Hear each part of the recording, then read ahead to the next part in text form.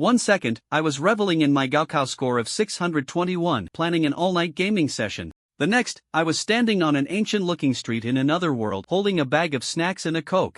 There was no system, no old grandpa mentor. Just when I thought I was about to star in a grim tale of suffering, I discovered a golden sphere in my mind: infinite replication and infinite fusion. What did this mean? It meant I could fuse a regular t-shirt into a treasure armor impervious to blades and spears, and turn a rock I picked up off the road into a giant boulder that could crush people to death. Cultivation manuals? I just had to touch them, and they were mine, and I could even fuse and upgrade them into emperor-level scriptures. Spirit pills and elixirs? I could replicate thousands from a single one. It seemed there was a son of destiny in this world, quick to spout never bully a young man for his poverty.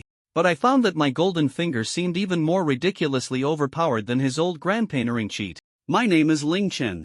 I scored 621 on my Gaokao, 30 points higher than I expected. My parents are deceased, but they left me a 1,200 square meter house, tens of millions in savings, and a hotel, enough for me to coast through life.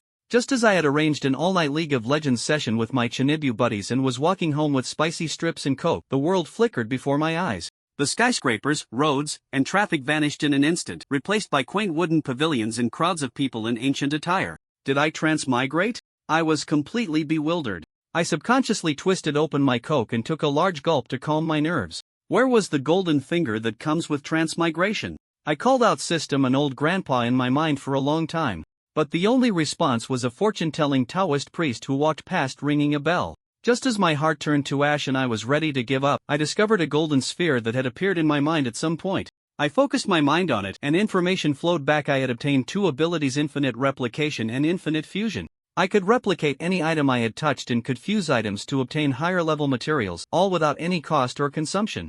I rushed into an empty alley, pulled out a bag of spicy strips, and silently thought, replicate. Another bag appeared out of thin air in the plastic bag. I then fused the two bags of spicy strips. They became one, and new information appeared. Item 1 star Little Dragon Spicy Strips. Description: even more delicious. Can restore a small amount of stamina when eaten.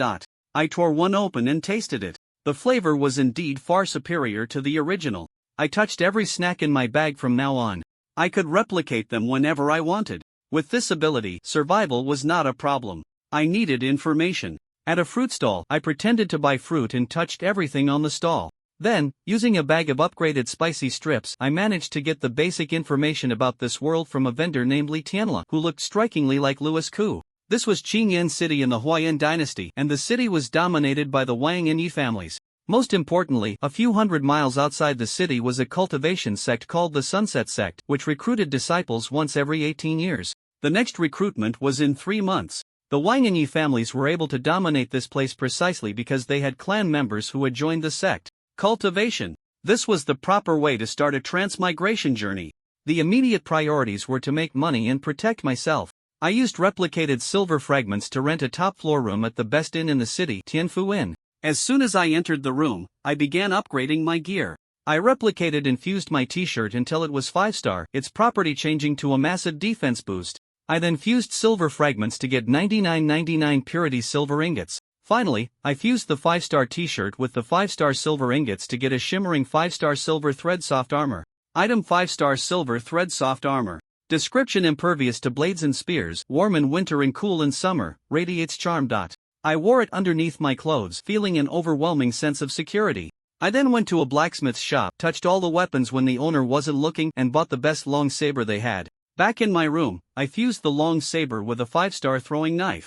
Creating a new weapon, it had a button on the hilt that could launch the throwing knife, a perfect tool for sneak attacks. As I was pondering my new abilities, a bold idea emerged. I snuck into the inn's kitchen and, with lightning speed, touched a burning flame in the stove. Back in my room, I extended my palm, and with a thought, a ball of fire appeared out of thin air. Although it had no fuel, I could infinitely replicate the flame itself to keep it burning. I named this move Supernatural Pyrokinesis. Mortals could no longer threaten me.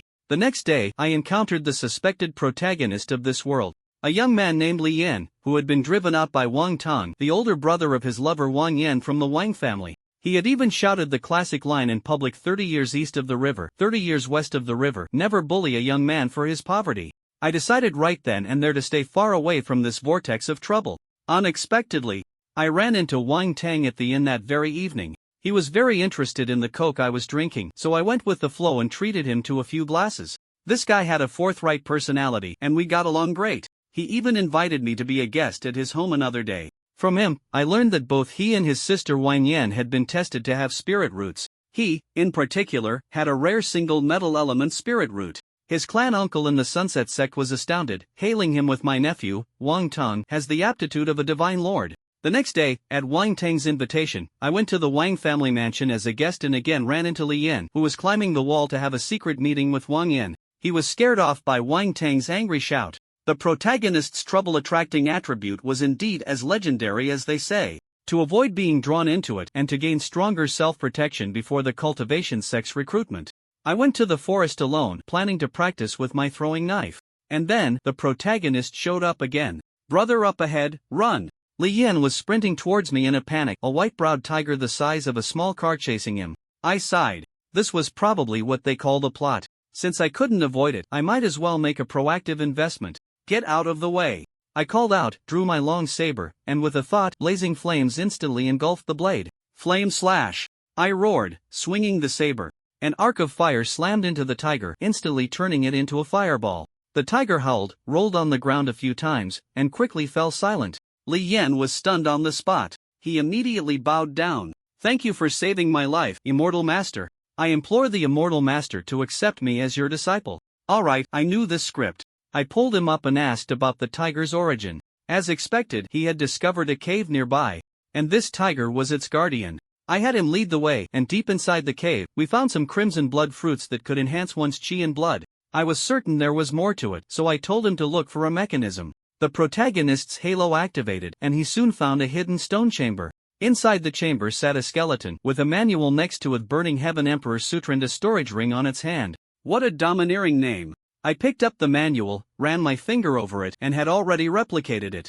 Then I tossed it to Leen. "Little Yen, catch." When Leen saw the name of the manual and thought of my flame slash technique from earlier, his mind concocted some epic backstory. He was instantly convinced that I was a reincarnated great power. This skeleton was my previous life, and this cultivation art was my legacy. Without a second word, he knelt and kowtowed. "Thank you, Master, for accepting this disciple." I was completely stunned.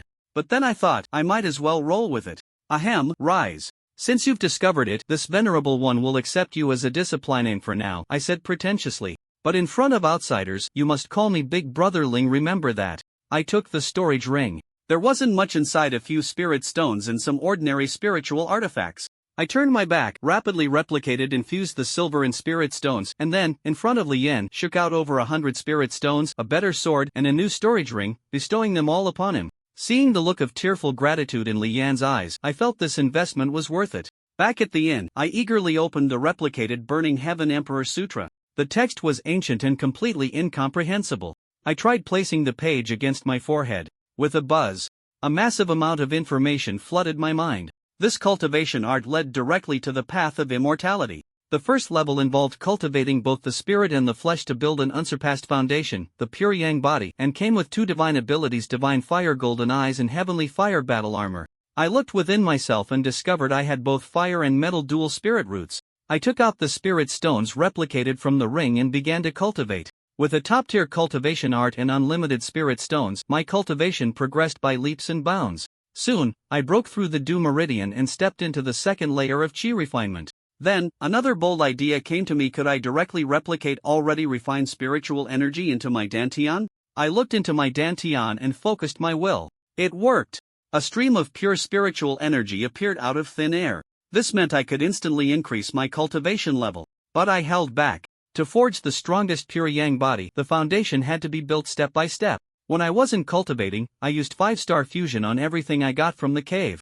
The robe from the skeleton went from a mid-grade spiritual artifact all the way to a 5-star supreme-grade spiritual artifact, the flowing light robe, capable of ignoring any attack below the peak of the foundation establishment realm. I also upgraded the Burning Heaven Emperor Sutra to 5 stars. The goal of forging a pure yang body was now upgraded to the even stronger pure yang sacred body. The night passed peacefully. The next morning, I was already at the 3rd layer of chi refinement. Just then, a frantic knock came from Wang Tong. "Brother Ling, get up, quick. The Sunset Sect is here to recruit early." I was startled and rushed to the plaza with him. A long line had already formed.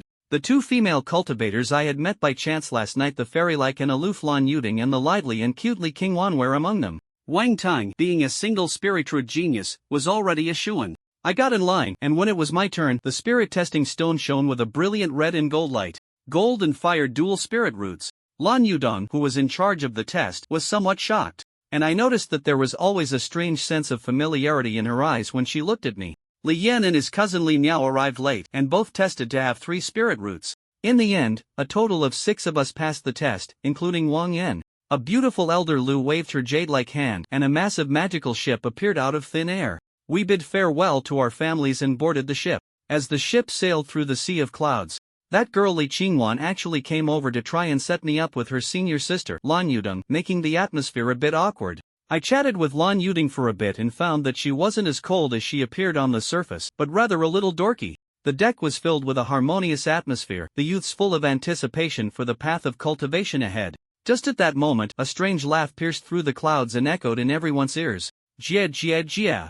Elder Lu, long time no see. Jia jia jia. Elder Lu, long time no see. As soon as the words fell, a rather ominous-looking magic ship appeared before everyone.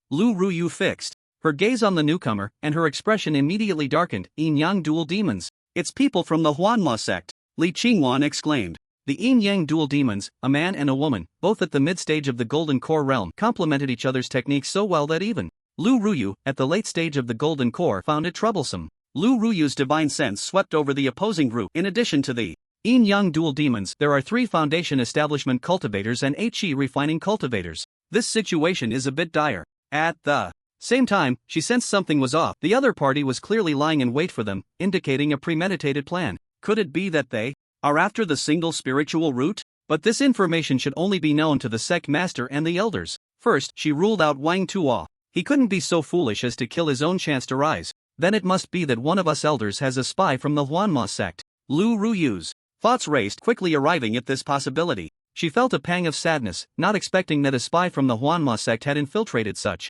high ranks. She secretly used the sect's communication jade pendant to request support while activating the magic ship's defensive barrier. Wang Tua, you stay behind, the rest of you come with me to face the enemy. Yes. The others replied in unison, their tone showing no fear. As they flew out of the magic ship, a circular spiritual light shield appeared, protecting everyone on board. This barrier could block attacks from Foundation establishment cultivators, so it should hold up well.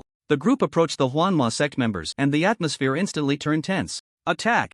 Lu Ruyu took the initiative, knowing there was no need to discuss martial ethics with the Huanma sect. Lan Yudi and the others also quickly found their opponents, spreading the battlefield. At that moment, Lu Ruyu channeled her spiritual energy with both hands, and with a resounding thunder, 2 purple lightning bolts appeared in her palms. She pushed forward with force, merging the 2 purple bolts into one, rushing towards the Yin Yang dual demons. A mere trick. The Yin Yang dual demons showed no fear, sneering as they quickly formed hand seals to execute a combined attack. Technique. A dense purple mist suddenly filled the air, coalescing into a gigantic skull that charged towards the lightning. Boom! The battle was about to erupt, with various lights colliding in the air, producing loud explosions. The Golden Core and Foundation establishment cultivators had already engaged, while the HE refining cultivators approached the magic ship's barrier. As soon as they arrived, they began using their signature spells to attack the shield. However, after a while, the barrier remained unyielding, leaving them at a loss. Wang Yan, initially frightened by their approach, felt relieved when she saw their attacks had no effect after a long time.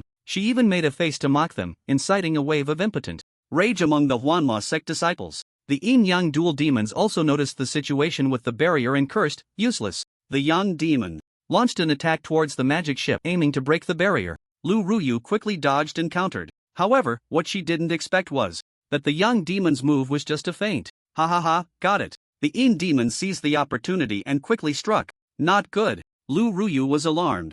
Bang! With a loud crash, the barrier shattered. The HE refining cultivators immediately executed a combined attack formation, 8 beams of light converging into one and charging towards the group. Wang Tua quickly positioned himself in front of everyone, casting a spiritual light shield with both hands. But he had just entered the Foundation establishment stage, and the opponents were mostly at the 10th level of Qi refining. He could only barely hold on. Wang Yan, frightened by the attack, hid in Li Yan's embrace, trembling slightly. Brother Li Yan, are we going to die? Looking at the girl in his arms, Li Yan gently reassured her, don't worry, nothing will happen. At that moment, Nangong Yan's voice came from the jade pendant. Husband, if you can't hold on later, lend me your body. I can help you. Leen was taken aback. Lend my body, but if he could get through this crisis, anything would be fine. Alright, he replied. In fact, he wasn't too worried. After all, he saw Ling Chen still looking calm, so these few enemies shouldn't be a problem for him. Ling Chen naturally wasn't concerned for himself, as he could resist attacks below the peak of Foundation establishment, and the auras of these people didn't feel threatening to him.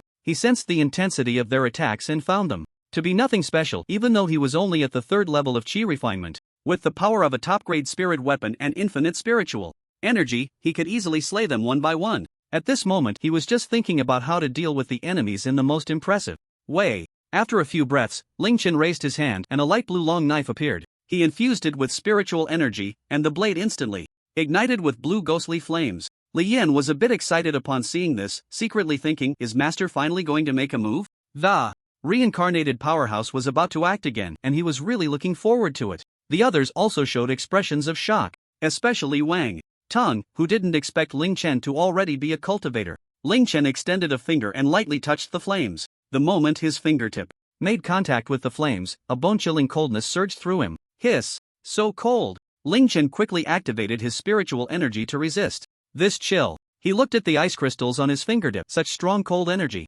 If it weren't for my special physique and cultivation method, this would be quite troublesome. However, I can deal with them in one move next. Indeed, he was preparing to create a large amount of cold flames for AoE damage. Spirit weapons are generally used by Foundation establishment cultivators as tools for combat, and it's already quite good for an average Foundation establishment cultivator to possess a mid-grade spirit weapon. Not to mention a top-grade spirit weapon. Ling Chen's was an enhanced version of a top-grade spirit weapon. As long as his spiritual energy kept up, even Foundation establishment cultivators could be killed. This was certainly not a problem for Ling Chen, who had infinite spiritual energy. Moreover, he was directly copying the attacks of the spirit weapon, so there was no consumption involved. One strike. I will only make one strike. When Ling Chen said this, he infused it with spiritual energy, and his voice rang out as if it were right beside them. The disciples of the demon sect across from him were first taken aback, then burst into laughter. Ha ha ha, are you out of your mind? One strike? You're killing me. A mere 3rd level chi refinement cultivator dares to boast like that. Ling Chen ignored the mockery of the crowd, a smirk appearing on his lips as he disdainfully remarked, a frog at the bottom of a well cannot know the vastness of the sky. He raised the cold flame spirit knife and swung it forward with force. Bang! In an instant, a massive blue flame erupted among the enemy ranks, the flames rolling fiercely. The mocking laughter abruptly ceased, replaced by cries of despair. The cold flames quickly invaded the bodies of the crowd. After a breath, 8 living people had already turned into lifelike ice sculptures, then rapidly fell downwards. One strike. He really only made one strike. The people nearby widened their eyes, as if witnessing something unbelievable. So strong. Too strong. Wang Tuo looked at him with the eyes of someone seeing a monster. Nangong Yen in the jade pendant was also incredibly shocked, exclaiming it was impossible. She knew that what Ling Chen held was a top-grade spirit weapon, but a 3rd level chi refinement cultivator could only manage to activate it once or twice at most. How could he possibly kill 8 high-level chi refinement cultivators in one move? Impossible. Absolutely impossible. I don't believe it. Nangong Yen scratched her head in disbelief, questioning her life. Very good. This is exactly the effect I wanted. Ling Chen secretly reveled in the reactions of the crowd. It wasn't over yet. At this moment, adding a line would be perfect. The light of a firefly dares to compete with the brilliance of the bright moon? Boom! The young men had never heard such pretentious words before. It instantly ignited the passion in their hearts. They all showed expressions of admiration and longing. Wang Tang felt a certain sting in his heart being touched by this scene. He secretly vowed that one day he would also be as impressive as Brother Ling. No, domineering. Well, I'll remember these 2 sentences from Brother Ling for future use. Wang Tang silently committed Ling Chen's words to memory. Ling Chen transformed his spiritual energy into a long rope, wrapping the bodies of the 8 men onto the boat. They all have storage rings, can't let that go to waste. With a wave of his hand, Ling Chen unleashed an attack, shattering the ice sculptures into pieces and began collecting the spoils. The sun demon sensed that nearly all of his side had simultaneously lost their breath, and he was instantly furious. Useless. All of you are useless. Lu Ruyu was also very surprised by this. Seeing the yin and yang demons enraged, her previously gloomy mood instantly brightened. You should worry about yourself first. With that, Lu Ruyu quickly formed hand seals and shouted, 10,000 phoenixes greet the thunder. In an instant, the wind and clouds changed, and the originally clear sky suddenly darkened, thick clouds gathering. Bolts of purple lightning erupted from the dark clouds, coalescing into countless thunder. Phoenixes, go! The thunder phoenixes rushed towards the yin and yang demons. Faced with such a multitude of attacks, the two demons could not think of a way to counter and could only struggle to defend themselves. On the magic ship, having finished tidying up, Ling Chen felt a bit unsatisfied with the fight, so he began searching for his next target. Soon, he noticed that Li Qingwan seemed to be gradually falling into a disadvantage. Both Li Qingwan and her opponent were at the early stage of foundation establishment, and in Ling Chen's perception, they were the two weakest left. You have to pick the soft persimmons to squeeze. It's you. Having chosen his target, Ling Chen flew towards Li Qingwan. Li Qingwan, who was struggling to resist, was somewhat speechless upon seeing Ling Chen's arrival. What are you doing here? We're both at foundation establishment. And you're only at the 3rd level of chi refining, you can't help. Clearly, she had not noticed the situation on the magic ship. If she had known those people were wiped out by Ling Chen in one strike, she wouldn't have said that. The demon cultivator opposite them immediately mocked. Hee. A mere chi refining cultivator dares to meddle in a foundation establishment battle, truly doesn't know how to write the word death. Hee. Ling Chen chuckled lightly and said, I indeed don't know, but you will soon find out. A dignified foundation establishment expert was actually mocked by a mere chi refining cultivator. The demon cultivator could no longer hold back and roared in anger, seeking death. Watch my demon spirit. Palm. A large black hand formed from spiritual energy surged towards the two, exuding ominous black mist, looking very eerie. Be careful, Li Qingwan exclaimed. In the previous battle, this move from the demon cultivator had caused her a lot of trouble. Ling Chen gripped his knife with one hand and slashed forward. A blue blade of light sliced through the air. Bang! With a loud crash, the blade of light collided with the black misty palm, transforming into a wave of spiritual energy that dispersed. What? This is impossible. The demon cultivator could hardly believe it. A 3rd level chi refining nobody had actually blocked his attack. Li Qingwan's eyes widened, her mouth forming an O shape. A top-grade spiritual weapon. You actually have a top-grade spiritual weapon. Looking at Ling Chen's knife, he suddenly realized. Hearing the demon cultivator's words, Li Qingwan also belatedly looked at the knife in Ling Chen's hand, which was still emitting blue flames. Hiss. After seeing it clearly, Li Qingwan couldn't help but gasp. It really is a top-grade spiritual weapon. It should be noted that the sword in her hand was only of low-grade spiritual weapon level, while the demon cultivator opposite was even poorer, possessing only a single upper-grade magic tool. If it weren't for the demon's strange palm technique, she was confident she could take him down. Rich guy, let's be friends. Li Qingwan's eyes sparkled as she looked at the knife in Ling Chen's hand. Humph. Even if it is a top-grade spiritual weapon, how many times can you use it with your spiritual energy? With this thought, the demon cultivator calmed down again. With just this little bit of spiritual energy at the 3rd level of chi refining, he could at most strike once more. Alright, junior brother Ling. But I'm at foundation establishment, let me use it. Hee. Li Qingwan looked at Ling Chen with eager anticipation. Clearly, she was very tempted by Ling Chen's top-grade spiritual knife. Hee, I can use it until you die. With that, Ling Chen unleashed 2 more slashes. Useless. Demon spirit slash. The demon cultivator swung the magical knife in his hand, striking twice. With the support of his foundation establishment cultivation, he managed to counteract Ling Chen's attacks. Another 2 strikes, this kid's spiritual energy should be exhausted by now, right? The demon cultivator assumed that Ling Chen's spiritual energy had run dry and was preparing to mock him. The next moment, 3 more beams of knife light flew towards him. He hurriedly defended himself, his heart filled with shock. Impossible. How do you still have spiritual energy? The demon cultivator exclaimed in disbelief. However, Ling Chen had no intention of explaining himself. After several consecutive strikes were blocked by the demon cultivator, he was starting to get bored. I'm done playing, I'll finish you with one move.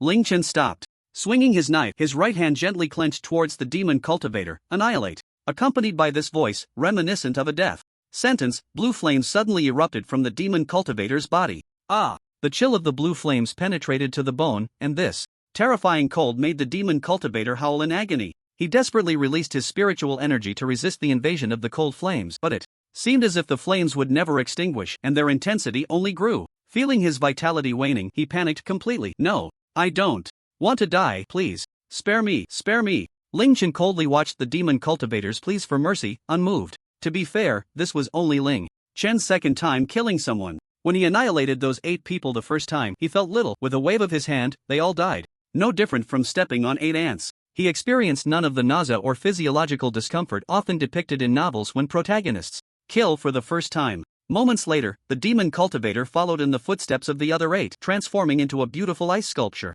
that fell from the sky. To prevent the body from crashing onto the flowers below, Ling Chen kindly unleashed an attack to shatter the ice sculpture, then absorbed the demon cultivator's ring and magical knife into his storage ring. A foundation establishment demon cultivator had fallen. At this, moment, Li Qingwan was completely dumbfounded. A third-layer Qi refinement cultivator had just defeated a foundation establishment cultivator. A genius was actually beside me? She could hardly describe the shock in her heart, simply staring blankly. Watching the figure holding the long knife, she momentarily lost herself in thought. In the distance, Lan Yudi and another disciple of the setting sun sect, Wang He, also resolved their enemies one after another. At this point, the scheme of the demon summoning sect could be considered a complete failure. Ah, a bunch of useless trash, Yang Mo shouted in anger. He never expected the plan to eliminate those with single spiritual roots would fail so miserably, especially that Qi refinement kid who was particularly troublesome. That kid, I'll remember you. You better stay hidden in the setting sun sect forever. Mo. We retreat. After leaving a harsh remark, the two retreated in embarrassment. Ling Chen paid them no mind. Once he forged his pure yang sacred body and established his foundation, he would directly copy spiritual energy to crazily enhance his cultivation. Just 2 mid-stage golden core cultivators were nothing to him. After defeating the demon cultivator, everyone returned to the lawship. After dealing with the trouble from the demon sect, Lu Ruyu took out a communication jade pendant to inform the crisis has been resolved. At this moment, almost everyone's gaze was focused on Ling Chen. Lu Ruyu looked at Ling Chen with a strange expression. I didn't expect you, a third-layer Qi refinement cultivator, to have a top-grade spiritual weapon. Many foundation establishment cultivators don't even have a decent one. Li Qingwan felt somewhat offended. She had only just managed to obtain a low-grade spiritual weapon. In response, Ling Chen began to casually make things up. He raised the knife in his hand, pretending to be a bit confused as he looked at it. Is this knife rare? I found it on the mountain yesterday. I'm not really sure what spiritual weapons are or aren't. As soon as he finished speaking, the scene fell silent. Lu Ruyu, Li Qingwan, Lan Yudi, Wang Tua, the seasoned cultivators were left speechless. Such good fortune. They found it hard to believe, but looking at Ling Chen's innocent expression, it didn't seem fake. Only Li Yin knew that Ling Chen was indeed telling the truth. Seeing that the crowd was skeptical, he immediately stood up as a witness. It's true, I was there on the scene yesterday. The crowd gasped, really? Such good fortune exists? They could hardly believe that there were indeed such lucky people in the world. To casually stroll in the mountains and find a top-tier spiritual artifact? But with an eyewitness stepping forward.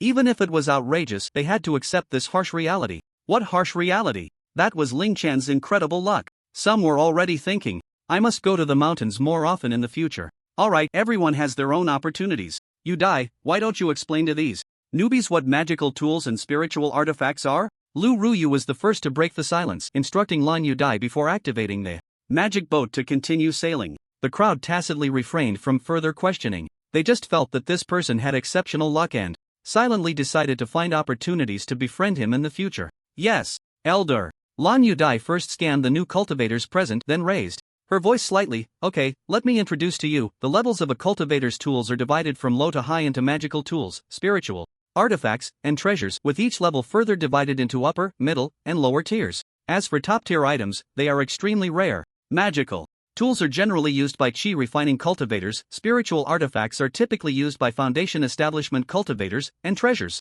are used by golden core cultivators. A good top-tier spiritual artifact can even be better than an ordinary lower-tier treasure. Listening to Lan Yu Dai's introduction, the newbies finally understood why the seniors had fallen silent after hearing Ling Chen's words. Anyone would be confused. In such a situation, Li Yin felt a bit pleased because he discovered that the sword Ling Chen had given him was actually an upper-tier spiritual artifact. He couldn't help but exclaim, truly, a master's child is like a treasure. After this little interlude, Ling Chen began to look forward to the various techniques and treasures of the Sunset Sect. Currently, he had almost no offensive spells, and the divine fire golden eye had yet to be cultivated. The defensive heavenly fire battle armor lacked fire crystal sand and could not be cultivated for the time being. In fact, he still thought wielding a sword was the coolest, pondering that he had to learn a sword technique or something. He didn't know how long had passed when the scene below the boat gradually changed. We've arrived, Lu Ruyu said lightly. Ahead, magnificent bell towers and high mountains rose from the ground, shrouded in mist, with celestial cranes soaring, and occasionally, cultivators using magical tools flew swiftly across the sky.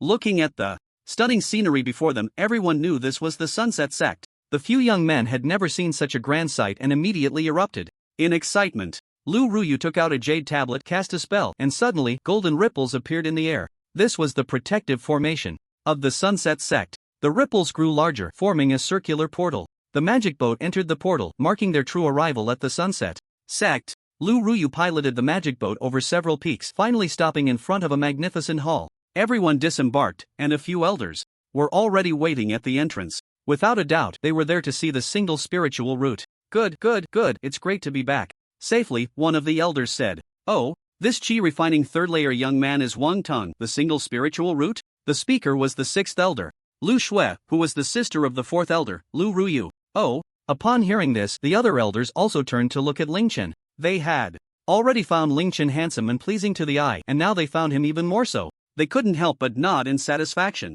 Ling Chen. Seeing the misunderstanding, Lu Ruyu quickly explained, it's not him, this is the one. She pointed to Wang Tong. The elders? Ahem. Lu Shui awkwardly cleared her throat while giving Lu Ruyu a glare. Alright, Wang Tong, let's go in and meet the sect master. As for that, others, you Dai and Shangwan, you two take them to register. Lu Ruyu concluded the awkward moment. Okay, X2, let's go, elders. After saying this, the elders walked together into the main hall. Before leaving, Lu Ruyu glanced at Ling Chen, thinking it was better not to report him. I didn't expect you, brother Wang Tang, to actually have a single spiritual root. Nangong Yan had taught him about spiritual roots and knew what a single spiritual root meant, so Li Yan was somewhat surprised. Humph. Seeing the shock on Li Yan's face, he felt a bit smug. This cold snort seemed to vent the frustration he had felt earlier. Alright, brother, you're the best. Wang Yan noticed her brother's demeanor and knew he still held some dissatisfaction towards Li Yan, so she employed her cute tactics, wrapping her arms around Wang Tang's and gently shaking him.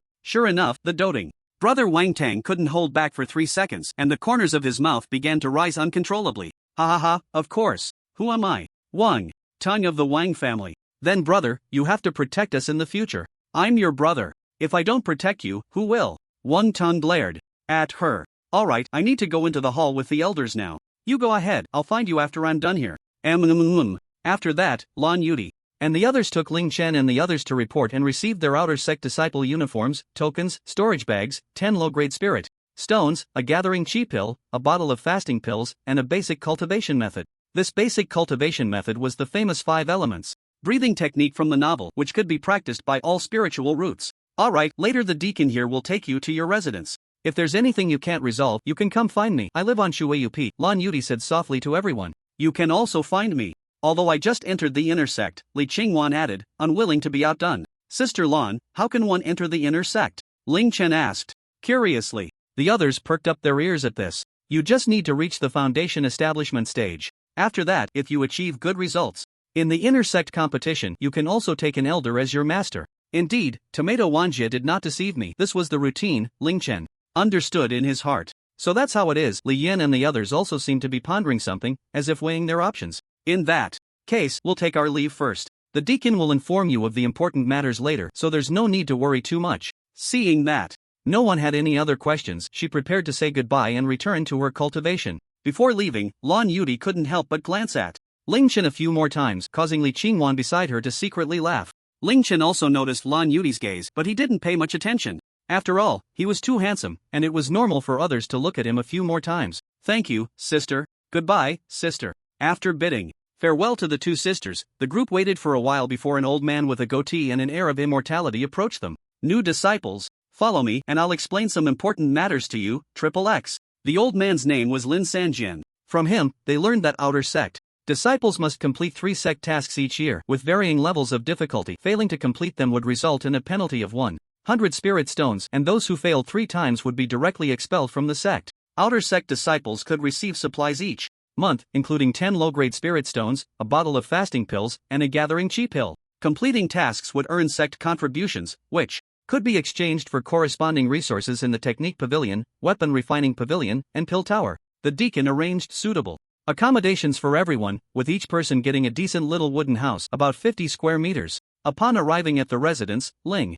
Chen recorded the gathering chi pill, fasting pills, and storage bag for duplication. Although these were of no use to him, they could be useful for his little friends. He then began to sit cross-legged and cultivate, wanting to first cultivate the divine fire golden eyes to a small success. He also planned to gather information about fire crystal sand, cultivate the heavenly fire battle armor, and then earn some contributions to replicate them in the Technique Pavilion, Weapon Refining Pavilion, and Pill Tower. As he operated the cultivation method, spiritual energy quickly flowed through Ling Chen's meridians and then converged in his eyes. Mysterious ancient runes appeared in his pupils, and if an outsider were to enter the room, they would see a faint golden light emanating from Ling Chen's eyelids. For several days, Ling Chen didn't step outside. When he was hungry, he would eat a pill of absorption, and aside from sleeping, he focused solely on his cultivation. Finally, after 6 days, he successfully cultivated the divine fire golden eyes. On the day of his success, Ling Chen opened his eyes and beams of golden light shot out, piercing several meters ahead. An astonishing display of power. I've succeeded. The divine fire golden eyes are at a minor completion, and my cultivation has reached the 4th level of chi refinement. Ling Chen stood up, stretched lazily, and stepped outside to breathe in the fresh spiritual energy. Brother Ling, you finally came out. Leen, who had been sitting nearby, jumped up as soon as he saw Ling Chen. What is it? Let's talk inside. Let's talk inside. Leen said with a mischievous grin. Just like that, Ling Chen, who had just stepped out, returned to his humble room. After entering, Leen first scanned the surroundings at the door, ensuring no one was around before closing it. Seeing Lian's strange demeanor, Ling Chen couldn't help but ask curiously, what's going on? You're acting all mysterious. Hee, Leen chuckled, pulling out a book from his pocket and handing it to Ling Chen. The Sky Repairing Technique. Seeing the impressive title, Ling Chen was somewhat shocked and curiously flipped through its contents. To his surprise, the more he read, the more astonished he became. This was actually a secret method that could elevate one's spiritual root all the way to a heavenly root. What a kid! He actually obtained such a heaven-defying secret technique. Although his heart was in turmoil, his expression remained calm as water. Mainly because he could directly replicate and refine the spiritual energy in his dantian, so the influence of spiritual roots on energy absorption was irrelevant to him. This technique was impressive, but for him, it was somewhat redundant. After a while, Ling Chen gently closed the pages of the Sky Repairing Technique and smiled. Well, you put in some thought. Hee, Leen scratched his head and grinned foolishly. At the same time, he admired his master's composure, as it seemed he could calmly handle anything that came his way, just like when he had faced an attack before, calmly slaying all the demonic cultivators. This was the demeanor of a true strongman. It seemed he still had much to learn. Nangong Yen did not oppose Li Yan's actions. After all, the other party had saved Li Yan's life and even passed on an imperial scripture. Well, master, I'm off now. Wait a moment. Seeing him turn around, Ling Chen called him back and then took out a set of 5-star top-grade flowing light robes from his ring. This set of clothes is called the Flowing Light Robes. It can change its appearance at will and can ignore attacks from cultivators.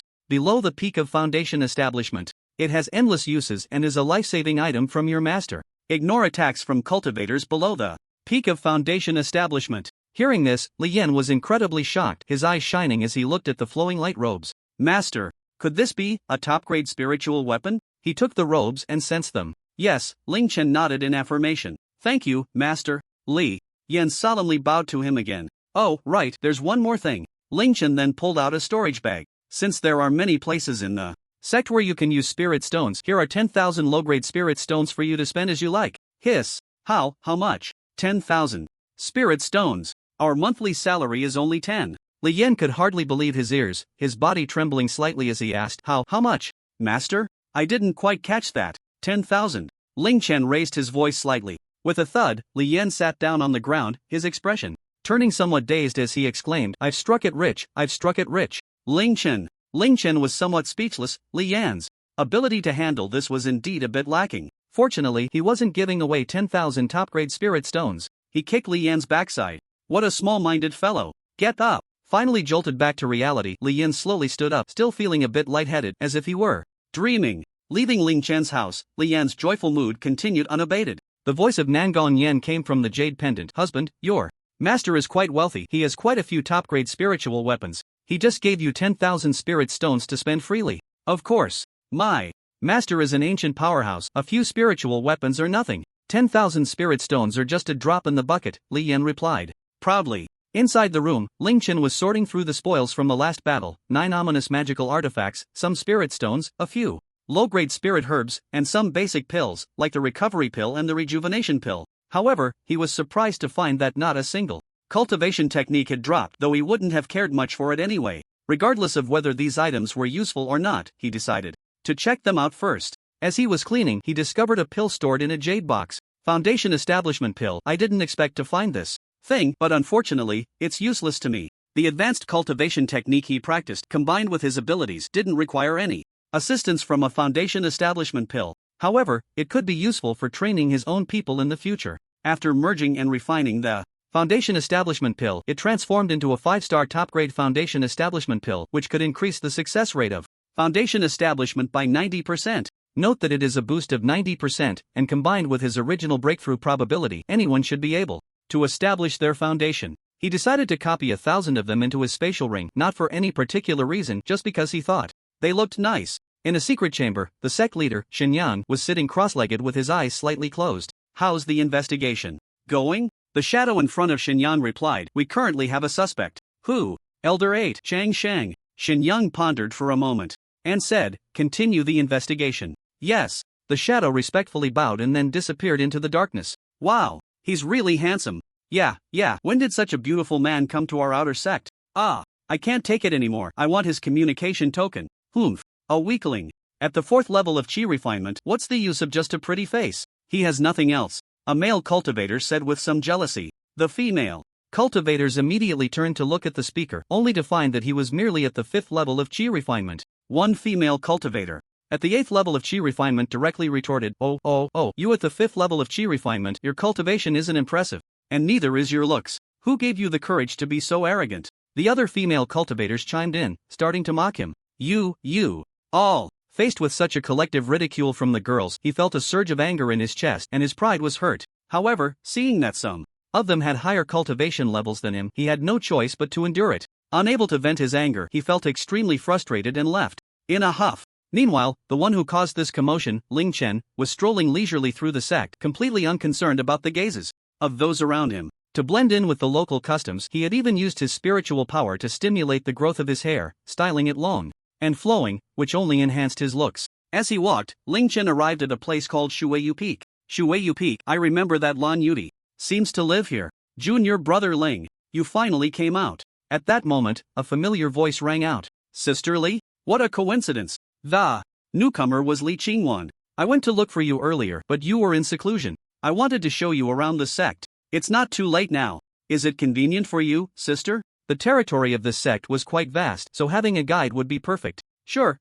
let's go. I'll take you around. Hearing Ling Chen's invitation, Li Qingwan was as happy as a child. The two walked side by side, and along the way, Li Qingwan's chatter never stopped. By the way, sister, didn't I take down some demon cultivators last time? I should have obtained some demon artifacts from them. I should get a reward for turning them into the sect, right? These demon artifacts were quite sinister, all made from human lives, which was quite disgusting. Yes, you can exchange them for contribution points at the task hall. Oh, then please take me there, sister. No problem. By the way, the Wang Tung who came with you is quite impressive now. I heard he was accepted as a direct disciple by the sect leader. Is that so? I didn't expect him to be valued so highly. Ling Chen was not very surprised. After all, he had already seen some clues during the spirit root test. Of course, he has a single gold spirit root, Li Qingwan said with a hint of envy. As they chatted and walked, the two unknowingly arrived at the entrance of the mission hall. Here we are. Li Qingwan led Ling Chen into the mission hall and approached a long table. This is Elder Lin from the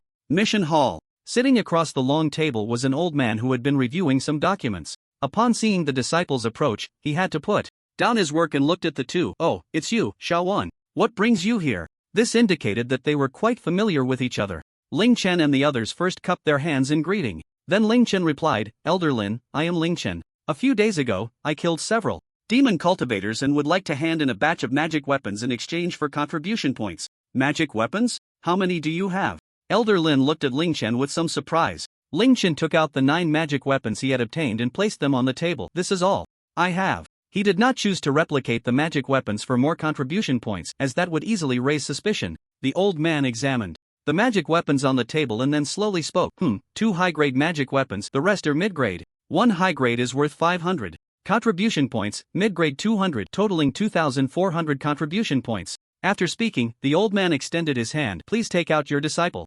token. Alright. Ling Chen was a bit puzzled, wondering if the contribution points would directly go into the token. He handed the token to the old man, who then took out a peculiar jade tablet. The old man formed a hand seal and infused a stream of light into the jade tablet. Then, he pointed the jade tablet at Ling Chen's disciple token. After a faint light flashed on the token, he tossed it back to Ling Chen. Your token hasn't been refined yet. You can use it once it's refined. From this detail, Elder Lin already knew that Ling Chen was a complete newcomer, as he hadn't even refined his disciple token yet. However, it was indeed surprising that a newcomer at the 4th level of chi refining could achieve such results. Thank you. By the way, Elder Lin, I would like to exchange for some heavenly materials and earthly treasures. I wonder if the treasury has any fire crystal sand? Fire crystal sand? Wait a moment, let me check. After pondering for a while without success, Elder Lin decided to check the treasuries. Records. Li Qingwan, who was beside him, felt the name was somewhat familiar and began to think, that sounds so familiar, where have I heard it before? Oh right, I remember hearing senior sister Lan mention that there is a demon beast called the Earth Fire Lizard in the Spirit Beast Mountain range, and the eggshell of the Earth Fire Lizard seems to be the source of fire crystal sand. At this moment, Elder Lin had finished checking the records. He shook his head at Ling Chen and said, "You came too late. The last batch of fire crystal sand was exchanged half a year ago." "I see. What a pity." Ling Chen sighed lightly. "Junior brother Ling, I know where to find fire crystal sand." Li Qingwan playfully winked at him. Hearing this, Ling Chen, who had been somewhat disappointed, immediately perked up. "Really?" he asked in surprise. "Of course. I wouldn't joke about that." "Great, great. Senior sister, let's find a place to discuss in detail. Elder Lin, we will take our leave now." Elder Lin nodded and then continued with his work. After a while, the two arrived at the tea house within the sect. Ling Chen poured a cup of spirit tea for Li Qingwan. "Senior sister, about the fire crystal sand." "Wait a moment." Li Qingwan interrupted Ling Chen, then formed a hand seal to set up a soundproof barrier. Before saying, fire crystal sand is formed from the eggshell of a creature called the Earth Fire Lizard, which is quite rare and belongs to the Earth-level materials. Then Li Qingwan also educated Ling Chen about heavenly materials and earthly treasures, explaining the usual hierarchy of heaven, earth, and the mysterious. "So where can we find the eggshell of the Earth Fire Lizard?" "In the Spirit Beast Mountain range." Li Qingwan took out a map and pointed to a location on it. However, finding such materials is quite dangerous, as only the Earth Fire Lizard in the Golden Core stage can produce offspring. The Golden Core stage. That complicates things a bit. Ling Chen furrowed his brows, contemplating the feasibility. If he encountered a Golden Core beast, could he escape from its grasp?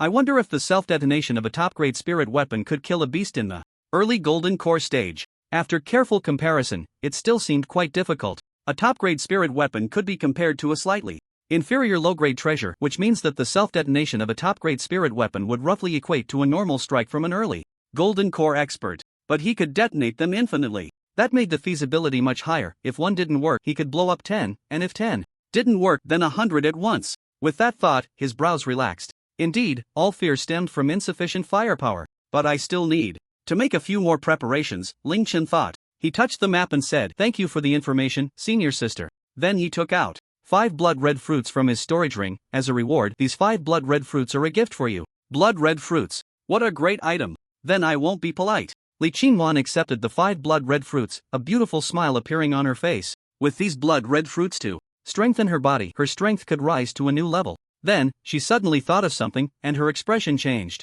"Junior brother, you mustn't go alone. The Spirit Beast Mountain range is very dangerous. If you're unlucky, you might even encounter a nascent soul beast." "Don't worry, senior sister, I'm not reckless. I will think this through." "That's good. You degree?" Li Qingwan looked relieved. Ling Chen glanced at the bright sun outside. "It's just in time for a meal. I'll treat you. Let's order some spirit delicacies to try." He had been in seclusion for days, eating only spirit pills, and his taste buds had become dull. Now he could finally enjoy the culinary delights of the cultivation world. "Ha, junior brother, do you have so many spirit stones? The spirit delicacies here are very expensive. A meal can cost dozens of low-grade spirit stones." Li Qingwan had just become an inner sect disciple, earning only 100 spirit stones a month. She spent quite a bit on cultivation, and if she also needed to buy materials, it wouldn't be enough. She'd have to take on tasks to earn some extra money. "Don't worry about the cost, I'm not short on money." Li Qingwan was somewhat skeptical. How could a newly joined outer sect disciple have so many spirit stones? But then she remembered that Ling Chen could produce top-grade spirit weapons and blood-red fruits, which made her doubts waver a bit. "Forget it, I'll just pay." The thought of her meager remaining spirit stones made her heart ache. But with junior brother Ling's blood-red fruits, it doesn't seem like a loss. Ling Chen took the menu and ordered a stir-fried spirit beef and sauce-flavored flying crane meat slices, then handed the menu back to Li Qingwan. "Senior sister, what do you want to eat? Let me see." After a moment of thought, seeing that there were already 2 meat dishes, she ordered a soup and some vegetables. In less than 10 minutes, the spirit delicacies were ready. This was the speed of cultivators. So fragrant. And this aroma even carries a hint of spiritual energy. Ling Chen took a deep breath. Delicious, delicious. Li Qingwan ate heartily, completely unconcerned about her image as a lady. Ling Chen was not to be outdone and joined in the feast. After the meal, under Li Qingwan's astonished gaze, Ling Chen pulled out 50 spirit stones to settle the bill. She was becoming more and more curious about Ling Chen. He always surprised her, a mysterious man. After a hearty meal, Ling Chen planned to head to the sect's scripture pavilion. He dragged Li Qingwan along as a guide and took her to the scripture pavilion. The first floor contains techniques for foundation establishment and below 1,000 contribution points per book. The second floor is for foundation establishment stage 5,000 per book. Which floor are you planning to go to? Said the elder of the scripture pavilion. Goodness, the second floor is directly 5,000 per book. It seems there's no way to empty the scripture pavilion for now. He currently had only 2,400 points, just enough to go to the first floor. Go to the first floor, just exchange for one book. Ling Chen handed the disciple token to the elder, who pressed the token against a strange crystal stone, deducting 1,000 contribution points. Suddenly, a blue light gate appeared in the air. As the gate emerged, the elder looked at Ling Chen. Behind this door is the first floor of the technique pavilion. Go in. Remember, you can only take one book. If you take more, you won't be able to come out. The elder's gaze towards Ling Chen carried a hint of warning. Ling Chen, what about trust? Between people? I said I would take one, so how could I take more? What? Copying? Can copying be considered taking? Isn't that just me using my own ability to create? Ling Chen nodded in response to the elder, giving him a reassuring look, and only then did the elder shift his warning gaze away. In fact, the elder meant well, fearing that some inexperienced disciples might develop improper thoughts upon seeing so many techniques. In previous years, there had been cases where a disciple secretly hid several techniques on them, only to be teleported to a small black room as soon as they stepped out of the light gate. In that small black room, the disciple didn't know what they went through, and when they came out, they were already half mad. This had completely extinguished the thoughts of those who had originally harbored some ideas. Ling Chen stepped forward and entered the light gate. Upon entering, a blinding light flashed before his eyes for a moment, and then his vision cleared, revealing rows of books and shelves. At that moment, a chain-like rune flashed across his storage ring. What's going on? Ling Chen raised his finger to sense the ring and discovered that his storage ring had actually been locked. As expected, there are anti-theft measures. He had previously wondered how the sect would implement anti-theft measures for the techniques, but he didn't expect it to come so quickly. However, it wouldn't be a problem for him. After all, he wasn't stealing, he just needed to touch them and then copy them later. With so many secret manuals, what would happen when they were all fused together? Unable to contain his excitement, Ling Chen quickly slid his hand over the rows of books on the shelves, and in just 20 seconds, he had recorded over 200 technique manuals. But what if there are cultivators with exceptional memory who can quickly memorize the techniques? Ling Chen suddenly thought of this loophole. It is known that as a cultivator's strength increases, their mental capacity also improves, so cultivators generally have excellent memories. I suppose the techniques should also have restrictions. With this thought, Ling Chen curiously picked up a spellbook titled Golden Blade / to flip through. Sure enough, after reading the introduction, the subsequent content was covered by a layer of white luminescence. When I copy it, it won't be like this, right? Ling Chen felt a bit troubled because the things he copied were 1:1 replicas. Whatever the original was like, the copy would be the same. But then he thought this restriction should only exist within the technique pavilion. Whatever, I'll copy it first. 5 Elements Technique Compendium. Copy. Spirit Acceleration Technique. Copy. Golden Light Escape. Copy. Sword Control Technique. Copy. After a long while, Ling Chen finally completed all the copying. Phew, that was tough. He wiped away the non-existent sweat on his forehead. This haul would yield at least over 10,000 manuals. Impossible to learn them all. Absolutely impossible. Once he returned, he would immediately conduct a major fusion to see what good things could be produced. Of course, the premise was that the restrictions on the techniques would disappear once he left. Randomly taking a book titled Hunyuan Sword Technique, Ling Chen walked towards the exit light gate. Crossing through the gate, he returned to the hall, and the lock on his storage ring disappeared. Ling Chen opened the Hunyuan Sword Technique in his hand. Sure enough, the restrictions on the technique had also vanished, and the subsequent content of that Hunyuan Sword Technique was clearly visible. It seems the restrictions only exist within the light gate, he thought to himself, confirming this. After realizing this, Ling Chen felt a surge of joy and smiled at Li Qingwan. Senior sister, I've made my choice. I see, Hunyuan Sword Technique, but aren't you using a knife? This was indeed the case. He had used a knife in his few attacks. Oh, actually, I prefer wielding a sword over a knife. As a bookworm who has read countless cultivation novels over the years, how could he not have a dream of becoming a sword immortal? With a wave of his hand, sword energy could stretch 30,000 miles, and a single sword could shine coldly across 19 states. How cool is that? I think you look great with a knife. Just as she said this, she couldn't help but recall the previous battle. A tall figure holding a knife with one hand appeared in her mind, easily defeating her formidable opponent in the foundation establishment stage with his chi-refining cultivation. Thank you for that compliment, senior sister. After ending that topic, Ling Chen wanted to ask some questions about spirit tools. By the way, senior sister, how many Contribution points do you need to exchange for a spirit tool at the refining pavilion? Spirit tool? It starts at 5,000. Leeching ones. Tone carried a hint of resentment typical of the poor. After advancing to foundation establishment, she had crazily taken on tasks for a while, and before she could even warm up her contribution points, she had spent all her savings on a low-grade spirit tool. 5,000 to start, It seems like that's not happening for now. You already have a top-grade spirit tool and you're still considering this? Li Qingwan asked, somewhat puzzled. Ling Chen's lips curled slightly. Well, as for spirit tools, the more the merrier. The refining pavilion probably only has a few top-grade spirit tools. These things are extremely rare and their prices are definitely higher. Having one is already quite good. True, we'll talk about it later. The two continued chatting for a while before heading back to their respective homes. Ling Chen soared through the air, quickly returning to his residence. Even in midair, he spotted Wang Teng standing at his doorstep. As he landed, Wang Teng quickly walked up to him and greeted him. Ling brother, it's been a few days since we last met. I assume your cultivation has improved again.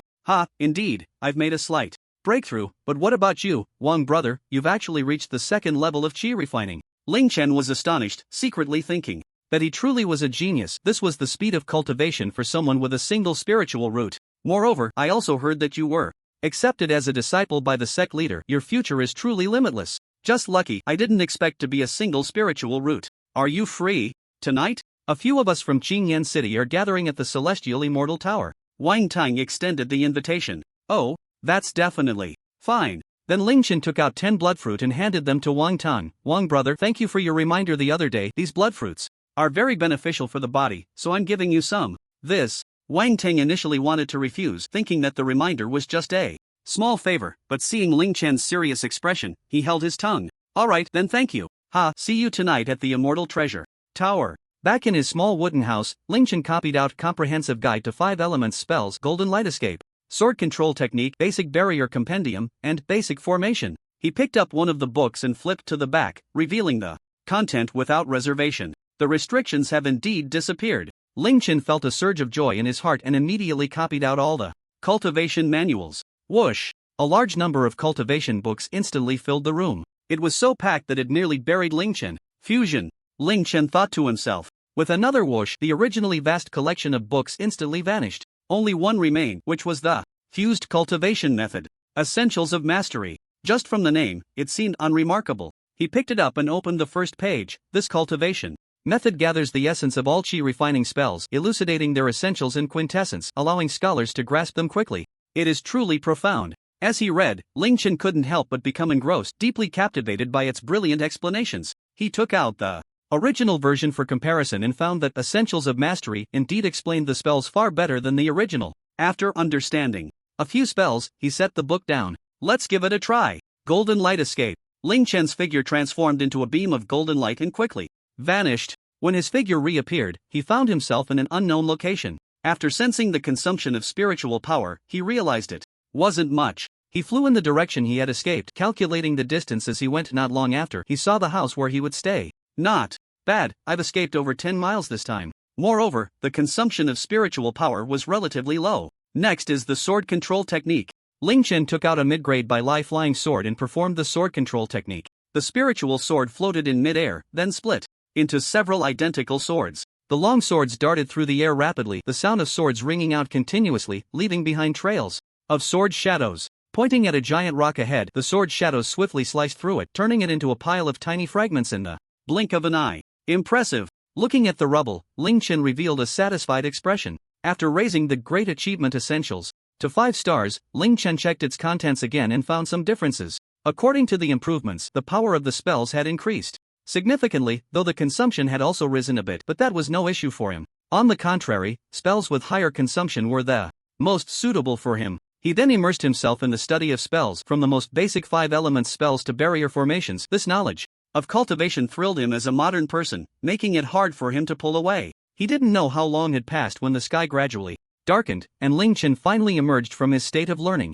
Has it gotten dark so soon? The time spent studying is always too short. With a sigh, he got up and went out, using golden light to escape towards the Sect Xianjin building. If it weren't for his appointment with Wang Tang, he would have at least stayed up all night. This is the charm of cultivation. With a flash of golden light, Ling Chen arrived at the entrance of the Xianjin building and happened to see Han Feiyu's figure Sensing around, he found that Han Feiyu still had no cultivation. It seemed that having 4 types of spiritual roots was indeed quite challenging. However, his name was very similar to the protagonist Han Feiyu from a novel Ling Chen had read before, who also had 4 types of spiritual roots and managed to carve out a path to become an immortal through his efforts. He noticed that this world seemed to have many shadows of protagonists, and as an old bookworm, he had certainly read such multi-protagonist novels. Therefore, he was very much looking forward to Han Feiyu's future development. "Brother Han," Ling Chen called out to him. "Ha, that voice is Han Feiyu."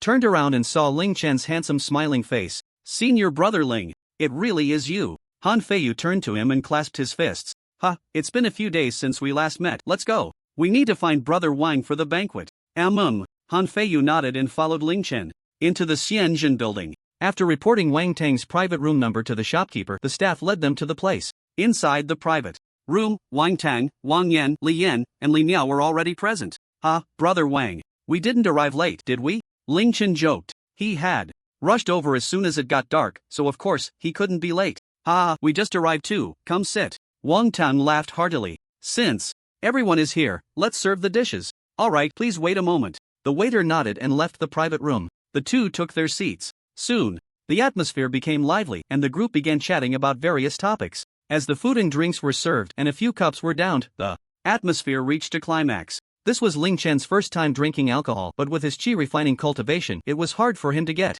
drunk. The food and drink at the Xianzhen building contained a hint of spiritual power, which was somewhat beneficial for low-level cultivators. Only Han Feiyu ended up drunk, and quite quickly too. Ling Chen looked at Han Feiyu, whose face was flushed and drooling, and silently took out his phone to snap a photo. Well, if Han Feiyu becomes an immortal in the future, this will be the drunken picture of an immortal. Black History +1. Come, let's take a group photo. After introducing the power of this magical tool, Ling Chen pulled the drunken Han Feiyu to stand with the others. Raising his phone, he said, "Say it with me. Eggplant. Eggplant, X5 click." A precious group photo was taken. After the banquet ended, everyone returned home. Ling Chen went back to his room and immediately opened a scroll, focusing on his cultivation. This time, he planned to close himself off for a while, quickly improving his strength, and then head to the Spirit Beast Mountain range for another round. The focus of this cultivation session is twofold: to continue enhancing the physical body and to improve one's cultivation level. The Burning Heaven Emperor scripture can already refine the body into a pure yang sacred body, and then Ling Chen further practiced with an enhanced version of the Crimson Blood Fruit, resulting in an impressive physical strength. The Essentials of Great Achievement that he has merged also contains methods for body refinement, and he chose a technique called 3 Yuan Body Refining Method to practice. It consists of 3 layers. The first layer refines essence to strengthen the body, the second layer refines chi to bolster the body, and the third layer refines spirit to unify the body. The 3 Yuan merging into one means that essence, chi, and spirit become a harmonious whole, capable of achieving an indestructible state. A chi refining cultivator who completes this can become invincible at the same level, standing firm against others' attacks, and the higher the cultivator's level, the stronger their physical body becomes, as its strength is determined by the cultivator's own essence, chi, and spirit. However, the original version of this technique is not only obscure and difficult to understand, but the first page also states that it is extremely hard to cultivate, with only 1 in 10,000 able to succeed. The most frustrating part is that it can only be practiced during the chi refining stage. Those in the foundation establishment or golden core stages cannot practice it. Therefore, this technique is seen as a waste by ordinary cultivators who would rather focus on refining spiritual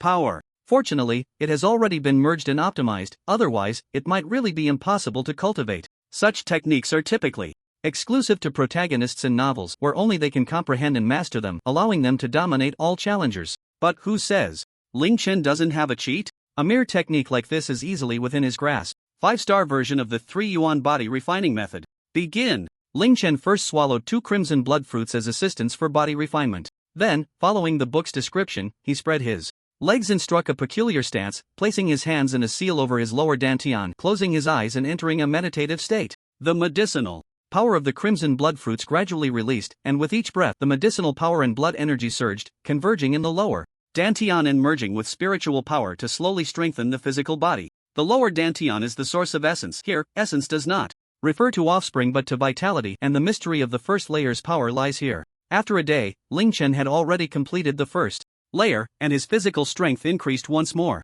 Slowly opening his eyes, a brilliant light shone from them, full of spirit, but soon a strange expression appeared on his face. "I didn't expect the first layer to have this function." He discovered that he could control the opening and closing of the gate to his descendants at will. The legendary skill was unexpectedly mastered, but it didn't stir much in his heart. He knew that as his cultivation level increased, cultivators would surely be able to fully control every part of their bodies, so this was merely a small scenery on the path to immortality. Continuing to the second layer. The second layer requires performing a set of strange movements to practice. 2 days later, the second layer was completed. This isn't difficult at all, it's a breeze. Am I the protagonist? Shaking his head, Ling Chen continued to cultivate the third layer. The third layer involves spiritual cultivation. Although it doesn't require any movements, it is infinitely more complex than the previous 2 layers. This last layer is quite challenging. The original version's final layer consists of just a few phrases. Forget form to nurture chi, forget chi to nurture spirit, forget spirit to nurture emptiness, emptiness to merge the 3 yuan, the 3 yuan merging into one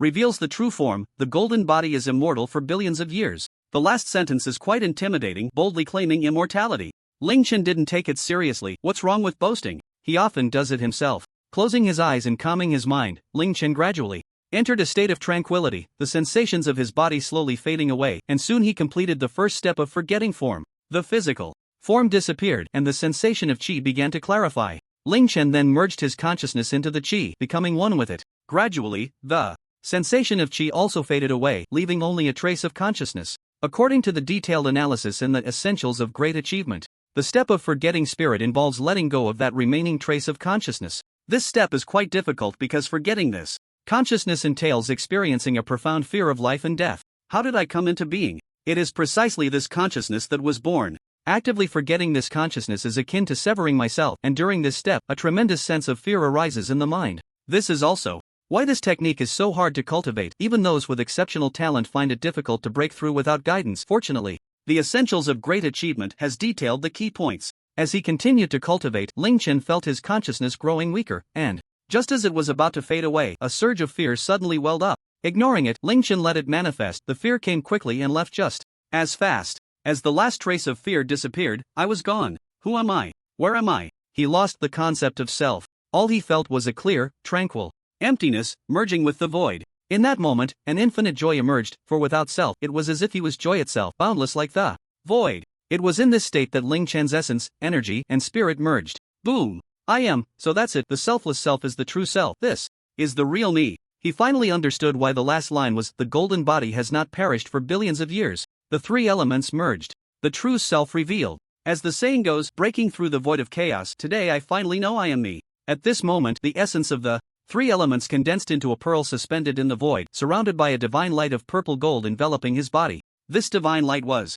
extraordinarily mysterious, capable of protecting him from all evils. In reality, his body began to undergo a transformation. The change in his physical form produced a marvelous reaction with the embryonic form of the pure young sacred body. Spiritual energy continuously surged in from all around. And fortunately, Ling Chen had previously arranged a massive amount of spiritual energy using formations to surround him, otherwise, he might not have been able to absorb enough spiritual energy to support his transformation, as he was in a state of self-forgetfulness and unable to replicate spiritual energy. Gradually, his bones became as jade, and his tendons and membranes resembled dragons and gold. Golden tendons and jade bones, blood, transforming into white liquid. Pure yang sacred body, complete. At this moment, colorful auspicious clouds gathered thousands of meters above Ling Chen's house, and formless wonderful sounds echoed throughout the void. No one in this realm could hear such sounds. In a certain place in the vast world, a great virtuous elder was giving a sermon when he suddenly heard waves of profound sounds and saw boundless light filling the void. He stopped his lecture, stood up, and looked towards a certain direction in the void, saying, "Wonderful,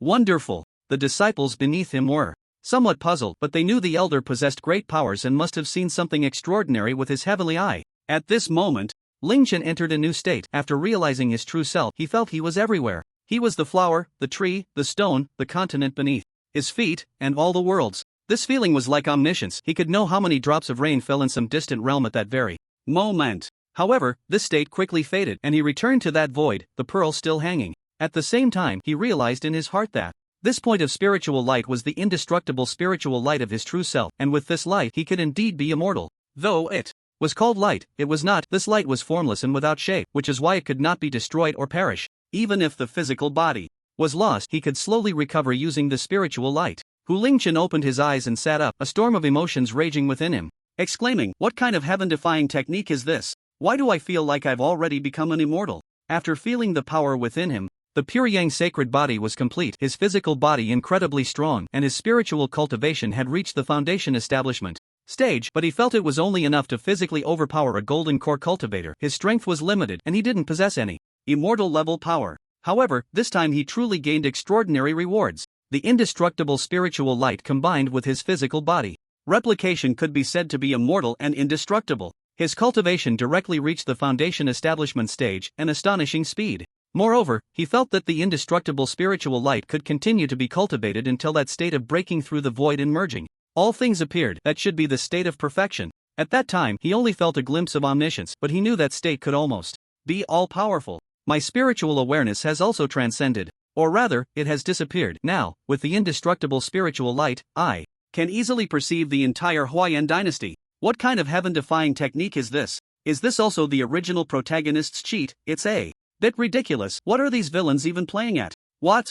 This is what I fused together? Then it's all good. After a moment of reflection, Ling Chen decided to continue cultivating the Emperor's scripture, planning to directly push his cultivation to the peak of foundation establishment. Now the true fire of Samadhi has also reached minor success. His eyes narrowed, and suddenly a blazing flame shot up into the air, which was none other than the true fire of Samadhi. It could be unleashed through the golden eye of divine fire, catching enemies off guard, burning whatever he stared at. As Ling Chen reached the foundation establishment stage, the next layer of the Burning Heaven Emperor's scripture was also unlocked. The second layer contained a set of sword techniques and body techniques. The sword technique was the Burning Heaven sword art, and the body technique was called the 3000 Illusory Flames body. Both were extremely powerful techniques, filling in the gaps in Ling Chen's abilities. Next, let's break through to the peak of foundation establishment in one go. Ling Chen entered a state of cultivation once more. In his inner vision, the spiritual energy after foundation establishment transformed into a liquid flowing within his body. Covering his hand with spiritual energy, Ling Chen began to replicate. Spiritual energy continuously appeared out of thin air in his dantian, and Ling Chen quickly operated the second layer of the Burning Heaven Emperor's scripture. Soon, his aura began to rise steadily. Mid-foundation establishment. Late foundation establishment. Peak foundation establishment. In just 1 hour, Ling Chen's cultivation had reached the peak of foundation establishment, just one step away from golden core. Refreshing. So refreshing. This is the thrill of rapid leveling up. Next, he needed to prepare for the breakthrough to golden core. Golden cores are divided into lower, middle, and upper 3 grades: flawless golden cores and the Tao cores that only exist in legends. The so-called Tao core is formed from the comprehension of the Tao by the cultivator. This is recorded in the Emperor's scripture. Even the most mediocre techniques wouldn't have such records, as the creators of those techniques might not even know about the existence of Tao cores. Moreover, comprehending the Tao during the foundation establishment stage is simply a pipe dream in the eyes of ordinary cultivators. This is something that only begins to be approached in the nascent soul stage. How could a foundation establishment cultivator hope to comprehend it? What a joke. This is not metaphysics at all. With Ling Chen's current foundation, pure yang sacred body plus Emperor's scripture plus infinite spiritual energy forming a flawless golden core shouldn't be a problem. However, having finally embarked on the path of cultivation, he aimed to become the strongest, to push every step to the extreme. Ling Chen made a firm resolution in his heart: he must form a Tao core. The so-called Tao is actually the preliminary laws, and above the Tao is the power of the laws. A cultivator who forms a Tao core will gain a divine ability related to their own Tao. Coincidentally, Ling Chen possessed the indestructible spiritual light. Having experienced omniscience, how could he not know the many marvelous uses of this spiritual light? The moment the spiritual light was born, he had seen all 3000 paths. Moreover, the indestructible spiritual light greatly enhanced his comprehension. Using the spiritual light to comprehend the Tao was incredibly easy. The breakthrough to golden core shouldn't take long. But the question was, which rule should he comprehend? Time? Or space? Or could he comprehend several at once? After pondering for a long time, Ling Chen felt something was missing. He wanted it all, but that would undoubtedly slow down his cultivation progress by an unknown amount. Is there a rule that encompasses all rules? A flash of inspiration struck Ling Chen as he recalled a line from the Tao Te Ching. There is a thing, chaotic and undifferentiated, born before heaven and earth. This is the mother of all things, the root of all laws. As long as I comprehend this fundamental Tao, wouldn't all rules be contained within it? Finding his target, Ling Chen's previously furrowed brow relaxed, a smile spreading across his face. In the days that followed, Ling Chen comprehended the fundamental Tao while practicing the Burning Heaven sword art and the 3000 Illusory Flames body. In the air, thousands of somewhat illusory figures flickered continuously, then erupted into countless fiery sword energies. As the sword energies swept across, the intense heat caused the surrounding light to refract, making it seem as if space itself was being distorted. With my current strength, the nascent soul stage shouldn't be my match. Ling Chen sheathed his sword and stopped practicing. By this time, 10 days had passed, but he had already perfected both techniques, taking less than 10 minutes. Such comprehension and talent could not be described as anything but terrifying. However, the comprehension of the fundamental Tao was somewhat slow, as it did not have a direct manifestation like fire or water. During this time, he attempted to grasp other laws, and as a result, he spent less than an hour to initially comprehend the 5 elements law, already able to use the power of the rules to cast spells. This was the extraordinary comprehension brought by the indestructible spiritual light. Discovering the usefulness of the power of rules, Ling Chen immediately spent some time perfecting the 5 elements, time, and space laws, directly reaching the level of transformation. For a nascent soul cultivator to break through to transformation, understanding the laws is essential. It is only at the transformation stage that one truly begins to cultivate the laws. With transformation not yet achieved, who can rival me? Ling Chen sighed deeply, the loneliness of invincibility, who could understand? Stepping out of the door, the distant green mountains and swirling clouds sketched a serene fairyland. Ling Chen stretched lazily and took a deep breath of fresh spiritual energy, which made him feel incredibly comfortable. Thinking of his progress, he couldn't help but marvel at how beautiful the world was. At that moment, a bird was happily flying in the air, and Ling Chen, feeling playful, wanted to experiment with the power of the laws. With a thought, he immediately used the time law on the flying bird. In an instant, something strange happened. The bird, which was flapping its wings, suddenly froze, its entire body eerily suspended in midair. Its time had stopped. Ling Chen looked at this scene before him, his heart filled with joy. He had never imagined that he could control the power of time in such a short period. Looking across the entire realm of cultivation novels, who could master the power of the laws during the foundation establishment stage? It seemed that only he, Ling Chen, could do so. At this moment, the little bird was like a delicate sculpture, quietly suspended in the air, completely motionless. 1 second, 2 seconds, 3 seconds, until the 3rd second, the spiritual power within Ling Chen was completely exhausted. Even with the vast spiritual power he had cultivated after mastering the Emperor's scripture and the Pyryang sacred body, he can only pause time for a small range of 3 seconds.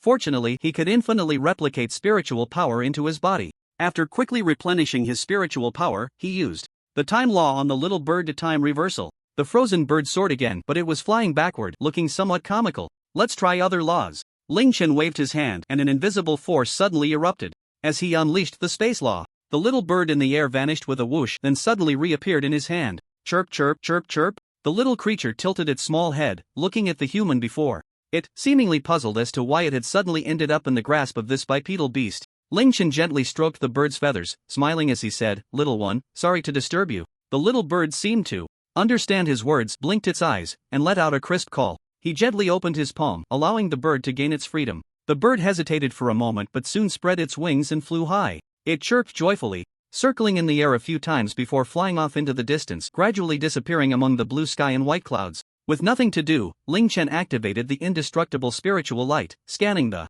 entire sect with his spiritual sense, and a godlike perspective holographic image appeared in his mind. As for whether random scanning would be discovered by the sect's experts, please, if they were to discover it, it would have happened long ago when his spiritual sense covered the entire Huayan dynasty, and the fact was that no one could detect his spiritual fluctuations at that time. After all, this was indestructible spiritual light.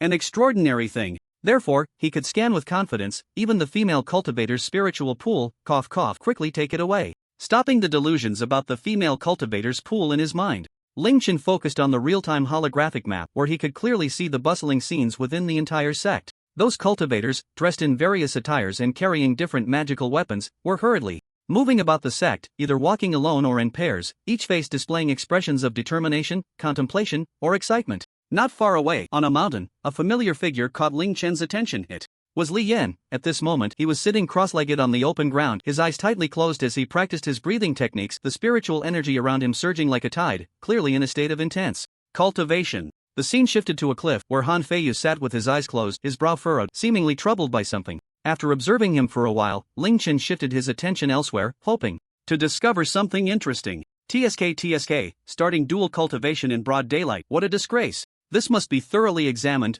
No, it's a judgment on you. On the peak of Shuiyu, Lan Yudi was in seclusion within her cave, where mist swirled, resembling a fairyland. Sitting cross-legged, Lan Yudi appeared as dignified as a jade sculpture, her delicate figure partially obscured by the mist, radiating a transcendent aura. Ling Chen watched for a while but found it uninteresting, then continued to focus on other matters. In a secret chamber, Changqing's expression was grave as he performed hand seals, setting up several restrictions around him. Once the restrictions were completed, his expression relaxed slightly. He then took out a somewhat sinister black token from his storage ring and used his spiritual sense to communicate with it. They have already started investigating me, Sect Master. What should I do next? After speaking, a hint of worry appeared on his face. As a spy for the demon sect, it was not easy for him to rise to the position of elder among the righteous sects, and now he was on the verge of exposure. The key was that his single spiritual root was still alive, which made him feel a wave of frustration. After a moment, the token suddenly flickered with ghostly light, and upon seeing this, Changsheng felt a surge of joy. He knew the sect master had replied.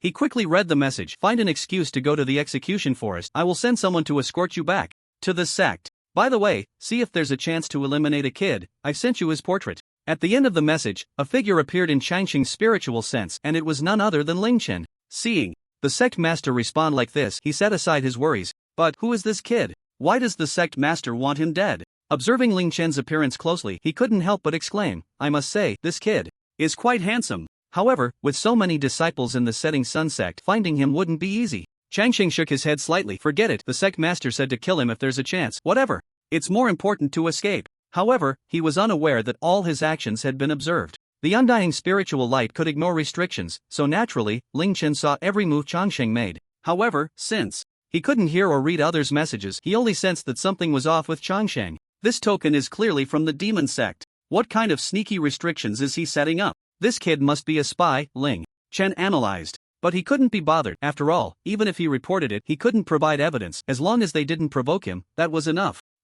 Such a strong fluctuation of the laws of time. At that moment, Ling Chen suddenly sensed a strong wave of time laws coming from a certain direction. The fluctuation is near Han Feiyu. My aptitude is still too poor. I haven't even stepped into the chi refining stage yet. By the cliff, Han Feiyu, who had been sitting cross-legged, slowly stood up, feeling a bit disheartened. It was worth noting that even Lin Yao, who was usually unfocused and not diligent in cultivation, had now entered the chi refining stage. I should go ask senior brother Ling for advice. From the first time he met Ling Chen, Han Feiyu felt an unfathomable aura about him. His intuition had always been very accurate, and this intuition had helped him escape danger multiple times. Therefore, he believed Ling Chen could surely resolve his confusion. After pondering some trivial matters by the cliff for a while, Han Feiyu turned to leave. After taking a few steps, he caught a glimpse of something on his right side that seemed to flash with light a few times.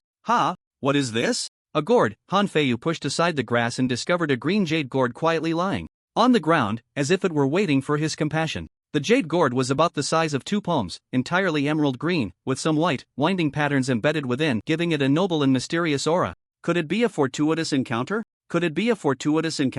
Han Feiyu's heart skipped a beat, instantly enveloped by immense surprise. He hurriedly crouched down, carefully picking up the green gourd with both hands, afraid that he might accidentally drop and shatter it. On the other side, Ling Chen sensed the rich aura of the time laws and saw the jade gourd along with the excited Han Feiyu. Seeing this, he swayed slightly, and in the blink of an eye, teleported behind Han Feiyu, like a ghost, leaving one speechless. Oh, junior brother Han, what treasure have you found? Seeing Han Feiyu staring blankly at the gourd for quite a while, he couldn't help but call out. Han Feiyu was startled, not expecting to be discovered. However, hearing the familiar voice made him feel somewhat reassured. It should be someone he knew, and the people he knew were just a few who had come from Qingyan City with him. After their previous interactions, those few had decent characters, so if it were them, they probably wouldn't snatch a familiar person's treasure. With this thought, Han Feiyu's previously tense heart relaxed slightly. He turned around, his body still a bit stiff. Senior brother Ling. Upon seeing the stunning face before him, even though he had seen it several times before, he couldn't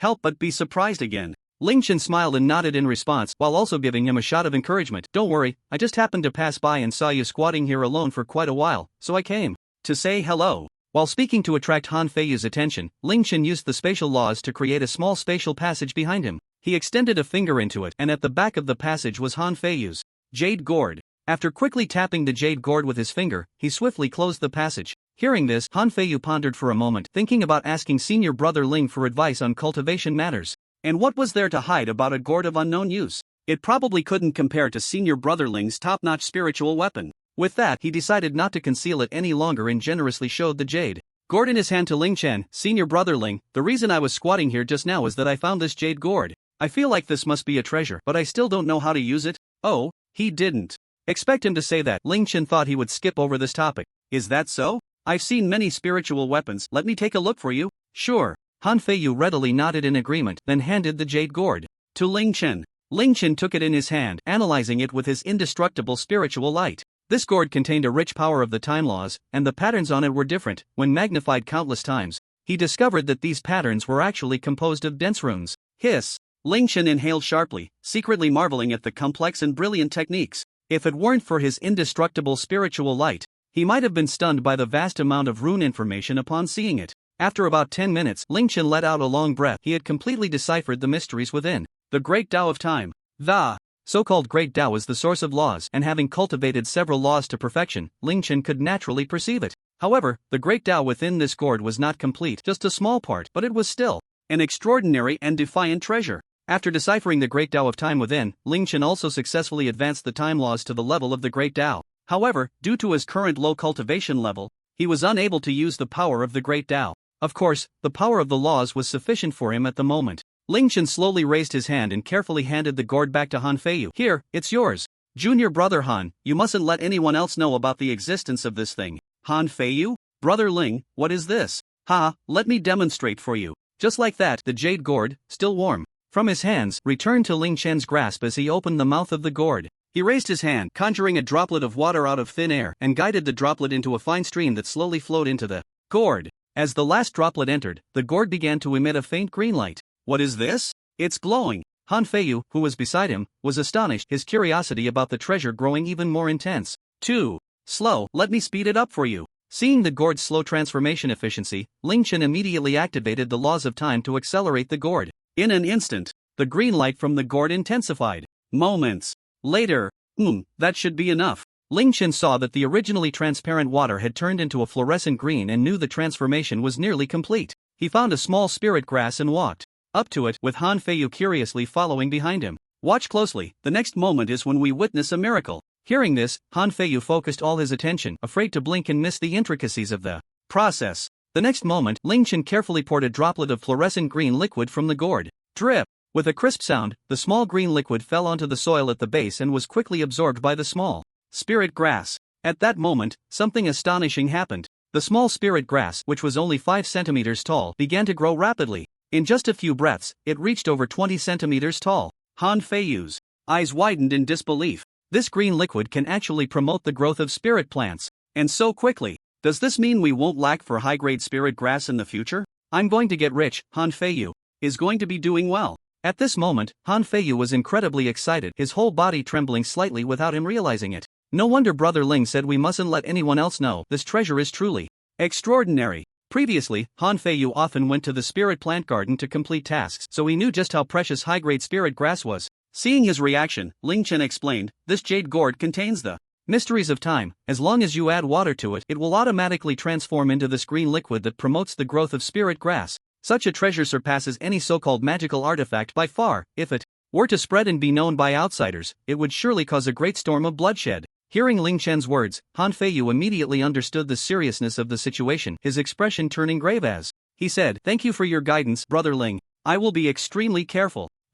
Just pay attention to yourself. With that, Ling Chen sealed the mouth of the jade gourd and handed it back to Han Feiyu. As soon as Han Feiyu received the gourd, he immediately tossed it into his storage bag, glancing around quickly as if afraid of being discovered by others at any moment. Seeing him like this, Ling Chen couldn't help but chuckle and shake his head. Alright, it's getting late, let's head back. Sure, but I still have some questions about my cultivation that I'd like to ask you, if that's alright? Of course, let's talk as we walk. With that, Ling Chen took the lead and stepped down the mountain. Han Feiyu hurriedly followed, jogging to his right side. Then, Han Feiyu began to chatter non-stop. By the way, Brother Ling, I named this gourd the Heavenly Gourd, because it has the ability to reach the heavens. What do you think? Epsilon, as you wish, as long as you're happy. Degree you degree? Ling Chen patted his shoulder and said. Upon returning to their residence, Ling Chen began to contemplate his future plans. He had originally gathered a bunch of techniques for the chi refining stage, but he found himself unable to keep up due to the vastness of his ambitions. However, it didn't matter, he could now directly evolve techniques and divine abilities from the level of laws, not to mention he had an extraordinary comprehension. As for the fire crystal sand from the Spirit Beast mountain range, he still needed to go and get some, even though it didn't matter to him at the moment whether he had the heavenly fire battle armor or not. However, Ling Chen had a bit of a compulsive nature. It was like playing a game and needing to collect all the achievements. If he didn't max out the divine abilities from each period in the imperial scripture, he felt his thoughts were not clear. Moreover, he currently had many means to protect his life, and the power of the Law's was even more unfathomable. A mere spirit beast mountain range? Wasn't that just a casual stroll? He planned to set off tomorrow, but for now, he would create a few little gadgets. Previously, Ling Chen had found the Law runes in the palm sky gourd to be very interesting. He intended to imitate them and see if he could use this rune technique to create some law-based weapons. Without hesitation, he crossed his legs and took out a top-grade spirit sword from his spatial ring, laying it across his lap. Focusing his mind, Ling Chen's gaze was fixed on the spirit sword. After a while, a flash of fiery red light flickered in his eyes. The next moment, from the tail of the spirit sword, a multitude of mysterious and strange runes began to flash into the sword's body. Countless dense runes formed intricate patterns along the sword's body. A quarter of an hour later, as a brilliant red light enveloped the entire sword, Ling Chen finally completed the crafting of this law sword. As the red light dissipated, the entire sword body turned a light red, with two symmetrical fiery red patterns appearing in the middle. The patterns emitted a faint crimson glow, making them exceptionally eye-catching even in daylight. The runes within these patterns were outlined based on the law of fire. Although the patterns were complex, their function was simple and straightforward: extreme high temperature, with a maximum flame temperature reaching that of the sun's core. That is to say, about 15 million degrees Celsius. The law artifact. It has been born. Ling Chen shouted excitedly in his heart, simultaneously raising the sword high above his head with one hand, his face filled with uncontrollable excitement. At that moment, he seemed to transform into a child who had just received a new toy, his eyes sparkling with joy as he continuously stroked the sword's body, feeling the warm touch of the sword that had changed due to the runes. From now on, I am also a master blacksmith. Hee, I'm really awesome, hands on my hips. Family. Who understands the feeling of creating your own golden finger? It's just too exhilarating. To commemorate the first law artifact he crafted, he needed to give it a good name. Let's call it Yanli. Buzz. The sword body trembled lightly, as if responding to him. From now on, accompany me in conquering the cultivation world, he whispered softly before storing it in his dantian to nurture its spirit. Then, an idea struck him. Could he plant law runes on his body, like time runes? As long as his physical body was severely injured or died, time would immediately rewind, allowing his body to be reborn. Ling Chen attempted to create it, planting it on his right arm. Soon, a square rune resembling a QR code appeared on his right arm. He then used Yanli to cut his palm and actively used the time rune. A flash of green light appeared, and his palm returned to its original state. It worked. Ling Chen was overjoyed. This rune could be used actively or passively. If the physical body died, it would passively activate to revert the body's state to one day prior. The only thing to be cautious about was not to damage the part of the rune matrix on the body during combat, as this would disrupt the rune matrix. After some thought, Ling Chen planted another time reversal rune on the sole of his foot so he wouldn't have to worry about damage. At this point, Ling Chen's spirit was undying, and with the ability to rewind his physical body, he was nearly immortal. Today was a good day. After finishing, Ling Chen hummed a tune while moving a table and a chair outside. He took out a bottle of happy water and placed it on the table, still frosty, with a few droplets of water clinging to the surface of the bottle. The happy water he had touched back then was exactly the same as what he had replicated now. Therefore, Ling Chen had an unlimited supply of frozen happy water to drink. Sitting in the armchair, Ling Chen slowly poured half a glass of happy water into a golden goblet. He gently swirled it with his left hand, then tilted his head back and drank it all in one go. Ah, refreshing. Taking a long breath of cold air, Ling Chen revealed a look of comfort on his face. At this moment, the sun was setting in the west, its afterglow casting a golden hue, like brilliant gems embedded in the horizon. Ling Chen quietly gazed at the sun gradually descending in the distance, a surge of infinite longing for a beautiful future in cultivation rising in his heart. Han Feiyu returned to his residence, unable to resist the urge to personally try out the palm sky gourd. He took out a porcelain basin and filled it with some soil he dug from the courtyard. Then he planted a common spirit-gathering grass, the main material for refining spirit-gathering pills.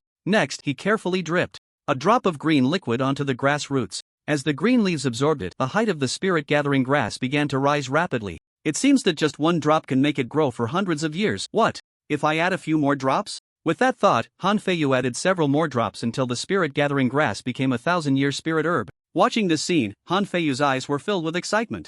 This is amazing. With this, wholesale 1,000-year spirit herbs will be a piece of cake. However, he decided not to add any more drops. After all, it was just a spirit-gathering grass, and there was no need for such a high age. 1,000 years was already a bit wasteful. After tidying up, he felt a surge of pride in his heart. Now he was also a person with a precious treasure. Thank you, heavens, thank you, senior brother Ling. Then he began to fantasize about his future wonderful life. After thinking for a while, he started to cultivate following Ling Chen's guidance. Half an hour later, spiritual light gathered around Han Feiyu, and his aura suddenly changed. First layer of Qi refining. I've finally reached the Qi refining stage. Senior brother Ling's guidance is indeed impressive. Han Feiyu let out a long breath, unable to help but sigh at the difficulty of cultivation. Then, he clenched his fists and carefully felt the power within him. Although the spiritual power was pitifully low, this was a realm that countless mortals yearned for. Excitement surged in his heart. He was finally no longer a mortal. Looking at the tea set on the table not far away, he had a thought and decided to try the most basic technique of manipulating objects with qi.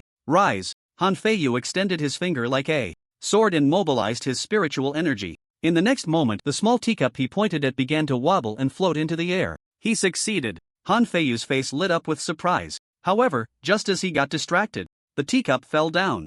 It seems I still need to practice more, he chuckled, scratching the back of his head. At night, a bright moon hung high in the sky, casting a cool light that illuminated the entire earth. Husband, keep it up. As long as you endure, your physical strength will greatly improve. Li Yan was seen sitting cross-legged in a large wooden barrel. The barrel was filled with a swirling silver-blue liquid, leaving only his head above the surface. Li Yan's brows were tightly furrowed, sweat occasionally trickling down his face. Nan Gongyan was beside him, constantly cheering him on. As time passed, Li Yan's body began to emit a faint silver-blue glow. The liquid in the barrel started to decrease continuously, and its color and brilliance began to fade. After an unknown amount of time, he suddenly opened his eyes wide, and the silver-blue light on his body began to be absorbed into him. At the same time, his aura began to rise. 6th layer of qi refining. I did it. Husband, with your current physical strength, even if you reach the peak of qi refining, you won't be a match for me. Seeing her beloved successfully complete the body tempering, Nan Gongyan couldn't help but smile. This blue-silver overlord technique is indeed a marvelous method for body refinement. Feeling the power within him, Li Yan also revealed a satisfied smile. At the same time, he thought, once I refine the blood-red fruit given by my master, my physical body will become even stronger.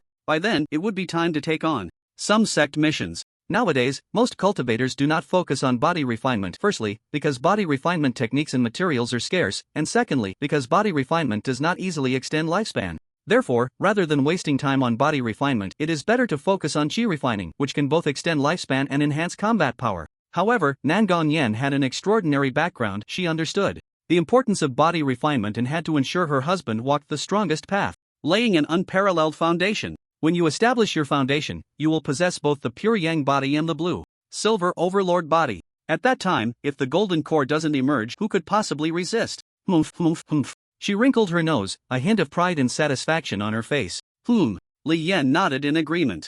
Under Nan Gongyan's explanation, he was well aware of the terrifying nature of these special physiques. Those with special physiques were all unparalleled prodigies, unmatched in combat power. Each one was exceptional. After a beautiful sleep the next morning, Ling Chen prepared to head to the Spirit Beast mountain range, but before that, he decided to take on a task along the way. Arriving at the outer Sect's task hall, he suppressed his aura to the peak of qi refinement. After all, he preferred to keep a low profile. Soon, he selected a task that was on his way: monsters causing trouble in the lake. The gist of the task was that in the lake next to Shirhu village, a snake-like monster was causing chaos, and according to the villagers, it had already eaten several people. Thus, the village chief requested help from passing disciples of the Setting Sun sect. However, the monster was at the 9th level of qi refinement, while that disciple was only at the 7th level, and he nearly met a tragic end on the lakeshore. After barely escaping back to the sect, he immediately reported the matter. Hence, this task was created. There was also a note at the end of the task: disciples must bring back a distinctive body part of the monster as proof of the kill.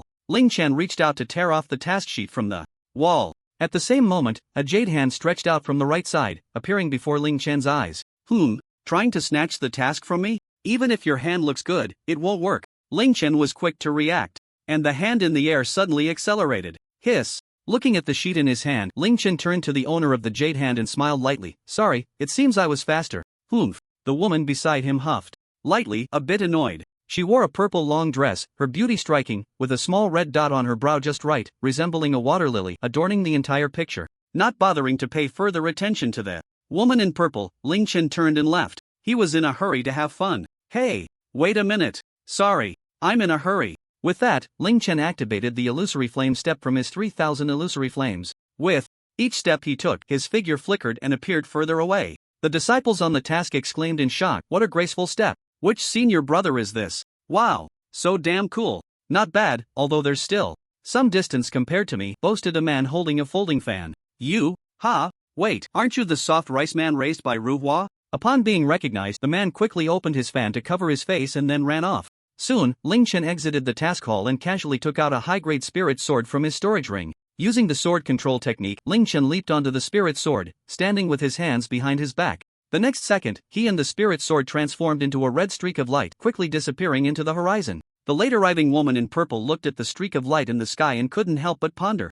No! I must arrive before him. I have to seize this opportunity. The woman's name was Yi Xinyue, and she was actually a reborn individual. However, in her previous life, she was merely a golden core cultivator and had just recently been reborn. After much effort, she had finally reached the peak of chi refinement and was about to go to Shirhu to seize that opportunity, taking on the task just to earn some contribution points. She didn't expect to be outpaced. Strange, in my previous life, this task clearly hadn't been taken for a long time. Forget it, I'll hurry on my way. With that, Yi Xinyue took out a flying boat and quickly sped away. The growth sage was packing his luggage, preparing to flee. At that moment, a red spiritual light streaked across above him, catching his attention. He looked up. Isn't that the kid the sect master mentioned? Truly a case of finding something without effort. He immediately activated his unique skill, Ghostly Escape. Concealing his form, he transformed into an invisible streak of light, eagerly following the red spiritual light. Using this escape technique, even a peak golden core would find it hard to detect him, let alone a mere chi refinement child. Faced with a mid-golden core expert like himself, could he still have a way out? Steady. Yo, following me. Sensing that the lecherous cultivator behind him had been tailing him for over 20 kilometers, he already knew he was being tracked. But wasn't this person one of the elders he had seen before? What was the purpose of following him? Malicious intent, for sure. It should be known that Ling Chen possessed an indestructible spiritual light, making it nearly impossible for anyone to evade his probing. Just a mere golden core stage cultivator, a little grasshopper. Both sides were filled with confidence in themselves. Soon, both of them exited the sect. After flying over 60 kilometers, the cultivator finally couldn't hold back any longer. We're far enough from the sect, it's time to make a move. With a burst of speed, he dashed ahead of Ling Chen. Revealing himself, he held his sword in his right hand, facing the still flying Ling Chen, a playful smile on his face, as if he were a cat toying with a mouse. Seeing this, Ling Chen also came to a stop. His expression calm as he said, "Little mouse, you followed me all this way. Truly, when there's a path in heaven, you refuse to take it, and when there's no door in hell, you barge in." Upon hearing this, the playful smile on the cultivator's face instantly vanished. What's going on? This kid has already discovered me? Impossible, just a mere chi refining stage. And you, a chi refining brat, are too arrogant to dare mock me like this. Let me show you the might of a golden core expert. Boom! He no longer concealed his cultivation. Mid-golden core. A tremendous pressure surged towards Ling Chen. He intended to use this pressure to knock the kid down from the air. However, Ling Chen was unaffected, instead narrowing his eyes and mocking, "This wind feels quite nice." The cultivator was instantly dumbfounded. This kid is not right. Very not right. Is there some magical artifact shielding him? Or is he hiding his cultivation at the golden core stage? Let me test him again. If there's a problem, I'll run away quickly. In an instant, the cultivator had completed his thoughts. How dare a little brat act so presumptuously? Absolute void slash. With that, the cultivator drew his sword and swiftly slashed forward twice. Two colorless sword energies rushed towards Ling Chen. As the sword energies were about to reach him, Ling Chen still made no move, as if he hadn't noticed the attack at all. Seeing this, the cultivator let out a slight sigh of relief. Perhaps he was overthinking it. Just as the sword energies were half a meter away from Ling Chen, the cultivator's lips curled up. With a thought, he immediately unleashed the spatial laws-derived divine ability, Spatial Exchange. The colorless sword energies passed through Ling Chen's body without any obstruction, yet did not harm him in the slightest. However, someone was self-righteous. The cultivator, seeing the sword energies pass through Ling Chen's body, knew the outcome was decided. Even a golden core master couldn't physically withstand these two sword energies. Alas! In the end, he had overestimated this kid. Turning away, he couldn't bear to look at the soon-to-split corpse. He raised his head to gaze at the sky at a 45-degree angle, his eyes seemingly revealing a hint of desolation.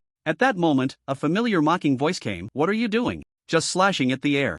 And then looking up at the sky. "Are you out of your mind?" Hearing this voice, the cultivator's eyes widened in disbelief as he turned around. "How is this possible? You clearly have already been hit by my sword energy." Ling Chen smirked and replied, "What made you think that my body was struck by your sword energy?" The cultivator's face darkened. "Damn, this kid can act even better than me. No, this is too strange. This guy can't possibly be at the chi refining stage. I need to run away quickly." With this thought, the cultivator slashed out several more sword energies and then turned to flee. Want to run? Too late. Spatial divine ability. World in the palm. Ling Chen chuckled lightly, raising his palm towards the direction of the cultivator and inhaling the space ahead. Immediately twisted. In the next second, a small figure floated in his palm. Who else could it be but the cultivator? The cultivator, who was still trying to escape, suddenly found 5 towering mountains appearing before him. Then, a pair of eyes as large as the sun stared at him. Terrified, his heart raced, and cold sweat poured down. At this moment he realized that this person was a powerful being, pretending to be a pig to eat the tiger. Without a word, he directly knelt down and rolled 360 degrees in the air, begging for mercy. "Senior, spare my life. Senior, please spare me." At the same time, his heart was filled with regret and frustration. If he had known, he would have returned to the sect directly. Alas! Seeing this comical scene, Ling Chen raised an eyebrow, secretly thinking, what a talent. Why are you targeting me? Who sent you? Boom! The voice thundered in Changsheng's ears like a clap of thunder. He couldn't help but shiver, trembling as he said, I was actually entrusted by someone to capture you. He didn't dare to say to kill Ling Chen, only mentioning capturing him alive, hoping for a better chance of survival. Who is it? Speak the truth. It's the leader of the Huanma sect. I don't know the specific reason. Sorry, sect leader, I had no choice. Ha, indeed a spy. Huanma sect. It seems I disrupted their plans before, so I was targeted. The scene of the battle against the demon sect before entering the sect flashed in Ling Chen's mind, along with the yin-yang dual demons. Knowing the reason, Ling Chen no longer intended to spare him. He clenched his palm, and a tremendous force of space pressed towards Changsheng. Bang! With a loud explosion, Changsheng's body instantly turned into a mist of blood, which quickly vanished. Shaking his hand, Ling Chen found a storage ring in his possession, which belonged to Changsheng. It was time to open the blind box. A storage ring from a golden core expert. Let's see what good stuff is inside. As his spiritual sense probed in, Ling Chen was directly shocked. What on earth is this? Collection of the Bathing Fairy, the Witch's Secret Garden, collection of enchanting beauties. There were hundreds of books like these in the ring. What a pervert. Damn, there's even a strange autobiography? He took it out and flipped through it carefully. The content described the untold stories between him and various witches, complete with illustrations. Pa! Ling Chen spat. What a beast. Asterisk. He didn't notice that the spit landed on a small tree that was about to wither. It should be known that he was a pure yang sacred body. Even a single drop of spit was a treasure for ordinary spirits. A trace of pure yang energy contained in the spit was absorbed by the small tree. The originally withered branches and leaves unexpectedly sprouted new green. Continuing to search, he found a treasure-level sword, a top-grade spirit tool mirror, several mid-grade and low-grade spirit tools, the technique Yin Ming Xian Gong, over 2,000 low-grade spirit stones, 10 mid-grade spirit stones, and some medicinal materials he didn't recognize. Looks like I need to get a complete guide on medicinal materials. Ling Chen took out the treasure and the spirit tool mirror, copying, merging, and sublimating them. Item 5-star top-grade treasure 9 sword description, possesses powerful and evil energy that can erode the opponent's physical body. Item 5-star top-grade spirit tool 7-star mirror description, summons the light of the 7 stars to surround the body, providing both protection and attack, with both offensive and defensive capabilities. Ling Chen activated the 7-star mirror, and in the next moment the mirror transformed into 7 fist-sized orbs of light surrounding him. It made Ling Chen look as if an immortal had descended, surrounded by starlight. So cool. Holding the sun and moon, plucking the stars, there is no one like me in this world. With a rule artifact in hand, even treasures were hard to catch his eye. But this mirror was indeed impressive. He controlled the orbs of light to change shape, molding them into various forms, having a great time. After a while, Ling Chen put away the 7-star mirror and took out a map. After confirming the direction, he continued on his way. Half a day later, Ling Chen finally arrived at the task location, Shihu Village. This lake was very large, and standing on the ground, one could hardly see the edge, about 7 or 8 kilometers away from the village. Ling Chen stood quietly by the lake, a gentle breeze softly caressing his face. The breeze brought the fresh scent of the lake water, making him feel a sense of tranquility and comfort. The lake sparkled under the sunlight, shimmering like countless diamonds dancing on the water's surface. While admiring the beautiful scenery, Ling Chen was not idle. He found the exact location of the demon snake in the lake. However, he also discovered something else. There was a trace of rule energy within the belly of the demon snake. This heightened Ling Chen's interest even more. In an instant, he arrived at the bottom of the lake. Without saying a word, he transformed his hand into a blade of spiritual energy, slicing through the body of the demon snake as easily as cutting tofu. The demon snake, which had been asleep, was suddenly awakened by a surge of intense pain. Hiss. Once awake, the feeling of pain intensified, causing it to let out a hiss of agony. Turning its head, it discovered that its body had been severed in two by a human. Rage surged within it. Ha! Not dead yet? The vitality of a snake is indeed tenacious. Soon, Ling Chen noticed a green crystal within the demon snake's abdomen was releasing energy to repair its body. A faint green light connected to the upper half of the demon snake, rapidly mending it. Interesting. Is this the law of life? In the next moment, a surge of space rippled from the crystal, and the crystal containing the law of life was now in Ling Chen's hand. Without the life-sustaining supply of the law of life, the demon snake felt an emptiness in its body, its vitality rapidly draining away. Unwilling to accept this, it let out a mournful cry. A beam of cold light shot from its mouth, aiming to strike its enemy in a fit of impotent rage. Ling Chen couldn't be bothered to defend against it. It was merely an attack from a chi refining stage cultivator. The cold light struck Ling Chen, but was deflected by the defensive aura of his robe, sending up a splash of water. Seeing this, the demon snake unwillingly closed its eyes and collapsed at the bottom of the lake. After severing its head and placing it into a storage bag, Ling Chen began to study the crystal in his hand. The laws within were relatively weak, but for Ling Chen, it was equivalent to a primer. With a flash of inspiration, he directly began to comprehend and cultivate the law of life. Damn! These two guys are really troublesome. Yi Xinyue gritted her silver teeth, feeling a wave of irritation. In her previous life, she was a dignified golden core master, yet now she was being toyed with by two early foundation establishment cultivators. Don't run away, little lady, we are good people, huh? That's right. Go ask around, who doesn't know that we are famous for helping female cultivators, haha. Exactly, we can help you get a little baby, and we won't even charge you. We are great benefactors. Ha ha. The two, one tall and one short, were notorious flower-picking thieves.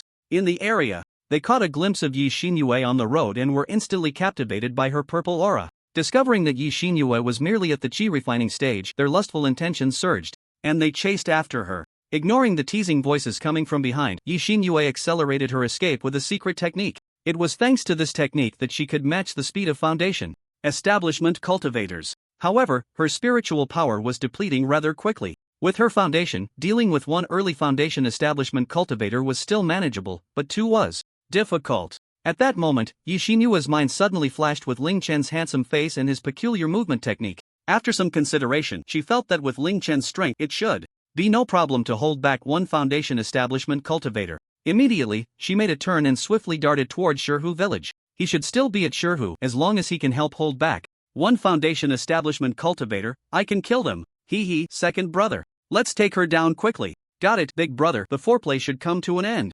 Hee. With that, the tall one began launching fire attacks from his hands. The short one shot out ice arrows from his hands. Their target was none other than the fleeing Yi Xinyue. Whoosh, whoosh, whoosh. Sensing the attacks coming from behind, Yi Xinyue quickly twisted her body, darting like lightning. She narrowly avoided all the attacks. TCH. The tall one clicked his tongue and continued his assault. I don't believe it. She's just a chi refining cultivator. How long can she keep flying so fast? The short cultivator roared in anger, increasing the output of his ice arrows. Boom, boom, boom. Whoosh, whoosh, whoosh. In an instant, the air was filled with the sounds of fireballs exploding and ice arrows slicing through the air. Hurry. Yi Xinyue felt anxious but could only helplessly dodge. Occasionally, she swallowed a pill to replenish her spiritual power. After an unknown amount of time, Yi Xinyue finally saw the shimmering surface of the lake in the distance. She immediately focused her vision, trying to search for Ling Chen's figure. However, at this moment, Ling Chen was cultivating at the bottom of a lake 1,000 meters deep. How could she discover it? No? After searching in vain, Yi Xinyue's heart sank to the bottom of the valley. The two pursuers continued to taunt her, their faces lewd. Listening to the incessant stream of filthy words, Yi Xinyue felt despair in her heart. Is it really fate playing tricks on me? Since heaven has allowed me to be reborn, why must I face this calamity again? I'll fight back. If I die, I'll take one down with me. With this thought, her gaze became resolute and determined. Gathering her spiritual energy, she descended to the lake's edge and turned to face her two enemies. As soon as she turned, she swung her sword at the two in the air, slicing out waves of purple sword nets. This purple sword energy was extraordinary, containing a strong killing intent. The two thieves in the air were caught off guard and could only instinctively activate their spiritual energy shields to defend. Bang! Bang! The hastily formed energy shields shattered quickly under the sword energy's assault. However, the two were ultimately at the foundation establishment stage, and the charged sword energy was mostly blocked by the shields, so they only sustained minor injuries. Yi Xinyue dared not relax. Seizing the moment while the two were still defending, she gathered her ultimate move, the strongest technique she could currently unleash. One sword splitting light. This move might exhaust all her spiritual energy, but it was enough to kill someone at the early foundation establishment stage. To prevent losing her ability to move afterward, she held the last recovery pill in her mouth, ensuring she could replenish her energy in time after executing her ultimate move. In the distance, the tall flower thief suddenly felt a massive killing intent locking onto him. Danger! Danger! But why couldn't his body move suddenly? Damn it! Move! Move! This was precisely the effect of one sword splitting light. the powerful killing intent would lock onto the enemy's aura and intimidate their mind, rendering them temporarily immobile. One sword-splitting light. With a delicate shout, Yi Xinyue wielded her sword, transforming into a beam of purple light that split the heavens and earth, rushing towards the tall man at an incredible speed. Big brother. The short man's face turned pale with terror, and in a split second, he pushed the immobile tall man away. A beam of purple light streaked across the sky, and everything fell silent. Yi Xinyue appeared behind the two. Poof! The short man spat out a mouthful of blood, looking down at his chest, where a large round hole had appeared. Big brother. He cast one last glance at his older brother, a smile on his face as he slowly closed his eyes. His body fell rapidly. The tall man was stunned, his lips trembling, his eyes losing their luster as he stared in disbelief at his younger brother's falling corpse. Memories from their childhood began to flash through his mind like a revolving lantern. After being dazed for a while, he finally snapped back to reality. Second brother. He howled to the sky, then glared with bloodshot eyes at the instigator, Yi Xinyue. You little girl. I will make you wish you were dead. Endless rage surged within him. After executing one sword-splitting light, Yi Xinyue felt a wave of weakness wash over her. Taking advantage of the tall man's daze, she quickly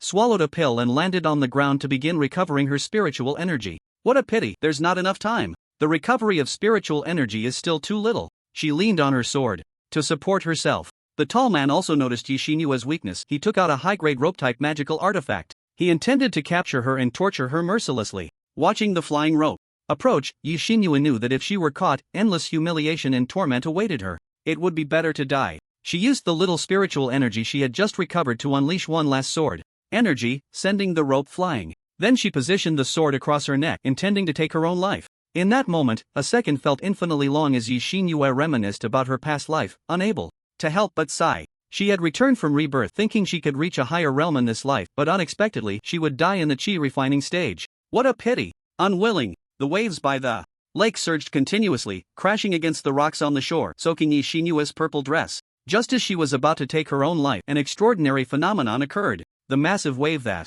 was about to crash against the shore suddenly froze in midair, and the flock of birds flying above stopped chirping, hanging motionless like a painting not far from the two. The lively nature around them suddenly fell silent, not a sound to be heard. Everything around them came to a standstill except for the two of them. What's going on? The tall man shouted, staring at this bizarre scene. Yi Xinyue, who had originally closed her eyes and was about to take her own life, heard the sudden silence and the voice of confusion. She paused with the sword in her hand, a glimmer of hope rising in her heart. Could it be that someone had come to rescue her? Unable to resist, she opened her eyes to take a look. Instantly, her beautiful eyes widened. What a scene this was, almost like a miracle. Unheard of, unseen. What on earth was happening? A huge sense of confusion lingered in both their hearts. Suddenly, a tranquil melody, deep and mysterious like the ocean, began to resonate. Please search for a guru's arrival. This melody seemed to echo in their souls, immersing them in its profound essence. The two felt as if they were submerged in an endless deep sea, the source of life, the land of silence. Sacred. Shocking. The tall man, who had been filled with boundless rage, found his anger completely dissipated under this melody. Then, waves began to erupt from the lake, forming a white line that split the entire stone lake when viewed from above. Following this line, the lake water gradually parted, revealing the land at the bottom. There, a tall figure was covered in dazzling white light, half squatting on the ground, arms raised before its head. Indeed, this person was Ling Chen. The white light was actually the effect of the 7-star mirror. As for the BGM, it was played from his 5-star Supreme phone, and the sound was directly transmitted around them using spatial laws. Just by looking at their expressions, one could tell the effect was incredibly impressive. From a distance, he sensed the battle involving these people. Seeing the woman he had met once being overpowered by these two lewd guys, he decided to intervene. Facing the yellow-haired man who wanted a group activity, the pure love war god had to strike hard. The two by the shore stood in shock, as if they were dumbfounded, watching this stunning scene. The next moment, it moved. The giant of light slowly stood up, towering over 900 meters tall.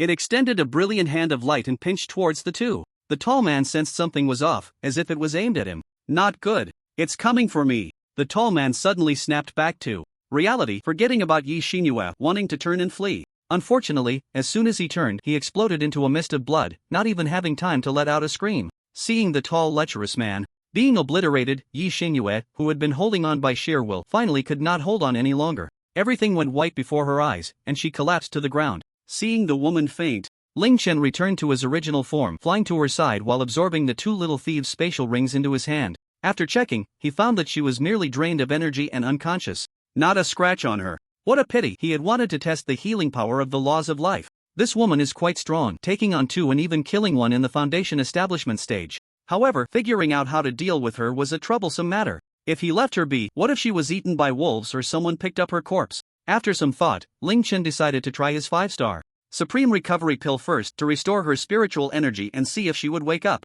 He pried open her small mouth and placed a pill inside. The 5-star Supreme Spirit Pill turned into liquid as soon as it entered, flowing into her abdomen. It was far better than what Yi Xinyue had taken before. After waiting for a while and seeing that she still hadn't woken up, Ling Chen carried her and flew towards Shihu village. The unconscious Yi Xinyue dreamed of her childhood, where her father carried her around to play. His broad and warm back provided her with endless support and warmth. At that time, she had no worries at all, until that day. Meanwhile, in the Shinto forest, 4 golden core experts gathered together, seemingly waiting for someone to arrive. What's going on with Cheng Sheng? Why hasn't he come? Does he not want to return to the sect? A red-haired late golden core expert from the demon sect said impatiently. The others, though silent, also showed signs of dissatisfaction. At this moment, the red-haired golden core master seemed to sense something and took out a black token. Master, what are your instructions? Come back. Changsheng's life token has shattered. A hint of regret was evident in the master's tone. What? Changsheng is dead? The red-haired powerhouse couldn't contain his shock and shouted loudly. The other 3 also showed expressions of astonishment followed by immense regret. Alas! That guy still owes me 3,000 spirit stones? How could he just die like this? What a pity! I can no longer see his collections. As soon as these words were spoken, the expressions of the others froze, and the originally sorrowful scene suddenly turned somewhat silent and absurd. Ahem! Since it has come to this, let's head back first. *M, said the leading red-haired powerhouse.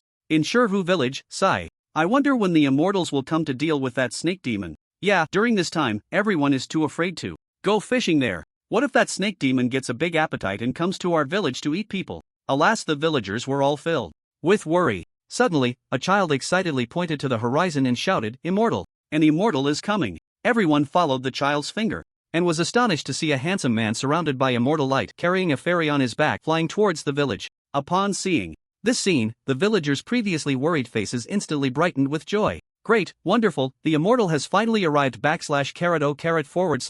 The villagers raised their hands high, continuously shouting and laughing. Soon, Ling Chen landed in front of the villagers. Immortal, we finally waited for you, the village chief said with a smile, leaning on his cane. Yes, yes. The surrounding villagers nodded in agreement with smiles. Don't worry, folks, the snake demon has been eliminated. This is its head. With that, Ling Chen waved his hand and a gigantic snake head appeared before everyone. The sudden appearance of the terrifying giant head startled everyone, and they couldn't help but let out instinctive gasps of shock. Seeing this, Ling Chen waved his hand again, and the snake head vanished. Soon, the villagers reacted and began to cheer excitedly. Great! The snake demon is really dead. Now we are safe. Yes, thanks to the immortal. The village chief also looked very happy. Immortal, thank you so much. I really don't know how to express my gratitude. With that, he was about to kneel to thank him. Ling Chen quickly supported him with spiritual power. No need for that, my companion is injured. Just help me find an empty room. This, alright, please follow me, immortal. Seeing that he couldn't kneel, the village chief had to give up and quickly stood up to lead Ling Chen, ignoring the others still. Immersed in joy, the village chief brought Ling Chen to one of his rooms. This is my granddaughter's room, let the fairy rest here first. After saying this, he looked at Ling Chen, seemingly asking for permission. Ling Chen nodded in agreement. The village chief said, then, Immortal, I will step out. You can call me anytime if you need anything. After the village chief left, Ling Chen gently placed Yi Xinyue on the bed. Even lying flat, Yi Xinyue's impressive figure could not be concealed. He felt it even more clearly when carrying her. Ling Chen looked for a while, wondering if the girl had developed too maturely. Shaking his head, he dismissed the chaotic thoughts in his mind, closed the door, sat cross-legged, and examined the newly acquired storage ring. There wasn't anything valuable, just a few hundred low-grade spirit stones, a few medium and low-grade magical tools, and a few bottles of useless pills. There was also a dual cultivation technique, dragon and phoenix jade formula. After putting away the ring, Ling Chen planned to comprehend his fundamental path. Holding his breath and focusing, he quickly entered a state of enlightenment. The profoundness of the profound, the root of all things. Unbeknownst to how long it had been, as night gradually fell, Yi Xinyue let out a soft moan and opened her eyes, slowly waking up. Fully aware, she saw the unfamiliar ceiling and suddenly sat up, checking herself. After realizing she was fine, she couldn't help but let out a long sigh of relief. I didn't expect to still be alive. Was it that giant who saved her? In her previous life, she had never heard of any giants in that stone lake. She only knew that the snake demon harbored a heaven-defying opportunity in its belly, and the person who obtained this opportunity later became a powerful deity, invincible. The specifics were unknown, and she turned to get out of bed. It was then that she noticed the person sitting cross-legged on the floor beside her. Caught off guard by that stunningly beautiful face, she exclaimed, "It's him. He saved me? You finally woke up." At that moment, Ling Chen also opened his eyes and spoke slowly. "Did you save me? Who else could it be? You made me compete with you for a mission, and now look, I almost lost my life."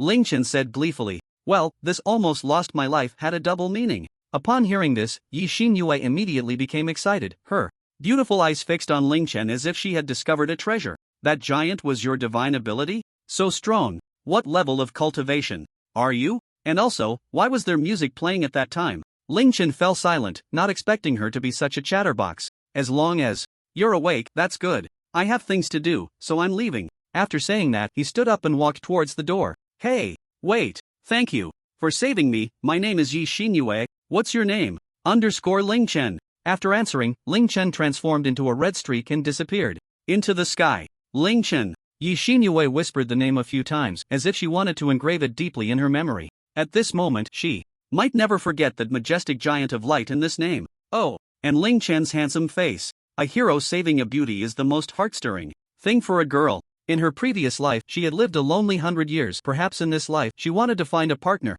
Wait, the heaven-defying opportunity is gone. Well, at least she was still alive. Time to look for the next opportunity. A few minutes later, feeling that his speed was too slow, Ling Chen used curved space to accelerate his flight and arrived at a city. Let's buy some things in the city first. He planned to buy 2 books related to exotic beasts and herbs so he could collect valuable items when he went to the Spirit Beast Mountain Range. In Tianfeng City, Yi Tiange and his fellow disciples were resting there. "Junior brother Yi, try this. It's delicious." A lively and cute-looking girl was holding a piece of food up to Yi Tiange's mouth. "This, senior sister, I can do it myself." However, the girl seemed unwilling to give him a chance to refuse and directly stuffed it into his mouth. "How is it? Is it good?" Chu Jiao asked with a smile. Her eyes filled with anticipation. Omega. It's indeed not bad. Another male cultivator holding a folding fan watched this scene, a flicker of barely noticeable coldness flashing in his eyes. "Ah, my goddess has already found someone? Damn it, I have no chance now. Wake up, you. Never had a chance. You still think you have a chance. Who peed yellow? Wake him up." Sigh. "I actually feel a bit sorry for senior brother Lin. Yi, Shu, lower your voice, don't get us killed. Senior brother Yi is not someone we can provoke." In the restaurant, several cultivators were conversing, all dressed in uniform white clothing with a circular pattern made up of 2 characters, Qi Yen, embroidered on their chests. These were all disciples of the Qi Yen sect. This time, they had received their master's orders to go to the outskirts of the Spirit Beast Mountain Range for sect training. They were taking a break during their journey. Leading them were 3 foundation establishment disciples, 1 in the mid-foundation stage and 2 in the early foundation stage, while the remaining 7 were Qi refining disciples. Yi Tiange and Chu Jiao were in the early foundation stage. The man holding the folding fan, with a somewhat cold demeanor, was Lin Yi, who was in the mid-foundation stage. At this moment, Lin Yi appeared calm on the surface, but inside he was extremely displeased. "Damn it, I've known my junior sister since childhood. Why won't she choose me? And master, I've been with her since we were young, yet now she has passed her ultimate skill, the Qiyang True Classic, to this kid who has only been here for a few years. Why? I refuse to accept it. It's all you, Yi Tiange. If it weren't for you, I want you dead." This trial is a perfect opportunity to eliminate Yi Tiange. Out of the 7 junior brothers, 5 are on my side. Yi Tiange, let's see how you can compete with me. Just thinking about being able to get rid of Yi Tiange soon made Lin Yi feel a rush of satisfaction. He snorted lightly, raised a cup of wine, and drank it down. "Senior brother Lin, look at him. It's really infuriating." Bah, Xiao Wei spat disdainfully. As Lin Yi's sycophant, he naturally stood on the same side as Lin Yi, often belittling Yi Tiange in front of the other junior brothers. This also led to Yi Tiange having very few friends around him. "Has everyone rested well? We should set off now." Lin Yi finished his last cup of wine and raised his voice slightly. "Alright, it's time to go. Spirit Beast Mountain Range. It's my first time going. I'm a bit excited." "Don't worry, we're just going to the outskirts. At most, we'll encounter foundation building stage beasts. With 3 foundation building senior brothers and sisters with us, it will be fine." Soon, everyone began to set off towards the outskirts of the Spirit Beast Mountain Range. "Wanbao Chamber of Commerce. There must be something I want here," Ling Chen said as he stepped through the door of the chamber. "Hello, esteemed guest. What can I help you with?" We have all kinds of magical tools, talismans, and rare materials. An old man with white hair, seeing Ling Chen's extraordinary attire and demeanor, did not dare to be negligent. Hello, fellow Taoist, I would like to buy albums related to spirit beasts and spirit herbs, and also the manuals for alchemy and tool refining. After pondering for a moment, Ling Chen continued, also, please introduce to me what rare materials you have here. Alright, please wait a moment. The old man walked to a nearby bookshelf and took out 4 books. Please take a look. This is what you requested. Complete Guide to Spirit Beasts, Spirit Herb Atlas of the Southern Region, Basic Principles of Alchemy, Guide to Magical Tool Refining. Ling Chen casually flipped through the books and then waved his hand. I'll take all of these. Also, bring me an alchemy furnace and some basic recipes, and give me a set of materials for each recipe. Ling Chen planned to develop comprehensively and become a versatile warrior. Alright, please wait a moment, I'll get that for you right away. The old man showed a delighted expression. The more Ling Chen bought, the happier he became. Before long, everything Ling Chen needed was ready. Here are the recipes for the recovery pill, chi gathering pill, detox pill, and blood chi pill. Great! How many spirit stones in total? Thanks for your patronage, it will be a total of 330 low-grade spirit stones. Not expensive, Ling Chen paid without hesitation. The old man beamed with joy. Guest, let me introduce you to some of our rare materials. After saying that, he took out several jade boxes. Mystical grade spirit herb, 4-color flower, which can be used to refine some foundation building stage pills. Mystical grade material. Cold flow iron, which can be used to refine spirit tools. And this is our store's treasure, an earth grade material, Millennium Earth Heart Milk. This is a rare item that can enhance the upper limit of spiritual power. So, guest, is there anything you fancy? The old man looked at Ling Chen with a smile, his eyes revealing a hint of expectation. Can I touch it? Except for the Earth Heart Milk, please feel free. After pretending to examine the 4-color flower and cold flow iron, Ling Chen's gaze turned to the Millennium Earth Heart Milk. Fellow Taoist, how much is the Earth Heart Milk? The old man was delighted to hear this. A big sale was coming. He extended 5 fingers, 5,000 low-grade spirit stones per drop. Goodness, it's priced by the drop. I'll take them all. Although he had the copying skill, he had plenty of spirit stones too. Occasionally, he wanted to enjoy the thrill of spending money. Alright, a total of 4 drops for you. I'll give you a 5% discount, so you only need to give me 19,000 spirit stones. Here. Ling Chen took out a storage bag and handed it to him. The old man received it with both hands, unable to hide the joy in his eyes. This was just a small branch of the Wanbao Chamber of Commerce, and such a large purchase by Ling Chen hadn't happened in a long time. The cooperation with the family and the city had only brought in a few thousand spirit stones after a month. How could that not excite him? Guest, this is the membership jade token of our Wanbao Chamber of Commerce. With this token, you can enjoy a 10% discount at any of our stores. The jade token was smooth and glossy, with the character 1 engraved on its surface. Ling Chen took it and cupped his hands to the old man, saying, in that case, I will take my leave. Good. Safe travels, guest. The old man returned the gesture with a fist salute, then walked to the door and extended a hand forward. One must not neglect the god of wealth. Ling Chen walked into a deserted alley and released his spiritual sense. The range of my spiritual sense has expanded quite a bit. I really am getting stronger. The indestructible spiritual light was enhancing every moment, continuously boosting his comprehension. As his spiritual sense unfolded, the entire Spirit Beast mountain range clearly appeared in Ling Chen's mind. Finding the location of the Earth Fire Lizard, Ling Chen teleported nearby. The Earth Fire Lizard resided near the volcano's mouth, and Ling Chen used spatial power to conceal himself before approaching its lair. Some scattered fragments of fiery red eggshells appeared before him. The eggshell fragments looked shiny, resembling rubies. After collecting them, Ling Chen began to examine the Earth Fire Lizard. It appeared to be about 15 meters long, not particularly large. Its entire body was covered in bright red scales, and its tail occasionally burned with flames. Its strength was already at the mid-stage of the golden core. What a peculiar little creature. Since I've taken your eggshell, I won't turn you into materials. Ling Chen took out a map and began to wander around, looking for any rare heavenly materials.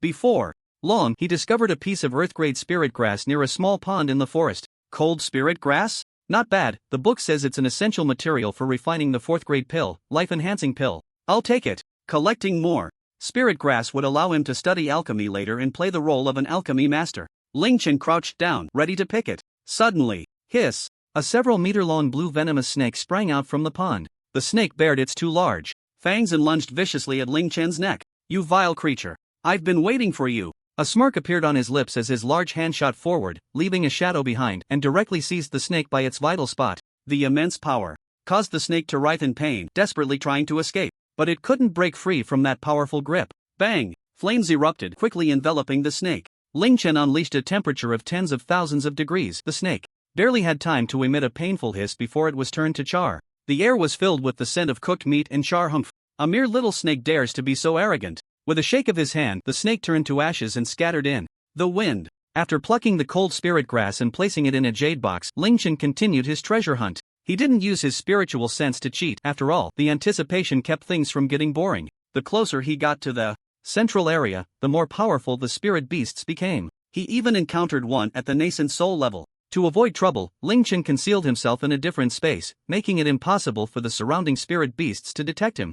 This was a new divine ability he created using the laws of space. After walking for another half hour, he finally made a new discovery. This tree is enormous. Ling Chen looked up along the trunk. A giant tree towered into the clouds, its top completely unseen, resembling the world tree. Ha! Something is glowing. He teleported to a tree branch several hundred meters high and saw a golden fruit shaped like a baby hanging from the branch. The fruit emitted a faint glow around it. At the same time, he noticed a powerful restriction surrounding the tree, the purpose of which was unknown. After all, he was in a different space, so it didn't affect him. Wow! Is this a golden version of the ginseng fruit? Ling Chen looked at the golden fruit and found that it wasn't recorded in the atlas, but he could tell with his toes that it must be a treasure. Ling Chen reached out and gently stroked the fruit, saying, "Good treasure. Let's merge into one in the future, hee hee." Just then, a high-pitched cry echoed through the heavens and the earth. The spirit beasts around, upon hearing the commotion, were frightened and fled the area as if they had encountered something terrifying. Soon, a massive shadow appeared on the ground. Looking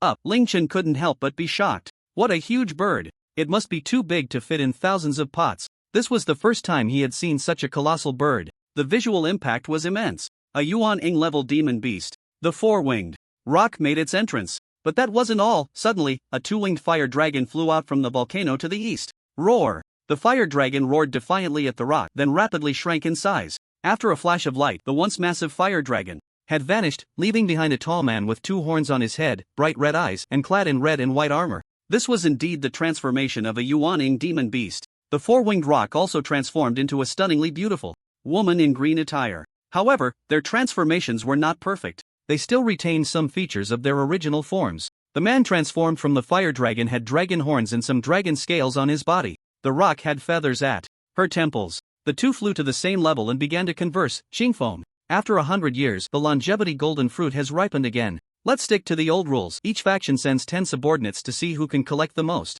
human heads within a day in this spirit beast mountain range, and the longevity golden fruit will go to the winner. Fine. The rock, Qingfeng, replied coldly, choosing her words carefully. Ling Chen, who was hidden in a different space, thought these two beasts would start fighting, and he had prepared his happy drinks and spicy snacks. But this? However, he heard the dragon mention that this fruit was called the longevity golden fruit, which seemed indeed to be a heavenly treasure that could extend life, much like the ginseng fruit. No fighting? How boring. I'm leaving. After plucking the longevity golden fruit from the tree, Ling Chen teleported away. Not good. Where's the longevity golden fruit? Kex 2. The two beasts had been keeping a close watch on the longevity golden fruit. But to their astonishment, the longevity golden fruit had vanished into thin air. They didn't notice anything unusual. How could such a large fruit just disappear? In the next moment, the two transformed into beams of light and instantly reached the spot where the fruit had been. The restriction has indeed disappeared. It's really gone. The longevity golden fruit would automatically generate a force akin to a restriction when it first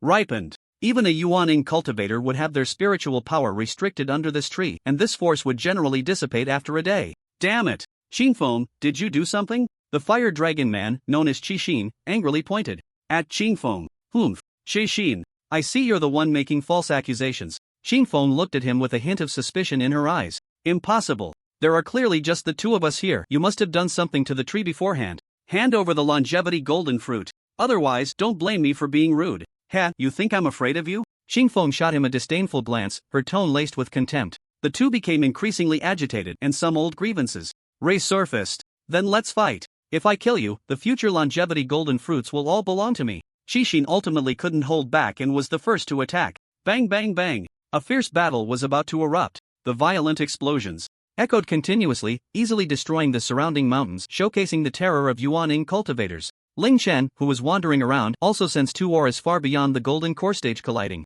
Oh, they started fighting. He immediately became interested, planning to watch the battle and see if he could pick up a corpse. Upon arriving at the battlefield, countless demon beast corpses littered the ground, in patches everywhere. Wow, this is a huge profit. As he moved around, every place he stopped saw the demon beast corpses vanish completely. Clearly, he had packed them all away. Among them were even 3 golden core demon beasts. After sweeping for a full 20 minutes, he finally dealt with all the corpses. So tiring, I need to eat a ginseng fruit to rest a bit. After continuously using the power of spatial laws for a long time, he had to keep replicating spiritual power to sustain himself, which was quite troublesome. He replicated 2 longevity golden fruits and decided to fuse them first to check the description, just in case there were any side effects. Better safe than sorry. After merging with the fruit, Ling Chen received the following information. Item: 1-star longevity golden fruit. Description: extremely delicious, can wash tendons and marrow. Consuming it extends life by 400 years, a maximum of 9 can be consumed by each person. After 9 it no longer has longevity effects.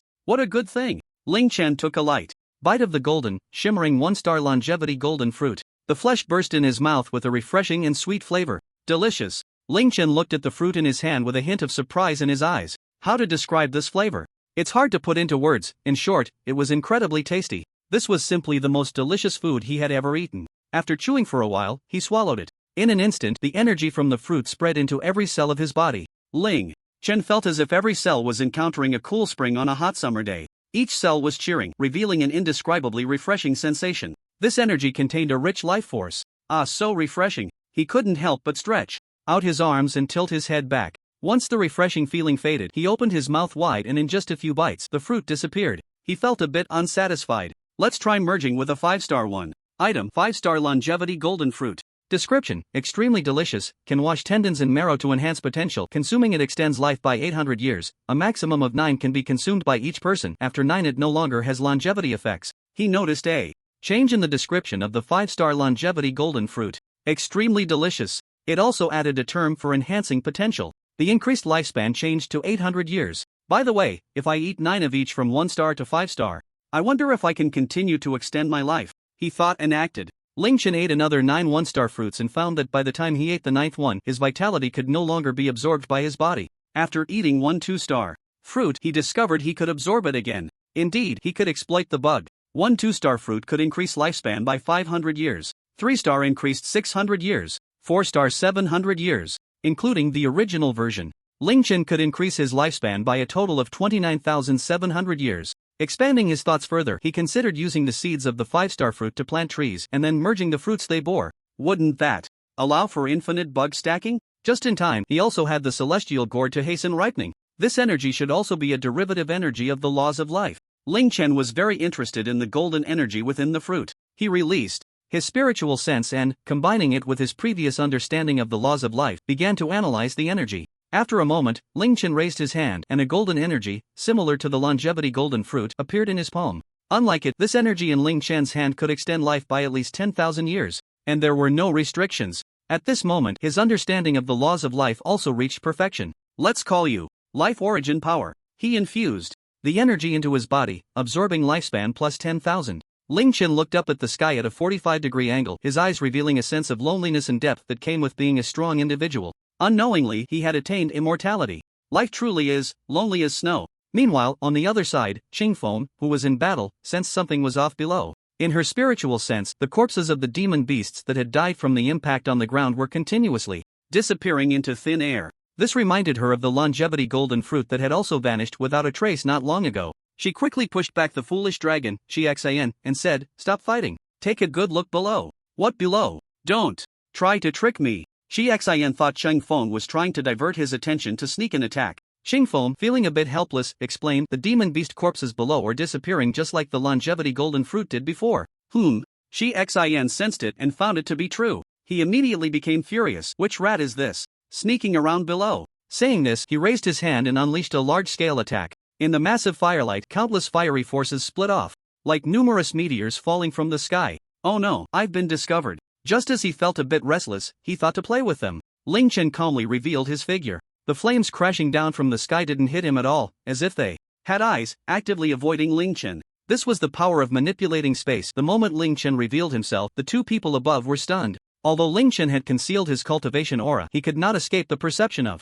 a nascent soul cultivator. They could tell at a glance that Ling Chen was merely a peak foundation establishment cultivator. A foundation establishment cultivator, yet he had managed to toy with 2 nascent soul experts? They had thought he was at least a peer of theirs, but it turned out he was just a foundation establishment cultivator. How on earth did this kid manage to hide from their senses? Could it be that he possessed a treasure of concealment? Both of them simultaneously thought that Ling Chen must have a hidden treasure that could even deceive nascent soul cultivators. If I kill him, the longevity fruit and the treasure will all be mine. The world of cultivation is one where the weak are preyed upon by the strong, especially in the Spirit Beast mountain range, a primitive land that embodies this principle to the fullest. Xin was the first to act, quickly diving down. A mere foundation establishment cultivator dares to be so arrogant here. Hand over the longevity fruit. I'll spare your life. Upon hearing this, Ling Chen's lips curled slightly as he took out a golden fruit and said, "Is this what you mean? Let me have a taste first." With that, he opened his mouth, ready to take a bite.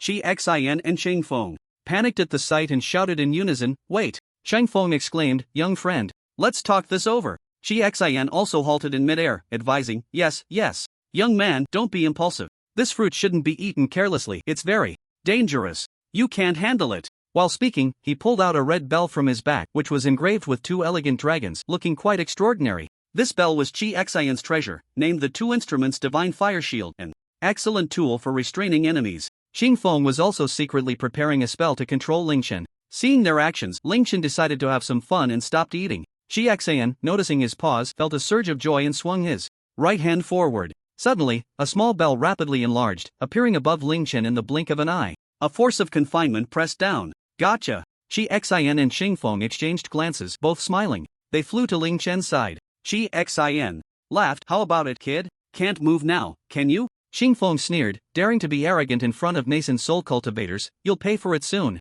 In the next moment, Xian reached out to snatch the longevity fruit from Ling Chen's hand. Seeing this, Ling Chen smirked and dodged with a quick movement. He then quickly finished the golden fruit in his hand, laughing, "Delicious. Really delicious." At this scene, the two nascent soul-level beasts were momentarily dumbfounded. Gone. The longevity fruit they had waited 100 years for was eaten by a foundation establishment kid? After the shock came endless rage, seeking death. Xian, with his explosive temper, was the first to strike. He didn't bother to investigate why Ling Chen hadn't been restrained. He only wanted to kill this kid and vent his anger. Ninefold Dragon Flame Fist. Boom! With a punch, the sound of 9 sonic booms erupted in the air. It shook the heavens and the earth. His fist, wrapped in terrifying flames, struck towards Ling Chen's head at supersonic speed. Xian's punch was incredibly powerful. As a dragon-type beast, he was truly fierce. If it were based solely on his cultivation and physical strength, Ling Chen would definitely not be able to withstand this blow, but he wielded the power of the laws. He connected the space in front of him with the area behind Ching Feng, then Ling Chen made no other movements, standing still.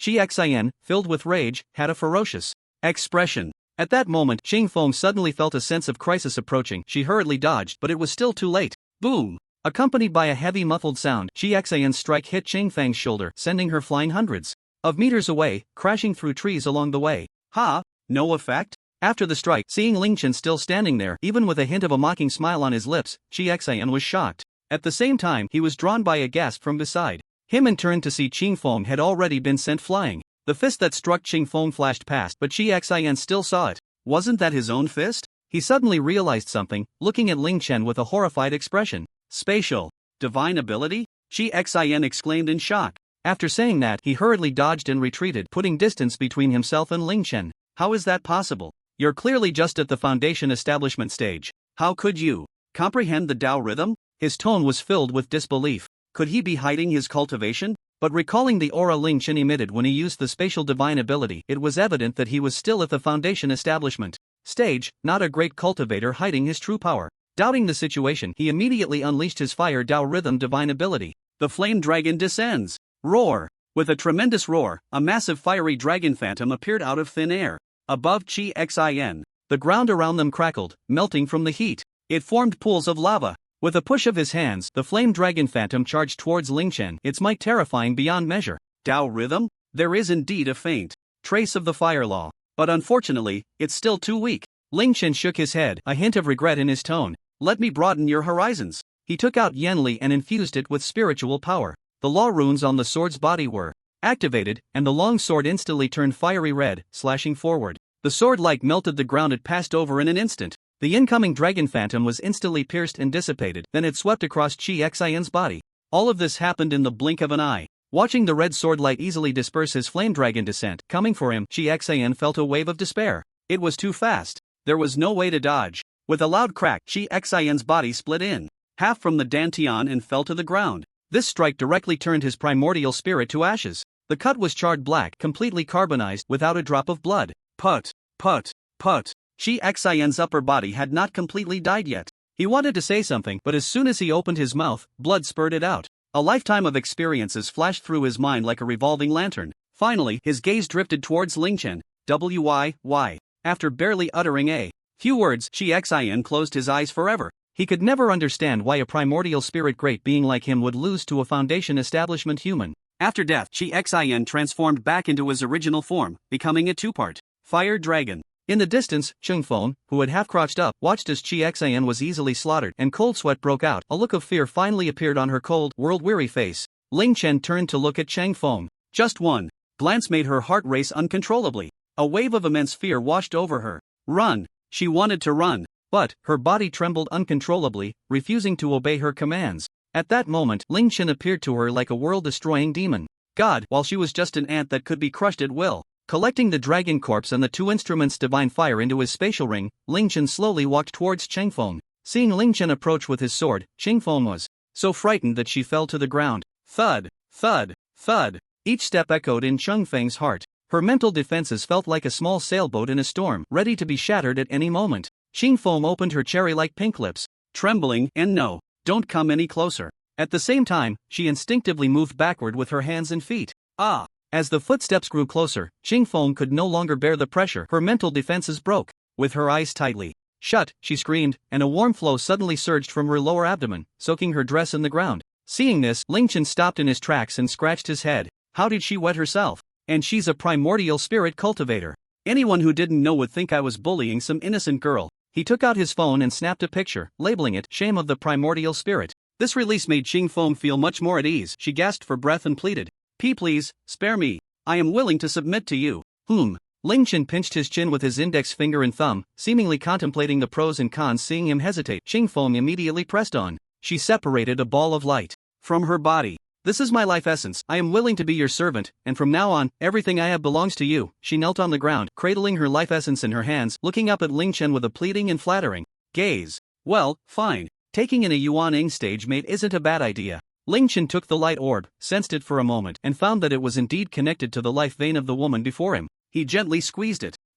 Cheng Feng couldn't help but moan in pain. "Master, be gentle." That sounded a bit strange. With his spiritual mark imprinted, Cheng Feng's life and death were now in his hands. He put away the light orb and said, "Get up." Seeing Ling Chen accept her life essence, she felt a slight relief in her heart, thinking that she had finally passed this crisis. "Thank you, Master." Slowly standing up, she lowered her head, not daring to look at Ling Chen, as the previous shadow had not yet dissipated. "By the way, what is your name?" I am called Cheng Feng." "Good, I am Ling Chen. From now on, the task of serving tea and water will be entrusted to you." "Yes, Master." "Alright, time to continue the treasure hunt. This time, let's head east." Ling Chen pondered for a moment, decided on the direction, and took out a 5-star longevity golden fruit to satisfy his cravings. "Let's go, Cheng Feng." "Okay." She quickly looked up, realizing Ling Chen had already turned to walk away, and hurried to catch up. Running to Ling Chen's side, she saw the fruit in his hand, feeling a mix of surprise and confusion. Master, didn't you already eat that longevity golden fruit?" Her tone was somewhat anxious and hesitant, fearing to provoke Ling Chen's displeasure. But she couldn't suppress her curiosity. "Oh, this? I have plenty." Saying this, he conjured another 5-star longevity golden fruit out of thin air and handed it to Cheng Feng, saying, "This one is better than the one you all fought over. It can extend life by 800 years. Watching Ling Chen casually produce another longevity golden fruit, Cheng Feng felt her curiosity and questions intensifying. She carefully accepted the fruit he handed her, as if holding a treasure. Then she watched as Ling Chen finished one fruit and took out another. The longevity golden fruit, which 2 Yuan-level demon beasts would fight over for 100 years, seemed to appear in Ling Chen's hands as if it were worthless. Cheng Feng was completely stunned, frozen in place. "Master, how do you have so many?" Ling Chen glanced at her while eating, his tone shifting to something profound and inscrutable. "That giant tree was just a seed I casually discarded hundreds of thousands of years ago." He waved the leftover fruit pit in front of her and then stored it in his spatial ring. Ling Chen spoke freely. After all, when out and about, one's identity is self-given. Moreover, he was the one wearing the clothes. Anyway, no one could trace his identity, so he could boast as he pleased. Ling Chen continued forward, ignoring the stunned Cheng Feng, leaving her with only his tall and mysterious silhouette. Hundreds of thousands of years? Cheng Feng was shocked to know the lifespan of their Yuan stage cultivators was only 2,000 to 3,000 years. What kind of cultivation could last for hundreds of thousands of years? It was said that even a transformation god could only live for about 10,000 years. What kind of being was her master? Forget it, no need to think about it. Perhaps she would find out in the future. Looking at the golden fruit in her hand, she took a bite. The sweet juice burst in her mouth.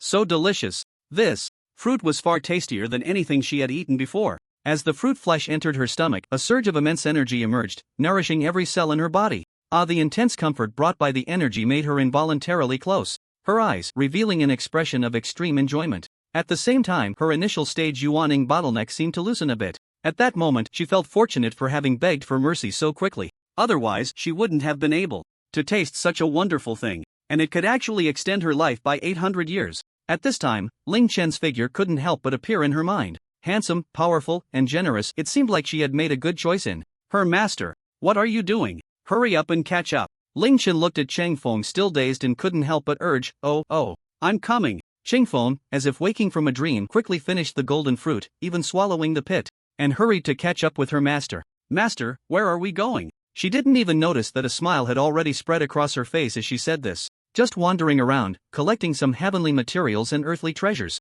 Night fell, and the cool moonlight spilled over the mountains and rivers. In the forest, the occasional chirping of insects could be heard. In a clearing, a group of disciples from the Qian sect were gathered around a campfire. Two of them roasting large pieces of meat. The sizzling fat from the meat made the two grilling it unconsciously swallow their saliva. Here, junior sister, this piece is for you. The meat of this foundation-building demon beast is very beneficial for us cultivators. Lin Yi said, holding a skewer of roasted meat as he walked over to Chu Jiao. Thank you, senior brother Lin. Chu Jiao happily accepted it, glancing at Yi Tiange beside her, planning to give the first bite to her junior brother Yi. Just as she was about to speak, Lin Yi handed Yi Tiange another skewer. You should have one too, junior brother Yi. Okay, thank you, senior brother. Yi Tiange smiled as he took it. No problem. We're all brothers and sisters. Lin Yi waved his hand, showing a carefree demeanor. Quick, try it while it's hot. Oh, sure. I can't let senior brother Lin's kindness go to waste, Yi Tiange thought to himself, then took a big bite and chewed thoughtfully. The meat is fresh and tender, slightly numbing and spicy, with just the right amount of seasoning. Chu Jiao also took a big bite and couldn't help but nod repeatedly, her cheeks puffed out, looking quite adorable // Watching the two start to feast, Lin Yi nodded in satisfaction and turned to leave with his hands behind his back. However, as he turned his back to them, a strange smile flashed across his face. After a while, Lin Yi estimated that the effect of the medicine was about to kick in, and just in case, they needed to act. He had added colorless and tasteless spirit sealing powder and dreaming fairy powder to their food. The spirit sealing powder seals spiritual power for a certain period, while the dreaming fairy powder induces a deep sleep. He exchanged glances with Xiao Wei and a fellow disciple, and upon receiving the signal, the two pretended to walk past Yi Tiange and Chu Jiao. Xiao Wei yawned and said to his companion, Today was a long day of traveling and killing demon beasts. I feel a bit tired, so I'll rest for a while. Senior brother, I'm a bit sleepy too. Let's leave a few people on watch. At this moment, the effects of the medicine had also taken hold of Yi Tiange and Chu Jiao, and they suddenly felt drowsy. Hearing the words of the passing disciples, Yi Tiange only felt that he had done too much today and was a bit fatigued. It must be said that Lin Yu was somewhat clever. His psychological suggestion was masterful. Chu Jiao said, Junior brother Yi, I'm so sleepy, can I lean on your shoulder? Without waiting for his consent, she leaned her head against him and fell into a deep sleep. Yi Tiange's eyelids were also heavy, but being outside, especially in a place like the Spirit Beast Mountains, he still felt a bit wary. As the drowsiness grew stronger, his guard gradually lowered, thinking to himself, with so many senior brothers and sisters around, it should be fine. With that thought, Yi Tiange also fell into a deep sleep. Not long after, two figures appeared. Lin Yi and Xiao Wei exchanged glances, revealing smiles of success in their scheme. At this moment, Yi Tiange, Chu Jiao, and two other disciples not from their faction had all fallen victim, deep in slumber.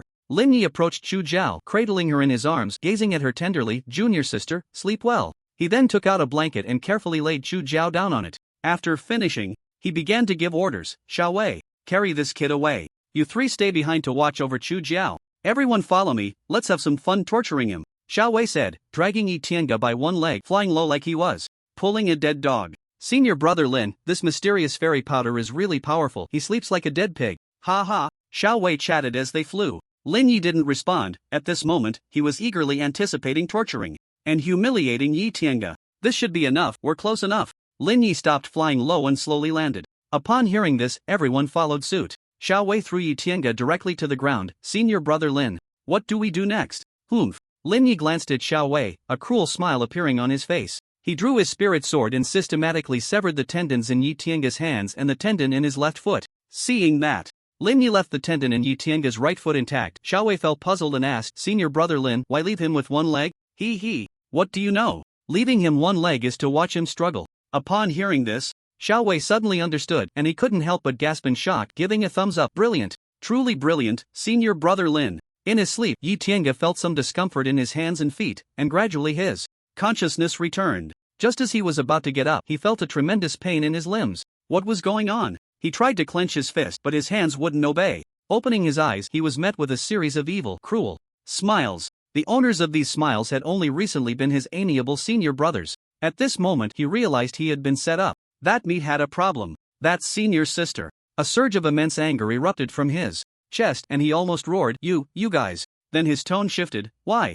Confusion, anger, incomprehension. He couldn't understand why, having no grievances with them, and usually treating each other with respect, they would do this to him? Standing up on his intact right foot, Yi Tiange's eyes were ignited with fury. Kill them. I am in the foundation establishment stage. Not only do I possess the solar spirit body, but I also cultivate the true scripture of the red sun. Even if my hands and feet are crippled, these people are definitely not my match. Fueled by rage, he tried to mobilize the spiritual energy within him, but suddenly his expression turned to one of shock. Spiritual energy? Where is my spiritual energy? Ha ha ha ha ha. Upon hearing Yi Tiange's words, those around him burst into loud laughter. Spiritual energy, huh? I'll give you some. With that, Lin Yi kicked Yi Tiange in the abdomen. Bang! A dull thud echoed, and the intense pain made Yi Tiange curl up like a shrimp, kneeling on the ground and spitting out bile. Lin Yi didn't use spiritual energy for this kick, otherwise, would he still be alive? Go! Lin Yi waved his hand. Following his command, the group moved towards Yi Tiange, surrounding him in a circle. Bang bang bang! Countless punches and kicks rained down on Yi Tiange. He could only use his arms to protect his head, gritting his teeth to keep himself from crying out. Feels good. Ha, Yi Zameo, I've disliked you for a long time. Pretending to be impressive for whom? You dared to get close to my goddess. How does it feel now? I'm going to hit you hard. This person twisted his face as he spoke, using spiritual energy to flip Yi Tiange over, then directly kicked towards his lower body. Ah, pain. Excruciating pain. At this moment, Yi Tiange could no longer bear it and cried out in agony. The pain unleashed his potential, and he quickly stood up on his right foot, trying to break through the encirclement. But without spiritual energy, he was as weak as an ant, and with just one kick, he fell down again. The others felt a chill at the sight of this cut-off kick. They exchanged glances, then grinned wickedly as they aimed for Yi Tiange's lower body. Ha ha ha ha, ha ha ha ha. This scene brought immense satisfaction to Lin Yi. Does it hurt? Struggle.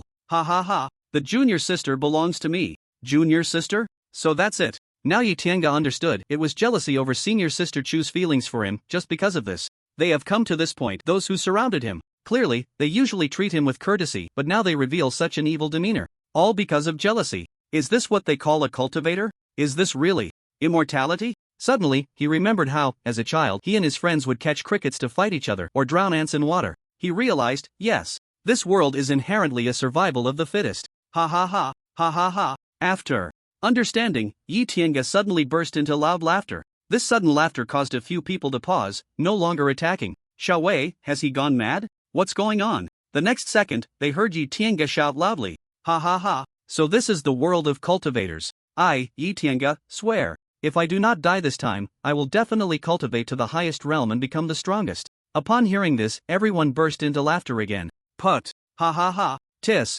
Lin Yi also scoffed and stepped forward, and the crowd parted. Then I'll just cripple you first. His face suddenly twisted in malice as he raised his right hand, immense spiritual power gathering in his palm, and struck forcefully towards Yi Tiange's dantian. Hoof. Yi Tiange gritted his teeth, refusing to make a sound. The highest realm, huh? Slap. Lin Yi struck again. The strongest, huh? Bang bang bang. Lin Yi seemed to go mad, continuously attacking, all because Yi Tiange's talent fueled his jealousy. Cultivating to foundation establishment in just a few years, it wouldn't be long before he surpassed him. This kid must not be left alive. Already injured, Yi Tiange could hardly withstand so many attacks, his consciousness gradually becoming hazy. Watching Yi Tiange grow weaker, Lin Yi exhaled, a satisfied look on his face as he stopped. Time for your final blow. Saying this, he drew his sword, preparing to behead the person before him. Senior brother Lin, be careful. Just as Lin Yu was about to strike, he heard a shout from behind. His expression changed, and he immediately reacted, rolling away without a second thought. The others also hurriedly dodged the attack.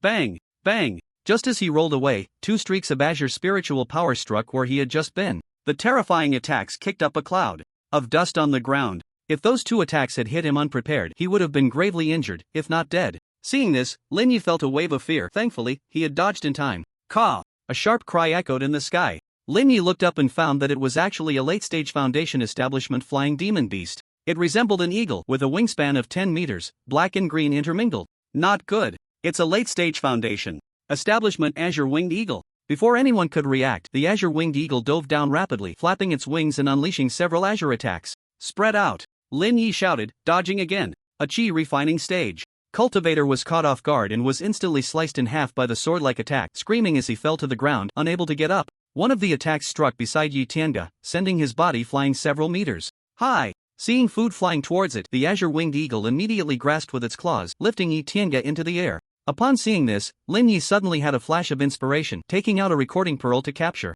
The moment Yi Tianga was taken away, truly heaven's help. Now he could completely blame Yi Tianga's death on the beast attack. With everyone's testimonies and the recording pearl as evidence, it was simply perfect. The sharp eagle eyes looked down at the fleeing crowd, then glanced at the food beneath it. Catching another one seemed a bit troublesome, so forget it. With that, it accelerated and quickly disappeared into the horizon. What a pity! Lin Yu watched as Yi Tianga was taken by the demon beast, regretting that he hadn't delivered the final blow. But he was doomed anyway, with his meridians destroyed, tendons severed, and only a breath left, now taken by the beast as food. With this, Lin Yi didn't believe Yi Tianga could survive. Seeing the azure-winged eagle fly away, the others quickly gathered together again, burying the dead junior brother on the spot. He also divided his inheritance. Looking at the storage ring of the deceased junior brother in his hand, Lin Yu was taken aback, then slapped his forehead in frustration, saying, "Damn, I was so caught up in the fight just now that I forgot to take that kid Yi Tianga's storage ring. That kid must have a lot of good stuff." The more Lin Yi thought about it, the more regretful he became, secretly cursing himself for being so foolish.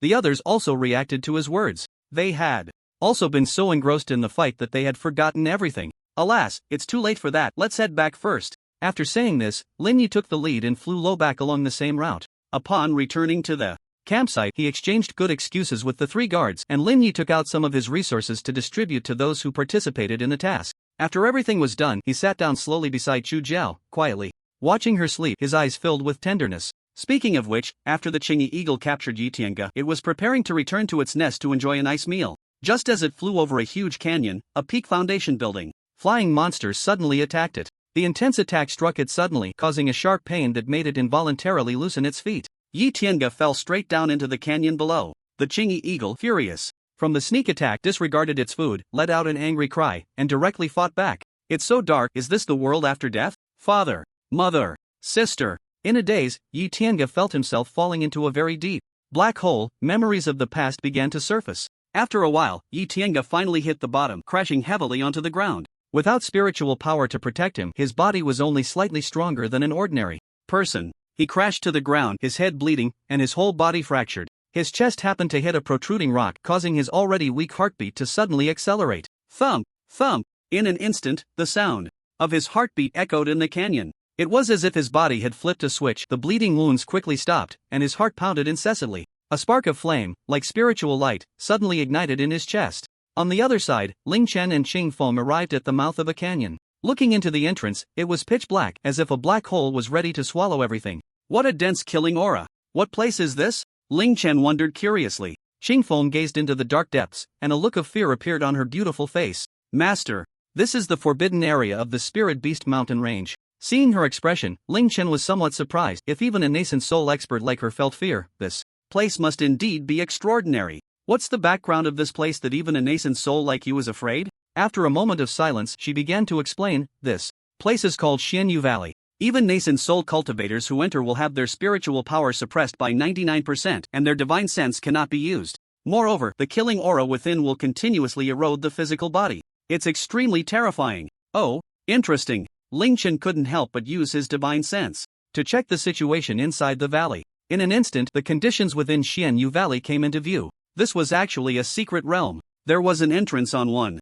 side of the canyon leading to a trial area, and at the end there sat a purple-black skeleton. In Ling Chen's perception, all the power within the valley emanated from this skeleton. However, there was also a person lying at the entrance. Forget it, let's go in and take a look. It might be a protagonist who fell off a cliff. Suppressing spiritual power, banning divine sense, eroding the physical body. Among these, the suppression of spiritual power was the most troublesome. At this stage, Ling Chen needed to use the power of the laws, and spiritual power was an essential medium. Although his physical body was strong enough to easily defeat Golden Core cultivators and he had time runes for protection, getting through the secret realm would be no problem. But he was worried that the skeleton might come back to life. If he couldn't use the power of the laws, he would definitely be no match. However, Ling Chen quickly thought of a solution. He imitated the crystallization of the laws of life he had obtained earlier, highly condensing the power of the laws to form crystals of space, time, and the 5 elements in his hand, then storing them in his dantian. This way, he could directly use the power of the laws.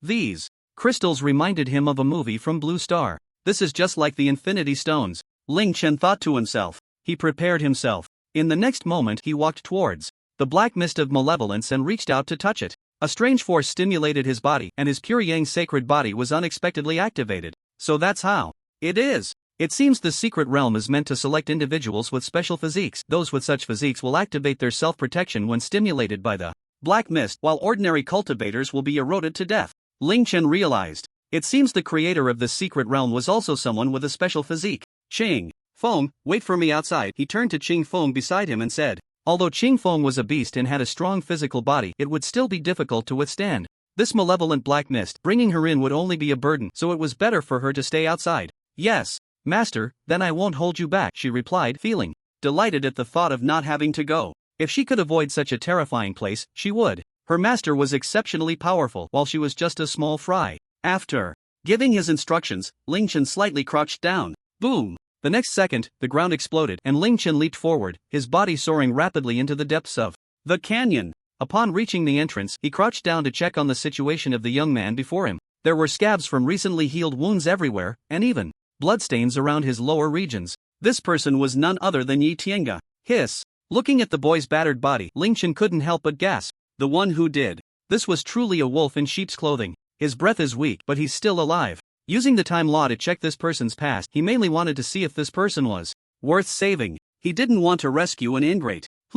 His character seems decent, but this experience. He has a sister at home, a mother with a terminal illness, possesses a special physique, and has extremely high cultivation talent. But he was plotted against by his peers, fell off a cliff, and survived a great disaster. This is definitely another protagonist template. After finishing his examination, Ling Chen extended his right hand, and the life law crystal in his dantian lit up, causing his right hand to glow with a green light. A healing power enveloped Yi Tiange. Soon, his injuries were completely healed.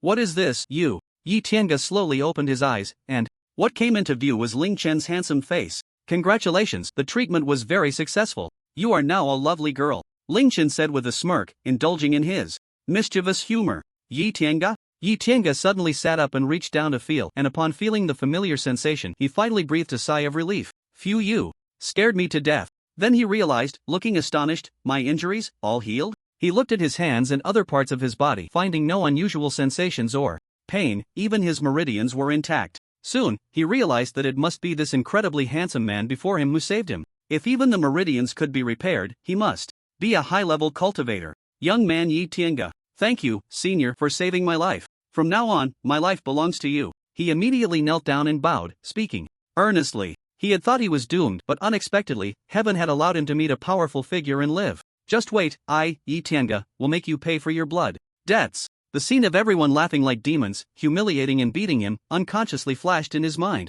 Get up, you really are lucky to have met me. Ling Chen observed that if it weren't for him, even if Yi Tiange survived, his meridians would have been ruined and he would definitely be unable to cultivate in the future. Then, according to the usual plot, he would likely obtain the inheritance of the Xianyu Valley and soar to great heights. Yes, protagonists always follow this pattern. Hearing this, Yi Tiange got up and then asked, Senior, how should I address you? Ahem, I am Ling Chen. Ling Chen clasped his hands behind his back lightly. So it's Senior Ling, I truly thank you.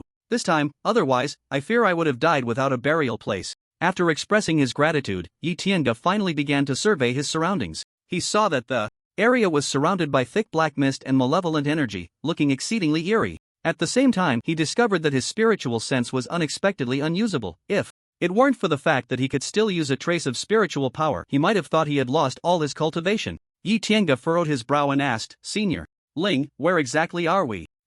Spirit Beast Mountain Range, Mysterious Abyss. Ling Chen replied calmly. Mysterious Abyss? That sounds quite dangerous. Upon hearing this, Ling Chen smiled and said, "Indeed, it is very dangerous. Those who enter not only lose most of their spiritual power, but their physical bodies are also constantly eroded by malevolent energy. Even Yuaniing cultivators do not dare to enter lightly." "Ah, so terrifying," Yi Tiange exclaimed in shock. It should be noted that Yuaniing cultivators were the top combat power of their sect. He hurriedly checked his physical condition again and found that he had not been eroded by any malevolent energy. He only felt as if a warm energy was enveloping him. It was extremely comfortable. This must be the energy that Senior Ling is using to protect me. Otherwise, I fear I would have already perished in the surrounding malevolent energy. Thinking of this, he cast a grateful glance at Ling Chen. What he didn't know was that this was merely the energy released by his own physique. The more dangerous the place, the richer the opportunities. Ling Chen smiled at Yi Tiange and continued, "Of course, this is relative. For ordinary people, this is indeed a place of great danger, but for a strong person like me, it's like a backyard." His casual remarks stirred Yi Tiange's emotions, making him admire Ling Chen even more. If even Yuaniing cultivators do not dare to enter, and Senior Ling does, doesn't that mean Senior Ling's strength far exceeds that of ordinary Yuaniing cultivators? So strong, too strong. I must strive to match Senior Ling and work hard. Lin Yi, just wait for me. However, since you entered the mysterious abyss with me, it means you have a connection to this place. I'll take you to a good spot later. Ling Chen patted Yi Tiange on the shoulder. Yi Tiange nodded heavily, secretly resolving to closely follow in Ling Chen's footsteps. At the same time, he hoped to take this opportunity to elevate his cultivation level further so he could seek revenge. As the saying goes, surviving a great calamity brings future blessings. This must be referring to a situation like his. "Ling Chen, follow me." "Oh, okay." Yi Tiange saw Ling Chen walk up to a stone wall, punch it, and the entire wall shattered, revealing an opening over 2 meters high. "Yi Tiange, there's actually a hidden door." Without using spiritual sense, one would never notice it. Stepping into the cave and beginning to advance, the narrow passage was short and soon came to an end, revealing a tall staircase made of white jade before the two. "Wow, Senior, this passage is so narrow. I didn't expect it to lead to such a wondrous place." Ignoring his astonishment, Ling Chen was the first to step onto the first step. The moment he stepped on it, he felt the gravity change, becoming a bit stronger. "Gravity staircase? Old trick." He smiled, turning to Yi Tiange and said, "I'll go ahead. You need to keep up." After dropping this line, he directly ran forward, finishing all 99 steps in no time. Seeing this, Yi Tiange followed closely behind, wanting to run up quickly as well, but after just a few steps, he felt his body becoming heavier.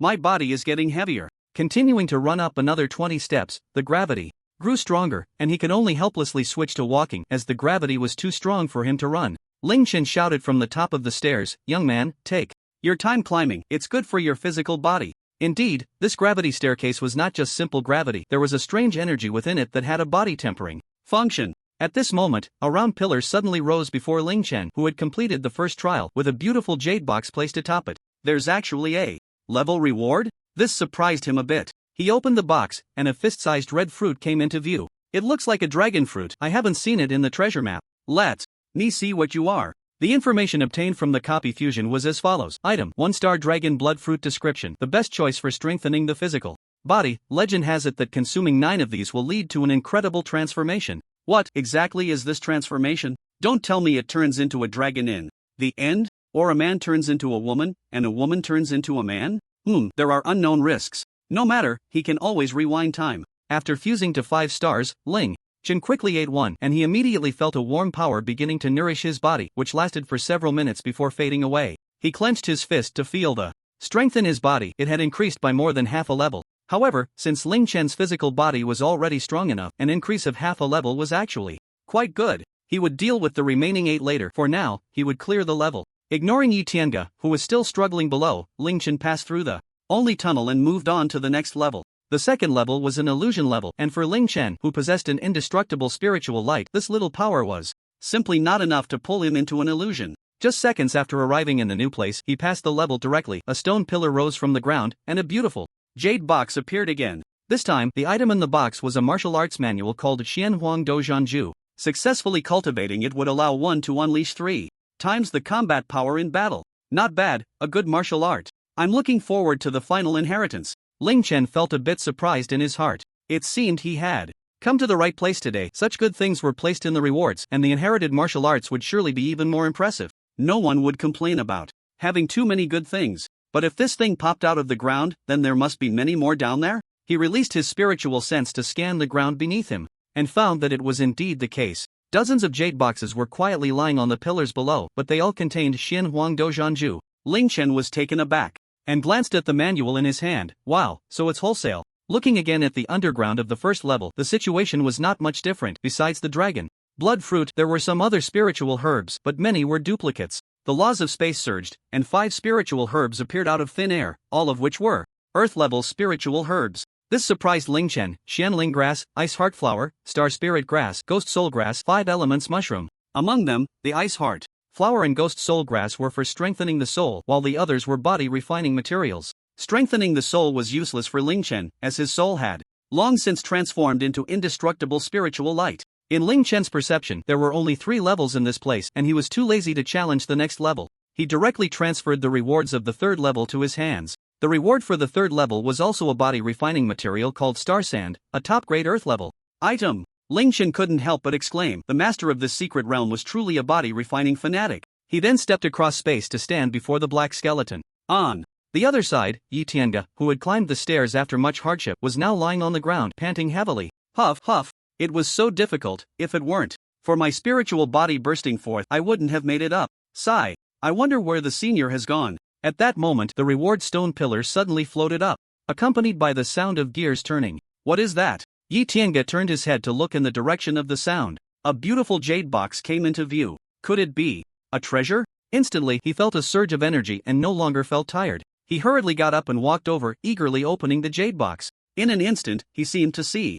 endless treasure light emanating from the jade box. Then he froze. Empty, empty? He picked up the jade box, looking left and right, and found that it was indeed empty, with no mechanism inside. Pah! What bad luck! He casually tossed the box aside and spat on the ground. The black skeleton sat on a worn-out mat, constantly exuding a purple-black, malevolent aura. Suddenly, the 2 eye sockets of the bones lit up with ghostly light, and a voice emerged. Congratulations, trial taker. Being able to come here means you have successfully passed the trial. My name is Xian Jun. I loved cultivating immortality in my youth, but unfortunately, I was found to have no spiritual roots. However, I possessed a special constitution, and after an unexpected awakening, I embarked on the path of body refinement. By chance, I achieved success in my cultivation and later created the Xian Sha life and death technique. From then on, I soared to great heights, becoming invincible, and my fame skyrocketed after slaying a transformation god. However, I never deduced the tribulation and ascension part of the Xian Sha life and death technique, which led to my eventual death from the exhaustion of my lifespan.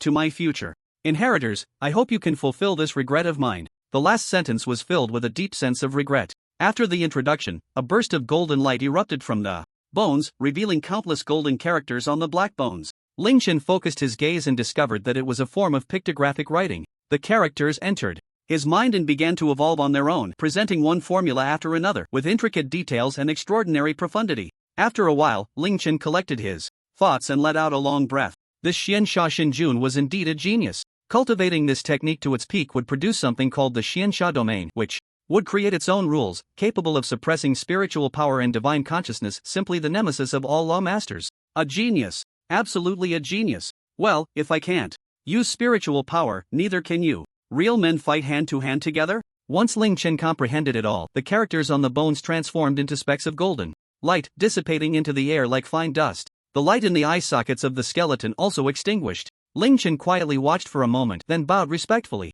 to the bones in gratitude. At this point, Ling Chen had cleared the level, while Yi Tiange was still struggling in the 2nd level. At this moment, in Yi Tiange's illusion, "Don't do this, Master, Senior Sister Chu, Junior Sister Lin. How can you force me under the broad daylight? No! Stop it!" As soon as he arrived at the 2nd level, Ling Chen saw Yi Tiange shouting these words with a foolish expression. Slap! He immediately slapped Yi Tiange on the forehead. Yi Tiange, with his mouth agape, gradually woke up, his face showing 3 parts resistance, 4 parts lewdness, and 3 parts surprise that had yet to fade. Upon opening his eyes, he found that his original wings had disappeared. An illusion. He immediately realized, looking at Ling Chen's disdainful expression, and quickly restored his serious demeanor, pretending nothing had happened. He hurriedly cupped his hands in thanks. "Thank you, Senior Ling, for your assistance. Let's take the reward and leave." Speaking of this, Yi Tiange became angry, while also feeling puzzled. "Senior, aren't the reward boxes all empty?" Ling Chen, he quickly guessed that Yi Tiange must have drawn one of the boxes he had emptied. This protagonist's luck isn't too good. Suddenly, the reward stone pillar appeared, and both looked towards the source of the sound, as the jade box reappeared, seemingly wanting To prove himself, Yi Tiange quickly walked forward and lifted the lid of the jade box. See, I told you it was, there really is something. The Xian Huang Dozhan Ju made its dazzling reappearance. Xian Huang Dozhan Ju. He carefully flipped through it for a while, directly shocked. So powerful. It can actually triple my combat power. He cautiously placed it against his chest inside his clothes, then touched it, fearing it was yet another illusion. Here, catch. Ling Chen threw him a dragon blood fruit. Oh. Yi Tiange, puzzled, saw a red sphere flying towards him and quickly caught it. Senior, what is this? He looked at Ling Chen, his eyes filled with confusion. Dragon. Blood fruit. It can strengthen the physical body. Such a precious item. Can you really give it to me? He exclaimed excitedly. If I give it to you, just take it. Senior, Yi Tiange looked at Ling Chen with immense gratitude. Clearly, they had never met before, yet he not only saved my life but also brought me to seek opportunities. It turns out, there are still many good people in the cultivation world. Ling Chen felt a bit uneasy under his gaze and interrupted. Stand still, I'm going to perform my divine ability now. With that, the entire trial ground suddenly vanished, leaving only bare rock walls. Looking up, all that remained was a vast rectangular expanse of rock. Ling Chen flipped his hand and embedded the trial space into a spatial ring. Like a bird plucking feathers, Ling Chen directly packed the entire trial space away. Yi Tiange felt his body sway, and then his vision blurred. The original venue had disappeared, and he saw Ling Chen holding something in his hands. Upon closer inspection, he was horrified to find that the glowing orb displayed the scene of the trial ground. His eyes widened, frozen in place, as his worldview shattered. Was this still a human? Could it be that Senior Ling had already ascended to immortality? It took him a while to regain his senses under Ling Chen's urging. The space rippled, and Ling Chen appeared before Qingfeng. With Yi Tiange, Master. The sudden appearance of the two made her instinctively take a defensive stance, but upon realizing it was Ling Chen, she immediately relaxed and walked forward happily. Ling Chen nodded in acknowledgement. So impressive. You just came out in a flash. Yi Tiange's face was filled with excitement, his fists clenched tightly. He looked at Ling Chen with eyes full of admiration. Qingfeng, seeing his exaggerated demeanor, couldn't help but scoff. Of course, the master's strength is beyond your imagination. Hearing Qingfeng's words, Yi Tiange finally noticed another person and quickly regained his composure, greeting her. I am Yi Tiange, pleased to meet this senior. He bowed and cupped his hands towards Qingfeng. Seeing the young man was quite polite, Qingfeng refrained from further mockery and simply nodded in response. Ling Chen said, Yi kid, how's it going? You just got a lot of good stuff. Do you want to close up here for a while? I noticed your previous injuries were clearly caused by enemies. If you take this time to close up and then make a strong comeback, seek revenge, wouldn't that be wonderful? Yi Tiange found this very reasonable. It was just the right time for him to cultivate the Xian Huang Dozhanju and then elevate his realm. Having survived this dire situation and unexpectedly activated his spiritual body, the bottleneck in his cultivation had loosened, and he was confident he could break through to the mid-foundation stage. Alright. After pondering for a moment, Yi Tiange nodded in agreement. He was eager to cultivate alongside such a master. Ling Chen smiled, then waved his hand to set up a spatial barrier. Qingfeng, do you want to join? I've already arranged the barrier, and your bottleneck should have loosened too, right? It seems I can't hide it from the master. Good. With that, she found a spot and sat cross-legged in mid-air. Seeing this, Yi Tiange also casually found a place to begin meditating, planning to break through his realm first. Ling Chen took out the newly acquired technique to comprehend. Invigorated by the experience of the Xiansha Divine Lord, he decided to create his own technique as well. Meanwhile, he would refine the heavenly fire battle armor. I, Ling Chen, will never be weaker than others in my lifetime. Unextinguished spiritual light. Open for me. In the residence of Li Yan within the Sunset Sect, Li Yan was beside a Dan furnace, his hands forming seals, his expression serious as he watched the flames beneath the furnace. After a while, Nan Gongyan's voice came, Husband, it's now. Li Yan knew the timing was right and immediately changed his hand seals. He shouted, Congeal for me. In an instant, the furnace was filled with radiant light, which took a while to extinguish. Foundation Establishment Pill. It's done. Li Yan's face was filled with joy as he looked at the 6 pills in the furnace, like treasures. The pills were of the highest quality. All 6 were top-grade Foundation Establishment pills. Great. Husband, your skills have improved again, Nan Gongyan said, genuinely happy for him. The first batch of top-grade Foundation Establishment pills, 1 for Yenner, 1 for her brother, 1 for Li Miao, and 1 for brother Han. As for these lower and mid-grade ones, just sell them. He glanced at the table full of Foundation Establishment pills, pondering slightly. Husband, now that you have reached the peak of chi refinement, you should have no problem taking first place in the outer sect competition a month from now. Indeed. With Li Yan's current strength, even without wearing the flowing light robe, ordinary mid-foundation stage cultivators were no match for him. However, the outer sect competition is different from life and death battles. This is merely a sparring match, and he definitely cannot use his top-tier divine abilities like the divine fire golden eyes. It could easily kill someone. For this reason, he learned a movement technique called Thunderstep and a sword technique called Thundersword technique. Both were given to him by Nangong Yen. After all, hiding his trump cards is a necessary tactic, and of course, this was also taught to him by his soul body wife. She always said to hide his true cultivation level and even forced him to learn a breath concealing technique. He nodded heavily, his eyes revealing a hint of anticipation. It is said that the reward for first place in this outer sect competition is the richest ever, not only a high-grade spirit weapon but also 10 drops of 1000-year earth heart milk. This is a treasure of earth-level materials that can enhance the upper limit of spiritual power. Moreover, the top 4 can enter the sect's secret realm for cultivation, where the concentration of spiritual power is 10 times that of the outside world. This can greatly increase the speed of cultivation. The 1000-year earth heart milk is definitely in Li Yan's grasp. After that, he packed his things and headed straight to Wang Yan's residence. Yener, I have something good to show you. What is it? Hurry and show me. Wang Yan's tone was filled with joy and excitement. Ding ding ding. A top-grade foundation establishment pill. Li Yan pulled out a small jade bottle from behind and placed it in front of Wang Yan. Having been in the cultivation world for quite some time, Wang Yan naturally knew what a foundation establishment pill was. She immediately jumped up from her seat, exclaiming, "Foundation establishment pill? And it's top grade?" She trusted Li Yan's words 100%. However, she was only at the 6th level of chi refining and still had no use for the foundation establishment pill. This was only because she had recently broken through with the water virtue mysterious star technique that Li Yan had given her. Otherwise, she would still be stuck at the 5th level of chi refining. Seeing her beloved take out such a precious item for her, she immediately gazed at Li Yan with sparkling eyes, touched, and said, "Brother Li Yan, you're so nice, carat omega carat, but you should use this instead. I don't need it for now." Yener. Li Yan understood her meaning, and his gaze towards her couldn't help but soften. Taking out another foundation establishment pill, Li Yan indicated that he had more, and only then did Wang Yan accept it.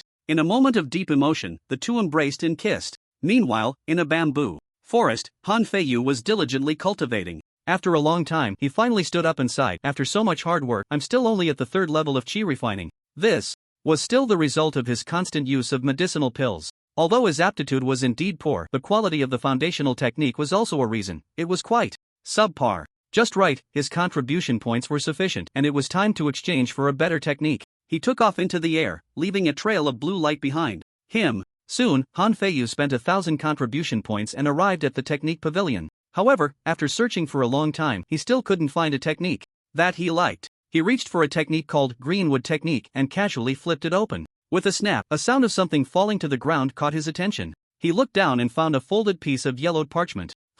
What's this? Han Feiyu curiously picked it up and opened it to check. After a while, his initially puzzled expression turned to shock. This actually recorded a technique that directly leads to the nascent soul, Imu Huang Gong. His heart stirred and he stuffed it back into the Greenwood Technique. Then, with a nervous heart, Han Feiyu took the Greenwood Technique to the exit. It was said that one couldn't take 2 techniques from the technique pavilion, or they would be locked in a small dark room. But this shouldn't count, right? As he approached the light gate, his heart raced, but he couldn't care less. Gritting his teeth, he closed his eyes and rushed in. The next moment, feeling nothing amiss, Han Feiyu finally opened his eyes. Surveying his surroundings, he found himself on the 1st floor of the technique pavilion, which eased his tense mood. He nodded to the elderly steward and hurried back. At this moment, he was extremely excited, secretly thinking how lucky he was. He had just scored a high-priced technique for free. Once back home, he activated the formation and immediately began to cultivate. Until night fell, Han Feiyu's aura suddenly changed, level 4 of chi refinement, success.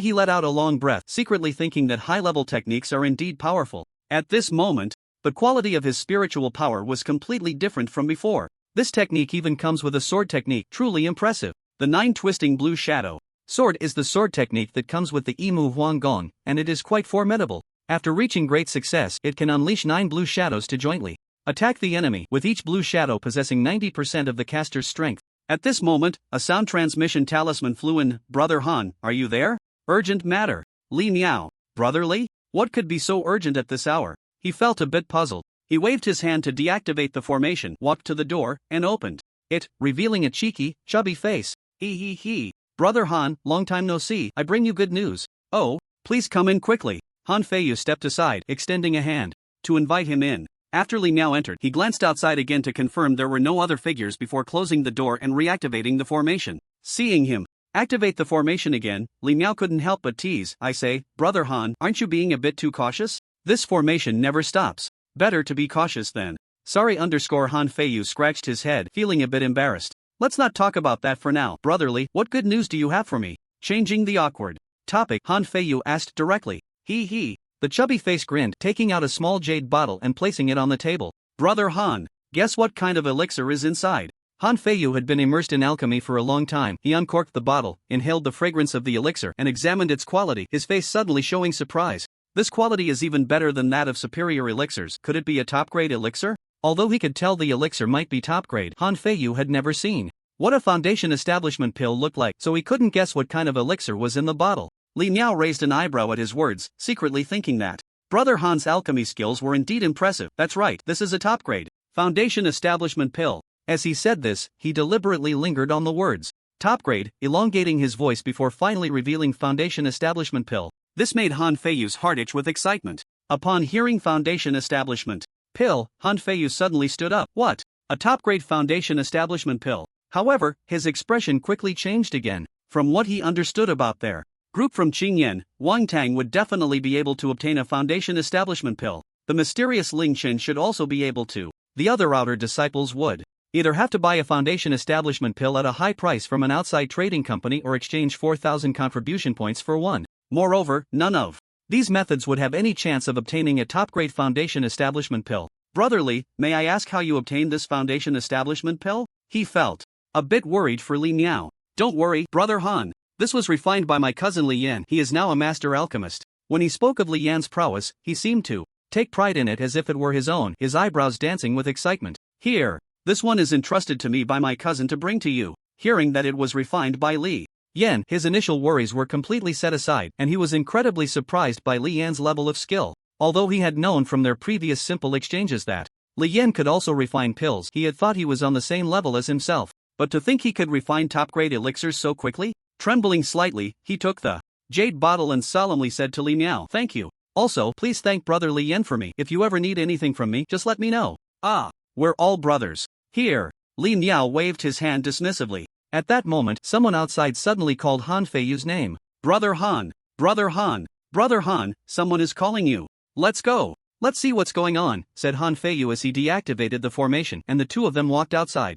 They ran into a somewhat effeminate-looking man, dressed in the outer disciples' uniform. This person was named Ouyang Long, one of Han Feiyu's few friends in the sect. Brother Han, you finally came out. Who is this beside you? Oh, let me introduce myself. My name is Li Miao, and I am a friend of Han Feiyu, said the chubby Li with a cupped fist. Ouyang Long returned the gesture. Nice to meet you. I am Ouyang Long, and if you are a friend of Han, then you are my friend too. After a few pleasantries, Ouyang Long got down to business. By the way, Han, don't you know Li Yan? You should go check on him. He got into a fight. What? My brother got into a fight? Before Han Feiyu could respond, the chubby Li Miao exclaimed in surprise. Let's go. We need to see what's happening. Ouyang, please lead the way. Han Feiyu looked at him seriously. All right. Nodding in agreement, Ouyang Long quickly flew with the two of them towards the Duxiantai, the place where disciples of the sect competed. During the flight, the two asked about the situation. Ouyang Long explained, I heard that a disciple at the 8th level of Qi refining has been infatuated with Wang Yan, but after being rejected multiple times, he saw Wang Yan coming out of Li Yan's residence today and was instantly filled with rage, challenging Li Yan on the spot.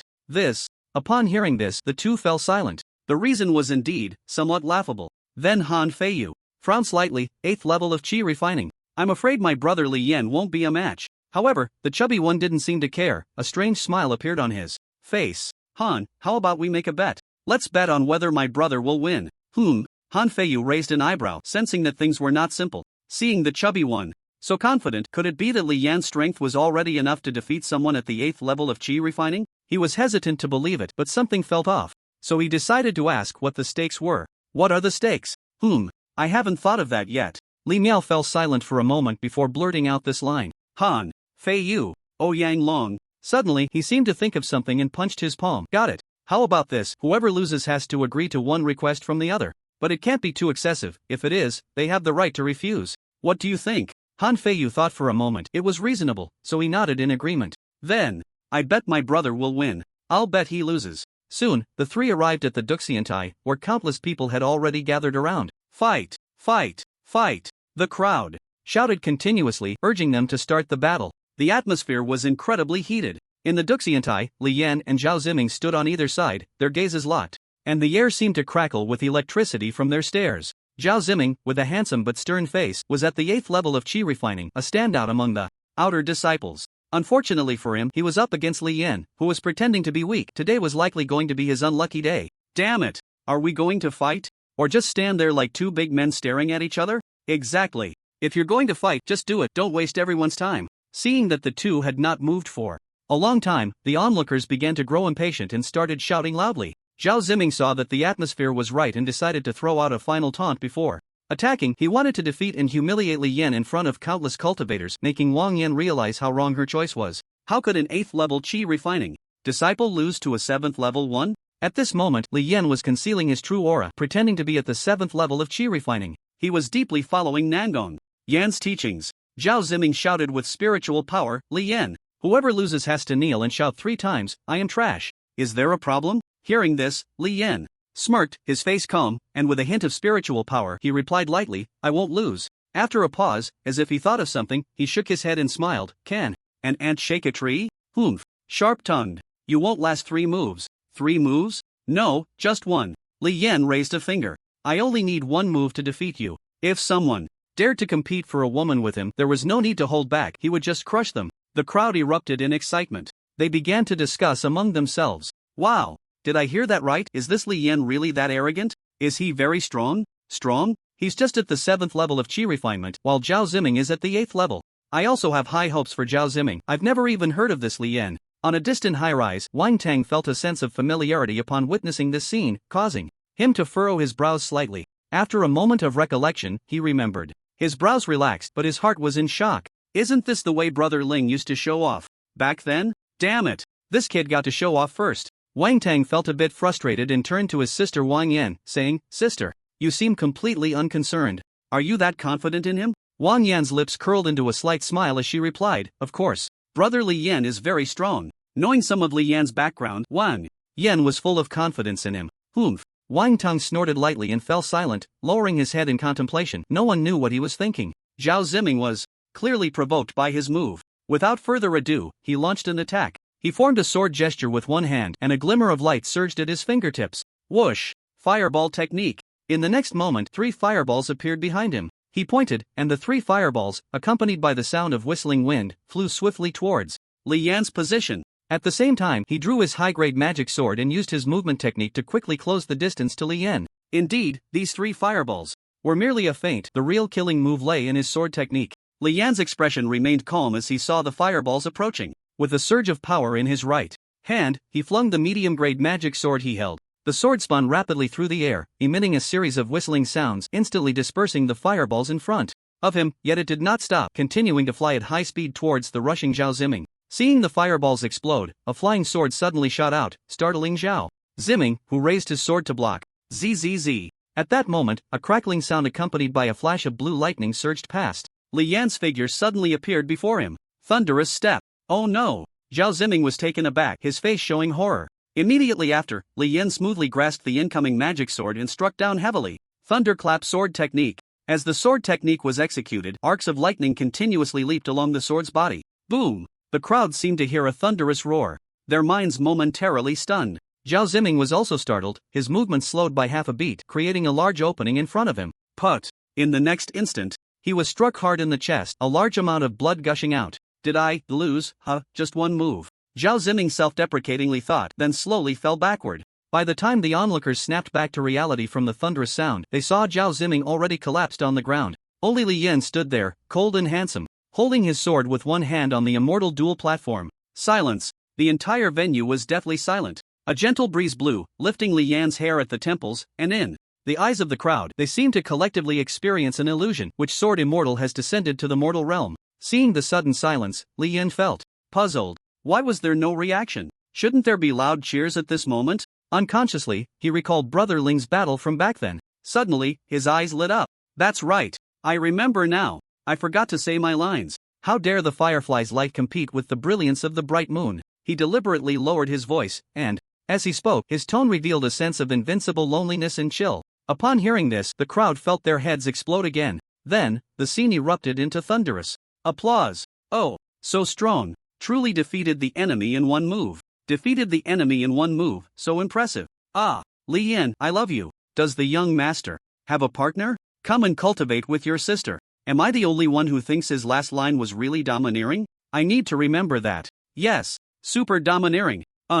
Indescribable feeling. In the distance, Wang Tang watched, his mouth twitching involuntarily, cursing Leen in his heart for being shameless, actually copying Brother Ling's words verbatim. Damn, so strong. Brother Han, brotherly. Your friend is too amazing. Especially that last sentence, it was simply overwhelming. At this moment, Yang Long seemed to have transformed into a little fanboy of Leen, his eyes sparkling like little stars. Han Feiyu, Li Miao, both fell silent. However, Han Feiyu was not at peace in his heart. He never expected Leen to be this strong. They had entered together, yet now the gap was so vast. After feeling frustrated for a while, he clenched his fists tightly, secretly spurring himself on. If it's slow, then let it be slow. His opportunities were not lacking, and there would always be a time for successful cultivation. Thinking of the 2 opportunities he had gained, Han Feiyu's heart was filled with fighting spirit. At this moment, Li Miao teasingly said to him, Brother Han, I won, don't forget. Han Feiyu turned to Li Miao and joked, got it, but your brother really loves to study. He. Yes. Li Miao chuckled awkwardly in response. After Zhao Ziming fell, a delicate-looking female cultivator, appearing somewhat refined, rushed over anxiously. Brother Zhao, she knelt beside Zhao Ziming, supporting him with both hands, calling out to him a couple of times. Seeing he didn't respond, she immediately fed him a high-quality pill. Placing her hand on Zhao Ziming's pulse, she found that his heartbeat was still there, just weak, and she immediately breathed a sigh of relief. She glared fiercely at Li Yan, then carried Zhao Ziming away. Li Yan didn't take it to heart. After all, he had spared his life. They weren't fighting to the death, so he naturally wouldn't take someone's life. However, this injury would be enough for him to lie down for 10 days or half a month. Li Yan stepped down from the fighting platform. Seeing this, Li Miao jumped up and waved at him. Spotting Li Miao and the others waving from a distance, he leaped over the crowd and arrived in front of them. Yang Long immediately stepped forward, eager to introduce himself. Hello, I'm Yang Long. The blood ignited by Li Yan had not yet cooled, making him appear somewhat excited, as if he were meeting his idol. Hello, I'm Li Yan. He nodded at him, then looked at the other 2 with his eyes asking who this person was. Han Feiyu stepped forward to explain, this Yang Long is my friend. Right. Yang Long chimed in with a smile. Bro, your lines are exactly the same. Li Miao raised an eyebrow and joked with Li Yan. Ha. He scratched the back of his head and laughed. Just as he was about to change the subject to skip over this, a clear and pleasant voice came. Brother Li Yan. The group turned to see a stunningly beautiful woman gliding towards them. It was Wang Yan. With a pure yet charmingly beautiful face, her clothes fluttered in the wind, like a fairy descending to the mortal realm. The onlookers, still gathered, also noticed this fairy. Wow, a fairy has descended. So beautiful. Could she be the female lead in the conflict? No wonder they fought so fiercely. She truly is captivating. Yener. Seeing Wang Yan flying over, Li Yan felt delighted and quickly stepped forward to embrace her as she landed. X1010 woo X1080. The crowd erupted in cheers. Again, causing Wang Yan's cheeks to flush red, feeling shy. Oh dear, these people are so annoying. Let's go quickly, Brother Li Yan. Okay. After saying this, the 2 quickly flew away from the scene, ready to find a nice place for some sweet moments together. This, Li Miao, Han Feiyu, and Yang Long exchanged glances, somewhat speechless. M's forceful display of affection was truly forgetful of loyalty. For a moment, the 3 fell silent, looking down as if pondering something. Forget it, let's go. 2 straight face. Han Feiyu was the first to break the silence. Zhu Jiao suddenly woke up, sitting up in shock. She had a nightmare, dreaming of being separated from her favorite junior brother Yi, never to meet again. It was just a dream. After waking up, she patted her chest, feeling a wave of relief in her heart. Then, she looked around but did not see Yi Tiange among her fellow disciples. Moreover, she noticed that the overall atmosphere seemed very gloomy. Could something bad have happened? A sudden jolt of unease struck her heart, and she had a bad premonition. Junior sister, you're awake. At that moment, Ling Yu walked over, revealing a painful smile. What's wrong? Everyone seems unhappy. Where is junior brother Yi? Seeing Ling Yu's demeanor, her bad premonition grew stronger, and she kept praying that things were not as she feared. In the Spirit Beast Mountain Range, the only bad things that could happen would be life and death separations. It was very common in the cultivation world for 1 or 2 disciples to die during sect trials. Upon her inquiry, Ling Yi immediately lowered his head, falling into silence. His silence only heightened Chu Zhao's anxiety. Just as she was about to urge him to speak, Ling Yi continued, I'm sorry, junior sister Chu, I couldn't protect junior brother Yi. He has perished in the jaws of a demon beast. After saying this, Lin Yu turned his head away, unable to look at Chu Jiao, while a tear slid down his face. Boom! It was as if a thunderclap had exploded in Chu Jiao's mind. Her eyes widened, but they were already devoid of spirit. She stood there in a daze, and after a while, 2 streams of tears began to fall from her face, soaking the muddy ground beneath her. No, it can't be. I don't believe it. She wiped away her tears and ran off to the side. Lin Yi, fearing she might do something foolish in her grief, quickly grabbed her. Junior. Sister. Where are you going? I'm going to find him. He won't die. Chu Jiao almost shouted through her sobs. Lin Ye's jealousy flared up again but was quickly suppressed. After all, Yi Tiange was already dead, and time would dull all pain. Without Yi Tiange, junior sister would surely develop feelings for him over time. Give it up. He's dead. Look at this. He took out a recording pearl and projected the image. At that moment, the other disciples also gathered around. As the projection ended, Chu Jiao crouched down, covering her face with her hands, already crying like a broken doll. Woo-woo. Senior sister. My condolences. I'm sorry, senior sister. Junior brother Yi only did this to protect us. Sigh, I didn't expect a late-stage Foundation establishment demon beast to appear so suddenly. Damn it. It's all our fault for being too weak. Xiao Wei clenched his fists and pounded his chest fiercely. His face was filled with grief and anger, gritting his teeth. One had to say, this wave was simply a gathering of all the best actors. By the side of Xianyu Valley, Yi Tiange spent 3 days successfully breaking through to the mid-Foundation establishment stage. He took out a dragon blood fruit that looked remarkably like a red heart dragon fruit, and without caring whether to peel it or not, he opened his mouth wide and swallowed it in a few bites. The juice burst on his tongue, and his eyes lit up. To be honest, it looks strange, but it tastes pretty good. Greater than over equal to, less than over equal to asterisk. As soon as he finished speaking, a surge of energy swept through his body, continuously washing through his limbs and bones. He suddenly hugged his abdomen. Ugh, so hot. So uncomfortable. Yi Tiange's entire body turned bright red, his face showing signs of pain. Gritting his teeth to endure, he knew this was a good thing, but he didn't expect the body tempering process to be so painful. After an unknown amount of time, the pain finally subsided, and Yi Tiange was drenched in sweat. He lay on the ground, letting out a long sigh.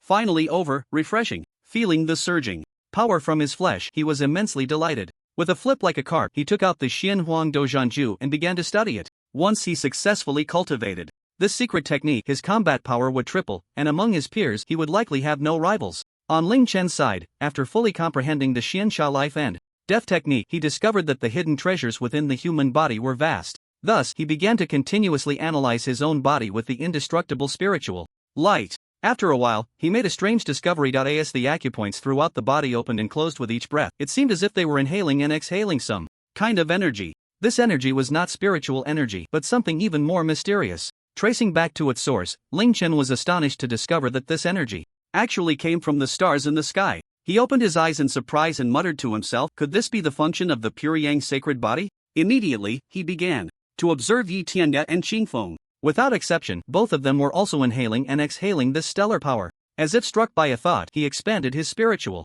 awareness and found that from cultivators to mortals, everyone was doing the same. At this moment, he understood in his heart the harmony of heaven and man. Humans and nature were responding and communicating with each other. The acupoints in the human body were absorbing the energy of the sun, moon, and stars to sustain life. This absorption was akin to how mortals needed to eat daily to replenish their nutrition. If mortals did not get sunlight for a long time, their bodies would deteriorate and even fall ill. It was the same principle. Just as humans must consume vitamins. However, the energy absorbed passively was too little, merely enough to maintain the balance of life systems, while cultivators, due to the supplement of spiritual power, found this weak nutrition to be optional. What would happen if I could increase the absorption of stellar power? With this thought, Ling Chen began to comprehend in that direction. Another 20 days passed, and Yi Tiange had initially learned the Xian Huang Dozhanju. Although he could not yet increase his combat power to 3 times, he could still enhance it significantly during battles. Meanwhile, Qingfeng was still in seclusion, attempting to break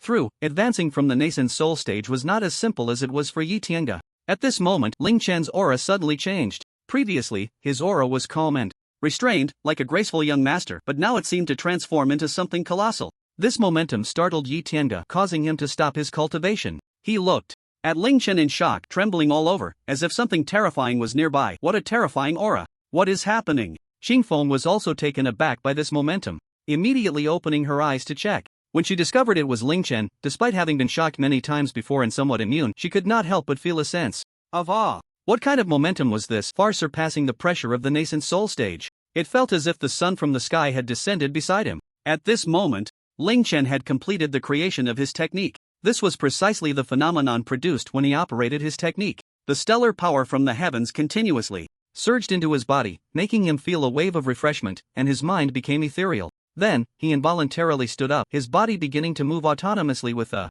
flow of stellar power. This was the automatic movement brought about by the operation of the stellar power through his acupoints. Ling Chen's body kept moving on its own, executing one action after another, as if practicing some unparalleled martial art. In the evening, the stellar power grew increasingly dense, forming a faint starlight around him. Suddenly, Xingfeng noticed something in the sky twisting and rotating. She looked up, her expression instantly turning to one of astonishment, as if witnessing a breathtaking spectacle. The stars in the sky were continuously rotating. Hiss! Xingfeng couldn't help but gasp. She could tell that Ling Chen was clearly practicing some extraordinary technique. Ling Chen appeared to be practicing martial arts, one movement following another. It seemed slow, yet flowed like clouds in water, highly enjoyable to watch. As his movements changed, the stars in the sky rotated accordingly, then stopped, repeating this cycle. The rotating stars in the sky resembled a galaxy cluster, looking both stunning and beautiful. Yi Tiange also sensed something unusual. He looked up at the sky and was instantly terrified, sitting down on the ground in shock.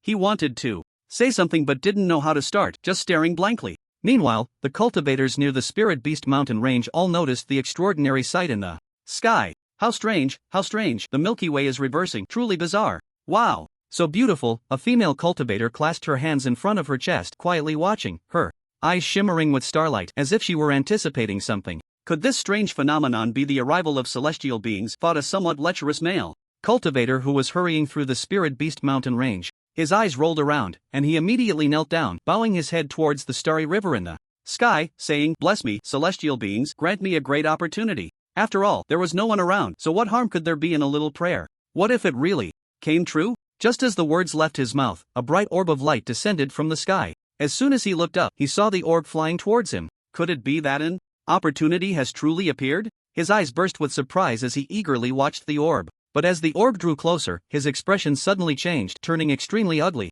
and he cried out in despair, "Oh no! A golden core demon beast, the blazing light bird?" He quickly got up, feeling a pang of regret as he pulled out a talisman to activate. "Damn it, I won't be superstitious anymore, I've really messed up this time." The talisman flashed with light, and he instantly vanished from the spot, disappearing without a trace. The approaching blazing light bird, seeing this person suddenly disappear, was left with a big question mark in its mind, standing there in confusion for a while. Sure. It let out a cry to the sky, seemingly unwilling, before turning and flying away. The scene shifted, and Ling Chen finally stopped his actions, the strange phenomenon in the sky returning to normal. He stood still, slowly exhaling, and opened his eyes, saying lightly, "The human body corresponds with the stars of the universe. This technique shall be called the Great Zhou Tian Star Technique." This Great Zhou Tian Star Technique was a method of physical evolution, absorbing the power of the cosmic stars to nourish the entire body until every cell became as powerful as a star. It is known that the human body contains 600 trillion cells. Just how strong would the body be then? He looked up at the sky, extended a hand, and twisted it towards the starry sky. The stars in the entire sky began to rotate in response, as if obeying his command. Ling Chen's lips curled slightly, feeling immensely pleased. Xingfeng and Yi Tiange watched the whole process, their hearts already numb. They even felt that Ling Chen had become an immortal. They had only heard of immortals being able to hold stars and manipulate the sun and moon, but had never seen it in reality. To them, Ling Chen's actions were no different from those of an immortal. With a wave of his hand, the river of stars reversed. "Master, have you finished your cultivation?" "Yes, a newly created technique. What do you think? Is it okay?" Xingfeng, Yi Tiange, both of them twitched at the corners of their mouths. "Is this what you call okay?" They wished for more of this kind of okay technique. Seeing their silence, Ling Chen realized that his unintentional display of superiority had struck them. He immediately raised his emotional intelligence and changed the subject. "How has your cultivation been going?" "Ha, senior. I've reached the mid-stage of foundation establishment, and after taking the dragon blood fruit, my physical body has greatly strengthened. And I've also initially grasped the Xian Huang battle technique." Yi Tiange blurted out his progress, like a child hoping for praise from his parents. Not bad, keep it up." Ling Chen nodded. To have initially grasped the Xian Huang battle technique in such a short time shows that his talent is quite good. After all, not everyone has his level of comprehension. Yi Tiange, who received affirmation, immediately beamed with joy. "Master, I have yet to break through, and need to meditate for a while longer." "Oh, that's fine. Cultivation becomes increasingly difficult as one progresses, so take your time." After saying this, he paused. for a moment, then waved his hand, duplicating a large amount of spiritual energy. In an instant, the entire space became misty, the density of spiritual energy so high that it began to turn into fog. Before long, the entire space was enveloped in swirling clouds, resembling a fairyland. What rich spiritual energy! Yi Tiange took a deep breath, saying with a look of delight. Xingfeng knew that this was Ling Chen's intention to help him break through, and his expression became one of gratitude. Master, thank you. You're welcome. Just cultivate well. She nodded heavily and sat down again to continue her unfinished breakthrough. Senior Ling, I will continue my cultivation too. With the rich spiritual energy around, Yi Tiange planned to keep practicing the Xian Huang Dozhanju. Ling Chen took out the fire crystal sand he had obtained not long ago, suspending it around his body, preparing to cultivate the heavenly fire battle armor. Don't underestimate this divine ability, although it is recorded in the burning heaven. Emperor's scripture during the chi refining stage, its power is growth-oriented, the stronger the user, the greater the defensive capability. Not to mention, Ling Chen was a collector. At heart, he couldn't let go of the thought of not refining it. Spiritual power surged forth, enveloping the fire crystal sand completely. The grains gradually melted into liquid, flowing into Ling Chen's body. As he operated his technique, the liquid from the fire crystal sand began to emit a flame-like glow. A day later, Ling Chen successfully refined the heavenly fire battle armor. With a thought, a stylish, form-fitting armor appeared on the surface of his body. The armor looked as if it was formed from flames, unlike metallic armor. Wearing it, Ling Chen exuded an otherworldly aura, resembling a celestial being. He clenched his fist and struck his body, feeling the strength of the heavenly fire battle armor. After a long while, he nodded in satisfaction and dispersed the fiery armor. This scene was naturally witnessed by Yi Tiange, who couldn't help but click his tongue in amazement. It seemed that his senior had so many tricks up his sleeve, and each one looked so cool. If only I could be as cool as my senior someday. He stroked his chin, lowering his head in thought, occasionally breaking into a silly grin. Another day passed, and the aura around Xingfeng began to change. Her presence grew increasingly intense, clearly on the verge of a breakthrough. The spiritual mist in the air rushed into Xingfeng's body, forming a vortex of spiritual energy at her center. Is she about to break through? Ling Chen murmured. Boom! Xingfeng's aura peaked suddenly, as if something had shattered. Then, her presence surged again. Mid-stage nascent. Soul, achieved. Ling Chen calmly observed everything, while Yi Tiange felt uneasy. He was just an ordinary mid-stage foundation establishment cultivator. The pressure from a nascent soul cultivator was not something he could easily bear. His whole body trembled involuntarily, like an animal encountering a terrifying predator. No, it was even more terrifying. Just as he was about to collapse, the newly advanced Xingfeng instantly retracted her aura. The immense pressure vanished, and Yi Tiange exhaled, weakly collapsing to the ground. So strong, another big shot. He hadn't expected that even the senior's servant possessed such strength. Master, I have successfully broken through. Xingfeng approached Ling Chen and slightly bowed. Ling Chen nodded and said, well done. However, you still need to keep working hard. Yi Tiange struggled to stand up and walked in front of the two, respectfully saying, congratulations to both seniors. With the closed-door training over, Ling Chen planned to return to the sect first. Yi kid, it's time to part ways. Let me take you to a nearby town, he said, looking at Yi Tiange. Sure, thank you, senior. Mentioning parting, Yi Tiange clenched his fist, his thoughts drifting to Lin Yi and the others, their devilish smiles flashing before him, making him grit his teeth. Yes, it was time to go back, to expose their hypocrisy. Tianfeng City, in a deserted alley. With a flash, the figures of Ling Chen and the others appeared. Well then, until we meet again, Yi Tiange. Ling Chen smiled and bid farewell. Goodbye, senior. Yi Tiange also smiled, saying his goodbyes. Ling Chen nodded. Whoosh! As soon as the words left his mouth, the figures of Ling Chen and Xingfeng vanished in an instant. Watching the place where they disappeared, Yi Tiange's thoughts began to drift. Senior, one day I will reach your level, he murmured, feeling a surge of ambition within. He was filled with longing for a powerful figure like Ling Chen. Coming back to his senses, he looked in the direction of the Qi Yan sect. Less than a month has passed, they should be nearing the sect by now. Humph! He snorted in anger, rising on his sword, transforming into a streak of light that vanished into the horizon. Xingfeng, you should stay in my ring for now, Ling Chen said to Xingfeng. Her presence as a great demon in the nascent soul stage would likely cause a stir among the higher-ups of the sect. Moreover, with the formation in place, outsiders couldn't enter directly. Ling Chen also discovered that there were hidden experts in the mid-nascent soul stage within the sect. If it were the previous Xingfeng, even if she concealed her aura after entering the sect, she would probably be detected by this expert, leading to unnecessary trouble. However, now that Xingfeng had also reached the mid-nascent soul stage, as long as she didn't actively reveal herself, the other party wouldn't notice. Alright. Xingfeng transformed into a streak of light and entered Ling Chen's ring. This ring was the one previously embedded in the trial ground, which he had modified using the laws of time and space.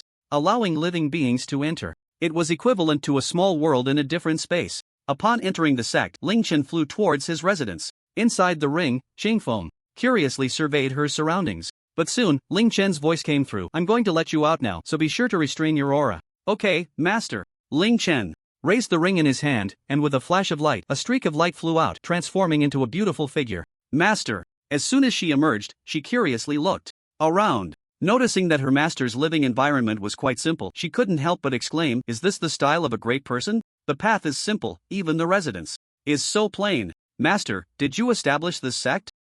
No. Then are you the sect leader or a supreme elder?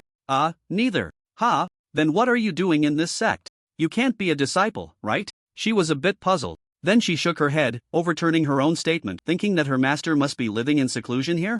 Ahem, let's not talk about that for now. Can you change your appearance? The feathers on your cheeks are a bit too eye-catching. This appearance feature would easily reveal her as a transformed beast to anyone with a bit of knowledge. Oh.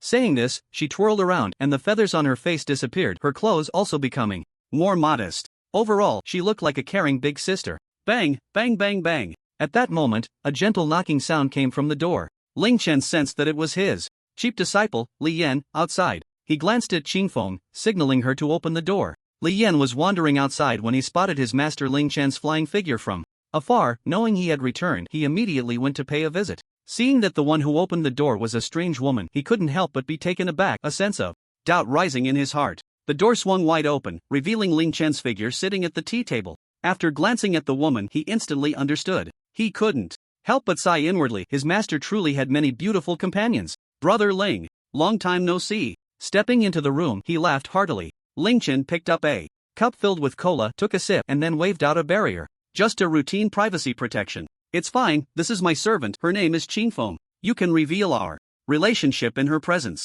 Servant? So she wasn't a beautiful companion? It seems he misunderstood. Nice to meet you, Sister Xingfeng. Although she was a servant, as a polite young man, Leen always treated others with respect. Xingfeng looked at Ling Chen, as if inquiring. This is my disciple, Leen. She showed surprise, not expecting her master to already have a disciple. But then again, considering he had lived for hundreds of thousands of years, it would be unusual not to have one. She carefully examined Leen, and found that although his cultivation was low, only at the perfected chi refining stage, his physique was exceptionally extraordinary. He seemed to carry a similar aura to her master. So he is the master's esteemed disciple. Xingfeng has met young Master Li. Since he was her master's disciple, she naturally wouldn't dare to be negligent. Sit. Xingfeng, you sit too. Ling Chen pointed to the seat beside him. Leen was the first to sit down in front of Ling Chen. Xingfeng then poured a cup of tea for himself and Leen before taking a seat. Master, you finally came back. Ling Chen glanced at him and said, it seems you have been practicing well during my absence.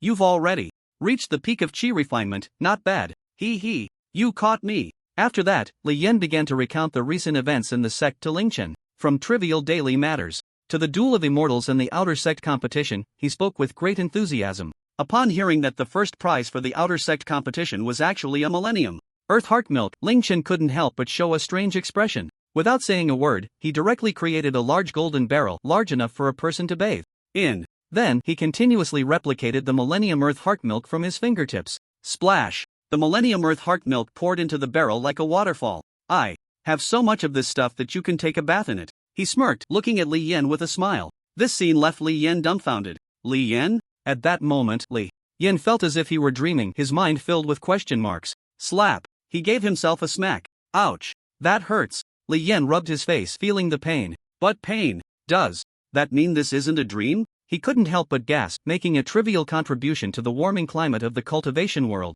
Wow! Husband, so much Millennium Earth Heart Milk! Nan Gongyan in the jade pendant was clearly shocked as well, unable to help but send a voice transmission to Leen. Why yes. Master, where did you get so much Earth Heart Milk? He questioned. The secrets of heaven cannot be revealed. Ling Chen smiled mysteriously. This whole barrel is for you, do as you see fit. Ha? All for me? Leen pointed at himself, somewhat incredulous. The first prize for the sect competition was usually given drop by drop, so why was it a whole barrel from Master? He had originally been confident about competing for those few drops of sect rewards. Unexpectedly, Master's generosity turned it into a barrel, making them all look like clowns. There was no point in competing, all he needed to do was cling tightly to Master's thigh. Leen was momentarily dazed, as if he had lost his soul. Seeing that he seemed a bit off, Ling Chen reminded him, disciple. Don't overthink it, these are all external things. Your own cultivation is what truly matters. Boom! This statement struck Li Yan like lightning in the night, pulling him back to reality. Coming to his senses, he shook his head and chuckled, yes, cultivation is what truly matters.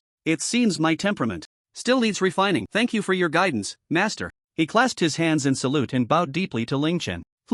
Ling Chen nodded, a satisfied expression on his face. By the way, master, there's one more thing. Please take a look at this and see if it's useful to you. Li Yan took out the blue-silver overlord technique and handed it to Ling Chen. He had never forgotten to contribute to Master's path of returning as a king. Therefore, he wanted to show Ling Chen anything good he found, hoping it could provide some insignificant help. Ling Chen curiously took the technique and flipped through it. He discovered that it was actually a method for cultivating a tyrannical body. He glanced at Li Yan and then at the jade pendant on his chest. Then he closed the technique. Unexpectedly, his cheap disciple was quite sensible. Since that was the case, he would give him a surprise later. He returned the technique, a mysterious smile on his face, and said, disciple, this technique is nothing special. Come to the back mountain tonight, and I'll let you see what true top-tier techniques are.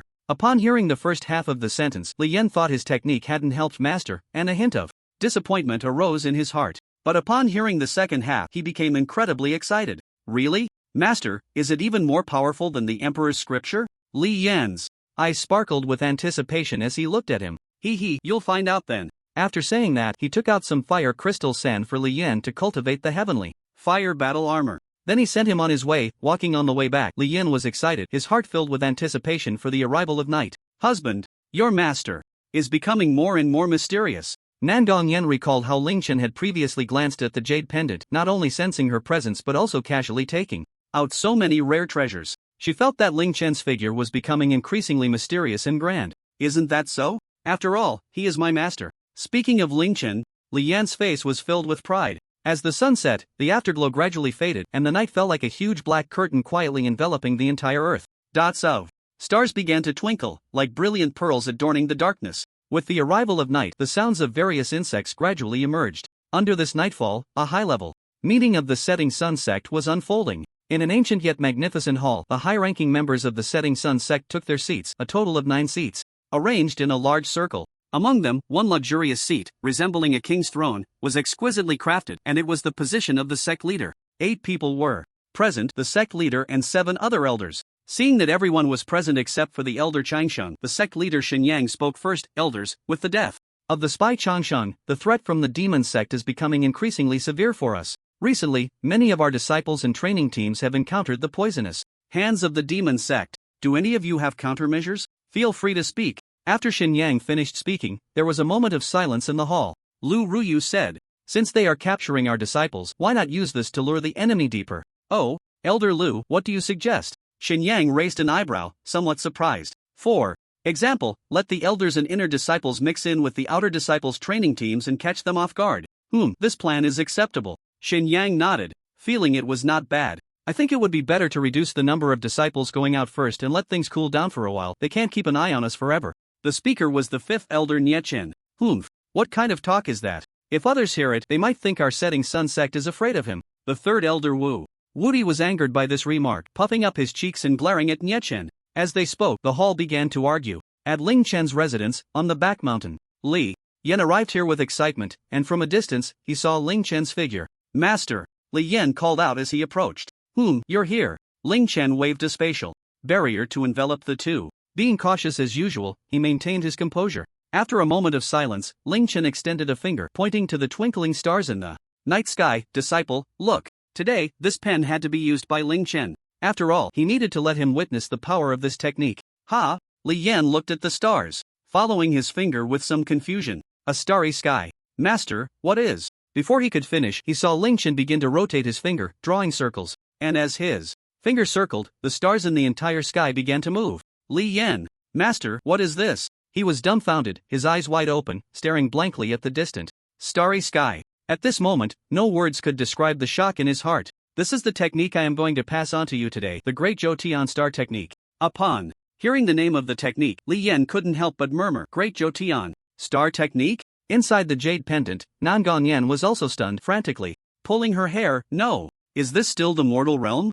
How could there be such a person? So, disciple, do you want to learn? Ling Chen stopped his movements, turned to look at Li Yan, and said with a faint smile. Li Yan, brought back to his senses by this call, immediately clenched his fist in excitement. I want to so much. You must never pass this technique on to anyone else. Yes, master. Li Yan replied seriously. At the moment when the galaxy flowed, the sunsetting sect was in an uproar. Countless disciples witnessed this magnificent scene, all marveling in awe. Hearing Li Yan's response, Ling Chen was not surprised. He extended a finger and lightly tapped Li Yan's forehead. Accompanied by a flicker of light from his fingertip, Li Yan felt a mysterious spell surge into his mind. Bang! As the spell entered his consciousness, Li Yan's spirit suddenly found itself in an endless void. Then, countless characters began to flicker, flying into the infinite expanse. In the next moment, the characters vanished, replaced by twinkling stars. The Great Jotian Star Technique. These few large characters suddenly appeared as if imprinted in his mind. The scene shifted, and Li Yan's spirit returned to reality, but the technique had already been transmitted. Feeling the knowledge of the technique in his mind, Li Yan felt as if he had cultivated the Great Jotian Star Technique for countless years, becoming incredibly familiar with it. He also naturally understood the terrifying aspects of this technique. Strong. Too strong. Not only could it absorb the power of the stars to temper the body, but it could also use the power of the stars to fight, making it incredibly versatile. Especially the last part, where his hundreds of trillions of cells were as strong as stars. Although it was the first time he had heard the term cells, he quickly understood that these were the building blocks of the human body. If he truly reached such a realm, how strong would his physical body be? He dared not imagine. He was afraid of being overly ambitious. After finally calming his emotions, Li Yan felt a surge of eagerness. He began to operate the technique. Whoosh! The starlight in the sky seemed to shine even brighter as he practiced the technique. Streams of star power were drawn to him. A faint layer of white light gradually appeared around him. This was a manifestation of the gathering of star power. As the star power circulated within his body, with each acupoint it passed, his physical body surged. Thump, thump, thump. Li Yan began to move his body like Ling Chen had before, flowing like clouds in water as he executed a set of moves. Then, in the sky, the starlight flowed once more. A wondrous sight appeared again. Hey, it's happening again. Look at the sky. Wow, it's so beautiful. The people of the sunsetting sect were once again astonished. At the same time, the elders who had just finished their meeting also noticed the anomaly in the sky. They were all horrified. A natural phenomenon. What does this signify? Ah, truly a time of many troubles. Wu Wudi stroked his long beard, feeling somewhat emotional. This scene was not only visible to the people of the sunsetting sect, many nearby also witnessed it. I want to join. Ling Chen sat cross-legged in meditation, his body unmoving, this automatic cultivation only occurring for those who were practicing for the first time. Moreover, he could now control the stars to stop spinning while cultivating. On the other side, Lin Yi and his companions had just arrived at the entrance of the Qi-Yin sect when they saw the galaxy swirling. Senior brother Lin, that phenomenon has appeared again, Xiao Wei reminded the pensive Lin Yi. Upon hearing this, Lin Yi looked up and indeed found it to be true. They had encountered such a phenomenon once before while on their journey. Let's go, it has nothing to do with us. Oh. Chu Jiao walked with vacant eyes, like a walking corpse, as if nothing could capture her attention. Soon, they arrived at the mountain of their own lineage to report the experience of this trial to their master, Du Shueshuan. The few of them, feeling anxious and downcast, approached the entrance of the main hall. Du Shueshuan was already waiting for them inside. She wore a light yellow robe embroidered with 100 phoenixes, her long white hair elegantly styled, looking extraordinarily noble. Although her hair was pure white, her appearance was that of someone in their 20s, exuding a noble celestial aura, and her cultivation level was the peak of the golden core. With their heads lowered, the group entered. Under the influence of their low spirits, the atmosphere in the space became incredibly oppressive. Du Shueshuan scanned each of them with her gaze, then frowned slightly. Why are two people missing? Where is Tian Gu? Upon hearing this, the heads of the group lowered even further, not daring to look at their master Wowo. At that moment, Chu Jiao burst into tears, throwing herself at Du Shueshuan. Through her sobs, she cried, Master, junior brother Yi, he's dead. Wowo, what? Her pupils widened in shock. What happened? Speak. She glared at Lin Yi, signaling him to clarify the facts. Lin Yi then recounted the entire fabricated story. After finishing, he knelt down, tears streaming down his face. Master, it's my fault for not protecting him well. I am willing to accept punishment. As he spoke, the other junior brothers also knelt down. Master, don't blame senior brother Lin, it's all our fault. If it weren't for senior brother Yi protecting us, he wouldn't have. Du Shueshuan remained silent for a long time before sighing. Alas, what a pity, such talent, cut short. In its prime, truly, heaven is jealous of the gifted. Tears glistened in her eyes, unsure if it was regret or genuine sorrow for Yi Tiange's death. Enough, everyone. Get up. After this perilous incident, you should all go back and recuperate for a while. Leave Jiaoer here, the rest can disperse. Yes, master. Everyone replied in unison. As a few people left, they still maintained their sorrowful demeanor, as if truly mourning for Yi Tiange. There's a saying that to deceive others, one must first deceive oneself. This is the self-cultivation of Lin Yi, the actor. Almost there. We're almost there. At this moment, Yi Tiange was still on his way, riding his sword. After an unknown amount of time, Zhu Jiao seemed to have cried herself out and lay motionless in Du Shuexuan's embrace, fast asleep, straight face, zzz. Tears had soaked both of their clothes, leaving Du Shuexuan feeling somewhat uncomfortable with the dampness on her chest. However, she couldn't bear to wake Zhu Jiao at this moment and had to let it be. She had watched Zhu Jiao grow up and had long regarded her as her own daughter, caring for her in every way. Now, seeing Zhu Jiao so heartbroken, she felt equally pained. Sleep. If you fall asleep, you won't feel sad anymore. She gently patted Zhu Jiao, unconsciously humming a lullaby. The next day, we're finally almost there. Yi Tiange saw familiar terrain and towns. Knowing he was not far from the Qi Sect, gritting his teeth, he swallowed a pill to replenish his spiritual energy and then increased his speed. He had been traveling day and night for several days, resting only when he could no longer endure. After taking a pill to replenish himself, he immediately continued on his way. Hard work pays off. He was finally reaching his destination. In the main hall, Zhu Jiao had slept on Du Shuexuan for an entire night. Upon waking, she still did not want to leave Du Shuexuan's embrace, as if only this could provide her with some comfort. After a while, Zhu Jiao spoke. Master, give me a forgetting emotion pill. I don't want to suffer like this anymore. Jiaoer, have you thought this through? If you take it, you will forget everything about him. At this moment, Yi Tiange was flying rapidly within the sect, still on his way. I've made up my mind, I want to take it. Zhu Jiao's beautiful eyes narrowed, looking seriously at Du Shuexuan. Du Shuexuan stared at her for a long time, realizing she was indeed serious, and slowly took out a jade bottle. Turning the bottle upside down, a green pill leaped into her jade hand. Is this the forgetting emotion pill? Zhu Jiao instinctively asked upon seeing the pill. Indeed. All the pain in the world can be resolved with forgetting. This forgetting emotion pill is meant to alleviate emotional suffering. Zhu Jiao slowly reached out, picked up the pill, and brought it to her lips. However, she did not swallow it immediately, her hand lingering at her mouth for a long time. Her gaze was dazed, as if she were recalling something. Then, she closed her eyes, seemingly having made a decision, slightly parting her lips to send it into her mouth. Master! Hearing this voice, Zhu Jiao's closed eyes suddenly widened. That voices, she could hardly believe her ears and quickly turned around to see the moment she saw the figure of the newcomer. Her heart, which had been as still as dead water, rippled once more. Junior brother Yi. Zhu Jiao's eyes were filled with surprise as she casually tossed the elixir and hurried towards the rushing Yi Tiange. Honor. Du Shuexuan was clearly also very shocked, and she quickly caught the elixir that was about to fall. She had thought that he was surely doomed to be taken away by the demon beast, but unexpectedly, he had miraculously survived. It was unbelievable. Yi Tiange was momentarily stunned. As he looked at his sister disciple running towards him in tears, he had originally come to report to their master. He didn't expect his sister to be here as well. Zhu Jiao threw herself into Yi Tiange's arms, her sobs mixed with joy as she choked out, "You're back." Seeing his sister in this state, he felt a mix of emotions, and a purple figure involuntarily surfaced in his mind. Then, his expression changed, as if he had made a certain decision, and his hands, which had been at his sides, moved to embrace Zhu Jiao's waist. I'm back. Feeling the strong hands behind her, Zhu Jiao was first taken aback, then she laughed happily. Du Shuexuan looked at the two embracing and also revealed a knowing smile. Once Zhu Jiao calmed down, Yi Tiange patted her awkwardly and said, "Sister, I still have to report to master." "Oh, okay." At this moment, Du Shuexuan walked over with a smile and said, "Honor, it's good that you're back safely. What do you need to report to me?" He stepped forward and respectfully bowed to his master before recounting his experiences in detail. After understanding the truth, Du Shuexuan's demeanor changed, her eyes filled with anger as she said, Good. I never expected that I, Du Shuexuan, would raise such a rebellious disciple. And those outer disciples under her name turned out to be a bunch of pests as well. I can't believe Ling Yu would do such a thing, it's truly despicable. No wonder I felt so tired that day. Zhu Jiao said fiercely. At this moment, she didn't even add the honorific for her senior brother. Not good.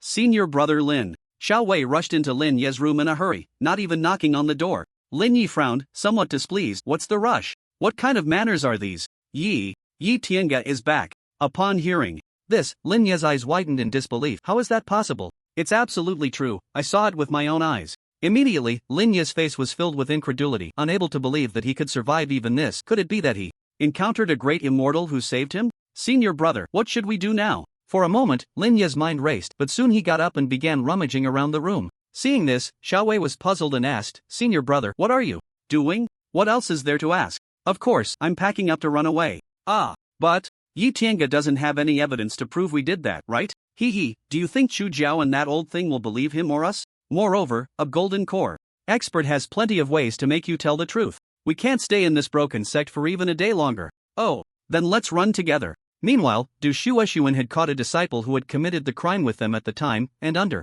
the pressure of the golden core expert, this disciple was terrified and honestly confessed, "I didn't want to either. It was all senior brother Ling Yu who forced me to do this." Humph. Slap. Seeing that the facts were indeed as such, Du Shuexuan was immediately furious and slapped him away several meters, leaving him on the ground, unconscious. "Honor. Don't worry, I will definitely give you an explanation." Saying this, she took Chu Jiao and Yi Tiange and flew towards Lin Ye's residence.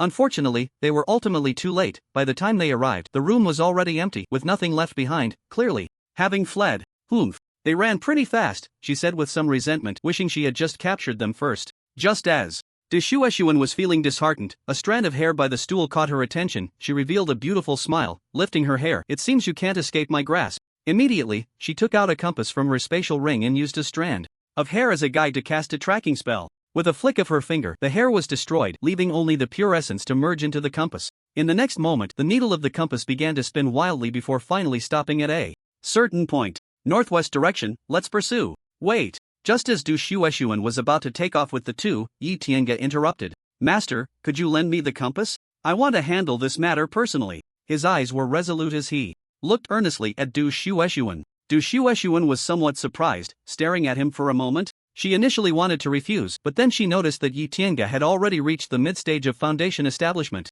After weighing it over, she ultimately agreed. "All right, I didn't expect your cultivation to have improved. I suppose Ling Yu won't be your match anymore. But still, don't be careless, be cautious in everything." Saying this, she took out a top-grade spirit tool from her spatial ring and handed it to him. The spirit tool was a jade pendant, which didn't look like a weapon for killing. Then, Du Shuexuan introduced, "This jade pendant is one of the twin jade pendants, a top-grade defensive spirit tool that can even withstand a blow from a golden core cultivator." She paused and added, "As for the other one, it's in Zhao's hands." The implication was clear, and Chu Jiao shyly lowered her head. Yi Tiange accepted it without hesitation. He had already made up his mind to accept his senior sister's feelings, and as for the other girl he admired, she was his childhood sweetheart from his hometown, and he hadn't seen her for years. He didn't know how she was doing. However, he wanted both. If it meant he would be a bit tired later, so be it. Glancing at his shy senior sister, he smiled nonchalantly. "Then I'll be off." Yi Tiange hadn't returned to the sect for long when he set off again on the path to hunt down Lin Yi. Du Shuexuan, on the other hand, began to deal with those who had aided Lin Yi. Her methods were swift and ruthless, instilling fear in everyone. All disciples involved in this matter had their cultivation abolished and were expelled from the sect, leaving them in a miserable state. "Senior brother Lin, where should we run to? How about going to my family? They definitely won't find us, and my ancestor is also a golden core cultivator who can protect us." "Oh?" Lin Yi looked at him in surprise, not expecting this kid to have such a background. After a moment of thought, he realized he had nowhere else to go, so why not? "All right, you lead the way." That night, after a day of travel, the two found a cave to rest for a while. "Having run this far, they surely won't find us," said Xiao Wei, who was quite optimistic, unlike the silent Lin Yi. After all, if worst came to worst, he could just return to his family. He had never revealed his family background in the sect. Going back would still be comfortable. At most he would just get scolded. Lin Yi, however, was not so fortunate. He was just a beggar picked up by Du Shuexuan when he was young, with no background at all. His dark experiences in childhood had led to the darkness in his heart today. "Damn it! Yi Tiange, why can't you just die properly?" Lin Yi suddenly shouted in the silence, his face twisted in rage, looking particularly terrifying. He startled Xiao Wei, who was daydreaming about a comfortable life back home, but he didn't dare to say anything. At this moment, Lin Ye's hatred for Yi Tiange had reached its peak. He even thought to himself that as long as he could eliminate Yi Tiange, he would not hesitate to pay any price, even his life. Just then, Xiao Wei seemed to have discovered something, excitedly pointing at Lin Yi. "Senior brother, look, there's something shining inside." "Ha!" Lin Yi came back to his senses and looked in the direction he was pointing, discovering that there was indeed a faint purple light flickering deep within the cave. "Let's go check it out." The two approached the source of the purple light and found a strange purple circle on the ground, resembling a small purple pond. The purple circle was somewhat transparent, and it seemed possible to see what was inside. "What is this? So strange." Xiao Wei wondered, having never seen anything like it before. Lin Yi picked up a small stone from the side and threw it in. The stone fell into the circle and disappeared straight down. The two used their spiritual sense to Shaken found that the stone had inexplicably vanished inside. Meanwhile, in a desolate land filled with rocks and lava, there were endless bizarre magical creatures. The creatures varied in strength, with the strongest reaching the nascent soul level. Yet, amidst this wasteland, there was a man. He effortlessly killed a magical creature at the early golden core level and dug out a purple crystal core from its head. Then he casually discarded the corpse. Suddenly, a small stone hit him on the head. What the hell? He looked up at the sky in confusion. The next moment, the purple circle came into view, filling his heart with surprise. A spatial passage finally appeared again. He hurriedly jumped up and flew straight towards the purple circle at high speed. Outside the spatial passage, Ling Yu and Xiao Wei were somewhat at a loss regarding this strange circle. Xiao Wei took out a long stick and poked it into the circle. Bang! A tremendous force suddenly came from the bottom of the stick, causing Xiao Wei to lose his grip and the stick to be flung away. Then they heard a voice curse. Damn! Who the hell threw this stick? A muscular man with a bare upper body suddenly jumped out of the purple circle. His long hair was casually draped over his shoulders, and his chiseled, resolute face was extraordinarily handsome. After cursing, he let out a furious roar. Ah, I'm finally out. As if releasing pressure, his aura erupted without any concealment. Peak golden core. The storm of pressure blew the two of them back, forcing them to brace themselves with their hands. The weaker Xiao Wei was blown several meters away, landing hard on the ground. Feeling this pressure, Ling Yu exclaimed, "What a strong pressure! At least golden core level." After venting, the mysterious man retracted his aura, allowing the two to catch their breath. Hee, it was you who threw the stone, right? His gaze sharpened as he stared at the two. We did not know you were here, senior. We only thought the circle was strange, so we tested it. Please don't take offense. Ling Yu broke out in a cold sweat at these words, fearing that the man might suddenly go on a killing spree. Judging by his aura, he didn't seem to have a good temper. As he spoke, he glanced at the purple circle again, only to find it had already disappeared. But he couldn't worry about that now. Preserving his life was the most important thing. Ha ha ha ha. The muscular man suddenly burst into laughter. Who said I would blame you? I should thank you. If it weren't for that stone you threw, I'd still be stuck in that hellish place. As a token of my gratitude, I can grant you one wish. Speak. Lin Yi and Xiao Wei exchanged glances, both feeling that the turn of events was too sudden. However, this also eased their anxious hearts. Moreover, they could have a wish granted. Lin Yi instinctively thought of Yi Tiange. Gritting his teeth, he said to the man before him, I do have an ungrateful request. I hope Senior can fulfill it. Speak. Please help me kill my enemy. Although Lin Yu was at the mid-foundation establishment stage, Yi Tiange had always held the upper hand over him due to his physique and high-level cultivation methods. Therefore, it was very difficult for him to kill Yi Tiange. Otherwise, he wouldn't have drugged him that night. Suddenly, a voice came from outside the cave. Lin Yi, you're hard to find. Hearing that familiar voice, Lin Yi's eyes lit up with surprise. Yi Tiange, you really don't take the path to heaven, yet you break into hell. He immediately said respectfully to the mysterious man, it's the person outside. Please, Senior, cripple his cultivation and hand him over to me. At this moment, Xiao Wei was also very excited. Originally, the two of them were like defeated dogs fleeing in despair, but suddenly the situation took a turn. Not only did they unexpectedly help a powerful figure, but they also gained a favor from him. Just so coincidentally, their enemy appeared right before them. The surprise came too quickly, making Xiao Wei somewhat unable to believe it. This series of experiences felt like a dream. He couldn't help but pinch his thigh hard, but the sharp pain told him this was not a dream. Hearing this, the mysterious man swept his divine sense and discovered Yi Tiange outside. His face suddenly froze, then a strange smile appeared. Alright, I'll help you right away. The mysterious man smiled coldly at Lin Yi. Lin Yi felt something was off about his smile, but he couldn't quite put his finger on it. However, the next moment, a sharp pain radiated from his dantian. The mysterious man's hand was already pressed against Lin Yi's dantian. Lin Yi couldn't help but spit out a mouthful of blood, looking at the mysterious man in confusion. You've crippled my cultivation. Why? The mysterious man revealed a mocking smile, looking at him with amusement. Because my name is Yi Wujie, got it? Lin Yi was taken aback. Yi, could it be? Hee, that's right. The kid outside is my little brother. Hee. Upon hearing his answer, Lin Yi fell into complete despair. His eyes lifeless, he lay on the ground, quietly waiting for death. Senior. Brother Lin, Xiao Wei was stunned by this sudden turn of events, feeling somewhat at a loss. He felt as if he were dreaming. No, this twist in reality was even more absurd than a dream. With a slap, he gave himself a hard hit. Ouch, that hurts. Oh, almost forgot, there's one more. He flashed a big grin at Xiao Wei. Seeing this, Xiao Wei's legs trembled, and in fear, he directly knelt down. Senior, it has nothing to do with me. I just hit Yi Tiange a bit. I know I was wrong, or I can let him hit me back. Kneeling on the ground, Xiao Wei kept bowing his head and begging for mercy. At this moment, Yi Tiange had also arrived at this place in the cave. Yi Tiange? What's going on? As soon as he entered, he saw Xiao Wei. continuously bowing and begging to a robust figure while Ling Yi lay on the ground, seemingly lifeless. Seeing that Yi Tiange had arrived, Yi Wujie immediately turned around, his eyes filled with nostalgia. Looking at the face of the person who turned around, Yi Tiange was first stunned, then joyfully shouted, "Brother? Ah, little brother, long time no see." Hearing the word brother, he felt as if he had returned to 10 years ago. Although Yi Tiange had changed a lot compared to his childhood, he still recognized him at a glance. After a long separation, the two brothers couldn't help but embrace each other. "Brother, where have you been all these years? They all said you were dead."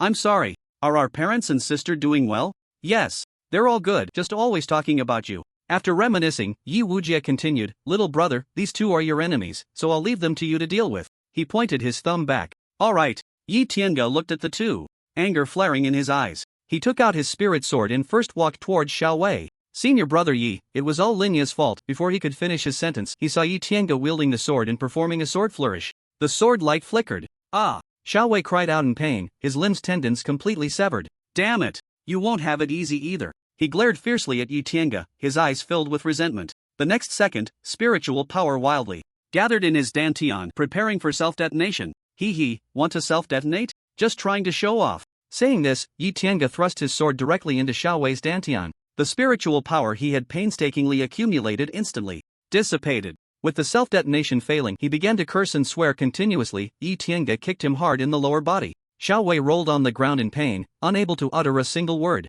Blood soaked his pants, seeping out. "Ha! What's wrong? Can't take it? Back then, there were so many of you beating me up together." Yi Tiange looked at him with a mocking expression. Then, he rolled his eyes and fainted from the pain. He then approached Lin Yi, who was lying down, and kicked him over with force. His eyes were hollow, as if his soul had already departed. Another hard kick aimed at his lower body. Only then did Lin Yi cover himself in pain and roll around. Just like Xiao Wei, Yi Tiange disabled all his limbs. Then, one foot stomped down like a pile driver, crazily trampling him. Ah. Lin Yi cried out in agony, drenched in sweat. "You should taste the suffering I went through back then." Finally, he got tired of kicking and stopped. The thoughts are clear now." He raised his sword again, ready to end his life. "Do you regret it?" Yi Tiange said. "It's just the victors and the vanquished." With a swipe of the sword, Lin Yi's body was instantly severed. Lin Yi fallen. He then walked over to Xiao Wei and delivered a horizontal slash to his neck. Clang! A faint light shield suddenly appeared around Xiao Wei, blocking his attack.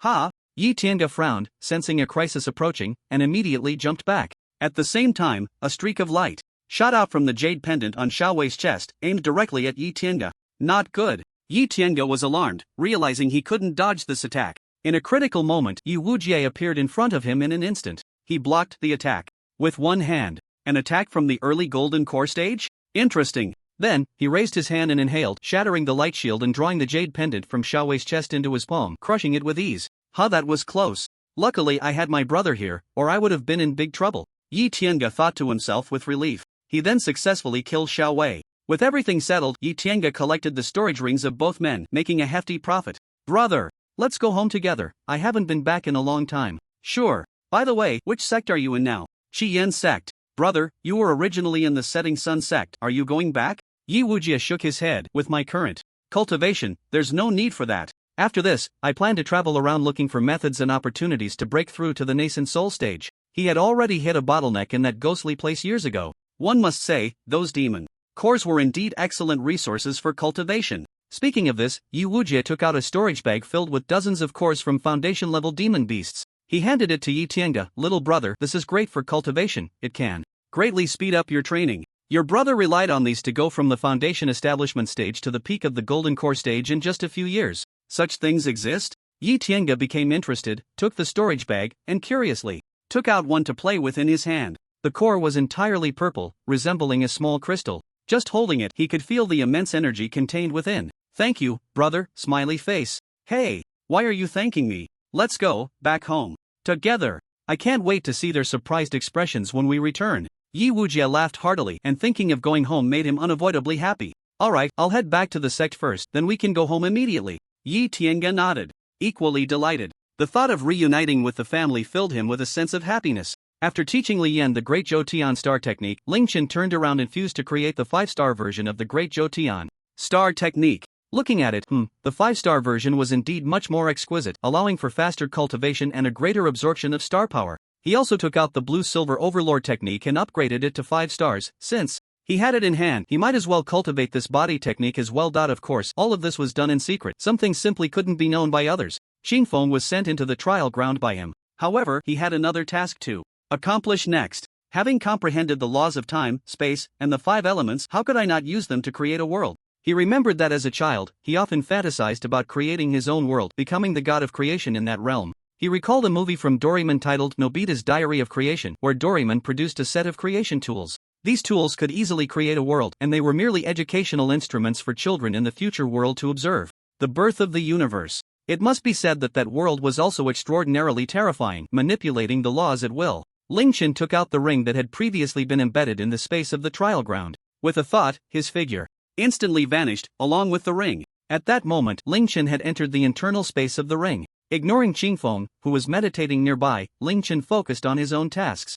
Big. He wielded the laws of time and space, infinitely expanding the space. After half an hour of this operation, he had no idea how much the space had actually expanded. Then he stepped out, arriving outside the trial space, and invoked the 5 elemental laws: metal, wood, water, fire, and earth. The powers of the 5 laws surged through the space. Soil, life. Minerals, life. He mixed the soil with various minerals and shaped them into a large sphere, roughly the size of Earth. Then he generated a large amount of water, forming lakes, rivers, and a vast ocean. The laws of life and wood were invoked, causing various trees and plants to spring forth from thin air. Unfortunately, animals could not be created with the current laws of life. Ling Chen speculated that perhaps one needed to reach the level of the Great Tao to create sentient life from nothing.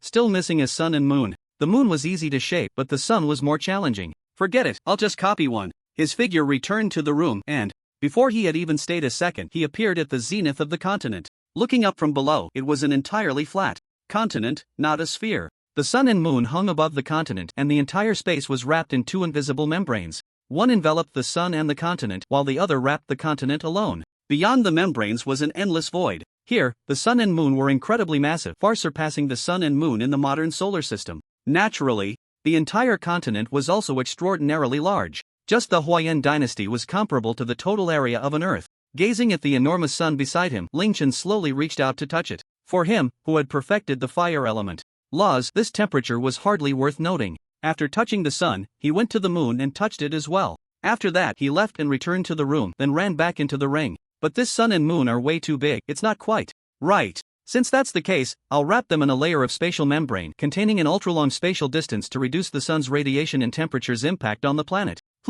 That's the plan. Let's do it this way for now. Ling Chen waved his hand, creating a layer of spatial membrane that enveloped the entire planet. Then he copied the sun and moon and placed them in the sky. With the sun's illumination, the entire space was no longer dim. With another wave of his hand, vast amounts of spiritual energy filled the planet. From now on, this world shall be called Lingjie. Yes, the ring would be called the World Ring. Now the entire world was his cultivation ground, who would still be cultivating in that broken house. Next, Ling Chen placed the trial ground on the planet and then found a picturesque location to build a large villa. As for the furniture, he would have to buy it later. For now, he could use wood or marble to do some decoration and make simple chairs and such. Ling Chen arrived at the wooden terrace, with a waterfall not far away. Listening to the sound of the waterfall flowing into the lake and gazing at the distant green mountains and clear waters, one feels a wave of tranquility. Taking advantage of the beautiful surroundings, he sat down and took out a large amount of 1,000-year-old earth core milk, drinking it like a beverage, one bottle after another. 1,000-year-old earth core milk. Let me see your limits. As the energy of the earth core milk entered his dantian, it began to wash over him continuously. Each impact expanded his dantian's capacity a little more. He didn't know how long it had been when he slowly opened his eyes. The effects of this earth core milk are indeed mysterious. Ling Chen couldn't help but exclaim. At this moment, his dantian capacity had increased to 5 times its original size. However, it seemed he had developed a tolerance, and drinking more would no longer have much effect. It appeared that 5 times was the limit of the earth core milk. It's nothing much. If this were to be heard by other cultivators, they would probably be so furious they would spit blood. This was a full 5 times. Not to mention they didn't have as much earth core milk to consume. It was likely that apart from Ling Chen, no one else could determine the limits of the earth core milk. Next, he practiced the blue-silver overlord technique. After taking a glance, he noticed that the initial practice required some auxiliary materials. None of them were rare, he had most of them, and as for the others, I'll go exchange them at the Sect. I just happened to need to submit a previous task. His contribution points seemed to still be 1,400, and the reward for this task was 900 points. Soon, after several days, Ling Chen once again arrived at the task hall. He walked straight to the long table in the task hall where an old man was holding several books, seemingly checking something.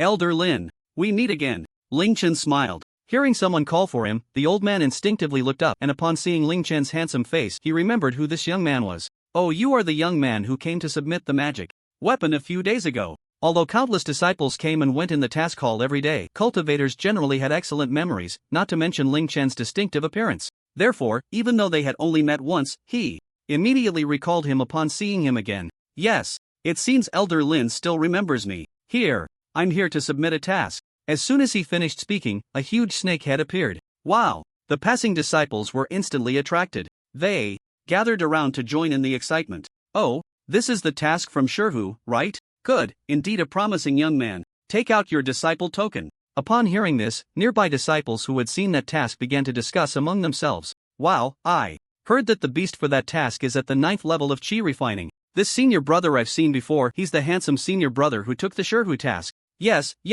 I still remember his graceful footwork. To be fair, he is indeed handsome. Ling Chen took out his disciple token and handed it over. After Elder Lin received it, he added, the snake eyes and snake skin can be recycled. Do you want to keep them? Ling Chen shook his head, indicating that the items were too worthless. Recycle them. Alright, a total of 1200 points. Elder Lin fiddled with it, and Ling Chen's contribution points increased by 1200. Thanks. Elder Lin nodded in acknowledgement and then went back to his own business. After receiving the token, Ling Chen once again used his footwork, leaving gracefully amidst the exclamations of the disciples. Today, he showed off a bit again. Qianchao Pavilion. This should be it. Upon entering Qianchao Pavilion, Ling Chen found the manager and inquired, hello, I would like to exchange for fire spirit grass, gold and silver grass, and immortal root. Do you have any left? The manager was a middle-aged woman, and upon seeing Ling Chen, she immediately became enthusiastic.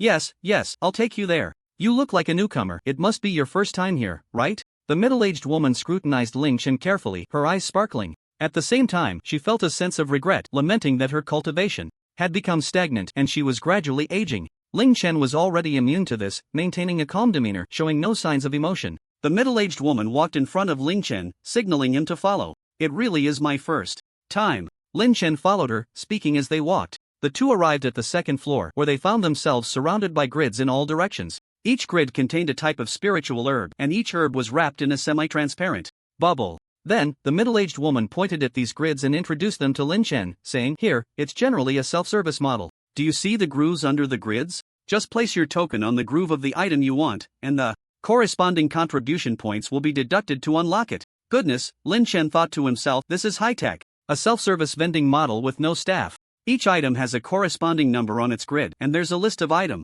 numbers posted on the wall at the entrance. You can just look it up yourself. Alright, thank you. I'll head down first. Just call me if you need anything. After saying that, the middle-aged woman returned to the first floor. Ling Chen quickly found the materials he needed. They weren't expensive, totaling only 400 contribution points. The token balance was 2002. With all the materials purchased, Ling Chen returned to his residence and swiftly entered the Ling realm. Arriving in the bathroom of the villa, it was time to process these materials. Ling Chen, in a rush, took out the basic principles of alchemy and quickly studied it. Of course, he didn't actually intend to refine pills, he just wanted to see how to extract the medicinal properties of the herbs. With his extraordinary comprehension, Ling Chen grasped the principles of alchemy in no time. He tossed all the materials into the air, various spiritual herbs hovering above. Feeling that it still wasn't enough, he replicated each material 10 times. Flames ignited, enveloping the herbs, while Ling Chen infused them with spiritual energy. As long as he controlled the heat well and maintained the right temperature, he could do without an alchemy furnace. This was alchemy done out of thin air. Soon, all the materials gradually melted, the effective parts merging into a pool of liquid, while the ineffective parts turned to dregs, which Ling Chen set aside. The resulting liquid was a silvery blue color. He placed this large mass of silvery blue liquid into a wooden bathtub, removed his clothes, and stepped in. Sitting cross-legged in the tub, it wasn't long before the medicinal properties were gradually absorbed by his body. Ling Chen quickly operated the blue-silver overlord technique, utilizing the medicinal power for cultivation. An hour later, the original silvery blue liquid in the tub had lost its color.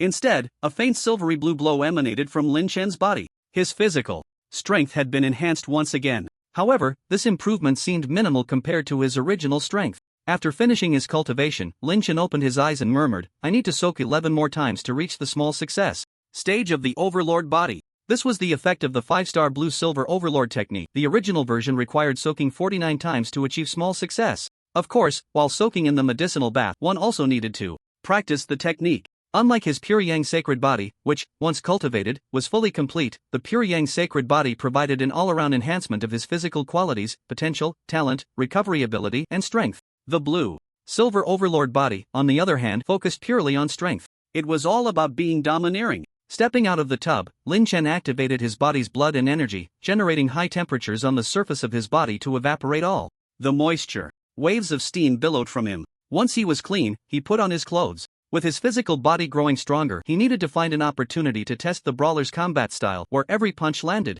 His enemies were always defeated in an instant, and he was starting to feel a bit bored. Next, let's improve my cultivation level and work hard to form a core. But having just finished cultivating, I should rest for a bit. Xingfeng, come over and give me a massage. Senior sister, you're out of seclusion. Li Qingwan exclaimed in surprise, her little mouth involuntarily curling up, the joy in her brows unmistakable. I successfully broke through to the peak of foundation establishment. Lan Yudi nodded, then patted Li Qingwan's head. He. Li Qingwan didn't shy away, like a little cat, closing her eyes in enjoyment. I remember the outer sect competition is about to start this year, right? Yes. In 3 days. By the way, how are those disciples we sent in doing? Li Qingwan's big eyes rolled around, and she instantly understood her senior sister's thoughts. You mean Ling Chen? He's doing well. Just that we can never see him. She suddenly blurted this out, leaving Lan Yudi momentarily stunned. After she reacted, she angrily tapped Li Qingwan on the head and said, what about the others?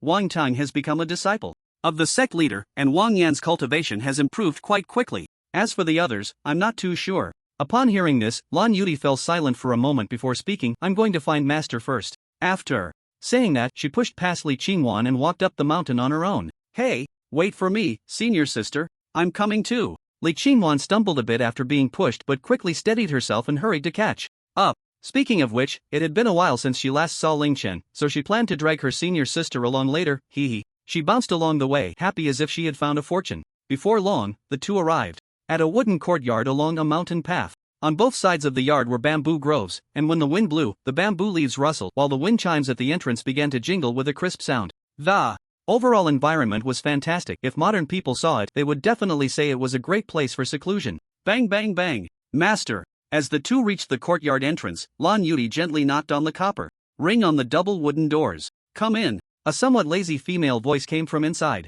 Listening to this voice, it seemed as if the owner had not yet woken up. Master must be sleeping again, Li Qingwan covered her mouth and giggled quietly. Lan Yudi shot her an annoyed glance, thinking she was talking nonsense. The double wooden doors opened on their own, and the two walked in. The first thing that caught their eyes was a path, paved with countless different types of pebbles. The sliding doors inside the courtyard were wide open, adorned with bamboo shadow carvings, showing that the owner of this courtyard loved bamboo very much. Inside the sliding door, a delicate figure sat upright on a cushion, her long hair tied up with a simple black wooden hairpin, revealing her fair neck. Greetings, master. The two respectfully bowed to the figure's back. Bai Yuling responded, then her seated body turned 180 degrees in midair, facing Lan Yudi and Li Qingwan. She had an exquisite face, with willow-like brows and beautiful eyes that resembled shimmering autumn waters, yet revealed a hint of laziness. Her delicate nose was prominent, and her lips were naturally red, with a faint beauty mark at the corner of her mouth that was like the finishing touch on a painting. But a small droplet of saliva at the corner of her mouth broke the beauty of the scene. What brings you here?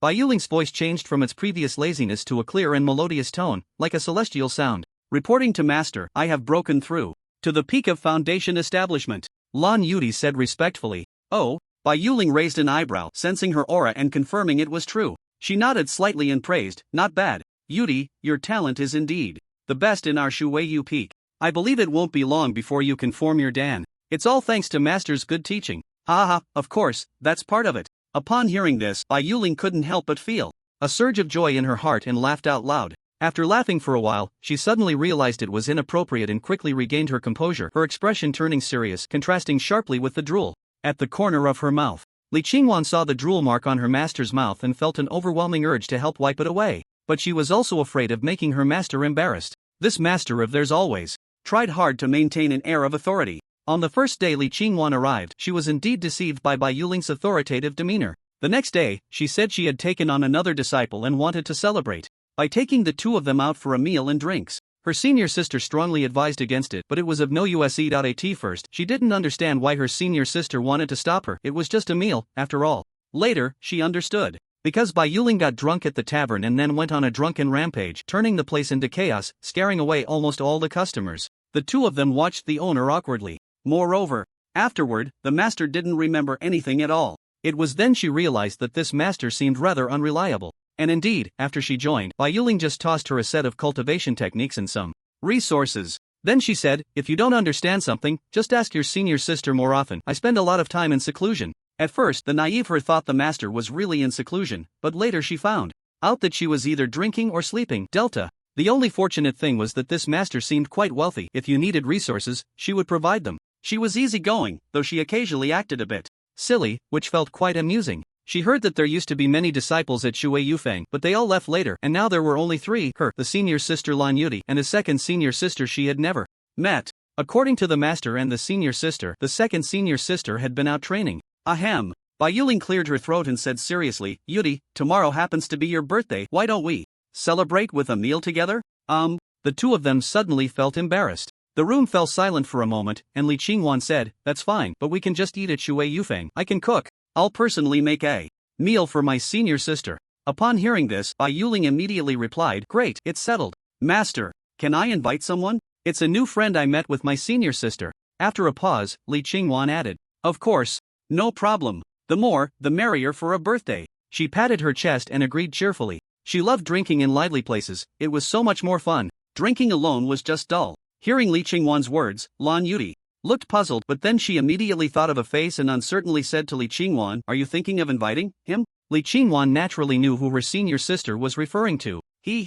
Of course, it's him. But since the master said the more, the merrier, I'll invite a few more and bring Wang Yan and the others too. What? What's going on? Ling listened to their conversation and felt something was off, instantly igniting her curiosity, disregarding any sense of authority. Cough. It's nothing, master. We're leaving now. Seeing Ling start to ask questions, Lan Yuti quickly interrupted. She shot Li Qingwan a glare and pulled her away quickly. TCH. Boring. Once the two had left, she felt even less inclined to pretend, sprawling out on the mat. Then she took out a yellowed book, the cover reading The Overbearing Immortal Emperor Fell in Love with Me. She opened it to the dog-eared page, reading while letting out a silly laugh. The author of this book is really something. It's so good. If she ever met the author of this book, she would definitely reward them with 1,000 spirit stones without a second thought. Senior sister, let's go call junior brother Ling. Okay. Soon, two beautiful figures descended from the sky in front of Ling Chen's little shabby house, like fairies coming down to earth. Just then, Ling Chen had just finished his training and returned to his little house.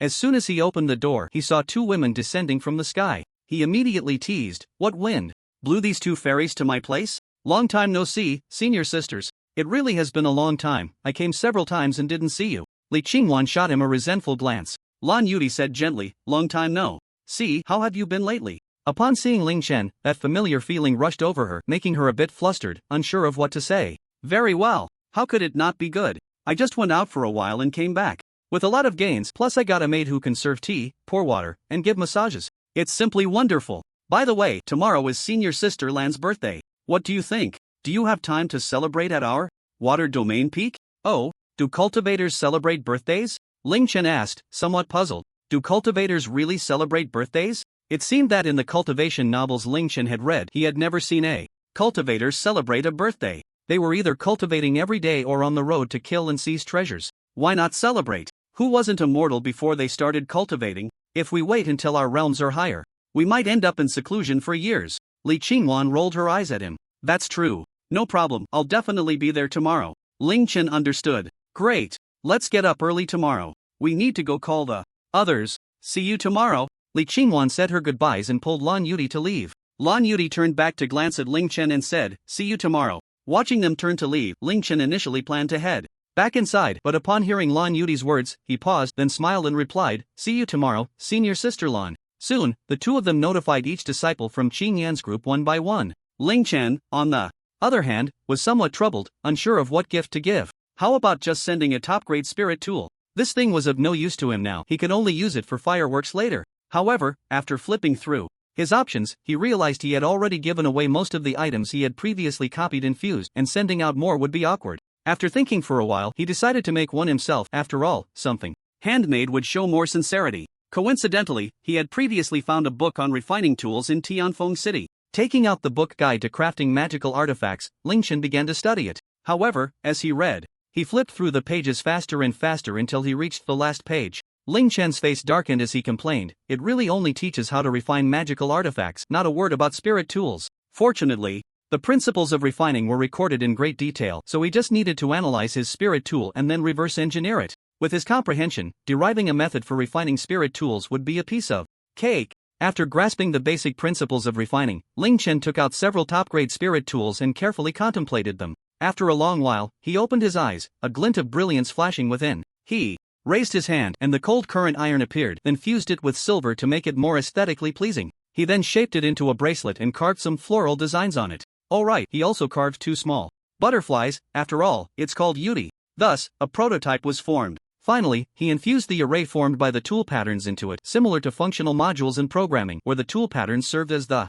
programming language. Depending on the refiner's mastery of the tool patterns, they could add functions that matched the prototype materials. Therefore, not just any function could be added randomly. If the materials were poor, they simply couldn't withstand it. If one wasn't careful, the entire prototype could be ruined. The materials of the prototype and the construction of the tool patterns would directly affect the final quality and power of the finished product. According to Ling Chen's predictions, this material could at most be refined into a mid-grade spirit tool. However, for Ling Chen, that was no big deal. He could just copy and fuse it to make it top grade.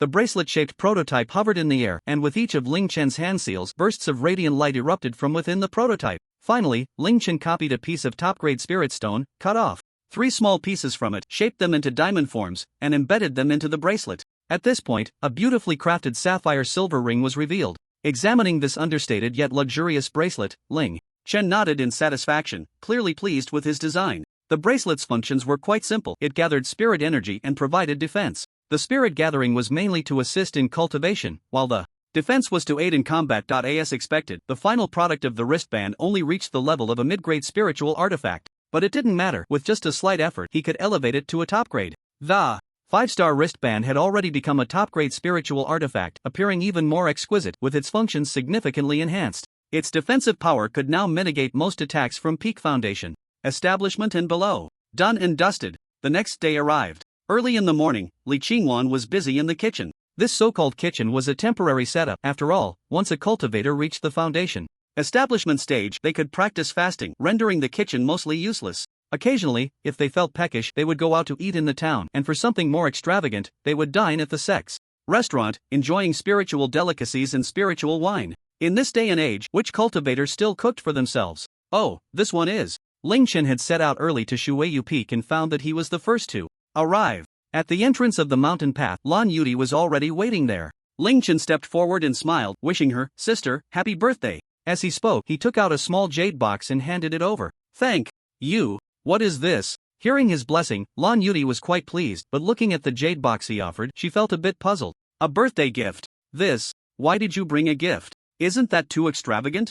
Lan Yudi was shocked. "Ha? Isn't it normal to give a gift on someone's birthday? Why are you so surprised?" Ling Chen was a bit confused. Could it be a difference in customs? The next moment, his thoughts were confirmed. Lan Yudi shook her head with a helpless smile. "I've never heard of giving birthday gifts for birthdays." Well, that was indeed surprising. "So how do you usually celebrate birthdays?" Ling Chen became interested. "We just have a meal together to celebrate? Oh, our customs are a bit different. Back in my hometown, we usually give birthday gifts." Upon hearing this, Lan Yudi was puzzled again. "Isn't your hometown Qingyan City? How could the customs be different?" "Not really, I just traveled around and happened to pass through Qingyan City and coincidentally met the Falling Sun Sect recruiting people." Mentioning his hometown, Ling Chen's thoughts seemed to drift back to earth, making him feel a bit nostalgic. "I see, but since I brought it out, you should accept it. I specially customized it for you. This, all right." Lan Yudi felt a bit reluctant to refuse after hearing Ling Chen's words, so she accepted it. Looking at the exquisite jade box, she was curious about what was inside. The two chatted idly, opening up the conversation, and the more they talked, the more they clicked, unknowingly becoming increasingly familiar with each other. Afterward, the rest of the group arrived one after another. Everyone offered their blessings to Lan Yudi, then walked over to Ling Chen. Wang Tang said, "Ling brother, it's been a long time, I've missed you. I heard you went out to train recently." "Oh, just took a task and happened to stroll around outside." Ling Chen waved his hand. "Speaking of which, Wang brother, your cultivation has really progressed quickly. At this point, Wang Tang had already reached the peak of chi refinement, almost on par with the ever-advancing Li Yan. This showed just how fast the cultivation speed of a single spiritual root could be. Haha, not bad, not bad. On the way, Wang Tang had been wondering if his cultivation had caught up with Ling Chen. Unfortunately, he couldn't sense Ling Chen's cultivation at all. This indicated that he still had a long way to go. Instead of feeling disheartened, a strong fighting spirit ignited within him. With Ling Chen's ability to control his aura, unless one was a nascent soul cultivator, it was impossible to detect his true cultivation level. After chatting for a while, they followed Lan Yudi to Bai Yuling's residence. Upon arriving at the courtyard, everyone felt a serene atmosphere enveloping them. As if anticipating the arrival of guests, a gentle breeze blew, ringing the wind chimes at the entrance. The gate of the courtyard was not closed. As they arrived at the entrance, they saw a stunning woman sitting gracefully on a mat at the door, her eyes closed. It was their first time here, so Lan Yudi extended her hand to introduce, "This is my master, Bai Yuling." Upon seeing her, everyone immediately clasped their fists in salute and respectfully said, "Greetings, Senior Bai." Come in." Bai Yuling opened her eyes and nodded slightly. Her gaze swept over the group and finally settled on Ling Chen's face. Where did this handsome guy come from? She was shocked by Ling Chen's looks, but on the surface, she maintained a calm expression. Suddenly, she recalled the conversation from yesterday between Lan Yudi and Li Qingwan about him. Could they be referring to this person? She instantly had a strong premonition. The house was quite spacious, and the reception room could easily accommodate all 8 of them, with Li Qingwan busy in the kitchen. Since they had some free time, Ling Chen decided to lend a hand in the kitchen, curious to see how cultivators cooked. His own cooking skills were decent. After all, he had lived alone since his parents passed away, so he had to know how to fry a few dishes, right? As soon as Ling Chen entered the kitchen, he saw various pots, bowls, and utensils flying around in an orderly manner, as if invisible spirits were helping with the cooking. Of course, there were no spirits, it was just a little trick of the cultivators. Noticing Ling Chen's arrival, Li Qingwan paused her busy hands holding the spatula and tilted her head, asking, "What are you doing here? I wanted to see if you needed help. I can cook a bit too, but it seems you don't need it." "Don't worry, I'm quite capable. Just a few more dishes to go." She confidently patted her chest. When Ling Chen returned to the reception room, he heard Bai Yuling chattering away, her little mouth like a machine gun that wouldn't stop. It caught everyone off guard. They hadn't expected her to go from being a dignified elder to this. But it had to be said that Bai Yuling's easygoing demeanor completely eased the tension among them. With the presence of this senior from the sect, they had been hesitant to speak freely, but now that her true nature was revealed, the atmosphere became harmonious. "It seems that Yudi's and Xingwan's master is quite nice," Ling Chen murmured to himself. The others shared the same thought. Wang Yan exclaimed, "What? Brother Ling gave you a birthday gift?" Bai Yuling was even more shocked upon hearing this. "A token of love? It must be a token of love." "Master, what nonsense are you talking about?" Lan Yudi was so embarrassed by her words that her cheeks flushed, but at the same time, she couldn't help but glance at Ling Chen. Ling Chen could only facepalm, feeling that these people were being a bit exaggerated. He couldn't help but voice his thoughts. "It's just a gift, isn't it? You all are overreacting." At that moment, Li Yan leaned in closer and whispered to him, "Brother Ling, when it comes to gifts exchanged between young men and women, it definitely means they are a couple." "What? There's this kind of reasoning?" Ling Chen was taken aback, feeling powerless to retort. How should he put it? It felt like the cultivation world was both open and feudal. At this moment, Bai Yuling chimed in, "Yudi, hurry up and open it. I'm dying of curiosity." Wang Yan nodded excitedly in agreement. Yes.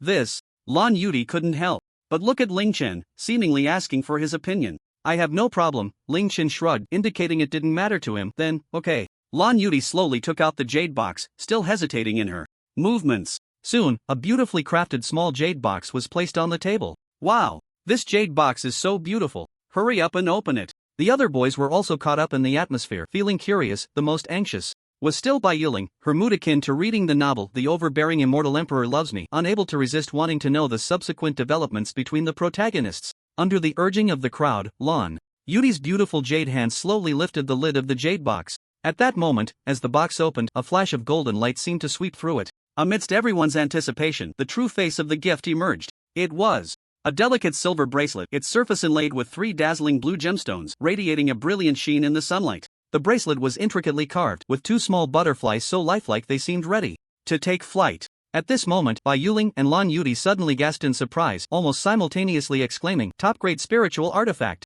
The crowd, everyone's gaze almost simultaneously turned towards Ling Chen. Goodness! Another top-grade spiritual artifact. How does it feel like Ling Chen has these top-grade spiritual artifacts in bulk, one after another? Ling Chen remained expressionless, ignoring the crowd's gaze. He expressed, "Basic skills, don't overdo it. You really spent a lot on this, huh?" Bai Yuling gave him a deep look. Lan Yudi was even more shocked. She remembered Ling Chen had told her that he made this with his own hands. Was he just showing off? Or could he really refine top-grade spiritual artifacts? Regardless of which, she was extremely happy. She smiled brightly, gently picked up the silver bracelet and put it on her fair left wrist. She raised her jade hand to show everyone. How is it? Beautiful. Very beautiful. Wang Yan looked at Lan Yudi and the bracelet with envy, then instinctively glanced at Li Yan. Li Yan naturally caught her gaze, secretly thinking he should also give her a gift soon, preferably something that would surprise her. It really is beautiful. Yes, yes, yes. Several people praised, and Lan Yudi turned to Ling Chen again, her brows seemingly flowing with autumn waves, revealing a lovely smile as she said, I will cherish it well. By the way, Yudi, it's time to give you something. Suddenly, Bai Yuling's voice rang out as if Ling Chen's gift reminded her of something. And then she took out a small silk pouch from her spatial ring. Untying the string of the pouch, her jade fingers pulled out a rabbit-shaped jade pendant. The crowd looked at Bai Yuling with curiosity. Seeing the jade pendant she took out from the pouch, Ling Chen's heart suddenly jolted. This jade pendant, Ling Chen's heart trembled, for this rabbit-shaped jade pendant was also owned by one of his friends. And the two were actually identical. Was it a coincidence, or? The suddenly appearing jade pendant brought forth memories long sealed away in Ling Chen's mind, as if his thoughts returned to the time on Earth. Xiaoxiqi, great. Ling Chen, we can be classmates again. Oh, is that so? How wonderful is that? Ling Chen said with a hint of mischief. Xiaoxiqi suddenly fell silent, her expression pausing, clearly caught off guard by Ling Chen's remark. It's just, she stammered for a long time but couldn't articulate it. Ling Chen found her reaction amusing. Ha ha ha, why are you so serious? The two had been classmates since middle school, primarily because of a dog that brought them together. That Friday after school, Ling Chen was walking home when suddenly a wooden stick caught his attention. It resembled a sword. He looked around but didn't see any familiar classmates on that road. Instantly, he felt playful, leaping 2 steps and landing half-kneeling on the ground, a nostalgic look on his face, saying, Old friend, have you been waiting long? After saying that, he grasped the sword handle and picked up the wooden stick, swinging it down to the right corner, resembling a chivalrous figure standing with a sword. The afternoon sun cast a golden glow on the street, the sunlight falling on him, imprinting Ling Chen's figure holding the stick onto the wall. At that moment, his shadow seemed truly like that of a great hero. It formed a stark contrast with his small body. Heaven did not give birth to me, Ling Chen, the sword path is eternal like the long night. The boy swung the stick in his hand recklessly, either slashing or chopping, or performing a flourish. After playing for a while, an anxious voice suddenly rang out from behind him. Damn it. Accompanying this voice was the sound of barking dogs. Ling Chen turned his head to look, only to see a pure and lovely girl being chased by a vicious dog. In her frantic run, the red cord jade pendant around the girl's neck bounced out, hopping along. Seeing this scene, Ling Chen was not surprised but rather delighted. As the saying goes, with a divine weapon in hand, the world is mine. When witnessing injustice, one must lend a hand. At this moment, it was the perfect time. The girl rushed past him like the wind, and Ling Chen seized the opportunity to strike. You bold beast, do not harm others. This strike was powerful and precise, landing directly on the head of the approaching vicious dog. It easily awakened the slumbering spirit, and at that moment the vicious dog recalled the terror of the upright ape. A woo, the dog, struck hard, howled in pain and ran back the way it came. Ha! The girl, running, suddenly heard a commotion behind her, feeling a bit puzzled, and instinctively stopped to look back. She saw Ling Chen standing sideways, holding the stick, and, from a distance, the vicious dog that had just chased her was now fleeing in embarrassment. This was Ling Chen's first act of chivalry, and he felt a bit intoxicated, a feeling he couldn't quite describe, but it was very satisfying. He closed his eyes, lost in the moment. Thank you for helping me. At that moment, the girl's voice pulled him back from his fantasy. No problem. We cultivators, no. It's nothing, no need to thank me. Ling Chen wiped away the non-existent cold sweat on his forehead. He secretly thought it was a close call, almost not being able to switch back. Fortunately, the girl didn't mind his earlier words. Hello, my name is Xiaoxiqi. What's your name? Xiaoxiqi tilted her head slightly and smiled. Ling Chen, under the sunlight, the shadow of Ling Chen holding the stick and the girl was elongated on the wall, resembling a pair of ancient heroes. After saying that, Ling Chen continued walking home, and the girl followed, seemingly on the same path. Are you also a student at Shaoyun Middle School? What a coincidence, I live in South Zhen Garden too. Are you a rabbit? Ling Chen suddenly asked. Xiaoxiqi was taken aback and said, Wow, how did you know? Ling Chen pointed to the rabbit jade pendant outside her clothes. The meaning was self-evident. Ha ha ha. Thus, the two became acquainted, and as they grew closer, Ling Chen often went to her house for meals. Xiaoxiqi's parents were very nice. It made him feel a long-lost sense of home. However, on that day in the first year of high school, an accident completely shattered this happiness. On the last day of the first-year final exams, the two walked to school as usual, discussing the exam questions along the way. However, as they crossed the zebra crossing at the green light, a truck suddenly lost control and came crashing towards them. Xia Shiqi's pupils dilated in an instant, and she forcefully pushed Ling Chen away. What? He was just about to ask in confusion when, in the next second, a truck whizzed past. Right before his eyes, the truck knocked Xia Shiqi and two other pedestrians flying. Ling Chen's eyes widened, his mind blank as he stared at everything. After a while, he finally came to his senses and rushed to Xia Shiqi's side. Xia Shiqi! Xia Shiqi!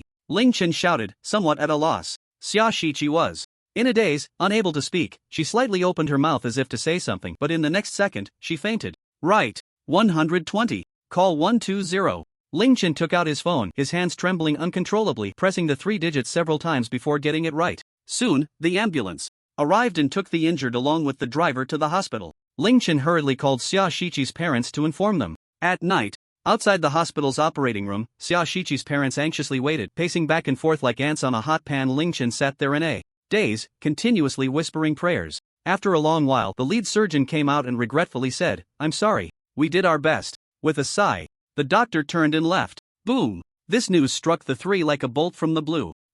Summer's mother felt darkness before her eyes and nearly fainted. My wife. Summer's father quickly supported her upon seeing this. But how could his heart not ache? Ling Chen sat there like a lost soul. No one knew what he was thinking, but tears had already soaked his face. Summer's father and mother rushed to the operating room, crying and shaking Summer Shiqi's body as if they still held a glimmer of hope, waiting for a miracle to happen. In the end, the car accident resulted in 4 deaths, including the driver, causing quite a stir. After this incident, Ling Chen fell into a deep depression, not attending school for over 10 days. He even doubted whether he was a cursed star, his parents in a car accident, friends also in a car accident. Perhaps he was the one who should die, and others were just collateral damage? Ha, what a great hero and sword cultivator. In the end, he had protected nothing. Looking at the various swords and blades displayed in the glass on the wall, Ling Chen mocked himself. It was only after Summer's father and mother found him to talk that he was finally comforted. Memories flooded back, and before he knew it, a tear had already slid down his face. Brother Ling,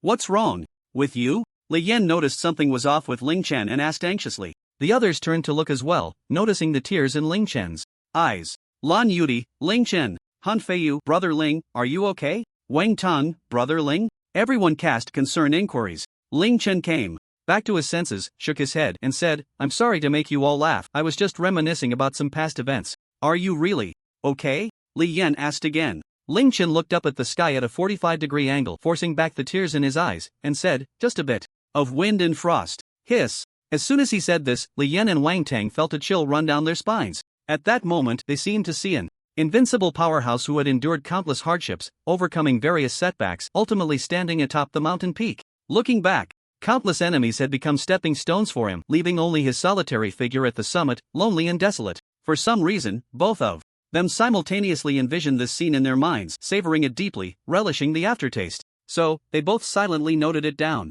Han Feiyu saw Li Yan and Wang Tang simultaneously gasp, then lower their heads in contemplation, and he immediately guessed something, shaking his head with a hint of amusement. "May I ask, Senior, what is the origin of this jade pendant?" He had just probed with his spiritual sense and found it to be an ordinary jade pendant. It seemed to be a coincidence, perhaps not what he hoped for. The others began to understand. It seemed this jade pendant had some inexplicable connection with Ling Chen, which was why he reacted that way. Thus, everyone's curiosity shifted to the jade pendant.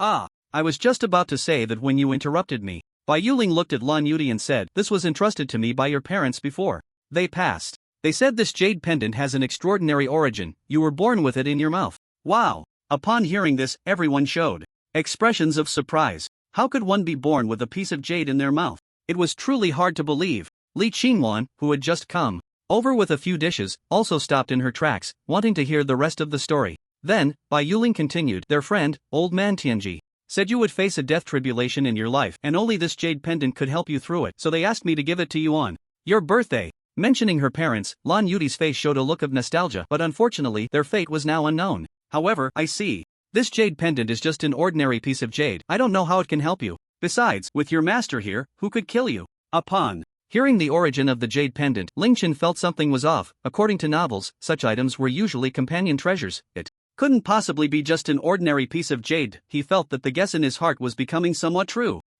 Master, if I encounter a golden core or nascent soul cultivator trying to kill me outside, you won't be able to come in time, right? Bai Yuling. Cough cough. It seems that way. Just wait, I'll get you a protective talisman when I can. Ling Chen thought for a moment, then stopped the time around him and added a rule-level formation to the blue feather butterfly's bracelet, which allowed for death reversal and spatial teleportation to his side. Although it could only be used once, it was enough for self-preservation. Ling Chen felt that the old man of heavenly secrets had some tricks up his sleeve. After all, he had seen this jade pendant, so he definitely wouldn't let blue feather butterfly die the way of heavenly secrets. Impressive. After finishing all this, Ling Chen resumed the flow of time, and no one could perceive anything. Hearing Bai Yuling say this, everyone was filled with envy. I didn't expect senior sister to have such a legendary background. It feels like her past life was not simple. Li Qingwan sighed. Horror. Words immediately inspired Li Yan. A flash of inspiration struck him, and he glanced at Ling Chen, suddenly enlightened. He understood why his master had cried.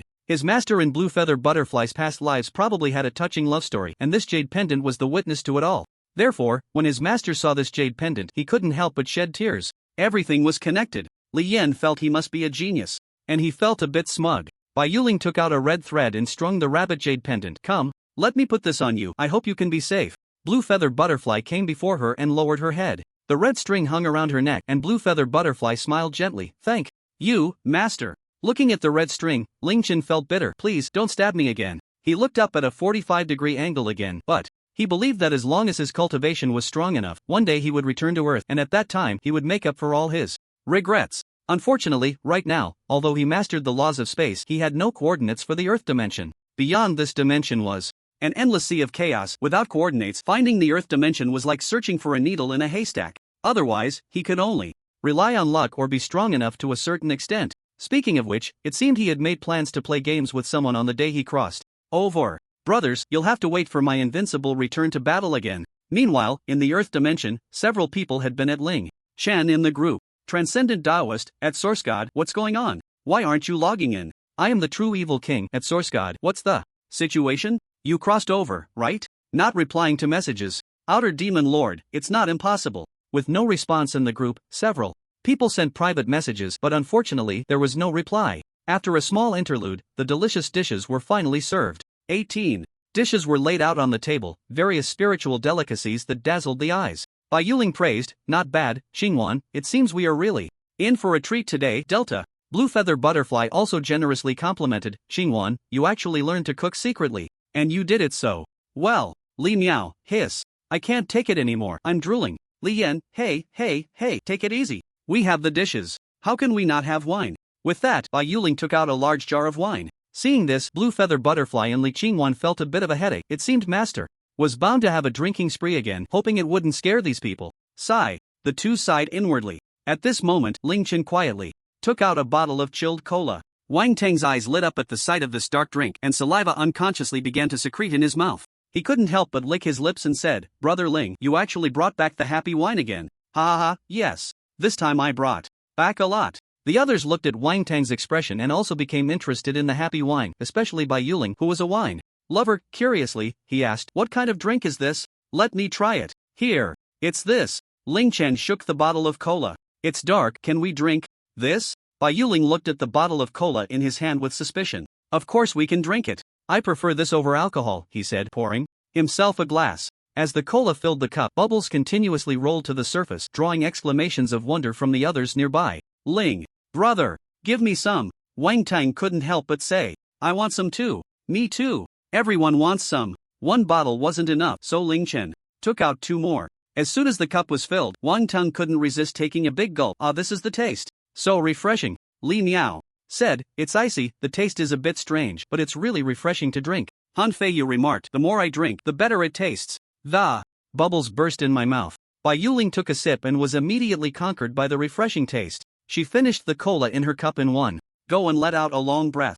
Ah, refreshing. Another cup, please. After a small drink, everyone began to eat. I must say, Li Qingwan's cooking skills were indeed impressive, with a variety of flavors available. Each dish tasted great, prompting everyone to praise her. Bai Yuling didn't drink alcohol but kept sipping on cola. By the way, did you all participate in the outer sect competition? The rewards are quite good. At this moment, Bai Yuling suddenly asked. Wang Tang was the first to respond. I didn't see the need to participate. Not interested, Ling Chen replied indifferently. Besides Wang Tang and Ling Chen, the others had all participated. Alright then, junior brother Ling must think those rewards are beneath him. Oof. Li Qingwan had a knowing expression. That was indeed the case, Li Yin thought to himself. His master was truly wealthy. Who would be afraid of bathing in a millennium's worth of Earth core milk? Just saying it could scare a lot of people. This made his initial enthusiasm for the competition wane significantly. He now just wanted to spar with the others and see how strong he really was. What trash rewards could compare to what his master could give.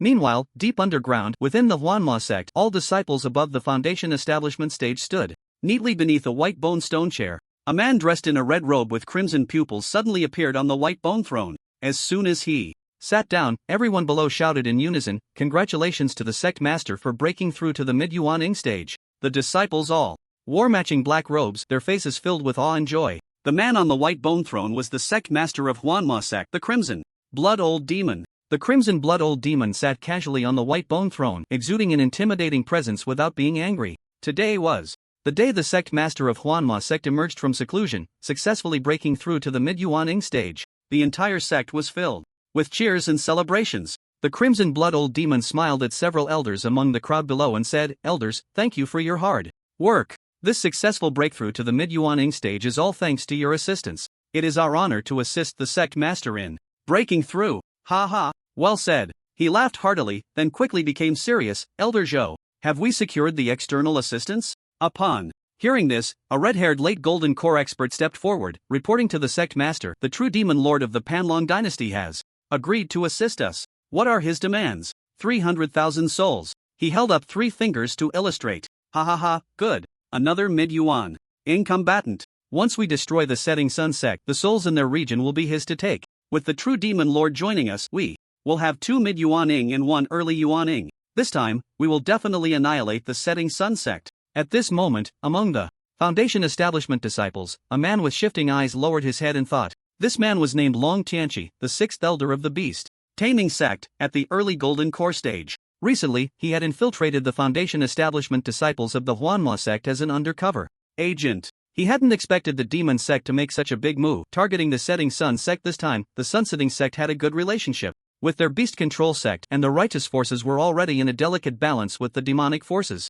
If the Sunsetting sect were to be destroyed this time, the strength of the righteous side would be greatly diminished. It would be hard to get by in the days to come. Moreover, he never expected that the blood demon had actually broken through to the mid-stage of the nascent soul. "I need to quickly send out the information," he thought to himself. Suddenly, his expression changed and an uncontrollable aura spilled out. Not good. Why has the breath-concealing talisman failed? That bastard sold me a defective product, didn't he? Who? The blood demon, who had been discussing grand ambitions with the elders, suddenly focused his gaze in one direction. Sensing a sudden surge of golden core energy, the elders also became alert and followed his gaze. Seeing this, Long Tianqi did not dare to delay and immediately took out another talisman, the Divine Escape Talisman. As he activated the talisman, his entire figure instantly vanished, appearing 100 miles away. The crowd was astonished, not expecting that someone could silently infiltrate their demon summoning sect and escape so quickly. Seeing the little mouse escape so swiftly, the blood demon was instantly enraged. He intercepted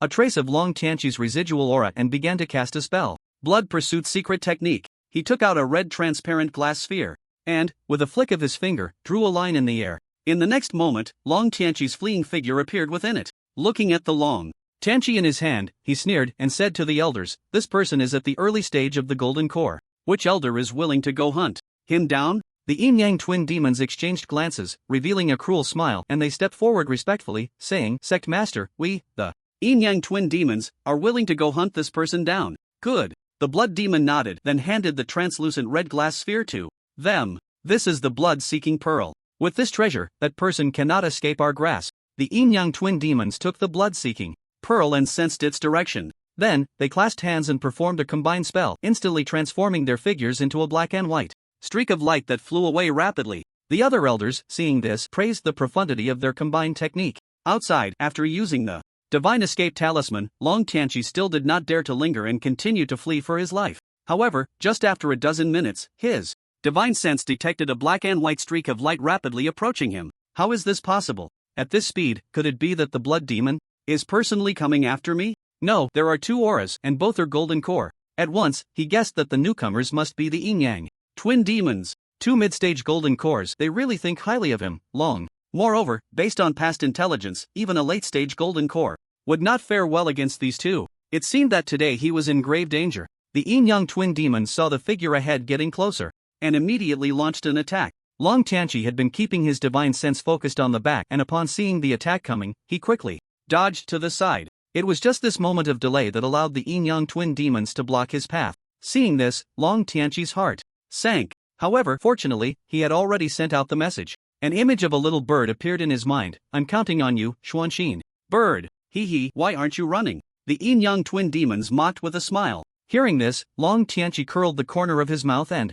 shouted, demonic scum, you only know how to bully the weak with numbers. If you have the guts, fight me one-on-one. Although the chicken general technique was cliché, it was effective. The young demon could not stand this provocation. An early-stage golden core dared to shout like this at the two of them in mid-stage. He immediately stepped forward, somewhat angrily laughing.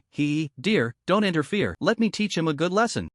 Good. The yin demon nodded with a smile full of confidence in the young demon. I'll let you go first, don't say I'm bullying you. The young demon raised his head, somewhat disdainfully. This was exactly the effect he wanted, and Long Tianqi felt a surge of joy in his heart. He immediately executed a set of body techniques, his figure darting back and forth, flickering in and out, leaving people unable to keep up. Then, his figure reappeared, now behind the young demon. Imperial Finger. The Dragon Heaven ruler thrust out a sword-like finger aimed directly at the young demon's back, but clearly, his attack had long been seen through. The young demon suddenly shifted to the side, narrowly avoiding his strike. The golden finger light instantly pierced the air, striking a distant mountain and directly penetrating its body. A trivial skill. The young demon turned around, mocking him. However, at that moment, a strange smile suddenly appeared at the corner of Long Tianqi's mouth. Bite him, Red Fong. What? The young demon was taken aback, not understanding why he suddenly blurted out such a phrase. Be careful. At a critical moment, the yin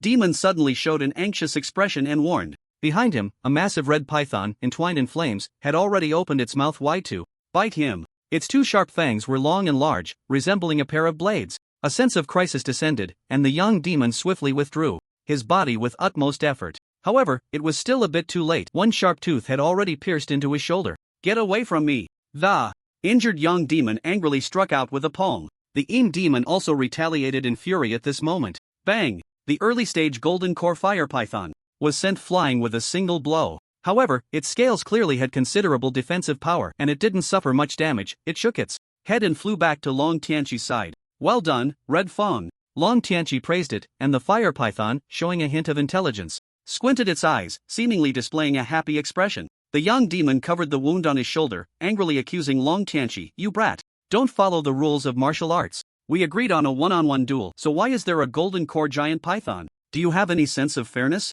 Long Tianqi, upon hearing this, showed some disdain. I can't be bothered to discuss any principles with you. You're not worthy of listening. Cultivators of the demon sect commit numerous evils, and everyone seeks to eradicate them. What principles are there to discuss? Moreover, he was from the beast taming sect, and taming beasts was one of his combat methods. It was just unfortunate that the previous strike didn't land, and now he had to confront both of them head-on. With this thought, Long Tianqi's expression turned serious. Hypocrites of the righteous path. Since that's the case, let's attack together. The yin demon angrily swung her hand. The two no longer hesitated and directly launched a joint attack. Their speed was incredibly fast, and in the blink of an eye, they were already in front of Long Tianqi. One attacked the fire python, while the other targeted Long Tianqi. So fast. Lacking strength, he resorted to his magical treasure. Long Tianqi immediately chose to summon his renowned magical treasure, the Heavenly Net Umbrella. A light blue umbrella appeared instantly, emitting a spiritual light that barely blocked the young demon's palm filled with killing intent. A top-grade magical treasure. The young demon was startled, but soon his expression turned joyful. Meanwhile, the fire python chose to confront directly, swinging its massive tail to collide with the yin demon's fierce palm. A brilliant light erupted instantly, but it didn't hold for long, and the fire python was sent flying again. The yin demon wouldn't miss the opportunity to pursue the attack. She clasped her hands together, gathering thick black mist in her palms. 10,000 demons devouring body. The black gas burst forth, transforming into terrifying skulls that continuously bit at the fire python. Red Fong. Long Tianqi called out worriedly upon seeing this.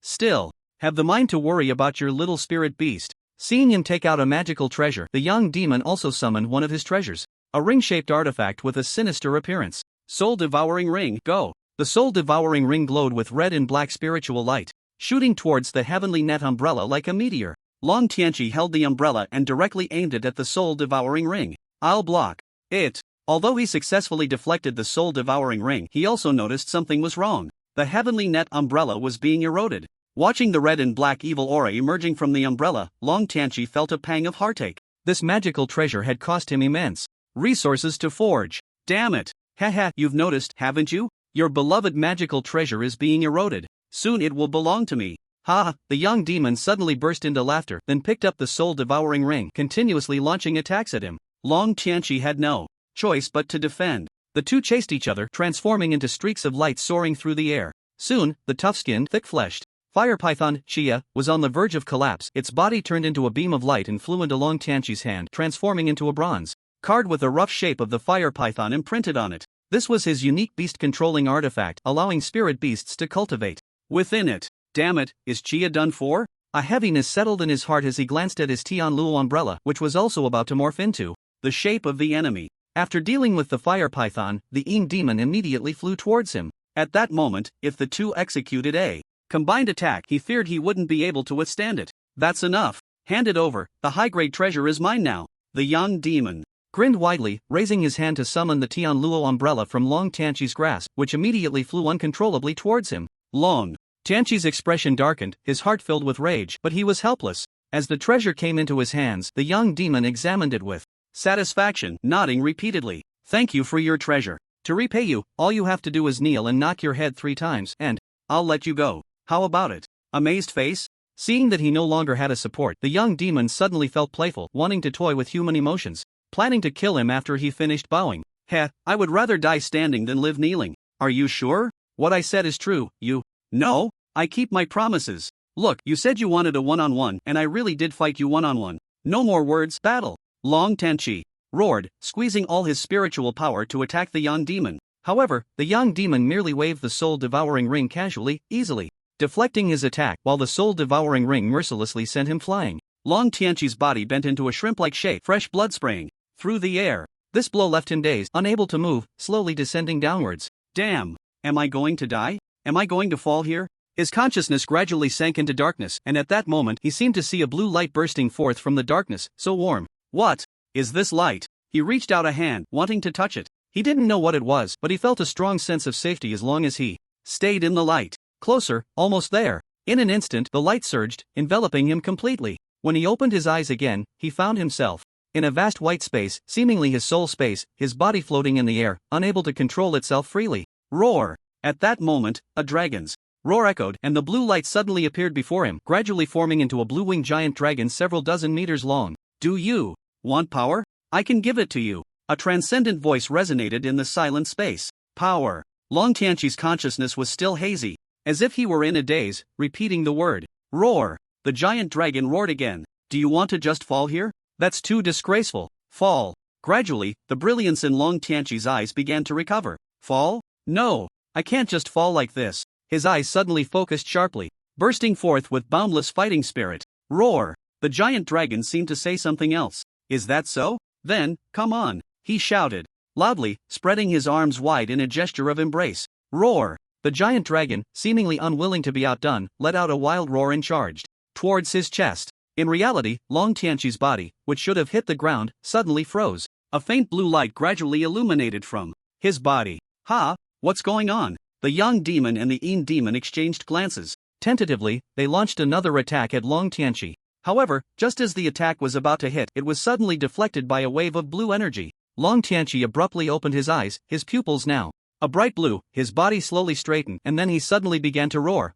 As he roared, the mysterious blue power on him began to boil, growing denser and denser. In the sky, dark clouds began to gather, and bolts of lightning fell continuously, as if a storm were brewing. What on earth is happening? The young demon and the Ing demon kept dodging and weaving, avoiding the chaotic strikes of lightning. At the same time, a bad premonition began to rise in their hearts. Long Tianqi gathered the power within him to its peak, his expression cold as he looked at the young demon and the Ing demon. Then, he pointed one hand to the sky, his voice not loud, yet it seemed to resonate throughout the entire world. Pure blue power, hidden within the source of the infinite universe, rise up. The wings that tremble in the echo of souls, emerge from the azure abyss. Descend. My pride. My soul. Azure-eyed blue dragon. This voice echoed in the air, ethereal as if it carried an echo. Roar. Accompanied by a thunderous dragon's roar. A massive blue dragon shadow flew from Long Tianqi's body into the sky. In the stormy sky filled with lightning, the azure-eyed blue dragon flapped its wings, reigning over this world. Yang demon,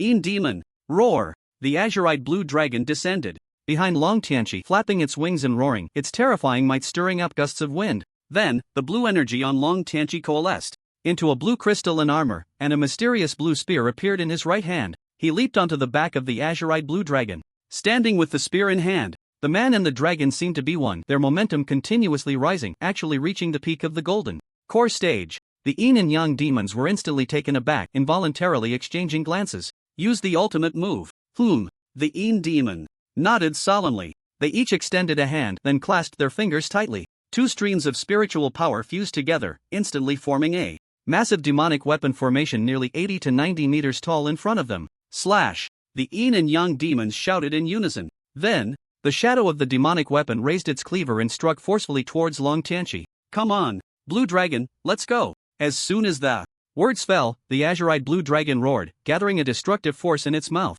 Boom! In an instant, a tremendous power erupted from the azure-eyed blue dragon's mouth, colliding with the blade of the demonic weapon. It held for less than 2 seconds before the demonic weapon was ruthlessly shattered. The azure-eyed blue dragon's attack easily pierced through the broken demonic weapon, then irresistibly struck the Yin and Yang demons. Not good. X2 they had thought that with their combined ultimate move, they could at least match the peak of the golden core stage. And if they couldn't win, they would run away, but they never expected their ultimate move to be so easily crushed. Boom! The attack hit the ground, instantly producing a deafening roar, as if an atomic bomb had exploded. The shockwave of the attack destroyed the surrounding mountains and forests. 4 miles. As the power and dust settled, a massive pit dozens of meters deep was left in its place. The Yin demon and the Yang demon lay within, both barely clinging to life, yet their clasped hands never loosened. Long Tianqi flew down into the pit, looking coldly at the two. Seeing their hands tightly clasped, he couldn't help but feel a sense of emotion, not expecting that even the demon sect had true love. Will you not let go, even in death? After saying this, he unleashed a blue light from his spear, sweeping it across their necks, and the Yin and Yang demons were instantly decapitated. Their bodies perished, their souls extinguished. With a wave of his hand, he summoned the Tian Luo umbrella and the 2 spatial rings into his palm. I never expected the infamous Yin and Yang demons would die at my hands. He looked at the 2 rings in his hand, shaking his head and laughing. The battle ended, and as the dust settled, Long Tianqi dispersed his armor. The azure-eyed blue dragon let out a roar towards the sky, as if sounding the horn of victory, then directly dove into his body. Feeling the presence of the azure-eyed blue dragon, a smile appeared on his face. Although he didn't know what was happening, he had gained a significant trump card. I need to hurry back to the sect. The impending invasion of the Falling Sun sect by the demon summoning sect had to be discussed with the sect leader and other elders for countermeasures. Soon, Long Tianqi transformed into a beam of rainbow light and sped away towards the Beastmaster Gate. On the other side, at the moment the Yin-Yang dual demons perished, the expression of the Crimson Blood Old Demon suddenly changed, looking quite grim. The other elders, seeing this, quickly stopped their conversation, and the atmosphere became somewhat silent. After a long while, the Crimson Blood Old Demon sighed and said, Yin-Yang dual demons, their life tokens have shattered. What? The elders' faces immediately showed surprise. This is impossible. They were just chasing a mere early golden core cultivator. How could they both die? Even if they worked together, they wouldn't be able to handle a late golden core cultivator. How could they suddenly die? Could it be that they encountered enemy reinforcements along the way? That's possible. The Crimson Blood Old Demon fell silent, lowering his head in thought. After a while, he spoke up. Does anyone have anything belonging to the Yin-Yang dual demons? I will cast a spell to see how they died. The others exchanged glances, unsure. Only Zhou Changlong remained silent, his brow furrowed as if he was struggling with something. Soon, his expression suddenly changed, as if he had made a decision, and he stepped forward, saying, Sect leader, I have something. Oh, the Crimson Blood Old Demon and the other elders looked at him with curiosity. He slowly pulled out from his inner lining a bellyband. Crimson Blood Old Demon? The others? The corner of the Crimson Blood Old Demon's mouth twitched as he uncertainly asked, This can't be. Sigh, this is indeed the intimate clothing of the Yin demon. Zhou Changlong's tone was a mix of helplessness and regret. Wow. Everyone was in an uproar, not expecting that the Yin demon, who usually had a close relationship with the Yang demon, actually had an affair with the red-haired Zhou Changlong. Who would have thought that on the very first day of this loving couple's death, such a shocking scandal would be exposed? Even in death, they couldn't clear their names. The scene was filled with exclamations, and people began to speak in a sarcastic manner. Hearing this, Zhou Changlong first turned red, but soon he directly initiated a group mockery. Don't think I don't know, each of you has been tempted by the Yin demon's body at some point, right? Just because you didn't get to enjoy it, you attack me. Hee hee, do you think everyone is like you? We were just thinking casually. Your behavior, to put it bluntly, disrupts the harmonious relationships within the sect. Do you know that? The more they spoke, the more heated it became, and soon it turned into a shouting match between Zhou Changlong and the others, creating chaos in the scene. The Foundation establishment disciples below exchanged glances, feeling somewhat at a loss. They had truly never seen such a scene. Enough! The Crimson Blood Old Demon, unable to watch any longer, raised his hand and reprimanded. The pressure of a mid-Yuan cultivator was instantly released, intimidating everyone. The chaotic scene fell silent in an instant. Seeing the sect leader's anger, the others quickly lowered their heads, not daring to look at the Crimson Blood Old Demon. Then, the Crimson Blood Old Demon picked up the belly band and began to cast a spell. Once the spell was completed, an image appered in the space. The yin-yang dual demons lay together in a large pit, and a cultivator,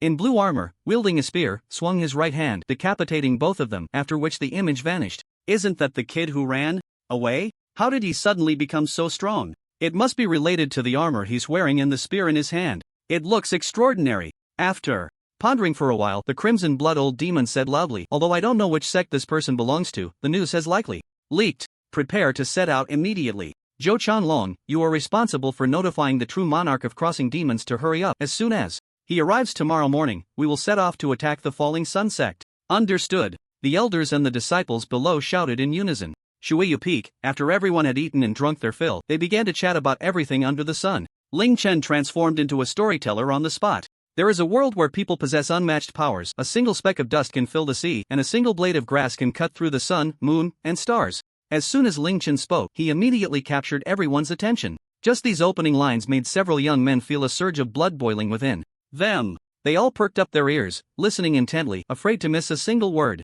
When they heard that the supreme bone had actually been dug out by a family member, they were filled with righteous indignation, scolding and cursing, while also feeling a bit curious. What exactly is this supreme bone? It was simply unheard of. Then, as Ten continued to grow in battle, even without that bone, he still defeated countless strong enemies, becoming invincible in the world. It was all thanks to that indomitable will. Upon hearing this, everyone felt enlightened. Indeed, while opportunities are important, the most crucial thing is that heart for the Tao. Han Feiyu, after listening, seemed to empathize deeply. He had the worst aptitude among them, but he too possessed that unyielding spirit. But it wasn't over yet. Ling Chen went on to tell how Ten fought against the 7 gods of the upper realm, slaying 6 of them, and ultimately perished alongside a servant of the celestial palace. His vivid descriptions made countless battle scenes unconsciously appear in people's minds, as if they were experiencing it firsthand, watching Ten's journey of growth from a god's perspective. What a pity! Such a character actually died in battle. Wang Tang sighed regretfully. Who said he died? Ling Chen took a sip of cola and said casually, he didn't die? What happened next? What happened to Ten? Hee hee, I'll tell you next time. Ling Chen smirked and poured himself another glass of cola. Ah, why like this? Upon hearing that Ten was not dead, Li Qingwan's expression instantly brightened, but now that Ling Chen refused to continue, she became dejected again. Seeing Ling Chen's antics, everyone felt a tickling sensation in their hearts, like being scratched by a cat. Especially by Yuling, who was already addicted to stories. Seeing him stop at this moment was particularly painful, as if ants were crawling all over her body. You brat! Hurry up and tell another segment. The others also felt a bit restless and began to plead. Lan Yudi, Ling Chen, just tell us one more segment. Ling Chen glanced at her and after a moment said, alright, then I'll share a bit more. Ten did indeed die, but he was resurrected. Later, he died several more times, ultimately becoming the Celestial Emperor, bearing immense karma, single-handedly deciding the fate of the ages.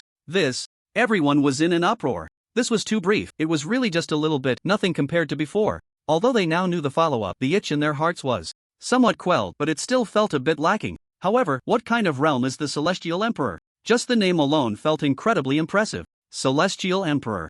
Wang Tang looked up at the sky and murmured, filled with infinite longing, not because he understood this realm, but because he admired Ten, this powerful figure. At this moment, Wang Yan said somewhat sadly, he seemed so lonely, fighting against the 7 gods alone and dying, and in the end, he still had to decide the fate of the ages all by himself. She grasped Li Yan's hand, expressing her silent companionship. Li Yan was suddenly taken aback, then reacted and comforted her, don't worry, we will always be together. Hee hee. Upon hearing this, she immediately broke into a smile, and the two shared a deep gaze. Wow, bro, there are so many single guys around. Li Miao couldn't help but comment, having eaten enough, he didn't want to consume any more dog food. Li Qingwan, junior brother Ling, how do you know all this so clearly? Did this really happen? Ling Chen rolled his eyes, how could it be? I'm just a small outer disciple, how could I have experienced such things? Oh, Leen, however, had a different perspective. He felt that it was very likely that this had truly happened, and the master just didn't say it outright. But are there really other worlds? Forget it, why? Think so much. As a newly advanced cultivator, why would he think so far ahead? When his realm is higher in the future, he will naturally understand, or he could ask his master privately. At night, the banquet finally ended, and everyone returned to their homes. Leen quietly arrived at Ling Chen's residence. What's wrong? Is there something you need? With a wave of his hand, a barrier was set up. It's nothing, Major, Master. I'm just curious, were the things you mentioned today true? And are there really other worlds? He blurted out all his questions and then quietly waited for Ling Chen's response. After a moment of silence, Ling Chen began to speak. It's indeed true, and there are other worlds. What I talked about today happened in a very powerful world. The number of world planes is vast, like an ocean. I call it the myriad realms of the heavens. The myriad realms of the heavens. What a grand term. Upon hearing this, Li Yan's eyes instantly sparkled with excitement. Seeing his expression, Ling Chen's lips curled slightly, and he continued, rather than just listening to me, why not witness it for yourself? He placed a hand on Li Yan's shoulder and directly performed a spatial transfer. Whoosh! In the next moment, the two appeared in the void outside this world. Ah! Li Yan was startled by this sudden scene. He stared blankly at the continent beneath his feet, his mind in utter shock. Master, is this the world we live in? Yes, that's right. Beyond this world is the endless chaotic void, infinite voids, and within the endless void are countless world planes. This is the myriad realms of the heavens. Wow! Li Yan felt as if his mind had exploded. His worldview turned upside down. He had never known that the real world was so vast. Endless void, endless worlds. How many wonderful stories must be unfolding within them? Lost in thought, he couldn't help but feel a yearning. At that moment, Ling Chen tapped his head, interrupting him. Don't aim too high. These things you will encounter sooner or later when your realm is higher. Yes. Li Yan came back to his senses, the excitement on his face still lingering. Then, Ling Chen performed spatial transfer again, and they instantly returned to the residence. Li Yan felt a bit dazed, experiencing the real world for the first time. Left him not only shocked but also with a sense of unreality. He pinched his thigh, and a sharp pain confirmed that he was not dreaming. After leaving, he sat on the edge of a cliff, looking at the Tai Chi jade pendant in his hand, beginning to communicate with Nangon Yen inside it. Yenner, did you see that? I saw it. In fact, it wasn't just Li Yan who was bewildered. Nangon Yen was equally confused and still hadn't come to her senses. Your master is truly always able to surprise people. Ah, my master is just that mysterious. He looked up at the distant stars, as if gazing at the myriad realms of the heavens. His heart racing with longing, he stretched out a hand towards the sky, a look of yearning on his face, murmuring, myriad realms of the heavens. Wait for me. Late at night, Ling Yu did not practice all night as usual but lay in bed, raising her right hand high, constantly staring at the silver ring on her hand. No matter how she looked at it, she found it beautiful, and her lips involuntarily curled up slightly. She didn't know how long it had been, but she gradually fell into a dream and had a very strange dream. In the dream, she turned into a little girl, being chased by a vicious dog, crying out in fear and fleeing desperately. At that moment, a boy on the street, wielding a wooden stick, gallantly stepped in to drive the dog away, saving her from danger. She turned to look at the boy, wanting to see his face, but was suddenly blinded by the glaring sunlight. She couldn't help but raise her hand instinctively to shield her eyes, glancing to the side, only to see the boy's shadow cast on the wall, like an unparalleled swordsman.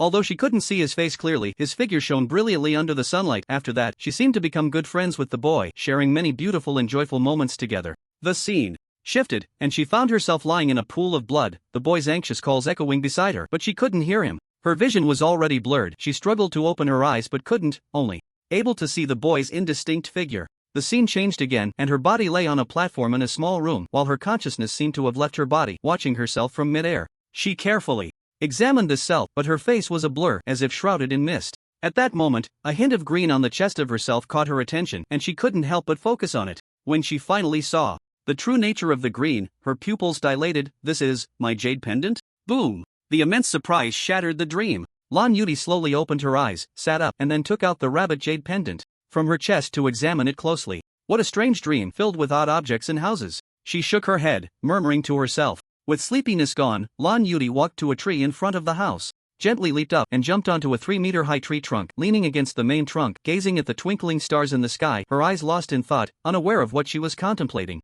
Meanwhile, Ling Chen was comprehending the fundamental path within the Ling realm. It was that the Great Way is ruthless, operating the sun and moon. The Great Way is formless, giving birth to heaven and earth. There are things that can be mixed to become the mother of all under heaven. This Great Way is different from the singular forms of power like the way of time or the way of space. It is the root of all things. Since the Great Way is formless, how can it be perceived? And how can it be cultivated? beings merely cultivate their derivatives. His indestructible spiritual light is formless and without shape. What relationship does it have with the formless great way? As he continued to comprehend, Ling Chen's mind became increasingly clear, as if he had grasped something but was still a little short. After a long time, he stopped his comprehension and cultivation, sprawled out on the large bed in the villa for a comfortable nap. When faced with difficulties, one sleeps soundly. I must say, modern houses are indeed more comfortable to live in. Ding! Ding ding! Come! Take a look, take a look. Iron Mouth speaks true. No money if not accurate. An old Taoist priest was seen holding a white flag inscribed with Iron Mouth speaks true, shaking a bell as he walked, calling out on the street.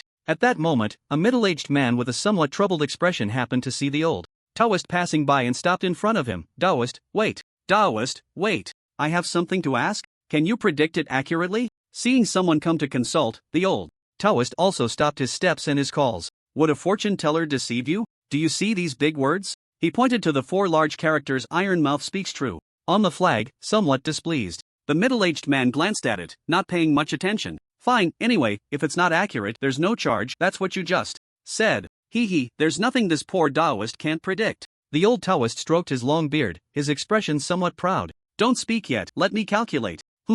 Your surname is He, right? The Taoist made a gesture and stated the man's surname. The middle-aged man was taken aback, as he indeed had the surname He. God. Taoist, can you see what I'm here to ask about? The old Taoist stroked his beard again and said, From your facial features, it seems you will be going on a long trip in a few days. Right? And it's for business. At this moment, the middle-aged man's expression turned completely to shock, and he raised his right hand with a thumbs up. Amazing, Taoist. You got it all right. As soon as he finished speaking, his tone shifted again. Alas, the main thing is that I'm very conflicted about whether to take that order in 3 days. Because I have other opportunities, but this one carries some risks. However, if successful, the returns will be very high. It's just this opportunity in the next few days. Taoist, I earnestly request your guidance on how I should choose. After speaking, he cupped his fists in salute to the old Taoist and then quietly waited for the Taoist's response. The old Taoist paused for a moment while stroking his beard, seemingly in thought. Soon, his expression became somewhat grave. After a while, he fixed his gaze on the middle-aged man and said, The second path cannot be chosen, otherwise, you will face a calamity.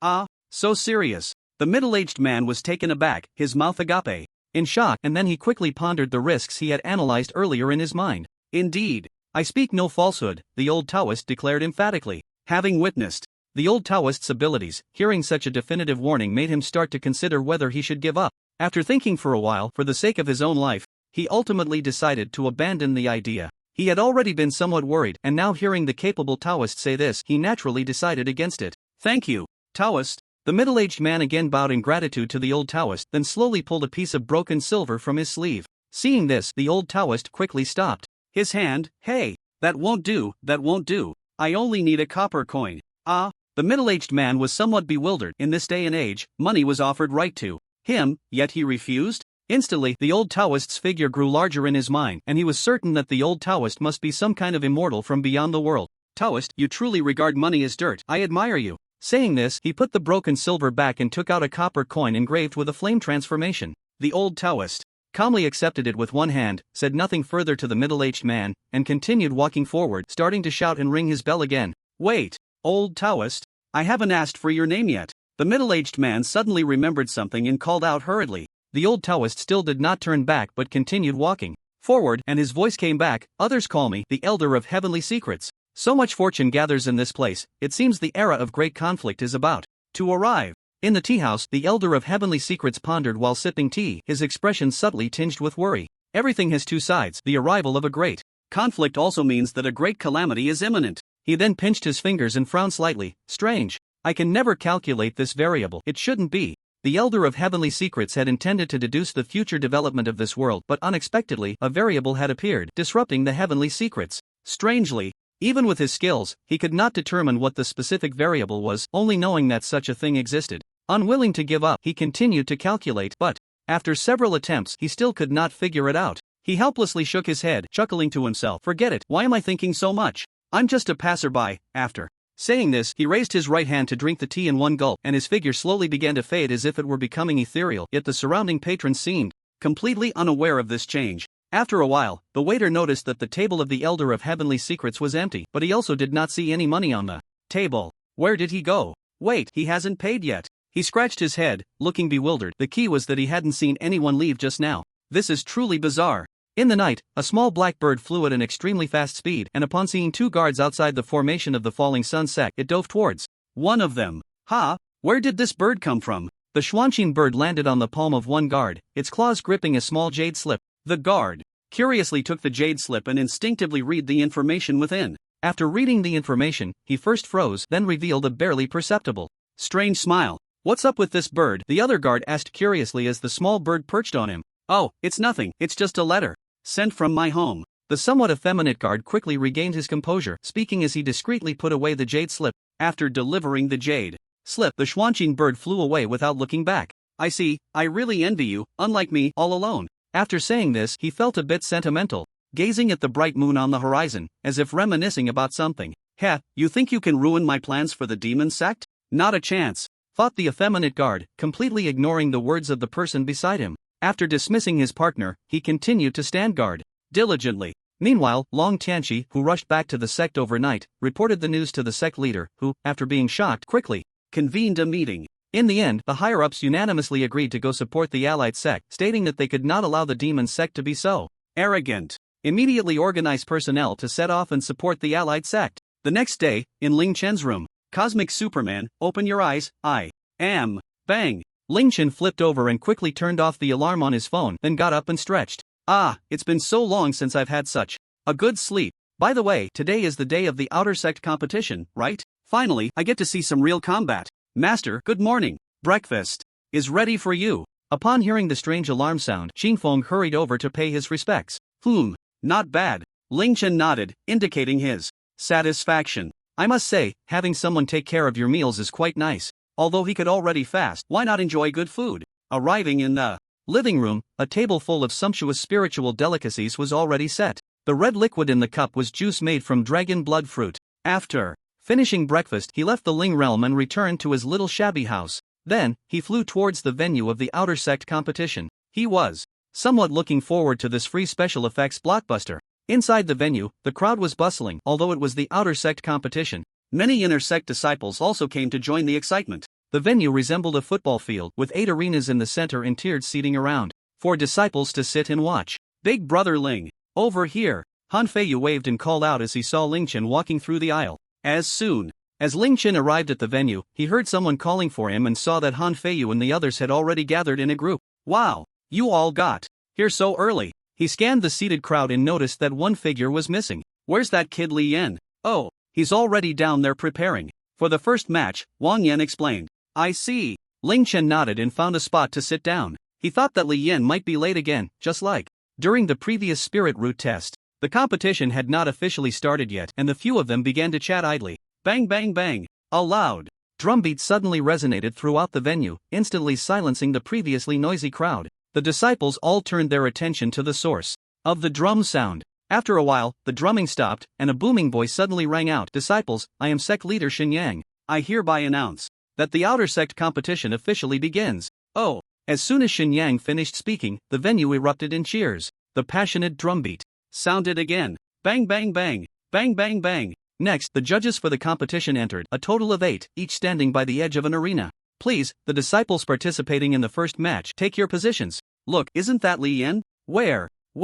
It really is. I didn't expect him to show up for the first match. I hope I don't have to face him later, winky face. Wow, sisters, look, it's Li Yan. After the previous battle for love, Li Yan had gained quite a reputation in the outer sect. As soon as he appeared, many disciples recognized him. Li Yan, go for it. A group of female cultivators gathered together, continuously shouting loudly, clearly his female fans. I can't believe it. What are these women thinking? They clearly know my brother has a partner, yet they're still so enthusiastic. Li Miao looked on with a hint of envy. Don't worry, if you perform well this time, I'm sure you'll have admirers too. Han Feiyu comforted him upon seeing his expression.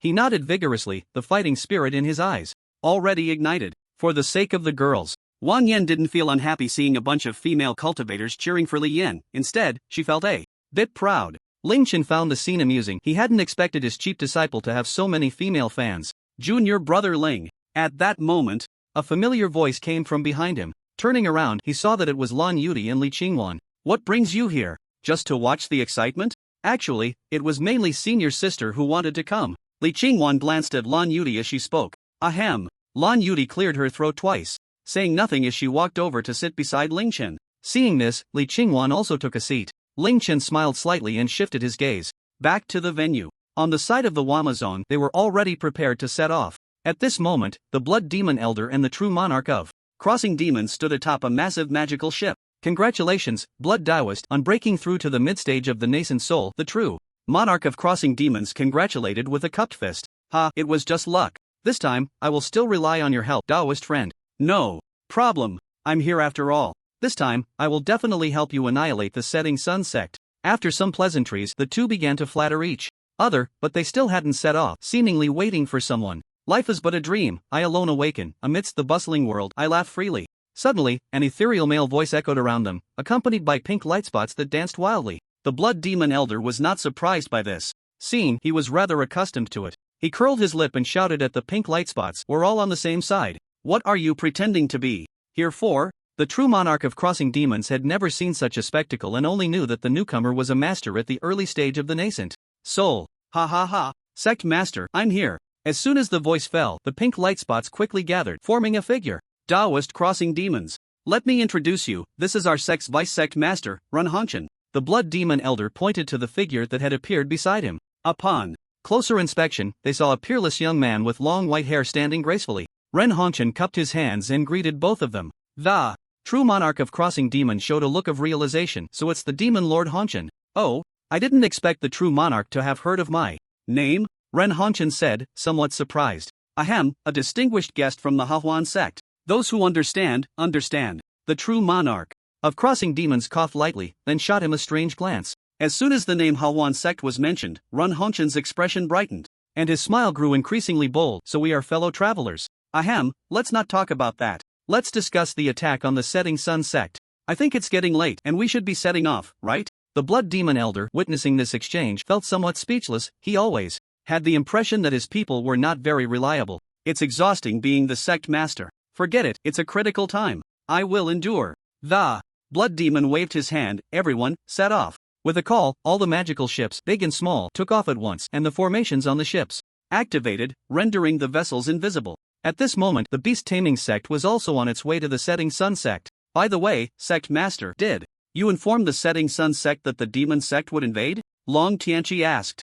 No. Wang Jia, the Sect Master of the Beast Taming Sect, shook his head. What? Why not? Did you forget? Ahem, because we've never left a communication jade tablet. Wang Jia felt a bit embarrassed saying this. Well, okay. Luckily, I had Xuanxin Bird send a message first. Wang Jia nodded in response, looking quite satisfied as he glanced at him, then said softly, I hope the Wamazong is well prepared for battle. I hope they can hold on a little longer. I have invited the Grand Elder out of seclusion. This time, when the moment comes to save them from peril, the Sunsetting Sect will owe us a great favor. This time, they dispatched 100 Foundation Establishment Disciples, 3 Golden Core Cultivators, 1 Early-Stage Nascent Soul, and 1 Mid-Stage Nascent Soul, which is quite impressive. In the competition arena of the Sunsetting Sect, Li Yan's opponent was a practitioner at the 7th level of Qi Refinement. Upon seeing Li Yan, this Qi Refinement 7th level disciple couldn't help but think to himself how unfortunate he was. Clearly, he was aware of Li Yan's strength. Even Zhao Ziming, at the 8th level of Qi Refinement, had been defeated by him in a single move. Defeating someone at the 7th level of Qi Refinement should be a piece of cake, right? With this thought, a bead of cold sweat appeared on his forehead as he looked seriously at Li Yan. Across from him. Begin! With the referee's shout, the match officially started. The fists of the Qi Refinement 7th level cultivator suddenly manifested 2 metallic gauntlets. Li Yan raised an eyebrow. Interesting. Are you practicing boxing techniques? Seeing this, Li Yan sheathed his sword and assumed a stance with his fists. I am Ai Kuan, and I have been cultivating for 2.5 years. I have long heard of your impressive strength, Taoist Li. Today, seeing you in person, the pressure is indeed overwhelming. However, are you putting away your weapon because you look down on me? His gaze sharpened, and his tone revealed a hint of anger. Clearly, he believed that Li Yan putting away his weapon was a sign of disdain. Not at all, I just know a bit about boxing techniques myself. Li Yan scratched his head in confusion. Oh, Ai Kuan was somewhat surprised. He hadn't expected anyone other than himself to practice boxing techniques. Instantly, his expression changed, as if he had found a kindred spirit. I see. It seems this will be an exhilarating battle. His eyes burned with enthusiasm, and his fighting spirit soared. Dismissing thoughts of winning or losing from his mind, he was determined to have a good clash with someone who used boxing techniques. To him, hitting hard was the romance of a man. At this moment, he had completely forgotten how Zhao Ziming had been defeated by Li Yan in one move. All he wanted was to fight. He raised his fists high and leaped towards Li Yan, shouting, "Come and fight!" Mountain shaking fist. Bang! A breath later, AI Kuan fell to the ground, unable to get up. His last thought before losing consciousness was, what just happened? Who am I? Where am I? Once again, Li Yan defeated his opponent in a single move, leaving the audience in awe, with countless people cheering for him. AI Kuan, who was carried off the stage, regained consciousness. Shortly after, reflecting on being defeated by Li Yan in one move, he showed a look of unwillingness, his fists clenched tightly as he pounded the ground repeatedly. He struck the ground again and again, seemingly venting his pent-up frustration. The referee could no longer watch and came over to console him. "This disciple, please be rational." Upon hearing this, AI Kuan's fists moved even faster. While pounding the ground, he said, "Rational? You didn't lose, so how can you tell me to be rational?" One punch, another punch. After practicing boxing for so long, he considered his strength to be quite good. With a deep understanding of boxing techniques, he never expected to be defeated in one punch today. Damn it! If I can't throw 10,000 punches in a day, then I'll throw 100,000. If 100,000 isn't enough, then I'll throw 1,000,000. After venting his frustration, he secretly vowed that one day he would wash away this humiliation. Just wait, Li Yan, my opponent. His eyes became incredibly determined as he turned and left in a desolate manner. Among the cheering disciples, no one paid attention to his departing figure. The world never casts a glance at the defeated, only the victors can bask in the spotlight, shining infinitely. An interesting person, Ling Chen murmured as he watched AI Kuan leave in desolation. Bang! Bang! Boom! Just as the atmosphere in the arena was heated, a series of explosions suddenly echoed from the sky. Then the ground began to shake violently. What's going on? What happened? The ground is shaking so violently, I'll fly up. I'm so clever. All the disciples of the sect felt the intense shaking and were somewhat at a loss. Not good. The protective formation of the sect is under attack. All disciples prepare to face the enemy. Several elders stabilized the great formation with me. Xin Yang's heart sank, as if facing a great enemy. Crack! Before they could make a move, the formation shattered directly. At that moment, an ethereal voice seemed to resonate from all directions. Life is but a dream. I alone awaken, let the rolling red dust laugh at me. The lingering sound echoed, lasting for a long time. Following this was an endless dance of pink spiritual light filling the sky. The spiritual light converged into a graceful young man with long white hair, dressed in white. Ran Hongchen took the lead, making his entrance first. In terms of style, he was confident he could rival anyone, and with his impressive demeanor, he was simply handsome. Thinking of this, a hint of narcissism lifted the corners of his mouth. Who goes there? Xin Yang's expression turned serious as he flew into the air to question the newcomer. Hearing this, Ran Hongchen smiled with his hands behind his back and said, "I am the demon lord of red dust."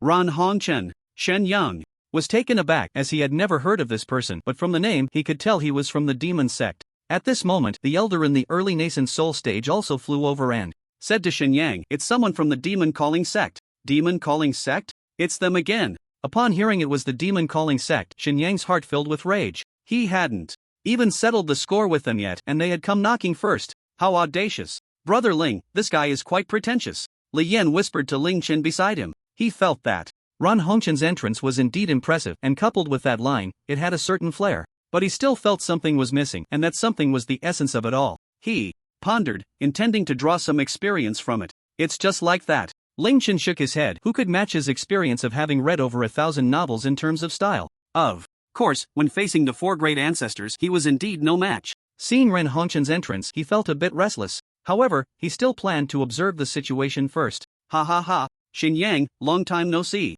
At that moment, a loud laugh echoed from the sky, and one by one flying boats appeared above the Sunset Sect. There were at least 100 of them, large and small. As the Blood Demon and the true monarch of Crossing Demons made their entrance, the pressure of the mid-nascent soul stage was released, instantly stirring up a storm. The true monarch of Crossing Demons looked down at the disciples below with a hungry gaze, as if they were food. Sensing the auras of the two, Shen Yang and Elder Wood Yang's expressions instantly turned grave. Two mid-nascent souls. Everyone in the Sunset Sect was shocked. Adding Ran Hongchen, that made 3 mid-nascent souls. It wasn't over yet. The Demon Calling Sect also had a group of golden core experts, but fortunately, their numbers were fewer. Therefore, the key to victory in this battle lay in the combat of these few nascent soul experts. This is troublesome, Sect Master. Wood Yang frowned deeply. Don't panic, watch me. Ahem. The next moment, Shen Yang cleared his throat and shouted directly, "Elder, save me." The Blood Demon felt puzzled. Could it be that there were still experts in the Sunset Sect? Elder? It should be someone who was promoted later. He quickly recalled the old experts of the Sunset Sect, but after thinking it over, there were only a few and they had all fallen. Who could it be? As the saying goes, hesitation leads to defeat. He immediately decided to act quickly, regardless of whether there were other experts, and aimed to take one down first. Blood Demon Technique. The Blood Demon's power surged, and his divine abilities became even more formidable than before. He transformed into a chilling blood cloud, rapidly attacking Shenyang and Woodyoung. The two immediately activated their defensive spells, forming a massive spiritual power shield in front of them. Unfortunately, the higher the realm, the greater the gap between even a small level. The two could only hold on for a few seconds before being ensnared by the blood cloud. Just as they were in crisis, a great sun descended from the sky. The dazzling light made everyone instinctively close their eyes. Wow, my eyes! Such a blinding light! The great sun directly struck the blood cloud, instantly dispersing it. Whoosh! The scattered blood cloud quickly reformed, reshaping into the figure of the crimson blood old demon. He wasn't hurt, it wasn't a big deal. However, the sudden appearance of the great sun left him shocked. Ha ha ha! I didn't expect you to still be alive, Great Sun True Monarch. Bai Hung Tian. Upon seeing this attack method and the appearance of the person, the crimson blood old demon immediately recognized who had arrived. This was the renowned master of the Sunset Sect from before, the Great Sun True Monarch. It was rumored that he had passed away 100 years ago, but unexpectedly he was still in the mortal realm. Thank you, Elder Taishon, for your timely rescue. Shenyang bowed in gratitude. Woodyoung quickly followed suit, equally astonished, as even he had no idea that Elder Taishon was still alive. Humph. The demon sect is but a small fry. Do they really think my Sunset Sect has no one? Bai Hungtian snorted coldly, his tone unfriendly. At the same time, the pressure of his mid-Yuan-ing stage was fully revealed. Head, this is all you can do. Even I have reached the mid-Yuan-ing stage, old man. It's time for you to step back from the tide of the times. He turned to the side and addressed the crossing demon True Monarch. I'll leave this old man to you, is that alright? Sure. Crossing. Demon True Monarch nodded, indicating that he was invincible and could handle it. After all, he had spent quite some time in the mid-Yuan-ing stage, and he was just a step away from the late stage. He was confident in dealing with an old man. Go! As soon as he finished speaking, Crimson Blood charged forward again, this time targeting Shenyang and Woodyoung directly. The battle of the Yuan-ing stage commenced. The disciples on both sides tacitly refrained from moving, seemingly waiting for the final outcome of this high-level battle. According to the rules of the martial world, the main generals engage first. The foot soldiers watched the show. Watching the colorful attacks in the sky, Ling Chen found it quite enjoyable. It must be said, this was far more entertaining than the pecking of chi refinement stage rookies. Ren Hongchen saw the crimson blood old demon happily thrashing two early Yuan-ing practitioners, and he felt a bit out of place. To intervene. Feeling somewhat bored, he shifted his gaze to the disciples below. His eyes quickly scanned back and forth, searching for beautiful female cultivators. Ren Hongchen practiced the path of beauty, often engaging in dual cultivation to aid his training. Since there was no need to fight for the time being, he might as well gather a batch of future furnace cauldrons. Suddenly, his gaze paused on a group that included Ling Chen, and surprise flickered in his eyes. Then, a wicked smile crept onto his lips. What beautiful little beauties, just the ones I need. He. Having found his target, Ren Hongchen slowly flew towards them. Ling Chen noticed the lecherous gaze of Ren Hongchen in the sky directed at them, and his expression instantly turned cold. Kid, you have chosen the path to death. Just as he was flying down, an unexpected change occurred. His heart suddenly jolted. Why? Because he found that his body had suddenly become immobile. Not only could he not move, but even the Yuan-ing masters who were engaged in battle were also unable to budge. Even their attacks froze in mid-air, creating an incredibly bizarre scene that left them all horrified. The disciples on both sides stared in shock, their hearts filled with confusion, not knowing what had happened. Boom! Just as they were filled with shock and doubt, a brilliant burst of starlight suddenly erupted in the sky. The starlight was not as glaring as the sun, it was somewhat cool, yet it appeared incredibly sacred. Then, they heard a profound and shocking voice resonating from all directions. Before the chaos began, I existed. On the path of the great Tao, I alone reign supreme. This line echoed throughout the heavens and the earth like the voice of the great Tao. The crowd was in an uproar. Just hearing this voice sent chills down their spines, making their skin crawl. This feeling was indescribable. They felt a sudden chill rushing straight to the crown of their heads, leaving them profoundly shaken. What's going on? Is there really another master? What the hell? Are the Yuan-ing big shots frozen in time? They're completely motionless. Look closely, their attacks have also stopped. Hiss. They had thought that the battle of Yuan-ing stage masters was already the limit, but unexpectedly, an even stronger presence had appeared. The starlight gradually faded, revealing a handsome man dressed in robes of stars, with a mysterious halo behind his head. At the same time, glowing golden lotuses appeared around him, as if a true immortal had descended to the world. Upon seeing this, Li Yin couldn't help but exclaim in his heart, "Wow, is my master finally dropping the act?" The appearance of this mysterious expert left everyone in the Qingyan group utterly astonished. Lan Yudi instinctively glanced at the spot where Ling Chen had been, only to find that he was indeed gone. Is this Brother Ling? Wang Tang's mouth dropped open, his eyes wide in disbelief. It really seems to be, Li Qingwan said, equally shocked, her words stumbling. Although Han Feiyu had sensed Ling Chen's mysteriousness before, seeing his immense power in person still left him in a state of surprise. The others, except for Li Yan, were no better off. Wait, everyone is still in the qi refining stage and you just jumped straight to this? Clearly, we entered the sect together, so why does it feel like you've already become an immortal? While Wang Tang was shocked, he also felt an overwhelming sense of frustration, having previously viewed Ling Chen as a target to chase. Now he felt like a clown. Just as everyone present was in shock, Ling Chen moved. He extended a finger, pointing at Ren Hongchen, and softly said, "Die." Boom! A terrifying flame instantly appeared around Ren Hongchen. At the same time, Ling Chen released his restraints. Ah! Before he could even let out a piercing scream, Ren Hongchen's body was instantly turned to charcoal. With a gust of wind, he was reduced to ashes, dissipating into the heavens and the earth. Silence. The scene, which had been filled with gasps, suddenly fell into a deathly stillness. Then, the sound of people gasping for air could be heard. Hiss one finger to annihilate the nascent soul? I must be dreaming. Someone, please wake me up. Hiss. One finger kills a nascent soul. What realm is this big shot in? Could it be a divine lord has descended? So terrifying. This is too strong. You thought you could laugh, huh? Now you can't laugh anymore, can you? Many people suddenly had this thought in their minds. Seeing this scene, the demon sect panicked. The deputy sect master was killed with a single finger, and the sect master was immobilized. They immediately considered fleeing. Several golden core elders began to communicate with each other through sound transmission. Things seem to have gotten complicated. Should we run? The sect master has been controlled, of course we should. Run. Don't worry. I have a divine escape talisman. Meanwhile, the blood demon and the demon crossing true lord were even more flustered than them. The blood demon recognized Ling Chen, wasn't he the brat who had ruined their plans last time? He never expected him to be this powerful, and despair filled his heart. The demon crossing true lord felt a wave of frustration. He had only come to make a little extra money. Who would have thought such a thing would happen? His mind raced as he considered ways to escape. Ling Chen flashed directly in front of the immobilized individuals, looking at the blood demon and the demon crossing true lord. The two of them were instantly terrified, wanting to send a sound transmission to plead for mercy, but found they couldn't transmit anything at all. However, the next moment they discovered they could move their mouths. The demon crossing true lord immediately begged for mercy. "My lord, spare me. I just came to join the fun. I'm not from the demon sect. Just let me go, and I'll give you as many spirit stones and women as you want." The blood demon, unwilling to be outdone, said, "My lord, spare me. I have important information about Ren Hongchen." "Oh, what information?" Ling Chen raised an eyebrow. Could that person have a significant background? Then he heard the blood demon whisper, "Although Ren Hongchen is the deputy sect master of our sect, his true identity is the illegitimate son of an elder and a saintess from the Xuanli Holy Land." The blood demon revealed this shocking secret to save his life. The Xuanli Holy Land was no small matter. The Huayan dynasty was one of the dynasties in the southern region, while the Xuanli Holy Land was the true ruler of the southern region. It was said that there were several divine lords, and there were even powers above the divine lords within. Who would have thought that the saintess and an elder of the Holy Land had an affair? TSK. Meanwhile, in the Xuanli Holy Land, a middle-aged man who was originally in meditation suddenly opened his eyes, his gaze filled with anger and sorrow, a powerful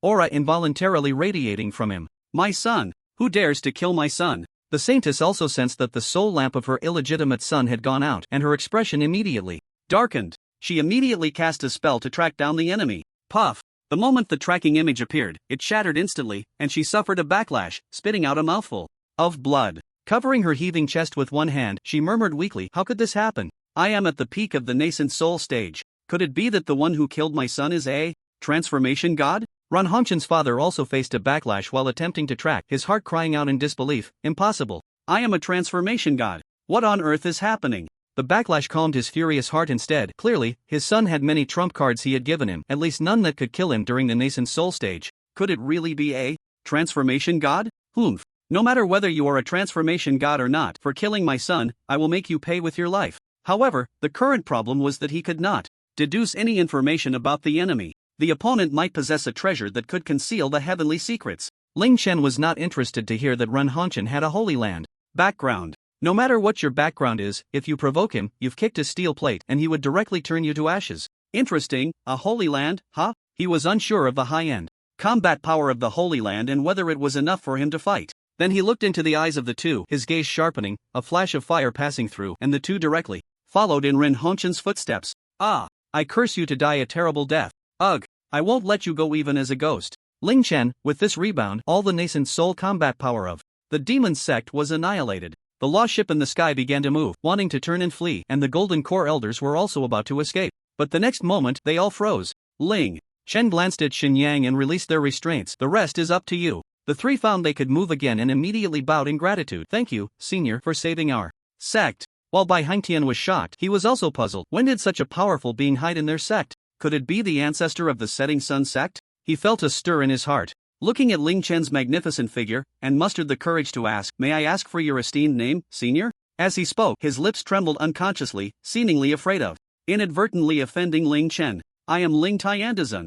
This was a name Ling Chen thought of on the spot. After all, being this impressive, how could he not have an impressive title? Ling Tiandazun. What a domineering name. However, Bai Hangtian had never heard of it, thinking it was just a whim of the senior to come to them. So it is the Daozuan senior. Thank you once again for your assistance. After saying this, he bowed again with Shenyang and Wu Deyang. Then they looked angrily at the people from the demon sect. Without saying a word, Bai Hangtian transformed into a great sun and charged directly into the group of lost ships of the demon sect, rampaging through them, and in no time, all the lost ships were destroyed. Cries of anguish echoed continuously. Shenyang and Wu Deyang exchanged glances and both attacked the few Golden Core elders. With just one move, several Golden Core experts were instantly terrified. Nascent soul experts? Terrifying indeed. At this moment, a voice came from the horizon. "I, from the Beast Control Sect, have come to support our allied sect. The Demon Sect's minions should not be so rampant."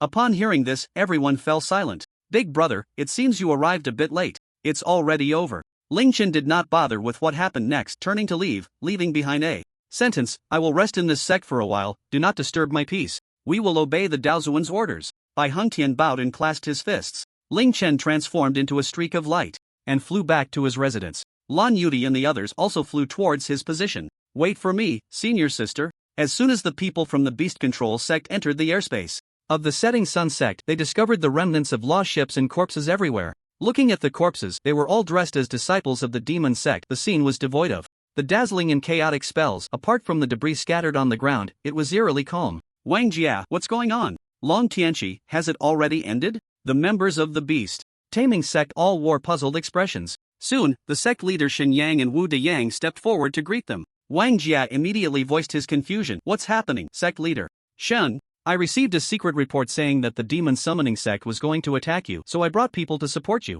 But it looks like you've already finished?" Shenyang chuckled. "Ha, thank you, sect leader Wang, but the battle has indeed concluded." At that moment, the supreme elder of the beast taming sect saw Bai Hangtian and was momentarily stunned, shouting out, "Of character, Bai Hangtian! Old man, how are you still alive?" His tone was filled with shock, excitement, and a hint of joy. Bai Hangtian had initially planned to turn and leave, but upon hearing the shout, he turned back in surprise. "Oh, it's you, Fu Tianqing. If you're alive, isn't it normal for me to be alive too? Ha ha." The corners of his mouth lifted slightly, revealing a nostalgic expression, surprised to see an old friend again. The two locked eyes in the air, and the onlookers dared not interrupt, simply waiting for the situation to unfold. After a long while, the two suddenly burst into laughter. "Ha ha ha ha ha, let's go. Old man, shall we have a drink together? Let's drink." With that, the two flew off side by side. "Well, never mind. Sect leader Wang, let's find a place to talk in detail." After saying this, he glanced in the direction where Ling Chen had left, lost in thought. "Alright." Wang Jia nodded in agreement. Soon, Lan Yudi and the others arrived at Ling Chen's residence, only to find him already seated at a stone table in the open space. Several cups of cola were placed on the table, with an exceptionally rich spiritual energy continuously swirling within. This was the spiritual power cola that Ling Chen had recently fused, even more refreshing than ordinary 5-star cola. Looking at the group that had just landed, Ling Chen said lightly, "You're here." However, they seemed a bit reserved, clearly still intimidated by Ling Chen's strength. It was akin to having a friend in real life who suddenly becomes successful, frequenting high-end places every day, surrounded by celebrities and beauties. When you go to find him, you instinctively feel a sense of awkwardness and distance. Ling Chen noticed their state and chuckled. "What's wrong? Don't you recognize me anymore?" After saying this, he shot a glance at Li Yan. He immediately understood. "Hey, what are you all doing? Brother Ling is still Brother Ling. Come on, sit down, everyone." With that, he disregarded the others and boldly pulled Wang Yan over to find a seat. "Li Miao. Bro, so love will disappear, right?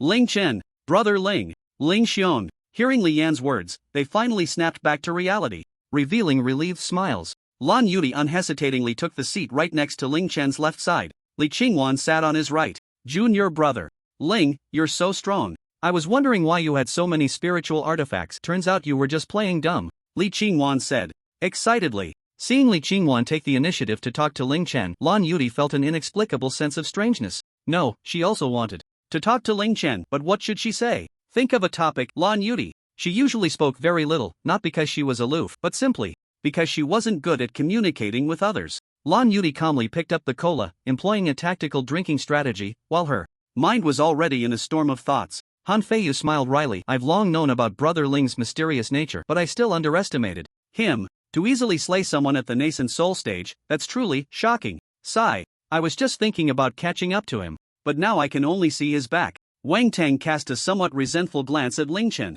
Hearing this, Ling Chen couldn't help but laugh. It's alright, just focus on your cultivation. The higher the realm, the harder it is to break through. You still have a chance to catch up to me. Really, hearing him say this, Wang Tang's originally dim eyes burst with a glimmer of light as he looked at Ling Chen with anticipation. Ling Chen nodded. Of course, your talent is the best I've ever seen. This was no exaggeration. After all, Ling Chen had only seen him as a single spiritual root. As for catching up to him in cultivation, that was out of the question. The reason for saying this was merely to encourage Wang Tang to work hard in his training. Upon hearing Ling Chen's praise and affirmation, Wang Tang's blood surged with excitement once more. Ling Chen casually chatted and laughed with them, and before they knew it, the awkwardness in their hearts had dissipated. Senior sister, let's go. Li Qingwan waved her hand in front of Lan Yuti. Ha, what do you mean, let's go? Lan Yuti, lost in her thoughts, finally snapped back to reality. She looked around and realized that only the three of them were left. Unfortunately, she couldn't think of any topic to discuss until everyone had left.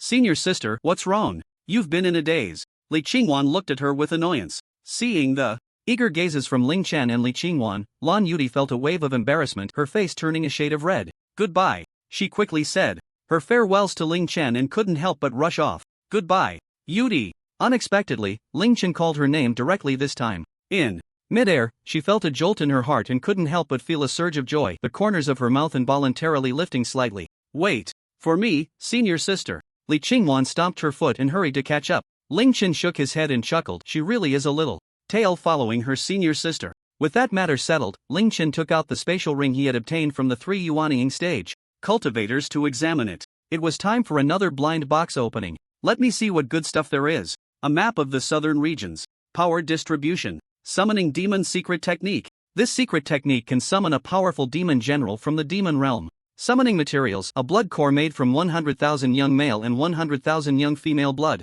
Summoning incantation. Section Contraintegral Psi Zeta Xi Lambda Theta Iota Epsilon Chi Psi. The incantation characters were quite strange, but they were annotated with Chinese phonetics, indicating that this old demon had done some serious research. Goodness, it truly was an evil demonic Sect secret technique. Moreover, Ling Chen had already found a blood core in the storage ring. This indicated that 200,000 people had already met their demise. Sigh, the cultivation world is indeed cruel, but I suppose this counts as avenging you. Looking at the shiny blood core in his hand, Ling Chen shook his head with a sigh. It was only because he was strong enough, otherwise he might have ended up as a member of the 10,000 Souls banner in the future. However, the phonetic annotations of this incantation were amusing, reminding him of when he learned English as a child, using Chinese characters to annotate the pronunciation of words. What is this? A defensive clothing treasure? Ling Chen discovered something that looked like a bundle of clothing in the storage ring, and his first reaction was to think it was some kind of clothing treasure. However, when he took it out and unfolded it,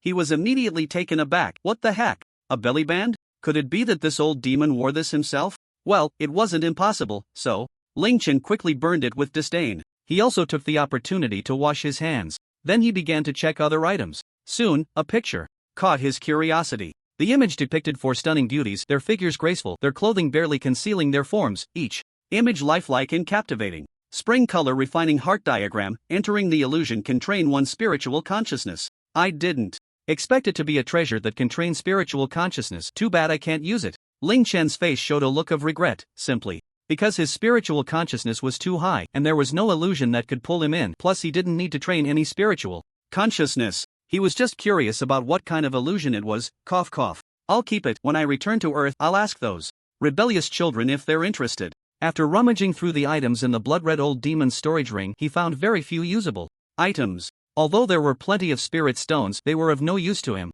Only the southern region power distribution map was decent. There were over 1,000 sects, large and small, in the entire southern region. The most powerful among them is undoubtedly the Xuanli Holy Land. Let's take a look at another one. Similar to the red blood old demon, there was a pile of demonic artifacts, a few books on demonic cultivation techniques, and several spirit stones along with various heavenly materials and earthly treasures. However, there was a particularly special jade token inside, which looked extraordinary at first glance. The jade token had 5 colors, with dragons and phoenixes carved on it, inscribed with the words Tai Hua. Tai Hua? It seems there is a special power within this jade token. Ling Chen used his spiritual sense to perceive it, and after a while, he reached a conclusion. There was a unique forbidden power within, giving the impression of a key. Could it be the key to some secret realm? Ling Chen pondered in his heart. Having read over 1,000 novels, he felt it was quite possible. Nodding, he put it away and then flashed to Ling Jie, preparing to summon that so-called demon general. After all, there was a ready-made blood core, so why not use it? Finding a relatively open area, Ling Chen placed the blood core on the ground and drew a strange magic circle around it. Then he began to chant a spell in a low voice. Section Counterintegral Psi Zeta Xi Lambda Theta Iota Epsilon Chi Psi. As he recited the incantation, the blood core began to emit a faint red light. Subsequently, this faint light spread throughout the entire magic circle. Ling Chen chanted faster and faster, and the brilliance of the blood core and the magic circle grew stronger. Once the incantation was complete, the blood core completely vanished, merging with the magic circle. The blood red light suddenly erupted, and a terrifying head with 2 horns slowly rose from the ground. Then came the robust body and legs. It stood nearly 4 meters tall. As the red light dissipated, the demon general fully manifested. A terrifying aura erupted in an instant, stirring up a whirlwind of dust. Its momentum was no less than that of a nascent soul. Watching the slowly disappearing magic circle, Ling Chen smiled slightly. As expected, it's a spatial passage. Very good. I've noted the coordinates. Meanwhile, the demon general seemed a bit slow to react, its large eyes swiveling around before focusing on the little bug beneath it. Upon seeing Ling Chen, its fierce, blood-red face immediately broke into a grin, revealing a mouthful of sharp teeth, looking incredibly terrifying. Insignificant human, as a reward for summoning me, you shall become my first meal in this world. Ha ha ha. With that, its giant hand reached out towards Ling Chen, its terrifying claws sharp as blades. Ling Chen felt a wave of darkness in his mind. What kind of trash summoning technique was this, where the summoned creature didn't even recognize its master? Wasn't this pure suicide? Reversed.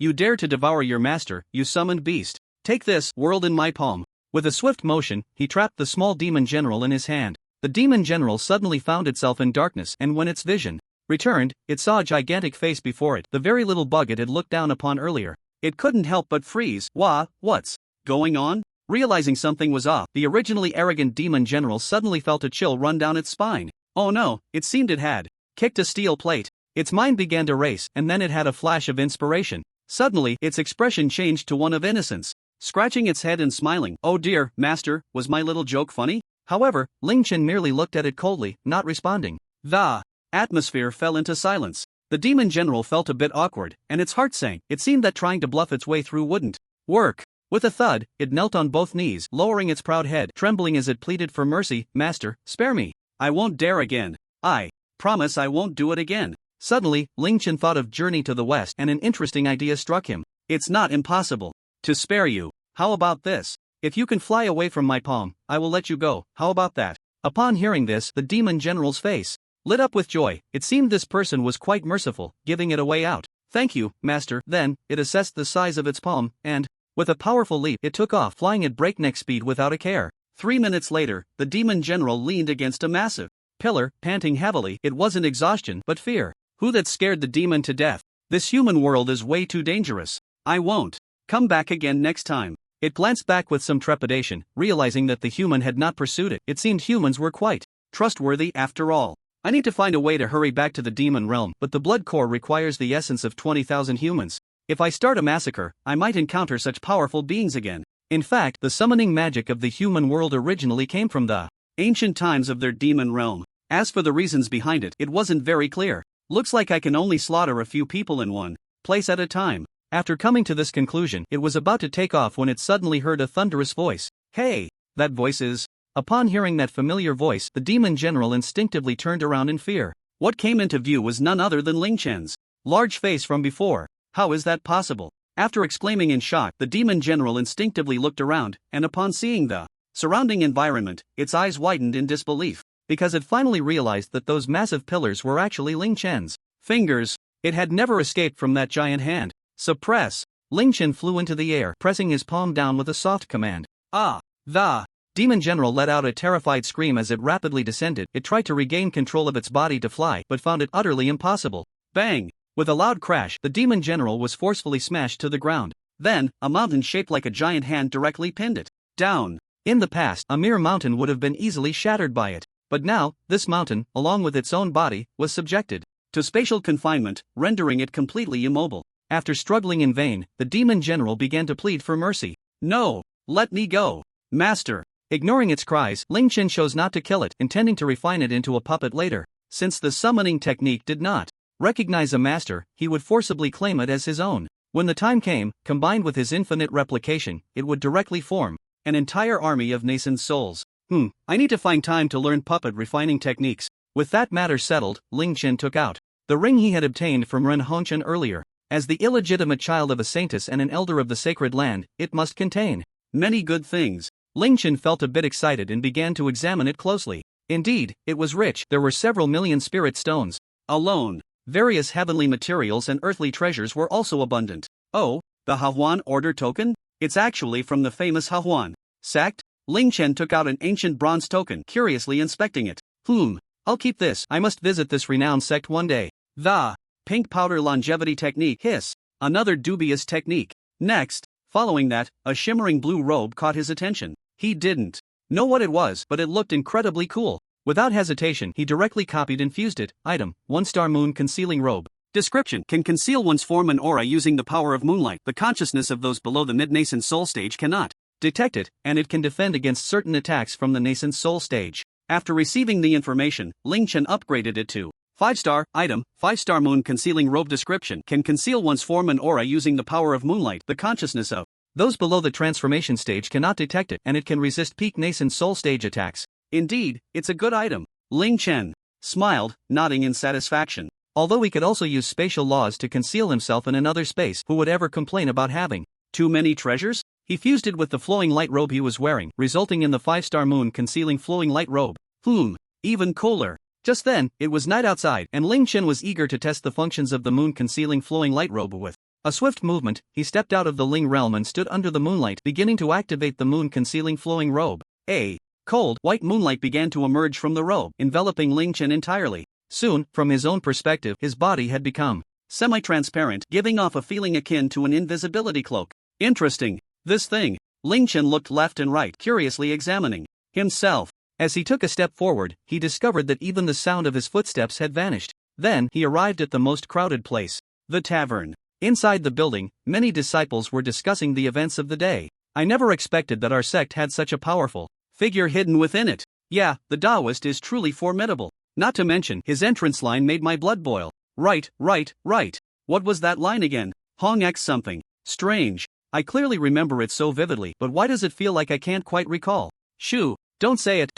That line has too much karma attached to it, you can't handle it. To be honest, I've seen that senior before. I think it was in the mission hall. You're just bragging. Listening to the discussions around him, Ling Chen wandered among the crowd, occasionally waving a hand in front of others' eyes. He found that indeed no one could see him. After testing the low-level cultivators, he found Wang Jia and Xin Yang, who were drinking. Brother Xin, just tell me, where is that senior? I want to pay a visit. Wang Jia raised a cup of wine, somewhat obsequiously offering his flattery. Oh, are you annoying? What if you provoke the senior's displeasure? There's no need to bring this up again. Xin Yang waved his hand, his expression somewhat impatient yet also a bit proud. Sigh. It seems I really don't have that. Fate, never mind. Seeing his resolute attitude, Wang Jia could only give up, his face filled with regret. Ling Chen stood by for a long time, and the two did not notice the person beside them. After the experiment, Ling Chen returned to the Ling realm to continue his enlightenment. Late at night, Lan Yu Dai was still diligently meditating and cultivating, but from her slightly furrowed brows, it was clear that her cultivation was not going smoothly. How strange, why am I seeing this illusion? Lan Yu Dai opened her eyes and slowly exhaled a breath of turbid air. In her previous cultivation, she had rarely encountered illusions, and this time, the illusion was just like the one she dreamt of last time. Once could be a coincidence, but to have it appear consecutively was a bit strange. What does this dream mean? Could it be my past life? She looked again at the jade pendant on her chest, pondering silently. Since the night she obtained this jade pendant, she had that strange dream, suggesting a significant connection between the two. With This thought, Lan Yu Dai gently took off the jade pendant she wore around her neck and stored it in her storage ring. Let's see if I encounter this illusion again after putting it away. Then, she continued her cultivation. In Xingyang City, the Xiao family. A middle-aged couple knelt on the ground facing a majestic old man. Father, you must stand up for our weir. The woman among them was in tears, looking particularly pained and sorrowful. The old man's expression was also slightly angry, as if he was somewhat furious. Humph, this Qi Yin sect is truly overbearing. Killing my grandson without giving any explanation, and even humiliating us, Xiao Wei's father said angrily. The situation was as follows. After discovering Xiao Wei's death, the Xiao family went to the Qi Yin sect to investigate. Du Shueshuan informed them of the ins and outs, but they became even angrier, demanding that she hand over Yi Tiange. They argued that since no one else had died, why couldn't they let their Xiao Wei go? He was just a child. Killing must be repaid with death. They must pay for a life. Hearing that someone was causing a scene, several elders hurried to the scene. After hearing this family's outrageous logic, they directly scolded them and angrily drove them away. Don't worry, I have already established a connection with the Holy Land, and soon, the Holy Land's Daozi will come to visit. By then, how can we fear a mere Qi Yin sect? Thinking of the connections he had made, the old man couldn't help but smile. The Swanli Holy Land not only has a holy son and holy daughter, but also 9 Daozi. Each Daozi is carefully selected. All of them are prodigies, capable of challenging opponents beyond their level as easily as eating and drinking. Really? Father? The middle-aged couple exchanged glances, their surprise evident on their faces. Humph, do you think I would lie to you? The old man shot them a glare. Annoyed. Great. With the backing of the Holy Land's Daozi, I want to see how they can protect that brat. As if he could already envision Yi Tiange's miserable fate, Xiao Wei's father, Xiao Shan, gradually wore a sinister smile.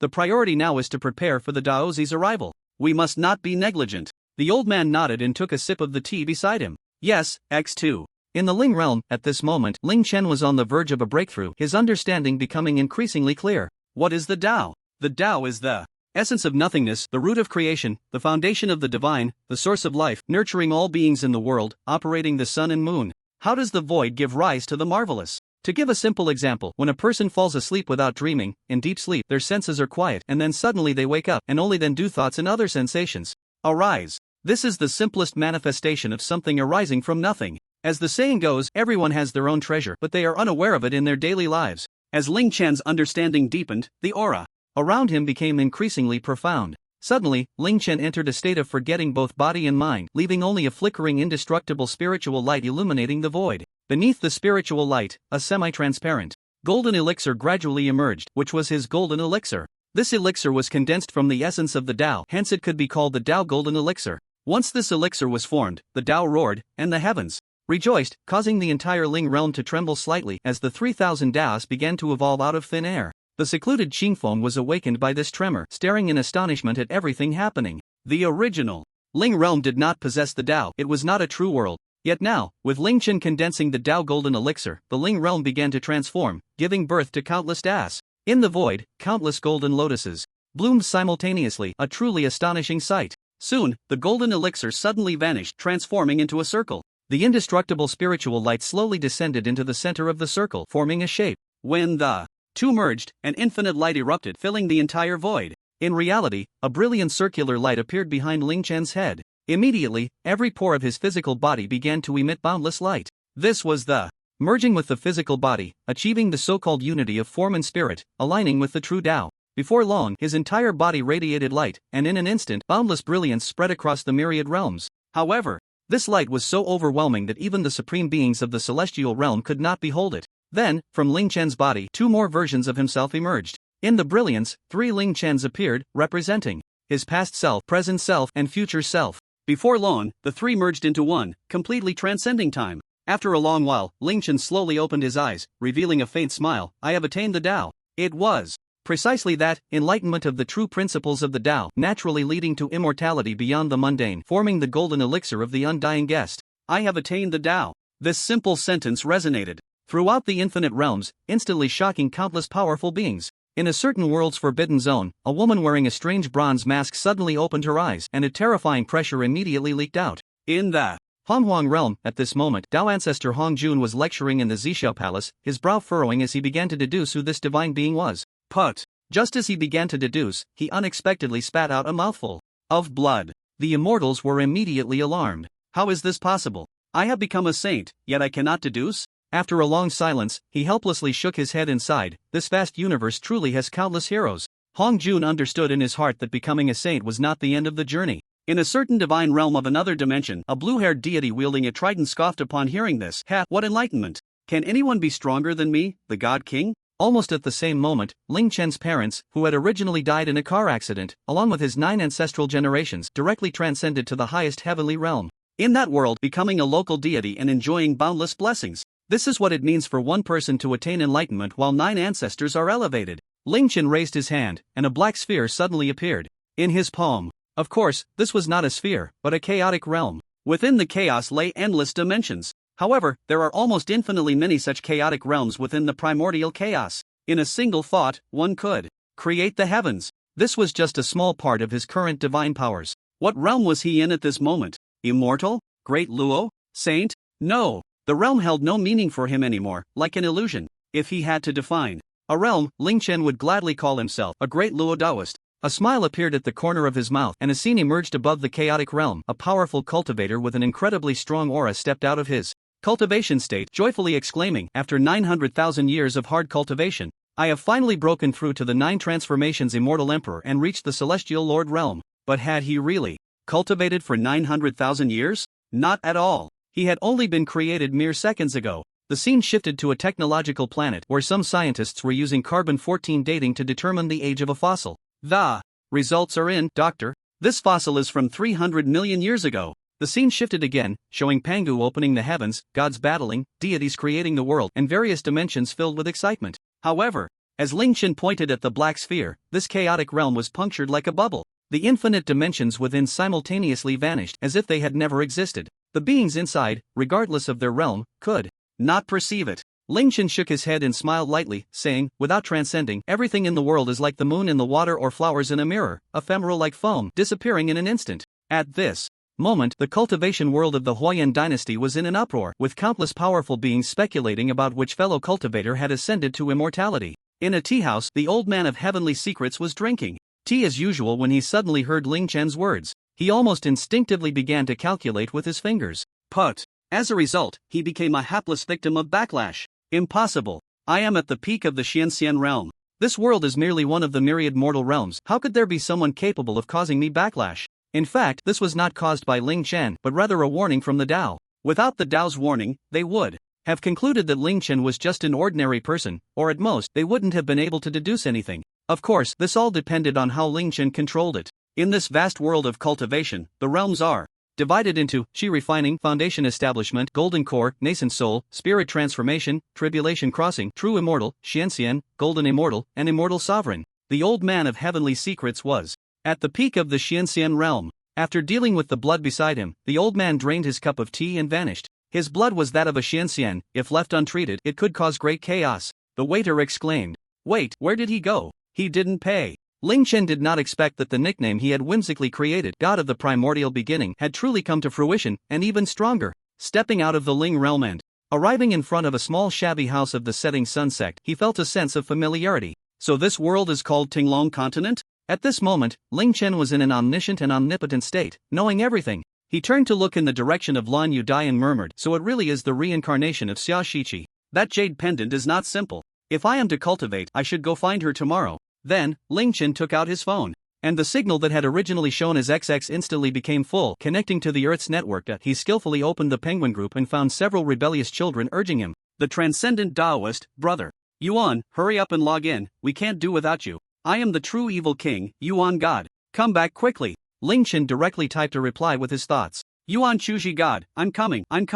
I accidentally fell asleep. Sorry. I am the true evil king. What the hell? You resurrected? The transcendent Taoist finally online. I thought you had crossed over. The outer demon lord maybe just leveled up and returned to Earth. Hiss. Seeing the message from the outer demon lord, Ling Chen gasped, indicating that this guy guessed pretty well. If it weren't for his omniscience still being on, he would have thought he was the only one with a second illness in this group, while everyone else was completely serious. Putting away his phone, Ling Chen took a step back into his long-lost bedroom. He pulled out the ergonomic chair in front of the computer desk, turned on the computer, opened a can of cola, logged in, and his movements flowed like water. Yuan Chuji God, logged in. I'm playing the little fishman, watch me slaughter. I am the true evil king, I've been waiting for you. The outer demon lord, ha ha ha. Today, The four of us taboo giants gather, who can stop us? The transcendent Taoist, infinite calamities of life and death, a bit of primordial spirit mixed in the void. Even if there are only four of us, we can still be invincible. Across the heavens. Hiss. What an impressive sentence. Ling Chen had to admit that in terms of showing off, he and the transcendent Taoist were pretty much on par.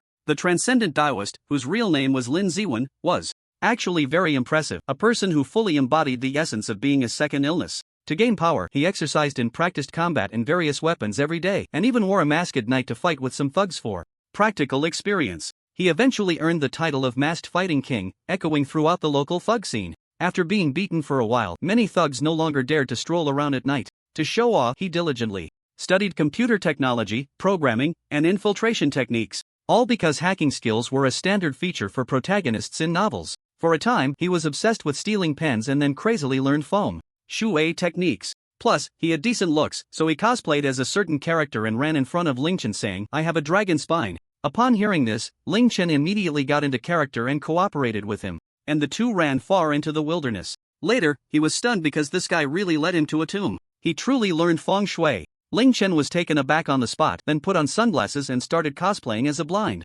character. After indulging in the fun, they contacted the relevant departments, and the two were greatly rewarded. The media took a photo of them for the news, and this guy was still cosplaying as the character that day, leaving a cool side profile hiding his achievements and fame. Of course, Ling Chen's life was not inferior to others. He also had many impressive accomplishments. After reminiscing for a moment, soon, the first game began. There were only four of them, so they recruited a passerby to fill the numbers. In this game, Ling Chen's omniscience was still on, and he knew all the enemy's movements and strategies, easily slaughtering them. The opposing ice mage was already 0 to 9. His mentality was a bit broken, and he directly typed in the public chat, "Little fishman, are you hacking? No matter which bush I hide in, you find me." However, Ling Chen's teammates were all having a blast, especially that passerby. The outer demon lord, haha, I have General Yuan, easily can take the lead. Passerby, Big Boss 666, this wave is a direct carry. With a 5-kill notification, they pushed the crystal and secured their first victory. However, Ling Chen felt that keeping omniscience on was indeed boring, knowing everything was no fun, so he turned it off. But his reaction speed and hand speed were not something ordinary people could compare to, and he still easily slaughtered the transcendent Taoist. Woohoo, taking off. We will definitely reach diamond today. I am the true evil king, you are my god. The few of them fought all the way until 5 in the morning, all reaching diamond, which made them extremely happy. The outer demon lord, it's over, I'm about to fall into eternal slumber again. Fellow Taoists, see you in an era. I am the true evil king. Damn it, has this body reached its limit? The power of the evil king is starting to erode my body. Everyone, I shall take my leave first. The transcendent Taoist, a mere era is just a fleeting moment, but I must continue to roam the vast dream realm. The god of primordial origin. Alright, then I'll go play in other planes. Exiting the game, closing the chat box, Ling Chen picked up a nearby bottle of cola and gulped down the remaining contents in one go. Ah, this is life. Refreshing. Throwing the bottle into the trash can, Ling Chen looked up at the ceiling, his gaze piercing through layers of space, finally settling on a magnificent celestial realm. Here, all beings are incarnations of lotus flowers, unlike the beings born on Earth. Those born from the womb experience great suffering, which triggers the soul to activate self-protection, causing them to forget everything. This is the mystery of the womb. Therefore, beings on Earth have no memories of their past lives. In contrast, the beings in this realm are extraordinary from birth. They not only retain memories of their past lives but also possess numerous innate divine abilities. They need not worry about food, clothing, or shelter. Whatever they wish to eat will appear at a thought, and various rare treasures and resources are inexhaustible. Ling Chen's parents and ancestors are all in this realm, which is referred to as the Supreme Celestial Realm. This time, Ling Chen did not set off, but his figure appeared before his parents in the Celestial Realm. This was not a clone or projection, but an incredible divine ability. It was as if two spaces suddenly overlapped, but only he was overlapping. The couple suddenly saw Ling Chen's figure appear and both revealed surprised smiles. Ling Chen also showed a genuine smile. Dad, Mom, long time no see. After many years apart, the three began to catch up, asking about Ling Chen's previous life. But before they could reminisce for long, Ling Chen's grandparents arrived. The whole family began to chat joyfully. After catching up with his family and seeing that they were doing well, Ling Chen felt reassured to go have some fun. The invincible life was just beginning. After bidding farewell to his family, his figure disappeared in the celestial realm. With a whoosh, Ling Chen shifted space to the void. Outside the Tinglong continent, quietly observing the continent floating in the void, a faint smile appearing on his lips. Being invincible means I must find some fun, so let's start with you. After saying this, Ling Chen closed his omniscience. After all, life needs surprises, and fun is even more necessary. Well, he would open it again when he felt like it. Returning to the Sunset Sect, it was already morning on Earth while it was still midnight here, with a significant difference in the flow of time between the two worlds. Sleeping was out of the question, so Ling Chen took out his phone to adjust the time flow between the two realms and connected to the internet. Then he played games and surfed the waves. Happy gaming time always passes quickly, as if in the blink of an eye, morning had unknowingly arrived. On the mountain, spiritual birds chirped in unison, spiritual mist soared, and immortal cranes danced together. The distant palaces were magnificent and breathtaking. Such a beautiful scene, and he hadn't thought to record it before. What a pity. Ling Chen opened his phone's camera and filmed a video of this scene, then sent it to his brother group. In the end, he added a line, "This place is truly a treasure for closed-door cultivation." However, after waiting for a long time, no one replied, probably still asleep. Failed to show off. Putting away his phone, Ling Chen transformed into a streak of rainbow light and flew towards Shueyu Peak. What? You ask why he didn't use spatial movement? Of course, because flying is more thrilling. Shueyu Peak, home of the blue feather butterfly. At this moment, the blue feather butterfly stood quietly at the mountain's edge, gazing at the distant scenery, her eyes somewhat lost in thought, as if she had something on her mind. Yudi! At that moment, a familiar male voice reached her ears, bringing her back to her senses. She turned around in surprise and saw the incredibly handsome Ling Chen slowly walking towards her. "What brings you here?" As she spoke, the corners of her mouth involuntarily lifted slightly. Ling Chen didn't waste any words and went straight to the point. "Have you been having a strange dream lately?" Lan Yudai was taken aback for a moment, then her mouth opened slightly in surprise. "How did you know?" Ling Chen walked over to her side, gazing at the distant scenery, his tone somewhat nostalgic. "I once had a friend who had a jade pendant like yours. We were very close, but she died unexpectedly." Upon hearing this, Lan Yudai instinctively cradled the rabbit jade pendant at her chest, her mind racing as she recalled the familiarity she felt towards him. At that moment, she already had a guess in her heart. After saying that, Ling Chen turned to look at her face and extended a finger to point at her forehead. "Revive? No, recall. Sure, Chi." In an instant, a blinding white light burst from his fingertip, causing Lan Yudai to instinctively close her eyes. As the light flashed, scenes from her past life began to emerge clearly in her mind. "So unlucky, so unlucky, so unlucky. You bold beast, do not harm others." "Thank you. Hello, my name is Xiaoshi Chi. My name is Ling Chen. Xiaoshi Chi. Xiaoshi Chi. Right, call 120. The blurry faces in her dream gradually became clearer, and the true face of the boy finally emerged. She opened her eyes, and Ling Chen's figure gradually merged with that of the boy in her dream. She remembered everything. No wonder she felt that strange familiarity towards him. "Ling Chen!" Lan Yudai almost cried out his name, then threw herself into his arms. The scene of her car accident from her past life flashed in her mind, and she had not finished her words back then. "I like you. Will you be with me for this lifetime?" As she spoke, tears streamed down her face. Upon hearing this, Ling Chen's mouth involuntarily lifted, and he wrapped his arms around her waist, gently saying, "Okay." Hearing the satisfying answer, a wave of immense happiness surged in Lan Yudai's heart, and she held him tighter, wishing she could merge herself into his body. Then, as if she remembered something, she released his embrace, her face slightly flushed, and wrapped her arms around his neck, kissing him deeply. Sticking out your tongue? Just what I like." Ling Chen, not to be outdone, took the initiative to respond. In an instant, the sky thundered and the earth ignited. The battle grew increasingly heated, and Ling Chen directly shifted the battlefield to the Grand Villa in Lingjia, setting up a barrier. After all, there was still Chang Feng in seclusion in the secret realm. What happened next is understood by those who understand. For those who don't, I won't elaborate. I can only say that it involved a lot, and even if I told you, you wouldn't grasp it, so it's better not to say anything. Those who understand, understand. Afterwards, the two sat at the head of the bed, each holding a cup of spiritual cola. "Should I call you Lan Yudai or Xiaoshi Chi from now on?" Ling Chen teased as he looked at her. "Either is fine, but in this world, just call me Yudai. I never expected I would have a day of crossing over. How are my parents?" Naturally, she meant her parents back on Earth. Ling Chen nodded. "They're doing well. I often go to keep them company. Do you want to go see them?" Lan Yudai was startled, asking in disbelief, "You can go back?" Ling Chen revealed a mysterious smile and said, "I couldn't before, but now I can." "Ha? What realm are you at now? I saw you could easily eliminate those in the nascent soul stage before." Upon hearing this, Ling Chen made a small distance with his thumb and index finger. "I'm just a little stronger than you guys." The corners of Lan Yudai's mouth twitched slightly, feeling he was being a bit pretentious. That little distance couldn't possibly be just a galaxy, right? Lan Yudai didn't doubt what Ling Chen said, knowing she could go back. She instead lowered her head and fell silent for a moment. Then she looked up at Ling Chen. "But my current appearance." She didn't continue, but Ling Chen understood her meaning. "Don't worry, with me here, your parents would find it hard not to recognize you." He gently held Lan Yudai's hand to comfort her.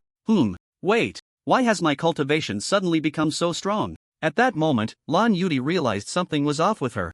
Her cultivation had directly reached the early stage of transformation. Ha, only just realizing it, young lady? This is the power of dual cultivation. In fact, this was still under Ling Chen's intentional control. If it weren't for the fear that her temperament was unstable and she wouldn't feel a sense of achievement, he would have directly let her become an immortal. As for cultivation, it's much more fulfilling to earn it through hard work. Since she broke through to transformation under the essence of De Luo's great power, she didn't have her own Tao rhythm or comprehend the laws. But who is Ling Chen? He directly transmitted to her the 9 perfect level laws of time, space, destruction, creation, and the 5 elements. Yuan, you're amazing. Feeling the insights about various laws in her mind, Lan Yudi's eyes sparkled with stars as she looked at him. Call me husband. Husband. Soon. The two tidied up and arrived at the Sunset Sect. As soon as they returned, they heard Xin Yang's announcement, "Dear disciples, due to unforeseen circumstances, the outer sect competition had to be suspended yesterday. Today, we will continue the unfinished competition. Participating disciples must arrive at the venue within an hour. Those who do not arrive on time will be eliminated. Forget about that, let's go home first," Ling Chen said, patting Lan Yudi's head. She nodded with a smile, her face full of happiness. On Earth, Xia Shiqi's parents were lounging on the sofa watching TV. Their family ran a medium-sized supermarket with considerable profits and decent economic conditions, and they weren't usually very busy. Just then, while they were engrossed in the show, Ling Chen and Lan Yudi suddenly appeared out of thin air in front of them. Xia Shiqi's parents were startled by the sudden appearance of the two. Immortals? Ghosts? Or aliens? Their hearts raced, and as they focused their gaze, they found one of the people looked so much like Ling Chen, only the attire was vastly different. Xia father and Xia mother instinctively exchanged glances. "This, are you Xiao Yuan?" Xia father asked, mustering his courage. After all, the way Ling Chen and the other appeared was too bizarre, and he couldn't help but worry about what kind of monster they were. "Uncle, auntie, don't be afraid. I am Xiao Yuan." With a thought, Ling Chen made the entire backstory of Xia Shiqi's reincarnation appear in their minds in a truly immersive 3D way. Lan Yudi looked at her parents with some trepidation, nervously holding Ling Chen's hand. Once they absorbed the backstory and came back to their senses, their gazes towards Lan Yudi had completely changed. Excitement, joy. Even their faces turned red unconsciously, a sign of their elevated blood pressure from excitement. "Xiao Qi, is it really you?" Xia father and Xia mother exclaimed, overwhelmed with joy and tears, unable to believe it. "Dad, Mom, it's me, I'm Shiqi." Seeing this, Lan Yudi couldn't hold back her tears and ran forward. "Woo, my daughter." The three embraced and cried, their wet faces and clothes expressing their deep longing and emotions at that moment. "Woo, it's good to be back, it's good to be back." Ling Chen looked at the three with a comforting smile. After a while, once they calmed down, Xia father looked at Ling Chen with gratitude. "Xiao Yuan, thank you so much." Xia mother added, "Yes, I never expected to see our daughter again, it's truly. Uncle and auntie, please don't mention it. Shiqi had the accident to save me, and since I have the ability, of course, I will help her." "Ah, let's not talk about that. I'll go to our supermarket and get some good dishes. We must celebrate properly today, ha ha ha." Xia father wiped his tears and waved his hand. Xia mother said, "Right, we should celebrate well." With that, Xia father hurriedly went out, leaving the three of them sitting on the sofa chatting. Afterwards, they happily enjoyed a reunion dinner. The two elders did not expect that this scene, which could only appear in dreams, would actually come true, and thus tears flowed once again. After dinner. "Ah, are we going back already?" "It's fine, uncle and aunt will come back for dinner. Anyway, time is something Ling Chen can play with as he wishes." "Oh, I see. Alright, then you two take care. Mom and Dad, we're leaving." With a whoosh, the two disappeared. The once lively room fell silent, and the two elders exchanged glances, feeling that everything was somewhat dreamlike. "Dear, pinch me, I want to see if I'm still dreaming." Slap. A loud smack echoed in the room. "Ouch. Why did you hit me? Didn't I say to pinch?" Father Xia covered his left cheek, which was now red, looking somewhat resentfully at his wife. Sorry, dear, I saw in the movies that they slap each other, so I subconsciously did it." Mother Xia awkwardly wiped her hands on her clothes. After all, the force of action is mutual. The pain on his face was also felt in her hand. In the Tinglong continent, at the Sunset Sect. Lan Yudi, by the way, dear, I wonder how my parents are doing in this life. Do you have a way to find out? Let me take a look. Upon hearing this, Ling Chen activated his omniscient mode, instantly perceiving everything. He saw that Lan Yudi's parents in this world were currently trapped in a secret realm. Although they were trapped, there were also many benefits. At this moment, they were both in seclusion within the secret realm, one at the late stage of the nascent soul and the other at the peak of the nascent soul. Don't worry, they are still alive, but they are currently trapped in a secret realm. However, it is also an opportunity for them, as one of them is about to break through to the transformation stage. Is that so? Then let's not disturb them for now. Hearing that her parents in this world were still alive, she couldn't help but breathe a sigh of relief. Although she had awakened the memories of her past life, it did not mean she was no longer Lan Yuti. She was both Xia Shichi and Lan Yuti. Having spent over a decade with her parents in this life, how could she not have feelings for them? Let's go. Let's watch the competition. Soon, the two arrived at the competition venue and found a spot to sit down. To avoid trouble, Ling Chen cast a spell on himself to lower his presence. After all, his appearance had already been exposed yesterday, and if he didn't disguise himself, it would likely cause a commotion. He just wanted to enjoy the competition. In this match, there was Han Feiyu, and his opponent was a Chi Refining Stage 5 cultivator who wielded a spear. The two were evenly matched. This level of cultivation was not considered high for the outer sect, but it wasn't low either. I am Zhao Zihan. Please give me your guidance. The spear cultivator Zhao Zihan politely performed a competition salute. Han Feiyu immediately responded, I am Han Feiyu. 3, 2, 1, begin. With the referee's command, Zhao Zihan's expression instantly became fierce. He stepped forward with his spear, rushing towards Han Feiyu in an instant. Then, the spear shot out like a dragon. A flurry of spear shadows filled the air, completely surrounding Han Feiyu.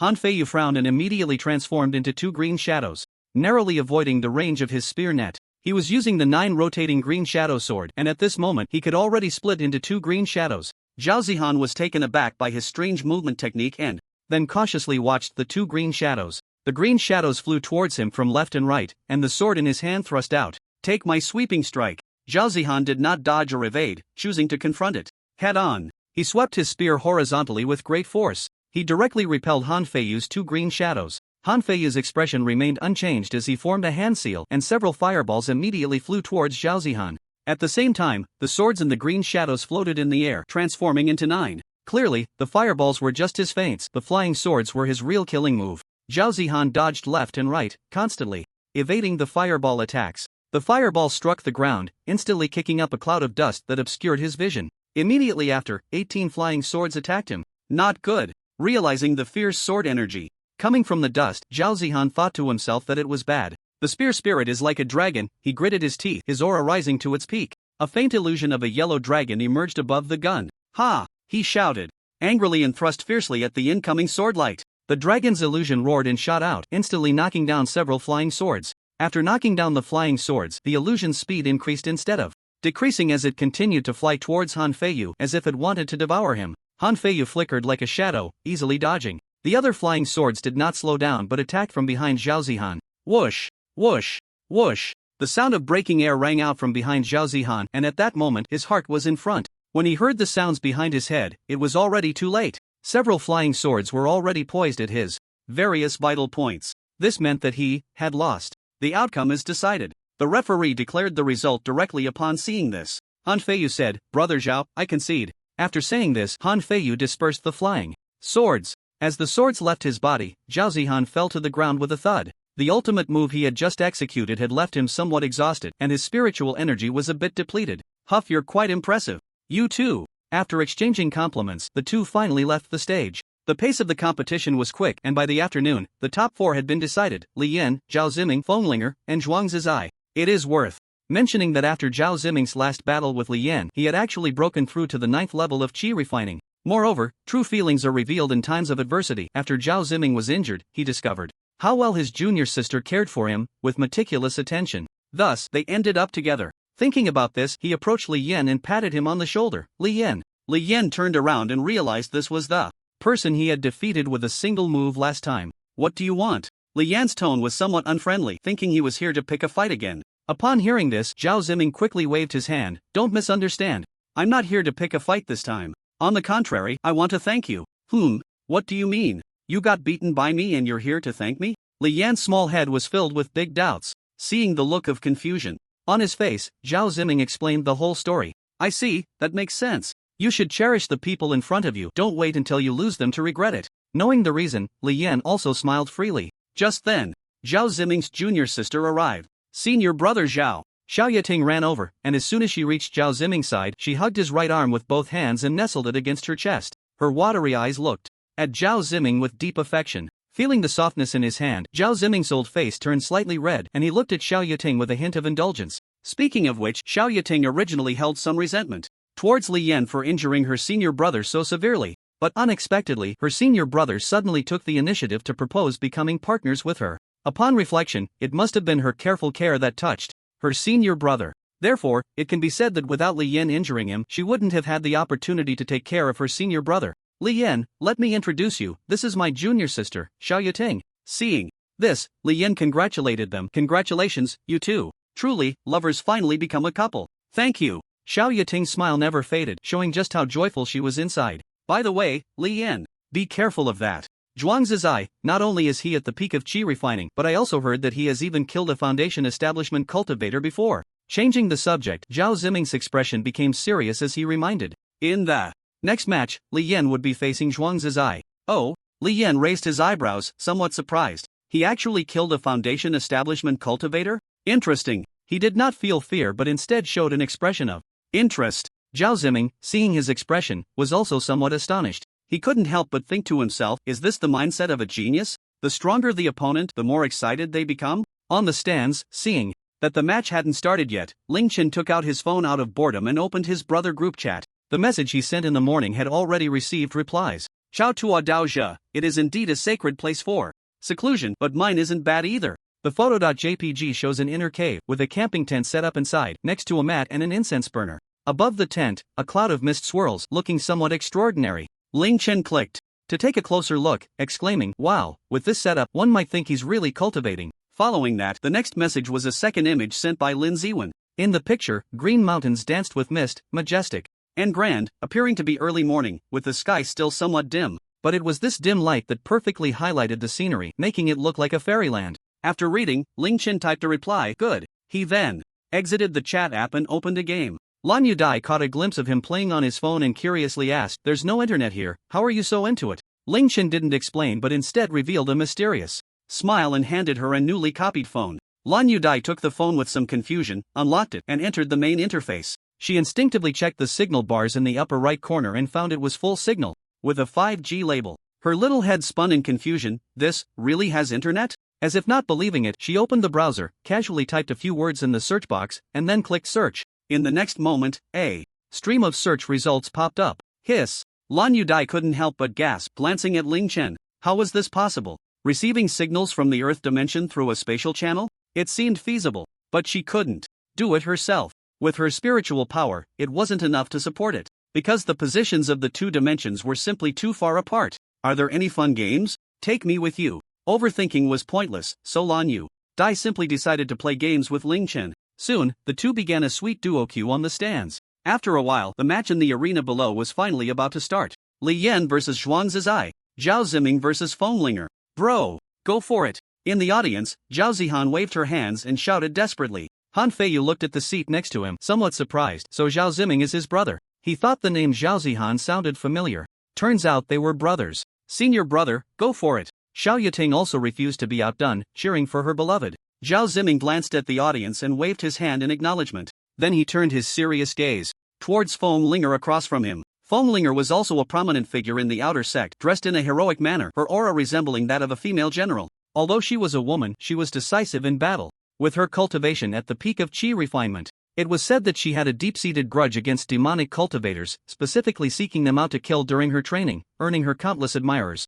The match between the four began simultaneously, selecting those who would enter the finals. I declare the match to begin. Zhuang Zizai, whose family was exterminated when he was young, had narrowly escaped and ended up on the streets. He was later discovered by a passing disciple of the Setting Sun Sect who recognized his spiritual root and brought him back to cultivate. Once he entered the sect, he showcased an extremely high talent for swordsmanship akin to a dragon entering the sea. He even had the astonishing record of slaying foundation establishment cultivators at a higher level. But it wasn't enough. He had already investigated and found out that the murderer of his family was supported by the forces of a cultivation family, and the highest cultivation level of that family was a peak foundation establishment cultivator. To avenge his blood feud, he must do everything possible to quickly raise his cultivation. He had waited too long. Zhuang Zizai looked at Li Yan, his eyes showing no contempt. The intuition of a swordsman told him that the person opposite was very strong. Unlike others who put their swords in storage rings, he carried them on his back. There were actually 3 swords on his back. With the referee's command, the match officially began.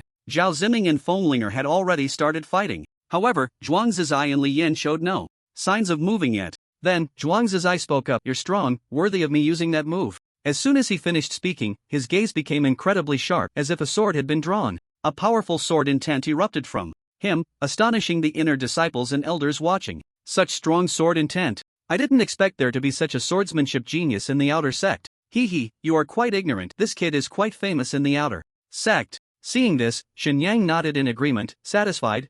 Not bad. He then turned his head, looking for something strange. Isn't that senior coming to join the fun? Sensing the soaring sword intent from Zhuangzi's eye, Li Yan didn't dare to be careless and immediately took a stance with his sword. Lightning flickered along the blade, occasionally emitting a crackling sound. In the next moment, Zhuangzi's eye raised his sword finger, and 3 swords flew out from behind him, hovering above his head. Interesting. Ling Chen also looked at Zhuangzi's eye's sword intent with great interest. The sword intent combined with the flying swords, transforming into a massive, ancient, yellow sword phantom. The phantom of the giant sword howled around it, resembling the underworld. Interesting, this is not our Sunset Sect's ultimate skill. He must have other opportunities, Shenyang thought to himself as he observed this sword intent. He was right, this sword technique was obtained by Zhuangzi's eye while training outside, helping a mysterious old man. Initially, Zhuangzi's eye thought the old man was just an ordinary person, but unexpectedly, he later gave him a manual. Yellow Spring Sword Technique. However, the manual only contained the first 3 layers, and the old man claimed to be the Yellow Spring Swordsman, saying that if Zhuangzi's eye could master all 3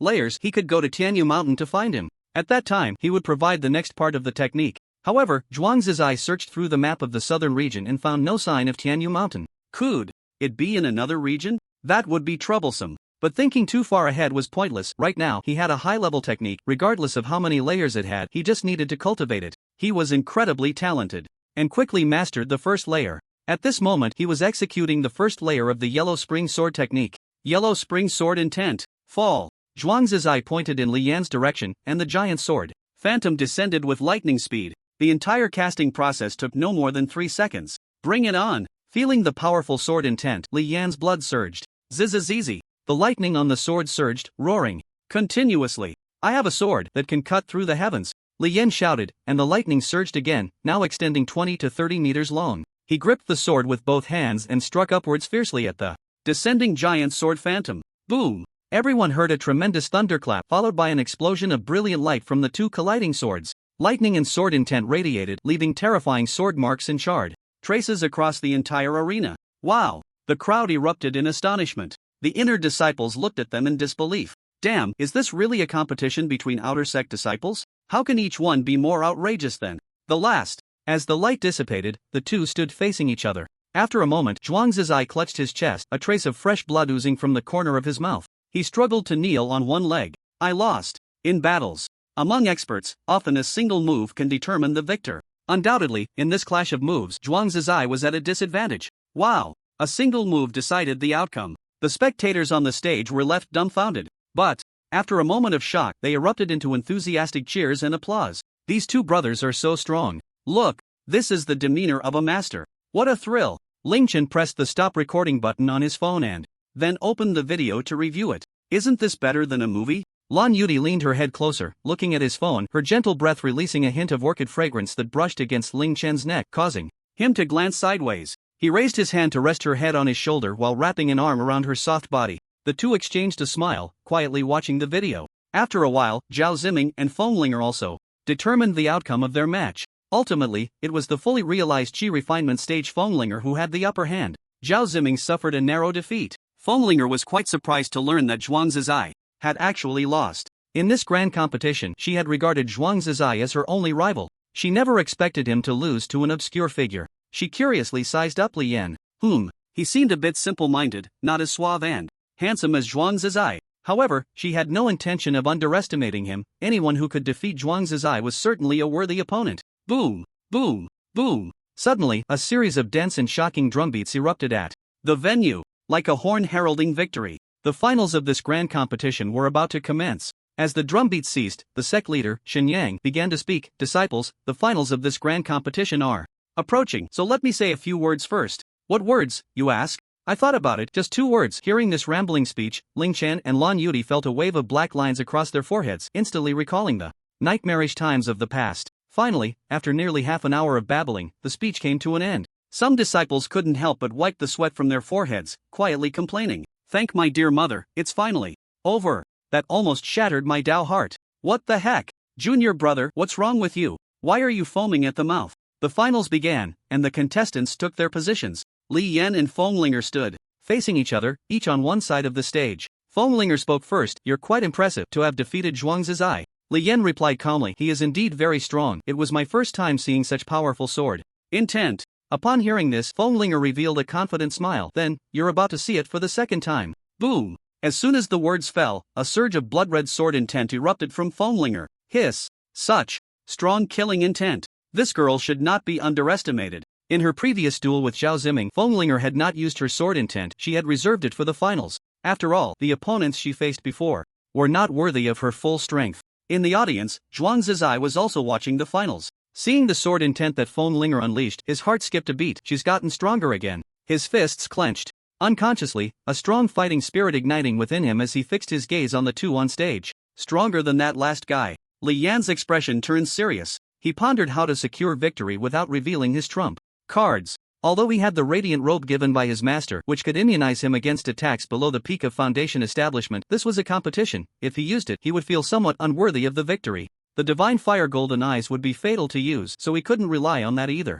Let's first try the full power of the thunderbolt sword technique. Thunderous steps. Li Yan's figure flickered rapidly on the stage, each appearance accompanied by a flash of lightning. In just a few flickers, he was already close to Fenglinger. Gathering strength, he executed a left horizontal slash, the sword gleaming with lightning, roaring continuously. It struck directly towards her chest. The sharp blade drew closer to her, yet Fenglinger showed no reaction. Did he succeed? No. It couldn't be that simple. A strange feeling rose in Li Yan's heart. Those who made it to the finals were not ordinary people, and it was impossible for him to take her down so easily without using his trump cards. The sword passed through Fenglinger's body, but he felt no sensation of hitting flesh. A residual image? An illusion? After failing to land a hit, Li Yan quickly flickered to the side. Just as he moved away, a sword suddenly struck where he had just been standing. Looking back, the Fenglinger he had aimed at was slowly fading away. Her true form appeared to the right of Li Yan. Not bad, your combat awareness is quite good. Fenglinger praised him without reservation upon realizing her sword had struck nothing but air.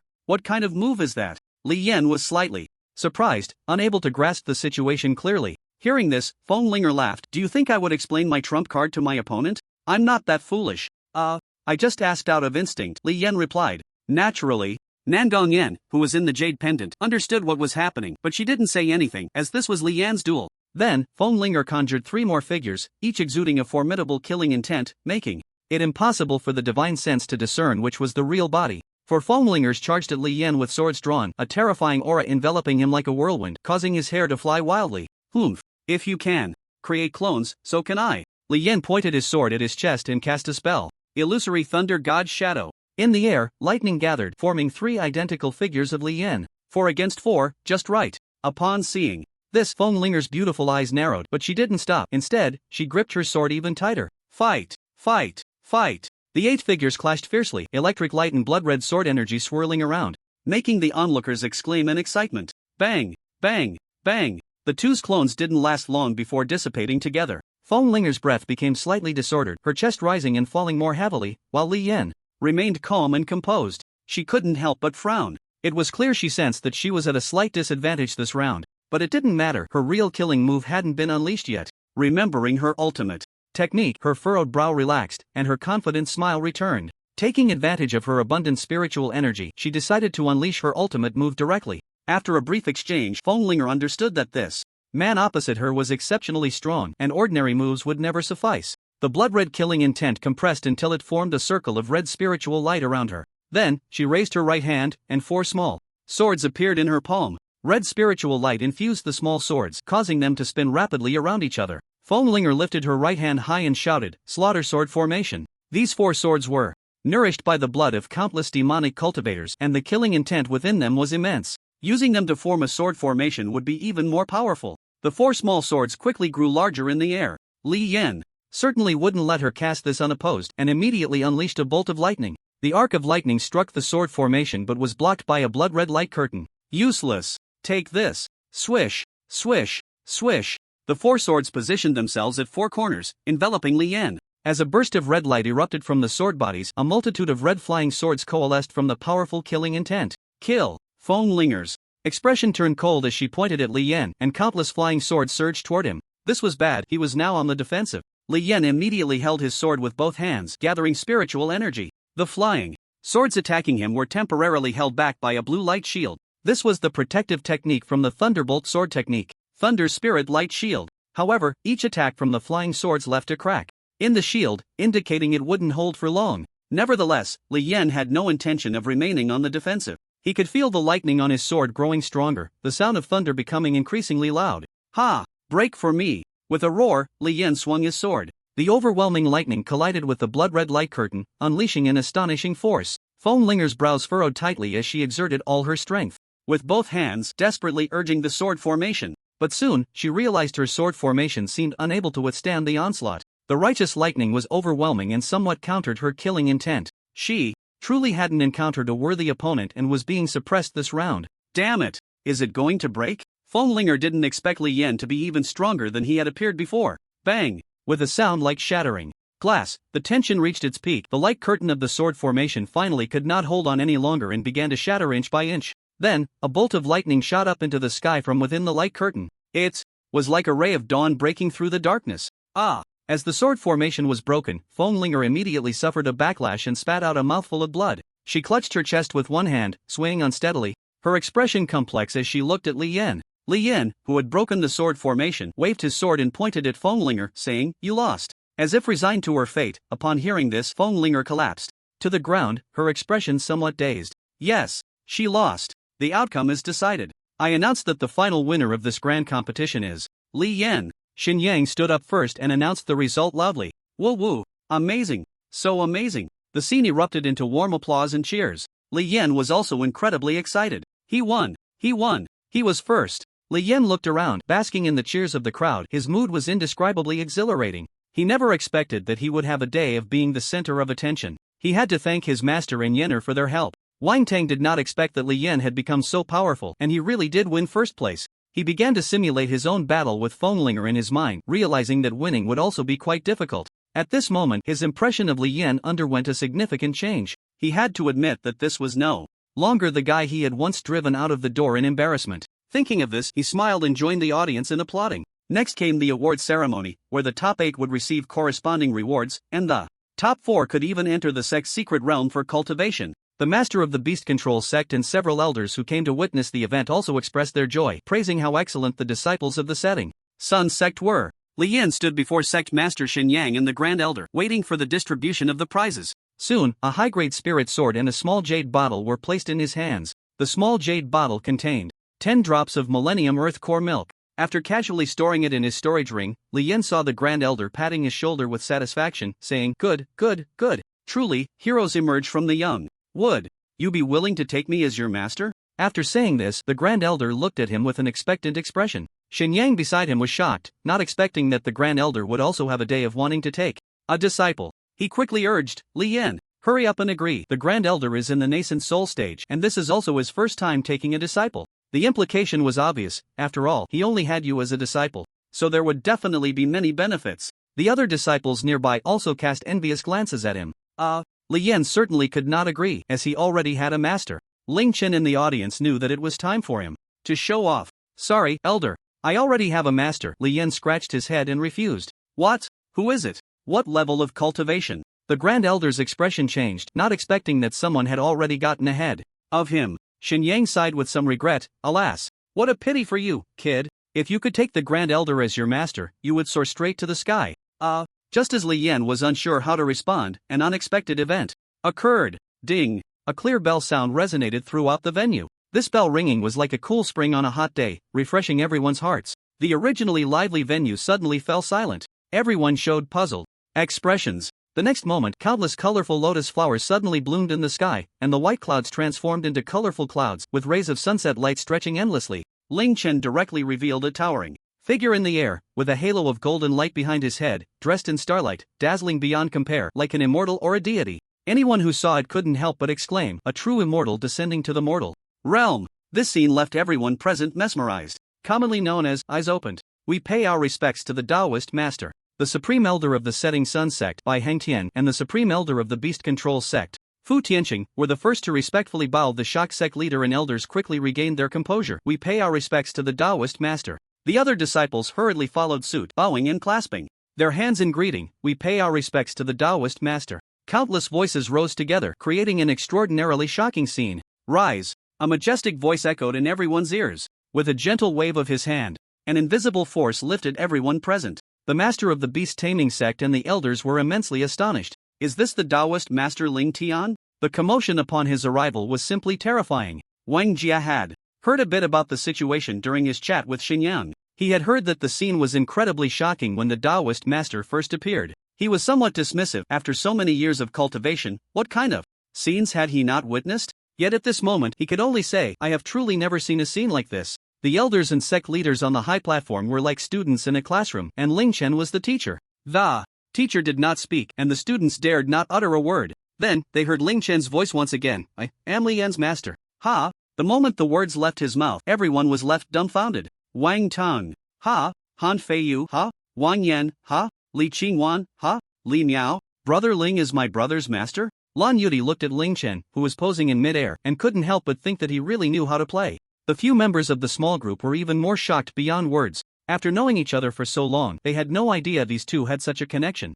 Unexpected. Truly unexpected. The Grand Elder Wu Deyang, upon hearing this, felt a bit flushed. He had actually dared to think of taking the Taoist master's disciple as his own. But the most awkward one had to be Xinyang. He had just been lamenting about Li Yan. After boasting about how great it was to take the Grand Elder as his master, he never expected that the person's master was actually the Taoist master. This was a slap in the face. So that's it. So he is the esteemed disciple of the Taoist master. No wonder he is so outstanding. Ha ha ha. Xinyang quickly used laughter to cover his embarrassment. Wang Jia watched the whole process clearly from the side, feeling a bit stifled with laughter. No, he had to hold it in. He must not be disrespectful in front of the Great One. So that's it. It seems my judgment is still good. After all, he is someone recognized by the Taoist master. Wu Deyang couldn't help but comfort himself like this. At this moment, whispers began to spread among the disciples. Wow, what kind of luck did this kid have? He actually became the disciple of the Taoist master. What a pity.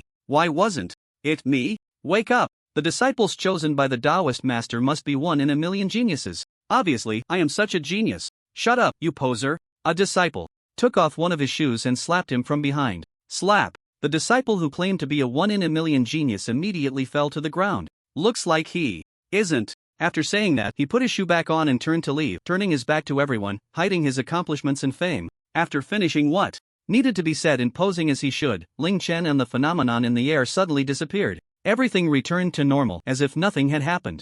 The Grand Elder cast a deep glance at Li Yan, then sighed and walked away, somewhat dejected. Grand Elder, take care. Xinyang watched him leave.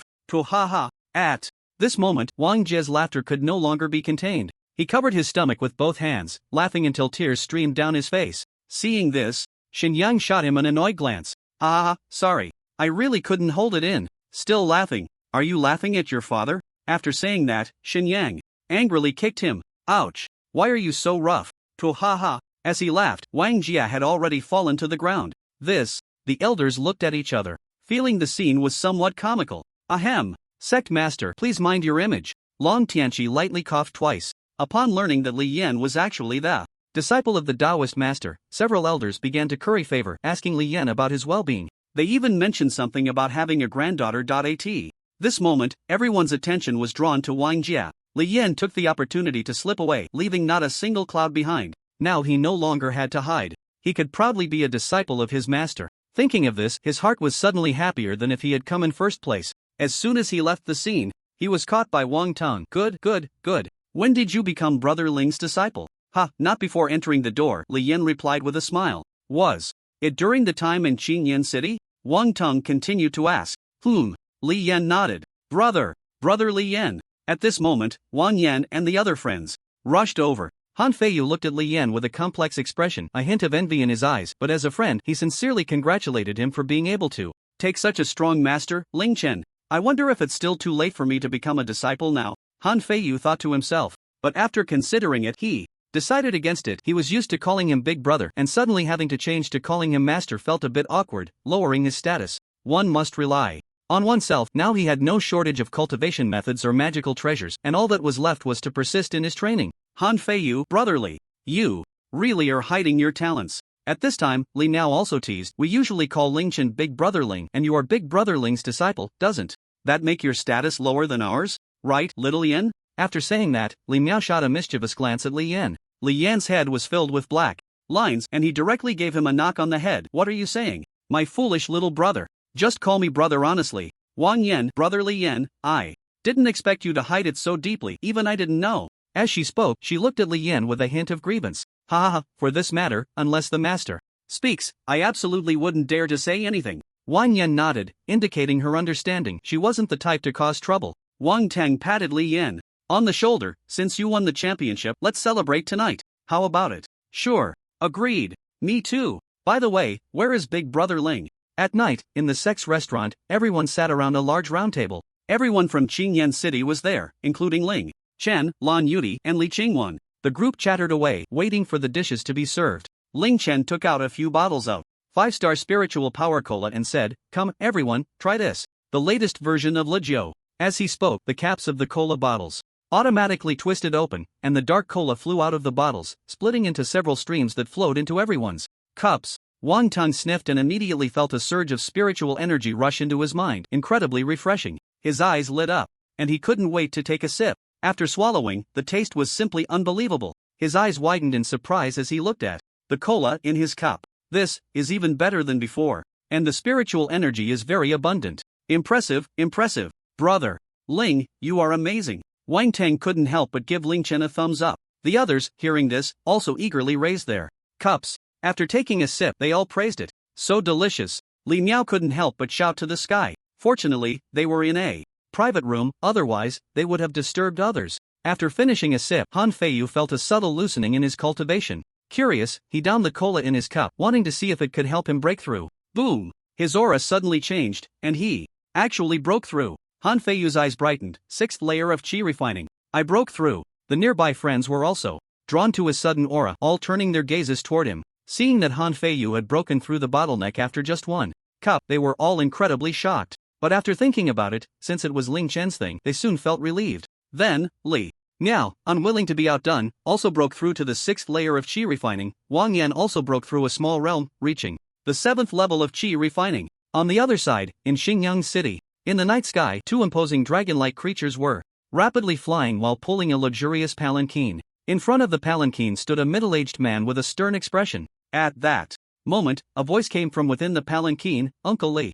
are we there yet? The middle-aged man, referred to as Uncle Li, immediately responded respectfully upon hearing the voice. Daozi, we're almost there. We've already arrived at Xingyang City. First, let's get the items, then investigate the matters Elder Rin instructed us to look into. Speed up, I can't wait any longer. Yes, Daozi. After Li Fifan replied, he urged the 2 dragon-like creatures to accelerate. If there were any experts present, they would surely notice the extraordinary nature of these 2 creatures. They were both golden core stage dragons. Just by looking at these 2 dragons pulling the palanquin, one could tell that the person inside held an extraordinary status. In Xingyang City, at the Xiao family. At this moment, the ancestor of the Xiao family, Xiao Bai, was waiting at the entrance with the others, as a banquet had already been set up inside the residence. The younger members of the Xiao family, seeing their ancestor welcoming someone at the door, were all guessing which important figure was about to arrive. The banquet prepared was already the highest standard of the Xiao family. Roar! Roar! 2 thunderous roars echoed in the sky. Passers-by still wandering in the night market looked up at the sky, only to discover 2 colossal beings. Dragons! It's dragons! Look! Oh my! These 2 dragons seem to be pulling a palanquin. Watching the dragons and the palanquin appear in the distance, Xiaobai felt a surge of excitement. They're here. Daozi is coming. Upon hearing that Daozi was arriving, Xiaowei's parents also felt a bit nervous. The sight of dragons pulling a palanquin was truly astonishing. Hiss! They're actually golden core stage dragons. Sensing the cultivation level of the dragons, Xiaobai couldn't help but gasp. He thought to himself, no wonder they are the Holy Land's Daozi. The display is indeed grand. Soon, the dragons brought the palanquin to a stop in front of the Xiao residence. Seeing this, Xiaobai quickly led the others to kneel on one knee, respectfully saying, "We welcome Daozi's arrival. We welcome Daozi's arrival." The others followed suit, repeating the phrase. Li Fifan glanced at everyone indifferently, then stepped aside and pulled back the curtain of the palanquin. Inside the palanquin was shrouded in darkness, and a pair of golden eyes flashed momentarily. Everyone waited quietly. The imposing presence of the 2 dragons was terrifying. Just their presence beside them felt like a sharp sword hanging over their hearts. Coupled with the esteemed identity of the Holy Land's Daozi, they couldn't help but break into a cold sweat, fearing they might offend the visitor. Thud! Daozi Gu Huanqian lightly stepped out of the gilded dragon palanquin, dressed in extraordinarily luxurious attire. He stood with his hands behind his back, expressionless, exuding an aura that warned others to keep their distance. Li Fifan stood slightly behind him, like a guard. After stepping out of the palanquin, Gu Huanqian scanned the kneeling crowd and spoke. Xiao Bai, old man is here. Xiao Bai responded, then cautiously stepped forward, maintaining a bent posture, trying to appear as humble as possible. Where are the items I requested? Gu Huanqian merely glanced at him before shifting his gaze elsewhere. Just a moment. Then, Xiao Bai took out a jade box from his storage ring and respectfully handed it to Gu Huanqian with both hands. With one hand, Gu Huanqian opened the jade box, revealing a small orb radiating colorful light quietly resting inside. Upon seeing this orb, Gu Huanqian's expression brightened. This is the 9-colored celestial pearl? Truly a heavenly treasure. After saying this, he waved his hand to store it in his pouch. Gu Huanqian was in a good mood, patting Xiao Bai's shoulder. He praised, "Not bad. You've put in effort." Hearing this, Xiao Bai finally dared to lift his head and said, "Hee, it is my honor to serve Daozi. Daozi, please come to my humble abode. I have prepared the highest level banquet for you." Saying this, he stepped aside and extended a hand, inviting Gu Huanqian to enter. Good. Nodding slightly, Gu Huanqian was the first to step into the Xiao residence, glancing at Xiao Wei's mother, Lin Jixin, with a fleeting look of surprise in his eyes. Once he crossed the threshold, the kneeling crowd dared to rise and follow him. Meanwhile, Li Fifan put away the golden dragon palanquin, shrinking the 2 dragon figures back as well. After a few rounds of drinks, Xiao Bai finally brought up the topic of Xiao Wei and began to wail. That Qi Yin sect is simply too much. Please, Daozi, take charge for my deceased grandson. Just a small Qi Yin sect, huh? Fine. For the sake of the heavenly pearl, I'll take charge of this matter for you. Among these sects, from what he understood, their highest combat power was merely from the early to late stages of the nascent soul. But his protector, Li Fifan, was a peak nascent soul powerhouse. His own cultivation was at the peak of the golden core stage, and he was a second-grade golden core with an incredibly strong foundation that could even contend against early nascent soul cultivators. Coupled with his identity as a Daozi from a holy land, he estimated that a casual intimidation would likely make the other party hand over the real culprit. Thank you, Daozi. Thank you, Daozi. Hearing this, Xiao Bai and Xiao Wei's parents immediately expressed their gratitude, bowing repeatedly. Alright, but I have one more condition. As he spoke, Gu Huanqian's gaze fell on Lin Jixin. Don't say just one, even if it's 10, we agree, Xiao Bai said excitedly. At this moment, having connected with the Daozi from the Holy Land, he was overjoyed, as if everything else could be cast aside. Oh, is that so? Then that's good. Gu Huanqian's smile gradually turned sinister as he looked at Lin Jixin with a mocking expression. Seeing this, Lin Jixin's heart sank, realizing something was amiss. Both Xiao Shan and Xiao Bai, being men, clearly sensed his intentions as well. Sure enough, Gu Huanqian pointed at Lin Jixin and said, "I want her to accompany me for a night." Upon hearing this, Lin Jixin's heart raced and she became flustered, only able to seek help from Xiao Shan with her eyes. Xiao Shan was equally taken aback and quickly tried to deflect. Daozi, you were looking for a woman. Don't worry, Daozi, I'll go find you 10 or 8 young and beautiful ones. Right away. Yes.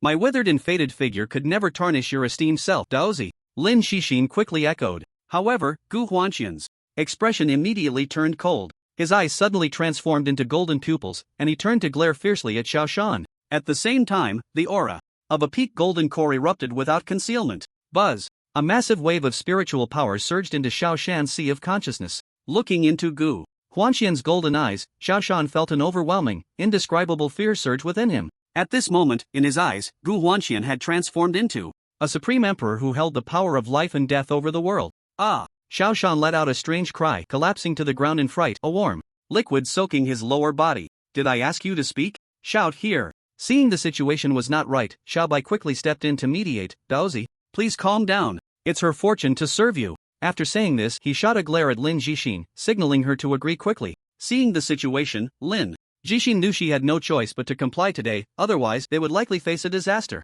Looking at her husband, who was collapsed on the ground, and recalling the death of her son, she gritted her teeth and reluctantly nodded in agreement. Upon seeing her nod, Gu Huanqian's previously cold expression instantly returned to a smile. Ha, good. Miss Lin, don't underestimate yourself. The phrase, still possessing charm, is simply made for you. Hearing his praise, Lin Jixin could only force a smile to appease him. After a hearty meal, it's time to go to the clouds and reign of Wushan, hee. Gu Huanqian flashed a lewd smile, then picked Lin Jixin up by the waist and ran toward the room. I didn't expect to encounter a nine-in body. What a delightful surprise! Such a treasure in this small family is simply a waste. Once I absorb her 9-in chi, I will be able to break through to the nascent soul stage. Gu Huanxian thought to himself, quickening his pace once again. Alas! Poor my son. Xiaobai sighed, helping Xiao Shan up. If he could, he would want to refuse, but he had no choice. Father! Xiao Shan's heart was bleeding. His son was dead, and now the woman had been taken by someone else. He felt like he was living worse than a dog. Not a shred of dignity left. Lost in thought, he couldn't help but cry out. At that moment, a series of sultry sounds came from the room. Upon hearing this, Xiao Shan cried even more miserably. Whoa whoa, father, my heart hurts so much. He clung to Xiao Bai's thigh, crying pitifully. Xiao Bai comforted him. Endure. You must endure. A gentleman takes revenge. 100 years is not too late. Whoa whoa whoa whoa, damn it. Power. If only I had power. As Xiao Shan cried, he blamed himself for not working hard enough in his cultivation. If he were at the nascent soul stage, he would have definitely kept him here today, regardless of what that so-called Holy Land disciple was. People live to fight for a breath. They say that when a common man is enraged, blood will splatter 5 steps. Unfortunately, this is the cultivation world, where low cultivation renders anger useless. When you are weak, your anger is laughable in the eyes of the strong. Alas! Let's go. It's not pleasant for you to listen here. With that, Xiao Bai pulled him away from the room filled with sultry sounds. Li Fifan, waiting by the door, wore a calm expression, seemingly accustomed to it. After a long while, a terrifying pressure suddenly emanated from the room. Li Fifan at the door showed a look of surprise. This is the aura of the nascent soul. The disciple has broken through to the nascent soul? Then, laughter echoed from the room. Ha ha ha. Finally broken through. Lin Shixin beside him felt somewhat overwhelmed by this pressure, trembling slightly. Recalling his aura, Gu Huanxian stood up from his meditative position and looked at Lin. Xixin, don't worry. I will help you avenge your son. Then, it all depends on you, Master Daozi. Alas! Lin Xixin couldn't help but sigh inwardly. She had sacrificed so much for this family. Fortunately, this Daozi still seemed to keep his word. Gu Huanxian didn't expect that such a small family could have so many benefits, not only the heavenly treasure, the 9-colored heavenly pearl, but also this 9-in body. This time, the gains were substantial. Feeling his own cultivation at the nascent soul stage, a wicked smile appeared at the corner of his mouth. Don't rush, there's still plenty of time. On the other side, Lan Yudi went off to cultivate, leaving Ling Chen lying quietly on the white clouds alone. Feeling a bit bored, Ling Chen decided to find some fun. After recalling various novels he had read before, he decided to create a system to play with. He raised his right hand, and a mysterious light gathered in his palm, forming a large light sphere. The heavenly lottery system was born. Integrating the system into his body, the next moment, a lottery panel appeared before his eyes. Of course, this system had no intelligence. He wouldn't integrate something intelligent into his body, that would be annoying.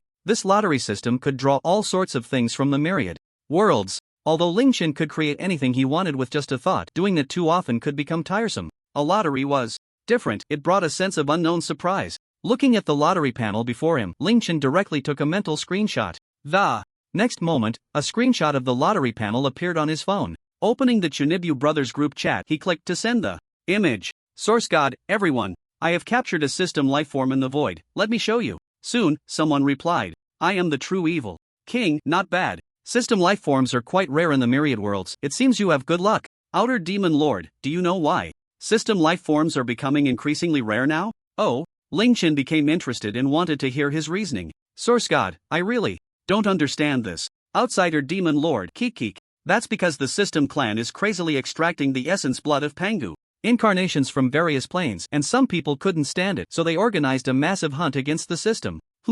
That makes some sense. Ling Chen stroked his chin and activated omniscience, but the result left him dumbfounded. This kid actually guessed about 70 to 80% right. The system clan indeed faced a great slaughter, but the real reason was more than just extracting Pangu's essence blood. At this moment, another message popped up in the group. Transcendent Daoist, a system? I created one, but I call it the Heavenly Roulette. After saying that, he sent a picture. Heavenly Roulette.jpg. Primordial God, impressive.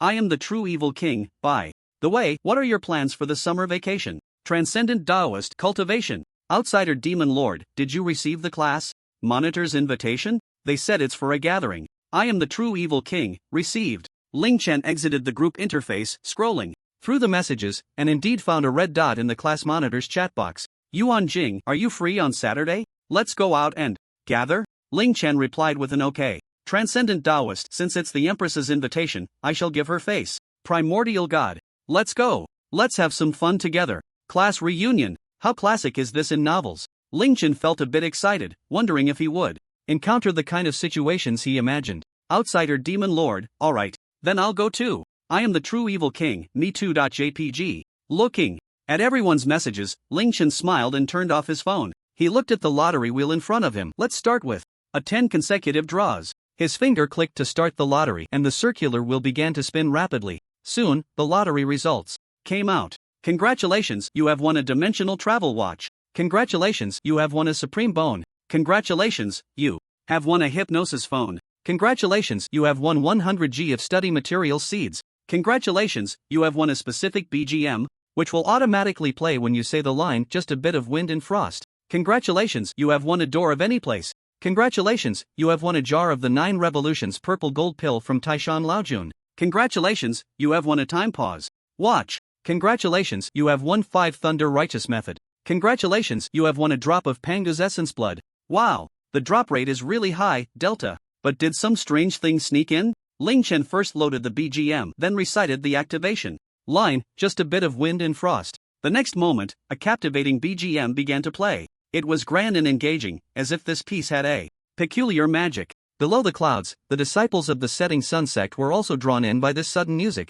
Who is singing? So beautiful. Really beautiful. I heard countless stories from this song. Close your eyes. Quickly close your eyes. Upon hearing this, everyone curiously followed suit. Wow. As soon as I closed my eyes, it felt like I entered a magnificent world with the song, experiencing one adventure story after another. So exciting. So exciting. Incredible. I need to record this with a sound pearl. Seeing the commotion below, Ling Chen nodded in satisfaction. As expected, products from the system are top-notch. He then turned off the BGM. As the song stopped, the disciples below were momentarily stunned, all looking as if they were left wanting more. What? Why did it stop? That was too quick. I haven't had enough yet. Come on, come on. I recorded the song just now. It's 1 spirit stone each. Who wants to buy? Give it to me. I want one too. Then, Ling Chen took out the time pause watch, turned the knob beside it, and set the pause range to the setting sun. Sect. Click. As Ling Chen pressed the pause button, the disciples who were scrambling for the sound pearls instantly froze.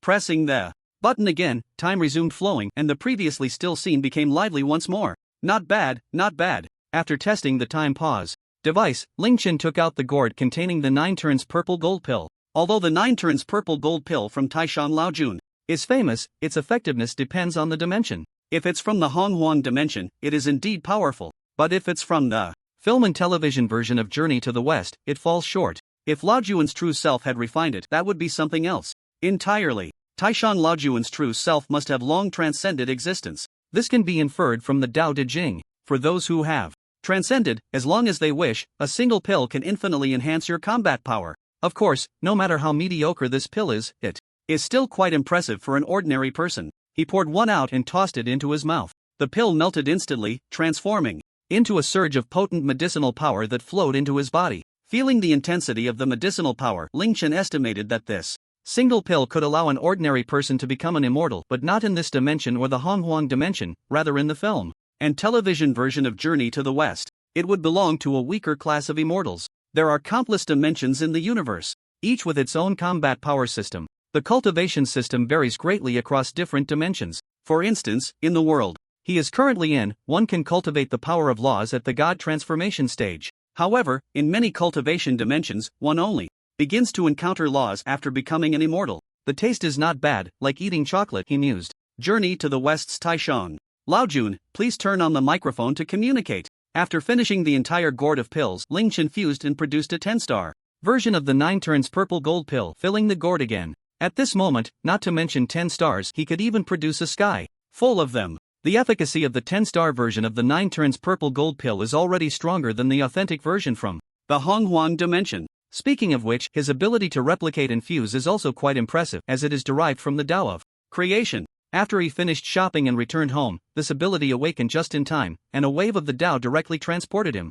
across dimensions. After putting away the gourd, Ling Chen donned the dimension-hopping watch. This device looked like a smartwatch but with a more high-tech appearance. The operating interface was also very sci-fi. Clicking on the dimension search function, a field popped up on the screen, searching for dimensions. Before long, the search results appeared. 3 dimension names popped up on the list. Journey to the West Dimension, Sword Wind Legend Dimension, Shadow Power Dimension. Looking at the 3 dimension names that appeared, Ling Chen's smile grew increasingly mischievous. Hey, I've thought of a fun idea. In the next moment, Ling Chen's figure vanished into the clouds. At the Xiao residence, Gu Huanxian fought until dawn before finally letting Lin Jixin go. Xiao Shan had already cried himself unconscious in his room. Let's go. I'll take you to seek justice. Gu Huanxian, refreshed, led Lin Jixin out of the room. As soon as Lin Jixin stepped outside, she found Li Feifan standing at the door. Had he stood there all night? Wouldn't that mean? Thinking of this, Lin Jixin felt her face flush again. The three of them arrived in the main hall where Xiao Bai had been waiting for a long time, sitting in a chair. Upon seeing Gu Huanxian arrive, he quickly stood up and offered the main seat, saying, Lord Daozi, please take a seat.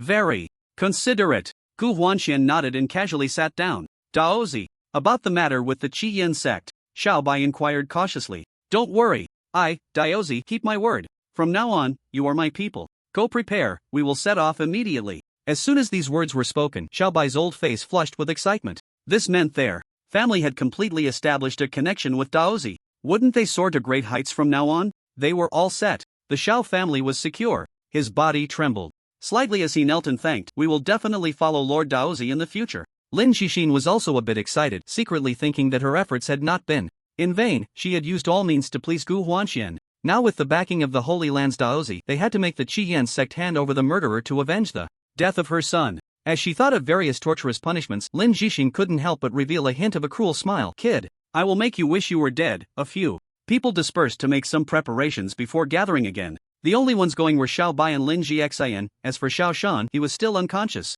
Gu Huanxian glanced at Li Feifan. Uncle Li. Li Feifan nodded in understanding and threw out a dazzling shuttle-shaped magical artifact. As soon as the artifact was released, it quickly enlarged, enough for everyone to stand on. Li Feifan was the first to step onto the shuttle's head as he needed to control its flight. Get on. Gu Huanxian stepped onto the shuttle and said to the other two indifferently. Xiao Bai and Lin Jixian exchanged a glance and hurriedly followed onto the shuttle. Then they saw Gu Huanxian wave his hand. Let's go. As soon as the words fell, a brilliant stream of light burst forth from the shuttle. As the stream of light continued to expand, the shuttle soared into the sky, quickly disappearing at the horizon, leaving only a colorful trail. The speed of the shuttle was incredibly fast. Within an hour, they arrived at the gate of the Qiyan sect. The gatekeeper disciples saw that the visitors had an extraordinary aura and unfathomable cultivation and immediately stepped forward to inquire, may I ask who you are? Before he could finish his sentence, he saw Gu Huanxian pull out a strange black token, engraved with the character Xian.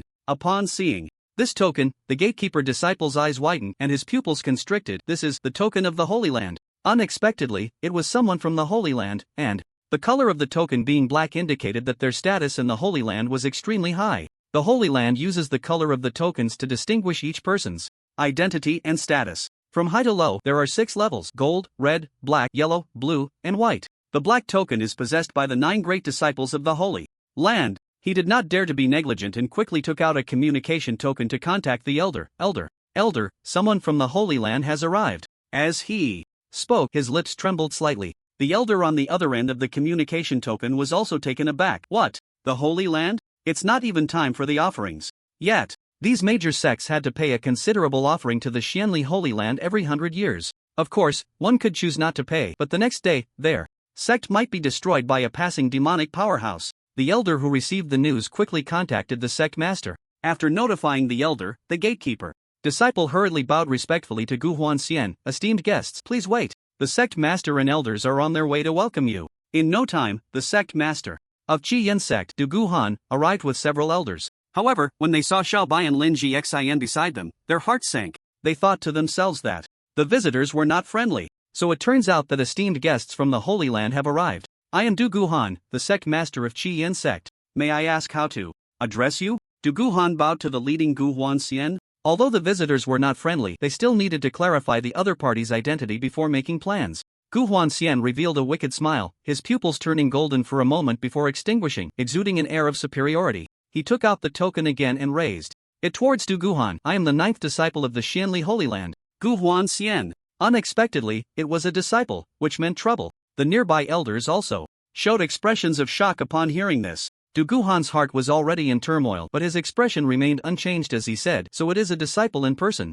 Please enter the sect. However, Gu Huanxian completely disregarded him, raising his hand to interrupt. Stop. I'm in a hurry. Quickly hand over the murderer who killed Xiao Wei of the Xiao family. Before he could finish speaking, he was interrupted, and Du Guhan felt a surge of anger in his heart, but he did not dare to show it. He had intended to negotiate with him, but unexpectedly, the other party did not care about the face of the sect master at all. However, Yi Tiangu was at least a direct disciple of the elder, so they had to protect him to some extent. The disciple is unaware their son was involved with evildoers and harmed fellow disciples. Who would have thought that the disciple survived by chance and thus sought revenge by killing him? You see, isn't this self-inflicted? Du Guhan explained the reason clearly, fearing that this disciple had been deceived by someone. The members of the Shao family nearby were somewhat worried that the Daozi might waver, but after thinking it over, they realized that he himself wasn't exactly a good character, so they abandoned the thought of arguing. Gu Huanxian's expression was calm as he said, "I will count to 3, and you will hand over the person." He couldn't be bothered with the reasons, everything was aligned with interests.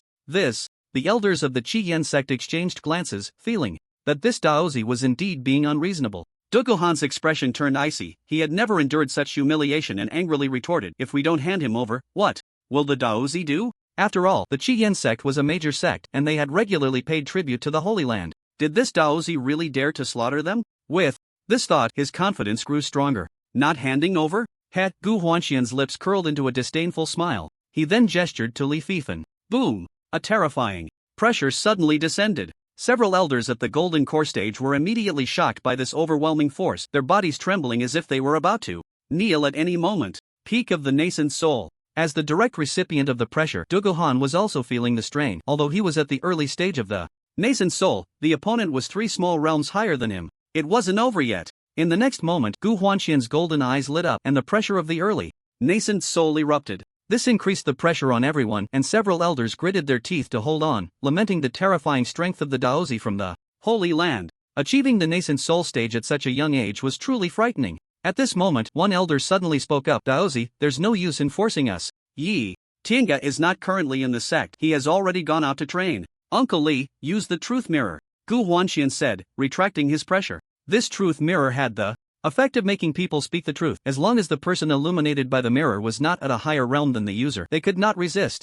Li Fifan nodded, then took out an ancient-looking mirror. When he activated the truth mirror, it suddenly floated in the air and emitted golden light, enveloping the members of the Qiyan sect. "Where is the murderer Yi Tiange?" Li Fifan asked. "I don't know. He went out to train." Several people couldn't control their mouths and instinctively replied, "TSK, what a hassle." Gu Huanxian frowned slightly. Upon hearing that Yi Tiange was indeed not at the Shao family, the two exchanged glances, secretly thinking that the kid was quite lucky. "In that case, Daozi, why don't we capture his family first? That way, we won't have to worry about him not taking the bait," Xiaobai said viciously from the side. Gu Huanxian nodded in agreement. "Alright, where does that kid's family live?" I don't know." Xiaobai was taken aback and said awkwardly. "Useless." Gu Huanxian shot him a glare, then questioned the elders of the Qiyan sect. "I ask you, where is that kid Yi Tiange's family?" Although the people covered by the golden light of the truth mirror were extremely reluctant, they all spoke in unison. "Qingyan City, Yi family." Upon receiving the information, Li Fifan retracted the truth mirror.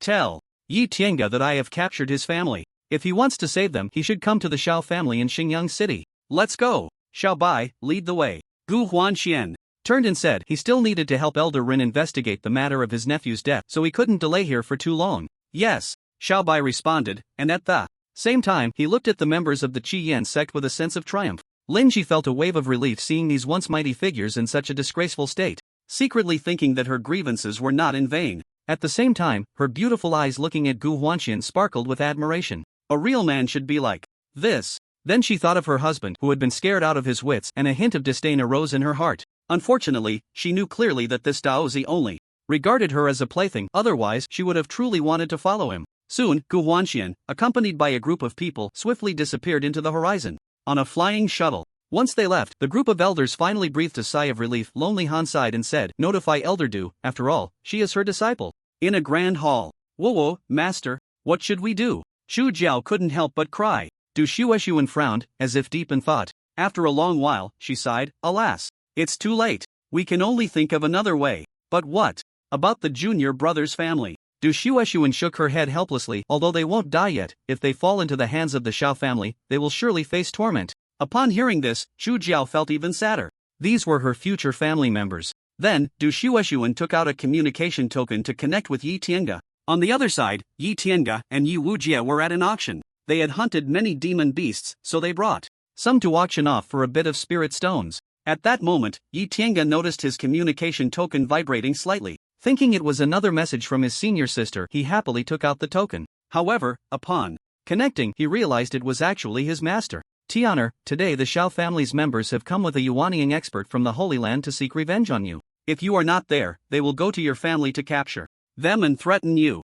What? Yi Tiange's face, which was originally filled with joy, suddenly changed drastically, followed by immense anger. He anxiously told Yi Wujie beside him, "Brother, it's bad, the Shao family has brought a Yuanying expert to our Yi family to capture people." Yi Wujie's face also turned extremely grim upon hearing this. How is that possible? Where did they get connections to the Holy Land? I don't know, my master said so. Then, Du Shuexuan's voice continued, don't act impulsively. If you go now, given the Shao family's nature, you and your family will likely die. Yi Wujie said, ask your master, what is the strongest cultivation level of the people from the Holy Land? Yi Tiange nodded at him, his tone somewhat anxious. Master, what is the strongest cultivation level of the experts from the Holy Land? One is at the peak of Yuanying and the other is at the early stage of Yuanying, but this early stage Yuanying has an extraordinary background. He is the ninth son of the Holy Land. Peak Yuanying. Son. This. Yi Tiange felt a sense of despair. He had just broken through to the late stage of foundation establishment, and his brother was still stuck at the peak of Golden Core. How could they resist a peak Yuanying? A dead end. At this moment, the only solution Yi Tiange could think of was to sacrifice himself. Although the Shao family might still not spare his family, he wanted to take the gamble, even if there was only a glimmer of hope. With this thought, a look of determination flashed in his eyes, and then he became resolute. Brother, from now on, I leave mom, dad, and my sister to you. Yi Wujie, who was pondering strategies, immediately understood his meaning upon hearing this. You brat, don't do anything foolish. As long as you don't show yourself, there is still a chance. Wait until I break through to the Yuanying stage, then we can take that early stage Yuanying hostage. At that time, they won't dare not to release them. Yi Wujie had this confidence. In that strange place, the bodies of the monsters inside were incredibly strong. At first, he couldn't even defeat monsters that were weaker than him. Later, through observation, he discovered that these monsters were practicing a special breathing method. Out of curiosity, Yi Wujie tried it, and to his surprise, his body began to feel numb, and then a warm current nourished his flesh. He guessed that the reason these monsters' bodies were so strong was definitely due to this breathing method. After that, he practiced this breathing method diligently, and gradually, his physical body became stronger. Since this breathing method had 9 variations, he named it the 9 transformations breathing technique. This was his confidence. With his strong body, he could challenge opponents of a higher level. But do we have this opportunity? If 2 Yuanying experts fight, the commotion will definitely be extraordinary, and at that time, the peak Yuanying will surely rush to the scene quickly. After Yi Tiange finished speaking, he suddenly froze, a flash of inspiration struck him, and his expression turned to one of delight. Yes, that's it. Brother, we can use the strategy of drawing the tiger away from its mountain. As long as we can lure these 2 Yuanying away, it will be much easier for us to rescue the person later. Yi Wujie raised an eyebrow, also pleasantly surprised. Good idea. The two then began to discuss a detailed plan. In Qingyan City, as Gu Wanchen and the others arrived, they were immediately surrounded by a crowd of onlookers. At that moment, an old Taoist priest, ringing a bell, shouted, Come, take a look. I can make accurate predictions, just 1 copper coin per reading. Gu Wanchen was about to ask someone for directions when he happened to see the old priest passing by, so he grabbed him. Old man, how do I get to the Yi family? The old priest turned to look, momentarily stunned, then spoke in an exaggerated tone. Oh dear. Brothers, I see a strong black aura rising between your brows, a sign of imminent death. But don't worry. I have a way to break the curse, just 1 copper coin will do. He cheerfully raised a finger to indicate. Upon hearing this, Gu Wanchen's veins bulged with anger. Stop with the tricks. How dare you curse me, slap him. Li Fethan received the order and without a word stepped up to the old priest and slapped him. The old priest turned his head, narrowly avoiding the slap by a hair's breadth, then pretended to be knocked to the ground, wailing in pain. Ouch. You hit an old man, you hit an old man. Everyone, come and see. Li Fethan looked at his hand in surprise. He clearly hadn't hit him. The onlookers began to murmur, pointing at Gu Wanchen and the others. Nearby, Li Tianla, who was selling fruit, couldn't stand it any longer. He was quite familiar with the old man, and they often chatted. He rushed over and helped the old priest up. Old brother, are you okay? Ouch, ouch. The old priest held his face, calling out weakly. Seeing his friend injured, Li Tianla felt a surge of anger and pointed at Gu Wanchen. You young man, how can you hit an old man? Do you have no upbringing? How can you call yourself a cultivator? The citizens of Qingyan City were also seeing a cultivator hitting someone for the first time. The previous cultivators who had come to them were all very friendly. Humph. This one too. Slap. This time, Li Tianla received a solid hit, and he flew back. But strangely, Li Tianla didn't feel much pain, even finding it a bit ticklish. Ignoring the two sprawled on the ground, they quickly asked for directions to the Yi family and left the place. Although Gu Huanqian didn't consider himself a good person, he couldn't bring himself to indiscriminately slaughter innocent commoners. A lesson was enough. Watching the departing figures, the old man of heavenly secrets slowly said, "Not listening to the advice of the elderly will lead to suffering right before your eyes." Soon, the group directly descended into the Yi family's courtyard. Xiaobai stepped forward and shouted angrily, "Who is in charge of the Yi family? Come out." The servants of the Yi family saw the visitors' fierce demeanor and felt a sense of foreboding. Moreover, seeing that they had descended from the sky, it was clear they were all cultivators, which made them feel even more fearful. A dignified middle-aged man with a proper appearance stepped forward in response. His gaze quickly swept over the faces of the newcomers, and upon seeing that two of them looked somewhat angry, he immediately understood that the visitors were not here for a friendly chat. "What brings you to my Yi family?" Yi Luan asked, neither servile nor overbearing. At this moment, Lin Shi stepped forward, her tone unfriendly. "Heh, what do you mean? Yi Tiange killed our son. We are here to seek justice. Where are Yi Tiange's parents? Bring them out." Yi Luan was momentarily taken aback by her words, then slowly spoke. "I am." "Then come in." With that, Xiaobai took out a black banner and waved it at Yi Luan. Yi Luan let out a terrible scream as he was instantly sucked into the banner. "Ah, head of the family, head of the family." The members of the Yi family around them suddenly became anxious, but they had no means to respond to the immortal. At that moment, Yi Tiange's mother, Xia Sisi, and his younger sister, Yi Lianbing, were in their room embroidering flowers. Hearing the commotion outside, Xia Sisi felt puzzled and put down her embroidery needle. "What's going on outside? Why is it so noisy? I'll go take a look." "Mother, let's go together." Soon, the two arrived at the front yard, only to see the servants crying and shouting for the head of the family. A jolt ran through their hearts. "What happened? What's going on?" Xia Sisi asked a servant. "Madam, the head of the family has been captured by them." Upon seeing this, Xiaobai realized that the person was Yi Tiange's mother and the little girl was probably his sister. "Ha!" A cruel smile appeared on his face, and then he waved the banner in his hand towards the two women. Suddenly, they were uncontrollably lifted into the air, about to follow in Yi Luan's footsteps. In an instant, a mysterious woman dressed in purple and wearing a light veil appeared. She placed her hands on the shoulders of the two women, and with a flash of purple light, the three of them vanished without a trace. Where did they go? Xiaobai stared blankly at the spot where they had disappeared, feeling a bit angry. "Gone? Interesting," Gu Huanqian murmured softly, then lowered her head to ponder. "Forget it, father. Anyway, that kid's father is still in our hands, so we don't have to worry about him not coming." Lin Zhixin chuckled. Xiaobai thought for a moment and then looked at the servants, revealing a sinister smile. "If you want to blame someone, blame yourselves for not following the right person." The servants, already terrified by the head of the family's disappearance, trembled even more at his words. Just as Xiaobai was about to take action, a dignified voice suddenly echoed from the sky. "Young friend, spare those you can spare." "Who?" Several people looked up at the sky, only to find nothing there. Li Fifan and Gu Huanqian furrowed their brows, secretly communicating. "Gu Huanqian, Uncle Li, I can't sense any aura from him, can you?" Li Fifan, "Same here." Gu Huanqian was shocked. Even the peak Yuan-ing Li Fifan couldn't sense the presence of the visitor. Wasn't the other party at least in the transformation stage? They had to avoid confrontation. Thus, Gu Huanqian raised her hand and cupped it towards the sky, saying, "Senior, there's no need to worry. Even if you don't say anything, I will stop him." After saying that, she shot a glare at Xiaobai. Seeing this, Xiaobai quickly lowered his head, avoiding her gaze.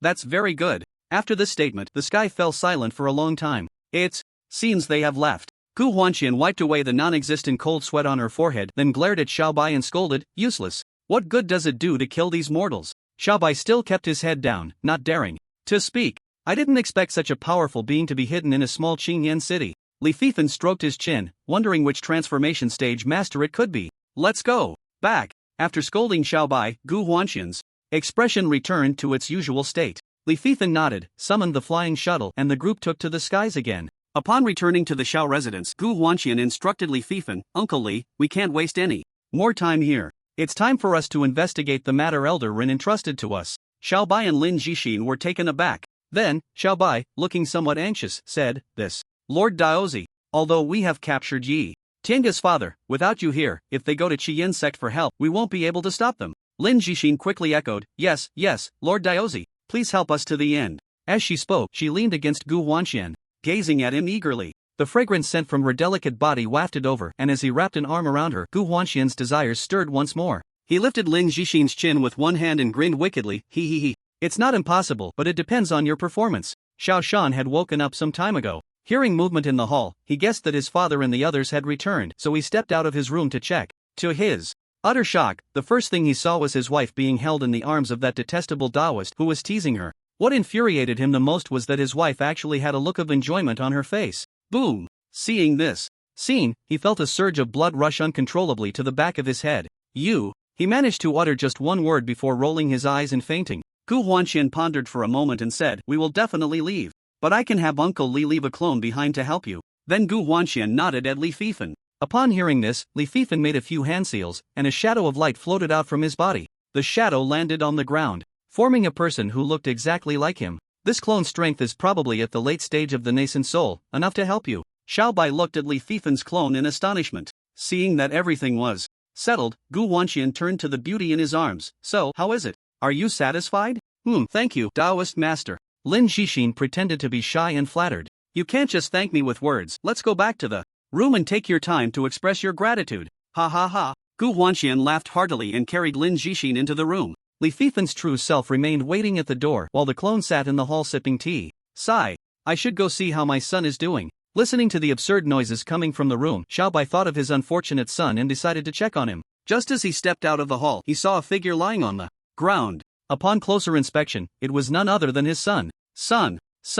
Xiao Bai approached and bent down to shake him. Li Fifan glanced at them and murmured, "Being young is great, you can just fall asleep anywhere." In the Western Journey realm, in the West Nyo Hazhou, a monkey dressed in a green long robe was bouncing around the mountains. At that moment, a child came down the stone steps nearby. The child was chanting as he walked. First there was chaos, then there was the Tao. Ling Tian Daozun is still ahead. Upon hearing this, the monkey felt an overwhelming joy, scratching his ears and rushing over to the child. "Immortal, you must be an immortal." The child, seeing the monkey's silly appearance, was not afraid at all and just smiled, saying, "I'm just a kid who came to play in the mountains, not an immortal." The monkey, hearing this, was somewhat skeptical. "What you just said, first there was chaos, then there was the Tao. Ling Tian Daozun is still ahead. If you're not an immortal, how could you say such profound words?" "Oh, you mean that? A few years ago, a very powerful immortal came here. He was very compassionate and saved us from peril." This phrase was carved in front of his cave. "Oh?" The monkey scratched his chin, his eyes darting around. Then he continued to ask, "May I ask, where does that immortal live?"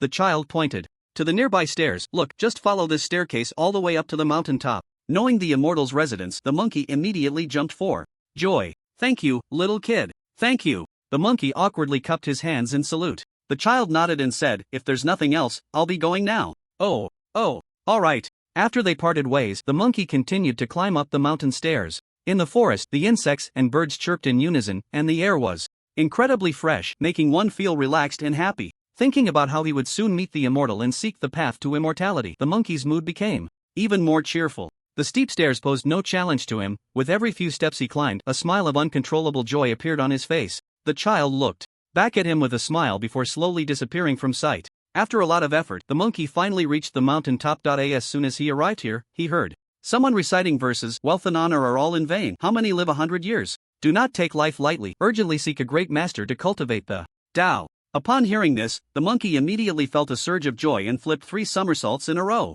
Wonderful! Truly wonderful! Following the sound, he saw a stone cave beside the mountain wall, with the words carved on both sides that the child was reciting. First there was chaos, then there was the Tao, the Taoist. Lord Ling Tian is still ahead. A celestial. Is this the cave of a celestial? The monkey hurriedly ran to the entrance of the cave and knelt down. "Celestial, please, take me as your disciple. Who dares to intrude into my cave?" A dignified voice came from within the cave. Then, Ling Chen appeared, draped in a robe transformed by the Tao, with a round halo like moonlight above his head, walking out slowly. Seeing him like this, the monkey was so excited that he bowed again. "I beg the celestial to take me as your disciple." Ling Chen looked at the monkey and smiled. "You are quite an interesting monkey. Then let me ask you, why do you want to worship me as your master?" The monkey raised his head and slowly said, "I am a stone monkey born and raised in the flower and fruit mountain of the Eastern Victory Divine Continent. Seeing the monkeys around me grow old and die, I developed a desire to seek immortality. I hope the celestial can teach me the way to eternal life." After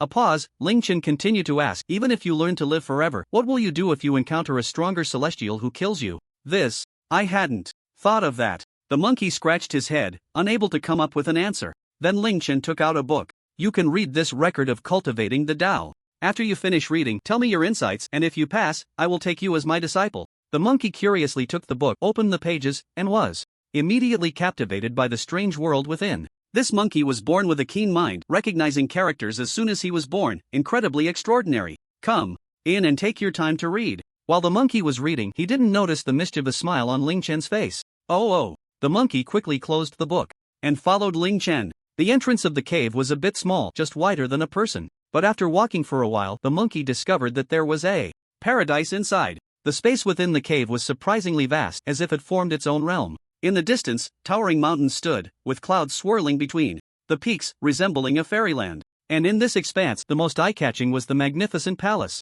This palace was grand and imposing, exuding an overwhelming aura that made one feel a sense of reverence. Above the palace, a plaque was inscribed with 3 golden characters, Ling Tianguan. These 3 characters danced like dragons and phoenixes, with a powerful brushstroke, revealing an unparalleled majesty and dominance. Looking up, celestial cranes danced gracefully in the sky, dragons soared and tigers leaped. Various celestial beasts darted through the clouds and mountains, dazzling the eyes. Wow! The monkey, who had never seen such a strange fairyland, was immediately dumbfounded and couldn't help but exclaim, "Celestial! Is this not the legendary fairy realm?" The monkey looked in astonishment at Ling Chen beside him. Ling Chen chuckled, "Not at all. This is merely a cave world I have opened up." Hiss! Opening up the heavens and the earth. It was indeed opening up the heavens and the earth. The monkey couldn't help but gasp, contributing a bit to the warmth of the cave world. This celestial was indeed powerful. He must become his disciple, he thought to himself while clutching the record of cultivating the Tao. With a thought, Ling Chen made a cloud rise beneath their feet. "Little monkey, hold on tight. We're taking off." Looking at the white cloud beneath him, the monkey curiously stepped on it and found it exceptionally soft. The two quickly ascended, flying towards the palace. The flying speed was neither fast nor slow, and the strong wind in the air made the monkey feel incredibly refreshed. The monkey, flying for the first time, felt immensely excited, shouting all the way, "Riding the clouds in mist. Is this what riding the clouds in mist is like? How delightful! The celestial is indeed the most carefree person in the world." Hearing him say this, Ling Chen replied, "Little monkey, even among immortals, there are conflicts. But isn't it better than the mere few decades of a mortal's life? Over the years, I've traveled across the rivers and mountains, meeting countless people, and many live less freely than we monkeys. Without food, they exhaust every means to toil for it. Once they have food, they chase after more wealth, better clothes. With money, they aspire to become officials. Then they pursue beautiful women. Once they have a wife and children, they strive to provide everything for their kids, busy all their lives, only to end up under the management of the king of hell. In the end, it's all for nothing. Just as you said before, immortal, wealth and glory are all in vain. How many live for 100 years? Upon hearing this, Ling Chen burst into laughter. "Ha ha ha, good, truly and naturally bright and perceptive heart." Then Ling Chen sighed, "When will the struggle for fame and fortune cease? Rising early and sleeping late, no freedom. Riding a donkey while dreaming of a fine steed, holding a high office while looking up to nobles. Only worrying about food and labor, why fear the king of hell's summons? Stepping on the backs of stepchildren to seek wealth, yet none are willing to turn back." The monkey clapped his hands in delight. Good. He really liked the words of this immortal, which often contained a unique charm. Every time he heard them, a sweet joy would unconsciously arise in his heart. "All right, let me arrange a room for you to stay in." Entering the palace, the monkey curiously observed everything around him. Then, Ling Chen led him into a room. Approaching the faucet, he introduced, "Do you see this? This is called a faucet, connected to a spiritual spring. When you're thirsty, just turn this switch, hold a cup underneath, and water will naturally flow out." As he spoke, Ling Chen picked up a glass cup placed nearby and held it under the faucet. Turning on the switch, a stream of water infused with spiritual energy slowly flowed into the cup. The monkey, being casual by nature, curiously approached the faucet. "Can I taste it?" "Of course, here." Ling Chen handed him the cup of water. The monkey immediately tilted his head and gulped down the spiritual spring water. "Ha, delicious.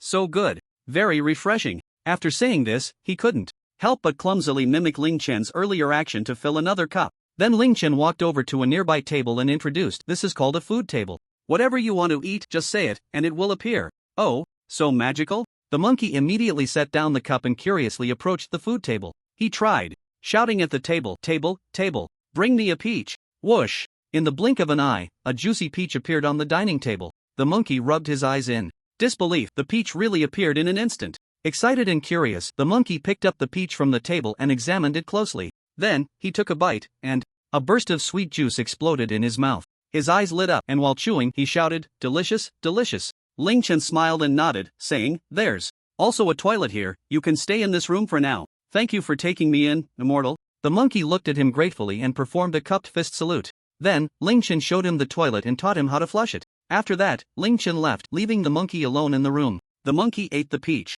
in his hand and took out the tale of Cultivating Immortality, carefully studying it. Isn't the protagonist being a bit too cautious? He left so many backup plans.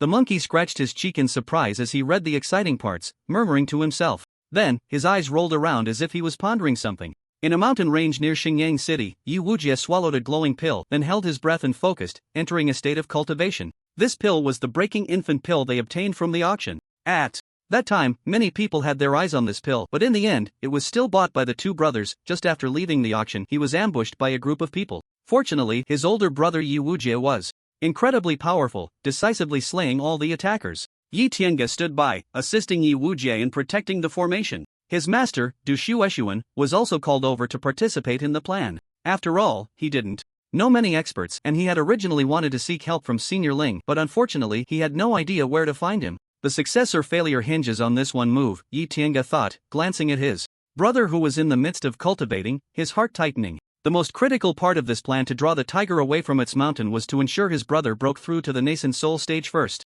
Du Shueshuan, standing nearby, had her beautiful eyes flickering with surprise. She hadn't expected that her disciple actually had an older brother at the peak of the golden core stage. At such a young age, he had already reached the same realm as her, and at this moment he was on the verge of breaking through to the nascent soul stage. If he can get through this crisis, his future will be limitless. Du Shueshuan thought to herself. Time passed, and suddenly, Yu Wujie's aura changed, releasing a faint pressure. Du Shueshuan's eyes widened in astonishment. He's about to break through. Feeling the subtle pressure, the two quickly stepped back. Soon, this pressure rapidly intensified. Break! Yu Wujie suddenly opened his eyes wide and shouted. Accompanied by this shout, he forcefully broke through. Early nascent soul stage, achieved. At the same time, an inexplicable Tao rhythm gathered around his arms, coiling like two snakes. Yu Wujie looked at his hands, feeling a terrifying power within. He casually punched towards a nearby mountain. Bang! The mountain was instantly pierced, creating a massive round hole. The entire mountain was shattered.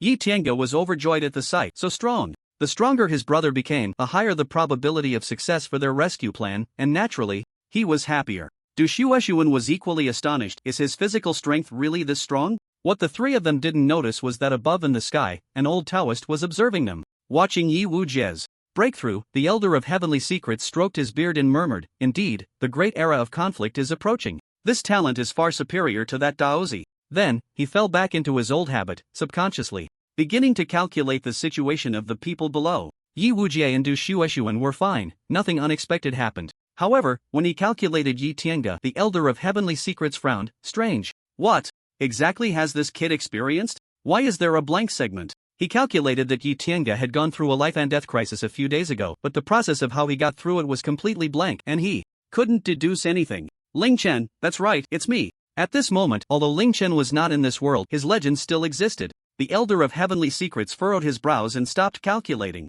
his figure flashing as he arrived at Xianyu Valley. This is the place. Ever since that kid fell here, the experience until he left has turned into a blank. The Elder of Heavenly Secrets strolled into the black mist, completely unaffected by the malevolent aura. He then walked to a strange spot. What was strange about it? A large square vacancy appeared on the stone wall, forming a huge hollow. This was precisely where Ling Chen had used the spatial laws to move the trial ground. The aura of spatial laws. The Elder of Heavenly Secrets' eyes widened, his pupils constricting. How is this possible? There exists someone in this mundane world who can comprehend the spatial laws. Then, the Elder of Heavenly Secrets closed his eyes, the Tao of Heavenly Secrets wildly evolving. He wanted to recreate what had happened here at that time. But a mouthful of old blood was spat out. Clearly, he had failed. He still couldn't see anything. But suddenly, he laughed. Ha ha ha ha ha. He recalled the variables he had calculated before and the owner of that voice, and at this moment, he had a bold guess. That is, the person he had repeatedly failed to calculate and suffered backlash from was always the same one.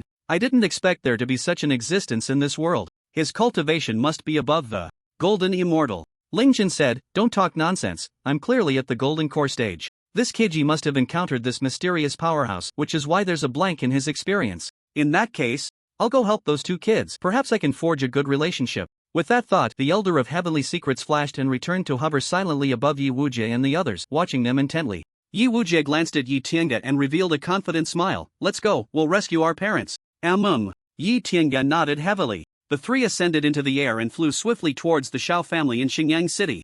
Meanwhile, Gu Wanxian and Li Fifan had already left, heading towards the Sunset Sect. The news of the Sunset Sect's great defeat and complete annihilation of the demon summoning sect had quickly spread throughout the entire cultivation world of Huayan. They had learned early on that Elder Ren's nephew was from the demon summoning sect, named Ren Hongqian. Therefore, a visit to the Sunset Sect was a must. Gu Huanxian remarked. I didn't expect Elder Ren's nephew to be messing around in this demon sect. It's really. He shook his head, feeling somewhat speechless. If he were Ren Hongqian, he would have gone to the Holy Land long ago. How could he possibly stay in the notorious demon sect? Li Fifan replied at this moment, it should be that Ren Hongqian himself has the temperament of a demon cultivator, which is why he joined them. That does make sense. However, Daozi, if Ren Hongqian dies in the battle between the righteous and the demonic, then we won't be able to capture the murderer. Upon hearing this, Gu Huanxian lowered his head and thought, that is indeed a problem. Their Holy Land was the leader of the righteous path and could never stand up for a demon cultivator. Soon, Gu Huanxian came up with a strategy, a wicked smile appearing at the corner of his mouth. It's simple. From now on, we are members of the Ren family. Li Fifan was taken aback for a moment, then nodded with a smile. True, when out and about, one's identity is self-assigned. Let's go. Target, Sunset Sect. Asterisk slap. Slap. Slap. Asterisk ah. Ah. Ah. In a dark basement, Xiaobai and Lin Jixin each held a whip, striking a bound middle-aged man. This middle-aged man was none other than Yiluan, who had been captured. At this moment, his body was covered in bloody whip marks, his clothes in tatters. How much more refreshing, Lin Jixin exclaimed, feeling invigorated. I still need to spare your life to threaten your son. Xiaobai stopped whipping and sneered. At this time, Yi Tiange and the others had already arrived at the Xiao residence. They exchanged glances and immediately split up to act. Du Shueshuan took out 2 pills and said to Yi Tiange, this is a concealment pill, it can completely mask your aura for a short time. Each took one, and then hid to the side. Yi Wujie flew up high into the sky. Inside the Xiao residence, Li Fifan's avatar slowly set down the teacup in his hand. They've arrived. Is this the Xiao residence? Yi Wujie looked down from above. His eyes narrowed slightly. There was a very strong aura within the Xiao residence. But why was there only one? Wasn't it said there were 2?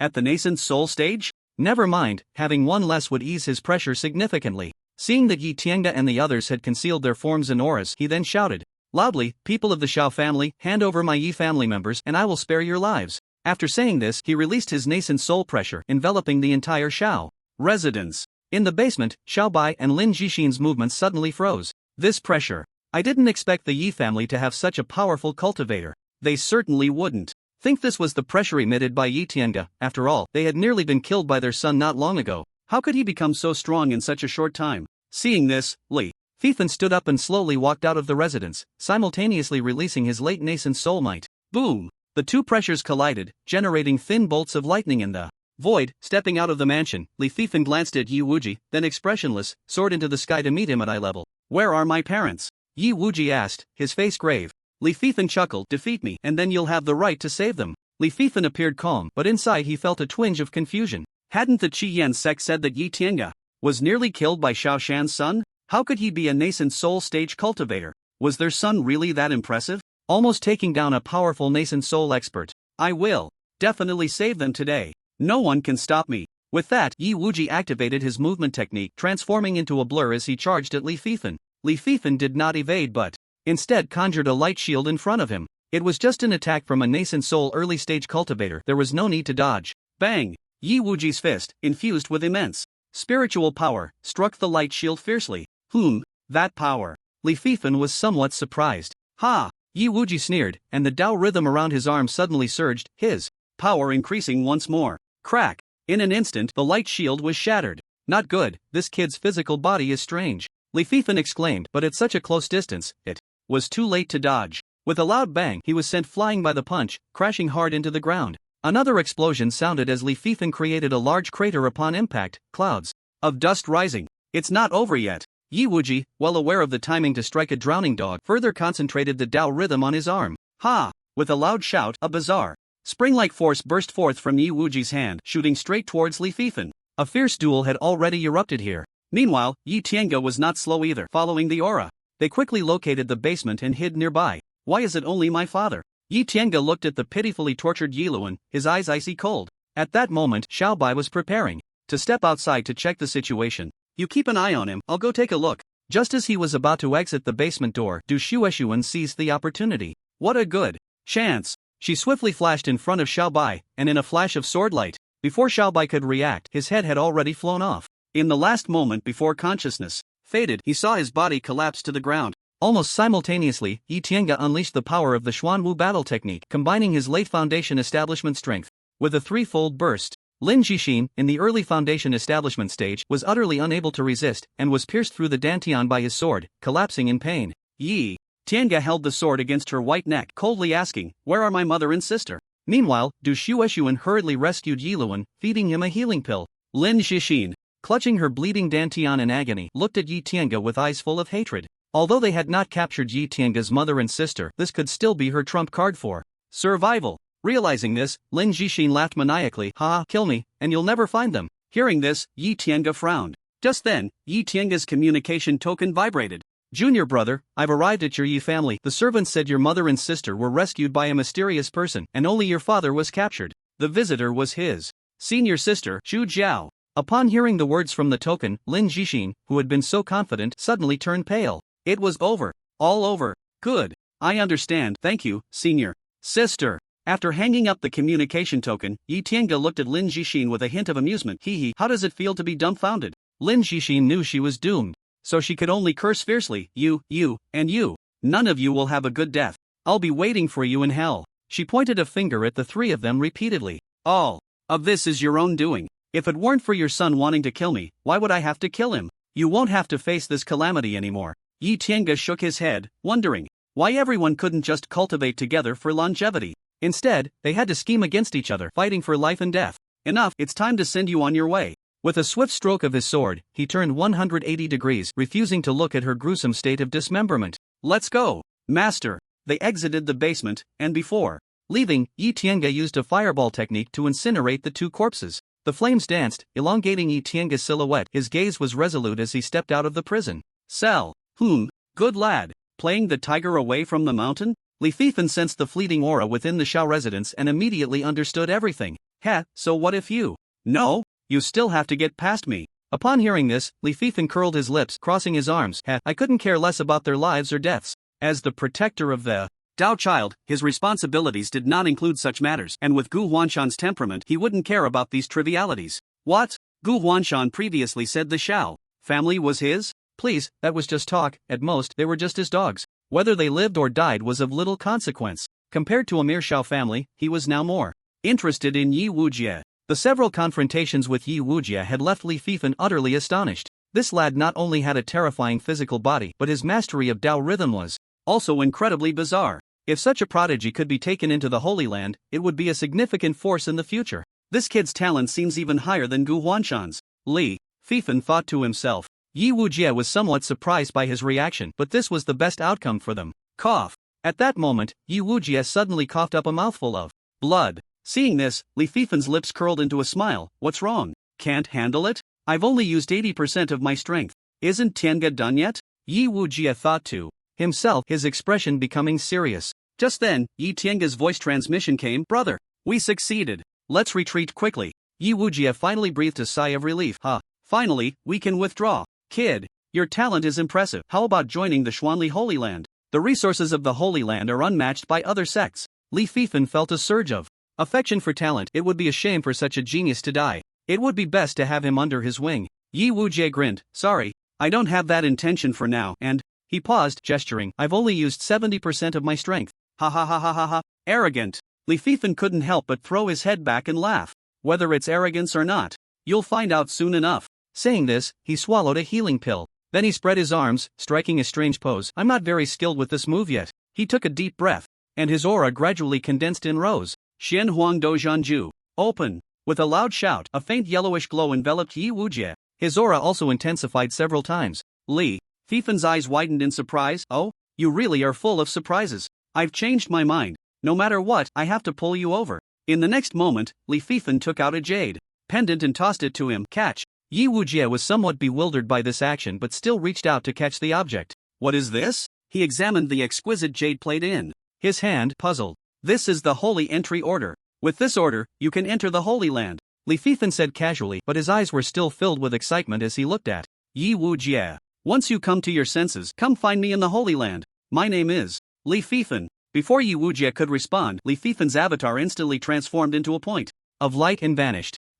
Yi Wujie looked at the jade plate in his hand and then at the spot where Li Fifan had disappeared, feeling a bit dazed. Well, I still got a token, not a loss. He stored the token in his storage ring and headed towards the previously agreed hiding spot. However, not long after, he found himself back above the Shao residence. I almost forgot. The Shao family should just disappear. Yi Wujie conjured a sphere of light in his hand and threw it towards the center of the Shao residence, then turned and flew away. The sphere hit the ground, and the volatile spiritual energy contained within was released in an instant, forming a massive explosion of light. Yi Wujie's control over his power was impeccable. The explosion of spiritual energy quietly enveloped the entire Shao residence. Yi Wujie's gaze was icy, without a trace of compassion. He understood well the principle of cutting the grass but not removing the roots. The spring wind blows and it grows back. Moreover, a true man never looks back at an explosion. Poor Xiao Shan, still in a coma, died in a daze. The deafening sound of the explosion immediately drew the attention of the surrounding residents. It is well known that watching the excitement is an unchangeable human trait, and this holds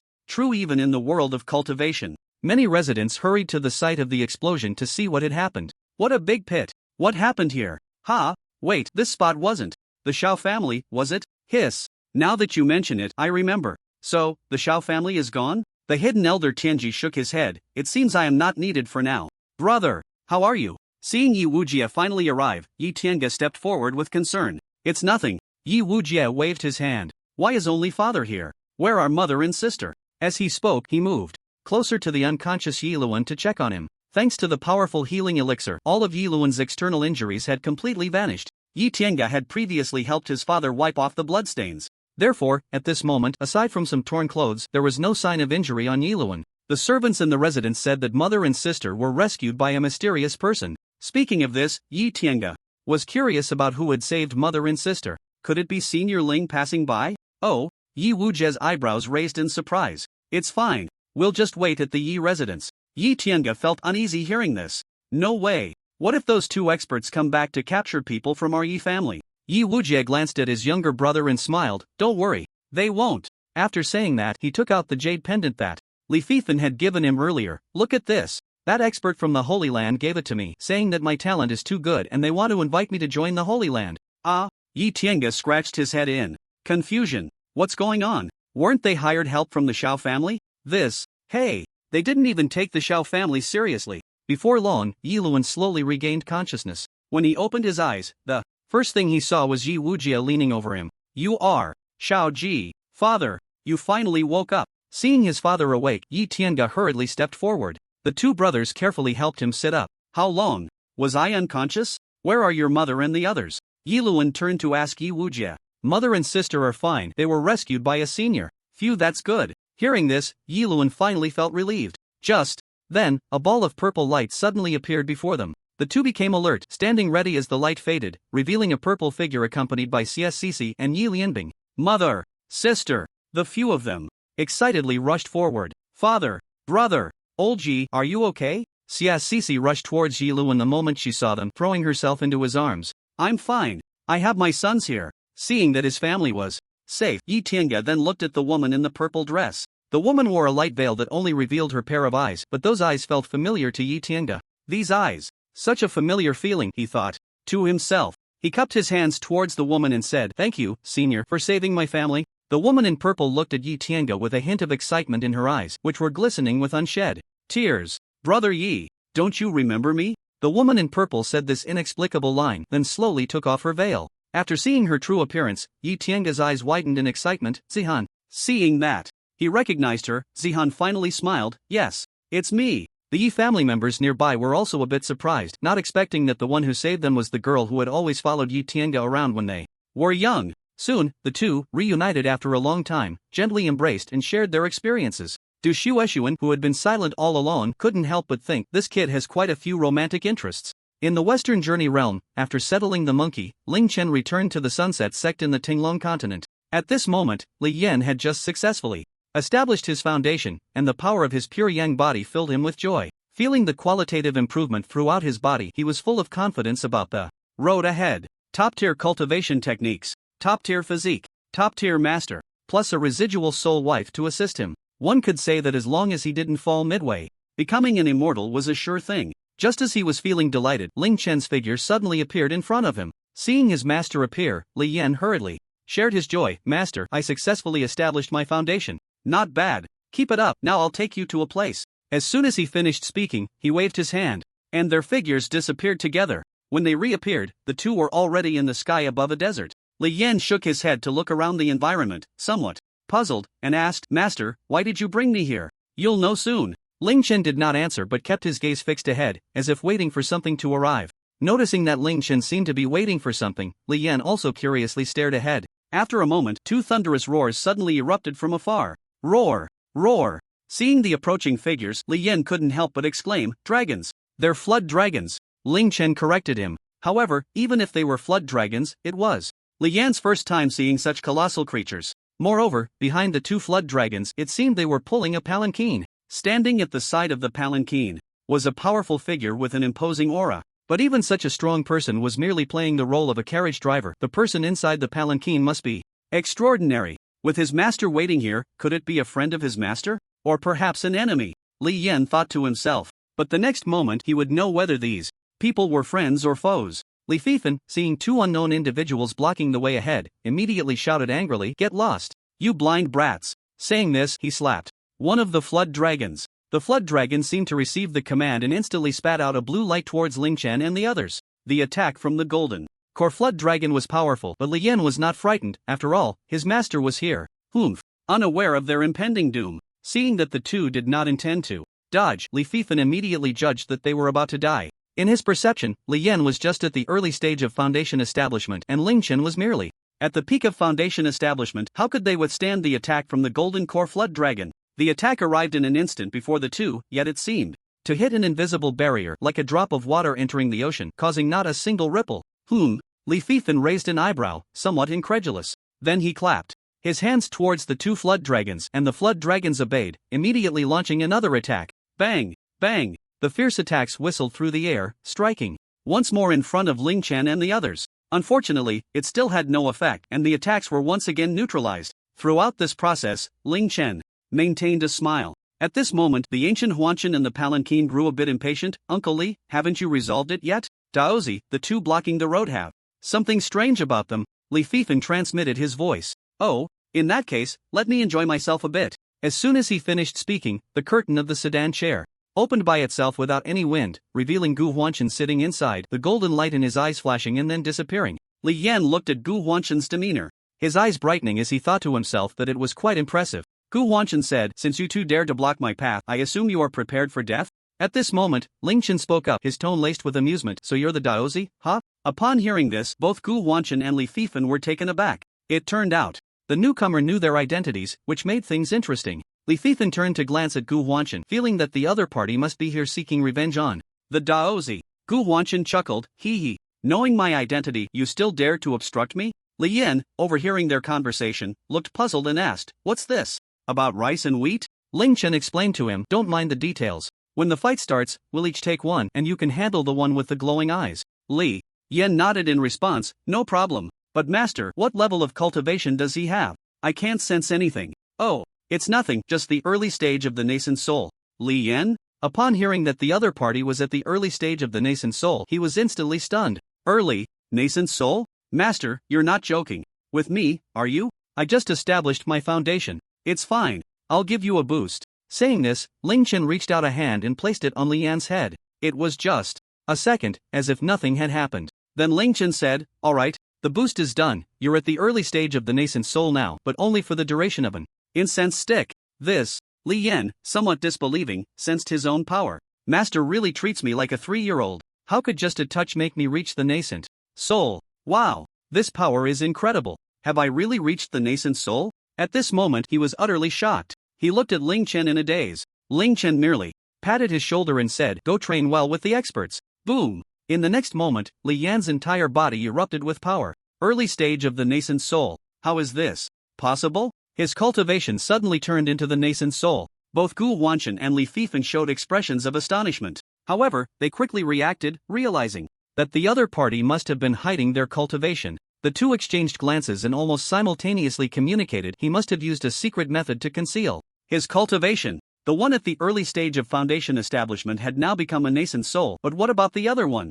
Of course, he wasn't afraid. Who was he? He was the Daozi of the Holy Land. At the peak of the golden core stage, he could defeat those at the early stage of the nascent soul, and now that he had advanced to The nascent soul, how could he fear an enemy of the same level? At this moment, Ling Chen spoke again. You must be here to investigate Ren Hongchen, right? Ha! The two were startled again. What was going on? Such confidential matters should only be known to Elder Ren and the two of them. Could it be that this person was also sent by Elder Rod? So, were they allies? Gu Wanchen raised an eyebrow and asked, who exactly are you, and how do you know about this? Ling Chen smiled. Why? Because I killed Ren Hongchen. What? Gu Wanchen exclaimed in surprise, astonished that the murderer had walked right into their trap. Li Fifen's expression changed to one of delight as he laughed. Good. Truly, it's like finding something after searching everywhere, and it comes without effort. The peak of the nascent soul cultivation made him very confident. Meanwhile, Gu Wanchen sensed that something seemed off. The next second, as if he thought of something, his brow furrowed tightly, and he silently thought, something's not right. How does he know we would come to investigate Ren Hongchen? And he's waiting for us here in advance. Could it be? He thought of the worst possibility, that Ren Tianya wanted to take the opportunity to eliminate them. Upon this realization, his expression turned extremely grim. If that were the case, then they were in trouble. The other party's cultivation would definitely not be lower than Li Fifen's. Gu Wanchen looked at Ling Chen, his expression becoming serious. But so what? He also had his trump cards. Did they think they could kill him? It wouldn't be that easy. At that moment, everyone felt Ling Chen's aura begin to rise steadily. It only stopped when it reached the early stage of the nascent soul. Ling Chen shook his shoulders and thought to himself, let's leave it at that. I shouldn't bully them too much. Upon sensing his aura, Gu Wanqian's previously furrowed brows instantly relaxed, and a smile returned to his lips. It turned out to be just a little brat, which startled him. He regained his composure and said lightly, two in the early nascent soul stage? That's still not enough for me to handle alone. He then instructed Li Fifen not to intervene, allowing him to take on two opponents by himself. Just broke through, perfect timing to test you. Come at me together, don't say I didn't give you a chance. Gu Wanqian's expression was calm and relaxed, a confident smile playing at the corners of his mouth. He twisted his neck, his pupils turning golden, flashing in an instant. So arrogant. Disciple. Go up and smash him. Ling Chen pushed Li Yan forward. Oh. Seeing the scene, Gu Wanqian laughed. Just one person? Don't regret it. As he spoke the last word, his voice suddenly rose, and he struck out swiftly. With a flick of his right hand, he instantly formed a hand seal and unleashed it. 6 paths of reincarnation evil ghost. Devouring soul. This was one of the techniques from Gu Wanqian's cultivated method, the reincarnation heavenly scripture. In the next moment, countless terrifying ghostly figures appeared, roaring and howling as if they were enduring immense pain, rushing towards Li Yan. Wherever they passed, dark energy surged. Li Yan, seeing this, drew his treasured sword without hesitation. With a clang, the blade was unsheathed, slashing towards the ghostly figures. Boom! The massive lightning surged with a thunderous roar, engulfing all the ghostly figures. As his cultivation reached the nascent soul stage, the thunderbolt sword technique became exponentially stronger. With just one strike, all the ghostly figures rushing forward were obliterated. Oh, not bad, I underestimated you. Gu Wanqian, seeing his move easily countered, couldn't help but praise. Li Yan ignored him and pressed the attack. With a thought, he unleashed the illusory thunder god shadow. He split into 3 identical figures, all charging towards Gu Wanqian. With swords raised, Gu Wanqian looked at the sword in his hand, somewhat disdainfully saying, still using a top-grade spirit weapon. How pathetic, let me show you the foundation of the Holy Land. With that, he immediately took out a copper artifact. Taste the flavor of a top-grade spirit treasure. Gu Wanqian shouted, activating the power of the top-grade spirit treasure, the world-settling bell. Spirit treasures are items that surpass magical artifacts. The bell rang out with a tremendous sound, and a terrifying force immediately pressed down on Li Yan and his 3 clones. Li Yan and his clones suddenly froze, unable to move. As Li Yan struggled, he was astonished. What a powerful suppressive force. Seeing Li Yan unable to move, Gu Wanqian felt no surprise. After all, countless people had died under the spirit treasure. Ling Chen and Li Fifen had been watching the show from the beginning, showing no intention of intervening. Both sides were full of confidence in their own people. The world-settling bell in the air emitted waves of power, continuously suppressing Li Yan, while Gu Wanqian began to mock. What's wrong? Can't handle it now? Looks like this is all you can do. He pretended to shake his head in disappointment. Humph. Li Yan snorted, his gaze sharpening, and then his body began to emit a silver-blue glow. Blue-silver overlord body. Activate. At the same time, white flames continuously billowed from his body. Pure yang body.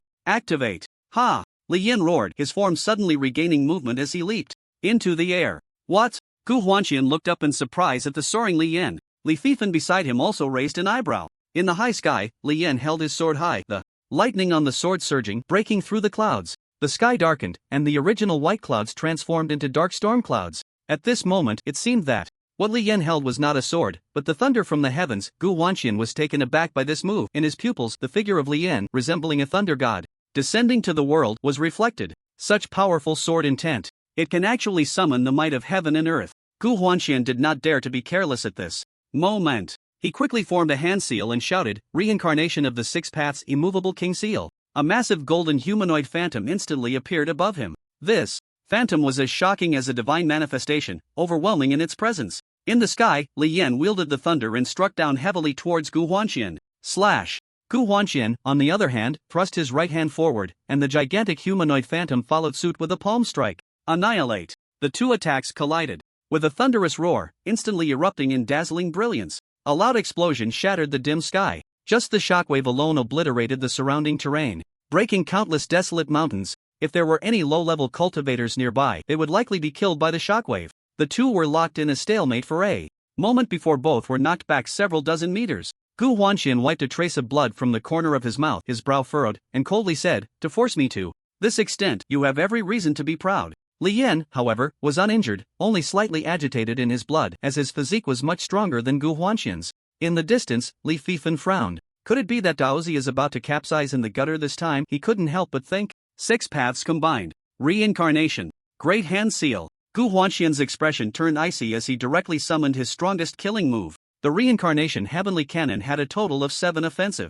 techniques, with each of the 6 paths representing one, and the final 7th technique being the 6 paths combined. As Gu Wanxian unleashed the reincarnation great hand seal, a colossal hand suddenly descended from the dark clouds above. The giant hand was covered in various strange runes, radiating a golden light. Li Yan looked up and felt his entire aura locked in place, the overwhelming might leaving him astonished. There's no way to dodge. Then, fight! With Li Yan's loud shout, countless stars suddenly flickered in the sky. The starlight broke through the dark clouds, and the immense power of the stars converged towards Li Yan. Li Fifan's eyes widened in shock as he gazed at the strange phenomenon in the sky. Gu Wanxian was equally astonished. A sense of unease suddenly arose in his heart, but he quickly shook it off. "I will win. I am the strongest." After reassuring himself, Gu Wanxian's gaze turned resolute once more. "Die!" he shouted somewhat hysterically. Faced with the reincarnation great hand seal, Li Yan also found it tricky, so he immediately unleashed his strongest move. Bathed in starlight, he used his fists instead of a sword, with thunder and flames entwined around his fists. At the same time, endless starlight compressed at his fists. He looked at the giant hand rapidly descending from the sky, his expression fearless, and suddenly swung his right fist. Starry Sky Suppression Fist. Facing the giant hand, Li Yan seemed as insignificant as an ant. However, as he swung this punch, the colossal hand, akin to the heavens, shattered in an instant. The world fell silent. Gu Wanxian felt as if he had gone deaf, only hearing a buzzing sound. The golden giant hand shattered into countless golden specks that rained down upon the earth, resembling a golden shower. The dark clouds in the sky were also dispersed by Li Yan's powerful strike, sunlight pouring down on him as he maintained his punching stance. Gu Wanxian stared blankly at all of this, his eyes somewhat vacant, murmuring softly, "How is this possible?" At this moment, his Dao heart shattered. Impossible. Daozi's reincarnation great hand seal was actually defeated? Li Fifan's expression was one of shock, unable to believe what he was seeing as he looked at Li Yan, his eyes now filled with killing intent. Indeed. Ling Chen nodded in satisfaction. However, Ling Chen sensed that Gu Wanxian still harbored a special power within him. The show wasn't over yet. He looked at Li Fifan, who was now gathering killing intent, ready to strike at Li Yan. Hey, your opponent is me." Ling Chen suddenly appeared in front of Li Fifan and with a swift kick aimed at his head. Li Fifan reacted quickly, gathering spiritual power in his right hand to block Ling Chen's kick. As their limbs made contact, Li Fifan immediately felt a terrifying force surge through him. What a terrifying power! Crack! A sound of bones fracturing echoed from his hand, and he was sent flying by the kick, crashing heavily to the ground, creating a large pit. Centered around him, the ground was filled with spider web-like cracks. While Gu Wanxian was still in a daze, Li Yan charged forward again. The star power condensed on his fist and struck Gu Wanxian's abdomen fiercely. Puff! A mouthful of blood was spat out, but he seemed dazed and did not retaliate. Li Yan also sensed that Gu Wanxian's state was not right. Ling Chen glanced at Gu Wanxian, knowing that he had been rendered mute by Li Yan's attack. In a dim space, a young boy squatted in the corner, hugging his knees, his face twisted in pain. Upon closer inspection, he bore a striking resemblance to Gu Wanxian, seemingly a younger version of him. In front of him, several shadowy figures with indistinct features were berating him. "Waste. You can't do anything right. What use are you? Waste. You're far worse than your brother. Waste. Waste. Waste." The shadows multiplied, densely filling the dark space, their faces twisted in grotesque smiles, repeatedly cursing him as a waste. Young Gu Huanxian covered his ears with his hands, his eyes filled with terror, shaking his head and muttering, "I'm not a waste. I'm not a waste. I'm not." Clang! Suddenly, a sword fell in front of him, and a haunting voice echoed, "Pick up the sword, kill them and you won't be a waste. Kill, kill, kill." This voice was filled with a seductive power, as if it came from a demon in hell.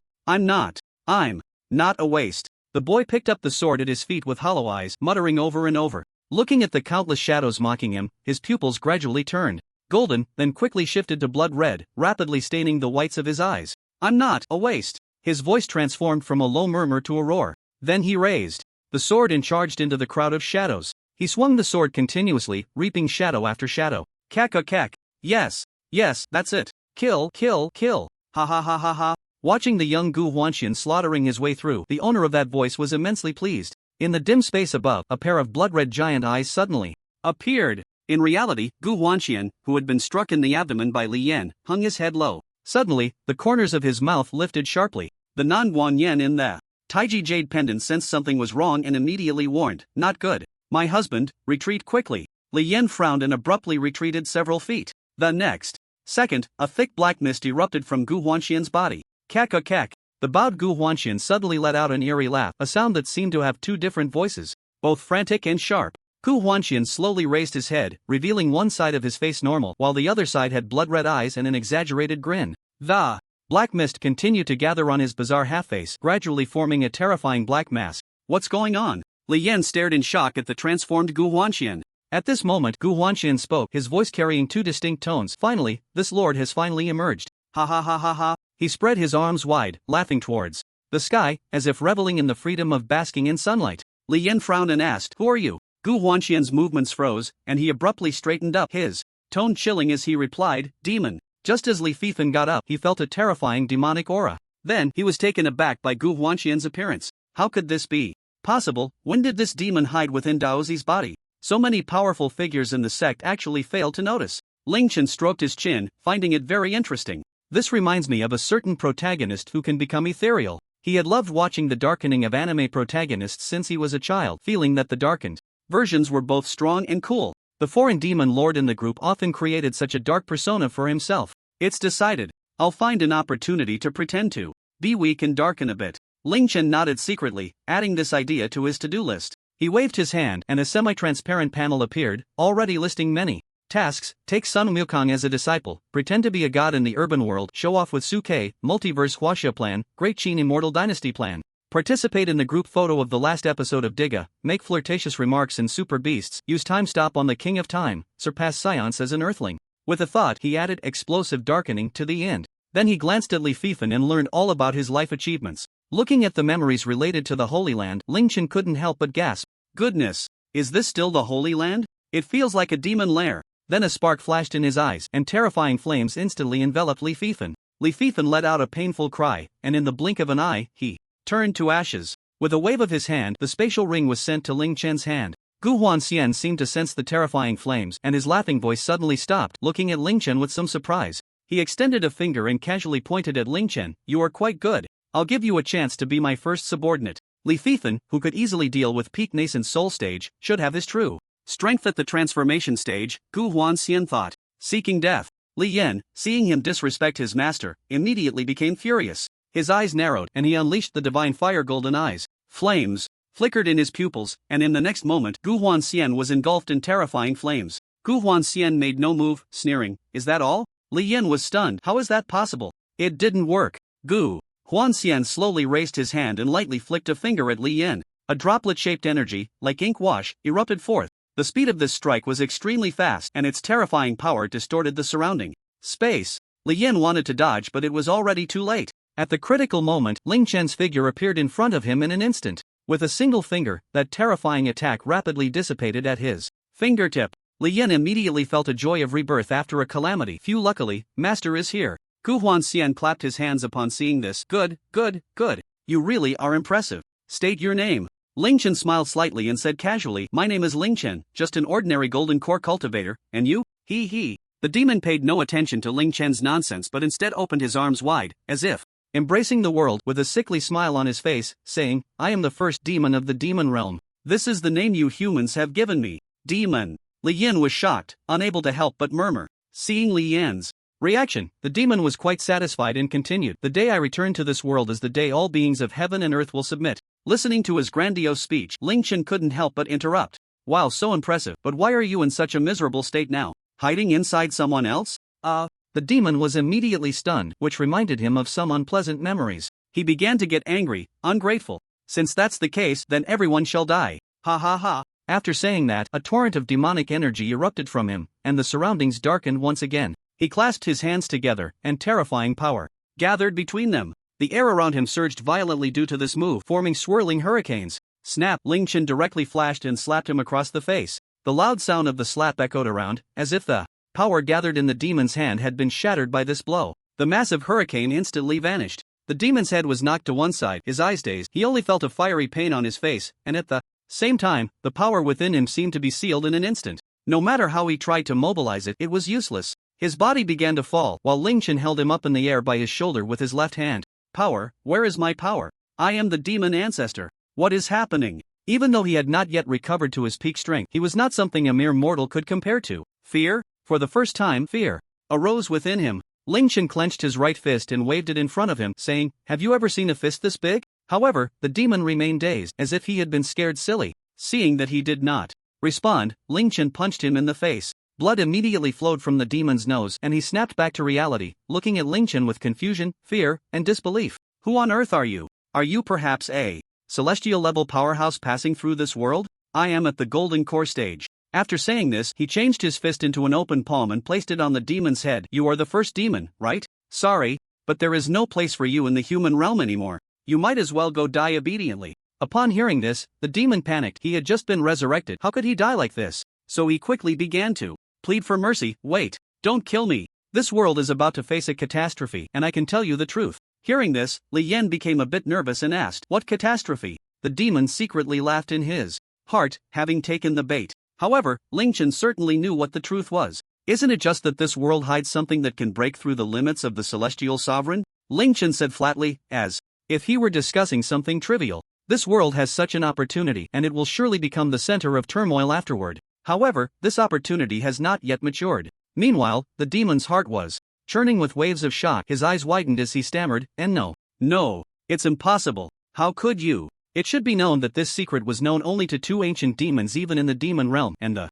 celestial realm was unaware of it. "It doesn't matter, I will take action." Ling Chen shook his head and said calmly. Then, with a thought, the demon let out a scream before completely vanishing. The ancestor of the demon realm was thus easily slain. According to the usual pattern, this should have been a late-stage boss. Unexpectedly, he appeared so early, but unfortunately, he encountered Ling Chen. "Is that it?" Lian said in a daze. Although he knew Ling Chen was strong, the opponent's background was also very frightening, claiming to be the first demon of the demon realm. How long must he have existed, and how many powerful methods did he possess? Yet, such a figure was easily crushed by his master. Strong. Too strong. Then Ling Chen tossed the 2 storage rings he obtained to Lien. "Here. I've removed all the various marks inside." "Oh, thank you, master." Li Yen came back to his senses and quickly reached out to catch them. After this little episode, Ling Chen used a spatial move to bring Li Yen back to the Sunset Sect. Meanwhile, in the Xuanli sacred land, an elder guarding the Soul Lamp secret pavilion suddenly opened his eyes from meditation.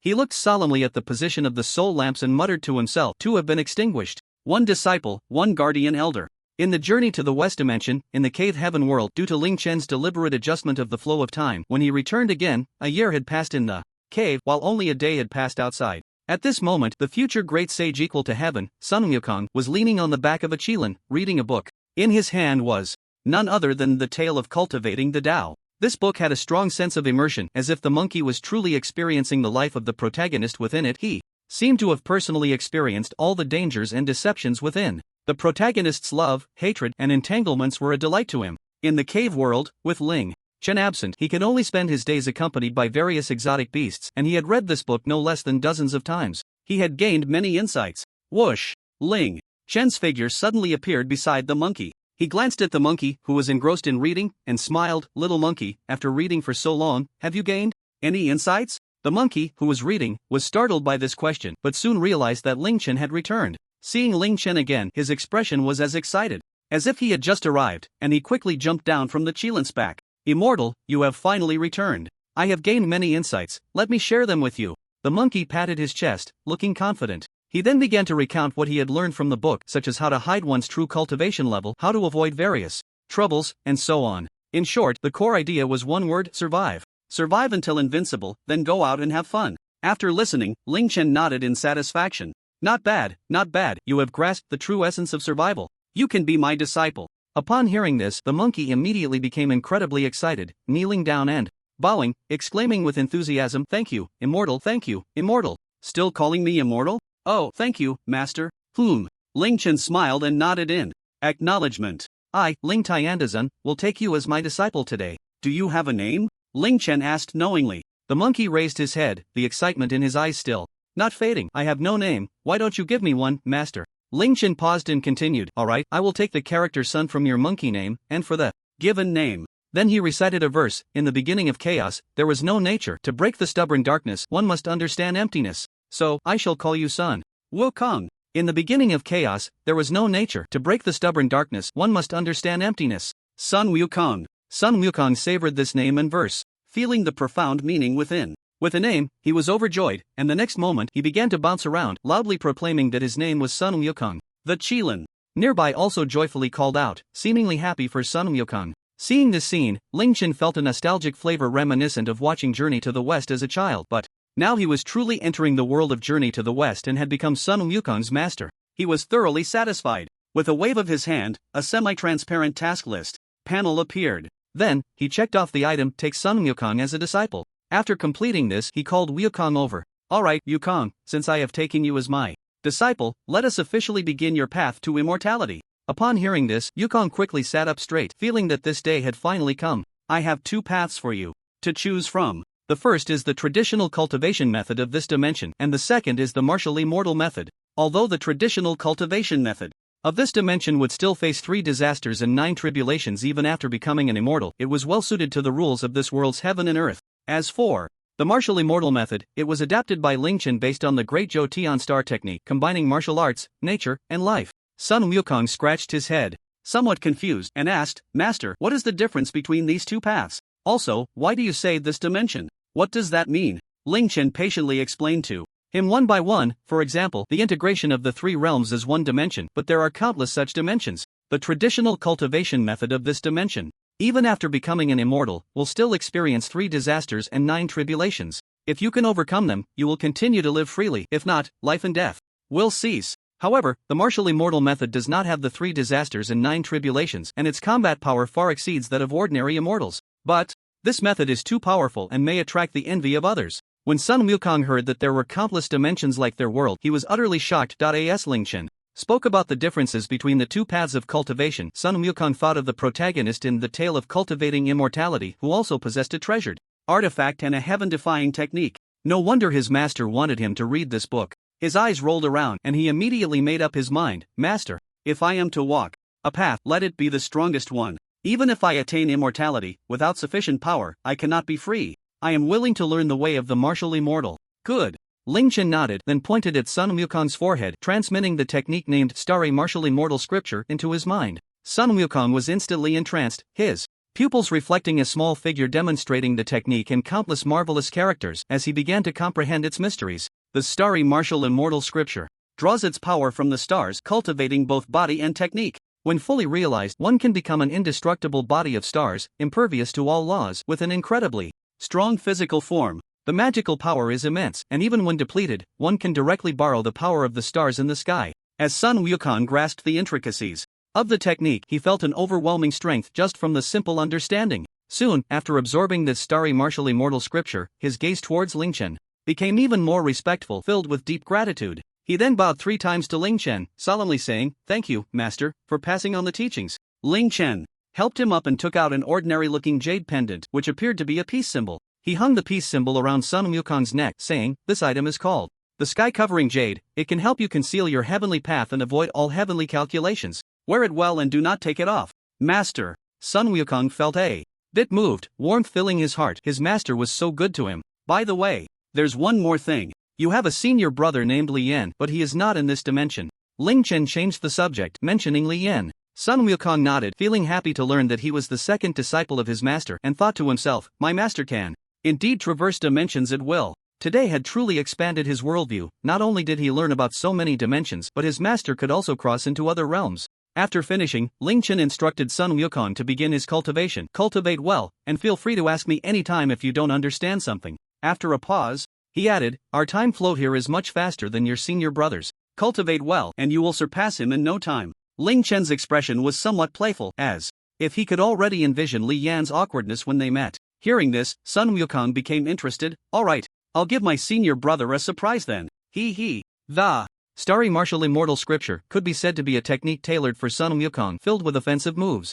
One of the techniques was called Heart of Battle, which could instantly unleash 50 times the combat power of the user. Terrifying indeed. Soon, Sun Wukong jumped onto the back of the Qilin, bidding farewell to Ling Chen, and called for the Qilin to find a more open space. Before long, they arrived at the edge of a cliff halfway up a mountain, and Sun Wukong began to cultivate the Starry Martial Immortal Scripture. Ling Chen's impartation directly saved Sun Wukong the effort of comprehension, allowing him to quickly sense the power of the stars. Sun Wukong, dressed in a long robe, stood at the cliff's edge with his eyes gently closed, his hands and feet moving slowly, as if practicing Tai Chi, his movements flowing like clouds in water. Truly beautiful. In the sky of the cave world, countless stars began to shine even brighter. An endless stream of star power surged towards Sun Wukong. After a year of tempering his character, combined with the influence of the tale of cultivating immortality, Sun Wukong now appeared more mature and composed compared to his portrayal in the television series. It must be said that he was indeed a naturally gifted and intelligent stone monkey, and with Ling Chen's infinite resources and guidance, after a year, Sun Wukong was already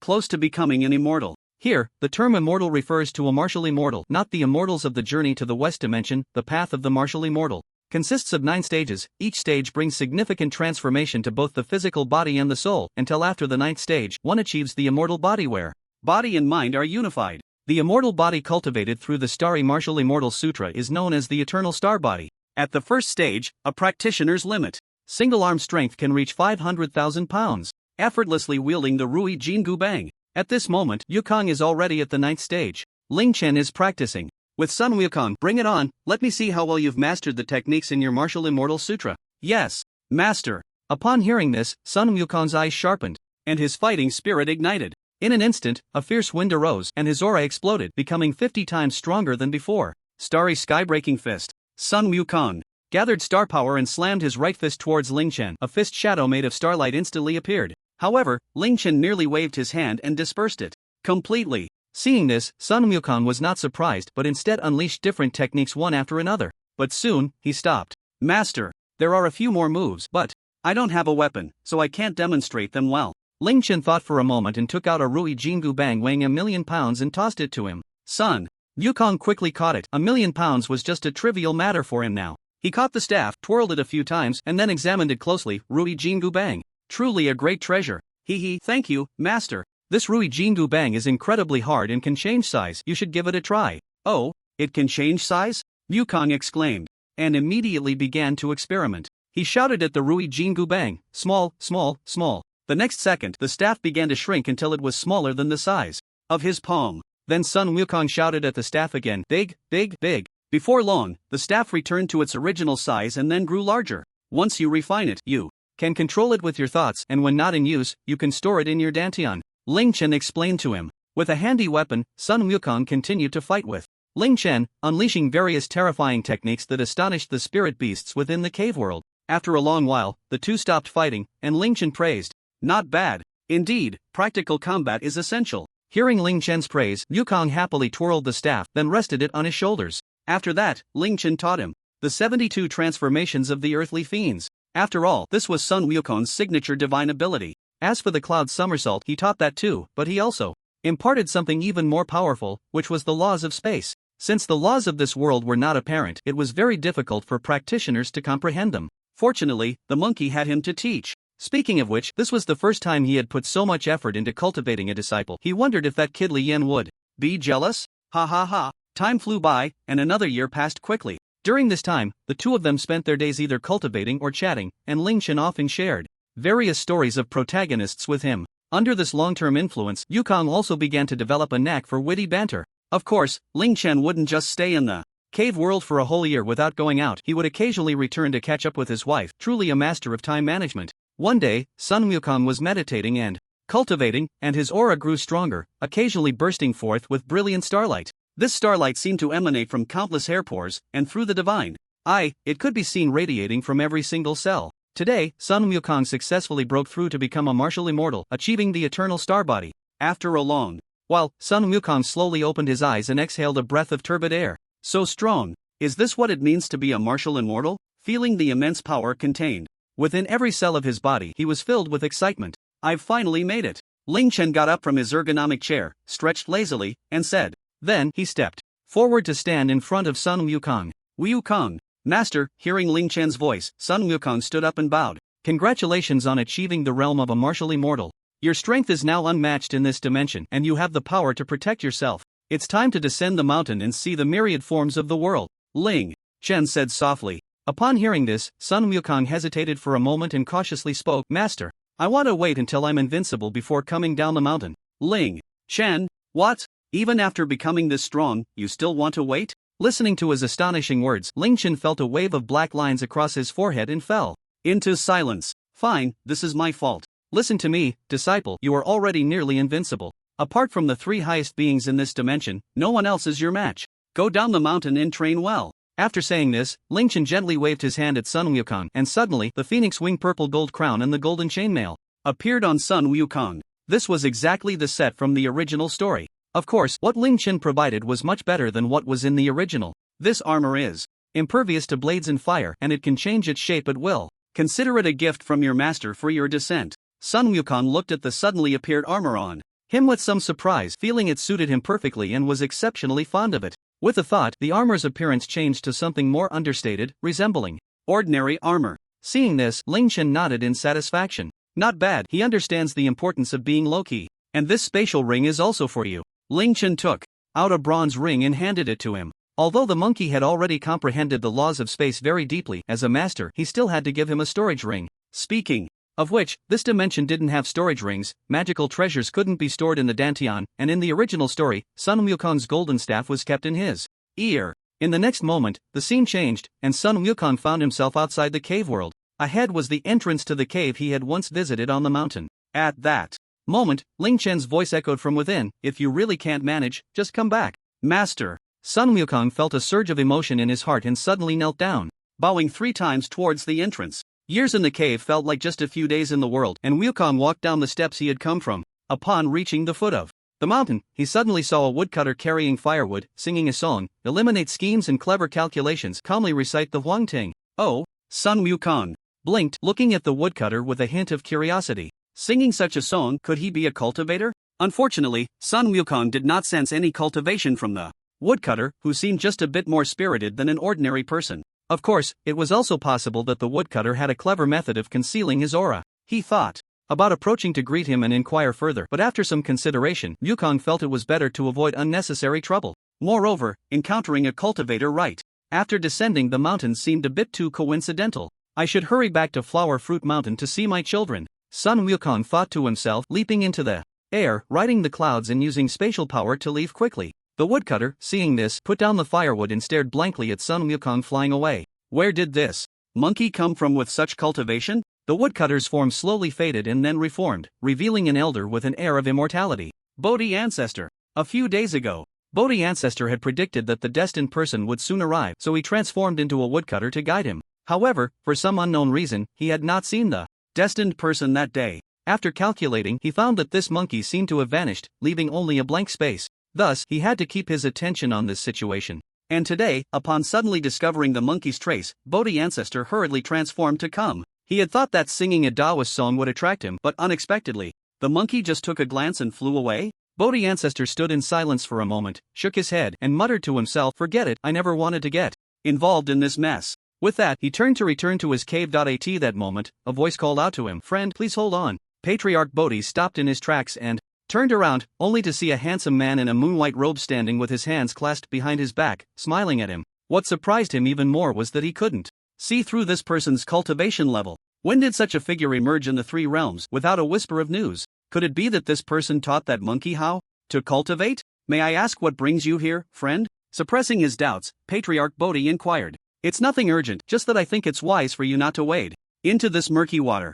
However, with your cultivation, isn't it difficult to escape its control? Ling Chen's tone shifted, hinting at something. Boom! At that moment, a thunderclap echoed across the clear blue sky. Patriarch Bodhi's expression changed, and he immediately warned, "Friend, be cautious with your words." Patriarch Bodhi knew that Ling Chen was referring to the heavenly Tao. Ling Chen gave the heavenly Tao the middle finger, but the sky returned to calm, and there was no thunder following that gesture. Ling Chen casually placed his left hand on Patriarch Bodhi's shoulder and laughed. "Don't worry, friend, I'll help you break free from this sea of suffering." This Patriarch Bodhi glanced at the hand resting on his shoulder, feeling somewhat speechless. Listening to Ling Chen's grandiose words, for some reason, Patriarch Bodhi felt that perhaps he could really do it. "Come on, where's your cave? I have countless celestial brews and fruits here, far surpassing those of the heavenly court. Let's have a good feast." "Oh, celestial brews and fruits that surpass those of the heavenly court?" Patriarch Bodhi immediately became interested. He broke into a smile. All right, now I'm quite curious.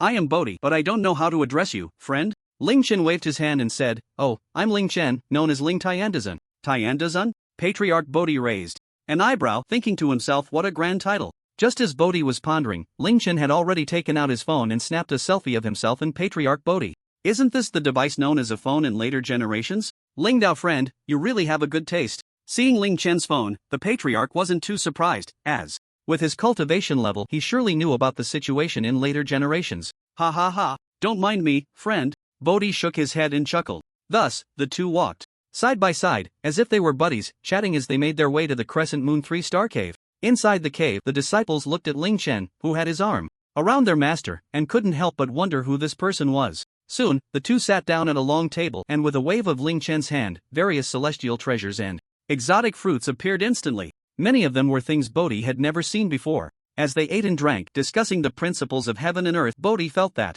Ling Chen's understanding of the Tao was incredibly profound, making him feel small in comparison. Just how strong is Ling Dao friend? He couldn't help but recall what Ling Chen had said about helping them break free from the control of the heavenly Tao. If it were him, perhaps he could really do it. Patriarch Bodhi looked deeply at Ling Chen, his heart filled with anticipation. He didn't know how Ling Chen would do it, but he knew he couldn't ask. If he did, the heavenly Tao would surely know. He raised a cup of celestial brew and said, "Ling Dao friend, you truly have great righteousness. If this succeeds, all cultivators in the three realms will owe you a great favor. Come, I toast to you." Afterward, Ling Chen posted the selfie with Patriarch Bodhi to his social media, along with a caption, "Ran into Patriarch Bodhi." Not long after, replies started pouring in. "Not a buddy. Did you really take a staged photo? Wasn't Journey to the West already filmed? This must be fake, that actor must be so old by now. So it's Bodhi Dao friend, long time no see." The last comment was from the transcendent Taoist Lin Ziwen. Ling Chen looked at it for a while before putting away his phone, and a thought crossed his mind. Next time, I should guest star as a magician. I want to use magic as a cover to cast spells.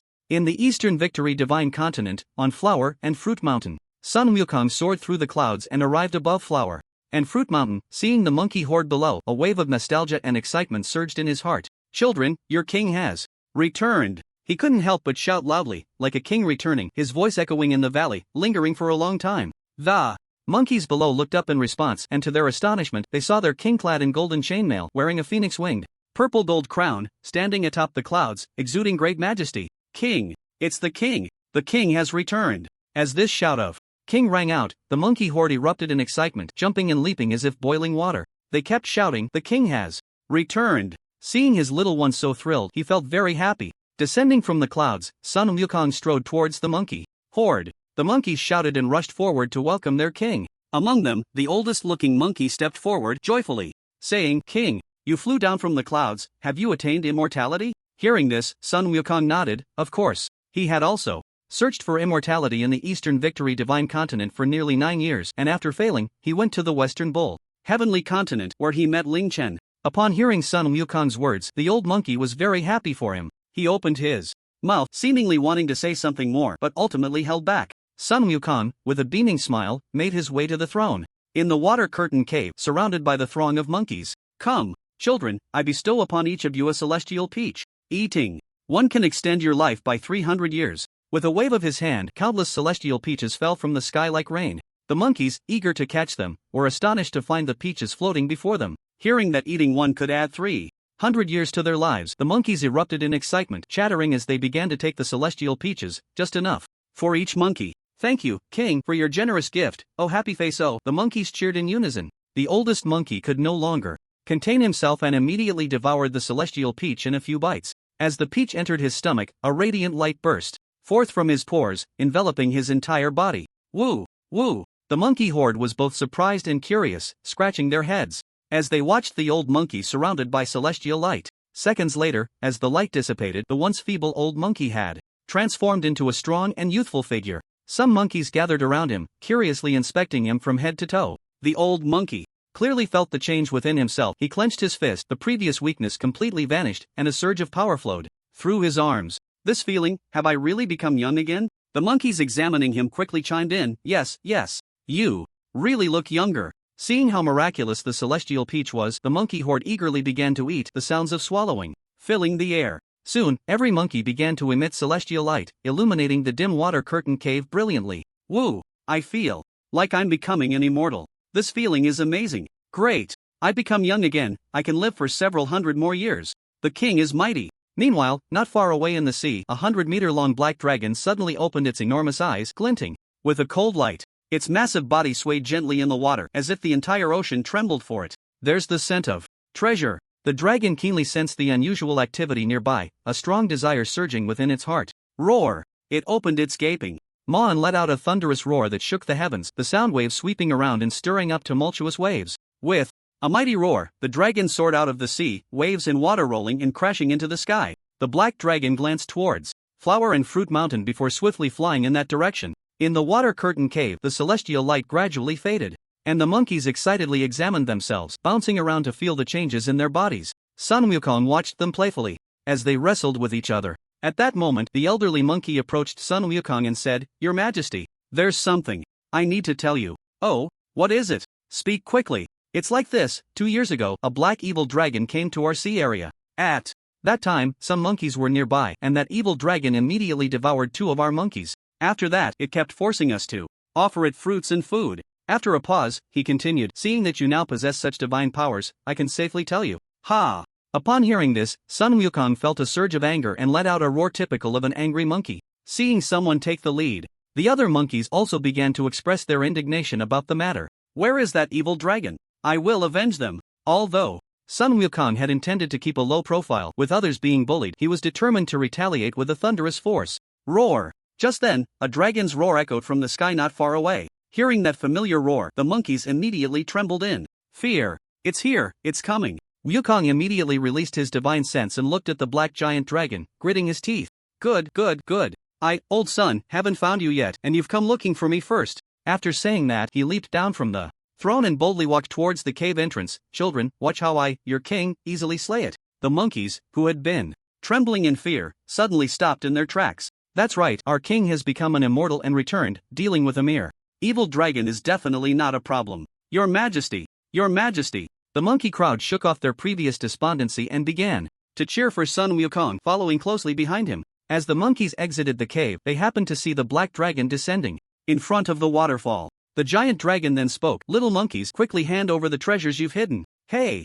Take this punch from me. Seeing the evil dragon so arrogant, Sun Wukong wasted no time and directly teleported to the dragon's head. Bang! With a punch, a loud explosion echoed through the air. The evil dragon had just finished speaking and hadn't reacted when its head was directly blown apart. The black dragon's primordial spirit fled, trying to escape, but a large hand covered in fur reached out to grab it. Come here, you! Sun Wukong unleashed his spatial power. How could the evil dragon's primordial spirit escape? Realizing it couldn't flee, the black dragon's primordial spirit began to threaten. You dare to kill me? The East Sea Dragon King is my uncle.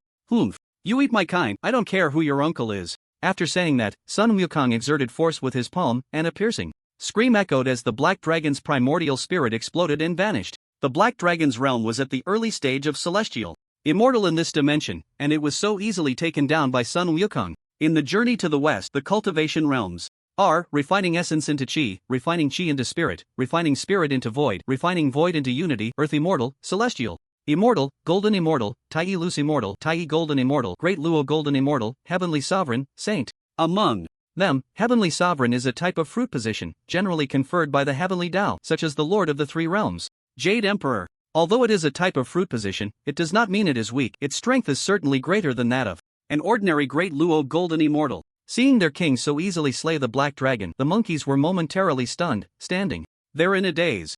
Then, someone started shouting, "The king's might is invincible." A stone stirred up 1,000 waves, and the monkeys immediately erupted in excitement. The king's divine powers are unparalleled. The king is mighty. In an instant, the entire flower fruit mountain echoed with the shouts of the monkey crowd. He. Sun Wukong lightly rubbed his nose with his thumb, then placed his hands on his hips, smiling as he watched his monkeys and descendants praise him. There are wild spicy strips. At that moment, a voice suddenly echoed from the sky. The monkeys, who had been dancing and shouting wildly, immediately calmed down. Upon hearing that familiar voice, Sun Wukong turned around joyfully and looked up. Master! A giant hand suddenly descended from the sky, grabbing the corpse of the black dragon and pulling it into a pouch. The newcomer was Ling Chen, who expressed that he had never tasted dragon meat and insisted on trying this big spicy strip. Then the giant hand vanished, replaced by a remarkably handsome young man in a moon-white robe standing where the dragon's corpse had been. Master! It really is you! Sun Wukong exclaimed with uncontainable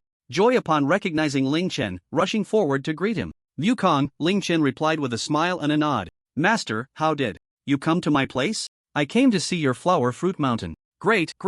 Master, please come this way, I'll show you around my territory. Speaking of flower fruit mountain, Sun Wukong immediately stood tall and proud, clearly very satisfied with his domain. Children, this is the master who taught me the way to immortality. You must all respectfully call him ancestor. The monkeys immediately bowed and saluted. We greet ancestor. Although their voices were not perfectly in sync, the momentum was still grand.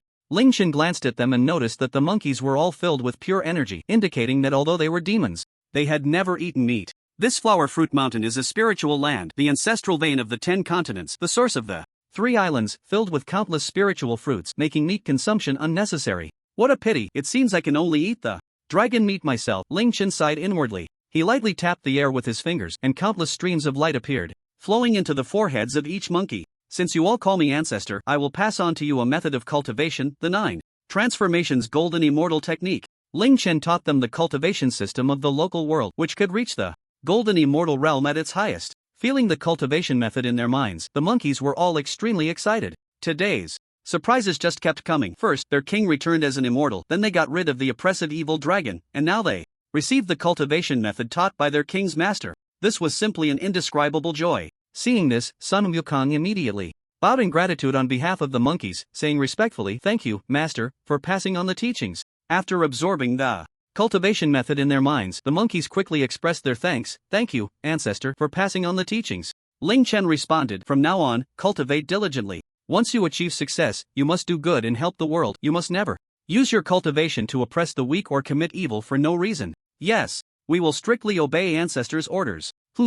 Ling Chen nodded, quite satisfied with them. He then instructed Sun Wukong to show him around. After a tour, one monkey suggested holding a fruit banquet in the water curtain cave to celebrate the king's return and the arrival of the ancestor. I think that's a good idea, master, what do you think? Sun Wukong looked at Ling Chen, seeking his opinion. Good. Ling Chen nodded with a smile. Soon, the monkeys began bustling about, carrying fruits in and out of the cave. Sun Wukong looked at the empty cave and, with a thought, extended his index finger and blew a breath.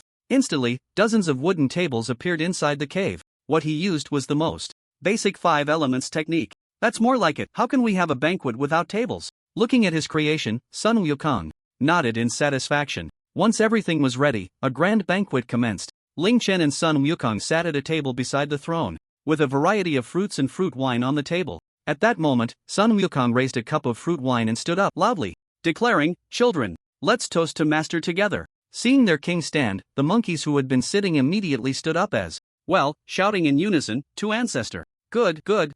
Come, drink." Ling Chen's face was full of smiles, and his phone floated in the air, recording it all. A cup down. The atmosphere at the scene instantly became lively. The monkeys sat down, and the water curtain cave was filled with laughter and joy. Ha ha ha ha ha. Sun Wukong was also infected by this atmosphere, clapping his hands in delight. How long had it been since he felt this way? After more than a decade of seeking immortality and refining his path, he had spent most of his time in solitude. At this moment, with a group to keep him company, his mentor present, everyone drinking and having fun, chatting about everything under the sun, wasn't this a kind of happiness? During the banquet, the mood was harmonious, and after 3 rounds of drinks, as evening approached, the monkeys were either drunk or asleep. Sun Wukong also rarely lay down for a nap. As for Ling Chen, he had already concealed his figure and picked up his phone. A sudden cold wind blew through, making the cave feel a bit chilly. Ling Chen raised an eyebrow and thought, "Here they come." After the cold wind passed, two somewhat expressionless Grim Reapers floated in front of Sun Wukong. These two were none other than the black and white impermanents. The two Grim Reapers raised their soul-reaping chains and aimed them at Sun Wukong. Unfortunately, if it were the original Sun Wukong taught by Patriarch Bodhi, they might have been able to catch him. But the Sun Wukong taught by Ling Chen had already achieved the status of a martial immortal, his body and spirit unified, his mind and body inseparable. As soon as the soul-reaping chain touched Sun Wukong, his body erupted with starlight. The soul-reaping chain was directly bounced back, losing more than half of its power. Sun Wukong was startled awake, his eyes snapping open as he quickly flipped over. When he saw that the visitors were Grim Reapers, he immediately felt puzzled. Strange. I, old son, have already become an immortal, transcending the three realms, not within the five elements. Why is it that the King of Hell still sends Grim Reapers to capture me? Something was off. Moreover, Sun Wukong noticed that the expressions of these two Grim Reapers were wooden, clearly as if they were being controlled by someone. Sun Wukong's eyes darted around, and he transformed, changing his appearance to that of a dashing young man. Then, he restrained his power and pretended to be captured by the two Grim Reapers. I want to see who is behind this. Hey, the monkey is quite cautious. Ling Chen watched this scene with great interest. The chaos in the underworld was about to begin. Sun Wukong followed the black and white impermanents as they crossed space to the dark and gloomy underworld. Ling Chen was beside them, acting like a photographer. Sun Wukong curiously looked around until he looked up and saw a plaque with three large characters in Mingjia. Below the plaque was a terrifyingly large ghost head, occasionally spewing out grayish-blue smoke. The grayish-blue smoke spread to every corner of the underworld, making everything here seem even more eerie. At this moment, a judge in a red coat saw the soul that had been captured and was momentarily stunned, feeling puzzled. Strange? Aren't we supposed to catch a monkey? Why is it a handsome young man? However, when Sun Wukong arrived at the main hall of the underworld, he still shouted, Sun Wukong, your lifespan is up. Ha ha ha ha ha. As soon as the judge's words fell, countless little ghosts and Grim Reapers burst into laughter. The young man transformed from Sun Wukong pretended to look confused and said, Pa. What's Sun Wukong? I have no name change and no surname change. I am Han Feiyu, a dragon of the East Sea who has become an immortal. I have long transcended the three realms and am not within the five elements. Why does your King of Hell want to capture me? Sun Wukong chose to disguise himself as a member of the dragon clan with whom he had a grudge. The judge and the little ghost's smiles froze and the scene suddenly fell silent. Ha ha ha ha ha ha. At that moment, a laugh echoed out of nowhere. In front of the throne of the King of Hell, smoke gathered, and the next moment, a mighty man dressed in a black robe and wearing a crown appeared. As soon as he appeared, he proclaimed, which living being in the three realms is not under my jurisdiction? I can make him die at midnight. Who dares to let him live until dawn? After saying this, he directly took his seat and commanded the Grim Reapers, come, quickly take him down. The two Grim Reapers received the order and immediately charged at Sun Wukong. Sun Wukong easily broke free from the soul-reaping chains, quickly kicked his right leg in the air twice, and the two Grim Reapers were sent flying, crashing in front of the King of Hell. In fact, according to reason, even the original Sun Wukong would not have been easily captured by two little Grim Reapers. There must be some unknown factors at play. The King of Hell was startled and, somewhat flustered, urged the other ghost messengers, hurry, all together. Seeing that this person had some skills, the ghost messengers quickly took out their weapons. Some wielded pitchforks, while others brandished morning sticks, all rushing towards Sun Wukong. To make his performance more convincing, Sun Wukong transformed into a massive azure dragon. Roar! The azure dragon let out a furious roar at the approaching ghost messengers, instantly sending them flying, their souls feeling unsteady. This was still the result of Sun Wukong deliberately holding back his strength. Otherwise, with just a single roar, he could probably scatter the souls of all the spirits and ghosts in the underworld. The surrounding grayish-blue smoke was directly blown away, and the entire hall of the underworld seemed to tremble. The judge saw the situation was dire, his eyes darting around, and he quietly hid behind the throne of the King of Hell. The King of Hell was dumbfounded, shocked as he used his sleeve to shield himself from this overwhelming force, wondering how it had turned into a dragon and was so powerful. Could it be that he really caught the wrong person? After sweeping away the ghost messengers, the azure dragon transformed back into the elegant figure of a young man, angrily striding towards the King of Hell. The King of Hell felt a bit anxious, trembling as he stood up and said, please, immortal, calm your anger. It was my mistake, I caught the wrong person. Sun Wukong grabbed his shoulder fiercely and said, stop fooling me. Bring me the Book of Life and Death to look at. Alright, I'll get it. Right now. Judge, quickly bring the Book of Life and Death. The judge, who had been hiding behind the throne, awkwardly smiled as he walked out and handed Sun Wukong a book. It prominently displayed three large characters, Book of Life and Death. Sun Wukong took it, flipping through it, and soon found his name. Seeing his name indeed written in the Book of Life and Death, he felt somewhat disdainful. What if my name is on the Book of Life and Death? If it weren't for my desire to understand, who could take me? Boring. I'm leaving. Sun Wukong closed the Book of Life and Death, feeling somewhat uninterested, and directly turned around, leaping back to the mortal realm. Seeing this calamity finally leave, the King of Hell and the judge exchanged glances, both letting out a sigh of relief. Heibai Wuchang, the King of Hell shouted angrily. At your service. The Heibai Wuchang, who had been lying on the ground, immediately got up to respond. Wasn't it just a monkey we were supposed to catch? How did we end up with a dragon? The King of Hell questioned them. This, Heibai Wuchang exchanged glances, then began to recall the events, but it felt as if a fog had descended over their minds, making it impossible to clearly remember what had happened. I remember it was a monkey we caught, Heibai Wuchang cautiously replied. Humph. The King of Hell snorted and did not ask further. He walked over to a nearby desk and picked up the Book of Life and Death to examine it. Upon flipping through it, he was shocked to find that entire pages were marked with large crosses.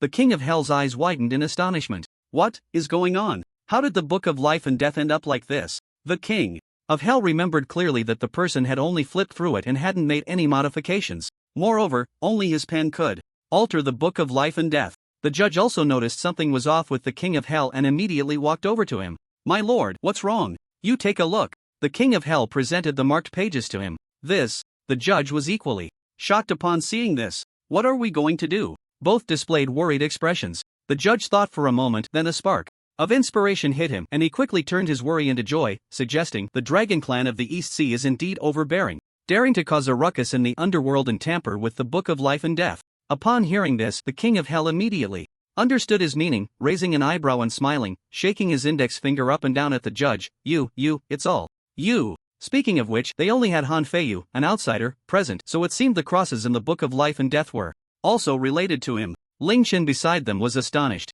Don't get it wrong, it wasn't Ling Chen who was causing trouble for his own disciple of this way. The heavenly path does not treat people as children, forcing such arrangements. Fortunately, the monkey transformed into another form, turning into a dragon, and directly executed a move to divert the disaster eastward. It seems the Dragon Clan will be busy arguing now. Good. I will go to the Heavenly Court and file a complaint against the East Sea Dragon Clan, Yan Wang declared loudly. The judge quietly leaned close to his ear and whispered, Your Majesty Yan Wang, since it has come to this, could you extend my descendants' lifespan a bit? How much? The judge tentatively raised a finger. 1 era? Yan Wang shook his head. The judge thought he was being rejected and felt a bit dejected. Little did he know, the next second, Yan Wang changed his tone. 1 era is too little, let's make it 10. Hiss. The judge couldn't help but lean back in surprise, clearly taken aback by Yan Wang. But soon after, he exchanged a smile with Yan Wang. Listening to their conversation, Ling Chen couldn't help but gasp. You guys really know how to have fun.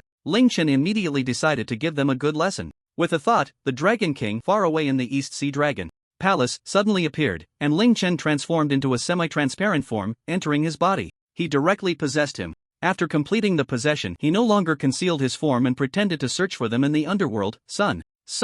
Ling Chen saw Yan Wang and the others and immediately quickened his pace, rushing to their front. Yan Wang, what's going on? Why are you summoning my illegitimate son's soul? He questioned the two in front of him. Yan Wang and the judge exchanged glances, thinking to themselves that this Qinglong's parent came too quickly. But what the hell is an illegitimate son? Yan Wang was about to answer when he saw Ling Chen suddenly become anxious, circling around to position himself behind the two. He grabbed their necks with one hand each.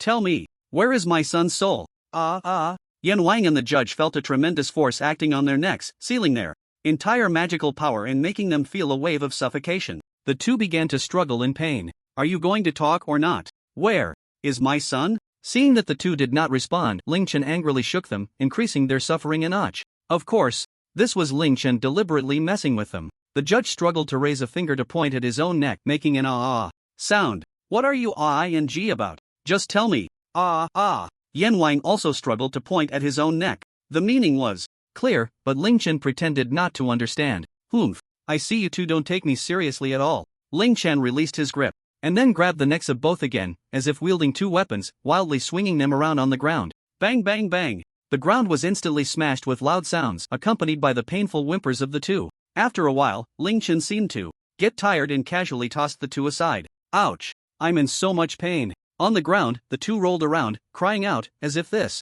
would alleviate their suffering. So, will you talk now? Ling Chen stood with his hands on his hips, speaking nonchalantly. Old dragon. King, you're choking our throats, how can we talk? The judge looked at him with eyes full of grievance and resentment. You old dragon, how dare you treat me like this? Just wait. I will definitely report you to the Jade Emperor. Yan Wang, lying down, glared angrily, pointing a finger at Ling Chen. Hearing this, Ling Chen raised his fist, startling Yan Wang again, thinking he was going to strike. However, Ling Chen merely pretended and did not strike again, instead saying, "You still have the nerve to complain? My son has already attained the immortal path and is listed in the immortal register. On what grounds do you summon his soul? Old dragon. King, you summoned the wrong one, he has already returned." The judge quickly replied, fearing Yan Wang would strike at him again. Summoned the wrong one? You think just saying that makes it okay? Do you know how much damage this will cause to my son's spirit? What do you old dragon want? Don't go too far. Yan Wang retorted angrily. Ling Chen chuckled, hey, what does it matter if I deceive you?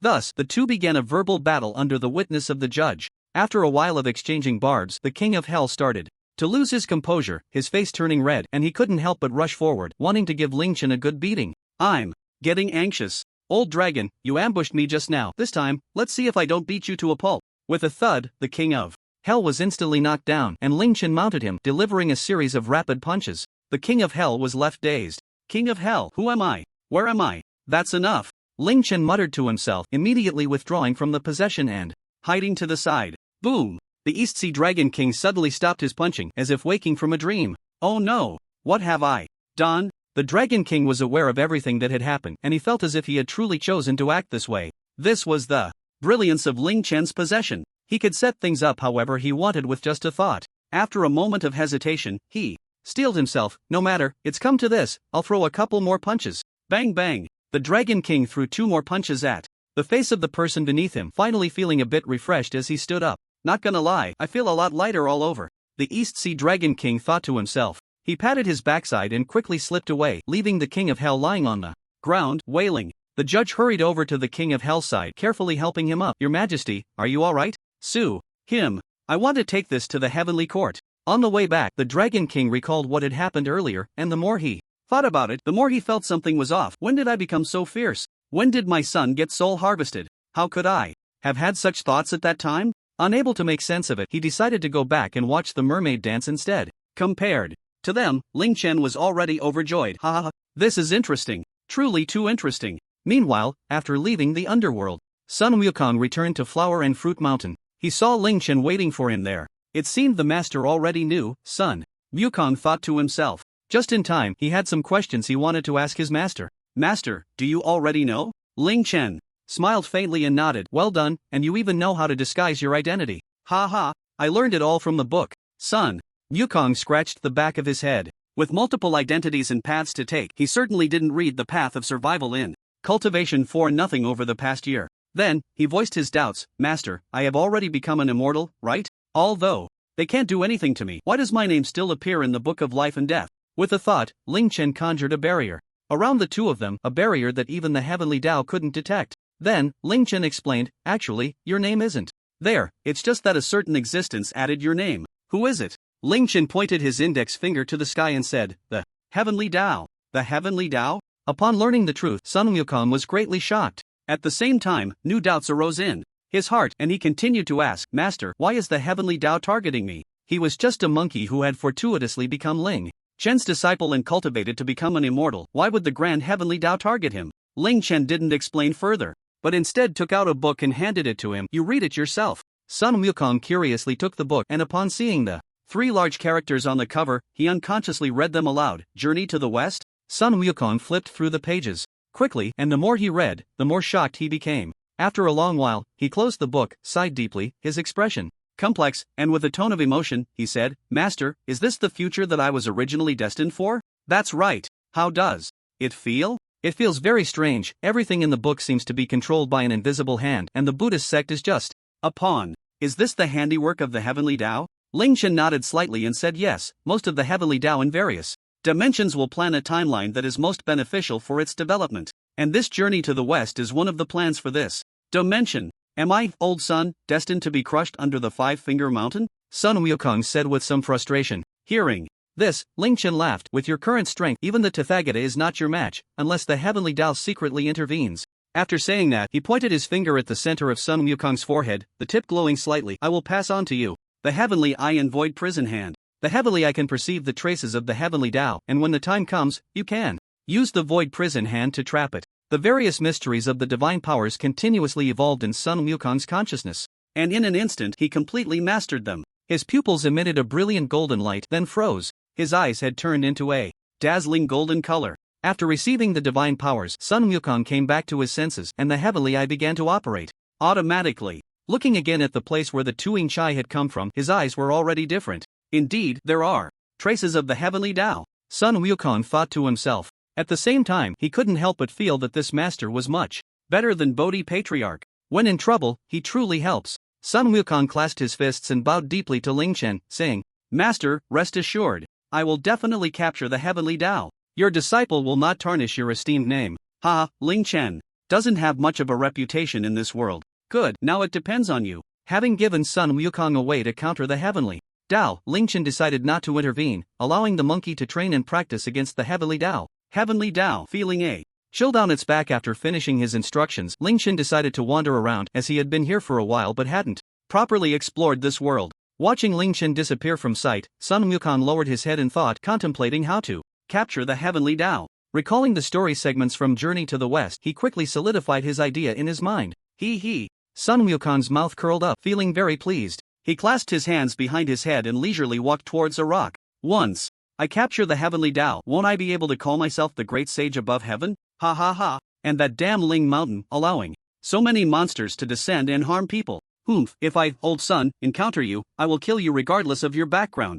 The night was dark and windy, with the moon shining faintly, occasionally obscured by clouds. Ling Chen walked along a country road, dressed in a simple gray-white robe, with a treasured sword strapped to his back. His long hair, originally scattered behind his neck, was tied up with a crown, making him look like a young Taoist priest. Suddenly, Ling Chen frowned and murmured, "There's a faint smell of blood, it should be coming from the village ahead." With a thought, the situation in the distant village instantly became clear in his mind. The large village was filled with various bloodstains and remains, with not a single living person in sight. From the remains, it was evident that these villagers had been eaten by some kind of monster. Rustle. After watching for a while, it seemed that something was moving in the nearby grass, producing a rustling sound. Ling Chen crouched down and parted the grass, only to see a cute orange and white cat weakly lying among it. It had some scabbed wounds on its body.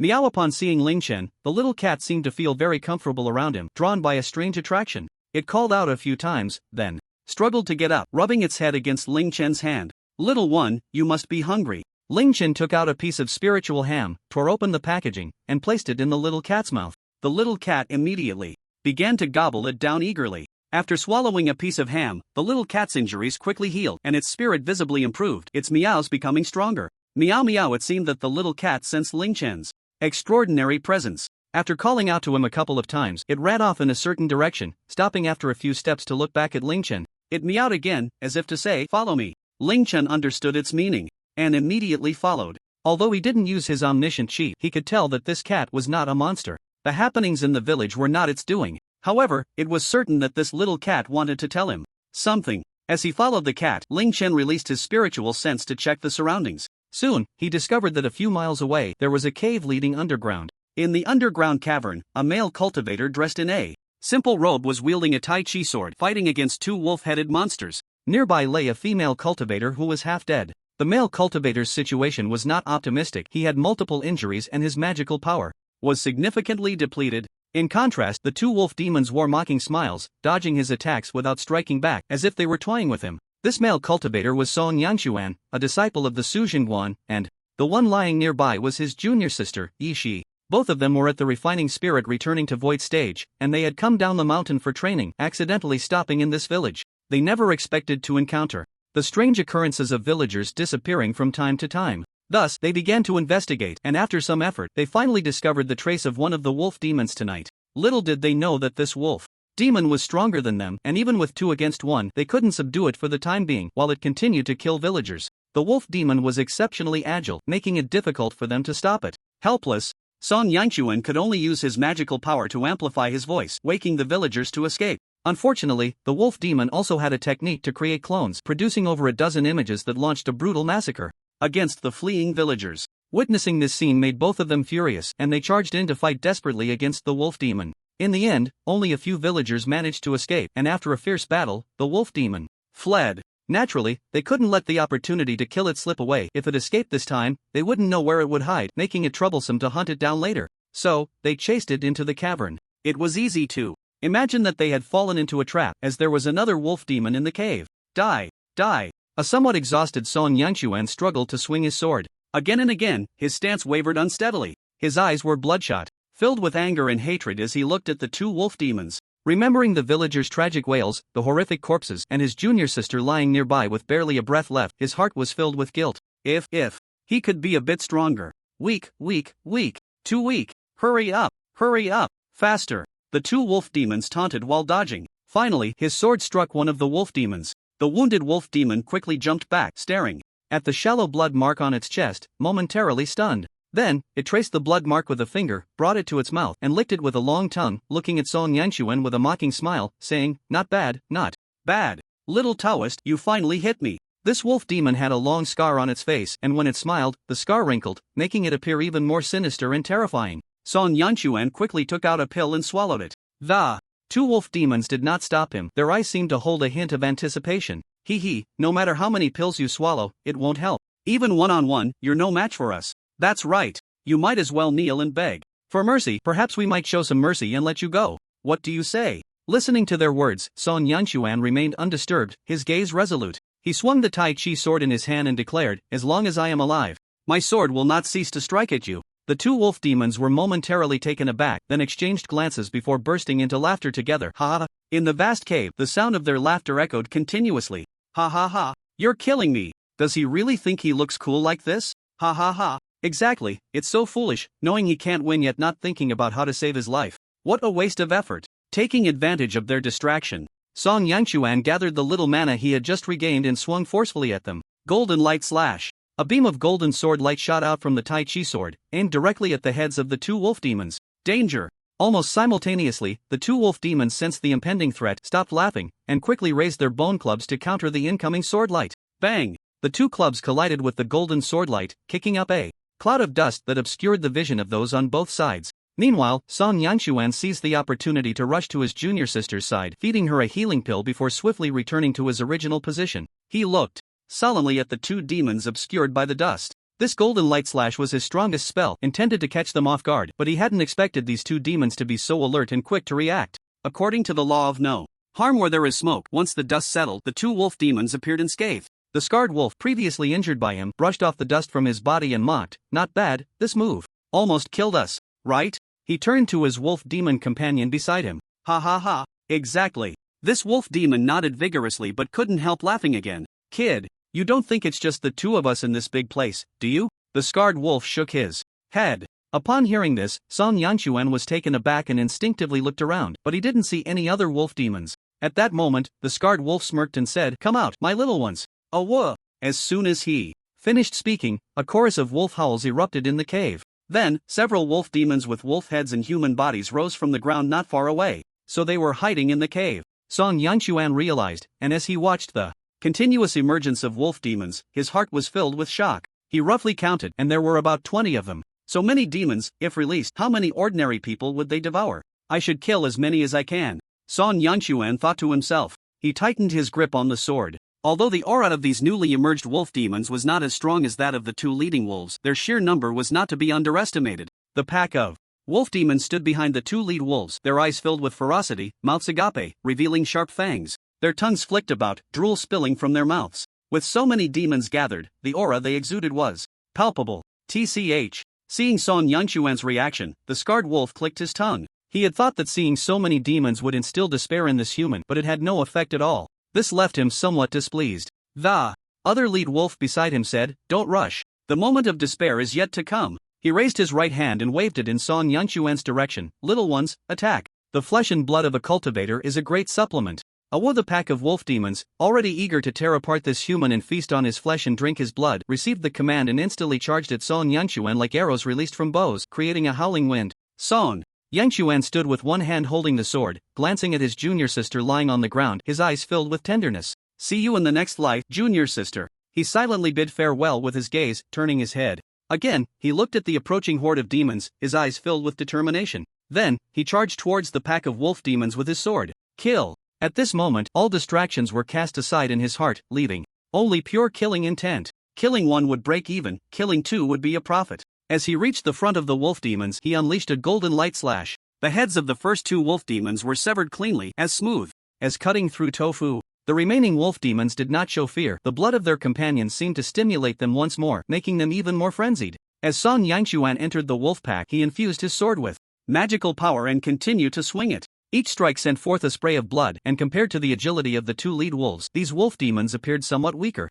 However, Song Yangchuan's magical power was already running low. The little he had recovered from the elixir was completely exhausted after slaying 5 wolf demons. Huff huff. Song Yangchuan gasped for breath. Not only was his magical power depleted, but his physical strength was also severely drained. At this moment he was barely standing upright, propped up by his sword plunged into the ground. The surrounding wolf demons were gradually encircling him with predatory gazes. Bang! A wolf demon suddenly lunged at him, striking with a claw. He was sent flying into the air by the immense force. In that moment he sensed his impending death. Is this the limit? Hee, killing 5 isn't a loss. Bang! His body hit the ground with a thud, sounding like a collision with stone. Song Yangchuan slowly closed his eyes. At this moment he felt no fear of death. He recalled bits and pieces of his past, and a smile unexpectedly appeared on his lips. Roar! Seeing him fall, the wolf pack let out a furious roar, as if it were the horn of victory, and surged towards Song Yangchuan. The two lead wolves exchanged glances and smiled. The taste of being devoured alive was not pleasant. They could hardly wait to hear Song Yangchuan's tragic wail. Just as the wolf pack was about to engulf Song Yangchuan, the running wolf demons suddenly froze. A voice suddenly echoed, "Well done, take a good rest, leave the rest to me." Hearing the voice, Song Yangchuan opened his eyes in disbelief, looking in the direction of the sound, but only saw a figure with a sword on its back. Then, he watched as that figure slowly drew the sword from its back and slashed through the air. In an instant, the cave was filled with a dazzling light of swords. All the wolf demons instantly turned into blood mist and scattered. Song Yangchuan stared blankly, completely stunned. So strong, he murmured unconsciously. Meow. Just as he was astonished, a small cat with yellow and white fur walked up to his left cheek. The little cat meowed while licking Song Yangchuan's face with its tongue. Hearing the cat's meow and feeling the wet sensation on his face, Song Yangchuan came back to his senses and turned to look. "So it's you, little kitty." For some reason, seeing the little cat made his heart swell with emotion. They had seen this cat in the village. When they first encountered it, the little cat was a bit dirty, and Song Yangchuan and his junior sister took pity on it, bringing it back to clean it up and feed it. After he had slain all the wolf demons, Ling Chen finally walked towards Song Yangchuan. "This cat is quite spirited," Ling Chen said, petting it, and the little cat immediately closed its eyes, showing a look of enjoyment. "Thank you, senior, for saving my life," Song Yangchuan said as he tried to get up, but he had no strength left. Ling Chen smiled, extending a hand from which green light burst forth, splitting into countless specks of glowing light that flowed into Song Yangchuan and Yi Shi's bodies. As the light entered, Song Yangchuan immediately felt his strength and magical power fully restored, and all his injuries healed. He suddenly sat up, incredulously feeling around his body. This. He had never seen such a method. It was so miraculous. He looked at the extraordinarily handsome young man before him, feeling a mix of surprise and suspicion, thinking to himself, could he really be an immortal descended to the mortal realm? Seeing his reaction, Ling Chen felt a sense of satisfaction in his heart. Indeed, showing off had to be done in front of others. After the treatment, Ling Chen withdrew his hand and cradled the little cat in his arms, petting it continuously. Next to him, Yi Shi let out a soft moan and slowly woke up. Seeing that his junior sister had awakened, Song Yangchuan hurried over to her side and kindly asked, "Junior sister, are you okay? Senior brother? Have we arrived in the underworld?" Yi Shi was still in a daze, thinking that both she and her senior brother had died. Song Yangchuan flicked her forehead with annoyance. "Don't talk nonsense, we're perfectly fine." Only then did Yi Shi start to take in her surroundings, realizing that they were still in the wolf demon's cave, and her injuries had completely healed. Seeing her like this, Song Yangchuan helped her up and led her to Ling Chen, introducing him. "The senior saved us." "Senior, you haven't introduced yourself yet. My name is Song Yangchuan, and this is my junior sister Yi Shi. We are disciples of the Shuzhen Temple in Yunzhou." Yi Shi looked at this excessively young senior and was astonished by his beauty. It was the first time she had seen someone so handsome. However, she dared not offend him and quickly lowered her head to bow, saying, "Thank you for saving me, senior." Ling Chen nodded, his hand still petting the cat, and said lightly, "No need for thanks. Your tenacity in slaying demons and eliminating evil moves me. The world needs young people like you." "Not at all, senior is overpraising us. Our master has always taught us this. It's all thanks to our master." Song Yangchuan scratched the back of his head, feeling a bit shy from the compliment. After exchanging a few pleasantries, Ling Chen walked over to the cave where the wolf pack had emerged, and Song Yanquan and Yi Shi exchanged glances and followed him. Yi Shi asked, "Senior, could there still be wolf demons hidden in this cave?" Ling Chen smiled and replied, "The wolf demons are gone," but he didn't continue, instead extending a hand towards the hole in the ground. Just as his hand was about to enter the cave, a semi-transparent red barrier suddenly appeared, blocking his hand from entering. "This is a barrier," Song Yanquan exclaimed. Yi Shi suddenly thought of something and said, "This should be a bloodline barrier, only those with the same bloodline can enter." Song Yanquan nodded in agreement. "That's right, and I've heard that this type of barrier is very sturdy, only those at the refining void and harmonizing Dao level can break it. I didn't expect the wolf demon clan to have such depth." As soon as he finished speaking, they suddenly heard a crisp sound of shattering. They saw that the barrier was broken by Ling Chen's finger, and before the two could be surprised, Ling Chen leaped inside, breaking this bloodline barrier so easily. "It seems the senior is indeed a true immortal," Song Yanquan murmured. Then, he waved a hand in front of the dazed Yi Shi. "Wake up, junior sister. Let's go down and take a look." Oh, okay."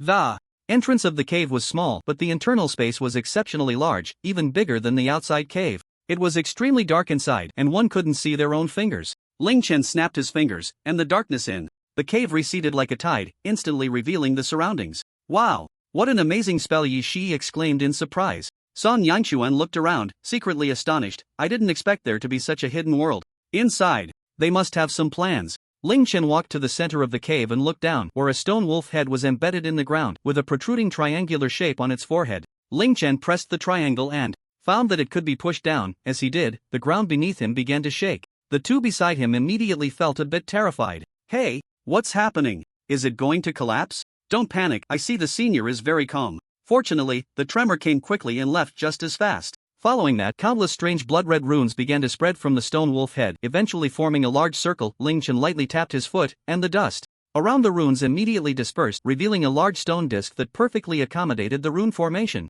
It was clear that this disc was the main body. "What kind of formation is this?" Song Yanquan looked at the suddenly appearing disc and runes beneath his feet, puzzled. Ling Chen explained, "This is an altar." "An altar?" Both of them were shocked and began to speculate about the purpose of this wolf demon's altar. "What do you think this altar is for?" Ling Chen asked them. Yi Shi said, "Could it be for worshipping ancestors like we humans do?" Hearing his junior sister's words, Song Yanquan helplessly rubbed his forehead. "It's not that simple, is it?" Ling Chen couldn't help but laugh at her statement. However, Yi Shi was right about one thing: this altar was indeed related to the ancestors of these wolf demons. "You guessed part of it correctly, this altar is indeed related to their ancestors."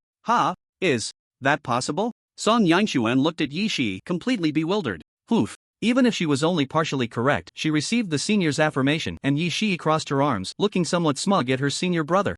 Looking at the altar beneath their feet, Ling Chen instructed the two to step out of the rune's range, then waved his hand, and the blood of the wolf demon he had slain earlier suddenly appeared on the altar. He then began to chant a strange incantation that others couldn't understand, while the runes on the altar slowly emitted a red glow. The eerie red light flickering from the runes was intimidating, and Yi Shi nervously tugged at Song Yanquan's sleeve. "It seems the formation has been activated. Is the senior okay?" Song Yanquan gave him a reassuring look. "Don't worry, the senior is very powerful. You fainted earlier and didn't see the senior's astonishing sword strike." He dared to say that anyone who witnessed the senior's sword would inevitably think a sword immortal has descended. After a while, Ling Chen finished his incantation, and the red light shone to its fullest. Then, a mass of what looked like glowing blood gathered in the air. A fierce wolf head appeared within the blood, with a purple glowing triangle imprinted on its forehead. "It has appeared." The two outside the altar couldn't help but exclaim in shock at the suddenly appearing wolf head. "What do you summon me for?" The wolf head had not yet opened its eyes, but upon appearing, it issued a commanding question.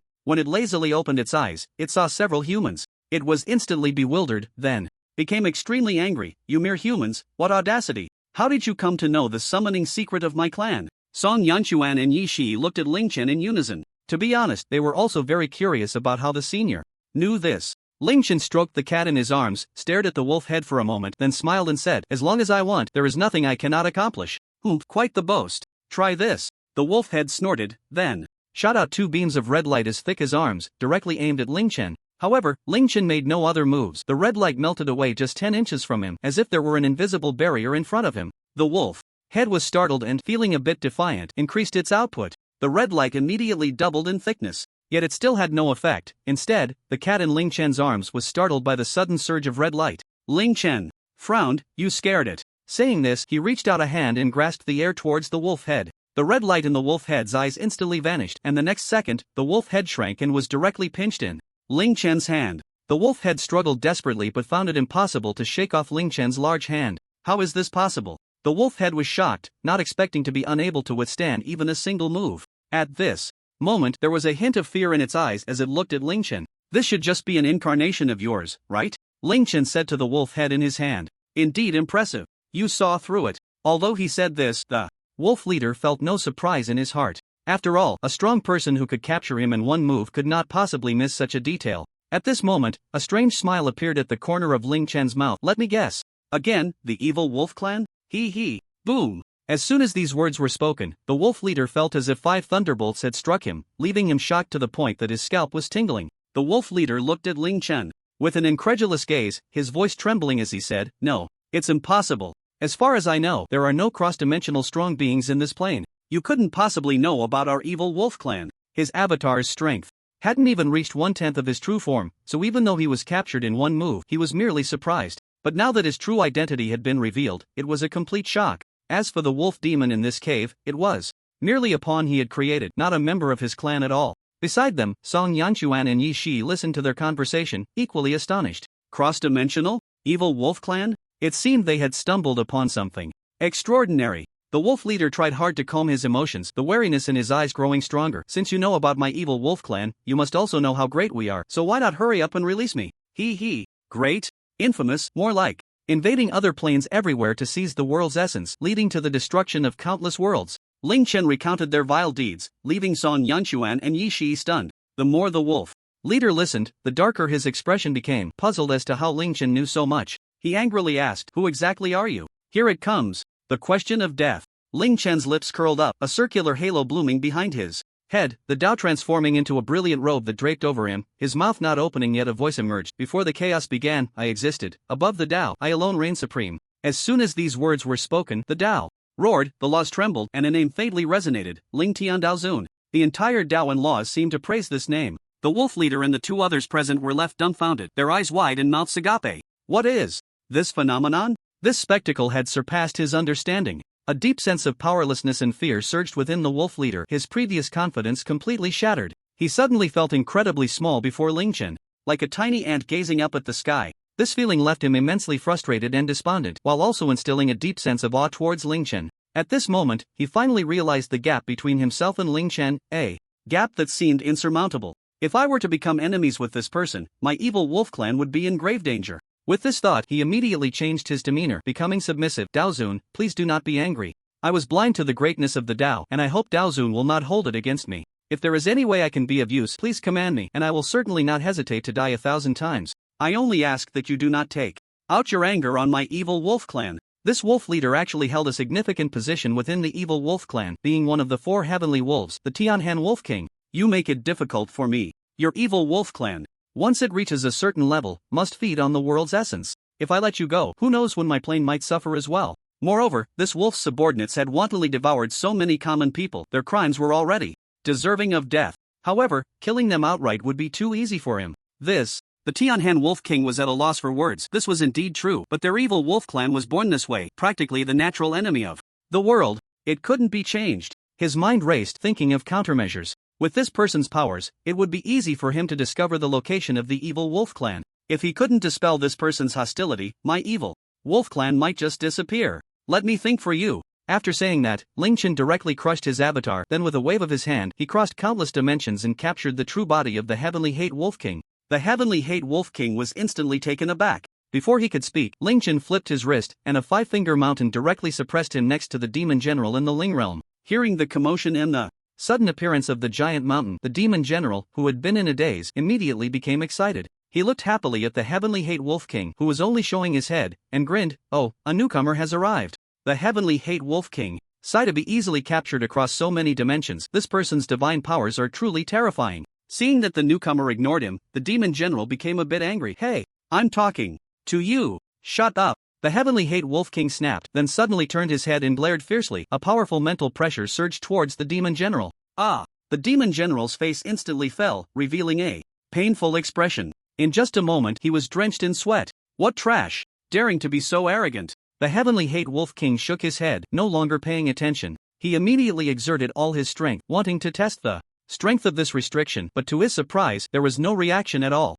Forget it, let fate decide. The heavenly hate Wolf King stopped struggling. In front of Ling Chen, he only felt a deep sense of powerlessness. Fortunately, I left a message in the original dimension in time. I hope they won't come to this world after seeing it. After a while, the demon general recovered, looking considerably wilted. He hadn't expected this newcomer to be so powerful, nearly scaring him to death with just a glance. Who are you? The demon general asked with a tone of fear. The heavenly hate Wolf King scoffed. You're not qualified to know. Son Yanquan and Yi Shi stared blankly at all of this, unable to regain their senses for a long time. After suppressing the heavenly hate Wolf King, Ling Chen dispersed the phenomenon and returned to his original appearance. Looking at the two who were still in a daze, Ling Chen reached out and pointed. 2 beams of white light flew into their foreheads. I will teach you both the heavenly escape sword technique. Young ones, from now on, the responsibility of guarding world peace will be entrusted to you. Ling Chen glanced at the little cat in his arms and asked, Little kitty, do you want to come with me? Meow meow meow, the cat nodded. Such a powerful sword technique.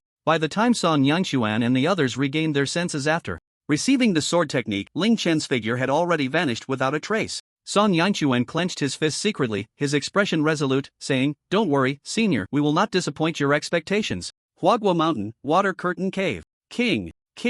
It's bad, someone claiming to be the Chaos Demon King has come to cause trouble, saying he wants to replace you. A little monkey hurriedly ran to the throne in the Water Curtain Cave and said, Oh, he wants to replace me, Sun Wukong? Sun Wukong immediately released his divine sense to sense the visitor's cultivation level. The next moment, his expression suddenly froze. Such a weak aura. He barely reached the Earth Immortal level. How bold is this little demon? Sun Wukong was too lazy to move, so he sent a clone to deal with him. As soon as the clone appeared in the Chaos Demon King's line of sight, the pitch-black Chaos Demon King began to shout, You are the Monkey King? I heard you killed the sea dragon. I find it hard to believe, so I came to challenge you. Where did this fool come from? Go home and drink milk. Sun Wukong said, then lightly flicked a finger at the Chaos Demon King. An invisible force instantly struck the Chaos Demon King's body, and with a scream, he was sent flying, crashing hard into a mountain, not knowing whether he was dead or alive. The little monkeys nearby cheered as their king defeated the enemy with a single move. Boring. The clone shook his head disinterestedly, then waved his hand in front of him, and an invisible barrier instantly enveloped his territory.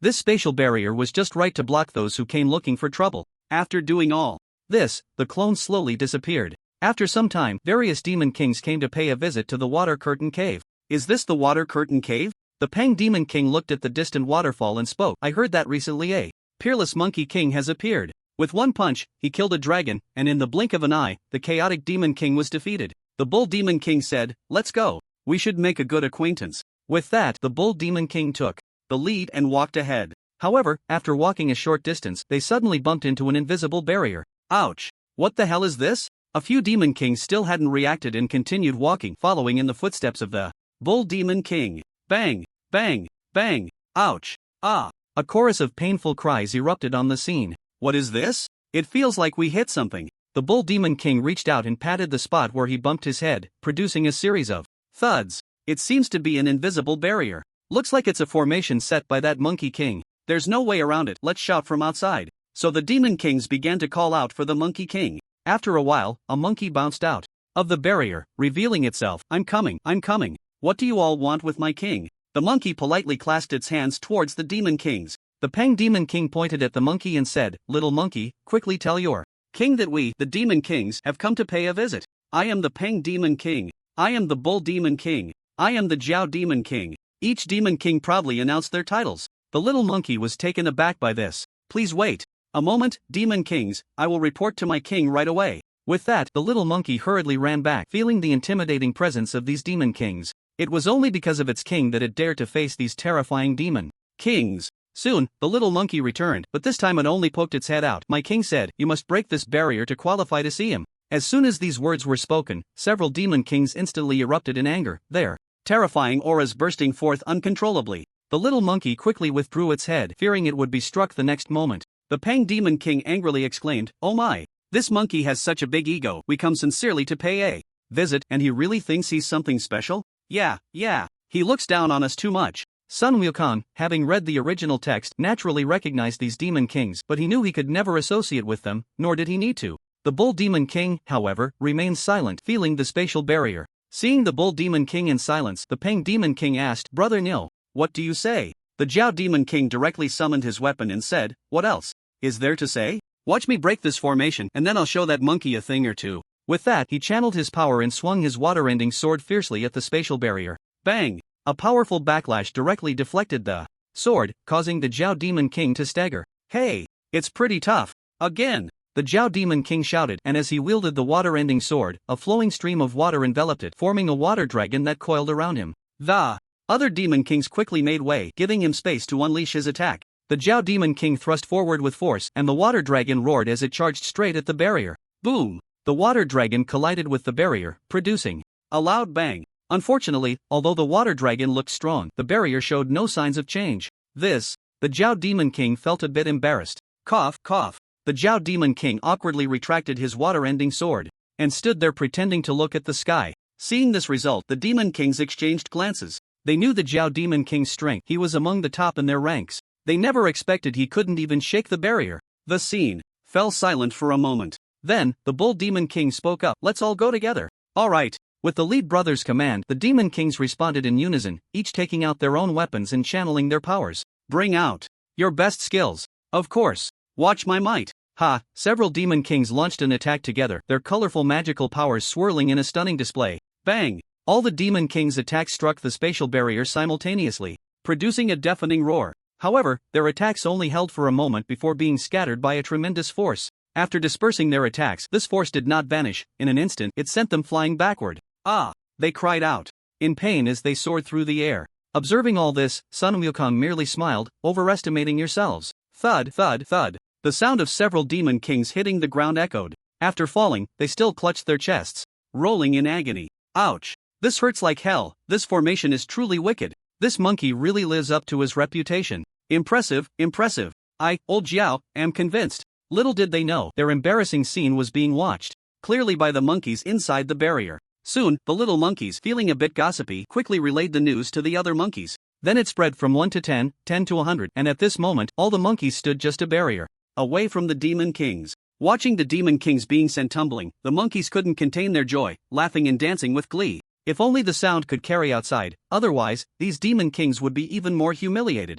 Ha ha ha, these fools are just too funny. The king is truly formidable. These are famous big demons, yet they can't even enter our door now. I heard they are notorious for eating people. The king definitely won't pay them any mind, or else our ancestor would get angry. Thus, the Demon Kings, who had come in high spirits, could only slink back home in disgrace. They had lost face in a big way, not expecting that even together they couldn't break through someone else's formation. Heavenly Court, Lingshao Treasure Hall. The ground was shrouded in mist, and the Jade Emperor sat high on his resplendent throne, exuding the majesty of the ruler of the three realms. Your Majesty, I want to accuse the East Sea Dragon King of causing a ruckus in my underworld and maliciously altering the Book of Life and Death. Below, the King of Hell wore a look of grievance, revealing his experiences and troubles. The celestial being stood by, watching the drama unfold. Meanwhile, the Jade Emperor was flipping through the Book of Life and Death on the table page by page. After finishing, he calmly said, "Summon the East Sea Dragon King." Before long, the old Dragon King arrived in the Heavenly Court. The first thing the old Dragon King saw upon entering was the King of Hell. The King of Hell turned to look at him, wearing an expression that seemed to say, "Just wait, you'll get what's coming to you." However, the Dragon King remained unfazed, his face as calm as a deep well. He had already prepared his response. The East Sea Dragon King walked over to the King of Hell, glanced at him indifferently, and then bowed to the Jade Emperor. "Dragon King, the King of Hell claims you altered the Book of Life and Death and assaulted him. Is this true?" The Jade Emperor sat upright, his hands resting on the armrests, his tone naturally carrying an air of authority, unyielding yet dignified. "Your Majesty, there are some discrepancies. I did not alter the Book of Life and Death." Hearing the Jade Emperor's words, he felt a bit puzzled. He had only given the King of Hell a beating, but he hadn't altered the Book of Life and Death. He then turned to the King of Hell and asked, "King of Hell, what do you mean? I did not alter the Book of Life and Death, so don't slander me." "Humph. The facts are right here.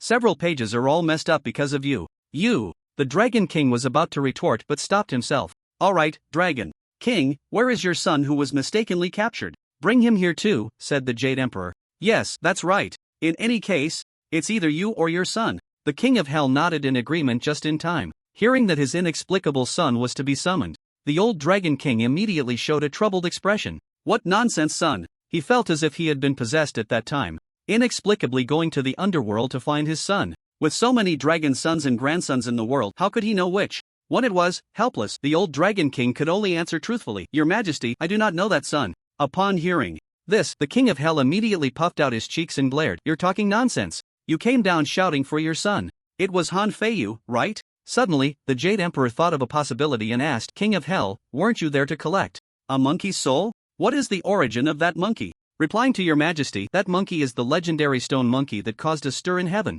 Oh, it's him. Let me take a look with the Haotian mirror. What? The Jade Emperor is actually going to use the Haotian mirror? The king of hell's eyes darted around, feeling a bit guilty. However, he remembered that the Haotian mirror could only display images and not sound, so he breathed a sigh of relief. After all, some things could be overlooked if everyone turned a blind eye, but they couldn't be put on the table. Hearing that the Jade Emperor was going to take out the Haotian mirror, the celestial beings became even more interested. It had been a long time since they had seen the Jade Emperor use it. The Jade Emperor took out a luxurious and dazzling mirror, then began to cast a spell on it. The Haotian mirror flew into the air and began to grow larger. After a while, the mirror displayed an image, and it was broadcast in a 360-degree view, allowing everyone present to see it from any angle. The celestial beings looked up, curiously staring at the image in the mirror. However, an unexpected event occurred. The image in the mirror flashed and then turned completely white, resembling the static of a television. The celestial beings exchanged glances, gasping in surprise.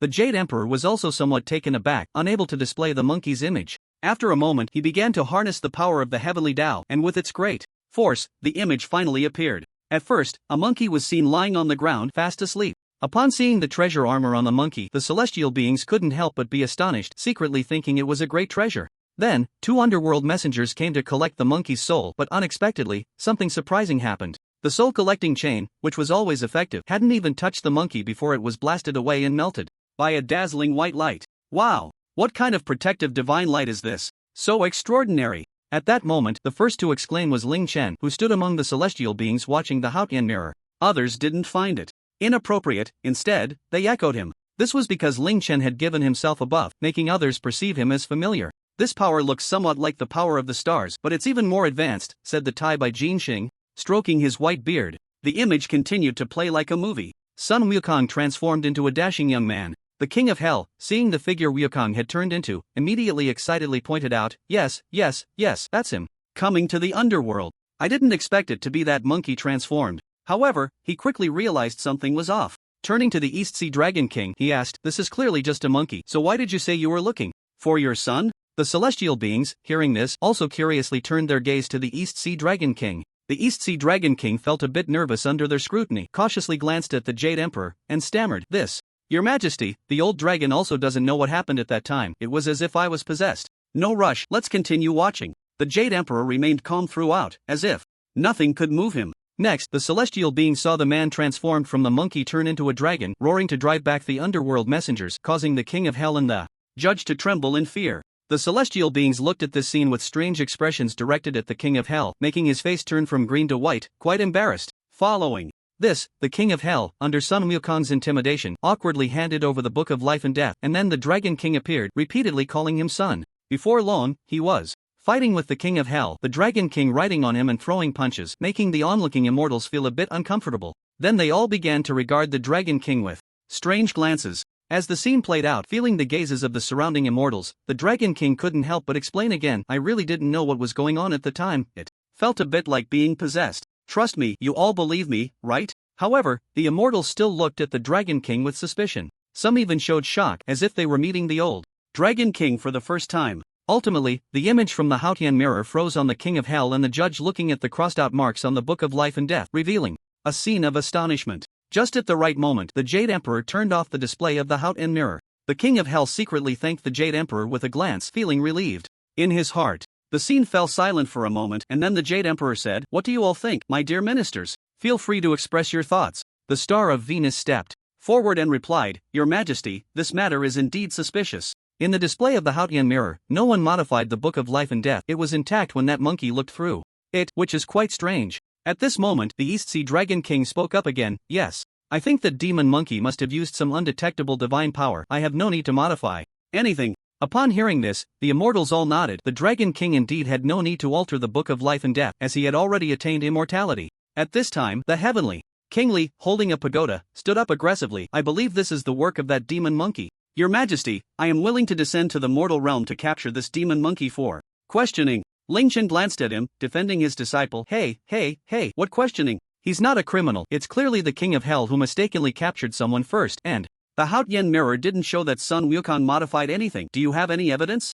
What the Taoist said is right. Seeing that the Taoist had said so, the heavenly King Li dared not be reckless anymore and could only lower his head in agreement. Aren't you curious where this monkey learned his skills? The entire underworld can't do anything to him. Wanting to capture someone without evidence, what if the other person's master is some powerful being in the three realms? Wouldn't that be making enemies for no reason? After confronting the heavenly king, Ling Chen raised this point. Upon hearing this, the immortals all nodded, praising the Taoist for his thoughtful consideration. Then let it be as the Taoist says, the Jade Emperor declared loudly. At this moment, Ling Chen was seen as a powerful being who had existed since the beginning of chaos. Naturally, the Jade Emperor valued his words.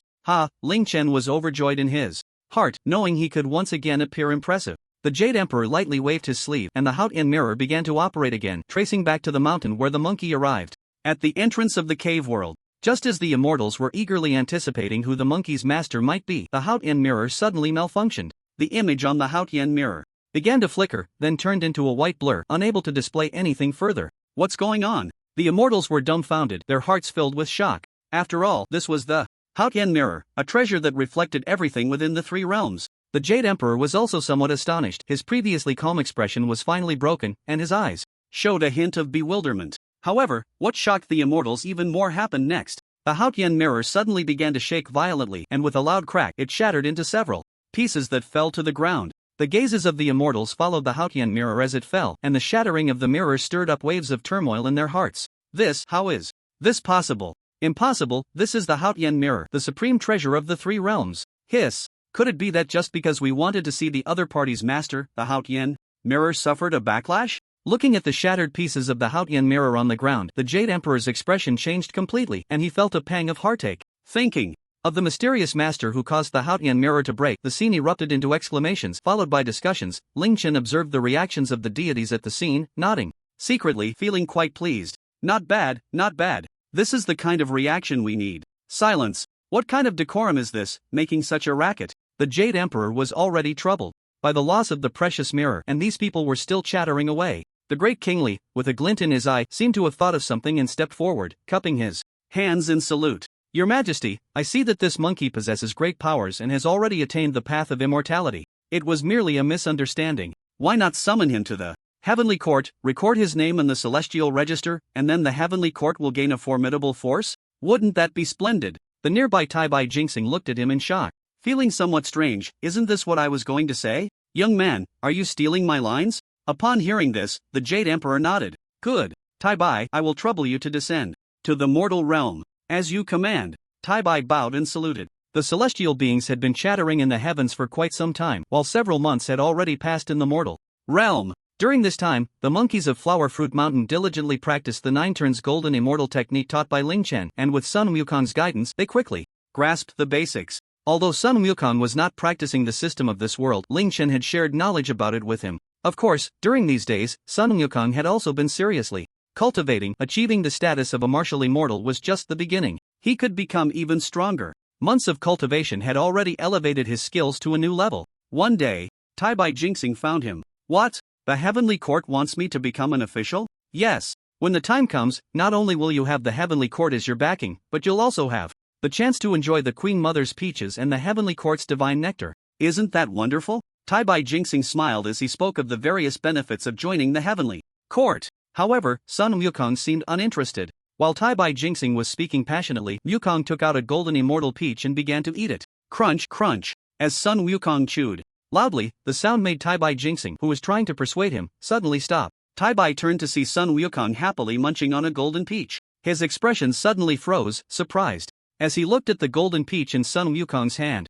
This is such rich immortal energy. What kind of peach is this? Seeing Tai-Bai Jinxing's naive expression, Sun Wukong felt a wave of satisfaction. He grinned at Tai-Bai Jinxing and said, never seen one before, huh?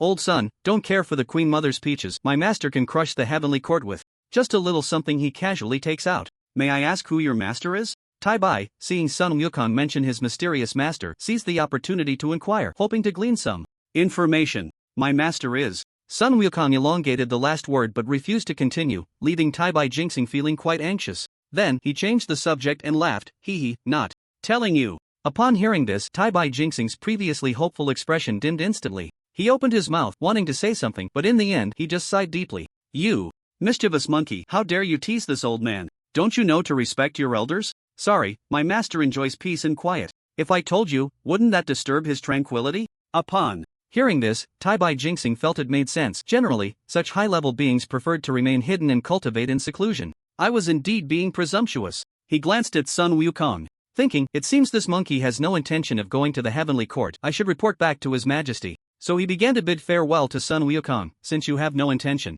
of joining the heavenly court, I shall take my leave. With that, he waved his hand, and a cloud rose, carrying him into the sky. That old man. Watching the figure disappearing into the sky, Sun Wukong shook his head and then took out another peach to eat. Suddenly, the sky darkened, and thunder rumbled. The range of the dark clouds was vast, stretching endlessly as if the entire world had dimmed. The monkeys, who had been frolicking and playing, suddenly stopped and began to gaze at the sky, a wave of unease quickly spreading among the troop. What is this? Sun Wukong stared at the sudden change, momentarily lost in thought. In the next moment, he leaped into the air above the planet, looking down to see that the whole world was shrouded in darkness. This doesn't seem right. There seems to be a force eroding this world. Feeling the power of the dark mist enveloping the world, Sun Wukong thought to himself. Meanwhile, a dramatic change was occurring in the heavenly court. In the once harmonious court, everyone was waiting for good news from the morning star. The usually smiling Taishan Laojun suddenly froze, having received bad news from his main body. A group of mysterious individuals had sealed him and 2 other celestial lords along with the 3 pure ones, and they would not be able to break the seal in a short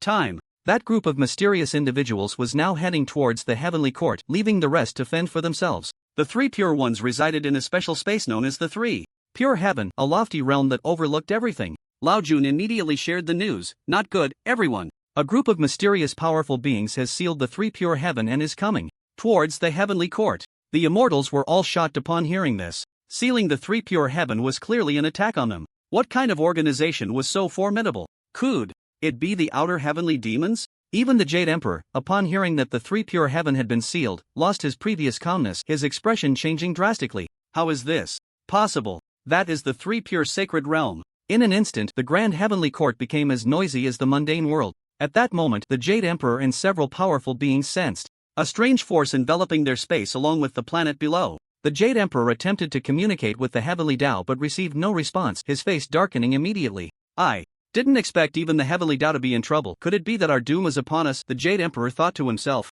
However, he was not prepared to sit idly by. Looking at the noisy immortals below, he shouted, "Silence! My dear ministers, a crisis is approaching. Let us join hands and fight together. King of the Tower, I will definitely defend the heavenly court. To the death. Neza, me too." Ling Chen frowned and remained silent. The other immortals also expressed their stance. At this moment, powerful figures from the Buddhist sect arrived at the Lingshao Treasure Hall. Everyone, don't panic. We still have the invincible Taoist, huh? Where is the Taoist? Zhang Guolao, one of the 8 immortals, looked around for Ling Chen. The immortals also began to search left and right, trying to find Ling Chen's figure. However, to their astonishment, Ling Chen had already vanished. Jade Emperor, the immortals, the scene fell into silence. Ahem, the Taoist must have his own considerations. Zhang Guolao coughed lightly. In the starry sky, 4 streaks of light sped forward. One of them, a man with a broad face and a head of neat, tousled hair, said to the others, "The products of the reincarnation space are indeed top-notch." The sealing book easily sealed 3 celestial lords. A cold, long-haired beauty in a leather outfit smiled and said, "It seems that taking this dimension is just a matter of flipping our hands. Indeed, we 4 are all at the 5th level of power, easily capable of exploding stars. The current heavenly court is probably barely close to the 5th level," said a handsome man with bright white eyes in the group. Then, the white-eyed man looked at the lowly reincarnator beside him and asked, "Is the heavenly Tao obscured?" The lowly nodded, taking out a butterfly-shaped jade and replied, "Rest assured, Captain, it has been successful." Ling Chen, who was eavesdropping nearby, rubbed his chin with a grin, thinking, "Oh, so they are the legendary reincarnators. This is getting interesting. Now it's Wukong's turn to show off. I'll make my grand entrance at the end." Ling Chen thought to himself. With Wukong's strength, he could easily defeat them without lifting a finger.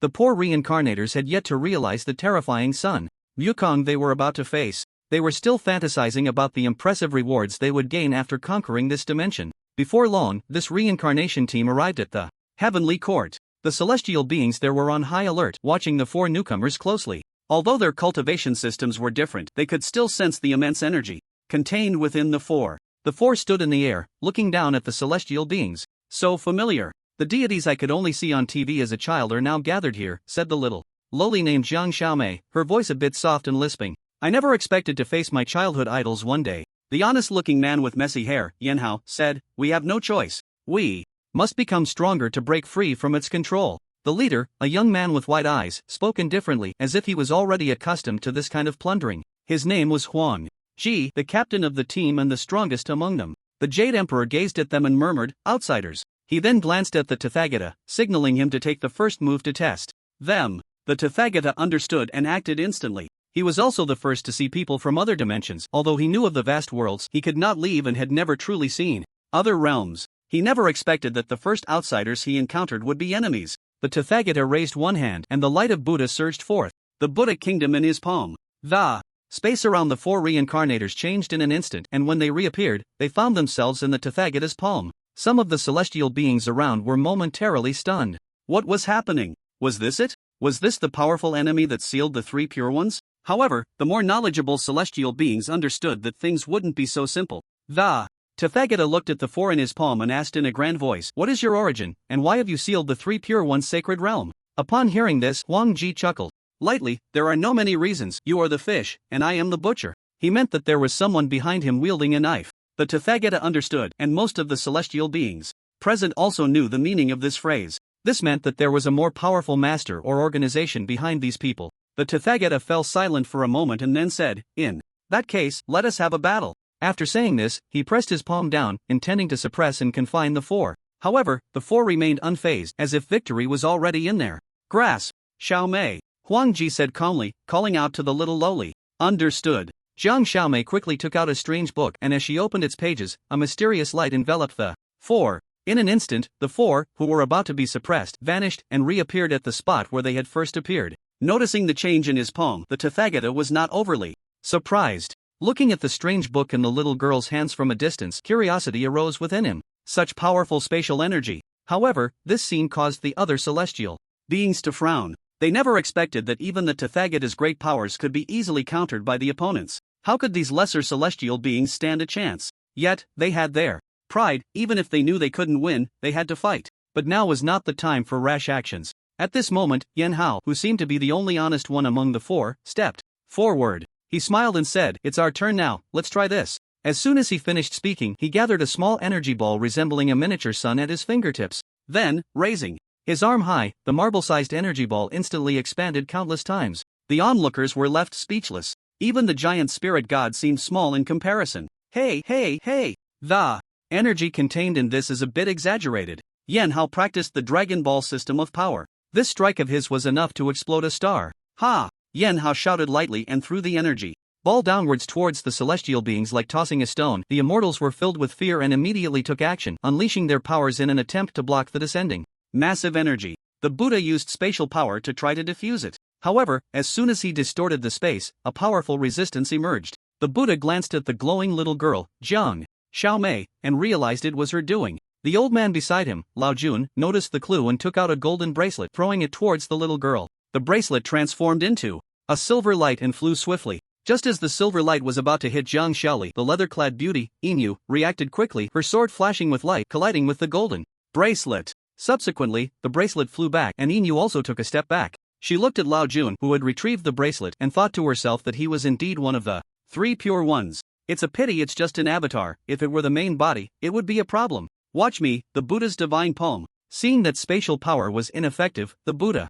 directly used his divine ability to forcefully counter it. With the Buddha's involvement, the pressure on the immortals was greatly reduced, and the speed of the energy ball's descent suddenly slowed down. Lao Jun waved the dust in his hand, joining the resistance, and the energy ball began to fly back. Yan Hao, however, let out a strange laugh. Ha! One can be blocked, but what about two? The immortal's heart skipped a beat at his words, realizing the danger. Sure enough, the next second, Yan Hao condensed another identical energy ball at his fingertip and smashed it down fiercely. Damn it! Law of heaven and earth! Neza shouted, his body enlarging to become even bigger than the giant spirit god. He then caught the falling energy ball with both hands, struggling to resist. Seeing this, Ling Chen directly summoned the heaven-splitting axe. With the axe in hand, Yang Jian channeled its power and struck down at the two massive energy balls in the sky. Several attacks imbued with a destructive aura entered, and the energy balls immediately showed signs of instability. Good opportunity. The Buddha saw this and formed a hand seal, sending a powerful Buddhist force into the two energy balls.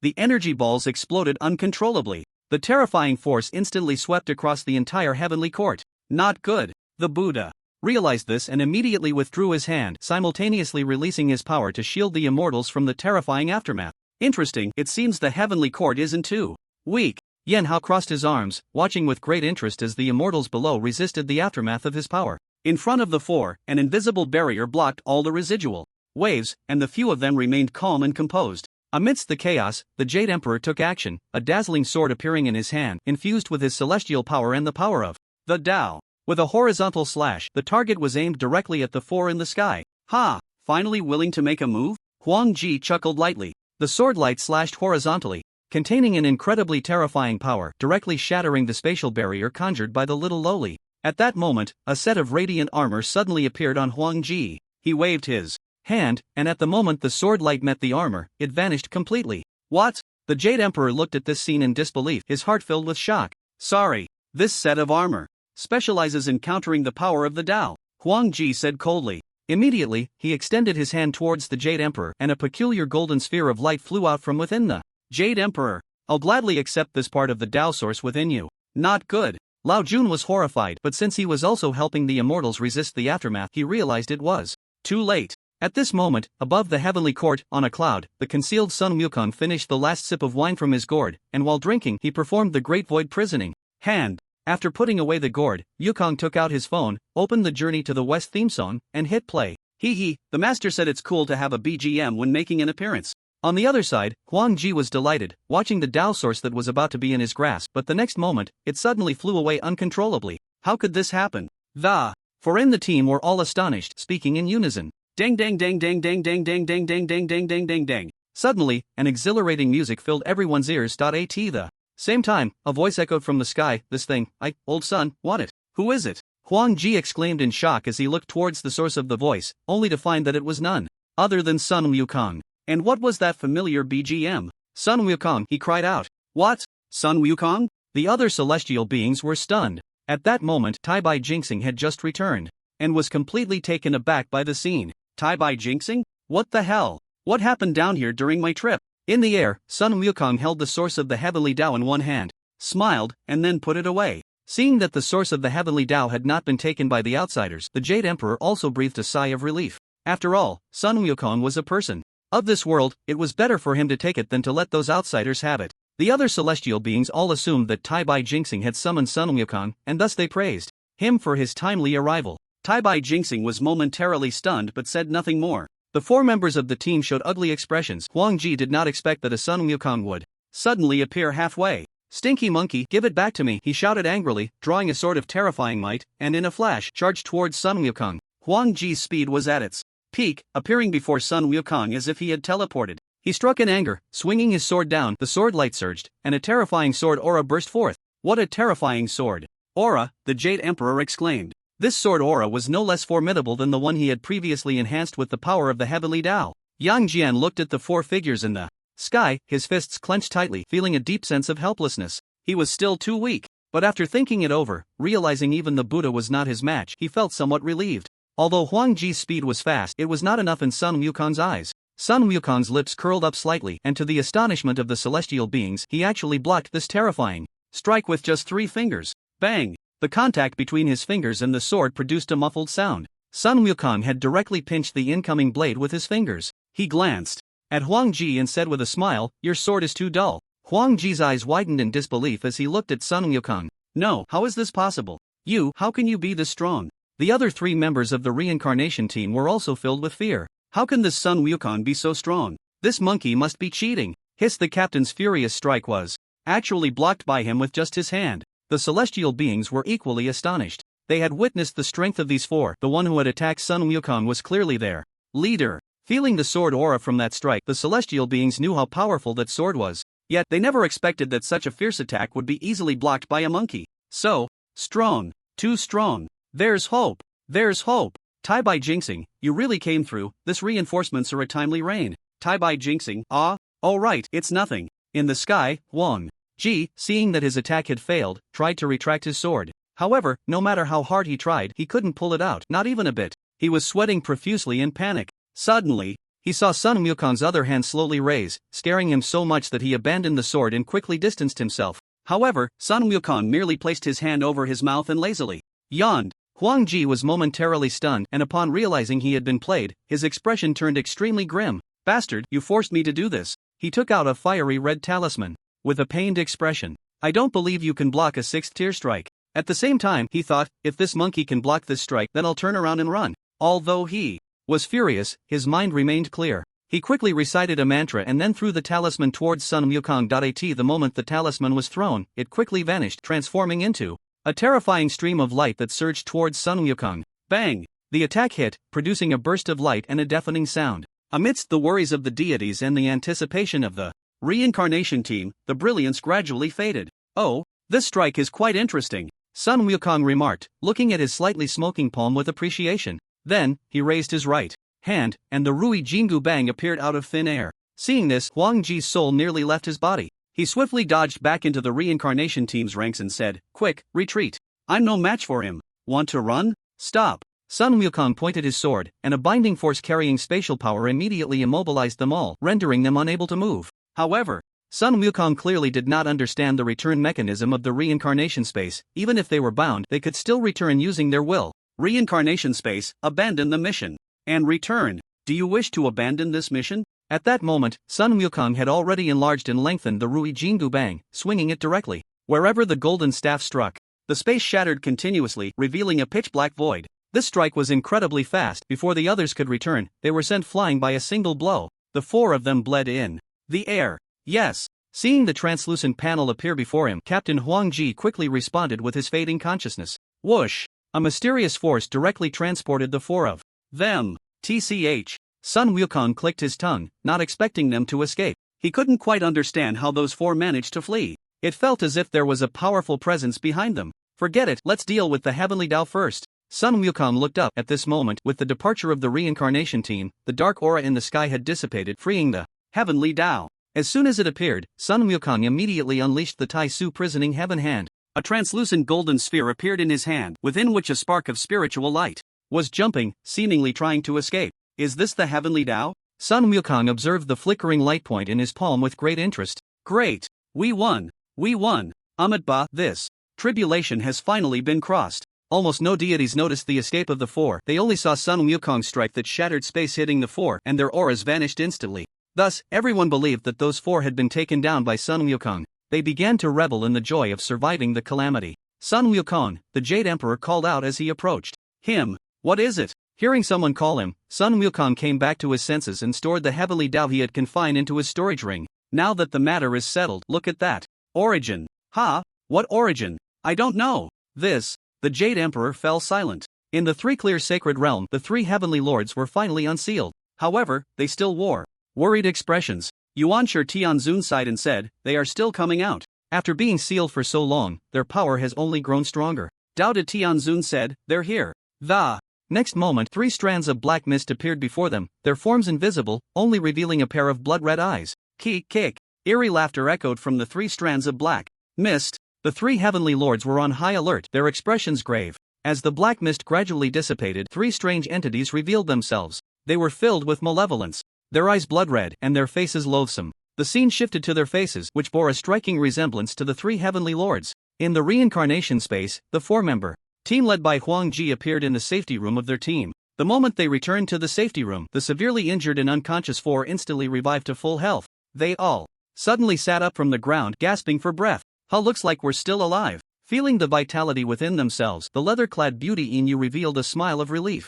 This Sun Wukong is nothing like the one in the TV series. He's way too ruthless. We can't even block a single stick. The honest man Yan Hao's face still bore a hint of fear. Huang Ji felt the same. If he had returned even a moment later, he might have been permanently trapped in that world. This time we really took a big loss, wasting 2 top-tier items for nothing, and the most critical part is that we didn't complete the mission. The little lowly Jiang Xiaomei lowered her head, her tone somewhat dejected. If they failed the mission, they would have points deducted. 1. Couldn't help but say that this reincarnation space was truly ruthless. At least we're still alive. Ling Yu comforted her by patting her head. No way, this world clearly has problems. I need to demand an explanation from the reincarnation space. The Captain Huang Ji suddenly stood up, indignant. It was supposed to be the TV version of Journey to the West, with combat power not being too high. They thought everything was stable, but who knew that Sun Wukong would appear out of nowhere? The key was that this Sun Wukong's strength was clearly beyond the limits, right? Detected unknown anomalies in the mission world, no points will be deducted this time. Just as he finished saying he would demand an explanation from the reincarnation space, a prompt box popped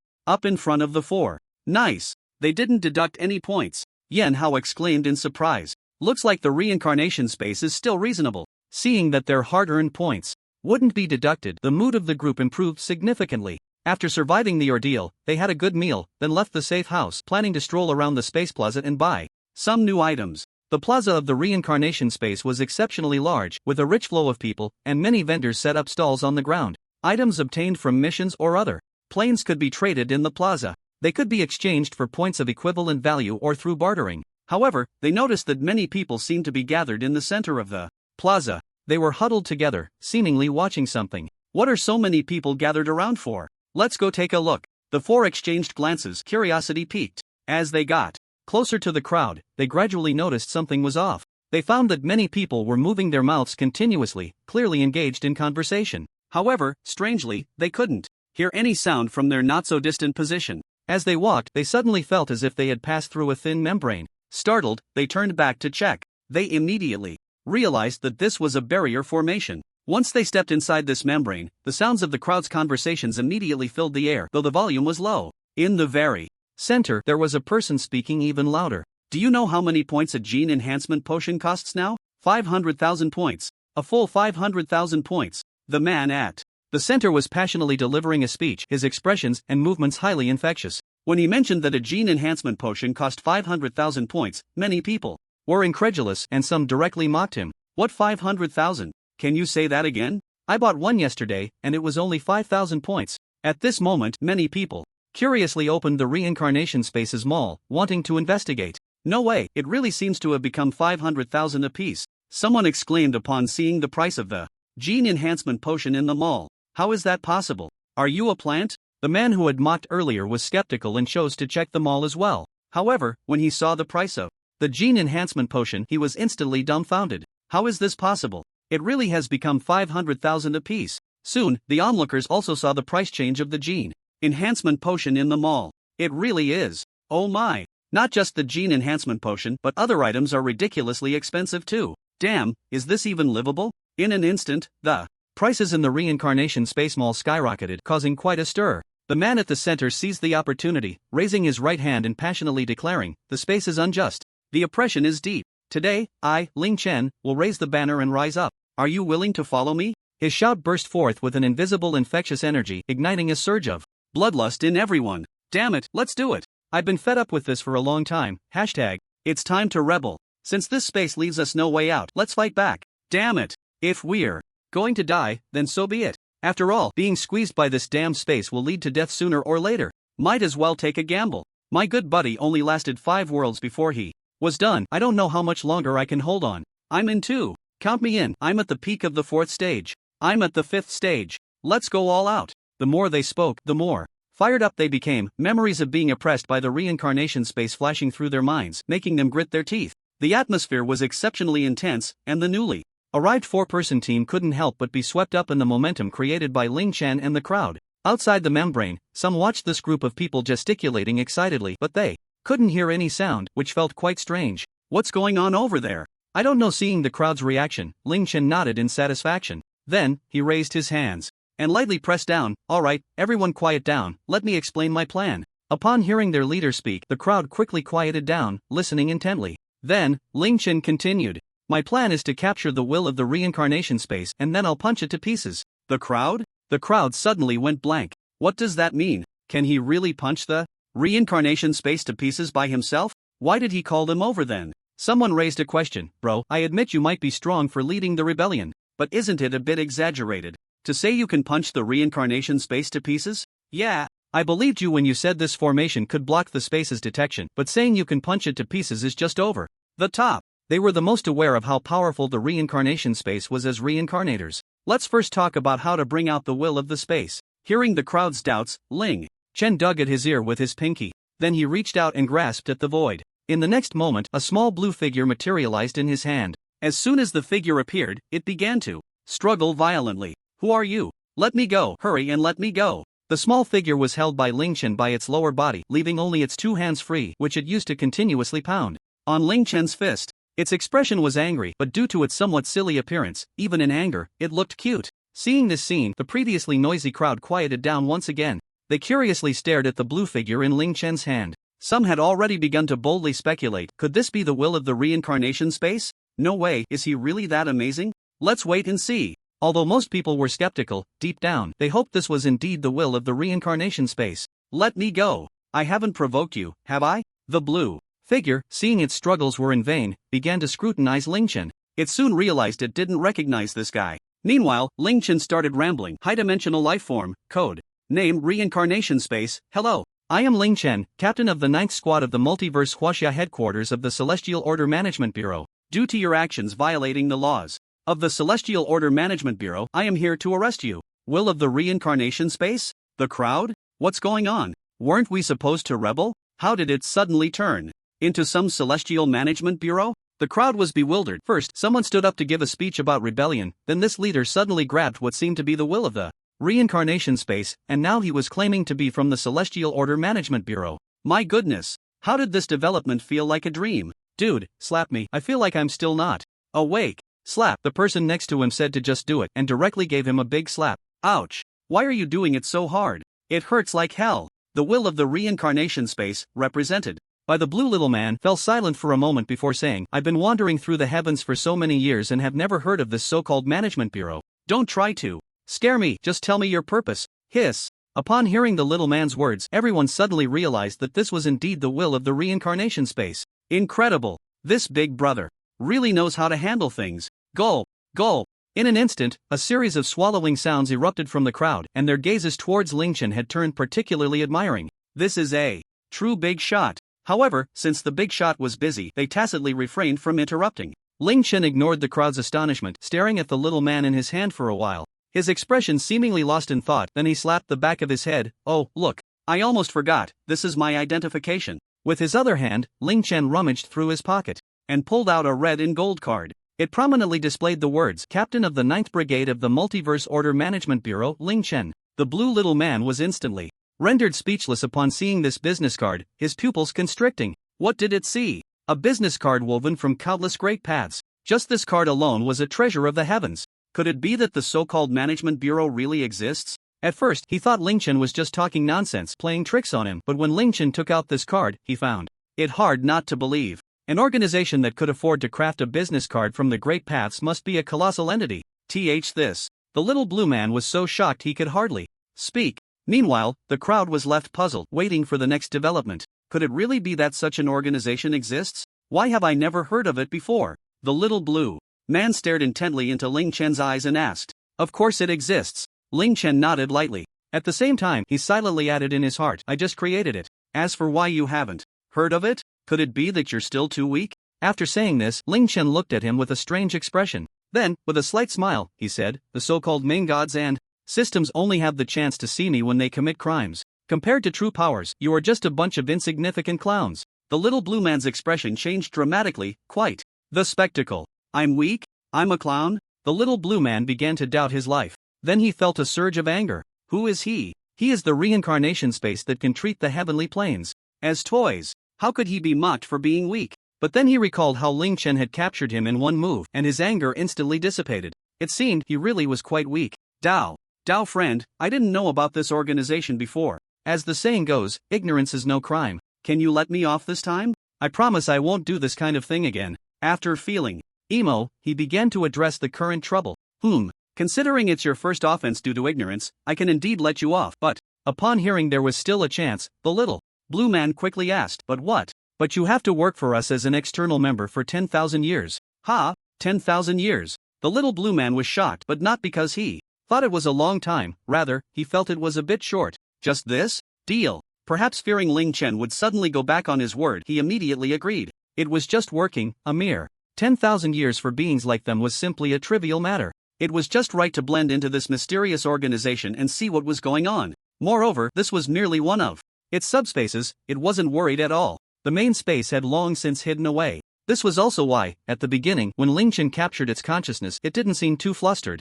As it thought about this, it even felt a bit pleased. Using a clone to work might just bring in quite a few benefits. However, at that moment, a voice suddenly shattered this fantasy. Hey, kid, are you thinking about using a clone to work, so you can gather intelligence and reap benefits, and if you die, it wouldn't be such a loss? The little blue creature was startled by this unexpected remark and looked up abruptly. What met its eyes was Ling Chen's strange grin. Damn, you don't play fair, reading my mind. As soon as the words left its mouth, it felt a dizzying spin.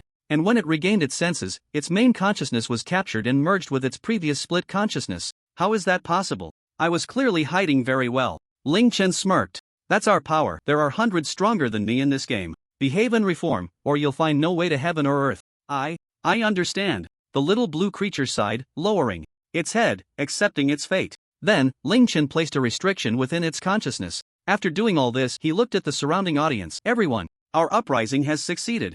After enduring so many setbacks and hardships, we have finally triumphed. The crowd. The scene fell silent for a moment before a somewhat uneven round of applause erupted. Ling Chen's actions left everyone a bit bewildered, some speechless while others were in a daze. Is that it? We won? Ha! It seems so. It took half a tea's worth of time for people to react. Then, cheers erupted. We won. We're free. Finally, we don't have to live in constant fear of death. Ha ha ha. Woohoo. Awesome. Ling Chen is awesome. Boss Ling is awesome. Voice cracks, TCH looking.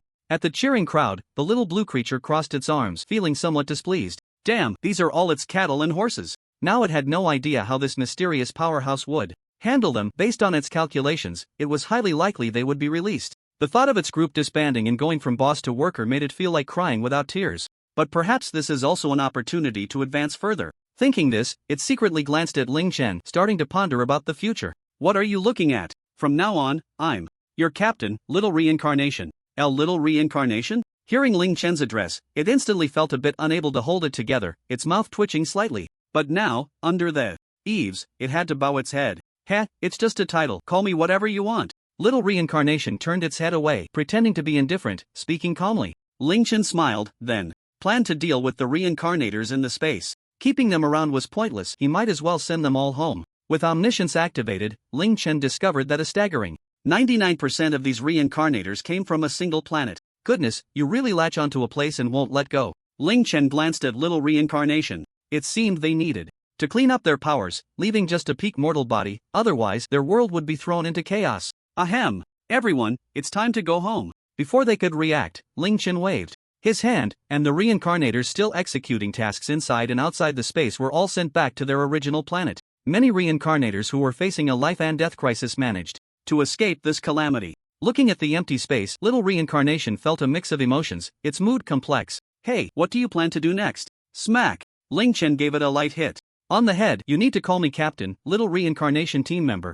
Ow. I got it, Captain. Little Reincarnation covered its head in pain, looking at Ling Chen with a somewhat resentful gaze. Then, Ling Chen snapped his fingers, and the entire reincarnation space, including the worlds it occupied, rapidly shrank, ultimately transforming into a small gem. Ling Chen took out a ring face and embedded the small gem into it, completing a ring crafted from the reincarnation space. After taking a look, he found it quite beautiful. Not bad, not bad. Your body is quite useful. Ling Chen turned to tease Xiao Luanhui. Damn. Xiao Luanhui felt a bitterness he couldn't express, only able to grit his teeth and glare fiercely at Ling Chen. Ha ha ha ha ha. In the journey to the West Realm, Sun Wukong, holding the Rui Jingu Bang and wearing golden chainmail, looked seriously at the celestial beings before him, all of whom were emanating dark energy. Each one was much stronger than before. Hey, Heavenly Tao, what the hell is going on? Sun Wukong communicated with the Heavenly Tao in his heart, using the essence of the Heavenly Tao to inquire. However, regrettably, there was no response from the Heavenly Tao. Originally, the reincarnators were doing fine, but suddenly they all turned like this. In the distance, Sun Wukong vaguely saw something seem to leap out from the shadows of the celestial beings. Therefore, he remained vigilant of his own shadow. Sure enough, the next moment, a strange dark energy suddenly flew out from Sun Wukong's shadow. Sun Wukong was startled, but he didn't hesitate. His entire body shone with starlight as he swung his staff.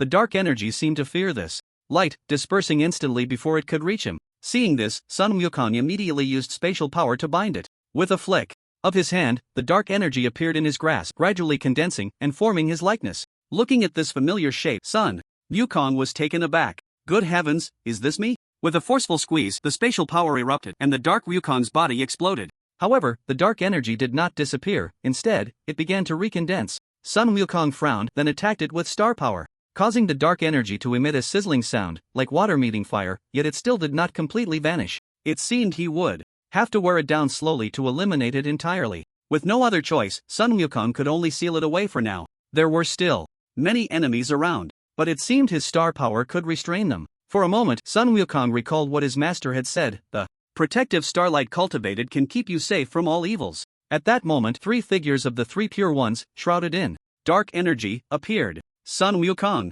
stop struggling, look at the entire 3 realms. Sun Wukong was taken aback by these words, then opened his heavenly eye wide, looking down at the mortal realm. The entire mortal realm has fallen? He saw that all beings in the lower realm had become just like these celestial beings. It seemed the entire 3 realms were similar. Where's my master? The worry in his heart flashed away. After all, his master was so powerful. If he was fine, then his master would surely be fine too, probably in another realm. Have you seen clearly? Now the entire 3 realms are enemies. What can you do? Yuan Shi Tianzun said. Taking a deep breath, Sun Wukong's gaze became resolute. Pointing the Rui Jingu Bang forward, he declared, even if I have to face the entire 3 realms as enemies, what is there to fear? Foolish. Isn't it better to be assimilated obediently? Charge. As soon as the words fell, countless celestial beings shrouded in dark energy surged from all directions. Kill, kill, kill, they chanted in unison, their momentum overwhelming. Sun Wukong looked around, his fighting spirit ignited, and the corner of his mouth lifted. In the end, I, Old Sun, will still wreak havoc in the heavenly palace. Finally, he shouted, hey, today, I, Old Sun, will single-handedly blow up the entire 3 realms. The Rui Jingu Bang in his hand instantly elongated, sweeping outwards, with starlight attached to it, making the staff appear even more dazzling. Wherever the golden staff passed, the space was continuously torn apart, revealing a black trajectory. Bang bang bang! With a sweep, thousands of heavenly soldiers were directly blown apart. Strangely, however, the dark energy from those exploded heavenly soldiers gradually began to repair their bodies. TCH. Sun Wukong spat in frustration, then his entire body erupted. With starlight as he charged towards the celestial beings, various spells flew densely in the air. The sound of iron clashing was like war drums echoing. Sun Wukong's physical body was incredibly strong, combined with the protective starlight, making it nearly impossible for anyone to approach him. Yet these celestial beings could also be revived by the dark energy. For a moment, the battle fell into a stalemate. However, the 3 celestial lords still only watched from the sidelines and did not intervene. This battle was chaotic and dark, with Sun Wukong fighting alone against thousands of celestial beings. It was unclear how much time had passed, but Sun Wukong had begun to breathe heavily. The celestial army was completely annihilated, yet the dark energy was repairing their broken bodies. Seeing this, Sun Wukong quickly unleashed a spatial restriction, intending to seal them all away. However, he was met with resistance. It seems you think we do not exist. Ling Baotianzuan waved his hand, and a beam of golden light shot towards Sun Wukong. The fierce attack arrived in an instant, but Sun Wukong did not stop his movements. He lifted his head and puffed out his chest, directly taking the attack on his torso. Bang! The golden light collided with the protective starlight, and a powerful force created a wave that radiated outward like water ripples. Sun Wukong looked down at his unscathed chest and grinned, hee hee. Even scratching me would not be enough. With a flick of his hand, a semi-transparent sphere appeared, imprisoning countless celestial beings within it. At that moment, Sun Wukong suddenly heard a voice from the source of the heavenly Tao. Save me.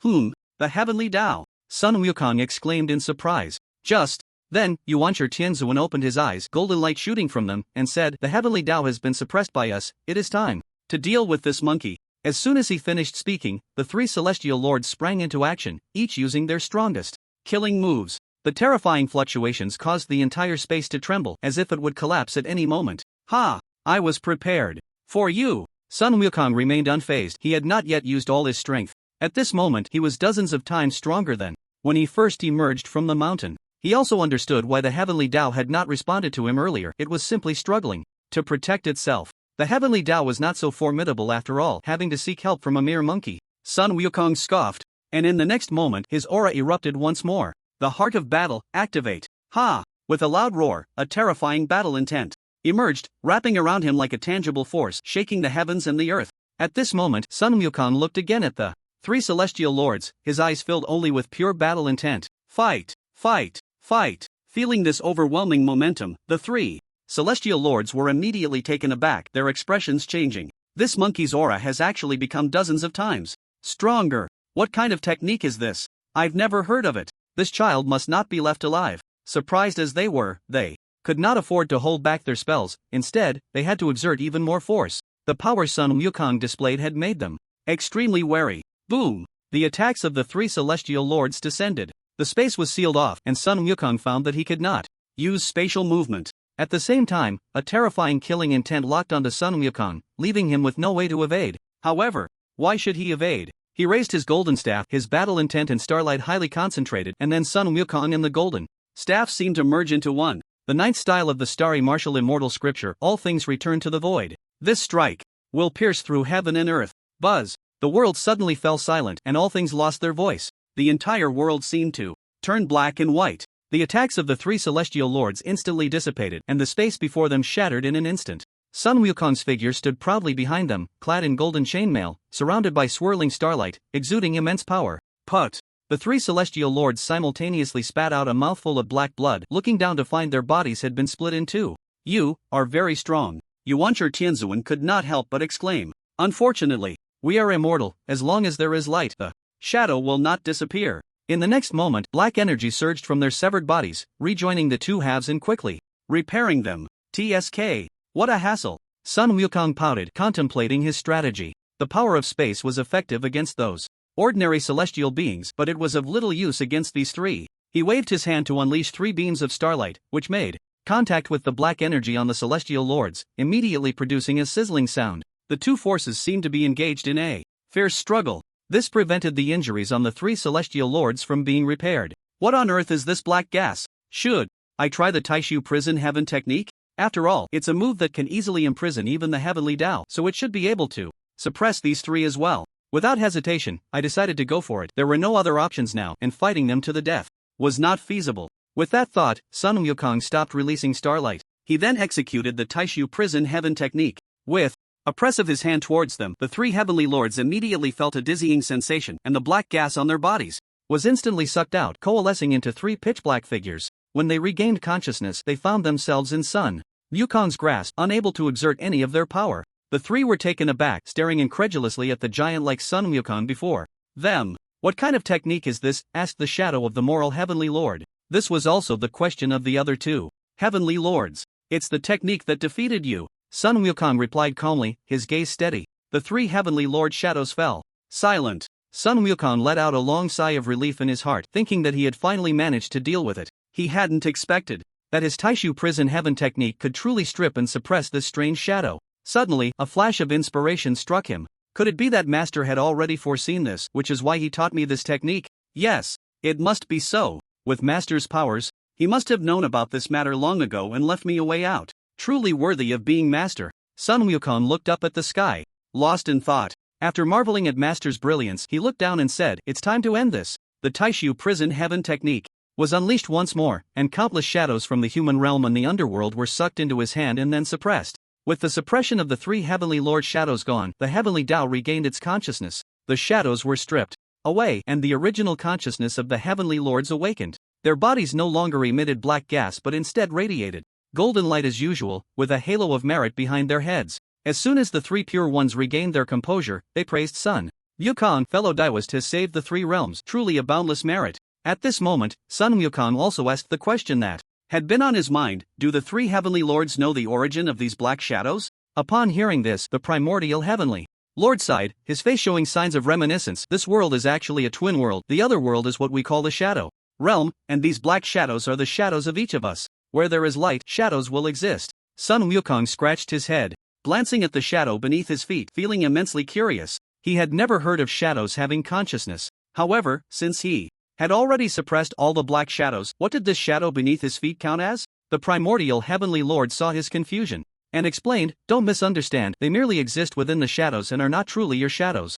Sun Wukong nodded and continued to listen as the primordial heavenly lord recounted the ancient disputes they had with the shadow realm, ultimately sealing it away. That's how it was. After hearing the story, Sun Wukong replicated the process, stripping away the black shadows from the celestial beings he had previously suppressed. Then, with a wave of his hand, he released all these celestial beings. Many of the celestial beings had not yet been restored from the black gas, thus remaining in a half-dead or already dead state. Seeing this, the primordial heavenly lord cast a spell into the sky above the Lingshao treasure hall. In an instant, a brilliant golden light erupted, and a scroll suddenly appeared, revealing 4 shining golden characters. Golden Quarters Celestial Record. Looking at the suddenly appeared scroll, Sun Wukong unconsciously recited it aloud. Then, something miraculous happened. Those half-dead or already dead celestial beings rapidly recovered under the golden light of this celestial record. Everyone exchanged glances, seemingly still in a daze. The Jade Emperor looked at Sun Wukong with a complex expression. At that moment, a beam of golden light suddenly descended from the sky, enveloping Sun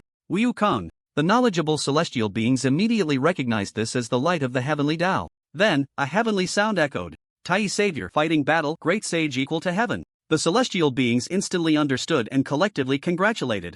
We pay our respects to the great sage equal to heaven. Sun Wukong shook his head, saying, I still think great sage beyond heaven sounds better. Then, he played with the golden staff in his hand and turned to leave. Ah, my flower fruit mountain is the most carefree. His carefree personality left the celestial beings present in awe. After the matter was settled, he brushed off his clothes and concealed his achievements and fame. A celestial being announced on the spot that he would henceforth be a little fan of the great sage equal to heaven. Clap. The storyteller in the tea house slammed the table. The loud sound jolted the audience back to reality, pulling them out of the imagined world of the story. Then, everyone heard the storyteller say, this is the story of the great sage equal to heaven, saving the 3 realms. Although the story had ended, the crowd was clearly still yearning for more. The storyteller's vivid narration could draw people into the exciting world as if they were experiencing it firsthand. Wonderful. That was amazing. Soon, the crowd erupted in enthusiastic applause, the sound echoing continuously. Several children gazed in awe, their faces filled with longing.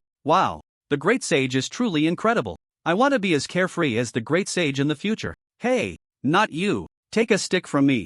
First. As they spoke, the children began to playfully tussle, and the audience watched this scene with great interest, bursting into laughter. Nearby, a man and a woman dressed in Taoist robes, with a sword hanging on their backs, appeared calm and composed, their demeanor transcendent. Anyone with a discerning eye could see their extraordinary nature. The man took a sip of tea and then looked at the storyteller, asking, I'm curious, who is the great sage's master? He taught him so well. Clap. Upon hearing this, the storyteller picked up the board and slammed it down again, then showed a respectful expression, saying, the great sage's master is none other than the Taoist of the heavenly path who existed before the chaos. Upon hearing this name, the man's hand holding the teacup trembled noticeably, and he exchanged a surprised glance with the woman beside him. It's actually a senior. They both exclaimed in unison, the name instantly drawing them into memories. These two were Song Yangshuan and his junior sister Yishi, whom Ling Chen had saved from the wolf demon. Then, as if they remembered something, they couldn't help but turn to scrutinize the storyteller. After all, knowing so much,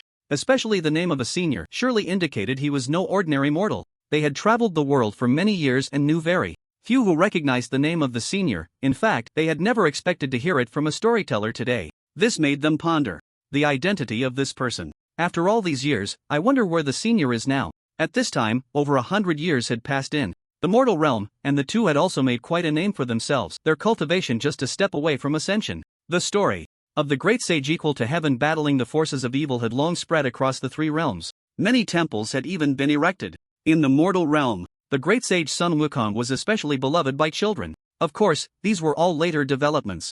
Meanwhile, after Sun Wukong suppressed the dark shadows, he returned to Flower Fruit Mountain, where Ling Chen had long been waiting for him. Upon seeing Ling Chen's back, Sun Wukong joyfully shouted, Master. Ling Chen turned around, smiling slightly.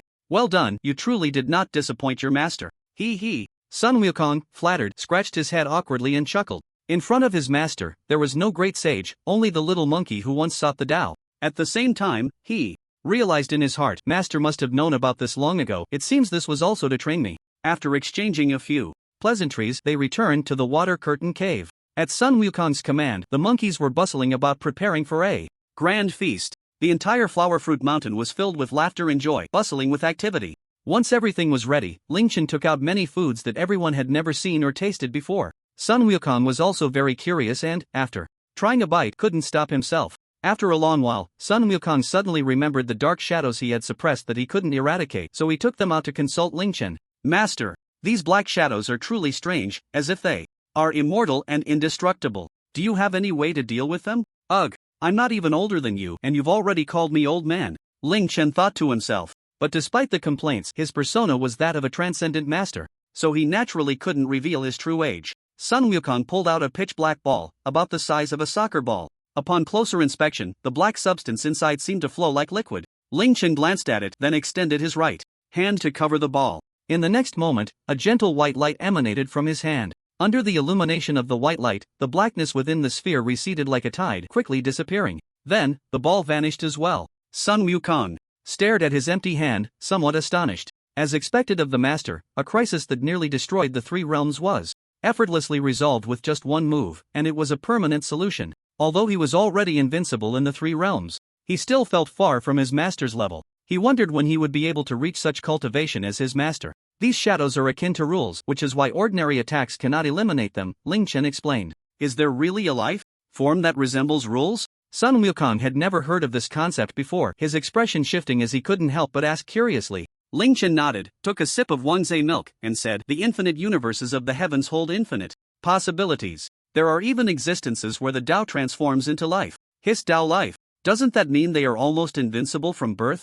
Sun Wukong suddenly felt inadequate, but fortunately, the starry martial immortal sutra could still be cultivated further. It was said that at its peak, a single cell would be a universe, and at that time he could annihilate countless dimensions with a mere gesture, incredibly powerful. He just didn't know how long it would take to reach that level. Sai Master, you should be leaving soon, right? Sun Wukong sensed this vaguely and felt a bit sorrowful. Ling Chen paused in pouring the Wangzai milk, glanced at him, then continued to fill the cup. You're not wrong, don't be sad, all gatherings in the world must eventually disperse. When can I roam the heavenly realms like you, Master? Then if I miss you, I can come to see you. As he spoke, Sun Wukong turned to look outside the cave, his eyes filled with sentiment. Actually, with your current strength, you can already travel to other dimensions. It's just that without coordinates, you can only rely on luck. You might spend hundreds or thousands of years in the chaotic void before encountering the next dimension. With coordinates, you could use spatial power to directly open a passage, but your current magical power isn't enough to open a passage too far. Hearing this, Sun Wukong's eyes lit up, and he turned back. Really, Master?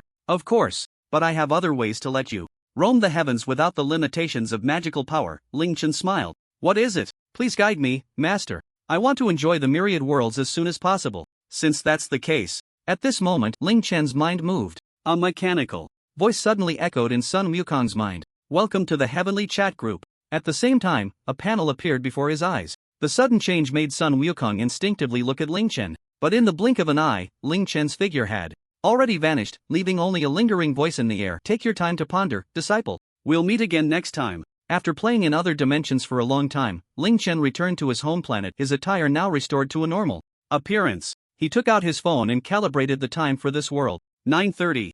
Still early. Today was Saturday, the day he had arranged a class reunion with the class monitor. They had booked a hotel and planned to have a feast at noon. He heard that the homeroom teacher was also invited, and it seemed like the whole class would be there. Never mind, let's find some fun first. Ling Chen walked into an alley with his hands in his pockets, conjuring a fake mustache to stick around the corners of his mouth, and his clothes had transformed into a tangsuit shirt. He carried a bulging bundle in his hand, clearly filled with a lot of items. The bundle had a Taiji Bagua pattern on it, and after putting on a pair of sunglasses, he looked just like a charlatan. Done. After surveying his outfit, Ling Chen revealed a satisfied expression. He then took a small stool and found a spot on the roadside with a decent amount of foot traffic plopping down onto it. He unwrapped the bundle and spread it on the ground, revealing a small sign, a turtle shell, and a few copper coins. Ling Chen first took out 4 copper coins to weigh down the corners of the spread-out bundle, preventing the cloth from blowing away in the wind. He then set up the small sign, which boldly read, "No need to speak, I know your surname." With his stall set up, Ling Chen took out his phone and started playing with it. Across the street, an old man with a fortune-telling stall was watching him in astonishment. Then, his expression turned contemplative. So soon, a competitor has arrived, the old man thought to himself. This old man, surnamed Lee, had only just started setting up his stall in this area a few days ago. He had previously been near a hospital. Unfortunately, that area was a battleground for fortune-tellers, with too many competitors. One must understand how many desperate and worried people frequent hospitals. Many come seeking peace of mind, which greatly increases the likelihood of them wanting a fortune told. Thus, the business near hospitals is often the busiest. And when everyone realizes that this place is profitable, they all rush in, and then it becomes a whirlwind. The old man was one of those who got swept away. Little did he expect that, just a few days after moving here, without having made much money, he would encounter a competitor. Sigh. Are fortune tellers really this competitive these days? The old man sighed, looking up at the sky in frustration. At that moment, a young man approached his stall, holding up his phone. Master, I want to have my fortune told. The voice pulled him back to reality. The old man felt a stir in his heart, thinking, a customer has arrived. He looked up to see a young man with a handsome appearance, well-defined features, and an air of nobility in his eyes. Dressed fashionably, he was clearly someone with good financial means. Moreover, it was likely that he came from a well-off family, as that kind of nobility couldn't be cultivated in a short time. Those in their line of work must be adept at reading people and situations. That is the most basic skill. Old Manly only knew a bit about fortune-telling, relying mostly on his observational skills and some smooth talk. He also had a set of ambiguous phrases. What do you want to know, young man? 200 for a reading, Old Manly said nonchalantly. The young man adjusted the position of his phone and replied, I'm live streaming this, is that okay? Don't worry, I won't show your face. Upon hearing this, Old Manly was momentarily taken aback, then waved his hand dismissively, saying, no problem. He appeared indifferent, as if he had great confidence in his abilities. Brothers, this master looks quite capable, let me give it a try, the young man said to the live stream audience. Master, can you first tell me how many siblings I have? Hey, he's testing me. Old Manly sneered inwardly, but this question happened to fall right into his area of expertise. Knowing how many siblings someone has was something he could do. Please provide your birth date and time, the young man said, revealing his date of birth and the time. Meanwhile, Ling Chen, with nothing else to do, was eavesdropping on their conversation. Old Manly took out a pencil and began calculating on a piece of paper, then wrote down the young man's birth chart based on the date and time. Soon, Old Manly had an answer. The young man should have one sister and one brother. However, Old Manly glanced at the young man's face again, scrutinizing it closely. It seemed that his left eyebrow was broken. From the facial features, this indicated that his brother had likely passed away long ago. Of course, Old Manly couldn't be certain whether the young man's brother was truly dead, so he said, you have one sister and one brother, right? After speaking, he carefully observed the changes in the young man's expression. As expected, when he mentioned the brother, the young man's face showed a hint of suppressed laughter. Ha ha, master, you made a mistake. I do have an older sister, but I don't have a brother. Old Lee chuckled, feeling even more certain that this person's brother had long since passed away. It seemed he was unaware, probably something that happened before his birth. Of course, there was a small probability that this brother was a love child and he was unaware of it. However, based on the fate chart, that possibility did not exist. So, he must have died. Don't rush, young man, I haven't finished yet. You do have a brother, but he probably passed away before you were born. If you don't believe me, you can call your parents. How is that possible? I really don't believe it. Hearing the old man say this, the young man immediately felt competitive and vowed to get to the bottom of it. The viewers in the live stream also became interested and urged the host to call. The young man looked at the viewers in the live stream, and with a smile said, all right, brothers. I'm calling now. After saying that, he took out another phone from his pocket, entered his mother's phone number, and dialed. Beep beep beep. The call was quickly connected. Hello, Mom. Tell me honestly, do I have a brother? His mother on the other end sounded surprised and asked in confusion, how did you know? Did your dad tell you? Upon hearing this, the young man was momentarily dumbfounded. No way. Then his mother sighed on the other end. Sigh, at that time, you weren't born yet. Your brother was born with a deficiency and passed away just a few days after he was born. Damn. Hearing his mother say this, the young man looked at Old Lee with an incredulous expression. The viewers in the live stream were also spamming 666. Fold. Lee snorted lightly, revealing a faint smile. This calm demeanor made him appear even more mysterious. After a while, the young man hung up the phone and gave Old Lee a thumbs up, exclaiming, Master, you really predicted it. Impressive. Just a small matter, nothing to mention. Hey, you're putting on airs, thought Ling Chen, who was munching on sunflower seeds while listening to the whole process. Many passers-by on the street noticed the commotion and stopped out of curiosity to watch. Soon, a few more people gathered around Old Lee's stall. The young man, live streaming, kept praising the master, which made Old Lee feel a bit elated. Master, help me take a look at my romantic fate. When will I meet my true love? Hearing the host say this, some viewers who knew his situation began to tease. Super invincible Tyrannosaurus god, no way? Xiangu is so rich and still lacks a girlfriend? I don't believe it. I'm a primary school student 66. I don't believe it. I don't believe it. X10086. The young man named Wang Xian glanced at the comments in the livestream and immediately laughed. Brothers, don't doubt it, I am the pure love god. Minotaur must die. Alright, I must follow such a host. Just wait, I'll bring my pure love warriors from my group to boost your popularity. Seeing this comment, Wang Xian smiled even more happily. Good. Then thanks to this brother. Meanwhile, the viewers in Wang Xian's livestream were chatting enthusiastically. Old Lee was still calculating, occasionally writing and drawing on paper. Not long after, Old Lee capped his pen and casually set it aside, looking up at Wang Xian and slowly saying, your true love may not necessarily be your marriage partner, but your red star will shine at 27, and at that time, you are very likely to get married. Old Lee recited this as if it were a script, not caring whether it was accurate or not. Looking at the birth chart, this young man was only 23, far from 27. Even if it can't be calculated accurately after so long, could he really still be looking for him? Even if he did come looking, he would have probably changed locations long ago. Deception was his old profession. Wang Xian, hearing the old man's words, showed a contemplative expression. 4 more years, that's quite a long time. Pure Love War God 008, is there a possibility that tomorrow you'll meet your destined partner and then date for 4 years before getting married? Tomorrow I'll go to your house to film an episode, don't say. There really is such a possibility. Live fortune telling quickly made the live stream lively. At this moment, Wang Xian's livestream had already attracted thousands of viewers. Ha ha ha. Thank you for the good wishes, brothers, smiley face. This netizen named Pure Love War God 008 really had a wild imagination, but it suited him just fine. He couldn't wait to meet that girl who made his heart flutter tomorrow. Young man, do you have any more questions? It seems not. Wang Xian thought for a moment and realized he really had nothing else to ask. As for his career, he didn't lack money, so he wasn't concerned. The only thing he could care about was love and marriage. Alright then, 200. The old man pointed to the QR code on the cloth. Wang Xian readily paid the fortune-telling fee. After paying, he glanced at the live stream room and the audience seemed a bit unsatisfied. Wang Xian looked at the number of viewers in the livestream and it had surprisingly reached over 5,000. Previously, he had only had a few dozen viewers and he never expected so many people would tune in all at once. Wang Xian did live streaming purely as a hobby. He really enjoyed the interaction and chatting with the audience. Some viewers wanted him to chat more with the fortune teller, hoping to see more of the mystical. Wang Xian smiled slightly and said to the live stream room, brothers, don't rush, it's not over yet. On my way here, I found there are actually 2 fortune-telling stalls. We've just experienced the first one, now let's go check out the other. When Wang Xian saw the 2 fortune-telling stalls on the way, he had the idea to create some excitement. The current master was quite good, his predictions were accurate, and he had surprised Wang Xian. He had always thought this line of work was all about scams, but today he really encountered someone capable. Wang Xian switched the livestream perspective to the position across from him, where Ling Chen was. Although Ling Chen had a beard and wore sunglasses, his features and aura were hard to conceal.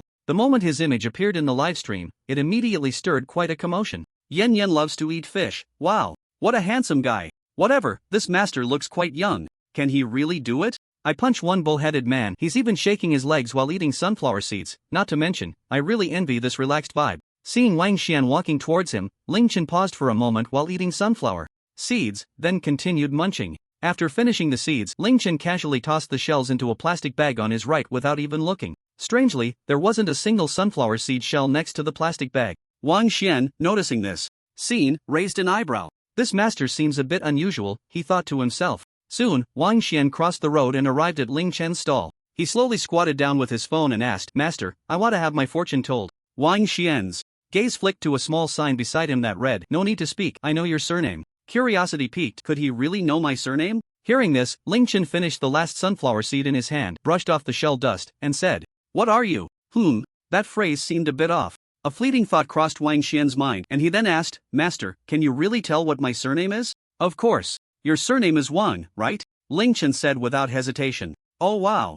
That was fast? Wang Xian was astonished by his speed in making the prediction, and the most crucial part was that he actually got it right. Incredible. How did he know? He was quite sure that he had never met Ling Chen, and the possibility of him knowing himself beforehand was quite small. Even during the live stream, he had never revealed his surname. The viewers in the live stream called him Brother Xian because his nickname contained the character Xian. Moreover, he hadn't even shared his birth date yet, so how could they figure it out? In the live stream, Super Invincible Tyrannosaurus War God is the host's surprised expression because they got it right. Pure Love War God 008, wow, this master calculates so quickly? The previous master had to write and draw. Minotaur leader, it's impossible, they must have used some method to know the host's information in advance. All these fortune tellers are frauds, one and all. Mysterious beyond mysterious. Don't speak carelessly if you don't understand. This world is vast and we must maintain a sense of awe. However, there are indeed many frauds in the fortune-telling world. Wang Xian, after recovering from his shock, immediately praised, impressive, master, you really have a skill. Basic skills, don't overdo it. Ling Chen waved his hand. Yen loves fish, the little brother is quite humorous, love it. I Hongwen, the sudden flirtation just threw my back out. Xiong air, couldn't hold it in, I laughed out loud. Master, do you know how many siblings I have? Wang Xian asked the previous question, wanting to test this master's abilities further. Although their stalls were across from each other, they were still quite far apart. Normally, Ling Chen wouldn't have been able to hear their conversation just now. Of course, but you have to pay first. Ling Chen glanced at him and smiled. Ha, usually, you pay after the calculation, right? Wang Xian showed a puzzled expression. The previous master had also been paid after the calculation, so why did it have to be paid first here? This is my rule, don't worry, if I can't get it right, I won't refund. Oh, a refund if it's wrong, huh? No refund? Wang Xian found it hard to believe his ears. He felt he must have misheard. Then Ling Chen said, "You didn't mishear, I won't refund." At this moment, a large number of question marks were floating in the live stream. Yen Yen loves fish. The little brother is so humorous. Love it. Icarus's necklace. This master is really flirtatious. Delta. Super invincible Tyrannosaurus war god. Brother Xian, give it a try. I see he seems pretty accurate. He said your surname right off the bat. That's true. Master, how much is it for a reading? Wang Xian also felt this master had some skills, and since he was originally there for the show, he might as well get a reading. 250. Ling Chen made a gesture with his hands. Wang Xian, I feel like you're cursing at me, but I have no evidence. Alright. Wang Xian took out another phone to prepare to scan the payment code. Ling Chen pulled up his payment code on his phone to show him. 250. Alright, it's gone through, master. After paying, Wang Xian raised the payment proof towards Ling Chen. Ling Chen nodded and then said, "You have one sister and one deceased brother." Wang Xian was immediately shocked again. He figured that out just like that? "Oh, I haven't even mentioned my birth date yet." So, he asked, "Master, you seem to have not asked for my birth date." "Oh, no need. I can tell just by looking at your face." Ling Chen casually waved his hand. "Is that so?" Wang Xian rested his chin on his hand, nodding in confusion. However, the live stream was indeed buzzing again. Spring blossoms, wow, is this really that impressive? I call Ni Dai, please remember. 666. Could it be the legendary Ma Yi Shen Xiang? Pure Love Warrior 001. This master is amazing. His speed is not even comparable to the first master. Lonely Wolf, host, may I ask where this is? I want to apprentice. I punch one Minotaur. I know where the host is. I'm nearby too. No more talking. I'm on my way there. Minotaur must die. I go. Brother, quickly tell me. Where? NTR King +1 Pure Love War God 008. Get out of the live stream, Bullman. Looks like the live stream is doing great. Wang Xian glanced at the live stream room, and the number of viewers had already reached 8,000, making him feel overjoyed. Little brother, are you still counting? Ling Chen couldn't help but remind him as he saw him staring at his phone with a silly smile. Wang Xian came back to his senses, his smile still intact. Of course, it definitely counts. Let me think. Got it. How about calculating my lifespan? Are you sure? Ling Chen confirmed with him again, a hint of teasing in his tone. Hearing something off in Ling Chen's tone, Wang Xian felt a bit puzzled, but he still nodded. I'm sure. Give me your birth details. Oh, I was born on XX year XX month XX day at XX hour. After reporting his birth details, Wang Xian looked at Ling Chen with anticipation. Ling Chen didn't use his omniscient power, he was simply employing basic fortune-telling techniques. After pondering for a moment, Ling Chen spoke. You will pass away on September 1st, 2028, at the age of 27. As soon as he said this, Wang Xian felt his head go blank, completely stunned. The people in the livestream were also shocked. Immortal board, what the hell? No way? Is Brother Xian going to die young? Super invincible Tyrannosaurus war god, poo poo poo. Brother Xian, don't believe this, it's just feudal superstition. Bullman must die, better ask for clarification. This master is quite accurate. It's better to believe in it than not. Ask for the reason, maybe you can avoid a disaster. At this moment, Wang Xian had no mood to check the messages in the livestream, his heart was in turmoil. His mouth opened unconsciously, incredulously saying, "This, how is that possible? That master just said I could get married at 27. He didn't want to believe it, but the previous test forced him to accept it. That person is just a half-baked master. You will encounter a love disaster at 27, and you will definitely be killed by your girlfriend. What, does the master have a way to break this?" Suddenly, an old man jumped in from the side. "Young man, don't fall for his tricks. This is all a scam. Soon he will try to sell you an overpriced talisman." This. Wang Xian looked at the old man who had reminded him, and his rationality instantly returned. Indeed, although this master had some skills, he was still human and needed to eat. There was a possibility he was trying to scam him. Hey, old man, don't wrong a good person. I just do fortune-telling for fun, and I won't sell any talismans. After saying that, Ling Chen looked at the old man's face and said, "Old man, your grandson is seriously ill, right?" The old man was taken aback. How do you know? Suddenly, the old man became excited, remembering his seriously ill grandson. His eyes welled up with tears. He rushed forward to grab Ling Chen's hand, tears streaming down his face. "Oh, master, you are a true master. My grandson has leukemia, please save him." Wang Xian. "No, old man, you switched sides too quickly." Ling Chen patted the old man's hand to comfort him. "Don't worry, old man, your grandson will get through this." "Really? More real than pearls." Ling Chen looked firmly into the old man's eyes. "Ahaha, good. Thank you." Seeing Ling Chen's unwavering gaze, the old man believed him and immediately burst into tears of joy. Before leaving, the old man wanted to pay 1,000 as a reward, but Ling Chen only accepted 250. After all, he had principles. For a fortune-telling session, he would charge what was fair, never asking for more. "So, master, what should I do?" Wang Xian's face showed worry. "You It's simple, either don't find a girlfriend for life or hurry up and marry a woman before you turn 27. Is that it? What else? Should I charge you tens of thousands to perform a ritual for you? Of course, if you want to give this money. That's fine. Then, Ling Chen's tone shifted. But have you ever thought about one thing? Your brother died early and now you are going to die early too. Don't you think that's a bit too coincidental? Wang Xian was taken aback. Huh? It does seem that way. Something's not right. Could it be that our family has been cursed? After pondering for a moment, Wang Xian voiced his suspicion. Pretty much, someone has tampered with your family's ancestral grave. It could be that your family offended someone, or that person has a deep-seated grudge against you. Ancestral grave? Wang Xian was shocked. He had seen such feng shui secrets in TV dramas, but he never expected they actually existed. Moreover, his family had offended such a person. For a moment, he unconsciously began to wildly speculate. Thoughts like his father resorting to unscrupulous means to harm others for business, only to be retaliated against, flooded his mind. Pfft, no way. His dad had always taught him to be honest and do good deeds since he was a child. How could he do something like that? Shaking his head to dispel his absurd thoughts, Wang Xian replied, I don't know about that. I need to ask my parents. But master, after I break this peach blossom calamity, will the ancestral grave still affect me? Ling Chen didn't answer him immediately but took out a can of Wangzai milk from his pocket. With a crack, Ling Chen opened the can and took a sip before saying, You're fine now, but your descendants will still be affected. The person who used feng shui techniques likely wants to wipe out all the male descendants of your family. You were destined to die this way from the moment you were born. But you're lucky, you met me. Upon hearing this, Wang Xian became anxious. Master, please save me. Can you help my family break this feng shui? Money is not an issue.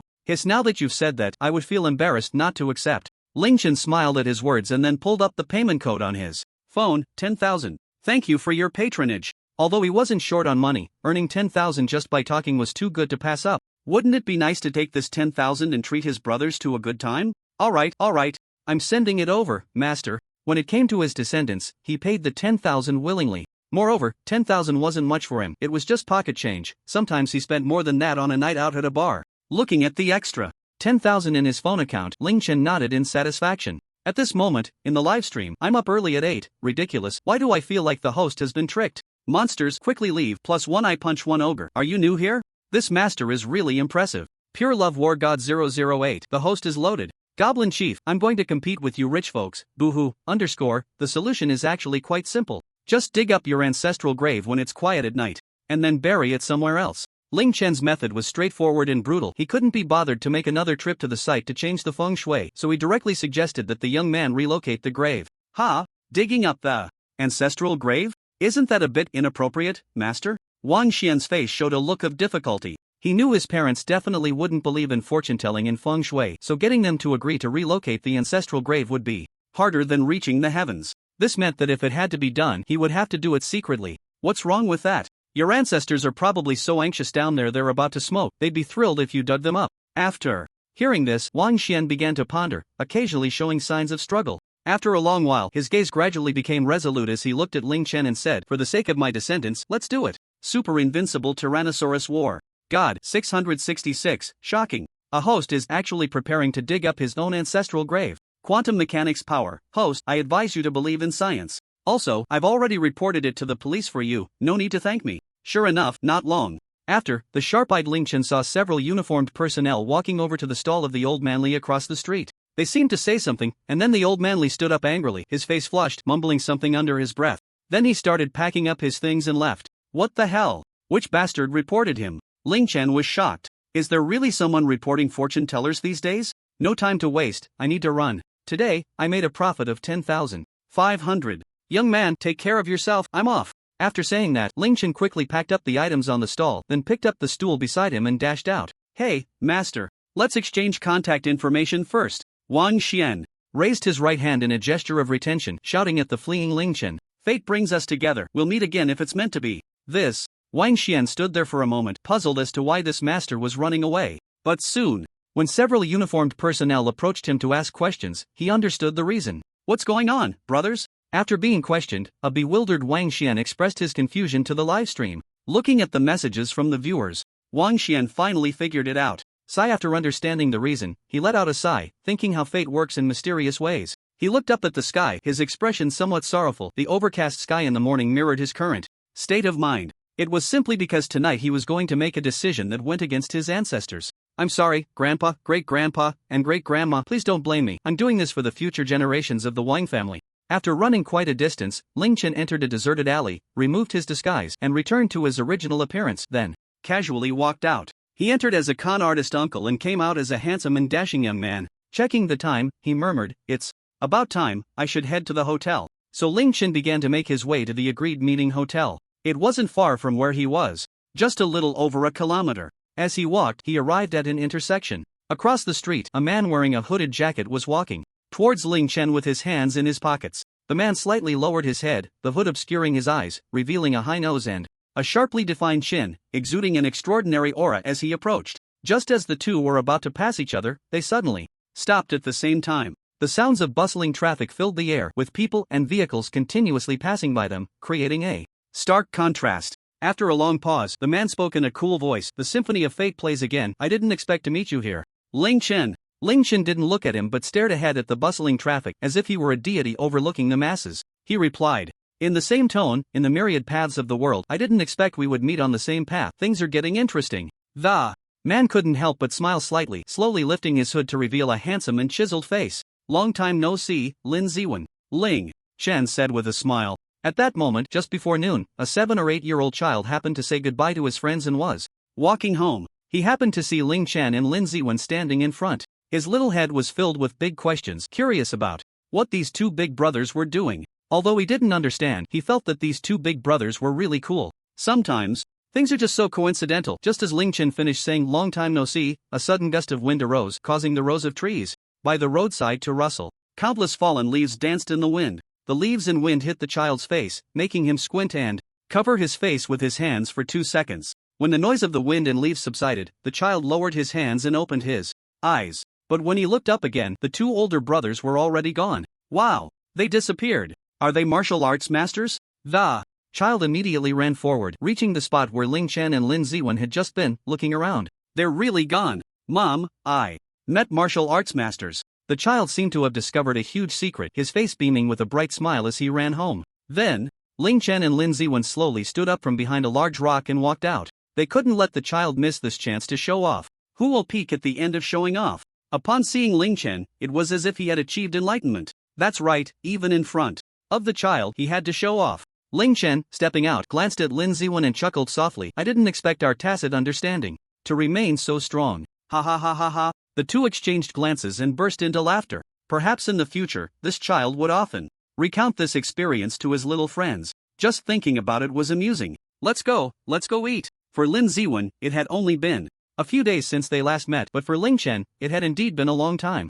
After a long separation, Ling Chen and he chatted as they walked, soon arriving at the entrance of the hotel. Strictly speaking, this wasn't a hotel but a relatively large restaurant. It was only 3 stories tall, resembling an ancient tavern. As they reached the entrance, they could already hear the lively sounds inside, which were somewhat childish. It was clear that many students had arrived. Just as the two were about to enter, they heard a familiar voice behind them. "Woohoo! Your evil king has arrived." Huang Hengtian half-squatted, swiftly gliding over on a skateboard. The breeze lifted his M-shaped bangs, and his handsome face made the female classmates who stepped outside glance at him a few more times. Ling Chen and Lin Ziwen stopped and turned around, while Huang Hengtian began to slow down until he stopped in front of them. "Yo! It's been a few days, I've missed you." Huang Hengtian made a gesture as if drawing a sword, sliding his hand outward from his forehead to greet Ling Chen and Lin Ziwen. Same here, same here." The three of them instinctively bumped fists. A bystander at the entrance whispered to his companion, "3 of the 4 kings of Yunqing No. 1 High School have already arrived.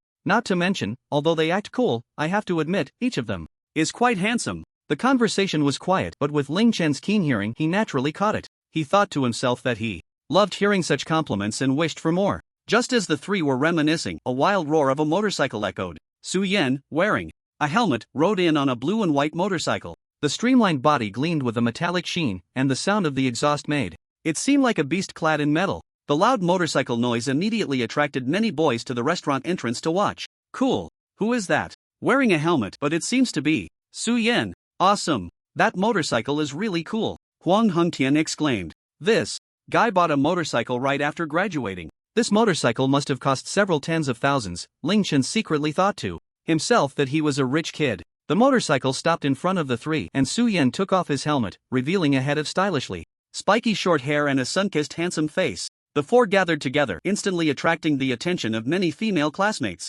Were you all waiting for me? Looks like my reputation is still quite big, huh? Upon seeing his good brothers, Su Yan immediately started joking. Of course, after all, you are the domain. Huang Hengtian instinctively began to reveal Su Yan's identity. Seeing this, Su Yan became anxious and quickly covered his mouth with one hand. His expression showed a hint of embarrassment, and his eyes darted away. Shu, didn't we agree not to expose my identity in real life? Huang Hengtian quickly nodded, and Su Yan then released his hand from covering his mouth. Ah, sorry, I let it slip. Huang Hengtian scratched the back of his head. Among the four, Su Yan appeared the most serious in reality, completely different from his online persona. He was a pretentious person, akin to having a split personality. Once online, his Chunibyu side would awaken. Everyone's here, brothers, get ready to feast. Ling Chen waved his hand grandly, leading his companions inside. Just then, a patch of clouds in the sky suddenly cleared, and sunlight streamed through the opening, casting a beam like a spotlight on the four of them. The Tyndall effect was vividly displayed at that moment. In the somewhat dim sky, this beam of light was dazzling. Not too much, not too little. The size of the beam perfectly covered all of them. Coincidentally, someone across the restaurant was recording a video of life, capturing this scene perfectly. This person looked incredulously at the four bathed in light on their phone, marveling at the beauty of coincidence. Wow! The light of God! The surrounding classmates were stunned, exclaiming in surprise. Damn, are they the main characters? How did the light just happen to fall on them? Of course, this was no coincidence, it was purely Ling Chen trying to show off. Not bad, the effect is great, Ling Chen thought to himself with a smile. Even more surprising things were yet to come. As the four stepped through the door, the beam of light vanished in an instant, and the clouds once again covered the sky. Those who had intended to experience standing in the light suddenly felt their hopes dashed. What? How did it disappear? I wanted to stand in the light and shoot a video. Those who had already rushed to the spot of light were now pounding their chests in regret, as if they had missed out on a fortune. The other three, aside from Ling Chen, felt somewhat baffled upon hearing their classmates' exclamations. What was all this nonsense? It wasn't until a classmate explained it to them that they finally understood. Wow! Did anyone take pictures or record a video? Huang Hengtian immediately asked his classmates. Such a handsome moment, if it wasn't recorded, it would truly be a missed opportunity. But all he received in response were shakes of the head. Alas, what a pity, Huang Hengtian sighed, looking down. Such an impressive scene, if it had been recorded, he would definitely make a QR code of it to place on his future tombstone as a personal introduction. Alright, everyone, the dishes are about to be served, so quickly find a seat. Class monitor Yuan Jing counted and, seeing everyone had arrived, instructed the waiter to prepare the dishes. Their class wasn't large, with a total of 39 students, and, including their homeroom teacher present today, there were 40 people filling both floors of the restaurant. Ling Chen and the others chose to sit at a table with their homeroom teacher and class monitor. Their homeroom teacher had a round face, wore black-rimmed glasses, and exuded an aura that made one feel he was a good teacher, which was indeed the case. Old class. The boisterous Huang Hengtian treated the homeroom teacher like a brother. It seemed every class had a few people who got along very well with their homeroom teacher. The others greeted the homeroom teacher, who smiled and nodded in response. However, when he looked at Lin Ziwen, he showed a look of surprise. Lin Ziwen, aren't you hot wearing 2 layers of clothes on such a hot day? Yuan Jing, standing nearby, couldn't help but cover her mouth and chuckle at the homeroom teacher's comment. Cough cough. It's made of ice silk, very cool. Lin Ziwen awkwardly coughed twice and explained. Ha ha ha. Ling Chen and the others couldn't hold back their laughter. Alright, everyone sit down, the dishes are coming. Zhao Chengwei chuckled a couple of times and quickly instructed everyone to take their seats. The outer demon Lord Su Yan was very considerate, opening a large bottle of juice and pouring it for those nearby, then passing it to those seated further away. Captain, why?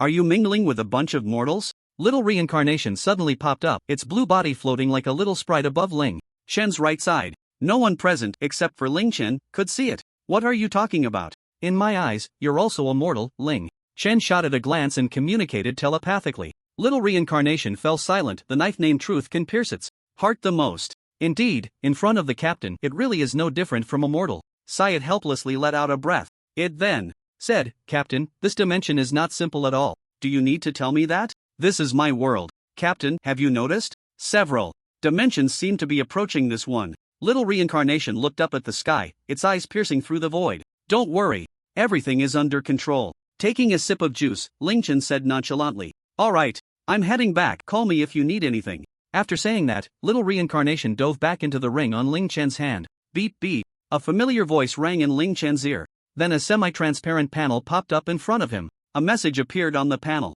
Sun Wukong, the great sage equal to heaven. Master, are you there? Seeing that Sun Wukong was looking for him, Ling Chen used the chat group's photo function to take a picture of the table and sent it over. Ling Tiandazun, I'm at a banquet, what's up? Sun Wukong, the great sage equal to heaven, nothing, I just wanted to try it out, didn't expect it to really work across dimensions. Amazing, but there are only the two of us in the group right now, isn't it a bit too quiet? Where's the senior brother? Bring him in too. Ling Chen was taken aback, his eyes crossing countless dimensions to look at Leen, who was currently training at the peak of Foundation establishment, and fell into deep thought. Ling Tiandazun.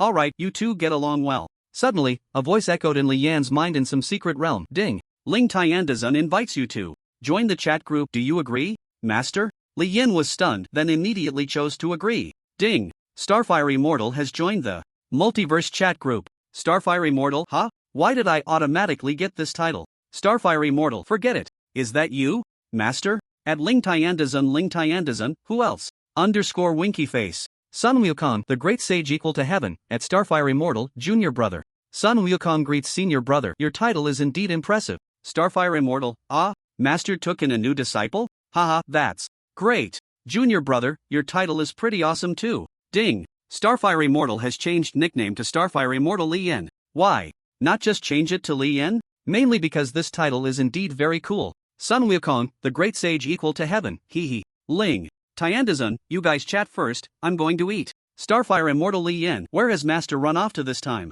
Ling Tiandazun, what do you mean? I'm busy saving the world everywhere. After sending this message, Ling Chen began to eat heartily, leaving the two brothers to get acquainted. Come, let's raise a glass, wishing you all a bright future. Class teacher Chao Changwei stood up, raising his glass of juice. Cheers. The whole table immediately stood up, raising their cups. The classmates nearby followed suit, all standing up. Then, everyone on this floor stood up together, raising their glasses, wishing you all a bright future. The people on the floor shouted in unison. After that, everyone gulped down their drinks in one go. This gathering would likely become the last time many would see each other. After this, they would go their separate ways, and it would probably be hard to meet again. This gathering also signified the complete end of their high school life, being their last celebration as high school students. Therefore, everyone was in high spirits. Laughter and joy filled the restaurant as everyone ate, drank, and chatted. After the meal, many classmates made plans to go out together, whether to sing at KTV or team up to stay overnight at an internet cafe. Some even took advantage of the alcohol to confess to their crushes, causing cheers all around. In the end, it was successful, and the two embraced amidst the cheers of their classmates. The class teacher just smiled and watched the scene, showing a hint of nostalgia, perhaps recalling the many batches of students he had once taught. Looking at the embracing classmates, a fleeting look of envy flashed in Yuan Jing's eyes as she glanced at the frost-faced Lin Ziwen, then lowered her head in thought. Her best friend standing beside her noticed her thoughts and chuckled. If not now, then when? If you succeed, you might even go to the same city for college. How great would that be? Sigh, you don't understand what this man has in his head, Yuan Jing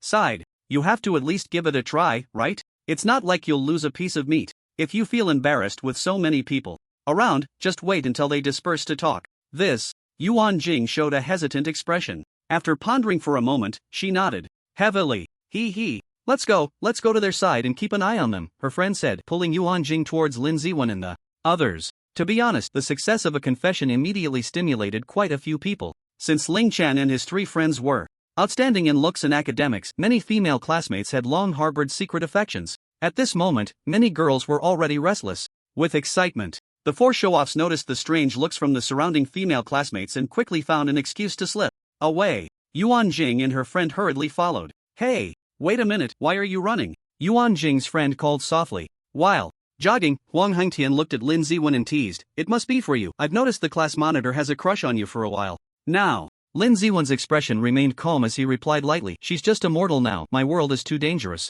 Huang Hengtian shook his head at this. True, how can people like us be with ordinary mortals? If she were still the former empress, that would be a different story. Su Yan looked at the two with some exasperation. Ling Chen. No wonder it's you guys. Yuan Jing used to be a heavy Chinibu patient, but she graduated in her second year of high school, so in their words, she became a mortal after losing all her cultivation. However, Ling Chen noticed that Lin Ziwen clearly had some feelings for Yuan Jing too. Why was he avoiding her now? He couldn't figure out what he was thinking. Sigh, I think it's better to just forget it. Looking at Lin Ziwen's back as he ran away, Yuan Jing felt a wave of loneliness, her mood somewhat low. Serves them right for being single. Yuan Jing's friend huffed, fuming. The four of them arrived by the river to stroll and chat. Huang Hengtian looked at the three and said, "So, brothers, anyone thinking about getting a summer job? It's a good time to earn some money." Su Yan replied, "I have that idea. I bought a motorcycle, and all my savings are gone." Then the two looked at Lin Ziwen, wondering why they weren't looking at Ling Chen. Because he was a rich kid and didn't need a job. Lin Ziwen was silent for a moment, then took out his phone from his pocket. After a few operations, he showed the screen to the others. Under the night sky, the phone screen had no glare, making it exceptionally clear. "What is this?" Huang Hengtian saw a string of numbers displayed on the screen and was momentarily taken aback. "It's savings." Su Yan's face revealed a look of surprise. Lin Ziwen nodded in agreement. Then the two began to count. 1, 10, 100,000, 10,000, 100,000. Wow! Over 200,000. How did you get that? Huang Hengtian couldn't help but exclaim. He seemed to have witnessed something incredible. His expression astonished. As longtime friends, they naturally knew each other well. Among the four, Ling Chen was a rich kid. Su Yan's father was a senior executive at a local company, and their family was relatively well off. In contrast, Huang Hengtian and Lin Ziwen came from ordinary middle-class families. Therefore, the savings Lin Ziwen displayed shocked them immensely. Then they heard Lin Ziwen explain, "I took programming orders and helped people with feng shui." The three of them, upon hearing this, simultaneously made a gesture indicating the number 6 and exclaimed in unison, 666. Suddenly, Ling Chen thought of something, smiled, and said, "If you want to make money, it's not that hard. In a couple of days, come with me and I'll help you make a killing." As soon as he said this, the three of them turned their attention to him. "Oh, what do you mean?" Su Yan asked curiously. "We're heading south to Lichuan, to gamble on stones." "Gamble on stones?" Hiss. As soon as this term came out, Huang Hengtian became excited. Gambling on stones is something the protagonists in novels often encounter. "When did you learn this skill, you little rascal?" Huang Hengtian looked at him with a strange expression. Ling Chen smirked. "Of course, you only mention such things at critical moments." Huang Hengtian was taken aback but immediately understood his meaning. He nodded in agreement. "Indeed. You have to suppress before you can raise, right? This way, it's easier to show off." However, Su Yan showed a troubled expression. "But I don't have enough funds right now. How about you lend me some?" "Oh, that's a small matter. We're brothers, just listen to me when the time comes, and making a few 100,000 will be a breeze." Ling Chen casually placed a hand on Su Yan's shoulder, but when it came to making money, he revealed an unparalleled confidence. "All right, I believe you." Su Yan nodded. "Me too." "Okay." The others all trusted Ling Chen very much. They knew he was a man of his word. If he could do it, he would, and if he couldn't, he wouldn't say so. "Let me check our luck for this trip." Huang Hengtian took out 3 copper coins, squatted down, and used the faint light from a distant street lamp to cast a divination. The other 3 also squatted down, forming a circle. Each of them had their own special skills, and to show off, they had learned many things together. However, each had their own area of expertise. Huang Hengtian's strongest skill was divination. He shook the 3 coins in his hand a few times before tossing them to the ground. After doing this twice, he arrived at a divination result. Qian hexagram. Great luck. We're set. With the 4 of us together, it's definitely stable. Su Yan rolled his eyes at him. Huang Hengtian scratched the back of his head and laughed. "Huh, I'm used to it. When the time comes, send me your ID number and we'll book the tickets together," Ling Chen instructed. "No problem." Then, the 4 of them rested their hands on the railing by the river, comfortably gazing at the starry sky, with the cool evening breeze gently brushing against their cheeks. The 4 of them tacitly fell silent, quietly savoring this comfortable and relaxed feeling. Huang Hengtian looked at the starry sky, and in his mind, he began to fantasize about the carefree days he would have with the huge sum of money he was about to earn in college. First, he would treat his parents to a big meal, then give them each 20 to 30,000 to spend freely, ****. Just thinking about it made him feel delighted. Huang Hengtian couldn't help but squint his eyes in a smile. "By the way, which school are you all planning to go to?" At this moment, Su Yan broke the silence. "I'm planning to go to our province's flagship, Yunzhou University." Yunzhou University is quite a famous university nationwide, with a good reputation, and since it's in their province, it's indeed a great place to go. "I'm flexible," Lin Ziwen said casually. He didn't care much about which university or major he attended, as he already had the skills to make a living. Huang Hengtian shrugged. "Then let's go together. We'll create brilliance together." Then the 3 of them turned their gaze to Ling Chen, who had yet to speak. Ling Chen shook his head with a smile. "Then let's go together." "Ha ha ha ha ha." The group burst into laughter together. After laughing, Ling Chen, full of spirit, pointed at the starry sky. "Kids, watch how your father will take you to stand above this sky." The stars in the sky suddenly twinkled collectively, as if all the countless stars were responding to his words. "What the heck? Are you trying to take advantage of us again?" Amidst the laughter, a few people began to playfully tussle, and the riverside was filled with the sounds of youthful laughter. The surface of the river reflected the bright moon and the scattered starlight, while the gentle breeze caused the shimmering light on the water to sway and flicker as if it were joining in their playful antics.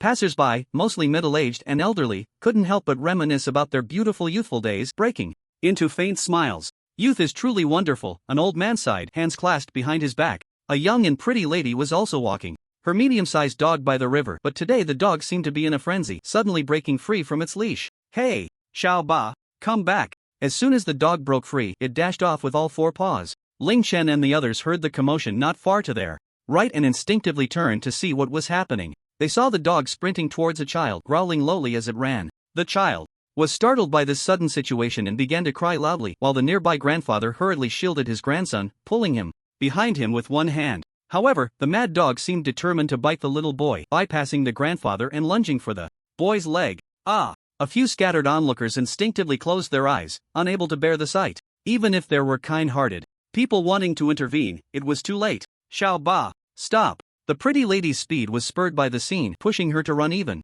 faster. But it was of no use, she was already too far behind from the start. Watching the dog that wanted to bite, she felt an urgent panic. Her expression visibly turned grim. "Damn it! Demon Lord, quickly use your finger snap technique," Huang Hengtian exclaimed. Just as he finished speaking, a steel ball shot out from Su Yan's hand. The steel ball flew swiftly, like a shooting star in the night, accurately striking beside the dog's eye. After the hit, the dog immediately fell to the ground in pain, howling. The lady rushed over, quickly tightening the dog leash again while apologizing to the grandfather and soothing the child. "I'm so sorry. Are you okay, little one?" She anxiously looked over the little boy. The boy, clutching his grandfather's leg, shook his head. Seeing this, she finally felt relieved. "Miss, be a bit more careful." The grandfather, still a bit shaken, patted his grandson's head, but seeing the lady's sincere demeanor, he didn't blame her too much, only reminding her to keep an eye on the dog. However, he had a question in his heart. Why did the dog suddenly fall and howl? Impressive. Truly worthy of being the Demon Lord.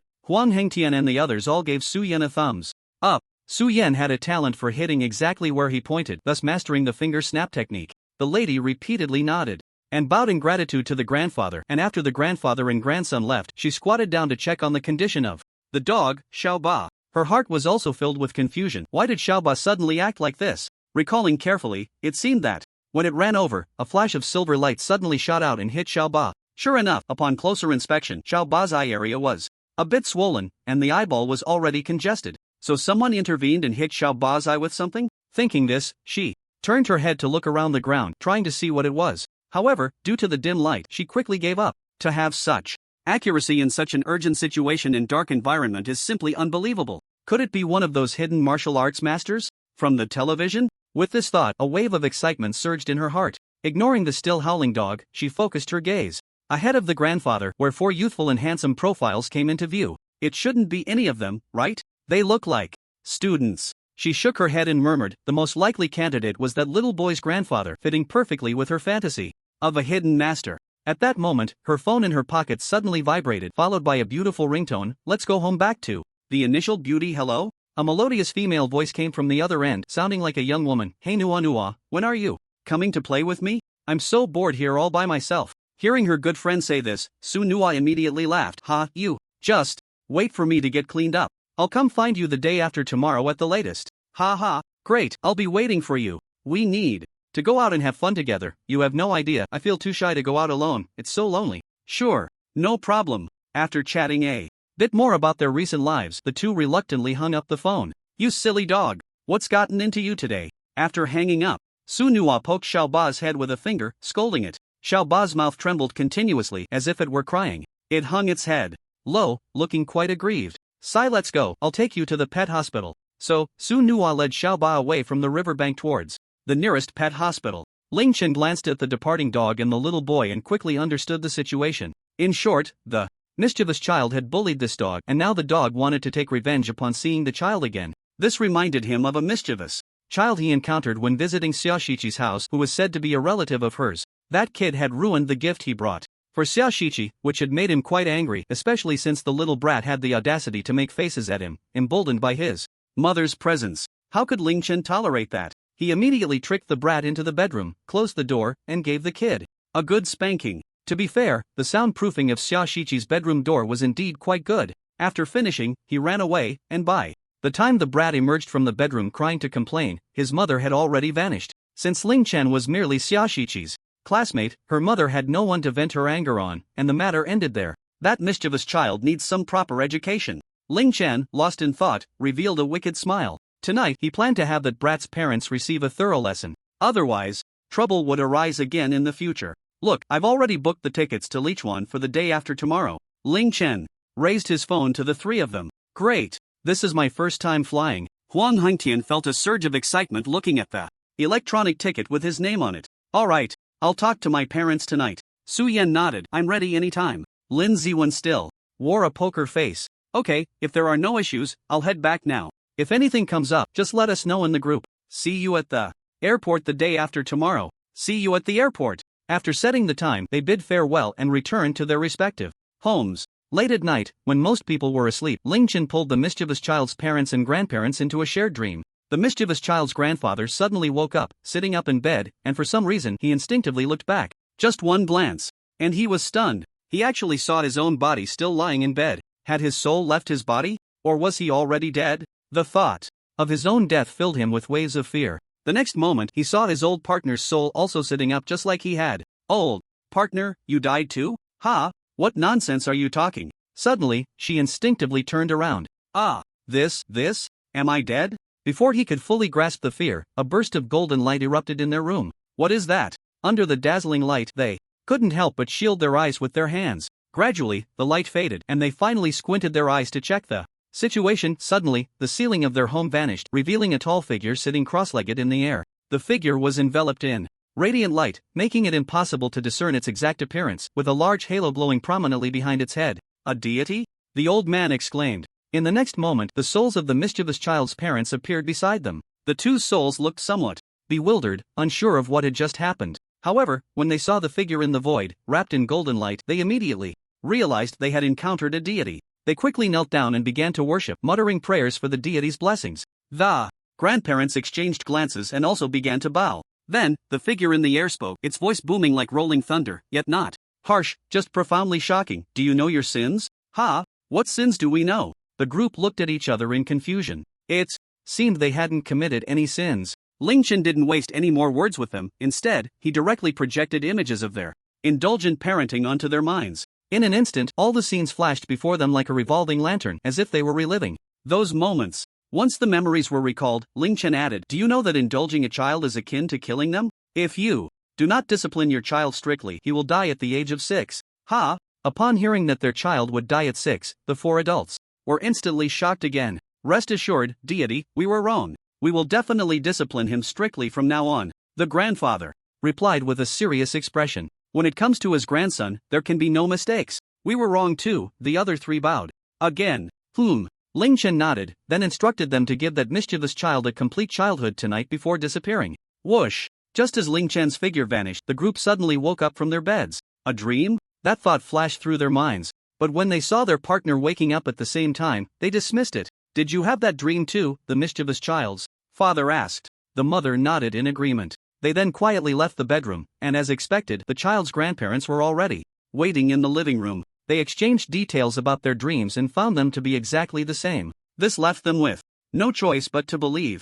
Oh dear, the deity is merciful. Thank goodness for his warning, otherwise, our Yuan wouldn't make it past 6, the child's grandmother said earnestly. Then, all four pairs of eyes turned to the still sleeping mischievous child. Yuan, who was sleeping soundly, suddenly felt someone shaking him and woke up reluctantly, saying, hey, what's going on? Although he was awake, he didn't open his eyes and wanted to continue sleeping. Seeing this, a large hand shook him again. The little boy furrowed his brows and suddenly opened his eyes to see who was disturbing his sweet dream. But as soon as he opened his eyes, he was startled. 4 faces suddenly appeared in his line of sight. His body trembled in fright. Whoa, what's going on? You scared me to death. Seeing that the child was fully awake, his father didn't waste any more words and flipped him over. A slap landed on his bottom. Smack! The crisp sound echoed throughout the bedroom, followed by the mischievous child's cries of pain. Naughty, I told you not to be naughty. The mischievous child's mother joined in. The two worked in perfect harmony, each hitting one side of his bottom. Are you going to be naughty again? Ah, it hurts. Stop it. Mom and Dad, don't you love me anymore? The room was filled with the cries of the little brat. The mischievous child couldn't understand why his parents suddenly started hitting him. They had never punished him before, no matter how naughty he had been. Looking at his beaten grandson, the grandparents felt a deep reluctance, but there was nothing they could do. Remembering the words of the immortal, they feared that if they did not discipline him strictly, their grandson might not live past 6 years old. The boy's grandfather, suppressing his heartache, said, Yuan, you must listen and behave from now on, no more mischief, understand? Grandpa, Grandma, save me, no one can save you today. Slap, slap, slap. In the void, Ling Chen watched this scene, nodding in satisfaction. Not bad, this is what a complete childhood should be. How many children have been ruined by their parents' endless pampering? What he was doing was to save this child.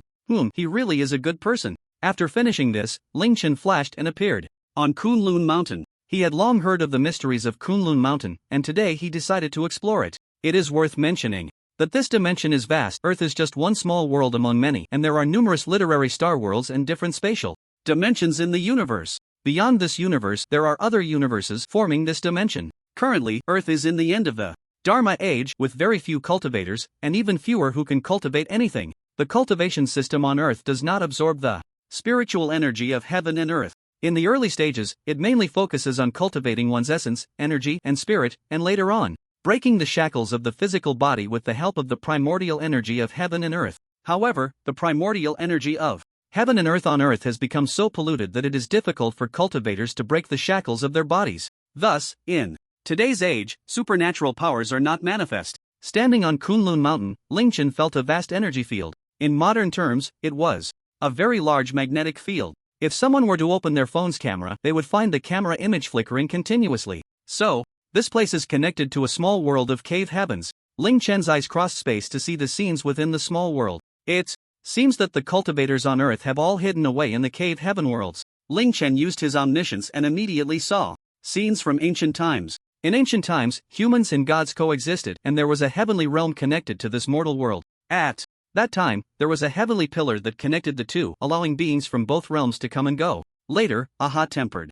fellow knocked down the heavenly pillar, and thus the connection between the heavenly realm and Earth was severed. Since the entrance of the heavenly pillar was located on the sea surface, when it collapsed, a large amount of seawater rushed into the mortal world before the spatial passage was completely closed, which is the origin of the Great Flood. Most of the pure primordial energy on Earth came from the heavenly realm. Without the supplement of heavenly energy, the era of cultivators slowly came to an end. Ling Chen walked step by step on the mountain. He did not enter the cave heaven world but observed that it was similar to ancient times, just with very few people, and not much to see. With each step he took, he crossed over a dozen steps of space, yet it looked no different from ordinary walking. If an ordinary person were to witness this scene, they would surely be dumbfounded, unable to comprehend it. This is what is called the incredible. It cannot be understood through thought. Before long, he finished a round. Apart from some animal bones, there were also scattered energy-containing ores on the mountain. Not bad, let me take a few photos to check in. Click, click. Ling Chen said and did, and he even recorded a video. His 5-star phone was immune to the magnetic field interference here. How about registering a short video account to post this? It seemed a bit interesting to post some fantasy videos and then add a line about believing in science. What would people's reactions be when they found that his videos were increasingly absurd? Thinking this, Ling Chen couldn't help but smile. With a flash, he arrived above the clouds and plopped down to lie on them. Tonight, he planned to sleep here, sitting leisurely with the gentle breeze, lying high with the white clouds. This is how we cultivators should be. Carefree, carefree. I am the most carefree. After some operations on his phone, he registered on the hottest short video platform, DAY1, after casually adding a mysterious piece of music to the video he had just shot. Ling Chen clicked to upload it. The video title, Experiences in Kunlun Mountain. Upload successful. Time flew by, and soon it was the day agreed upon by the group. Ling Chen symbolically carried a backpack containing just a few pieces of clothing. In contrast, the other 3 each pushed a suitcase. At the airport entrance, the first to arrive, Ling Chen waved to the 3 of them, signaling, "Over here." Seeing Ling Chen waving, the 3 with their suitcases also waved back, quickening their pace. The summer heat was gradually intensifying, and by the time they arrived, beads of sweat were already visible on their foreheads and cheeks. The hair on their bangs was slightly damp. Su Yan was fine, having a refreshing short haircut, while the other 2 looked almost identical. Lin Ziwen was even more outrageous, wearing 2 layers of clothing despite the heat, a typical example of someone who prioritizes style over comfort. Ling Chen couldn't help but admire him a bit. Some people really deserve to be handsome. As soon as they stepped into the airport, the cool air from the air conditioning brushed against them, instantly alleviating much of the summer heat on their Bodies. Ah, so refreshing, finally comfortable. Huang Hengtian tugged at his shirt, fanning himself in an attempt to let the wonderful, cool air flow into his body. At that moment, his feelings were akin to having survived days in the desert and finally taking a sip of water. He felt alive. On the way, Su Yan's gaze frequently darted towards Lin Ziwen, clearly surprised by him. But after years of knowing Lin Ziwen, it seemed somewhat normal. Wow, you came quite early, Su Yan said to Ling Chen. Not bad, after all, I slept on the clouds at the airport last night. Su Yan. He was momentarily speechless, thinking it was not good. Damn, you didn't even call me to join. Hearing Ling Chen's words, Huang Hengtian immediately pounded his chest in distress, looking heartbroken. A passerby might think he had missed out on a fortune. Lin Ziwen seized the opportunity to chime in. I was cultivating in the cave world I opened yesterday. As he said this, the image of him meditating all night in a tent in his room flashed in his mind. Oh no, it's starting again. Su Yan's heart skipped a beat, feeling awkward and wanting to scratch his foot. He quickly glanced at the passers-by on both sides, and sure enough, many were casting strange looks at them. He unconsciously took a step back, turning his head in another direction, pretending not to know them. However, Ling Chen and the others continued their cringeworthy conversation, their words like whispers from a demon, tempting him at every moment. Hurry! Join us! Join us! Damn it! Su Yan gritted his teeth, resisting the stirrings within him. Finally, he couldn't hold back any longer and pulled out his phone to post his own cringeworthy remarks in the group chat. The moment he sent the message, it felt as if a heavy stone had been lifted from his heart, an extraordinary comfort. Beep! The familiar notification sound rang from the phones in their pockets simultaneously. This made them pause their conversation, and then, in perfect harmony, they took out their phones and opened their group chat. This scene seemed to have repeated many times. The three exchanged smiles, then their fingers flew across the screens, typing replies to the messages from the outer domain demon lord. After chatting for a while, Ling Chen finally led them to collect their tickets. After the luggage check, they had to air freight their bags, which made things much easier without the burden. With the remaining time, since it was Huang Hengtian's first time at the airport, they took the opportunity to show him around. The airport had many shops, with food and drinks available. The four of them each ordered a cup of milk tea, sipping while leisurely chatting. Occasionally, they slipped back into their cringeworthy state, leaving nearby children puzzled, thinking these big brothers were talking about something quite impressive. The children walked past the four of them, often unable to resist stopping for a while. Mom, who are they? They're so amazing. A cute little girl asked her mother this soul-searching question. The child's mother looked at Ling Chen and the others with a strange expression, then pulled her child away, saying, Don't learn from them. They're just a bunch of fools. Although the parent spoke softly, Su Yan still heard it, and his face immediately turned a bit red, a mix of embarrassment and a hint of anger. This caused him to stop in his tracks. Fools? No. No one understood the pain these three had gone through to become who they were now. Better than he did. Perhaps it had become a habit, but it might have been their only way to escape suffering. Su Yan stood there, his expression complicated. He wanted to turn back and argue with that parent, but, what are you doing? Let's go. A voice pulled him back from his thoughts. Ahead, Ling Chen and the others smiled at him, as if nothing had happened. Su Yan was taken aback, looking at the familiar faces of the three, and a smile returned to his face. Hey, I'm coming. Su Yan caught up with his friends, and the atmosphere returned to laughter and joy. Sometimes in life, if you care too much about others' opinions, it can become a shackle in your heart, preventing you from following your true self. Many troubles in life stem from this. It's almost time, let's go. Follow me to board. Ling Chen waved his hand, and his aura suddenly changed, as if he had transformed into a king commanding thousands. Coupled with his extraordinary looks, he drew the attention of passers-by. Let's go. Summer vacation adventure. Huang Hengtian echoed. After checking their tickets, everyone lined up and boarded the plane one after another. The four of them sat together, in adjacent rows. Three sat on the right side, while the remaining one sat on the left. However, while looking for their seats, they encountered an unexpected person. Yuan Jing? Seeing the familiar face in the seat, Su Yan was taken aback. Class Monitor Empress? What are you doing here? Huang Hengtian exclaimed, in surprise, revealing her identity as the Empress. Yuan Jing also looked at the four of them in surprise, especially at Lin Ziwen's appearance, which made her nervously adjust her airbangs. What a coincidence! I'm going to Lichuan to visit my cousin. What about you? After saying this, she stared blankly at Lin Ziwen, her beautiful eyes sparkling with light, full of vitality. Looking at Lin Ziwen, her heart began to race. This chance encounter during the journey felt just like a scene from an idol drama. Yuan Jing even started to fantasize that Lin Ziwen's seat was right next to hers. Wouldn't that mean fate was bringing them together? Hee. Lost in her thoughts, Yuan Jing smiled sweetly to herself. Hee, it's a secret. Huang Hengtian chuckled, speaking without a second thought. Lin Ziwen also nodded in agreement. Hearing this response, Yuan Jing pretended to be angry, puffing up her fair cheeks like a little squirrel. At that moment, Huang Hengtian glanced at the ticket in his hand, then looked at the seat number, laughing. Class monitor, what a coincidence, I'm sitting next to you. He waved his ticket. Snap. Yuan Jing felt her fantasies shatter suddenly. Why was it this chatterbox?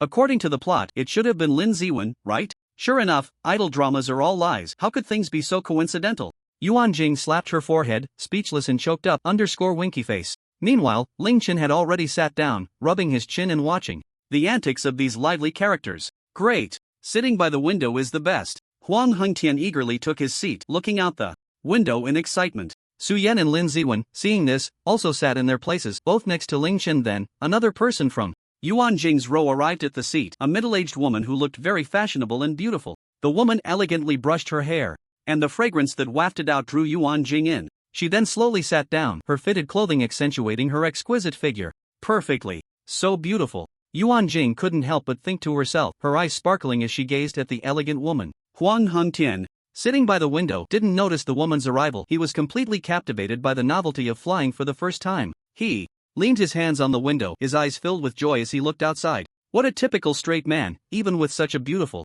woman beside him. He didn't turn to take a glance. Yuan Jing couldn't help but twitch the corner of her mouth. Dear passengers, welcome aboard XXX Airlines. Our flight is about to take off. Please ensure your seatbelts are fastened and your mobile phones are set to flight mode or turned off. Thank you for your cooperation. As the plane was about to take off, the staff conducted their usual voice announcement, reminding customers what to do. Then, a flight attendant walked down the aisle, checking and reminding passengers to fasten their seatbelts, among other things. After the flight attendants finished their checks, the cabin returned to calm, and the plane began to taxi, gaining speed until it took off. Huang Hengtian, with his phone in flight mode, excitedly recorded the process. This caught the attention of the elegant woman beside him, who glanced at him. Just from seeing his profile, she could tell that Huang Hengtian must be a handsome guy. The woman raised an eyebrow, her eyes revealing a hint of surprise, and then her gaze fixed intently on Huang Hengtian, as if she had spotted her prey. A red tongue slightly peeked out, gliding over her lips, making her red lips even more alluring. However, apart from Ling Chen, no one noticed the fleeting shadow of a fox face on the woman's face. Ling Chen raised an eyebrow, thinking to himself, what a surprise to encounter a fox spirit on a plane. However, this fox spirit seemed to be attached to the woman's body, borrowing a body for cultivation, but it seemed this woman had also gained quite a few benefits, looking much younger and more graceful than her peers. It appeared she had her eyes on Huang Hengtian, wanting to feast on a young boy. Just as this thought crossed his mind, Ling Chen saw the woman turn her head towards him. With that glance, Su Yan's attention was drawn over. The woman looked this way, her big eyes and slightly arched brows, a smile on her lips, playfully winking at them. A natural charm that was captivating. Ling Chen was not affected much, but Su Yan felt his heart race suddenly and a flush crept up his cheeks. So beautiful, he stammered, his expression seeming to be already entranced. There's a hint of a fox's scent. Lin Ziwen suddenly opened his eyes and said lightly, oh. Ling Chen glanced at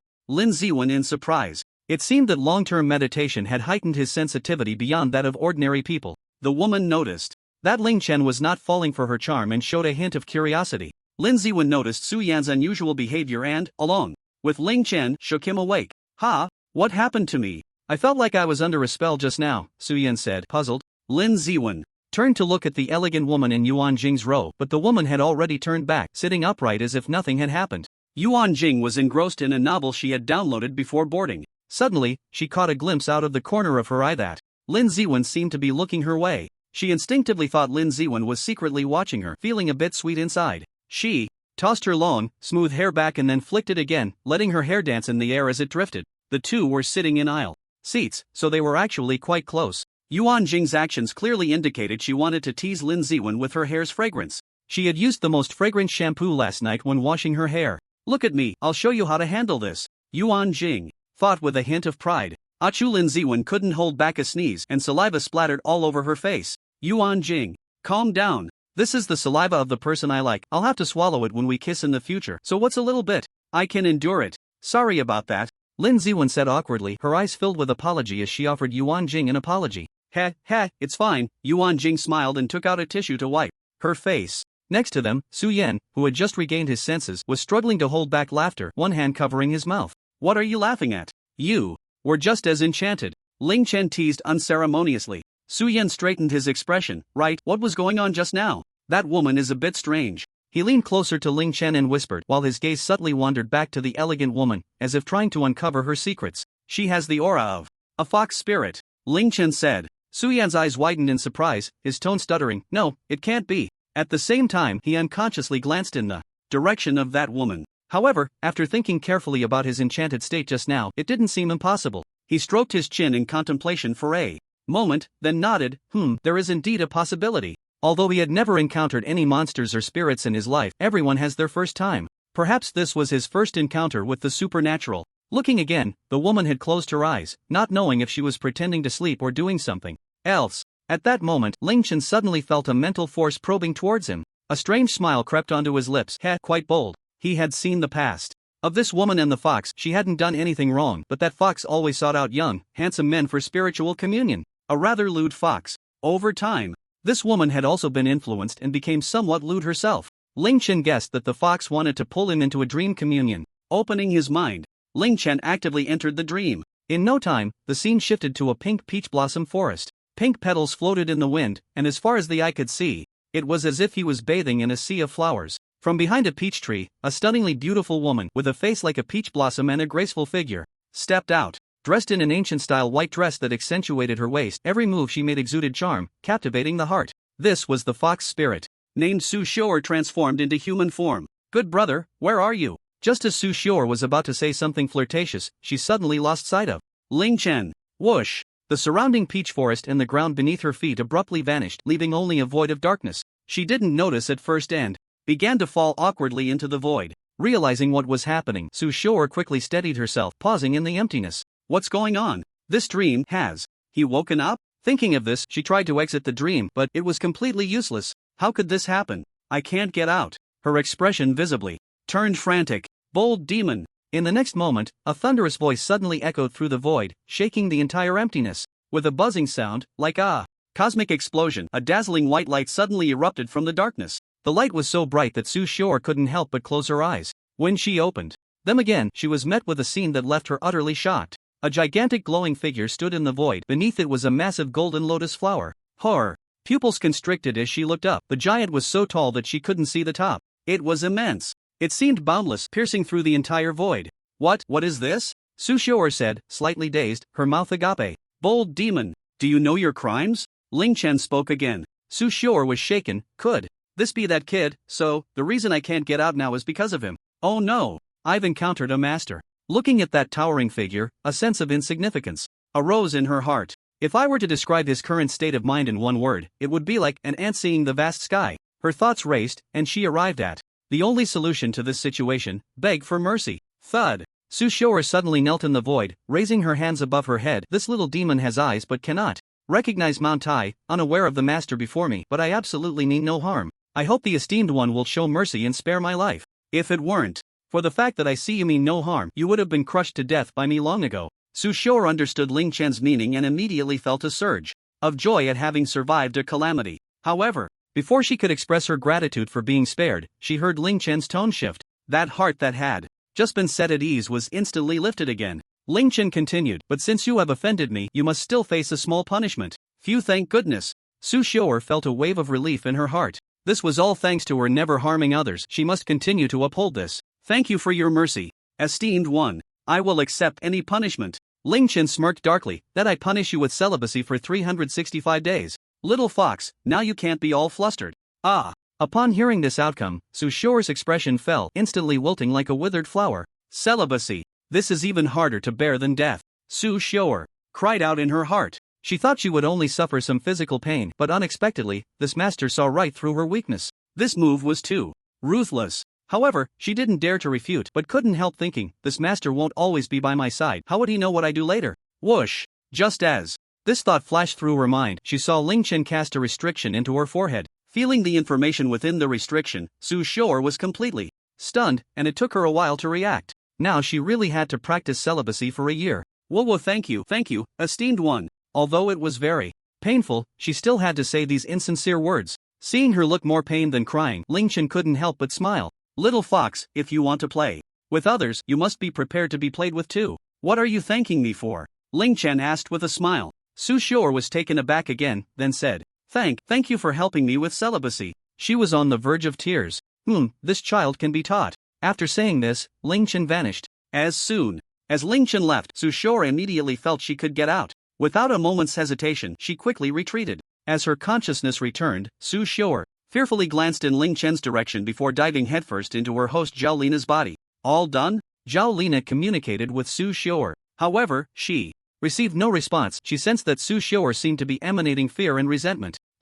What happened? Sensing the unusual emotions coming from Su Xiao, Zhao Lina asked, "What's wrong with you?" Under her questioning, Su Xiao finally sighed and began to speak. Sigh. In any case, don't provoke those young people, and don't ask too much. We just can't afford to mess with them. Zhao Lina was somewhat surprised. After all, Su Xiao was a fox spirit from folklore. How could she have been at a disadvantage against that young man? And to say they couldn't afford to provoke him. A strong curiosity arose in her heart, and she couldn't help but turn her head to reassess Ling Chen. However, apart from being handsome, she couldn't discern anything else. This was normal. If even Su Xiao couldn't see through him, she certainly couldn't. I have to say, this guy is really handsome. No matter how you look at him, you never get tired of it. Yuan Jing caught a glimpse of the beautiful woman beside her staring at Lin Ziwen. She recalled Lin Ziwen's gaze from earlier. Could it be he wasn't looking at her but at the flirtatious woman beside her?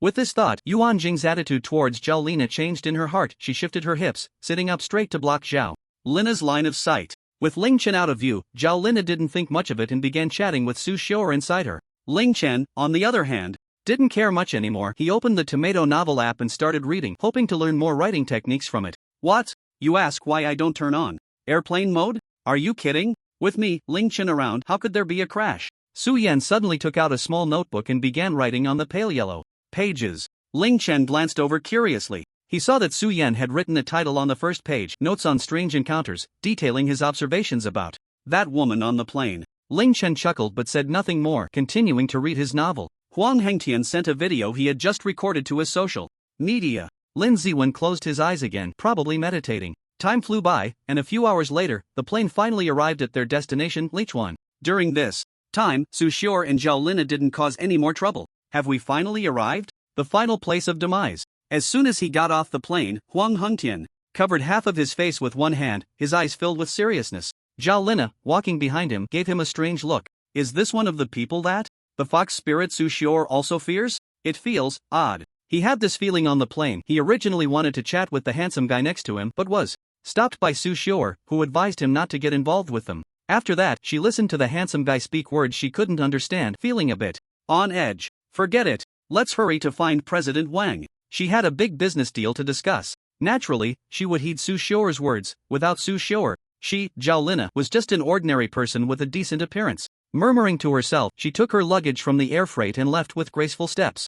Her elegant figure made many people unconsciously take notice. Ling Chen and the others also retrieved their luggage, and the team had now grown from 4 to 5. The 5 of them walked and chatted happily. During this time, Yuan Jing kept trying to find out their purpose. However, they were always tight-lipped, revealing nothing. It wasn't that they couldn't say, but they wanted to create an air of mystery. Even if they did say something, Yuan Jing probably wouldn't believe it, and would just advise them to save their money well. My cousin is picking me up at the exit. Remember to come find me to hang out after you're done. As they approached the exit, Yuan Jing said her goodbyes. Sure enough, not far away, a stunning beauty in sunglasses was waving at them. Bye, Yuan Jing quickly said before exiting, jogging towards her cousin. The 4 of them also said goodbye and watched her get into her cousin's luxury car and drive away. The 4 didn't need to exit the airport. Instead, they planned to take the subway to the local stone gambling market. She really is a relative. Her cousin is just as beautiful. Su Yan exclaimed. Beautiful is one thing, but she's also rich. She's practically a white, wealthy beauty. Huang Hengtian added. What? Are you interested? Why not let the class monitor introduce you? Su Yan teased Huang Hengtian with a smirk. Huang Hengtian shook his head, revealing a hint of melancholy in his tone. Sigh. We're not from the same world. Our world is too dangerous for her. Lin Ziwen, with his arms crossed, nodded in agreement. Su Yan. Great. These two are hopeless. He looked at Ling Chen, hoping to hear a different opinion. Noticing Su Yan's gaze, Ling Chen was taken aback for a moment, then nodded as well, but felt apologetic. Inside, sorry, buddy, I'm already taken. Su Yan was speechless. It seemed the happiness of the brothers in the future would depend on him, or else they would all be single for life. On the other side, as Yuan Jing got into the car, she noticed a familiar person in the passenger seat, her cousin's good friend. She immediately smiled in surprise. Sister Nuo, you're here too. Hello, long time no see, Xiao Jingjing. Su Nua turned around and greeted her with a smile. Her shoulder-length hair waved like ripples as she turned, and her beautiful face beamed with a brightness like spring flowers. When did you arrive, Sister Nua? Just yesterday. I heard your sister say you were coming, so I came along to surprise you. Are those boys your friends? Are they here to play in Lichuan too? Li Feier, who was holding the steering wheel, asked curiously. Yes, they're my classmates. I didn't expect them to come too. I ran into them by chance on the plane, Yuan Jing replied. Why didn't you invite them to hang out? My big G can fit all of us. Oh, they have their own things going on. I asked them, but they wouldn't say, being all mysterious. Yuan Jing pouted. Is there anyone you like among them? Su Nua interjected at the right moment, a teasing smile on her face. And no, they're all just friends. This sudden question caused a faint blush to rise on Yuan Jing's face. Hearing her tone, the two in front understood. It turned out there really was someone. Oh right, friends. We get it. Li Feier and Su Nua chimed in unison, their tone filled with intrigue. Yuan Jing. Wow, a 5-star hotel, as expected of my brother Yuan, so extravagant. The group stood at the hotel entrance with their luggage. Huang Hengtian exaggeratedly exclaimed. Isn't your father good to you? Calling him dad wouldn't be too much, right? Ling Chen spread his arms wide, looking at them expectantly. Get lost. Not rushing to gamble, they first needed to find a place to stay and drop off their luggage. Ling Chen directly booked a 4-bedroom presidential suite, and upon entering, the luxuries shocked the three of them. Wow, it even has a KTV room. 666, after dropping off their luggage, they began to explore the suite, even turning on the equipment in the KTV room to sing a couple of songs. After resting for a while, they enjoyed a lavish dinner at the hotel. The dining table was filled with lobsters, abalone, king crabs, and more. Everyone feasted heartily, while Ling Chen held a fork in one hand, eating the cut steak on his plate, and playing with his phone in the other. He opened Douyin to check the video he posted a couple of days ago about Kunlun Mountain. It had already received tens of thousands of likes and thousands of comments. Opening the comments section, is this the legendary Kunlun Mountain? So desolate. How did these animals die? Are there predators inside? There's a strong magnetic field in Death Valley that disrupts the sense of direction for living beings. Once you go deep in, you basically can't get out. Is the author still around? Isn't that obvious? If he were dead, how could the video be posted? Impressive. The author seems to be alone. He really has guts. In a secret agency somewhere in Long Country. Director. This is all the information about him from childhood to now. A capable man in a crisp uniform rushed over with a stack of documents to a middle-aged man referred to as the director. The middle-aged man, with slicked back hair and a serious expression, took the documents and began to flip through them. He quickly skimmed through his childhood experiences, focusing on the unusual parts, and as he read, he unconsciously murmured the records aloud. Suddenly disappeared on the street after the college entrance examination, reappeared near his home, captured by roadside surveillance. The document slowly closed, and the middle-aged man softly read the name of the file subject, Ling Chen. As he spoke this name, Ling Chen, who was eating, suddenly felt a connection. He raised the corner of his mouth and murmured softly, have you finally discovered it? But let me give you a little shock first. The scene cuts back to that mysterious organization where a middle-aged man had just finished reciting Ling Chen's name when suddenly a loud explosion echoed in his mind. Who calls my true name? The unexpected voice startled him greatly. Before he could react further, his vision began to change. He seemed to float upwards uncontrollably and at an incredible speed. Just as he was about to hit the ceiling, he couldn't help but close his eyes and scream. However, the anticipated impact never occurred. His body ascended as if it were ethereal, passing through layers of steel and concrete, as if matter could not hinder his passage. The city shrank below him, and the crowd quickly became like ants. Then he flew out of the earth. Gazing at the beautiful blue planet in the universe, he felt an immense shock in his heart, yet his ascension was not over. The earth continued to shrink, followed by the solar system, and then the Milky Way. He was already somewhat numb from the shock. All of this was because he had recited that name. The phrase that had echoed in his mind earlier clearly indicated, when he spoke that name, its owner had already sensed him. It was terrifying. What had happened to make a boy who had just finished his college entrance exams become so formidable? Or had he always been this impressive, just never shown it before? However, it was certain that this terrifying power was not something he had from birth. Otherwise, his parents wouldn't have perished in a car accident when he was young. Ling Chen. He wanted to call out that name again, pleading for it to stop, but found he could not make a sound. He could only helplessly watch as he flew higher and higher, with even the Milky Way becoming just one of countless bright spots in his vision. Finally, he felt as if he had passed through something, and then his sight turned pitch black. However, this darkness did not last long. Boom! From the darkness, a pair of golden giant eyes suddenly opened wide, staring directly at him. Scary. What kind of eyes were these? The golden giant eyes glared at The middle-aged man, and he felt every hair on his body stand on end, his eyes involuntarily widening, cold sweat breaking out from fear. His heart raced, and his breathing became heavy. What on earth does he want to do? The middle-aged man couldn't help but think. Buzz, accompanied by a buzzing sound. In the next moment, the giant eyes suddenly vanished, and darkness filled his vision once more. The disappearance of the terrifying eyes made his heart feel much lighter. Who wants to die if they can live? Moreover, he held a high position and had a happy family, so he certainly didn't want to die young.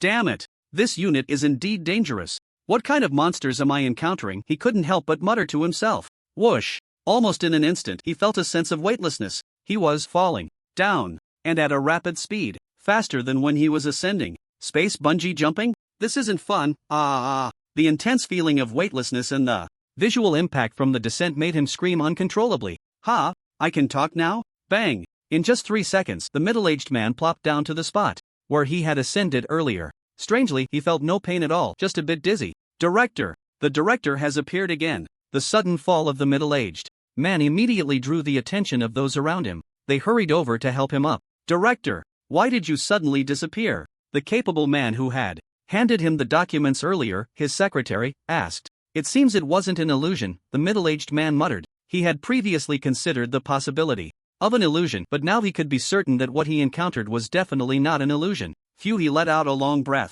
The shock in his heart had not yet dissipated, and he detailed what he had experienced. The listeners were left in stunned silence, exclaiming in disbelief. He should not have had any malicious intent, he probably just wanted to intimidate us. The director was silent for a moment, then said, classify his file as top secret. Yes, director. The secretary's expression was serious as she nodded heavily. She then followed the instructions to seal the file. The middle-aged director lowered his head in thought, considering whether to contact Ling Chen. After a moment, he decided to give up for now. The reason was simple, the other party's abilities were too astonishing. It was almost like the legendary immortals and Buddhas, able to sense anyone who mentioned them. Recklessly making contact would be too risky. At that moment, the director's phone rang in his pocket. He took out his phone and answered. Hello. Director Zhou, there's an emergency in Zhanshi Wuyuan district. A Jiao has appeared. A Jiao. A snake becomes a python becomes an anaconda becomes a Jiao. Hearing that a Jiao had appeared, Zhou Gang's expression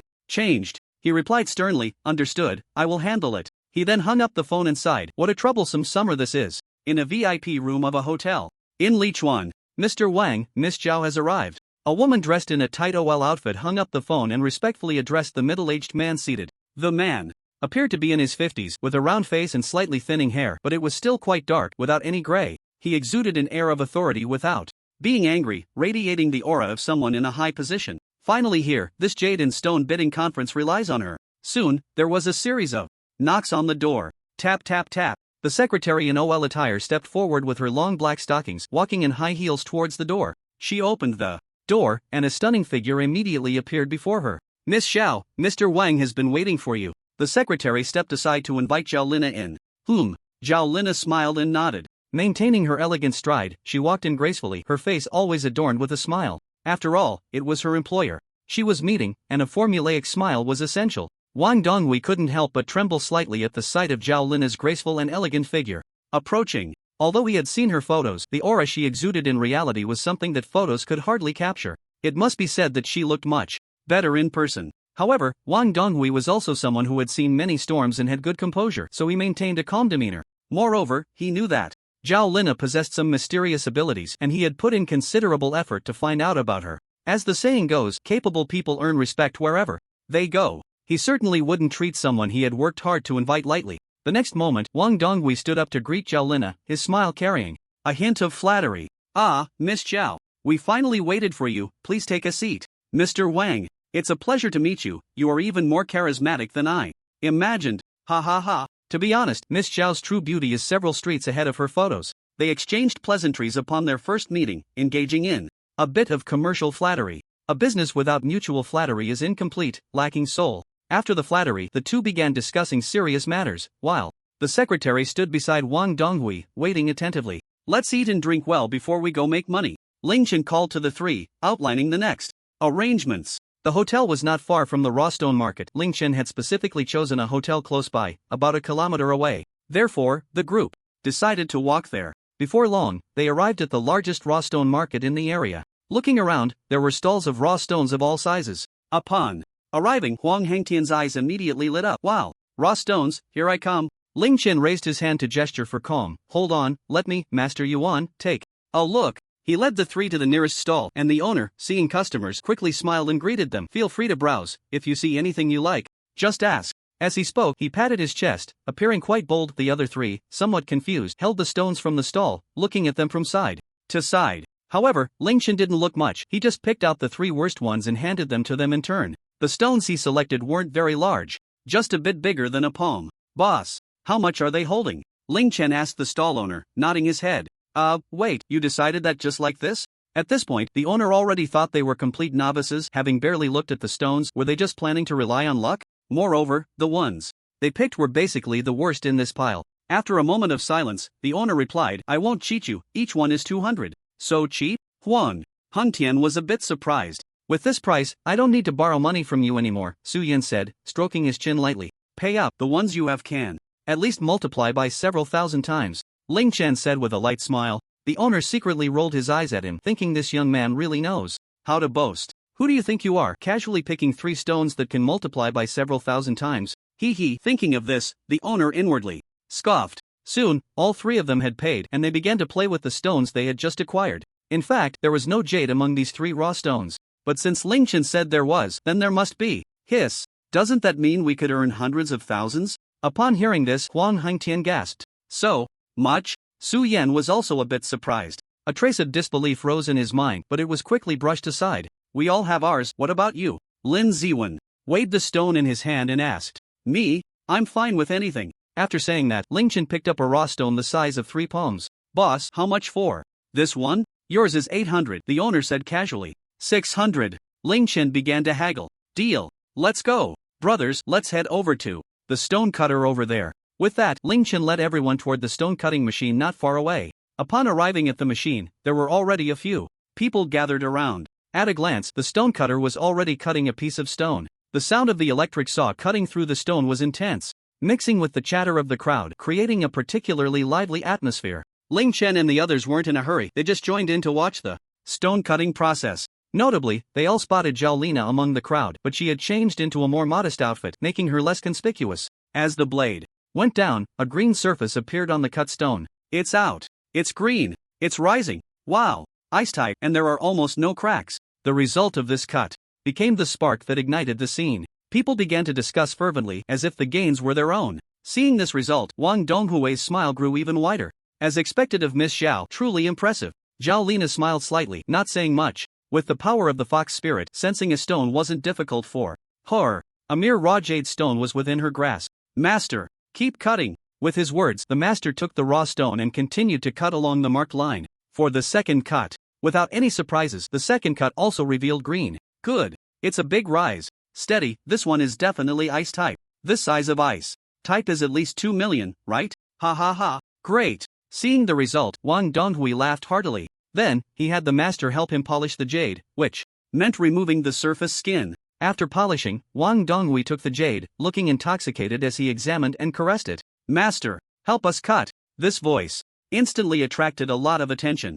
Zhao Lina looked in the direction of the voice, her pupils dilating. It's them. Master, can you help us cut? Ling Chen and the others stepped forward, drawing everyone's gaze. Most of the people present were middle-aged, so they were somewhat surprised to see the overly youthful appearances of the 4. Playing with gambling stones at such a young age? They must be a few rich second-generation kids. At that moment, this was the thought of most people present. Only Zhao Lina was an exception. Oh, okay, the master paused for a moment before responding. Who wants to go first? The stone master looked at the 4 of them. They exchanged glances, and then Huang Hangtian stepped forward. Let's start with mine. Huang Hangtian walked up to him and handed over the raw stone he was holding. The stone master took it, looked it over, and based on his years of experience, he deemed it to be junk. Among the crowd of onlookers, there were seasoned veterans who also had little faith in Huang Hangtian's stone. Young man, this one clearly won't do, the surface is too poor. Indeed. Hey, we all went through this, just consider it tuition. He reminds me of my younger days. Were you this handsome when you were young? UTM. Listening to the surrounding chatter, Huang Hangtian remained unfazed. In his heart, he disdainfully shook his head. How can you mere mortals recognize true gold? The stone master glanced at Huang Hangtian, said nothing more, and without drawing a line, placed the stone under the blade of the stone cutting machine. Zzz as the machine started, many people around shifted their attention back to the stone. The master carefully began the cutting operation. Zhao Lina looked at the stone and started calling out to Su Xior in her heart, "Sister Xior, is there jade inside this stone?" Su Xior's expression turned serious, and she frowned, saying, "I've been watching since earlier, there's no jade in that stone, but what? But now there is." Ha! This statement completely baffled Zhao Lina. There wasn't any before, and now there is? Could it be that you misjudged earlier? Su Xior shot her a glance. Absolutely impossible. Then what's going on? He can't possibly turn stone into jade, right? Very likely. Su Xior nodded in response, her tone carrying a hint of certainty. Zhao Lina was taken aback. Does that mean he's like the immortals on TV? In her impression, she had only seen such stone-to-gold techniques in dramas and movies. It was a standard feature of immortals. Although Su Xior claimed to be a fox spirit, she didn't possess such abilities. She was far from being a true immortal. Zhao Lina's words pulled Su Xior's thoughts back to the scene of her first meeting with Ling Chen. She had to admit that Ling Chen's aura back then was indeed like that of an immortal, but that was merely a manifestation in a dream, not in reality. Now, the sudden change in the stone further elevated her evaluation of Ling Chen and the others. It seemed none of these people were simple. Soon, the blade cut down. When the stone was sliced open to reveal a larger opening, the stone master was shocked. He clearly saw a hint of green from the cut. Could it be a big score? The master held his breath, his eyes fixed on the stone under the cutting machine. Suddenly, as the stone was completely cut open, a vibrant green emerged, like tender leaves in spring, full of life. The master's heart raced, and he excitedly displayed the cut raw stone to the crowd.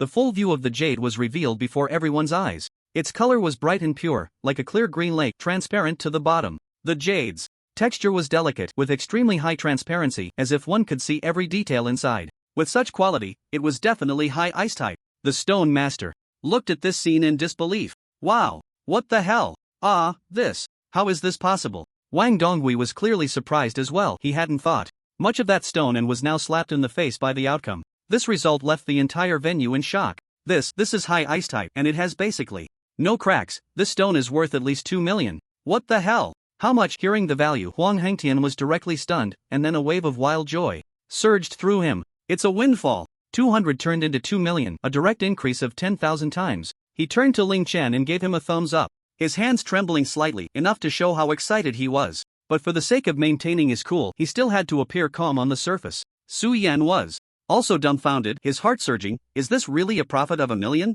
Ling Chen pushed up his non-existent glasses and smiled at them, saying, "Basic skills. Don't mess it up." Then Ling Chen called out to his master, "Master, just help us cut it open." "You want to cut it now? Are you sure, young man? You're still worth 2 million now, but if we cut it, that might not be the case." After saying that, the master looked at Huang Hengtian, asking for his opinion. After all, this stone belonged to Huang Hengtian. "You want to cut it now? I might as well sell it directly. If it turns out bad after cutting, wouldn't that be a huge loss?" "Young man, you're still too inexperienced." Huang Hengtian smiled and said to the master, "Cut it." He undoubtedly believed in his good brother unconditionally. "Sigh, all right." The stone master sighed and nodded, then began to operate on the stone. Seeing that this young man really wanted to cut it, the onlookers immediately started discussing again. "How much jade do you think can be cut out?" "Hard to say. Let's just wait for the result." With the first slap in the face already happened, everyone became a bit more cautious in their words. Time passed slowly, and everyone stared intently at Huang Hengtian's raw stone. As the stone master worked, the surface of the raw stone gradually diminished, replaced by more and more green. It's rising! It's rising! Wow! There's already such a large patch of green before it's even finished cutting. It can't all be green, right? Impossible, I don't believe it. Finally, the entire surface of the stone was removed, revealing a large piece of crystal clear jade. Except for that thin layer of skin, the rest was all jade. Looking at this high-quality ice jade, everyone present fell silent for a while. Suddenly someone gasped, exclaiming, "What the hell? Holy crap!" After the silence, countless exclamations erupted. Immediately, someone wanted to buy this piece of jade. "Little brother, will you sell this jade for 3 million? I'll offer 350,000. Huang Hengtian was internally screaming. Each price increase shocked him deeply. However, on the surface, he still appeared calm and collected, with a faint smile on his face, as if he didn't take these millions seriously. Many people, seeing Huang Hengtian's steady demeanor, couldn't help but praise him in their hearts. Some also thought Huang Hengtian was a rich second generation, accustomed to big money. Wang Dongui estimated that this piece of jade, with such quality, was worth around 5 million. It would only be profitable if he could get it for less than 5 million. If it were a bit larger, it could at least double in value. "I'll offer 4 million. Wang Dongui suddenly raised his hand and shouted. With this price, the few who were originally bidding hesitated. Wang Donghui walked up to Huang Hengtian and handed him a business card. Little brother, I'm Wang Donghui from Wang's Jewelry. If you agree, I can add another 50,000 and we can be friends. How about that? Wang Donghui had been observing Huang Hengtian's reaction all along. Facing such a huge sum, this young man's mindset was surprisingly stable, clearly extraordinary, either rich or noble. As the saying goes, more friends mean more paths. He was able to grow his company so large also because he loved making friends. He firmly believed that making more good connections would never be a mistake. He glanced at the three young people who came with Huang Hengtian, thinking, they must all be from the same circle, right? I'll make some connections with them later. Wang's Jewelry? It seemed he had seen it on TV. Hearing the name of this company, a thought flashed through Huang Hengtian's mind. This jade must be sold, but little did he know the true value of this jade stone. Selling it too cheaply would not do. So he had no choice but to glance at Ling Chen, silently asking for his opinion. Ling Chen nodded, indicating that it could be sold. With the answer in hand, Huang Hengtian gave Wang Donghui a faint nod and said with an air of sophistication, sure. Ha ha ha. Great. Little brother, what's your bank card number? I'll transfer it to you. The two exchanged contact information, and Huang Hengtian sent over his card number. It wasn't long before his phone chimed with a notification of the deposit. 1, 10, 100, 1,000, 10,000, 100,000, million. 4,500,000 had arrived. Seeing so much money for the first time, Huang Hengtian felt it was surreal, as if he were dreaming. Yet he was certain this was reality. A wave of joy surged from his heart to his brain, making him feel lightheaded as if he were walking on clouds. Without looking too long at the balance on his phone, he extended a hand towards Wang Donghui. Wang Donghui immediately understood and reached out to shake his hand. Huang Hengtian smiled lightly. My name is Huang Hengtian. I've long heard of your esteemed name, Mr. Wang, and indeed, you are quite generous. Ha ha ha. Not at all. This is your generation's time now. After some pleasantries, Huang Hengtian handed the crystal-clear jade stone he received from the stone master to Wang Donghui. Wang Donghui cradled it in both hands, exclaiming, wow, the quality is just beautiful.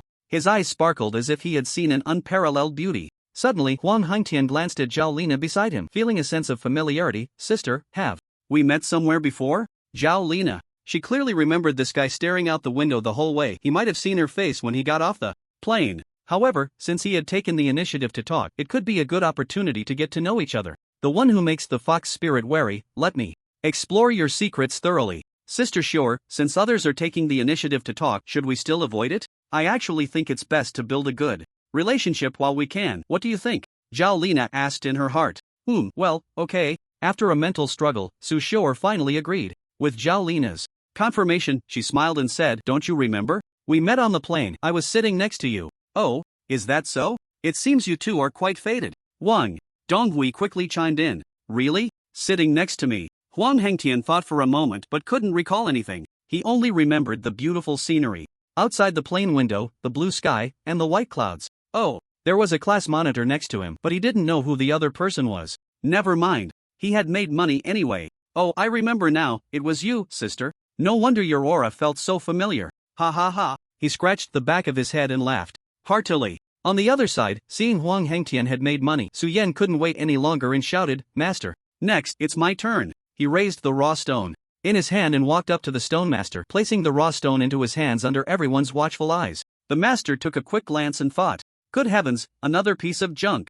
Ah, no, the last one had turned out well, so I can't say another. But this one truly looked like junk. It shouldn't skyrocket. Again, right? Whatever, it's not mine anyway, just cut it and be done with it. With that thought, the stone master's heart was no longer unsettled, and he focused solely on the stone cutting. I've been cutting raw stones in the market for 20 years, how could I be easily shocked, he thought to himself. His eyes turned cold, and with a glint of frost, the master directed all his attention to Su Yan's worthless stone. He picked up the cutting machine, and the loud whirring sound echoed again. The blade spun rapidly, cutting into the stone below. Soon, with one swift cut, it was done. The master's mood fluctuated again, his hands buried in his hair in disbelief, his eyes wide open, feeling a tingling sensation on his scalp. Another high-grade ice type. What the hell? Are there still experts? The exclamations of the onlookers revealed the outcome. That's right, this piece of worthless stone had skyrocketed again. Listening to the gasps around him, Su Yan smirked, Master, just wipe it out. This time, without Ling Chen's reminder, Su Yan directly imitated the words, his tone filled with confidence.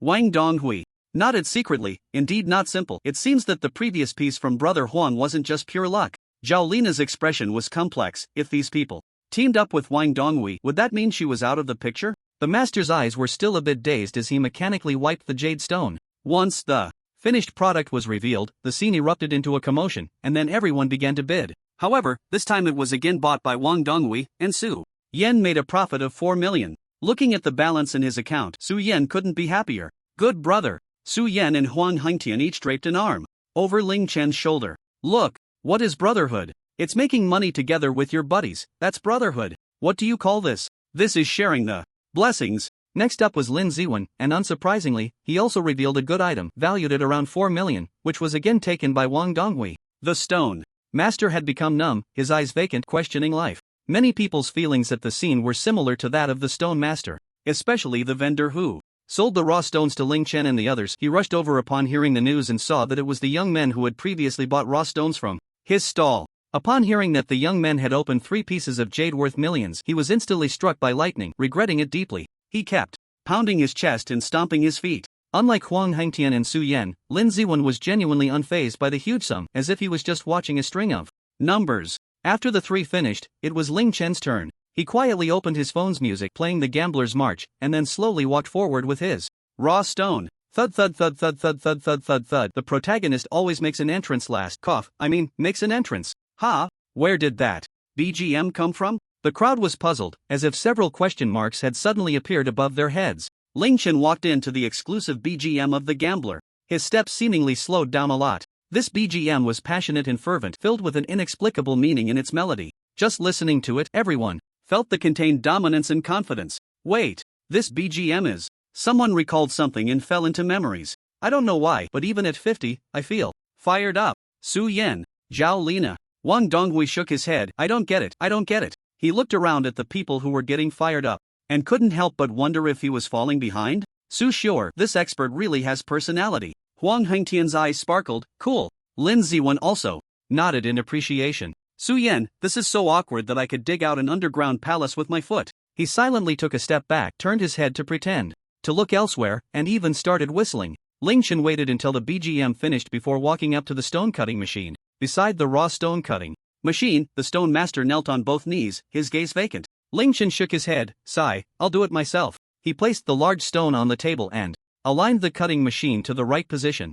Zzzzz. The machine started again, instantly attracting everyone's attention. Many were thinking, if another piece comes out, that would really be unbelievable. The high-speed rotating metal blade collided with the ancient stone, and the flying line was swallowed by the water flow. Finally, the stone was cut open, and a flash of purple emerged. That's right. This is purple jade. And it's top-grade purple jade. Someone leaned in closely to observe. Soon, Ling Chen wiped out the entire piece of purple jade. It was quite large, with almost no cracks. As soon as the finished product was revealed, Wang Donghui's expression turned to one of shock. He couldn't help but glance at Zhao Lina beside him, as if asking, am I seeing things? Zhao Lina seemed to sense his confusion and met his gaze, her face also filled with astonishment. The appearance of this top-grade purple jade was not just worth millions, it started at 1 billion. Such rare jade was basically something one could only hope to encounter. Wow! The scene suddenly became lively, but no one shouted a price, as it was estimated that besides Wang Donghui, no one present could afford such jade. This TM must be worth at least 1 billion, right? Incredible! These 4 young men are more extraordinary than the last. Over 1 billion? Hearing someone mention the price, Ling Chen's 3 companions were stunned. This TM was faster than robbing a bank. Come and see. Top-grade purple jade. If you miss it, you'll have to wait 100 years. Someone eagerly shouted, causing a crowd to gather, many of whom were original stone vendors. Wow, it really is. I've opened my eyes, it's the first time I've seen this thing in person. 666. This young man is going to get rich. The vendor from before was completely dazed, trembling as he walked over to the stone master and plopped down to kneel beside him. Great! Another one gone mad. A bystander shook his head at the sight of the 2 kneeling in a row. As more and more people gathered, Wang Donghui hurried over to Ling Chen. Little brother, you must sell me this piece of purple jade. I'll give you the highest price, 2 billion. Such a rare jade, even if priced slightly above its actual value, was reasonable and could help elevate their company's status in the jewelry industry. Sure, just transfer the money. After saying that, Ling Chen casually placed the large piece of purple jade into Wang Donghui's hands. To him, it was just an ordinary stone, the kind that could be casually brushed off. Hey, be careful. Wang Donghui held it carefully, afraid of dropping it. Hey, you there. Xiaoli, quickly have the finance department transfer the money. Wang Donghui excitedly instructed the secretary standing nearby. Okay, President Wang. Sir, let me add your contact information and you can send me your card number. The secretary nodded respectfully and then spoke to Ling Chen. After scanning the code, adding as a friend, and then sending the card number, the secretary made a phone call. Before long, a notification of the transfer arrived on Ling Chen's phone. Alright, received. Ling Chen looked at his phone. Great. As long as everything's fine. Wang Donghui nodded repeatedly. Returning to Lin Ziwen and the others, Huang Hengtian immediately leaned over, placing a hand on Ling Chen's shoulder. Impressive. No wonder you're the god of origin. I've only seen such astronomical prices in novels. Just average, Ling Chen humbly replied. He could help his brothers make money, but he had to act like the biggest shot. That's amazing. Su Yan also gave Ling Chen a thumbs up, his face full of admiration. Lin Ziwen said, as expected of you. Ha, let's go have some fun, Ling Chen laughed. Wait. Little brothers, please hold on. Just as the four were turning to leave, Wang Donghui called out to stop them. What's up? The four paused and turned to look at him. Well, there's going to be an original stone bidding conference. Around 2:30 this afternoon. I wonder if you young brothers are interested in checking it out. Wang Donghui invited. This move was also to build a closer relationship with them. The longer they stayed together, the more opportunities there would be to bond. Having opened 4 pieces of top-grade jade, and even a piece of top-grade purple jade, even a fool could tell that these guys were not just relying on luck. Upon hearing this, Zhao Lin's heart skipped a beat. Oh no! Is she going to compete with her for work?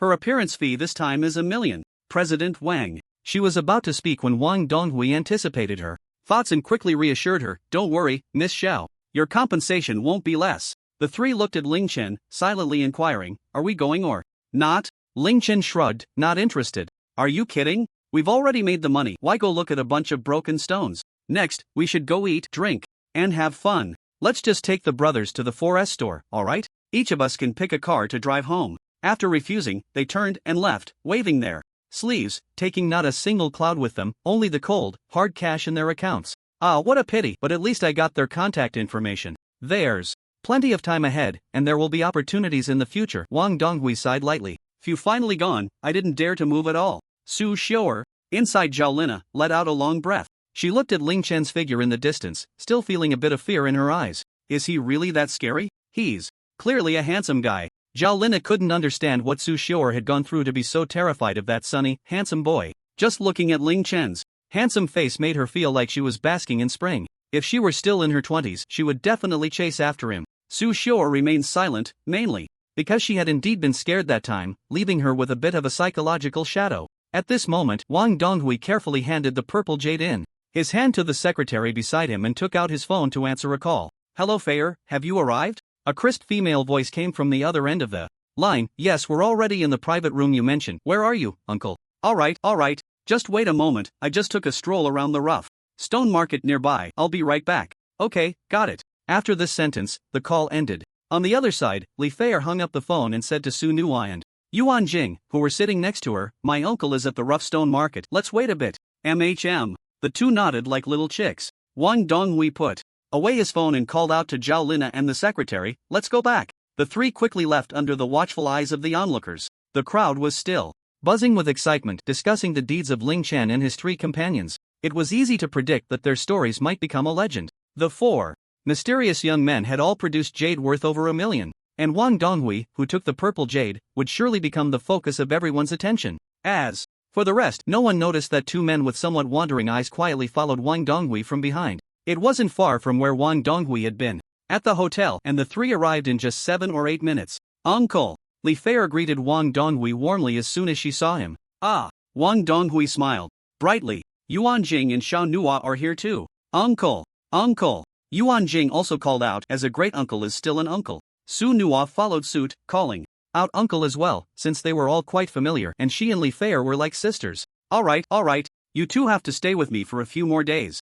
This time, after exchanging pleasantries, Wang Donghui added, you must be hungry, let me have the waiter bring the dishes. Li Feier nodded vigorously. I'm starving. My stomach is about to collapse. Shaoli, you can have the waiter bring the dishes now. Wang Donghui instructed. Yuan Jing looked at Zhao Lina's familiar face, puzzled, and asked Wang Donghui, Uncle, who is this sister? Wang Donghui instinctively glanced at Zhao Lina, a bit slow to realize, oh this is Miss Xiao, the rough stone appraisal master I invited. No worries, we'll eat together. Zhao Lina smiled beautifully at Yuan Jing. Little beauty, we meet again. Zhao Lina didn't expect to run into Yuan Jing here. It seemed she really had a connection with Ling Chen and his group. Ha, what a coincidence, big sister. You two have met? Wang Donghui looked surprised. Zhao Lina explained, we sat in the same row on the plane. Oh, ha, why does that sound so familiar? Wang Donghui fell into thought. Li Fei and Su Nuo had long noticed this elegant woman. As we all know, girls love beautiful things, including beautiful women. Therefore, the two of them also began to join the conversation with Zhao Lina. Uncle, is that stone Secretary Li is holding purple jade? After chatting for a while, Li Fei shifted the topic back to the purple jade. Ha, it's top-grade purple jade. Just picked it up from the market. Wang Donghui laughed heartily, his expression somewhat smug as if to say, aren't you impressed, uncle? I think it was Sister Zhao who helped you pick it out, right? Li Fei teased. Actually, no, I bought it from a handsome young man. Zhao Lina interjected at the right moment, her gaze fixed on Yuan Jing, a hint of a meaningful smile on her lips. You still know that handsome young man? Ha? Yuan Jing looked a bit confused. Zhao Lina held up 4 fingers to remind her. To be precise, it's 4 of them. 4? Is it? Them. The 4 handsome young men immediately made Yuan Jing think of Ling Chen and his 3 companions. Yes, it's those few friends of yours from the plane. Zhao Lina nodded affirmatively. Alright, so this is their big secret? With confirmation, Yuan Jing thought to herself. And just by looking at Uncle's expression, she knew this piece of jade must be very valuable. What's wrong? Xiao Jing, do you know those young men too? Wang Donghui asked in confusion, wondering how his niece knew everyone. His question interrupted Yuan Jing's thoughts and she nodded seriously. Yes, they are my classmates. What a coincidence. Why didn't you invite them to come and play? Well, I invited them, but they said they had important things to do. Yuan Jing waved her hand dismissively. By the way, uncle, how much did you spend on this piece of purple jade? Yuan Jing was really curious and wanted to know how much Ling Chen and the others had earned. This amount. Wang Donghui held up 2 fingers to indicate a number. 2 million? Yuan Jing tentatively said. Upon hearing this, Li Fei couldn't help but laugh. Ha! Xiao Jing, a purple jade of this quality isn't that cheap. Yuan Jing was shocked. Wasn't that 20 million? It's 200 million, Wang Donghui pronounced. The price clearly, word by word. Ah! Yuan Jing's expression instantly turned to one of astonishment, exclaiming with one hand covering her mouth. It hadn't been long, and they had already become billionaires. Yuan Jing found it hard to believe. Shocked. A billionaire is actually my classmate. So much. Su Nuo was also very surprised, and this was still Yuan Jing's classmate. Just finished the college entrance exam and already financially free? After the surprise, she felt a bit suffocated. Damn, are today's prospective college students this impressive? It made her feel like a waste. Li Fei wasn't too surprised, having been exposed to these things since childhood. She had long since built up immunity. Moreover, she had already seen that the value of that jade was over 100 million. Then, Wang Donghui began to recount the legendary stories of Ling Chen and the others, leaving the few of them in awe filled with endless admiration. Just as they were chatting, the waiter began to serve the dishes one after another, perfectly matching the meal with the stories, making for a unique dining experience. Meanwhile, Ling Chen and the others arrived at the Mercedes-Benz 4S store. The staff, seeing the youthful appearance of the 4, did not look down on them. Their service attitude was very good and enthusiastic, without the typical scenario in novels where the protagonist is looked down upon when buying a car.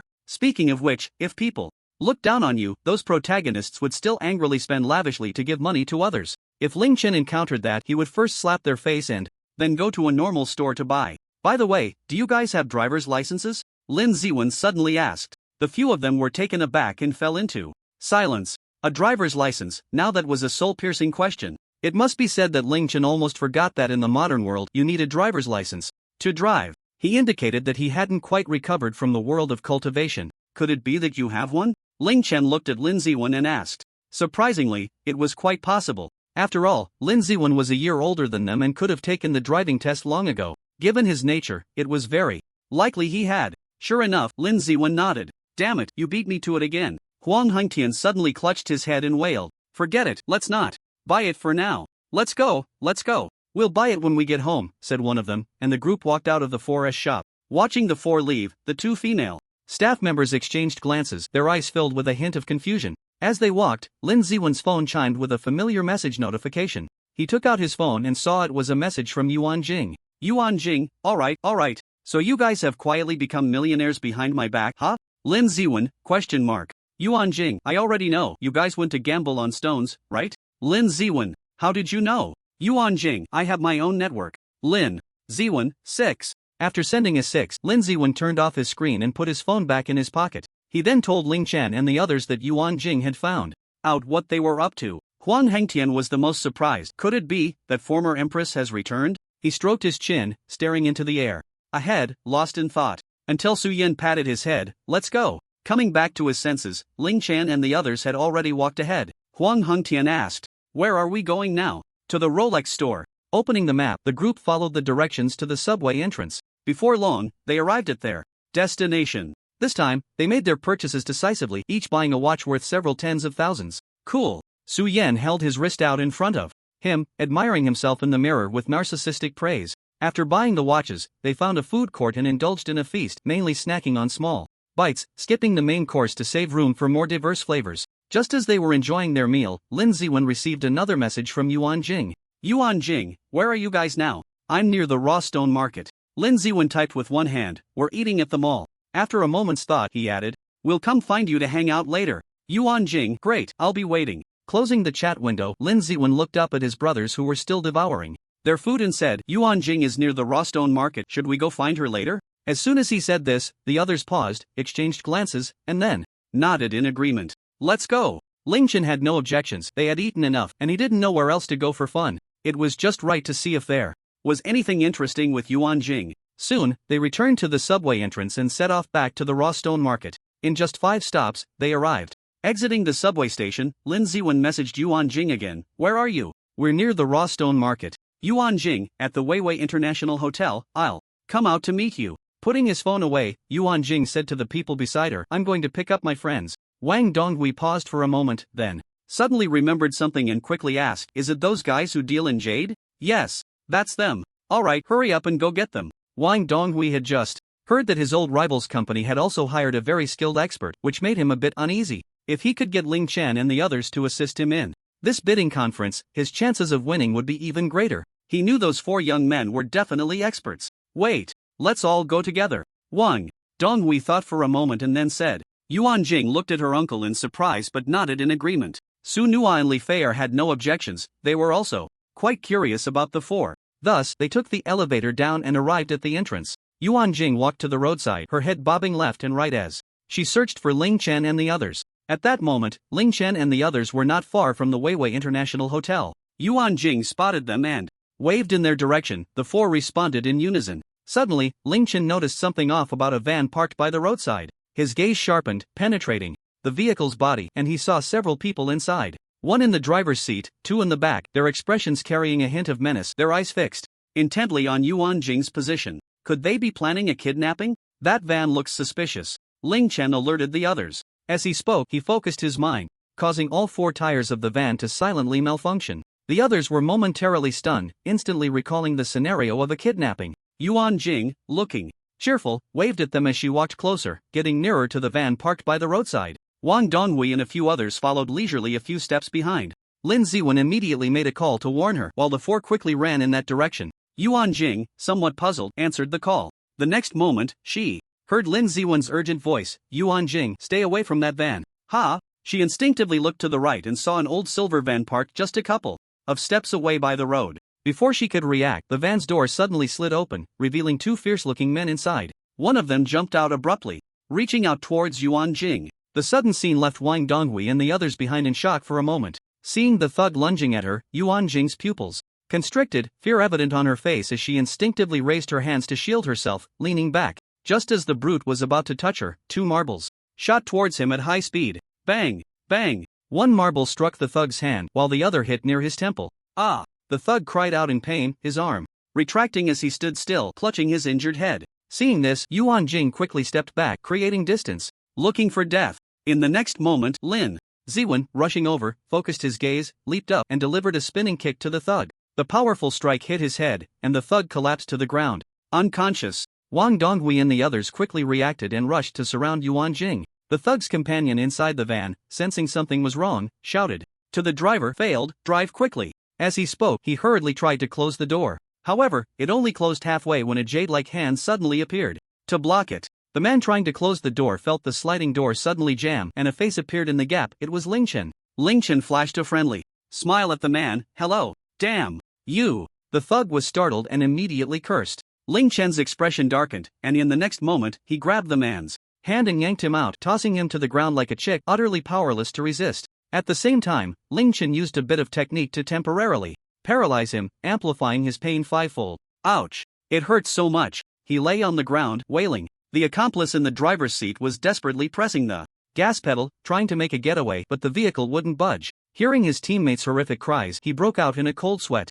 He slammed his hands on the steering wheel. Damn! Why won't it start? Bang! Bang! He heard knocking on the glass and looked over. Suddenly, he was met with Ling Chen's handsome face. He glanced behind Ling Chen and saw that his two companions were already down, and their van was surrounded by the others. Damn! That word popped into his mind. Hello! The man, sweating profusely, greeted Ling Chen outside the window, then obediently opened the door, raising his hands as he stepped down. There was no choice, there were too many people on the other side. If it were just Ling Chen, the handsome guy alone, he was confident he could take him down in a moment. The thought flashed through his mind. He felt a tremendous force hit his calf.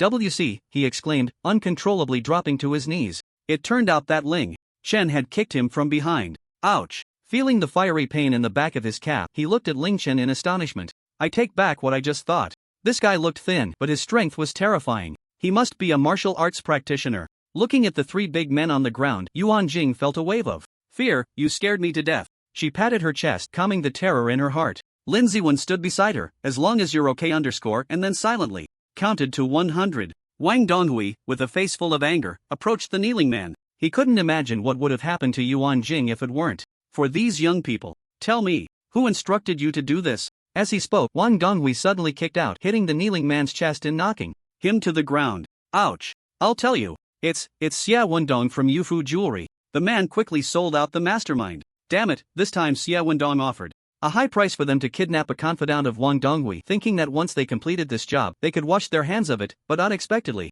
they fell flat on their faces. Since they couldn't escape prison anyway, he simply sold out that kid. At least he could avoid physical suffering. Xia Wendong. Hearing this name, Wang Donghui's expression turned cold. This Xia Wendong from Yufu Jewelry had always been in competition with their company, although he had previously used some petty tricks. He had never stooped this low. He never expected him to use such methods this time. No doubt, they should be directly punished by the law. Huang Hengtian and Su Yan exclaimed in disbelief. They never thought these people would dare to kidnap someone in broad daylight. Their guts were too big. Soon, the sound of police sirens could be heard, and the three thugs were taken away in handcuffs. Wang Donghui instructed his secretary to handle the matter, ensuring that the mastermind would be sent to prison. Watching the police car leave, the people on both sides began to introduce themselves to each other. Su Nua kept staring at Ling Chen and the others, her thoughts drifting back to that night when her dog almost bit someone. These four handsome young men were the ones she saw by the river that night. What a coincidence! Moreover, she noticed that when the kidnappers failed to capture Yuan Jing, accompanied by a cry of pain, 2 marbles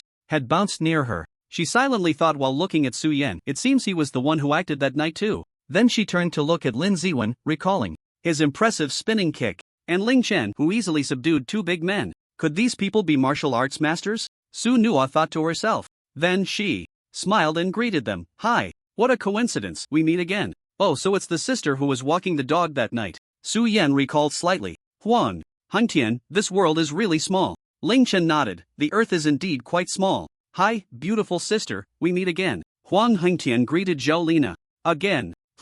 It seems we really are fated, she smiled. What are we talking about here? Let's go inside. Wang Donghui called the few people back into the hotel. Once back in the private room, Wang Donghui stepped out again. You young people chat first, I have some matters to attend to. Without the middle-aged Wang Donghui around, Su Yan and the others relaxed a lot. Li Feier was very curious about them, especially about who had offered the purple jade. She asked. The 3 young men all pointed at Ling Chen in unison. Yuan Jing looked at Ling Chen with envy. So you directly earned 200 million. Just a small amount, a small amount. Ling Chen waved his hand, signaling her not to get too excited. A wave of humble bragging successfully earned him everyone's eye rolls. Soon, everyone became familiar with each other. In a room, Wang Donghui held his phone to his ear, talking. Alright, how can it be changed just like that? Tomorrow it is then. After hanging up, he sighed. What a ridiculous bidding meeting, the time can be changed just like that. However, this was the first time such a situation had occurred. He wondered what had happened to prompt the organizers to make this decision. Forget it.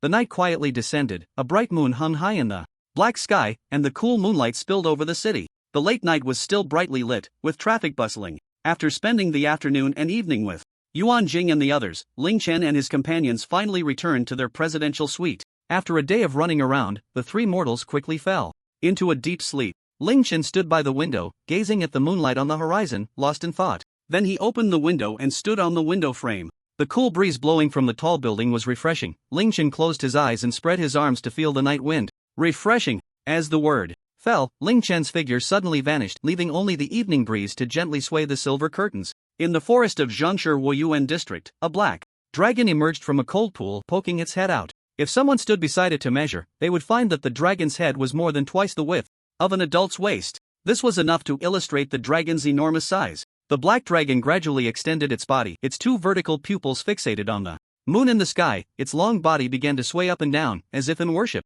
Surrounding the cold pool were several carcasses of other animals, and even a few skeletal remains, the shape of the skulls indicating humans. The black dragon worshipped the moon while flicking its tongue, and after a while, a large red pearl slowly flew out from its gaping mouth. The pearl hovered in the air not far from its head, emitting a faint glow. This bizarre scene was currently being observed by four mysterious men. The cold pool was located in a place surrounded by mountains on all sides, with only one entrance. The terrain outside the entrance was complex, and these men had found the hiding place of the black dragon by climbing to the mountaintop. The four men lay on the edge of the cliff, each holding a night vision binocular to observe. What they were watching was the large dragon at the bottom of the cliff. "Wow, Captain, is this big loach refining an inner elixir?" One of them couldn't help but whisper in amazement. An older man put down his night vision binoculars and took out a night vision camera. "It should be, this sense of oppression must be at S level. Let's record it first." After saying this, the man held the night vision camera and filmed for about 7 or 8 seconds, then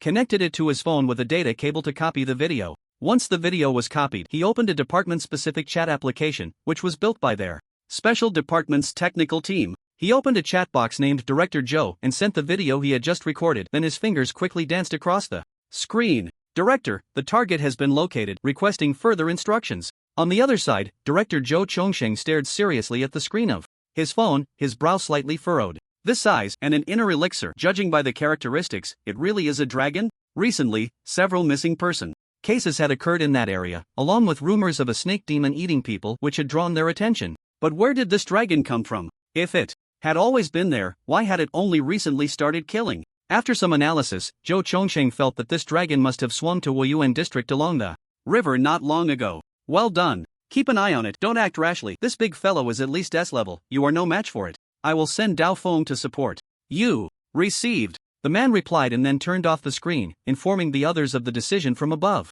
"The director told us not to act rashly, just to keep an eye on it, and that Dao Feng is coming to support us." Dao Feng. Hearing this name, several people were taken aback. Goodness, how could it be this big shot? Their faces immediately turned a bit bitter, clearly recalling some unpleasant memories. "Alright, although Knife Mad Sr. is a bit crazy, his strength is beyond doubt," the slightly older man reassured them. "Captain, you haven't experienced the hardships we went through back then." As he spoke, he sighed, and the devilish training methods of Knife Mad flashed through his mind. Lost in thought, he couldn't help but shiver. "No, I can't think about it. I've heard a bit, but it can't be that exaggerated, right?" the captain said, rubbing his bald head. "Sigh, let's not even mention it, it's simply a shadow over my life." Upon hearing this, the others nodded in agreement. The bald captain, named Zhang Qiqing, had more experience than the other three, and naturally, he was stronger as well. He had heard that recent recruits had to undergo Knife Mad's training, causing the new soldiers to complain endlessly. At the time, he thought little of it, assuming the newcomers just couldn't handle the hardship. After all, what training isn't tough? If you don't suffer today, you'll suffer when dealing with special events in the future. But now it seemed he had underestimated Knife Mad's training. It had left psychological scars on people. "Captain, there's a situation." Just as Zhang Qiqing was lost in thought, a team member quietly reminded him. He immediately shifted his full attention to the black flood dragon. Just one look left him a bit dazed. Above the cold pool, the black flood dragon's inner core glowed with a blood-red light, and a gray-white pearl was expelled from its mouth. This pearl resembled a pure white stone, nearly twice the size of its inner core, and was currently floating beneath it. "What? How can there be another inner core?" Staring at the two large pearls, Zhang Qiqing's mind was filled with question marks. "Two inner cores?" The team members were astonished. Suddenly, Zhang Qiqing seemed to recall something, his expression changing drastically. No, this isn't its inner core. A beast can't possibly have two inner cores." "Then, what is it?" a team member asked in confusion. "Do you remember the news about the dragon claw-shaped stone unearthed in Zheng City a while back?" Zhang Qiqing said seriously. "The one from Longtu Ridge?" Zhang Qiqing nodded and continued. "Do you know why it's called Longtu Ridge?" "Why?" Zhang Qiqing took a deep breath. According to historical records, during the Tang dynasty, a flood dragon appeared in that area, flew into the sky, and was struck down by heavenly lightning. The local people were terrified, and later they named the place where the flood dragon fell Longtu Ridge. So, you're saying that the Dragon Claw stone is a real dragon claw? Zhang Qiqing nodded. It's probably not wrong. This black flood dragon's other inner core must be that flood dragon's dragon pearl. The others looked at each other in shock. It was actually a dragon pearl. But it shouldn't be a dragon pearl, right? That flood dragon also failed its tribulation, didn't it? How can it be called a dragon pearl if it hasn't transformed into a true dragon? It is a dragon pearl, but the dragon died because it couldn't withstand it. Otherwise, its body wouldn't have turned to stone. Zhang Qiqing explained. There's such a saying? Zhang Qiqing nodded. Yeah, I've seen some materials related to dragons in the bureau. Look, the dragon pearl is starting to glow, someone whispered. They saw the black flood dragon's inner core emitting red light, and then a stream of red energy began to surge towards the gray-white dragon pearl. Before long, cracks began to appear on the dragon pearl. Specks of golden light started to emerge from the cracks. It should be using the energy from its inner core to activate the dragon pearl. Zhang Qiqing's expression turned grim. If this evil flood dragon successfully activated the dragon pearl, it wouldn't be long before it could transform into a dragon, and then the world would have another great disaster. Captain, why don't we take action now? I don't believe this beast can withstand an 18mm caliber sniper rifle. The 18mm caliber sniper rifle was specially customized for people like them. An average person's shoulder couldn't withstand the recoil. Zhang Qiqing fell silent for a moment before saying, this is the first time I've seen something like a jiao. If we can't take it down within a few breaths, it will be us who die. Our small frames can't withstand an S-level attack. I'll report to the director first and see what he says. Sai, I hope Senior Knife Mad arrives soon. Aki, a witch girl is thinking of me? In a small supersonic plane, a man holding a black gold tang knife sneezed and then chuckled while rubbing his nose. The man had shoulder-length curly hair, a resolute face, and a horizontal mustache above his lip. This person was Knife Mad, whose real name was Xie Sanfeng. Just right, I'm next door in Zhang City, and now there's some fun to be had. Jiaolong? Hee, I've never chopped one before. In today's world, the vitality was dwindling, ancient cultivation methods were gradually declining, and cultivators were extremely rare. Ever since the Great Rift, the world's vitality had been decreasing, making cultivation increasingly difficult. Relying on ancient methods for longevity was no longer feasible. However, later on, a remarkably talented individual created another set of cultivation methods. Since the world's vitality could no longer support cultivators in refining their bodies for longevity, why not abandon the physical body and recreate a more advanced one? That remarkably talented individual comprehended the true essence of yin and yang by understanding the principles of fetal formation. Since the union of male and female can produce a fetus, what about a more advanced yin and yang? Yin and yang manifest everywhere. Does the human body not also contain complete yin and yang within? Through introspection, he discovered that everyone carried a bit of innate yin and yang within them, which he called true yin and true yang. From then on, he continuously improved along this path, eventually forming a relatively complete cultivation system.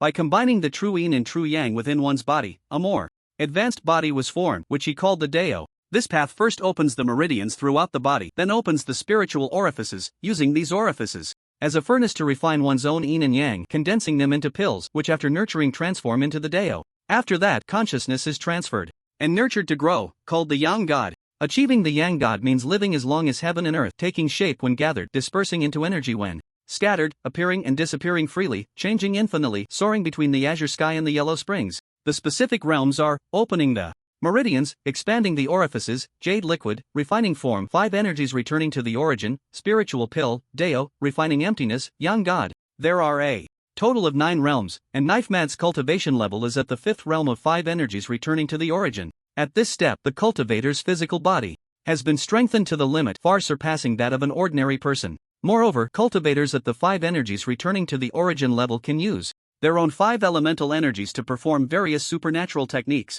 And the most important point is that this cultivation method does not require spiritual roots. Let me know when we're close. I'll meditate for a bit. Knife Mad instructed the pilot. Understood, Senior Knife Mad. Then Knife Mad crossed his legs in his seat, forming a zodiac seal with his hands, the tang knife resting across his lap. He immersed his mind into the knife, beginning to practice a knife nurturing technique. As a knife enthusiast, this was a daily ritual for him, nurturing the knife and engaging in spiritual communication with it. This knife had followed him since he began his cultivation, and its spirit had long been nurtured. Famo, we have something to chop again. Knife Mad whispered, a hint of anticipation appearing at the corner of his mouth. Buzz. Accompanying his words, the tang knife on his lap strangely trembled. Looks like you're just as eager as I am. At the edge of the cliff, a four-person team remained crouched, observing. The director's next instruction was still to keep watching. After all, their strength was average, with 3 in the opening meridian's realm and 1 in the expanding orifice's realm. Cultivators in the opening meridian's realm possess incredibly strong vitality. Once they enter this realm, even a novice can surpass a seasoned special forces soldier. A few of them were born with supernatural abilities, but their powers were relatively weak, and their main combat strength relied on cultivation and technological weapons. Zheng Qiqing was the only practitioner at the Zhanxiao realm in the team, and the strong members of the organization were mainly divided into 2 types. One type had strong cultivation, while the other had powerful abilities. Captain, there's another situation. A team member looked at the display screen in surprise. What happened now? Zheng Qiqing approached upon hearing the voice. On the screen, the position of the Black Flood Dragon was displayed as a mass of energy with data marked beside it. Suddenly, another mass of energy appeared at the bottom of the screen and quickly moved upward. Another high-energy reaction. Zheng Qiqing's eyelids twitched nervously. This screen was a biological energy detector developed by their organization, capable of scanning for high-energy biological reactions within a 5-kilometer radius. What movie are you watching? At that moment, a somewhat unfamiliar voice rang in their ears. At the same time, they felt an extra hand on their backs. The two turned their heads toward the source of the voice. What came into view was a completely unfamiliar face grinning with a set of small white teeth, eyes filled with curiosity. The scene fell silent for a second. The two, realizing what was happening, immediately rolled away and crouched down, 4 of them warily watching the suddenly appeared person. Zheng Qiqing's sharp gaze fixed on Ling Chen, who was still lying on the ground. Ling Chen had changed his appearance this time, intending to go incognito. He slowly stood up, brushed off his hospital gown, and introduced himself. Everyone, don't panic, my name is Liang, a passing repairman. The crowd was speechless. Zheng Qiqing's eyes glanced at the words next to his hospital gown and instinctively read them out loud. Qingshan Mental Hospital. A lunatic? At the same time, he sensed and found that the aura on him was that of an ordinary person, ruling out the possibility of him being a practitioner. He signaled another team member holding the energy detector with his eyes. Sensing aura was inaccurate for supernatural beings, so they had to use the instrument to check. Captain, he's an ordinary person. Upon hearing this, the 4 finally relaxed. Phew. You scared me. Where did this lunatic come from, scaring someone to death in the middle of the night? Haha, who else could be out here in the middle of the night? Besides us and the mentally ill? Clang. The sound of a metal object falling to the ground echoed. The group looked over and found a wrench had dropped at Ling Chen's feet. Ling Chen casually picked it up and tucked it back into his pants. Everyone, don't panic, I already said I'm a repairman. Having a wrench on me is quite normal. Right? Normal my foot. Do you think we haven't seen Stephen Chow's movies? Zheng Qiqing slapped his forehead, looking pained as he said to the 2 team members, you too. Keep an eye on him, don't let him mess around. Yes, Captain. After saying that, the 2 pulled Ling Chen to the side, one on the left and one on the right, pinning his arms. They then resumed their positions, using binoculars to observe the situation below. One of the people next to Ling Chen was a bit curious. He had never seen a mentally ill person before, so he wanted to chat and see what was different about his thought process. Bro, with so many mountains here, how did you get over? Ling Chen looked at him, his eyes revealing a clarity and innocence. My friend brought me over. Friend? What friend? Ling Chen glanced at the side, then secretly pointed to the sky, looking mysterious.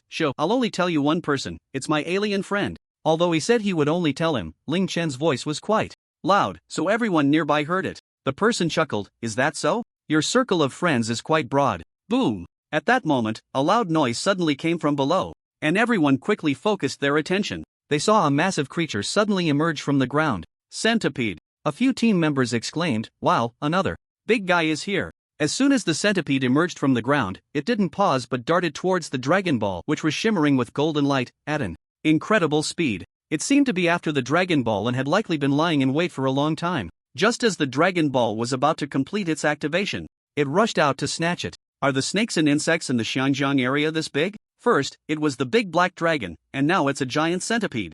I've heard that this area is full of snakes, insects, and rodents. Seeing it today, not only are there many, but they are also huge. Let me take a look too. Ling Chen snatched the binoculars from the person next to him and held them up to his eyes. Hey, don't grab. Wow, night vision? So advanced. Ling Chen exclaimed dramatically.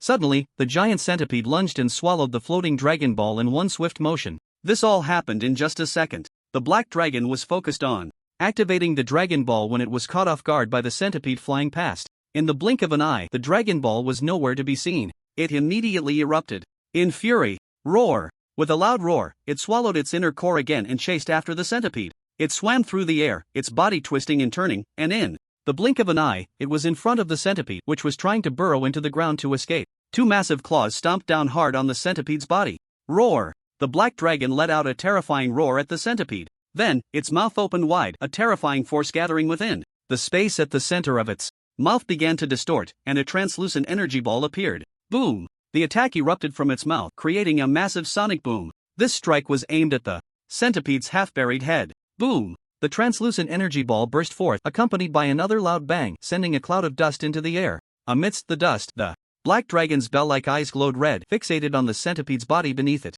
Wow, wow, wow! Two giant bugs are fighting! Ling Chen shouted excitedly from the cliff's edge, holding the binoculars. His voice echoed brightly in the quiet mountains. Should keep it down, or give me back my binoculars. The person whose binoculars were snatched warned. As he spoke, his pupils glimmered with a faint white light, also focused on the situation at the cliff's bottom. Clearly, this was his special ability. Probably some sort of farsightedness. Zhang Qiqing stroked his chin, then took out his phone, typing with one hand to update Director Zhang on the situation. Here, in the dark environment, only the screen in his hand glowed with white light. When the white light faded, Zhang Qiqing sent the message and shifted his gaze back to the billowing dust below. The black dragon stood on the unmoving body of the centipede, having already determined its death. Thinking about how it had taken down such a massive creature with a single blow, a sense of pride welled up within it. Look at this, this is the power of a dragon. How dare you, a mere centipede, provoke a true dragon? It's simply seeking death. As the dust gradually settled, the black dragon's view cleared, but in the next moment the pride in its eyes vanished, replaced by shock. The body beneath it was left in halves, the upper part had completely disappeared. Looking ahead, there was only a dark, gaping hole. If this black dragon had spent time in human society, it would have undoubtedly cursed. Stunned for a second, it quickly flew to the edge of the hole, peering inside with one eye. It hoped that the centipede hadn't run far. Unfortunately, it was destined to be disappointed. The centipede had long since vanished, and if the black dragon had gone in to look, it would have discovered a complex network of tunnels inside. Clearly, the centipede had been eyeing the Dragon Ball for a long time. Roar! The black dragon howled at the sky, its voice carrying 3 parts sadness, 3 parts unwillingness, and 7 parts rage. The Dragon Ball! It's Dragon Ball! This was its great opportunity to transform into a true dragon, and it was snatched away by a filthy centipede. The more it thought about it, the angrier it became, needing to vent. Boom! A translucent energy sphere was shot into the sky, creating a massive shockwave that tore a large hole in the clouds. Immediately after, it began wildly shooting energy spheres in all directions. A dragon head continuously changed its shooting direction. Bang! Bang! One strike pierced through the mountain in front of them, large chunks of rock tumbling down. Bang! Bang! Another strike hit the very mountain where Ling Chen and the others were lying. The ground shook violently and they felt a surge of fear. Damn! It's gone crazy! Run! As they spoke, they darted away like arrows. Ling Chen remained still lying on the ground looking through his telescope. After a few seconds, a team member returned, grabbing Ling Chen and urgently saying, "Are you crazy? Still looking?" Without waiting for Ling Chen's response, he pulled him and ran down the mountain. The black serpent showed no signs of stopping, spinning like a top while launching energy attacks. The mountain trembled more violently, with large rocks and dirt continuously falling. If they weren't careful, they could be buried alive. Just as everyone was running in a panic, Ling Chen spoke up. "Don't panic. I can call my friends to pick us up." The team member holding Ling Chen couldn't help but retort, "Are you calling your alien friends?" Ling Chen was taken aback. "How did you know?" "Since you know, I won't hide it anymore. I'm calling them to save us." The team member didn't respond to Ling Chen. He felt like he was losing his mind, still acting crazy with Ling Chen at a time like this. Feeling that running with Ling Chen was too slow, and seeing that the other teammates had already run 2/3 of the way, he realized they were at great risk of being buried alive or being smashed to pieces by the attacks piercing through the mountain. This couldn't go on. So he paused for a moment, then quickly hoisted Ling Chen onto his back. "Hold on tight." After saying that, he accelerated and ran down swiftly. Meanwhile, Ling Chen was not idle. On the back of this caring team member, he took off one of his slippers. The team member noticed his action, unsure of what he was up to. Ling Chen held the slipper in one hand, wrapped the other around the team member's neck, and pressed his index finger on the slipper as if pressing a phone button. "What are you doing?" The team member glanced at the slipper next to his face, puzzled. "Calling my friend," Ling Chen replied with pure innocence. "Forget it, I shouldn't even bother with him," the team member thought helplessly. After a series of actions, Ling Chen held the slipper to his ear. "Hey bro, come save me quickly. Don't worry, I've got plenty of bear biscuits here. Hurry up." After a few simple sentences, Ling Chen hung up the slipper phone and put it back on his foot. Suddenly, an attack burst out from the mountain beneath them, shattering the rocks instantly. Fortunately, it didn't hit them directly. Damn it! They narrowly escaped disaster, but the powerful shockwave still sent them flying. As they soared into the air, Ling Chen suddenly shouted inexplicably, "Ah!" In the next moment, something incredible happened. A beam of mysterious white light suddenly broke through the clouds and enveloped the two airborne individuals. This beam of white light was like a spotlight on a stage, with Ling Chen and the team member as the illuminated protagonists. Then, something strange occurred. Instead of falling according to the laws of nature, they simply floated in mid-air. Ha! What's going on? The team member looked around in confusion, realizing he didn't feel any weightlessness. Instead, he was floating. Light. So warm. The team member gazed at the light in disbelief, his eyes bursting with curiosity and joy. Although he couldn't figure out what was happening, at least they were safe. Under this light, the tension in his heart finally relaxed. They've finally arrived. Ling Chen looked up at the sky in the direction of the beam of light, a pure and innocent smile spreading across his face. The team member, hearing the words coming from behind him, raised an eyebrow, suddenly recalling what Ling Chen had said earlier.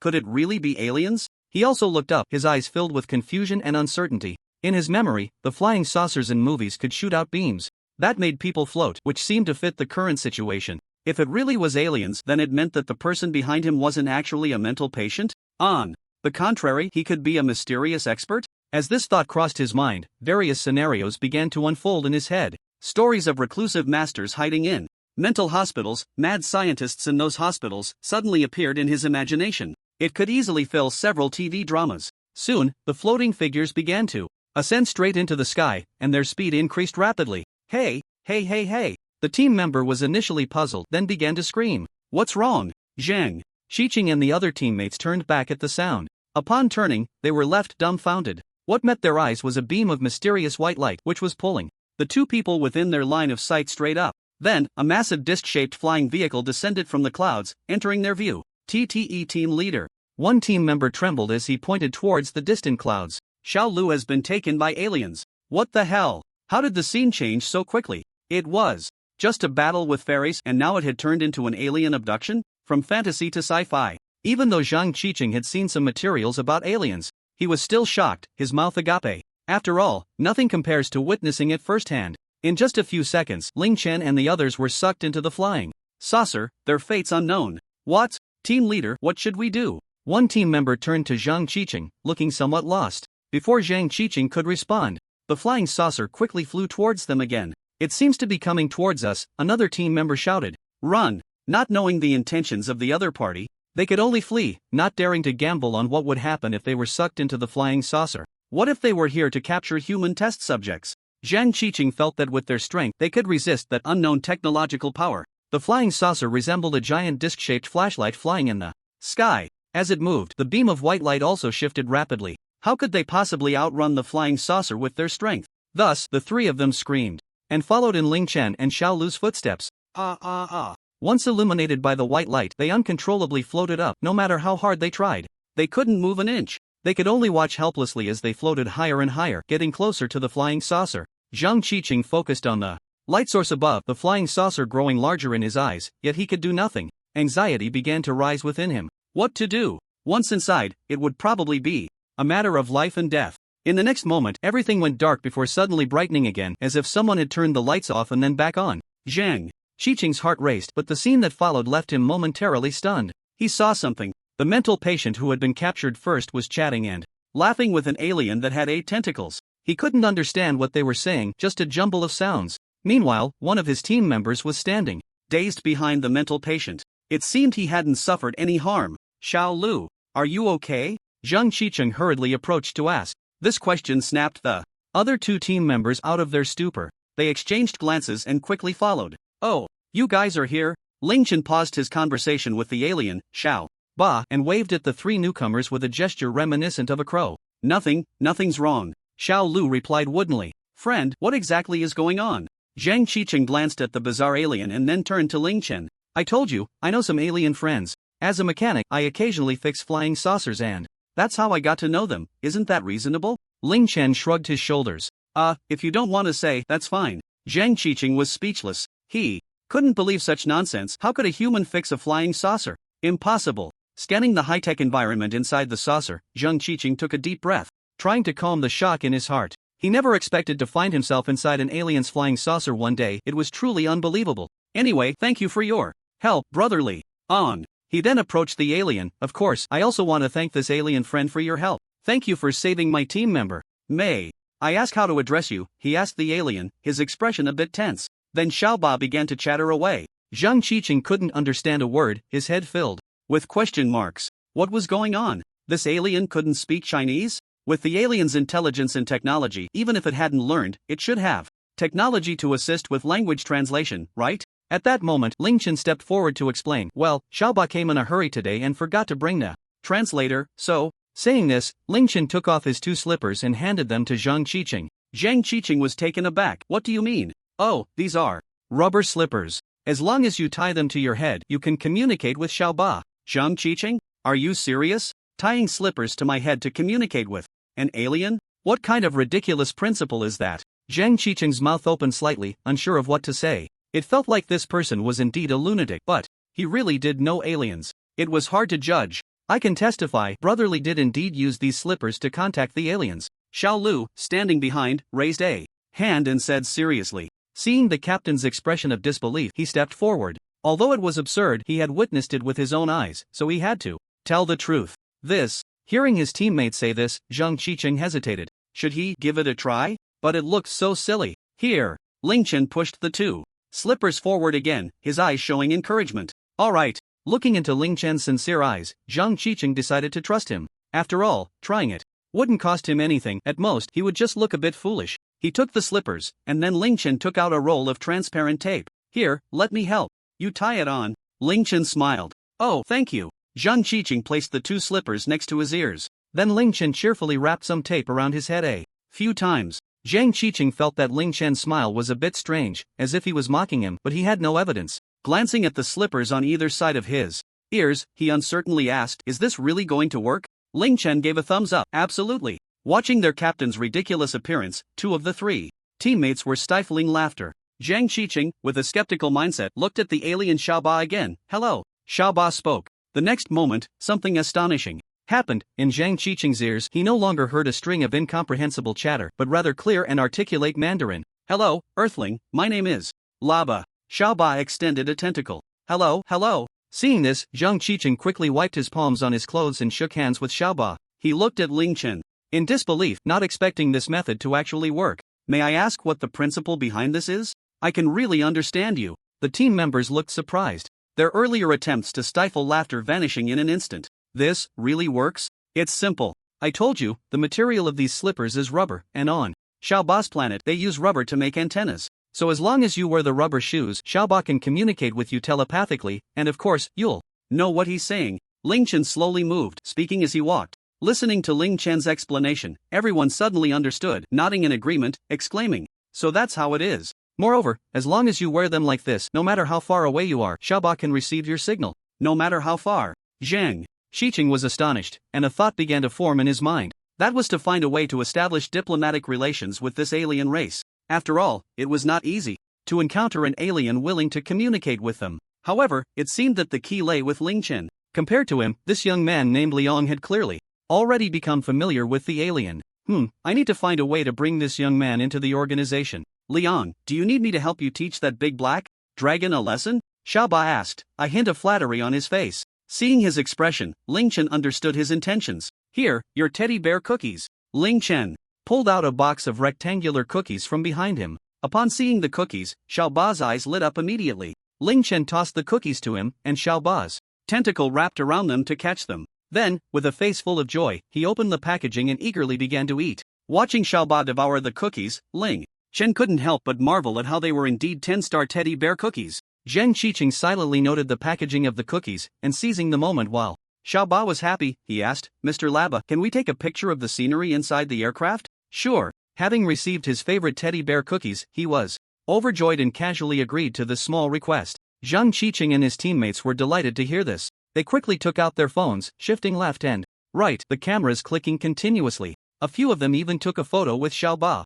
You vile creature. Do not be so arrogant. Suddenly, a booming voice came from outside. The team members who were taking pictures froze, their faces showing surprise. That voice is Senior Dao Feng. Great. Senior Dao Feng has finally arrived. Hearing Dao Feng's voice, they moved to the window of the aircraft to look down. Below the flying saucer, a small plane zipped by, seemingly unaware of the saucer's Presence. As the plane reached directly above the black dragon, a figure jumped out, and it was indeed Dao Feng. Strange. They seemed to not have noticed the flying saucer, one team member said in confusion. Are you stupid? They must have activated stealth mode. The team member was taken aback and felt a bit embarrassed. Right, I almost forgot that the flying saucer has that function. Dao Feng was rapidly descending, the strong wind blowing his curly hair back. His gaze was fixated on the black dragon below. The black dragon had also noticed the newcomer, raising its massive head, and the dragon and the man locked eyes. It felt as if sparks were flying in the air. A chilling atmosphere began to spread. Dao Feng Sanfeng drew the long knife in his hand, gripping it tightly before raising it high.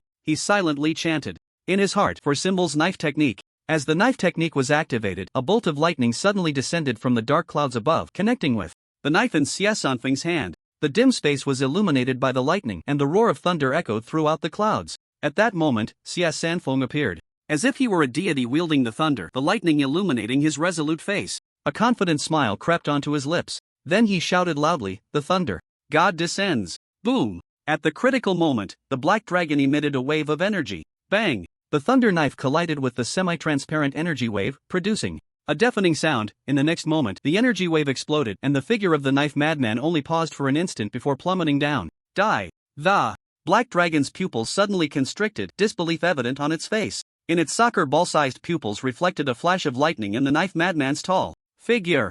Bang! The long knife, carrying the thunder, struck the black dragon's head. Clang! Sanfeng first heard a crisp sound, followed by the sensation of the blade sinking into flesh. Bang! With one strike, the black dragon let out a wail and crashed heavily to the ground, kicking up a cloud of dust. Whoosh! Sanfeng then landed, maintaining the chopping posture for a few seconds before slowly straightening his half-crouched body, flicking the long knife to shake off the blood. He combed his hair back with his hand and lightly spat out a word, "Cool." On the flying saucer, several team members were dumbfounded. So strong, too strong. Xiao Ba was also seeing such a powerful human for the first time, momentarily stunned. Humans are so terrifying. He finally understood why his friends had advised him so much when he first came to Earth. It turned out there were such formidable humans on Earth, although they still couldn't stop a single laser cannon from his spaceship. But if he got off the spaceship without technological weapons, he would definitely be a lamb to the slaughter. Crack! Xiaoba tossed a small bear cookie into his mouth, chewing it slowly with a smile, savoring the taste.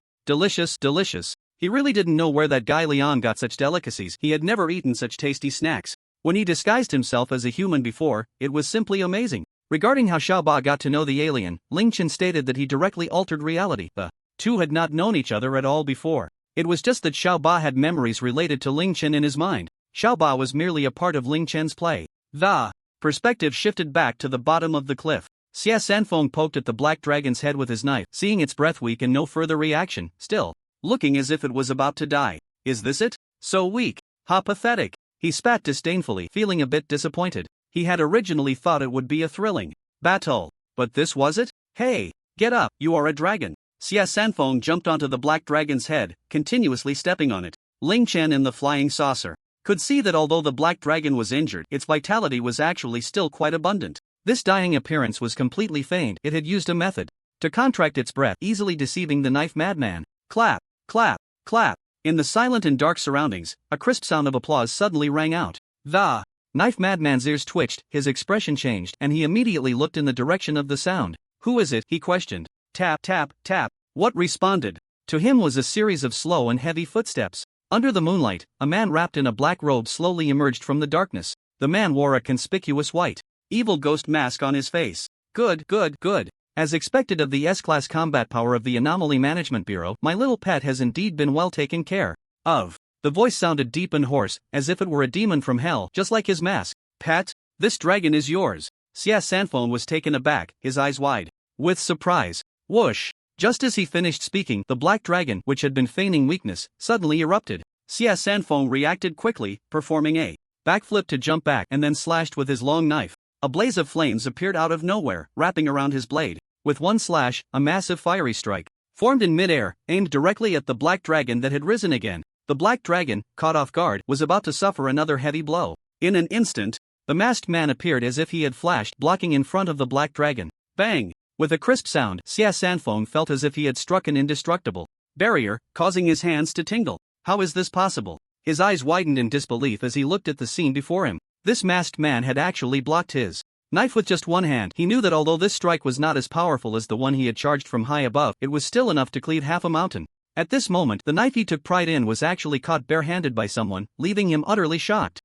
Nothing is impossible. The raspy, deep voice of the masked figure echoed lightly, as if he were discussing something trivial. The masked figure held onto Xie Sanfeng's knife, leaving Xie Sanfeng suspended in mid-air, their gazes locked. Looking into the calm eyes of the masked figure, Xie Sanfeng's expression revealed immense seriousness and wariness. On the flying saucer, everyone was astonished, wondering how another person had suddenly appeared, seemingly allied with the Black Dragon, engaging in a fight with the captain. Ling Chen and Xiaoba sat comfortably in their chairs, munching on teddy bear cookies while watching the enlarged fight scene on the screen, their relaxed posture resembling that of moviegoers. Who exactly are you? Xie Sanfeng asked again in a muffled voice. No comment. In any case, thank you for teaching this little black dragon a lesson on my behalf.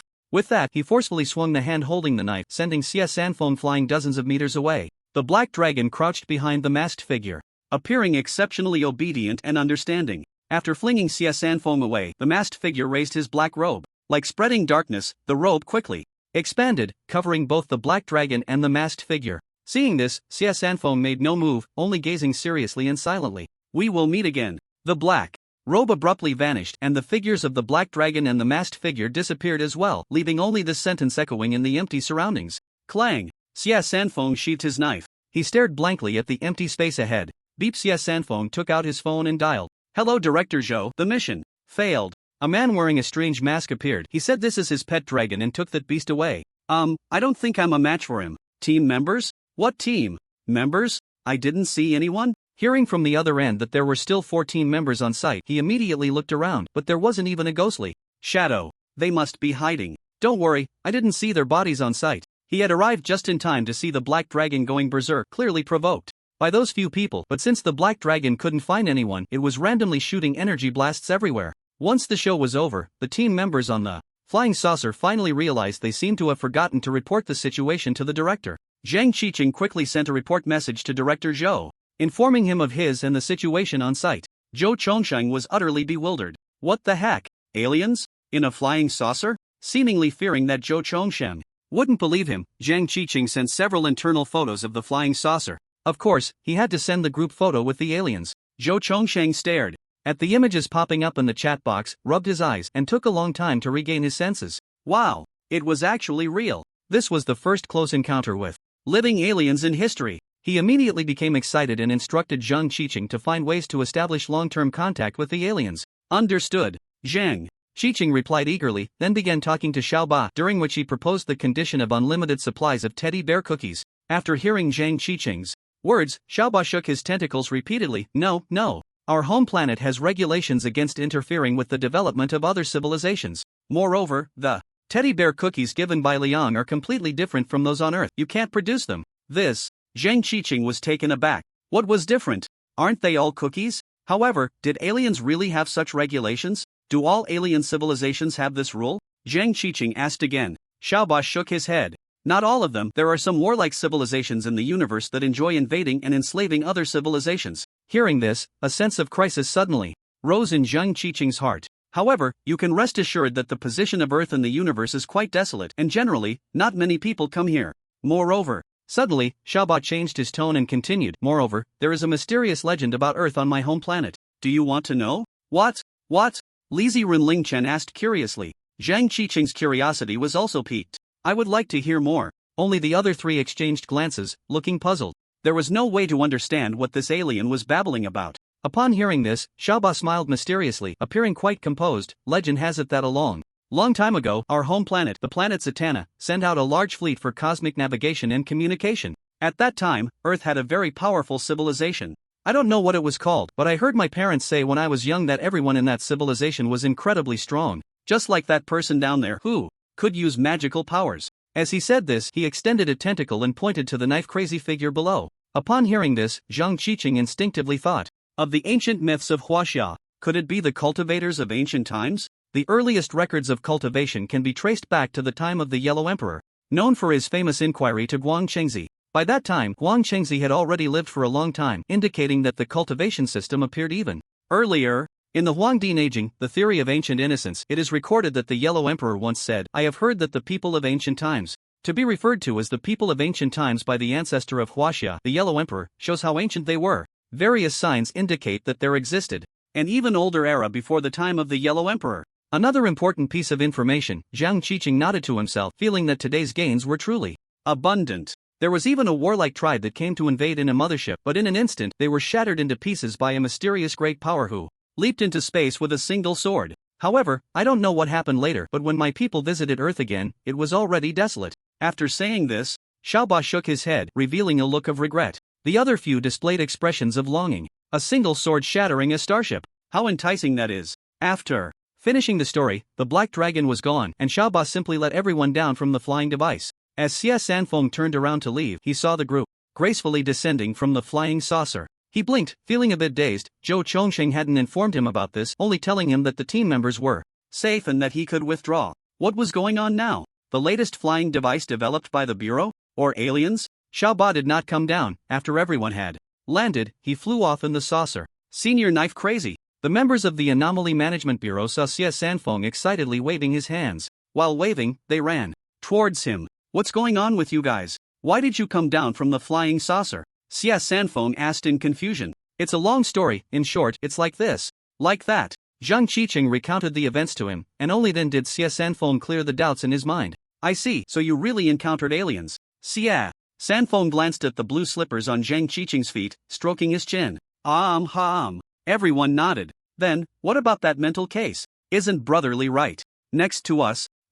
Where's Brotherly? Zhang Qiqing was just about to introduce him when he turned around and found that Ling Chen, who had just been beside them, had disappeared. The other team members were also looking around in confusion. Xia Sanfeng fell silent. Forget it, let's head back together for now. After a while, he finally spoke. Alright.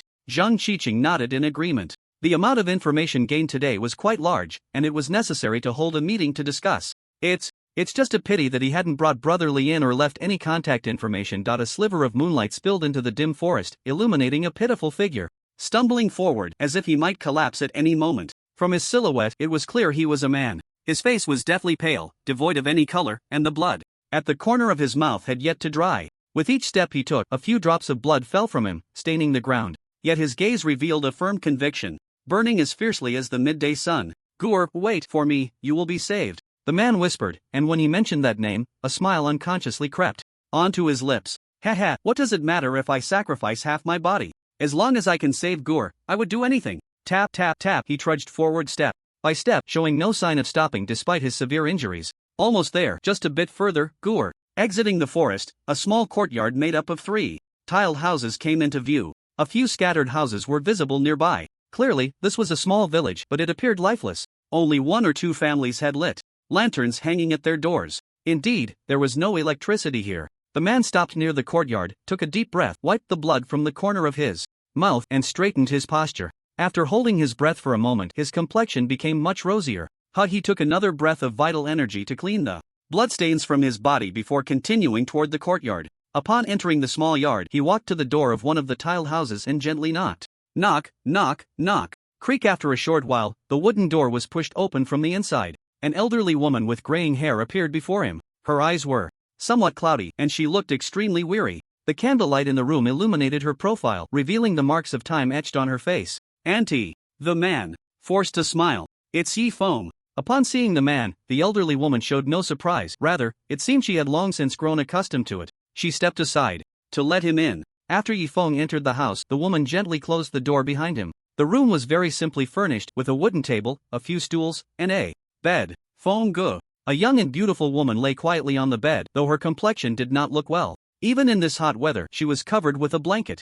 Clearly ill. Upon seeing Yi Feng arrive, her face lit up with joy. She wanted to sit up but couldn't manage it. Gur, don't move, just rest well. Yi Feng approached her bedside, adjusted the blanket over her, and held one of her delicate hands in both of his. They exchanged smiles, saying little, simply gazing at each other in silence. Auntie, you should go rest, I'll take care of Xiaogu. Sigh, alright. The elderly woman sighed and bent her body as she exited the door. Gur, how are you feeling? Seeing Fengge makes me feel much better. The two chatted in the room, unaware that on the roof above them lay a man in a hospital gown, enjoying the scene. Sleep now. Yi Feng's gaze was gentle and affectionate as he caressed Long Xiaogu's cheek, casting a spell to induce deep sleep. Long Xiaogu felt her eyelids suddenly grow heavy, the figure of the man before her gradually blurring, and then she fell into a deep slumber. Once she was asleep, Yifeng could no longer hold back and spat a mouthful of fresh blood onto the ground beside him. However, he paid it no mind, wiped the blood from his mouth and looked at the sleeping beauty before him, his eyes flashing with determination and complexity.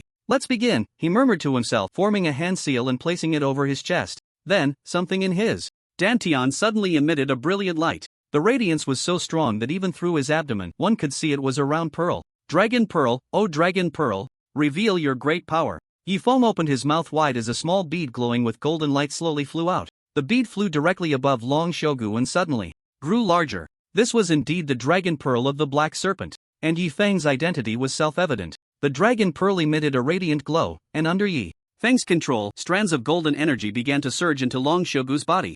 "A mere congenital disease, I refuse to believe that the legendary Dragon Pearl can't cure it." With the energy from the Dragon Pearl healing him, Long Shogu's complexion gradually improved. Seeing this, Yifeng was very pleased, a smile tugging at the corners of his mouth. "Ha, it's working. It's working. Gur, you'll be better soon." It is said that when non-human animals reach a certain threshold in their cultivation, they suddenly lose all their magical power, and thereafter, they will inevitably encounter a child. If they are then toyed with to death by the child, they will fall, their lives extinguished. The cultivation world refers to this trial faced by the fairies as the child's trial, also known as passing the child's gate. A crucial point in passing the child's gate is that one must not harm the child, otherwise, it results in immediate failure and all cultivation is lost. Only after passing this gate can one have the opportunity to advance further. 15 years ago, in the mountains of Woyuan district.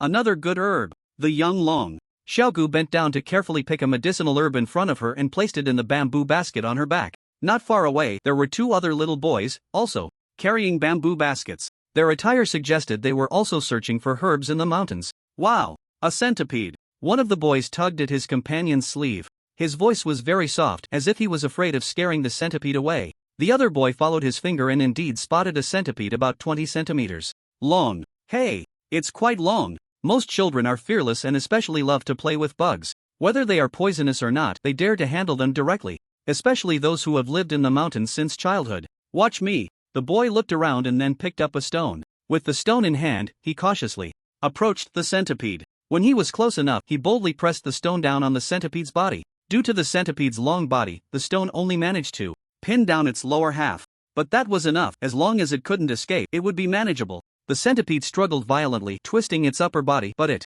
was all in vain. How could such a tiny creature break free from that giant stone? It felt a sense of despair. "Got it." Seeing the stone pinning the centipede down, the boy reached out, ready to find the right moment to pinch the centipede's head. The two boys laughed, as if they had obtained a coveted toy. "What are you doing?" Long Shogu suddenly spoke from behind them. Startled, the sudden voice made both boys tremble involuntarily, clearly frightened. When they turned around and saw it was Long Shogu, they finally breathed a sigh of relief. "Long Shogu, what are you doing? You scared me to death. I thought I saw a ghost." One of the boys patted his chest, silently calling for his soul to return, while casting a resentful glance at Long Shogu. You guys are so timid." Long Shogu laughed, covering her mouth. Being called timid by a girl, the two boys were unwilling to back down and immediately wanted to show off their catch. "Who said that? Look, we caught a big centipede." Yeah. You definitely wouldn't dare to catch it, right? Let me see." Long Shogu pushed between the two and indeed saw a long centipede's lower half, pinned by the stone on the ground. She bent over, resting her hands on her knees to take a closer look. The centipede twisted its body towards Long Shogu, swaying up and down rhythmically, looking quite spirited. For some reason, Long Shogu felt as if she was seeing a pitiful creature bowing to her in constant supplication. So, pitiful. Saying this, Long Shogu quickly removed the stone and tossed it aside. Without the stone's suppression, the centipede successfully escaped, darting away like a rocket, disappearing in the blink of an eye. The two boys, slow to realize, saw their toy escape and immediately wore angry expressions. "What are you doing? We caught it. How dare you let it go?" "Sorry, I thought it looked very spirited. Grandma said that animals with spirit shouldn't be harmed. How about this? I'll give each of you a medicinal herb." Long Shogu put down her backpack, picked out 2 decent herbs, and handed them to the boys. "That's more like it." The little boys took the herbs and immediately started smiling again. The joy of children is that simple.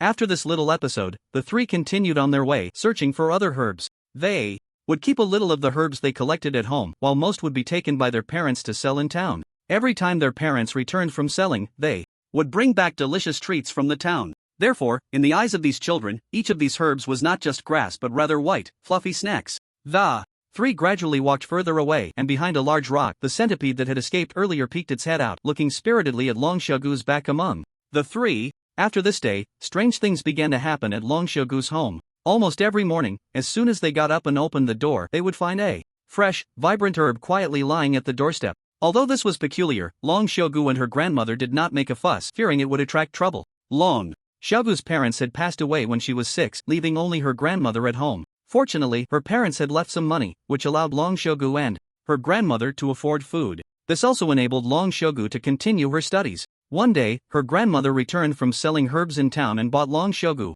a big bag of Alpen lollipops. Long Shogu jumped up in joy, overjoyed. In the jungle behind their small courtyard, a man lay leisurely on a tree, watching the bouncing little girl, and a smile involuntarily crept onto his lips. Seasons changed, and the centipede spirit had been delivering herbs daily for a year. During this time, there was one occasion when Long Shogu tried to figure out how the herbs appeared at her doorstep. She even got up in the middle of the night and hid outside. However, how could she hide from the centipede spirit's keen eyes? It scoffed and challenged her patience. In the end, the old spirit had more patience. Therefore, that time, Long Shogu waited until dawn without discovering anything unusual. Finally, she obediently went back to bed to catch up on sleep. Only then did the centipede spirit take the opportunity to place the herbs. One day, Long Shogu went up the mountain early to gather herbs but accidentally twisted her ankle in a classic way. Ouch, ouch, ouch. Long Shogu fell to the ground, rubbing her injured ankle with a pained expression. The centipede spirit, anxious, transformed into a herbalist carrying a bamboo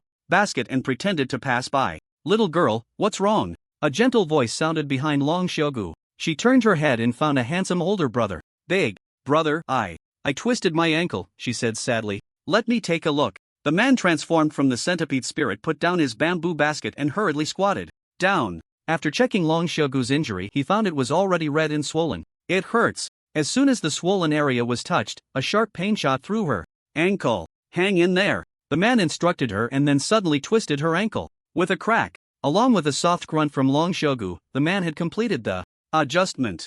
Alright, give it a try. Long Shogu hesitantly tried to stand on one foot, the injured foot still hovering in the air, a bit unsure. She glanced at the man supporting her, who gave her an encouraging look. Huff, she exhaled and placed her foot on the ground. Hey, it really didn't hurt anymore. Long Shogu smiled happily. Wow, it's really better. Big brother, you're amazing. Thank you. No problem, just be careful next time. Looking at the man's bamboo basket, Long Shogu knew that this big brother must also be here to gather herbs. However, she had been here many times, and today was the first time she had seen him. Do you come here often to gather herbs? How come I haven't seen you before? Today is indeed my first time here. I live in a nearby town. I see. My name is Long Shogu. What's your name, big brother? As she spoke, Long Shogu's eyes sparkled and blinked, as if there were stars inside them. The centipede spirit was taken aback. A name? He seemed to not have such a thing. While he was lost in thought, a gentle breeze suddenly swept by, and a few leaves from the trees drifted down leisurely in front of him. Leaves? And this wind? The centipede spirit's mind flashed, and then he revealed a smile as gentle as the breeze to the little girl in front of him. Leaf Wind. My name is Leaf Wind. Hello, brother Leaf Wind. The girl squinted her eyes and smiled brightly, showcasing the innocence of youth. From then on, the two would meet a few times every year. Each time he came, Leaf Wind would bring a lot of snacks for Long Shogu, making her incredibly happy.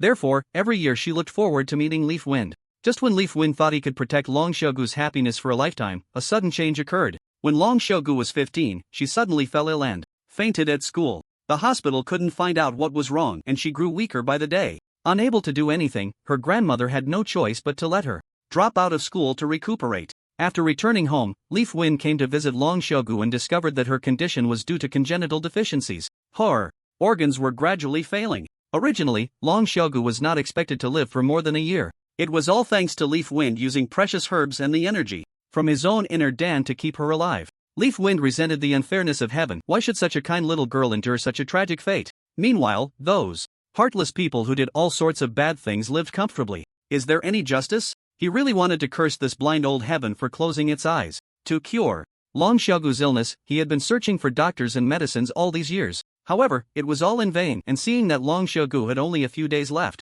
to live, Leaf Wind was heartbroken. But perhaps heaven's eyes weren't completely blind. This time he unexpectedly discovered a black dragon refining a dragon pearl. The power of the true dragon pearl was renowned in the spirit world. Therefore, seizing the dragon pearl became the only solution to save Long Shogu. What happened next is known to everyone. Leaf Wind dug several holes around that cold pool and waited patiently. Heaven did not disappoint the earnest, and he finally caught his chance. He successfully swallowed the big silly dragon's dragon pearl. But how could he, a mere centipede, compare to a dragon? His speed of escape was far inferior to the dragon's flight speed. As soon as his head entered the hole, the dragon stepped on his lower half.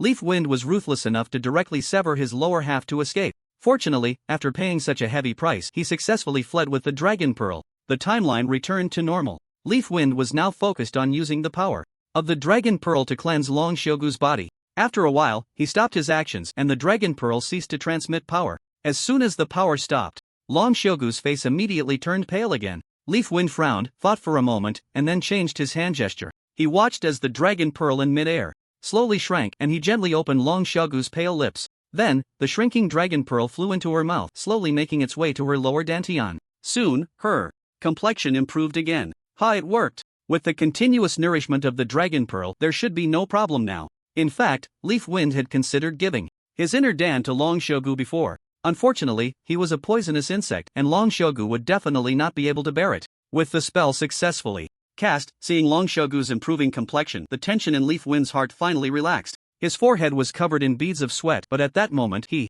didn't feel tired, all he felt was joy. However, before he could enjoy his happiness for long, an unexpected change occurred. He saw cracks starting to appear on Long Shogu's face. The light of the dragon pearl's power spilled out from the crack, making Long Shogu look like a doll on the verge of shattering. Yi Feng was immediately taken aback. No! How could this happen? How could this happen? His tone was filled with panic, but he forced himself to calm down. Could it be that a mortal body cannot withstand the power of the dragon pearl? It must be that. There was no other reason. After realizing this, he immediately cast a spell again, trying to extract the dragon pearl. However, he found that the dragon pearl could not be removed, as if it was determined to take root in Long Shogu's dantian. Now, Yi Feng was completely anxious. What to do? What to do? He buried his hands in his hair, scratching his head, thinking rapidly, his heart filled with immense pain. Then, he despaired. There was nothing he could do. His mental state completely collapsed. Who will save us? Yi Feng's eyes lost focus as he murmured softly. He knelt weakly on the ground, calling out for help to the heavens and the multitude of deities. In extreme pain, Yi Feng's consciousness began to blur, and his vision became somewhat hazy. In the distance, he seemed to hear a mysterious sigh. After the sigh, the scene before him flickered, as if an old television was changing channels. The scene in front of him gradually faded away, as if darkness was encroaching upon him, until only darkness remained before his eyes. It changed. What he saw had changed. In the darkness, there seemed to be a white light flickering continuously, and with each flicker, Yi Feng would see a towering figure. That figure sat upon a throne, propping its head with one hand, relaxed and divine. Yi Feng could not see the figure's specific appearance. It seemed to be shrouded in a layer of shadow, and Yi Feng felt that, just sitting there, it exuded an unparalleled mysterious aura. Rather than worship them, worship me. Stand up. The towering figure did not speak, yet a voice emerged. This voice was majestic and clear, as if it pierced directly through Yi Feng's soul, bringing his consciousness back to clarity. Looking at the mysterious figure on the throne, a glimmer of hope arose in Yi Feng's heart. He did not know who this person was, whether good or bad, but when he was in despair and sought help, this was the only response he received. Yi Feng could not wait to grasp this lifeline. He first stood up, then knelt down again. The difference was that this time he was kneeling before this indistinct figure. Please save her. I am willing to pay any price. The figure on the throne fell silent for a moment, and the majestic and clear voice rang out again. As you wish, offer your loyalty and soul. Those who chant my true name shall not fall into reincarnation. As the last two words fell, their echo lingered in the boundless darkness, lasting for a long time. Upon hearing this, Yi Feng was overwhelmed with excitement. His entire face began to tremble slightly. Great being, please tell me your true name, he cried out, like a frenzied believer. The figure's hand, which had been propping its head, slowly rested on the armrest of the throne. The source of all things, at the beginning of time. As the words reached the end, the figure's lips moved slightly and the world fell silent in that instant, as if this was a name that could not be mentioned. All was silent, unnameable. Yet its true name was somehow known to Yi Feng in an incomprehensible way. Upon learning the true name of the mysterious figure, Yi Feng did not dare to delay for even a second and immediately reverently chanted, "Praise you, great God of the primordial source." As soon as the words fell, a mysterious power began to brew within him. Suddenly, a circle emitting black light appeared on his forehead out of nowhere. The black circle lasted for 3 seconds before slowly sinking into his skin. All his injuries miraculously healed in an instant. Power. I can feel the power. Yi Feng looked at his hands in astonishment, his tone tinged with a hint of madness. The darkness receded and his vision returned to normal. While Yi Feng remained kneeling on The ground, in front of him stood a pitch-black statue quietly. The statue depicted a man, one hand pointing to the sky and the other to the earth. He carefully cradled it in his hands and turned the statue to face Long Xiaogu. He whispered words of praise and prayer. Praise the great Lord. Please bestow your mighty power and save this kind girl before me. Buzz, accompanied by his words, the statue began to tremble gently. Immediately, golden light burst forth from the statue, enveloping Long Xiaogu entirely. This power, so warm, it will definitely work this time. Get better soon, Gur. Yifeng watched the scene in shock, his eyes filled with hope. At this moment, in Long Xiaogu's spiritual world, like Yifeng, Long Xiaogu also saw the mysterious figure shrouded in shadows. You, who are you? Long Xiaogu stood, dazed before the throne, unsure of how she had arrived at this place or who the person before her was. Unlike the real world, here she had the strength to stand. She curiously examined herself. How long had it been? How long had it been since she last stood? Only in dreams could she stand and run. So it was a dream. A hint of disappointment flashed in her eyes. The shadowy man smiled slightly. Little girl, this is not a dream. Hearing this, Long Xiaogu looked up at the figure and asked, curiously, then what is it? What it is doesn't matter. Let's talk about Yifeng. Brother Feng. Mentioning Yifeng, Long Xiaogu couldn't help but show a sweet smile. Brother Feng is the kindest, most considerate person I've ever met. If only I hadn't fallen ill, I should have married Brother Feng 2 years ago. But I can't delay him any longer. He has already sacrificed too much for me. As she spoke, a bitter smile appeared on Long Xiaogu's face. Oh, is that so? The person on the throne curved his lips. Even if he is not human, would you still want to be with him? Long Xiaogu's mind went blank. Not human? What does that mean? What do you mean? She asked. The figure did not respond but waved his hand to create a screen. On the screen, scenes from Yifeng's perspective began to play continuously. From the childhood memories to their first meeting, and then to later when Yifeng forcibly took the dragon pearl, bloodied and walking alone in a pitiful state. That bloodied silhouette was so desolate and miserable. Long Xiaogu watched the entire scene in a daze, and without realizing it, 2 lines of tears streamed down her face. So that's how it is. After learning the truth, Long Xiaogu smiled. Aren't you afraid? She wiped her tears and retorted. Why should I be afraid of someone who has been protecting me since I was little? Why should I be afraid of someone who would risk his life to save me? No matter what his identity is, I love him. The figure seemed taken aback for a moment, then burst into laughter. Ha ha ha. Then welcome your new life. Crack. As soon as the words fell, the surrounding scene shattered before Long Xiaogu's eyes like glass. In reality, the light that enveloped her disappeared, and looking again, the cracks on Long Xiaogu's face had completely vanished. She lay quietly, her breathing steady and even, her complexion no different from a normal person. Alright, ha ha ha. Yifeng checked her over and felt completely relieved. Long Xiaogu's illness was truly cured. A smile spread uncontrollably across his face, and as he laughed, tears streamed down the corners of his eyes. These years had been so bitter. All along, Long Xiaogu's illness had been a heavy stone pressing on his chest. Watching this girl suffer on the hospital bed, his heart ached endlessly. Now, everything was over. Yifeng cried tears of joy, as if releasing all the pain of these years. The girl on the bed seemed to be awakened by Yifeng's voice. She let out a soft moan and slowly opened her beautiful eyes. As soon as she opened her eyes, Long Xiaogu saw Yifeng kneeling by the bed, his head lowered, laughing and crying at the same time. A wave of sorrow surged in her heart, and instinctively, she got up and hugged Yifeng's head, comforting him. Brother Feng, don't cry. Yifeng was first taken aback, then he hugged her back, his voice choked with emotion. That's great, Gur, you're finally better. Woo-woo better? What does better mean? Wait, why does she feel an endless energy coursing through her body? Better? After a while, she finally realized something was off with her body. My illness is really gone? She released Yifeng and stared blankly at her hands, feeling the vitality within her. Her body was warm and felt unprecedentedly good. Recalling the dream she just had, she remembered the last words of that strange person. Welcome, new life. Long Xiaogu unconsciously murmured. Yifeng looked at her and nodded. Repeatedly, it's true. It's true. Her nose tinged with emotion, and she could no longer hold back, throwing herself at Yifeng and crying. The years of bitterness and pain poured out completely with their tears. Ling Chen lay on the rooftop, gazing at the starry sky, a smile curling at the corners of his mouth. Good people should be rewarded. I'm off. Whoosh. Ling Chen's figure vanished from the rooftop, doing good deeds without leaving a name, making the title of the god of origin once again great. Time passed, and the two inside the room stopped crying. They sat on the edge of the bed. Long Xiaogu leaned against Yifeng's shoulder. Brother Feng, let's get married. The sudden word stunned Yifeng for a moment, but he quickly reacted, his face beaming with surprise. He broke into a smile as refreshing as a gentle breeze, just like years ago, looking at the beautiful woman beside him and said, okay. In a dimly lit palace somewhere, many copper basins stood inside, each filled with flickering crimson flames. These flames were the only source of light in the palace. A black dragon floated around the great hall, then coiled around a serpentine stone pedestal on the steps. Sitting on the pedestal was a man wearing a white evil spirit mask, his entire body covered in a black robe. Flames flickered in the copper basins on either side of the pedestal. The flames danced, casting the shadows of the man and the dragon on the wall, looking extraordinarily imposing. The man twirled the Ouroboros ring on his pinky finger, calmly gazing at the 9 black-robed figures kneeling on one knee at the foot of the steps.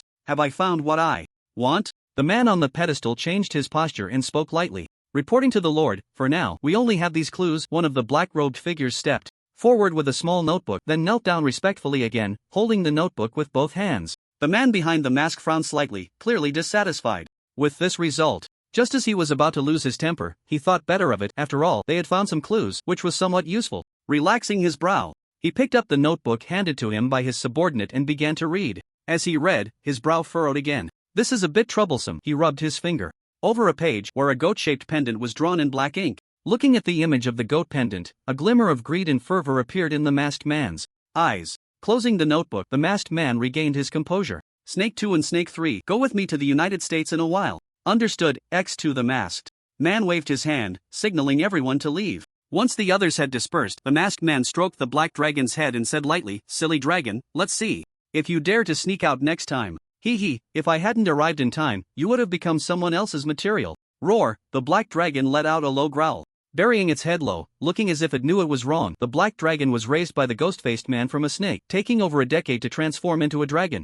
Of course, under normal conditions, a snake could never become a dragon in just 10 years. The ghost-faced man touched the knife wound on the black dragon's head, and a thread of emerald green energy spread from his chest through his robe to his palm. The emerald green energy seeped into the dragon's wound, and something incredible happened. In just a few breaths, the deep wound completely healed, leaving no scar at all. Alright, no more chances. Although he had raised this dragon for over 10 years, if it repeatedly disobeyed orders, he wouldn't hesitate to part with it. At worst, he could raise another one. Tap tap tap. The ghost-faced man left the stone seat and walked towards the left wall, his footsteps echoing in the empty hall, adding an eerie atmosphere to the already dim environment. Whoosh, the ghost-faced man twisted a mechanism, and the stone wall in front of him slid open automatically. Inside was a secret chamber which contained a large pit. As soon as he stepped into the chamber, he could hear countless hissing sounds coming from the pit. The ghost-faced man snapped his fingers, and all the copper basins in the chamber ignited with flames, illuminating the surrounding darkness. In the flickering light, one could vaguely see that the deep pit was filled with countless snakes writhing about.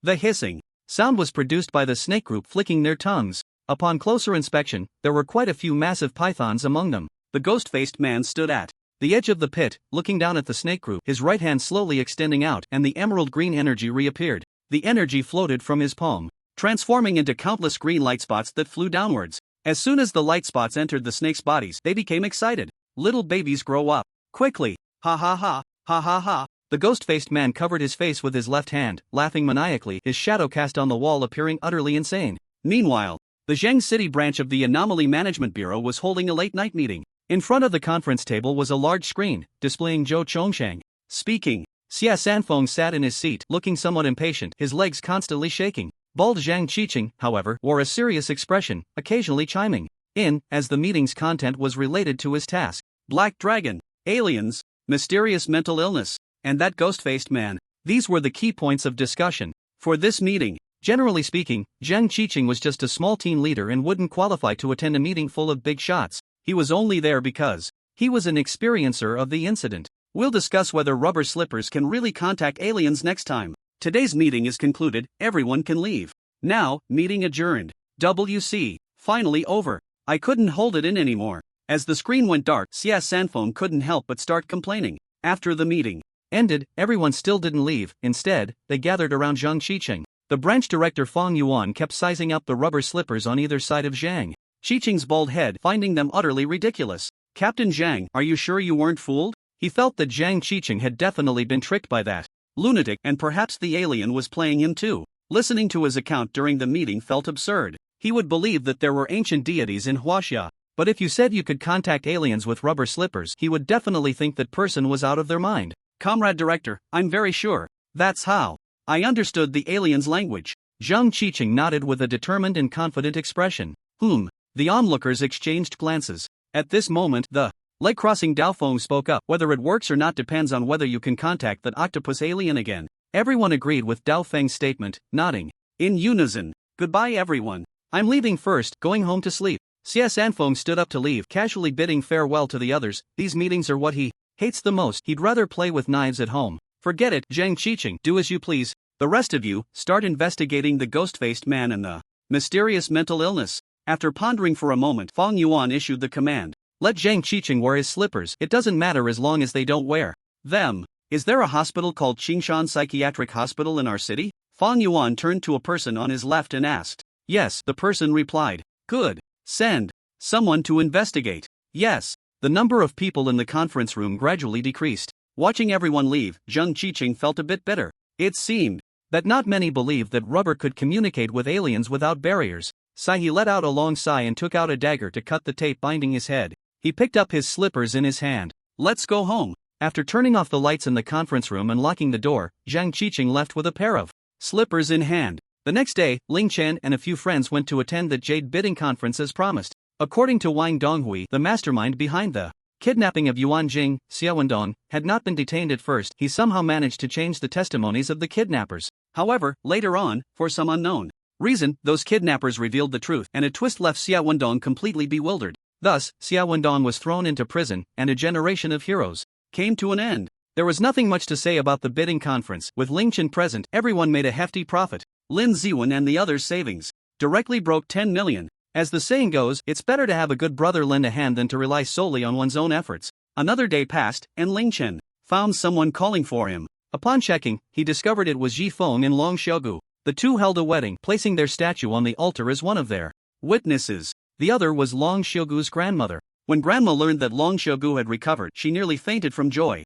The couple didn't invite many people to their wedding, just the two remaining elders from the village. It wasn't that they didn't want to invite more, it was just that they were almost like orphans. Yi Feng had no relatives or friends, and apart from her grandmother, Long Xiaogu had no other family. Although there weren't many guests, all the necessary rituals were still observed. The small courtyard was festooned with red decorations, very festive. They simply held a ceremony, then a few people gathered to share a meal, and finally, they entered the bridal chamber, marking the wedding as complete. He. After getting married, you have to work honestly for me, Ling Chen said with a playful smile. He planned to promote the identity of the source god, and as a deity, how could he not have his own followers? Yi Feng was his first pawn and also his first believer. However, Ling Chen felt that the quality of followers was more important than quantity. He didn't plan to recruit too many at once. Let's go for an elite route domestically. And abroad, he. It seemed he thought of something amusing, and Ling Chen couldn't help but smile. After playing with Yuan Jing and the others for a while longer, the four returned to Yunqing and then went their separate ways. The gains from this trip were truly abundant, leaving their heads a bit clouded. In just a few days, they had become millionaires, feeling as if they were dreaming. Huang Hengtian looked at the long string of zeros in his bank account, unable to contain his excitement. He counted them over and over, not even knowing how many times he had done so. It could be said that these few days were the most exhilarating days they had ever experienced. Beyond the world, several small planes collided and merged with the plane where Ling Chen was located. Compared to the size of the plane where Earth is situated, those smaller planes were indeed too insignificant, akin to a drop of water merging into a lake. For the overall plane, it had no significant impact, but due to the peculiar nature of those smaller planes, each contained Earth. Therefore, it still caused some slight effects on Earth, but the main impact was on the countries in the West. Why? Because those several planes are primarily based on Western horror films. However, for the safety of the people of the Dragon Kingdom, Ling Chen still set up a restriction preventing those Western evil spirits and demons from entering the Dragon Kingdom. Done. Ling Chen snapped his fingers, directly invoking the spell. After setting up the restriction, he planned to take a stroll in the West to see what kind of monsters and ghosts were there. Next, let's go have some fun in the United States. After deciding on his itinerary, Ling Chen took out his phone and immediately booked a flight to the United States for 2 hours later. Well, Ling Tian Daozun and Source God will use the most unadorned way to travel, by plane. As for passports and such, he decided to cheat. He was too lazy to deal with it. After playing games at home for another hour, Ling Chen finally went out to take a taxi to the airport. You might wonder why he didn't book a ticket for an hour later. That was mainly because Ling Chen really wanted to play that hour of games. Arriving at the airport waiting hall, Ling Chen ordered a cup of milk tea and sat on a bench, sipping it comfortably. One hand held the milk tea while the other scrolled through his phone. Next to him, a young man with an air of nobility was leaning against the chair, resting with his eyes closed. However, one of his right hands did not stop. It kept twisting a ring on his left pinky finger. Ling Chen glanced at the man and then followed his movement to look at his pinky. Nice ring, Ling Chen suddenly complimented. The man's hand twisting the ring suddenly paused, his eyes slowly opened, and His gaze turned to Ling Chen. Thank you. Your taste is also quite good. After saying that, the man closed his eyes again, and one hand resumed twisting the ring. Ling Chen looked around and noticed that the young people were all busy on their phones, while this guy was playing with his ring, somewhat unconventional. He felt quite pleased, surprised that there was actually a young person who could resist the temptation of a phone. Well, after a moment of reflection, Ling Chen lowered his head and continued scrolling through his phone. He could see through this young man's background at a glance. Profound cultivation, extraordinary physique. It was hard to keep a low profile. Just looking at his sitting posture revealed how terrifyingly strong he was. The most impressive was the snake-shaped jade pendant on his chest. For something like this, Ling Chen could only complain. What 12 talismans? Is there also a sealed holy master?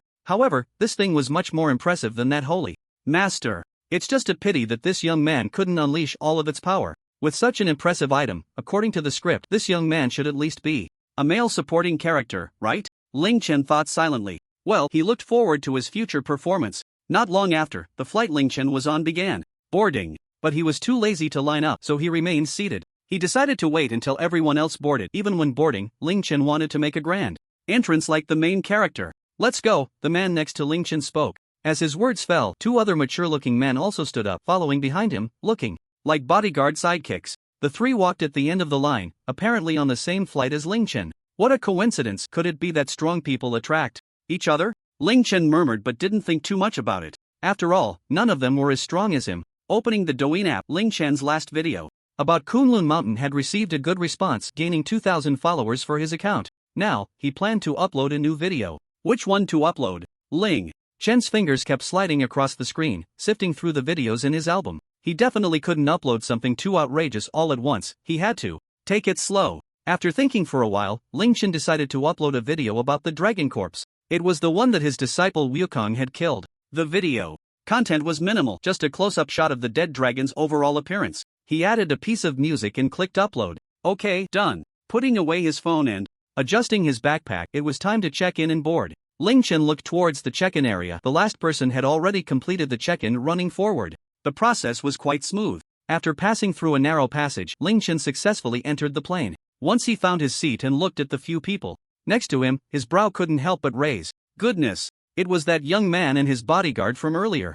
Hey, friend, what a coincidence! Ling Chen chuckled at them, then sat down in his window seat, also known as the hometown of kings. The young man nodded, a smile tugging at the corners of his mouth. It really is quite a coincidence. At first, the young man felt that Ling Chen was not simple, as his ring was actually a remarkable treasure, but upon sensing further, he found that Ling Chen had no cultivation. That left only two possibilities: either Ling Chen had some profound hidden technique, or he was far stronger than him. He leaned towards the first option. With the snake pendant assisting his cultivation, he didn't think there could be many people in this world stronger than him, and the chance of them meeting on a plane was just too low. Perhaps I can get to know him better and see if he can be of use to me. It's a time when talent is scarce. The young man thought this and then extended a hand towards Ling Chen. Friend, I see we have quite a connection. Let's get acquainted. My name is Chen Chongshan. Oh, I'm Ling Chen. Ling Chen smiled and shook his hand. Brother Ling, nice to meet you. Chen Chongqing nodded slightly. Me too. After the greeting, Chen Chongqing began to find a topic.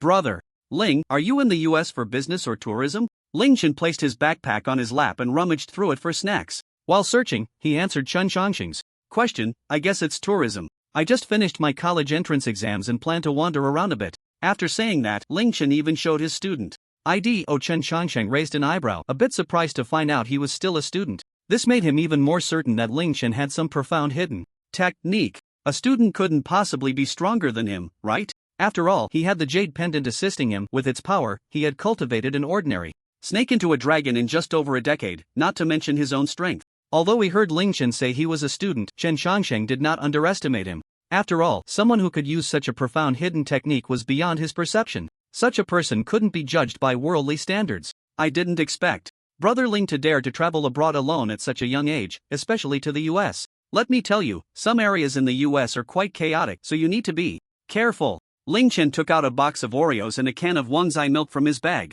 He first opened the can and took a big gulp before saying, "Ah, the land of freedom. America, gunfights every day, but don't worry, I've done my homework."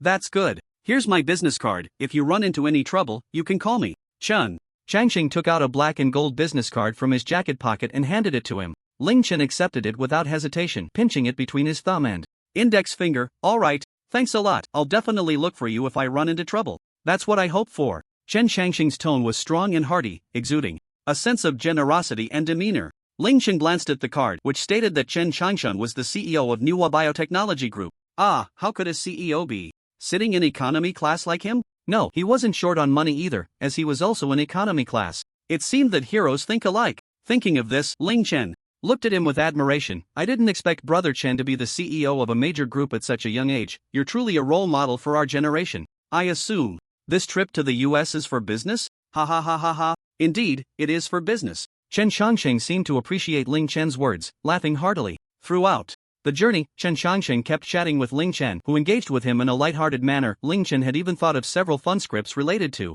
Chen Shangxing in his mind. He was a bit conflicted, unsure which one to choose. How about trying them all? After all, I can restart the timeline. But then he reconsidered. It seemed a bit troublesome, so he decided to just pick one. He visualized the script in his mental space and randomly drew one. What the heck? I'm playing the role of the behind-the-scenes big boss. Not bad, it should be quite interesting. Previously, Ling Chen had looked into Chen Shangxing's past and discovered that he was actually a villain. So he began to concoct various evil plans in his mind. Mainly, it was fun to toy with the villain without any psychological burden. Since he was playing the villain, he must be prepared to be toyed with by an even greater villain, right? Sorry, Brother Chen. Time flowed like the fine sand in an hourglass, and after a long journey of more than 10 hours, the plane finally arrived at Los Angeles International Airport in the United States. At this moment, it was already morning. In the US, the sky was just beginning to lighten, with faint dawnlight filtering through the clouds and casting down on the earth. The airport was peaceful, the lights on the runway still shining brightly, not yet turned off. A huge plane quietly taxied onto the runway. As the pilots skillfully maneuvered the aircraft, the massive machine gradually slowed down and finally came to a steady stop at the designated position. The plane came to a stable halt, and the flight attendants, as per routine, reminded the passengers over the intercom that they had arrived at their destination. The passengers began to get busy, some organizing their luggage, others checking for any forgotten items under their seats, while some eagerly took out their phones, ready to contact their waiting family or friends. The sounds of children laughing and excited chatter echoed throughout the cabin. As the cabin door opened, a refreshing morning breeze swept in. Passengers stood up one after another, grabbed their carry-on luggage, and formed a line, slowly moving towards the exit. People walked off the plane one by one, their faces displaying a range of expressions, some joyful, others sorrowful. Ling Chen chose to be the last person to disembark, standing at the very end of the line. In front of him were Chen Shangxing and a few others. This guy seemed to have a great interest in him, spending 4 or 5 hours chatting during the long flight. Ling Chen opened his mouth and rambled on about a bunch of nonsense. As he descended the plane stairs, Chen Shangxing turned around, smiling at Ling Chen. It's time to say goodbye. It was really enjoyable chatting with you. I hope we can meet again. Taking a sip of the AD calcium in his hand, Ling Chen smiled back. We definitely will. By the way, don't you guys drink? He pulled out a row of 3 remaining bottles of AD calcium from his backpack and offered them to Changsheng. Chen Shangxing glanced at the AD calcium, his mouth twitching slightly, his smile becoming a bit stiff. No thanks. Goodbye. After saying farewell, he turned and left, quickening his pace. Why is this guy so insistent on making me drink that stuff? Chen Shangxing thought, somewhat puzzled. Watching Chen Shangxing's figure disappear into the crowd, Ling Chen shrugged and tossed the AD calcium into his backpack. He really doesn't know how to enjoy delicious food. This is 10-star AD calcium. 10-star food is enough to surpass any delicacy on earth. Suddenly, there was a commotion at another boarding gate which caught Ling Chen's attention. He saw a young American man arguing with 2 staff members at the boarding gate. The young man's face was filled with panic and unease, and soon after, a few other young people came down from the plane, seemingly his companions. Ling Chen curiously leaned in closer. Isn't that the main character from Final Destination? Ling Chen thought, staring at his face. Sure enough, the young man kept shouting about the plane exploding and such. It was confirmed he was indeed the main character named Alex from that movie. Ling Chen pondered for a moment, then opened his phone's browser to search for Final Destination. As he expected, the movie was nowhere to be found, or rather, it had disappeared due to the merging of dimensions. Hey, trust me, we absolutely cannot take this flight. I saw it explode with my own eyes. Although his companion was skeptical, sometimes it's better to be safe than sorry, so he followed along. Get lost. Hurry up. The captain angrily shouted at Alex. Hey, what's going on? Ling Chen approached, speaking fluent English. Young man, this is none of your business, the captain retorted angrily. Ling Chen smiled and didn't mind. I just heard him say this plane is going to explode. Upon hearing this, Alex's classmate Carter scoffed and sarcastically mocked. Yes, he said he dreamed his GG exploded. Put. The sudden joke caught Ling Chen off guard, and he couldn't help but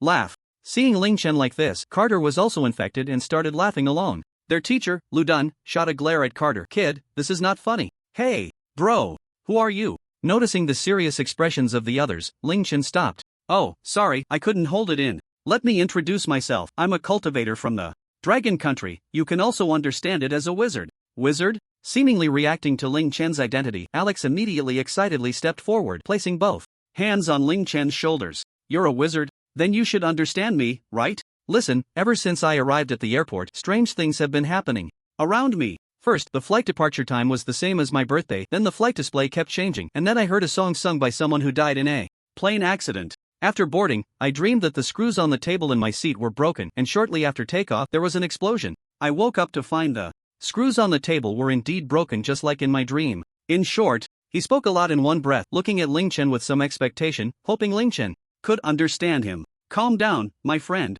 I understand. Ling Chen patted his shoulder with his right hand, and Alex immediately felt his heart calm down, all his unease dissipating in an instant. His eyes widened in shock as he looked at Ling Chen. How did you do that? I told you I'm a cultivator from the Dragon Country, just a little trick. Ling Chen chuckled and waved his hand. Then, he looked around at the people and said loudly, everyone, look at me. I am a cultivator from the East, and I have a general understanding of what is happening here. To be honest, I have indeed sensed a strong aura of death on this plane. I believe this young prophet. After saying that, he took out 3 brass-colored dice. Look. Ling Chen threw the dice high into the air. The dice rolled in the air, shimmering with a faint metallic glow, and finally landed heavily on the ground. Everyone's attention was drawn to the 3 dice, staring intently at them. When they stopped, everyone was astonished to find that all 3 faces showed 6. 666. This was not a good omen in their country. Wow. In an instant, many people's expressions changed subtly. Some even suspected that Ling Chen had tampered with the dice, thinking he was a fraud.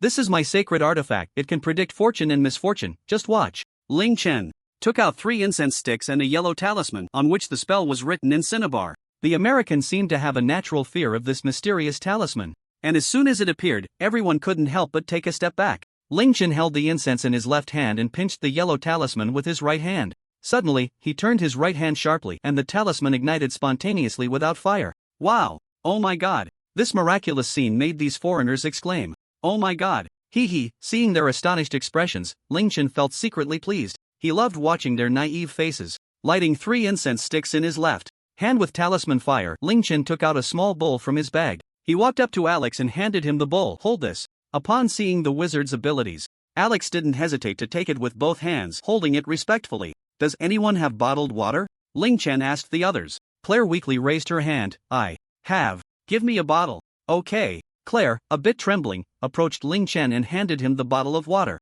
Just pour it into the bowl. Ling Chen pointed with his chin at the bowl in Alex's hands. Claire obediently complied, unscrewing the cap of the bottled water and filling the bowl. Then, Ling Chen tossed the still-burning yellow talisman into the bowl, dramatically twirling his finger above it, though it served no purpose. After doing all this, he pinched the bases of the 3 incense sticks with both hands and inserted them into the bowl. What happened next was astonishing. The 3 incense sticks did not fall over but stood upright in the water. The onlookers were dumbfounded by this scene that defied the laws of physics, their jaws dropping unconsciously. No, how is this possible? My god, this is unbelievable. It's celestial magic. It's Eastern celestial magic. I've read about it in their books. Everything written in The Mad Priest is true. This magical and bizarre scene unfolded right before Alex's eyes, and he felt his mind go blank, goosebumps rising all over his body. Kneel down, Alex, Ling Chen said. Ha, oh. Coming back to his senses, Alex didn't ask why and obediently knelt on the ground. He knew this must be some kind of ritual.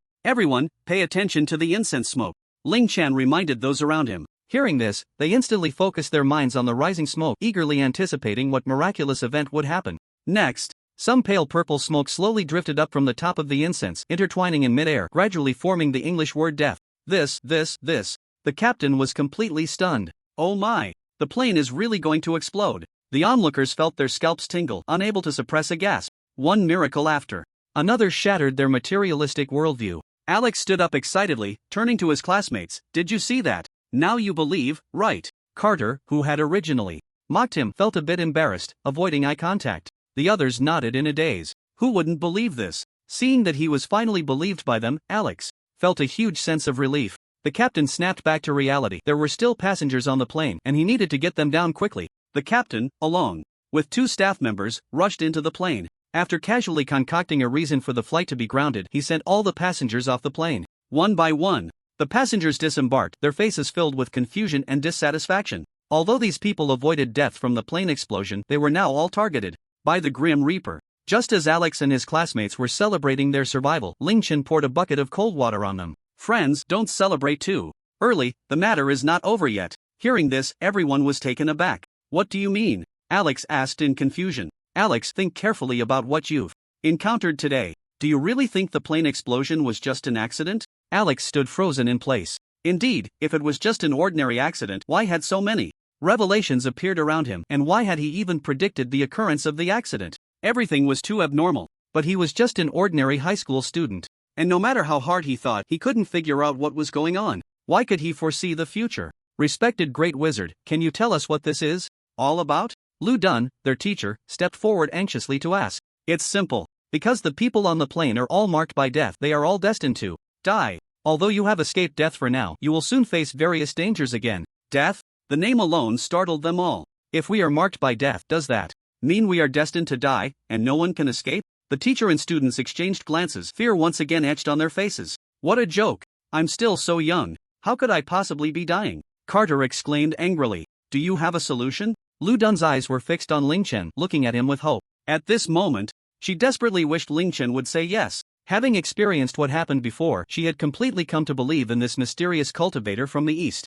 Ling Chen lowered his head and remained silent for a moment before extending two fingers. There are two ways. Alex and Lu Dun exchanged glances, and they both saw joy in each other's eyes. What is it? They asked in unison, their eyes fixed on Ling Chen, ears perked up, afraid of missing a single word. Ling Chen chuckled lightly. First, go live in the dragon country, where death has no jurisdiction. Second, how about a talisman, one for $10,000? Ling Chen suddenly remembered. He hadn't exchanged for American money yet, so he planned to make a little profit from them. After all, saving their lives should come with some benefits. Ha! $10,000? That's way too expensive. Where's the expense? $10,000 for a life, how is that expensive? If you don't have enough money, just ask your parents. They seem to have automatically passed on the first option, which was understandable. After all, who would want to leave their home if there were other ways? Alright, I'll pay. Lu Dun took a deep breath and was the first to pull out her credit card to make the purchase. Thank you for your patronage. After the transaction, Ling Chen placed a copper talisman necklace into her hand. Seeing this, the others also began to call their parents for money. When it comes to their own lives, they couldn't afford to be careless. Taking this opportunity, Ling Chen also asked the group that had just disembarked if they wanted a talisman. Most of them ignored him, which could only be said to be a matter of fate. Ling Chen was too lazy to explain it to them again. The captain and the previous staff came over again, insisting they had to buy one. Hey, friends, you better listen to this gentleman. The captain loudly advised the people walking ahead. However, he was met with indifference and a few international gestures. What the F***? The captain was both angry and amused, his expression somewhat complicated. But this was normal. After all, this group had just been on the plane and hadn't seen what had happened or the miracles Ling Chen had displayed. For a moment, the captain didn't know how to explain it to them, silently watching their backs for a while before finally sighing helplessly.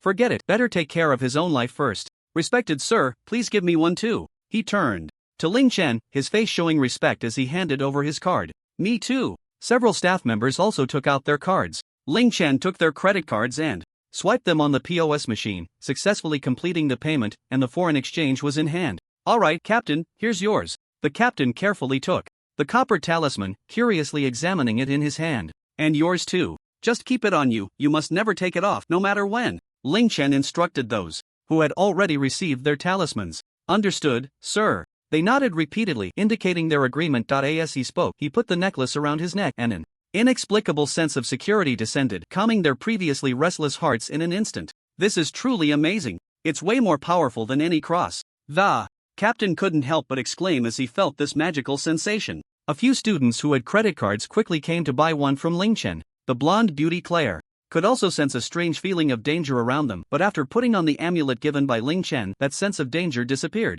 She let out a long sigh, finally easing her anxious heart. One by one, everyone else joyfully purchased an amulet. Almost everyone felt an inexplicable sense of peace the moment they put on the amulet, leading them to marvel once again at Ling Chen's wonders. When everyone had received their amulets, Ling Chen's expression became serious as he sat upright, earnestly reminding them once more, remember, no matter when or where, you must never take off this amulet or the consequences will be unimaginable. You will still face the threat of death. After hearing this, everyone nodded in agreement, expressing that they would never take it off, as no one dared to joke with their own lives. They had all witnessed Ling Chen's power firsthand, and now, no one present dared to harbor any doubts about his words. Guys, I have to say, you are really lucky to have run into me here. Otherwise, you would have been in big trouble and great danger, Ling Chen said, suddenly shifting his tone to a more relaxed one as he spoke to the people in front of him. As soon as he finished speaking, Alex couldn't wait to be the first to step forward, filled with gratitude, and said, "Yes, sir. Thank you so much for your help. If you hadn't arrived in time to assist us, we don't know what terrible things might have happened." Indeed, for Alex, Ling Chen's sudden appearance was like a savior descending from the heavens. Not only did he help him out of a predicament and gain the trust of his classmates and teachers, but he also sold them the life-saving amulet. So when it comes to feelings of gratitude, no one here could possibly feel it more intensely than he did. Seeing that everything had been resolved satisfactorily, Ling Chen waved his hand gracefully and said loudly, "All right, since the problem has been dealt with, I won't linger any longer. Farewell, everyone. Goodbye." With that, he turned to leave the place. However, at that moment, someone suddenly shouted, "Please wait." It was Alex who called out to him. Ling Chen stopped in his tracks, puzzled, and turned back to look in the direction of the voice. "Is there anything else, Alex?" Alex said, "Sir, could you please leave me your phone number? It would be easier to contact you if we need help in the future." "I won't leave my number. If fate allows, we will meet again." Ling Chen smiled and declined. "What? A ridiculous joke. I'm very busy and don't want to be bothered all the time." "Alright then, I wish you a pleasant journey." Ling Chen turned his back to them and waved goodbye. The people who had bought his amulet stared at Ling Chen's departing figure, and for some reason, they felt as if they were watching a god leave them. That figure was so sacred, pure, and great. God. He is God. Suddenly, someone blurted out this phrase, and then a few people knelt down before Ling Chen. At this moment, Ling Chen hadn't walked far, and hearing this foreigner's words made him almost lose his composure, his mouth twitching slightly. "Oh no, I've become a substitute." On the bustling streets of Los Angeles, Ling Chen's handsome appearance immediately attracted the attention of many passers-by. Don't even mention different tastes, a true handsome guy is handsome anywhere. Just then, two hot girls suddenly stopped him. "Hello, handsome, can I have your contact information?" One of the blonde-haired, blue-eyed women smiled generously, as if she was already certain of her success. In her view, with her looks, golden hair, and great figure, getting a contact number should be easy, right? "You're beautiful, but I refuse." Unfortunately, what Ling Chen loved most was saying no to those who thought too highly of themselves. "What?" The woman seemed very surprised, exchanging glances with her friend, wondering if she had misheard. She had taken the initiative to ask for contact information. How could anyone refuse? "Sorry, did I hear you wrong?" She looked at Ling Chen skeptically. Ling Chen smiled. "No, beautiful lady, you heard me correctly, I declined your request." Why? She spread her arms, seemingly confused. How could a stunning beauty like her be turned down when she asked for contact information? Ling Chen raised his index finger to his lips, signaling them to be quiet for a moment. Then, he extended his right hand, palm facing the two women, and gently closed his eyes. The two women exchanged puzzled glances, wondering what was going on. They were just trying to flirt. What was this all about? 3 seconds later, Ling Chen opened his eyes and pointed at the blonde woman, smiling. "Your name is Maki, and you have a boyfriend. Her name is Olivia, and you two are planning to travel with your companions soon, right?" Upon hearing Ling Chen's words, both Maki and Olivia's pupils trembled, and then they displayed expressions of disbelief, almost in unison, exclaiming, "How did you know?" In fact, Ling Chen knew even more, such as how Maki, despite having a boyfriend, liked to fool around, and her friend Olivia was helping her keep it a secret, while secretly harboring feelings for Maki's boyfriend. What a love triangle. "I am the agent of the divine, I know everything." He maintained a calm expression, smiling faintly. It was time to fire the first shot of the god of origin. However, upon hearing Ling Chen say this, Maki became even more intrigued. "Alright, handsome divine agent, since you know everything, do you know where we are going to travel?" "Mexico." Ling Chen answered without hesitation, providing the correct answer. Olivia was once again astonished, displaying a look of disbelief. "This is impossible." "Wait, do you know one of our friends?" Maki considered this possibility. After all, she was an atheist. Ling Chen showed them the plane ticket he hadn't thrown away yet. "In fact, I just arrived in Los Angeles from the Dragon Country today." Olivia, with her shoulder-length black hair, shook her head in amazement. "This is incredible. How did you do it?" "Oh, Olivia, you don't really believe in any gods, do you?" Maki couldn't help but roll her eyes. "Belief doesn't matter, but I have a piece of advice for you. If you encounter someone claiming to be Carter, do not follow him. He will lead you to hell." "Oh, thank you for the warning," Maki replied casually, not taking it seriously. Ling Chen just smiled and then moved aside to walk forward. He had said what needed to be said. Whether they believed it was up to them. The two women turned to look at Ling Chen's back. Maki thought he was a bit eccentric, preferring materialism. Olivia, however, felt a sense of unease, as if some crisis awaited her ahead. For a moment, she was lost in thought until Maki called her back to reality. Olivia! Hey, dear, what's wrong? Are you scared by that charlatan? Olivia shook her head. No, it's nothing. Let's go. After saying that, Olivia wrapped her arm around Maki's and was about to leave, but as she turned, she glanced back at Ling Chen's figure. Carter, ha! She murmured to herself, noting down this unfamiliar name. After bidding farewell to the two girls, Ling Chen continued on his way, but now he wore a pair of sunglasses. There was no choice, the foreign girls were too enthusiastic, which forced him to use the sunglasses to conceal part of his good looks. Hello, to the Conrad Hotel. He hailed a taxi, planning to sort out his accommodation. First, the driver was a black man, and as soon as the car started, he played a high-energy song, nodding his head along. Where are you from, buddy? The black driver asked, glancing at Ling Chen in the rearview mirror. From the Dragon Country. Oh, Kung Fu, can you do Kung Fu? Of course, it's our racial talent. Almost every person from the Dragon Country can do Kung Fu, just like your rap. Ling Chen replied without hesitation. Hee, buddy, you have a bit of a stereotype there. Not every black person likes rap. The driver's expression suddenly turned serious. Oh, you don't like it? Ling Chen countered. The driver turned to look at Ling Chen with a serious expression, but the next moment he burst out laughing. I do. Ha ha ha ha ha. Hee, this guy is quite humorous. At that moment, the vehicle passed by a large supermarket, and Ling Chen's gaze caught sight of a scene outside the supermarket through the window. A few people wearing hoods and masks rushed out of the supermarket, clutching a pile of items, and quickly ran off in different directions. Wow, it's $0 shopping. Suddenly, the driver slammed on the brakes upon hearing Ling Chen's words. Oh, F***K, it really is. The black driver looked at a few compatriots running past the car and complained. It's these low-quality people that are ruining our reputation as black people. He was somewhat indignant and began cursing those individuals. I get the reasoning, but why are you putting pantyhose on your head? Ling Chen looked at the driver's actions in disbelief. Oh, I'm a bit thirsty. I'm going to grab some snacks.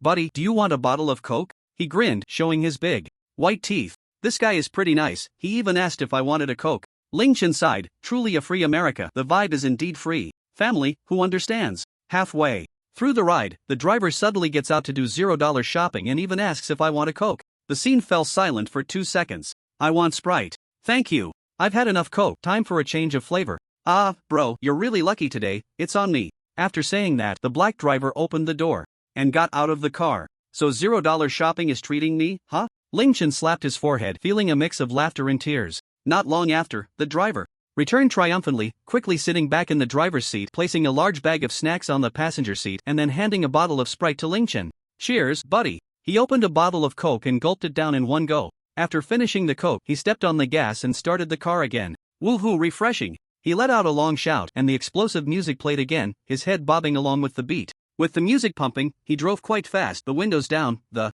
cool breeze brushing against Ling Chen's face, feeling exceptionally pleasant. However, it wasn't long before another incident occurred. Through the front windshield, the driver noticed a red car suddenly darting out from the right, blocking his path. Oh, what the F*******. The driver's pupils suddenly constricted, and he quickly slammed on the brakes again. A screeching sound of brakes echoed through the street, accompanied by a strong force of inertia. The vehicle skidded for quite a distance, before finally stopping just inches away from colliding with the sudden red car. Ling Chen was hardly affected, still looking calm and collected. The driver, on the other hand, was nearly thrown out of his seat by the inertia, but thankfully he had his seatbelt on. Furious, the driver angrily jumped out of the car, wanting to drag the person sitting in the red car out. Bang bang bang. Open the door. The black driver angrily slapped the other car's window while pulling on the door handle, trying to open it. Soon, the door swung open, but the young man froze, the anger on his face vanishing in an instant as he raised his hands, because the other party had pulled out the truth. A muscular man with a fierce expression stepped out of the vehicle holding a dark handgun. Hey, buddy, calm down. I just wanted to offer you some money, because I almost hit you. The black driver carefully backed away, hands raised above his head. Seeing the truth in the man's hand, he was so scared he didn't dare to breathe, cold sweat pouring down his face. Finally found you, Joel Smith, the fierce man suddenly spoke. Hearing this, the driver was taken aback, puzzled about how this person knew him. He was sure he had never seen this man before. Brother, I don't think I've met you. Before he could finish, another large man with a scar by his eye got out of the car, also holding a gun. You picked up a bag by the trash can on XX Street last night, right? Where is it? A bag? Smith quickly recalled in his mind. He remembered getting drunk yesterday and throwing up over there. There seemed to be a bag, but he really couldn't remember if he had taken it. However, based on His personality analysis: if he had seen it, he would definitely have taken it. Yes, I took it. It's at my house. I haven't even had a chance to open it yet. Take us. There. One of the burly men grabbed one of Smith's hands from behind, pressing the gun against his back. The other large man with the scar walked up to Ling Chen's car window, also pointing a gun at him. You're his accomplice, right? Get out. He gestured to the ground with his gun, signaling Ling Chen to hurry up and get out. Ling Chen sighed, feeling helpless, realizing it was really hard to just lie down in a hotel for a bit. He had no idea what kind of trouble he had stumbled into now. He was too lazy to look into the future. He might as well enjoy the fun of the unknown. Glancing at the burly man, Ling Chen showed no fear. Are you blind? This is a taxi. I'm just his passenger. Smith didn't expect Ling Chen to be so brave, still talking back even with a gun pointed at him. Fearing the burly man might get angry and shoot, he quickly explained, hey, man, he's just a passenger I picked up on the way. It has nothing to do with him. I'll take you to find what you want. Less talk. The man holding the driver pressed the gun against his back, threatening him. Smith hurriedly raised his hands high again. The scarred man frowned, his eyes suddenly turning sharp, looking for death. What are you, an Asian, being so arrogant? His anger flared up. Anyway, there were no cameras around, so killing him would be fine. With that thought, a smirk appeared on his lips as he prepared to pull the trigger. Had truly unaware of your own insignificance. Ling Chen sneered inwardly. Bang! The gunshot rang out suddenly, causing Smith to tremble in fear, his eyes instinctively closing. The bullet shot towards Ling Chen's head at a speed of 300 meters per second. However, what was nearly invisible to an ordinary person appeared to Ling Chen as slower than a turtle. Without even looking, he simply extended his index and middle fingers, pinching, and a brass bullet appeared between his fingers. The scarred man felt as if the scene in front of him had suddenly skipped a frame. When he looked again, this Asian man had actually pinched the bullet with his fingers. Scared? This scene made his pupils constrict sharply, his mouth involuntarily opening slightly, a chill rushing straight to the top of his head, his hair standing on end. His heart skipped a beat, then began to race violently, and his body trembled in fear. His legs couldn't help but shake as he stepped back, cursing out of sheer terror. F*******. F******. What kind of monster are you? The strong man's gun trembled in his hands, shaking violently. Although the monster in front of him could catch bullets, the gun was his only trump card, so he still aimed it at Ling Chen. In the world of martial arts, nothing is unbreakable, only speed is invincible. Ling Chen chuckled and quoted a famous saying. What's wrong? Another accomplice quickly shifted his gaze from Smith when he heard the shout. He felt a bit puzzled when he saw the scarred man's expression and then instinctively looked towards the Asian man in the car, who had been shot. How is he still alive? Wait, what is he holding between his fingers? Oh, damn. A monster. He's a monster. His expression shifted from confusion to shock, then to fear. At this moment, Smith also sensed that something was off. If Ling Chen had been shot dead, why would there be such a commotion? He opened his eyes, refocusing on his taxi. Just one glance left him stunned. What did he see? The bullet was caught? A bullet was caught by a person. A monster? A Superman?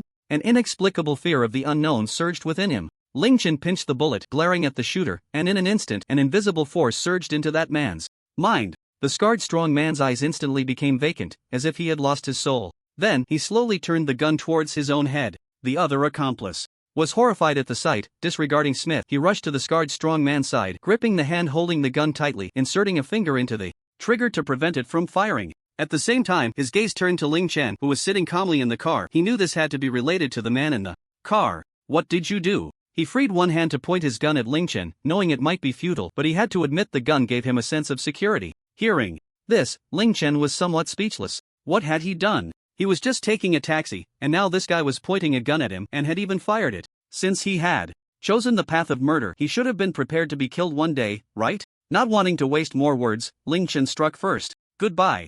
I'll send you to meet Satan. As soon as he finished speaking, Ling Chen snapped his fingers, and the man pointing the gun at him instantly followed the scarred strong man's fate. Bang! Bang! Accompanied by two muffled gunshots, the two strong men fell to the ground, small holes appearing in their heads, blood gushing out and staining the ground red. Smith jolted, his legs giving way as he sat on the ground, propping himself up with his hands. He looked in terror at the two men on the ground, panting heavily. God! My God! Oh my God! It was the first time he had seen a shooting up close, and he felt immense fear and unease. Get in the car! Ling Chen shouted at him from outside the window. He glanced at the nonchalant Ling Chen and then at the two fallen men, ultimately forcing himself to stand up and quickly ran to the driver's seat. He slammed the accelerator, wanting to escape this place of trouble as fast as possible. The car sped away, the cool wind blowing in through the window. Ling Chen examined the bullet head in his hand for a moment, then pressed his palms together and gently exerted force, causing the bullet head to instantly turn into golden powder.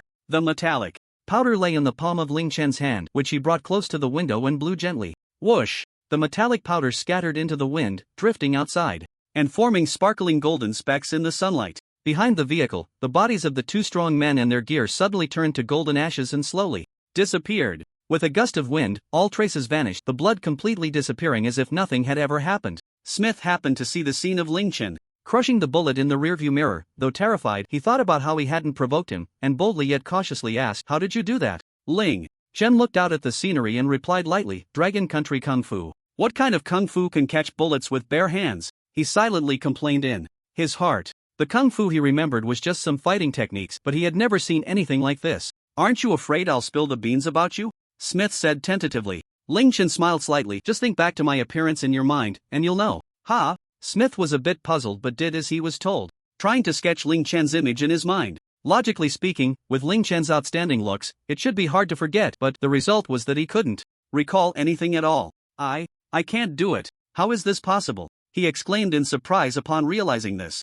Don't think too much, just live well." "But I see there's still dark energy in your brow, so you must have another tribulation. I see your kind heart is still intact, so I'll give you this talisman." Saying this, Ling Chen took out a triangular folded talisman from his pocket and placed it in the handbrake area. It was the first time Smith had seen such a talisman from the mysterious East. "What is this talisman for?" "It can save your life. Remember to keep it close." "Oh, okay, thank you." Smith didn't understand what dark energy and tribulation meant, but hearing it could save his life made his eyes light up, and he quickly picked it up and placed it in the pocket of his jacket. Before long, the car arrived at Ling Chen's destination, the Conrad Hotel. "Sir, we've arrived," Smith said, looking at the luxurious hotel outside, a hint of envy in his tone. "How much?" "No need, didn't you give me this?" He patted the place where he kept the talisman in his jacket. "All right then." Ling Chen walked towards the hotel. Smith watched Ling Chen's back, feeling unsettled for a long time, and took a deep breath to calm himself down. He recalled Ling Chen's appearance again, stubbornly refusing to believe he couldn't remember. Sure enough, he still couldn't recall it, as if it were shrouded in a layer of mist. "Forget it, just live my own life." He was just an ordinary person.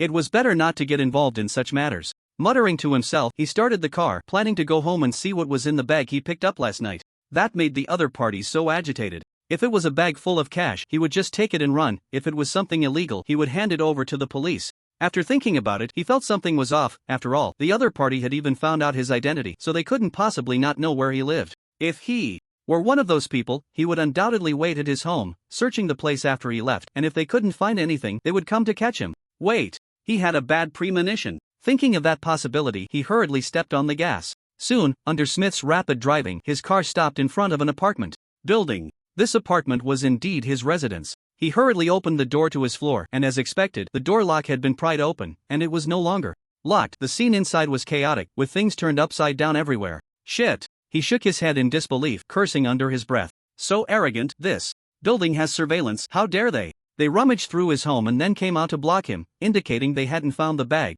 The bag, he murmured, then began to recall and search for that bag. Half an hour later, Smith squatted on the ground, deep in thought. "There's nothing. I vaguely remember I did bring a handbag. Wait, how did I get back yesterday?" Beep beep beep. Just as he was lost in thought, his phone in his pocket suddenly rang. The caller ID showed it was an old friend of his, Mike. "Hello Mike, what's up?" "Hey, Smith, you left your handbag in my car yesterday. Are you home now? I can bring it over." "Oh, yes, thank you." As soon as he heard the bag, he instantly became excited, and the lost memories in his mind began to resurface. He remembered that he had called Mike to pick him up yesterday. "Wait, did you open it to take a look?" Smith suddenly thought of something and changed the subject. "Of course. I looked, ha ha ha. Sorry, I was just too curious. But don't worry, I didn't touch anything." Sure enough, Smith knew Mike was that kind of person. He sighed, "Come on, man, that's my privacy. Sorry, I couldn't help it, but it's just a weird-looking box, right? It's not a big deal, is it? A box?" Smith's eyes darted around, puzzled. Could it be hiding some priceless gem? In any case, it must be something valuable, otherwise, why would it escalate to the point of pulling a gun? "Forget it. Hurry up and bring it over." After urging him, Smith hung up the phone. He then tidied up the room while waiting for his friend's arrival. Half an hour later, Smith was already watching TV on the sofa. Ding dong! The doorbell rang. Hearing the noise, Smith got up and went to the door. He cautiously peered through the peephole and, seeing it was his friend Mike, he finally felt relieved and opened the door. "Hey, Mike," he greeted the slightly overweight blonde white man in front of him. "Hey, Smith, this is for you," Mike said, handing over the bag he was carrying. Smith took the bag. "Thanks. Want to come in for a drink?" Mike smiled apologetically. "No, my girlfriend is still waiting for me in the car. For getting friends for a girl." Upon hearing this, Smith laughed and playfully punched him. Hee, then I'll be on my way." After saying goodbye, Mike hurriedly ran downstairs. Smith, who had been single for ages, looked on with a bit of envy, but thinking about the various troubles that come with having a girlfriend, he felt that being single was still better. He closed the door and locked it again, his eyes shining as he stared at the black handbag. He couldn't wait to see the treasure he had found. Smith unzipped the bag, revealing a square box wrapped in foam and cotton. "No wonder it's so light, it's all cotton inside." The box was entirely black, with strange silver patterns on the surface resembling ancient magic circles. Smith held it in his hands, flipping it over and examining it. "How do you open this thing?" Looking at the odd patterns on the box, Smith felt it was incomplete. Moreover, upon closer inspection, he noticed that each corner of the box had a very fine gap, suggesting it could be rotated. "Do I have to solve it like a Rubik's Cube?" He tried to twist one of the corner pieces. Hey, it really is like that. I'm a genius." Seeing that the box could indeed rotate like a Rubik's Cube, Smith began to carefully observe the patterns on it. There was also a small disc in the center of the box, which he tried to turn, and it could rotate as well. However, after several attempts to piece it together, the box showed no signs of opening. Could it be solid? Growing a bit impatient, Smith flopped back onto the sofa, casually tossing the box aside. "Forget it, I'll just order a pizza first." Feeling exhausted, he took out his phone, planning to order takeout and eat while trying to solve it. Giving up was not an option. He wanted to see what this thing really was. As night fell, Smith was still trying to crack the box. He focused intently on it, his hands constantly twisting, and beads of sweat had begun to form on his forehead. After that, the four corners were twisted into a complete pattern, and then Smith extended a finger to rotate the central disc and pressed it down.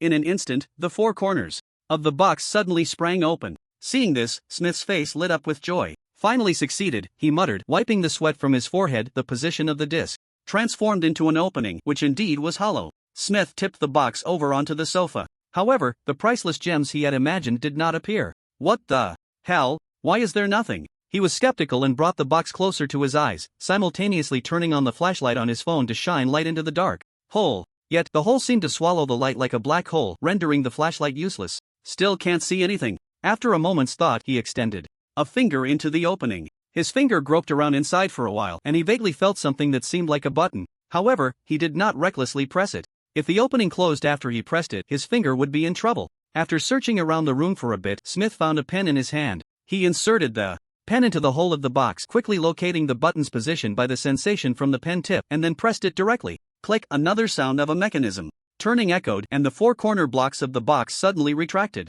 The moment the corner blocks returned to their original state, a small blade sprang out from the side of the box. "Ouch!" Smith cried out in pain, instinctively letting go, causing the box to roll onto the sofa. Clearly, his hand had been cut. Looking at the bleeding wound between his left fingers, Smith frowned and glared at the box fiercely before turning to go back to the room to find medicine to treat his wound. Just as he turned to leave, the blood on the box seemed to come alive, gradually gathering and then being completely absorbed by the box. After absorbing the blood, the box began to transform with a series of clicks, soon taking on the shape of a dodecahedron. Smith was in a corner of the room, taking items from the medical kit to treat his wound. Suddenly, a melodious chime rang out. Smith looked up in confusion and glanced around. He remembered that there didn't seem to be any large clock nearby. Then, he suddenly felt a wave of dizziness in his head, as if the whole world was spinning. What's happening? The dizziness made him feel like he could fall at any moment. Fortunately, he was in his own room, with a bed to rest on. Smith hurriedly sat down on the bed beside him, taking a while to recover.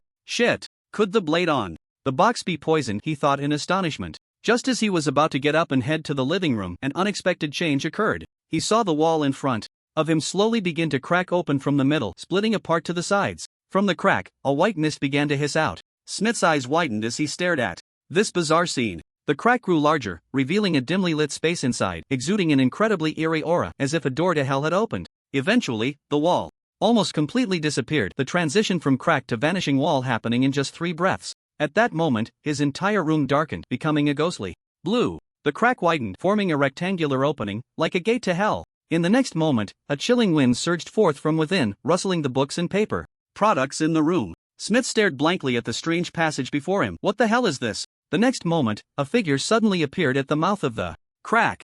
This suddenly appearing person was completely bald, with a ghastly pale body, parts of the skin turned outward and fixed by something, with blood and flesh clearly visible inside, and the entire head was filled with steel nails. The hellish nail-headed monk made his entrance. What the hell are you? Seeing the terrifying appearance of the nail-headed figure, Smith was instantly scared and began to crawl backward, his face already filled with fear. Oh my god, did a demon just come out from the gate of hell? The nail-headed figure stared at Smith without speaking, and with a gentle wave of his hand, several dark chains shot out from the abyss behind him. At the end of each chain was a terrifying hook, and its purpose was obvious. No, I won't buy anything for zero again, let me go. Don't take me to hell. Smith shouted in terror, tears streaming down his face. Looking at the iron chains still flying towards him, despair surged in his heart. It's over. Everything is over. As if resigned to his fate, he tightly closed his eyes, not daring to look at his impending doom. Buzz, just as the chains were about to strike him, a sudden burst of golden light erupted from his chest.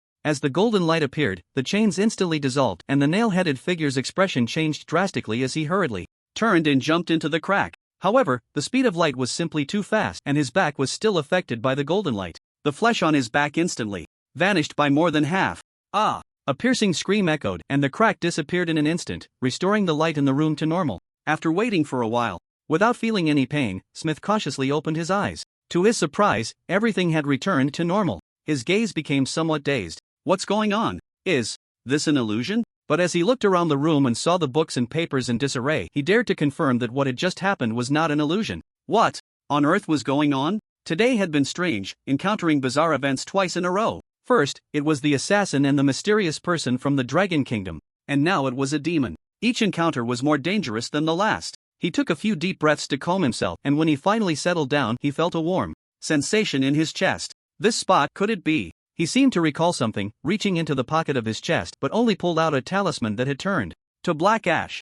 And when his fingers touched the black ash, a scene suddenly flashed in his mind like an old black and white television. It was a towering figure seated on a divine throne. Just as Smith tried to get a clearer look at the figure's face on the throne, a buzzing sound suddenly filled his head, causing him to involuntarily close his eyes and hold his forehead. Ah, what's happening? The scene vanished with the buzzing sound, and when Smith opened his eyes, he stared blankly at the black ashes in his hand. Seeing the talisman in the bag had turned into this, his expression changed. So it was you who saved me? Smith recalled what Ling Chen had said.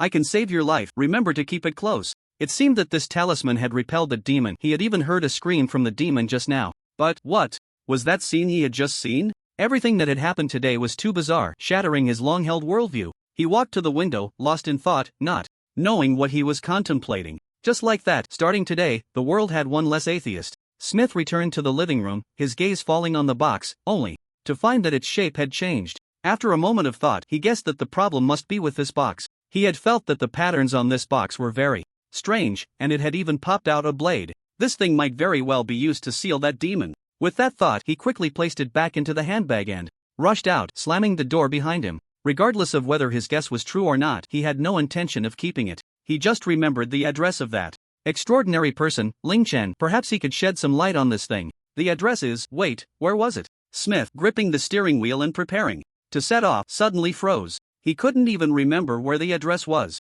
What do I do now? He said, frustrated, patting his head. In any case, he definitely couldn't keep this box. He was afraid that the nail-headed demon would come out again. God knows if the talisman had taken care of it. He hadn't dared to open his eyes. At that moment, an hour passed, and Smith drove a long way to a remote, deserted lakeside. Without saying a word, he threw the strange box into the water. Splash! The box fell into the lake, splashing a small spray of water. Smith stood by the lake, fully alert, watching the spot where the box sank. After waiting for a while and seeing it didn't float back up, he finally relaxed. Goodbye, box of hell. He let out a long breath, a look of ease in his eyes, then turned and got into his car.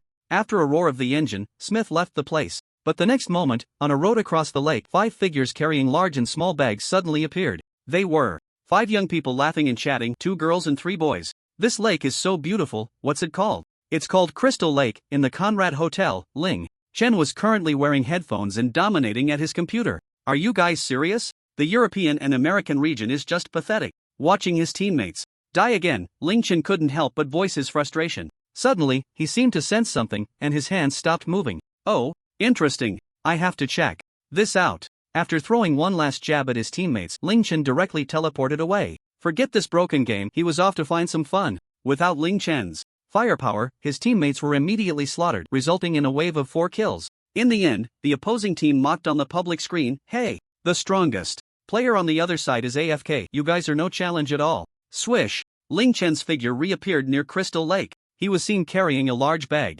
slowly walking along the sandy path beneath his feet. The 5 hikers were moving a bit faster, so it didn't take long for them to notice a figure with a large bag not far ahead of them. "Wow, guys, I didn't expect anyone else to come here to have fun." The speaker was a man wearing black-framed glasses and a red and white checkered shirt. His name was Wade, and he looked like a tech-savvy programmer. "I have a suggestion, why don't we invite him to join us," said Richie, who had a headband tying back his hair. "Sounds interesting," agreed Amanda, a girl with long black hair standing nearby. "Hey, buddy, wait a second." Wade shouted towards Ling Chen's back. Ling Chen, who was walking, suddenly heard someone calling out to him from behind, and his steps came to a halt. He casually turned around to look. In an instant, an incredibly handsome face came into view. "Oh, shit. I'm starting to not want to play with him, he's too damn handsome," Richie said, stunned. "Wow, what a handsome guy." Amanda, with her dark hair and tan skin, immediately laughed. Richie glanced at her and half-jokingly said, "Oh, dear, don't forget I'm your boyfriend. Get lost, I'm just appreciating," Amanda replied with a smile, giving him a playful elbow jab. "Come on, let's go greet our new friend." Mike, with explosive curly hair, laughed from behind. Saying that, he took the hand of his companion, Whitney. Whitney, with her light red long curls, smiled affectionately at him. Their relationship was clearly very good. The 5 jogged over and soon arrived in front of Ling Chen. "Hello," Ling Chen greeted first. "Hi, bro, I'm Wade," Wade said, extending a hand forward. Ling Chen shook it. "Hello, I'm Ling Chen, you can call me Ling." "Hey, handsome, I'm Amanda," Amanda said, her eyes sparkling as she extended her hand as well. Wade looked at Richie with a teasing smile. Richie just shrugged and smiled helplessly. Next, Ling Chen got to know each of them, exchanging greetings. After a brief introduction, Wade suggested, "Ling, how about camping with us?" "Of course, that sounds like fun." Ling Chen readily agreed. After speaking, the 6 of them set off together. "Ling, do you often hike alone?" Amanda asked curiously. "Yes, I often hike to various places. The more dangerous, the more interested I am." "Oh, how dangerous?" At the mention of danger, Wade's eyes immediately lit up. It's definitely much more dangerous than Crystal Lake." "What danger could there be at Crystal Lake?" Whitney asked, curiously from behind. Wade turned to look at her, a mysterious expression on his face. "You don't know? I've heard that many people have gone missing at the Crystal Lake campsite." Thud. Whitney felt her heart skip a beat and began to feel uneasy. Her boyfriend, Mike, noticed her strange expression and took her hand. A warm feeling spread through Whitney's heart. She came back to her senses and looked into Mike's eyes. They exchanged a smile. "Whitney, you're not scared, are you?" Wade laughed, teasing her. "You have to believe in science." With that, he adjusted his glasses with his middle finger. "Maybe there's a killer living nearby? That's scientific, too," Ling Chen said with a meaningful tone. "Are you suggesting that all the missing people were thrown into Crystal Lake by that killer?" Richie chuckled. "Come on, man. That theory is a bit far-fetched. It's getting dark, we need to find a place to camp," Amanda suggested at that moment. "You're right, Amanda, let's see if there's an open spot nearby." As night quietly fell, the group found a clearing in the woods. After setting up their tents, they went to gather some firewood. In the darkness, a bright flame was lit, and the 6 of them gathered around the fire, with Wade holding a satellite locator and chattering away. From the very beginning, his goal was to find the Crystal Lake campsite, and as he spoke, Wade began to tell the story of Jason at the Crystal Lake campsite with a playful expression. "They say Jason looked very strange. One summer, he was bullied by his campmates and was pushed into Crystal Lake while the camp teacher was too busy having an affair to notice, and then Jason drowned. Jason's mother was a cook at the camp, and after Jason died, she harbored resentment and went on a killing spree at the camp. In the end, only one survivor was left, and that survivor was the one who beheaded Jason's mother by the side of Crystal Lake. Some say Jason actually didn't die, he witnessed the scene of his mother's head being chopped off. Others say it was Jason's spirit. After that, Jason has been wandering in the woods, perhaps waiting for his mother to return." Wade was great at creating an atmosphere while telling the story, and Whitney felt scared, instinctively clutching Mike's arm. In contrast, Richie and Amanda were completely unafraid. They treated it as an unreal story and laughed along, making jokes about it. Ling Chen chimed in, "I hope Jason really is here, otherwise, it would be so boring." Wade seemed to find a kindred spirit and smiled, extending a hand to high-five Ling Chen. "Yes, that's the interesting part of adventure." "I agree," Ling Chen replied cheerfully, "but only capable people dare to go on adventures. You're just being reckless." In the movie, Wade was the first to be killed by Jason. Ling Chen already sensed that something exuding a dark aura was lurking in the shadows, undoubtedly Jason. In Crystal Lake, the magic box that Smith had thrown away suddenly disappeared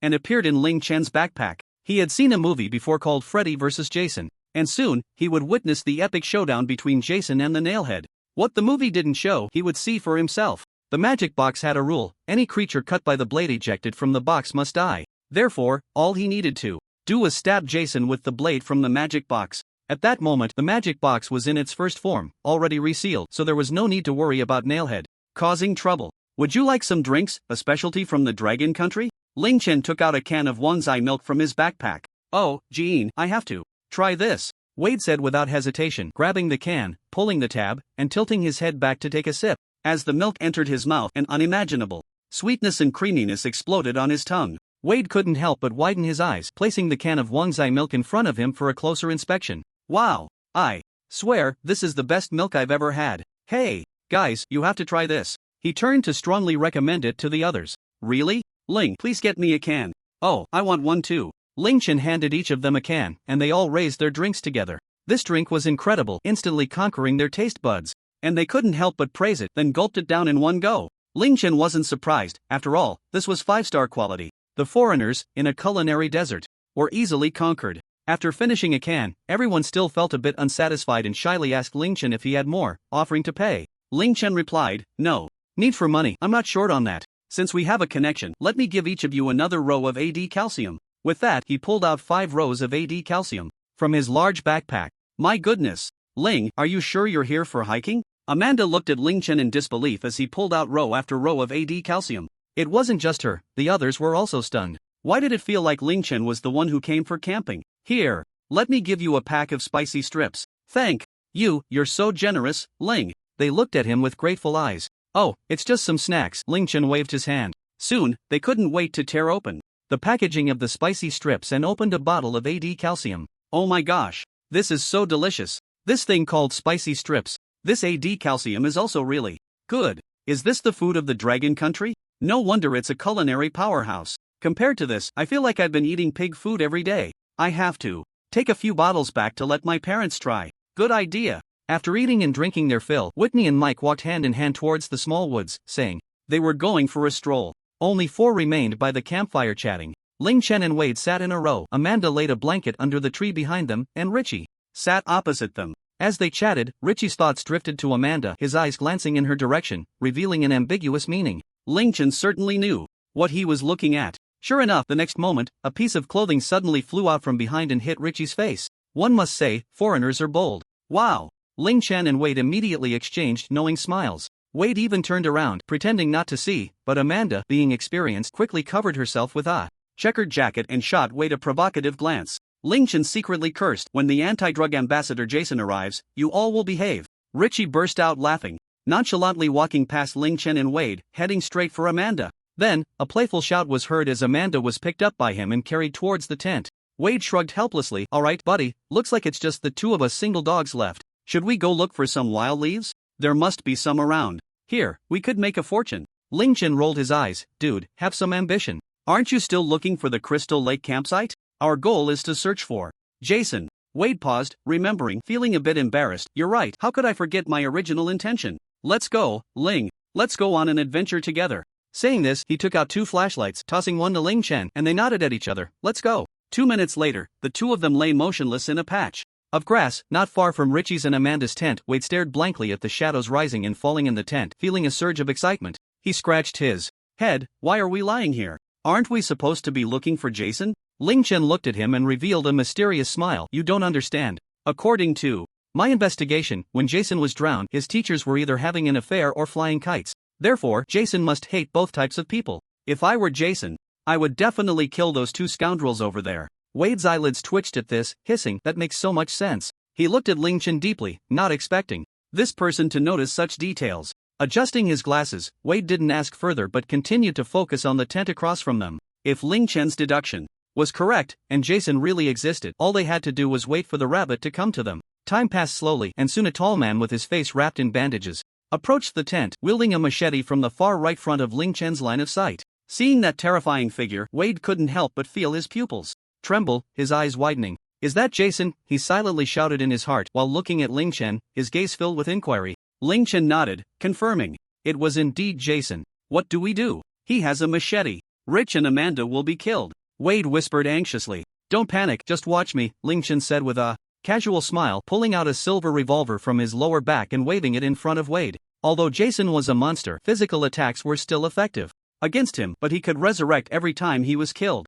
Moreover, he became even stronger upon resurrection, though the cooldown for resurrection was uncertain. It could be days or even years. This version of Jason was still relatively weak. In the movie, he was stabbed in the heart by the protagonist's sister and died. One thing to criticize was that the protagonist and his sister didn't hurry to leave but instead insisted on throwing Jason's body into Crystal Lake for some post-battle ritual. Then Jason resurrected again. Ling, I didn't expect you had this. Wade's eyes flashed with surprise, giving a thumbs up. Hey, Jason. Ling Chen jumped out and shouted, drawing Jason's attention. Hearing someone call his name, Jason paused, then turned to look in the direction of the sound. Bang! Just as he turned his head, a bullet entered his skull. Thud! The invincible Jason fell to the ground. Jason, times have changed. Ling Chen blew on the smoking gun barrel, his eyes carrying a hint of loneliness, fully displaying the cold demeanor of a sharpshooter. The two inside the tent were startled by the noise and hurriedly put on their clothes, cautiously pulling open the tent zipper. Two heads peeked out, and upon looking down, they saw a body with a bandaged face lying peacefully on the ground.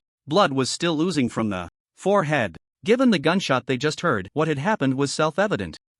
Amanda couldn't help but scream. At that moment, Ling Chen and Wade jogged over. Hey, Amanda, it's us, Wade explained. Oh, what have you done? You killed someone. Rich looked at the body on the ground, shaking his head sadly. Although this person's attire was a bit strange, it shouldn't have led to death, right? Meanwhile, Amanda had already hidden in Rich's embrace, her eyes filled with fear, glancing at the body on the ground without daring to look directly. No, we saved you. Look at the machete in his hand and the bandages on his face. Do you think he came out at night to chop down trees? Ling Chen rolled his eyes and complained. Wade nodded in agreement. Ling is right. We saw him walking towards your tent with the machete. And this person on the ground is Jason.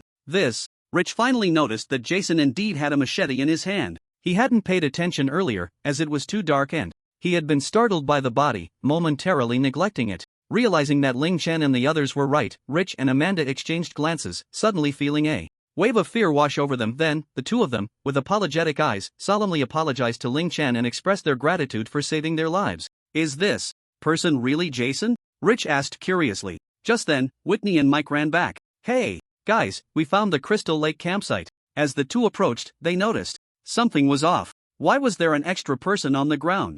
Ling was holding a shiny silver revolver? What's going on? The two rushed over to the group, staring at the strange corpse on the ground and asked in unison. Jason. Wade pointed to Jason's body and continued. Just now, Jason tried to kill Rich and Amanda, and it was Ling who shot and killed Jason. Bang! One shot to the head. Wade playfully mimicked a shooting gesture with his hand. Upon hearing this, Whitney and Mike's eyes widened in disbelief. They hadn't expected Jason to still be alive. Earlier, they had found a lot of information in the dilapidated house at the campsite, including Jason's name. The two then shared their findings with everyone. I can't believe Jason actually existed, they all exclaimed. Ling, thank goodness you're here. By the way, that revolver of yours is really cool. With that, Rich returned to his boisterous self. Ling Chen smiled and shook it a bit, then said, I've been hanging around various dangerous places for years. It's normal to carry a small weapon. The group burst into laughter and the atmosphere lightened again. Oh, that weapon is indeed small.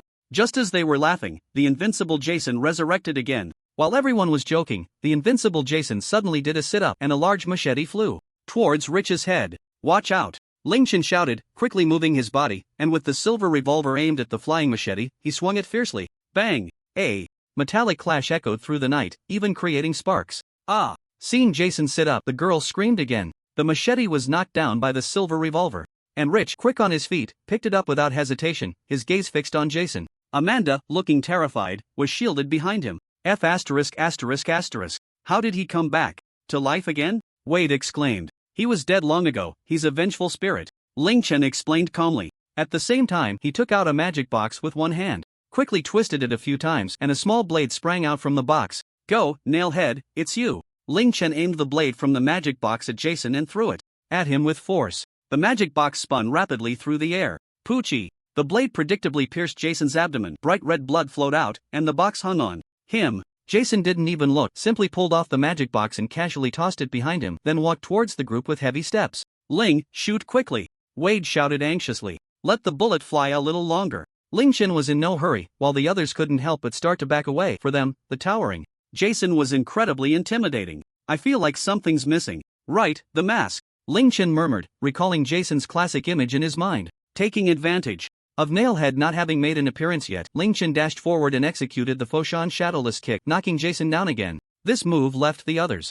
behind him astonished, exclaiming about Dragon Kingdom martial arts. Jason was stunned by the powerful kick. Wait, how did this little frame take me down? Here's a little gift for you. Ling Chen flipped his hand, and a hockey mask appeared, which he pressed onto Jason's face. After a spin and jump, looking almost like lightness skill, Ling Chen retreated a few meters, creating distance from Jason. After being kicked down, Jason was furious and stood up again. He first touched the mask on his face, which, despite having no straps, was firmly stuck to his face. For some reason, this mask gave him a different feeling, and he liked it very much after staring at Ling Chen for a while. He turned his head to see Rich charging towards him. Rich felt a jolt in his heart when he met Jason's gaze. We're not buddies, and I didn't kick you, so why are you looking at me? However, before Jason could run a few steps, a chilling gust of wind suddenly swept through, rustling the leaves around them and forcing Jason to stop, shielding his eyes from the swirling dust. The hair of several people whipped wildly in the wind, their eyes squinting. Then, to their astonishment, the ground between them and Jason cracked open, revealing a large pit.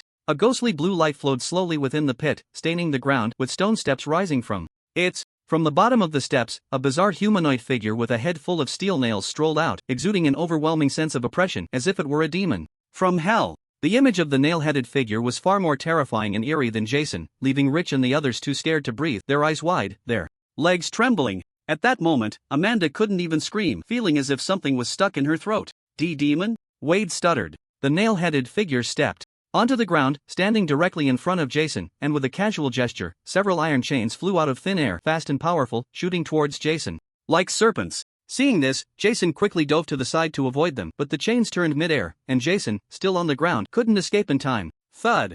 Thud! The chains pierced through Jason's flesh, impaling his limbs. Even someone as strong as Jason couldn't move now, helplessly watching as the chains lifted him into the air. The nail-headed figure smiled slightly, staring intently at Jason, who was struggling in mid-air. Thud! With a surge of power, the nail-headed figure tightened the chains, and Jason was instantly torn apart, blood and flesh splattering everywhere. Witnessing such a bloody scene, Amanda and the others could no longer hold back, screaming out loud. Even the big men were scared stiff, wanting to run but finding their legs too weak to move. After dispatching Jason, the nail-headed figure turned to face Ling Chen and the others. Upon seeing the demon looking at them, several of them plopped down on the ground, and some even wet their pants. The nail-headed figure ignored them and focused on Ling Chen. Continue the sacrifice of 5, and you can make a wish to the gods, he said in a deep, calm voice filled with an irresistible and seductive tone. Ha!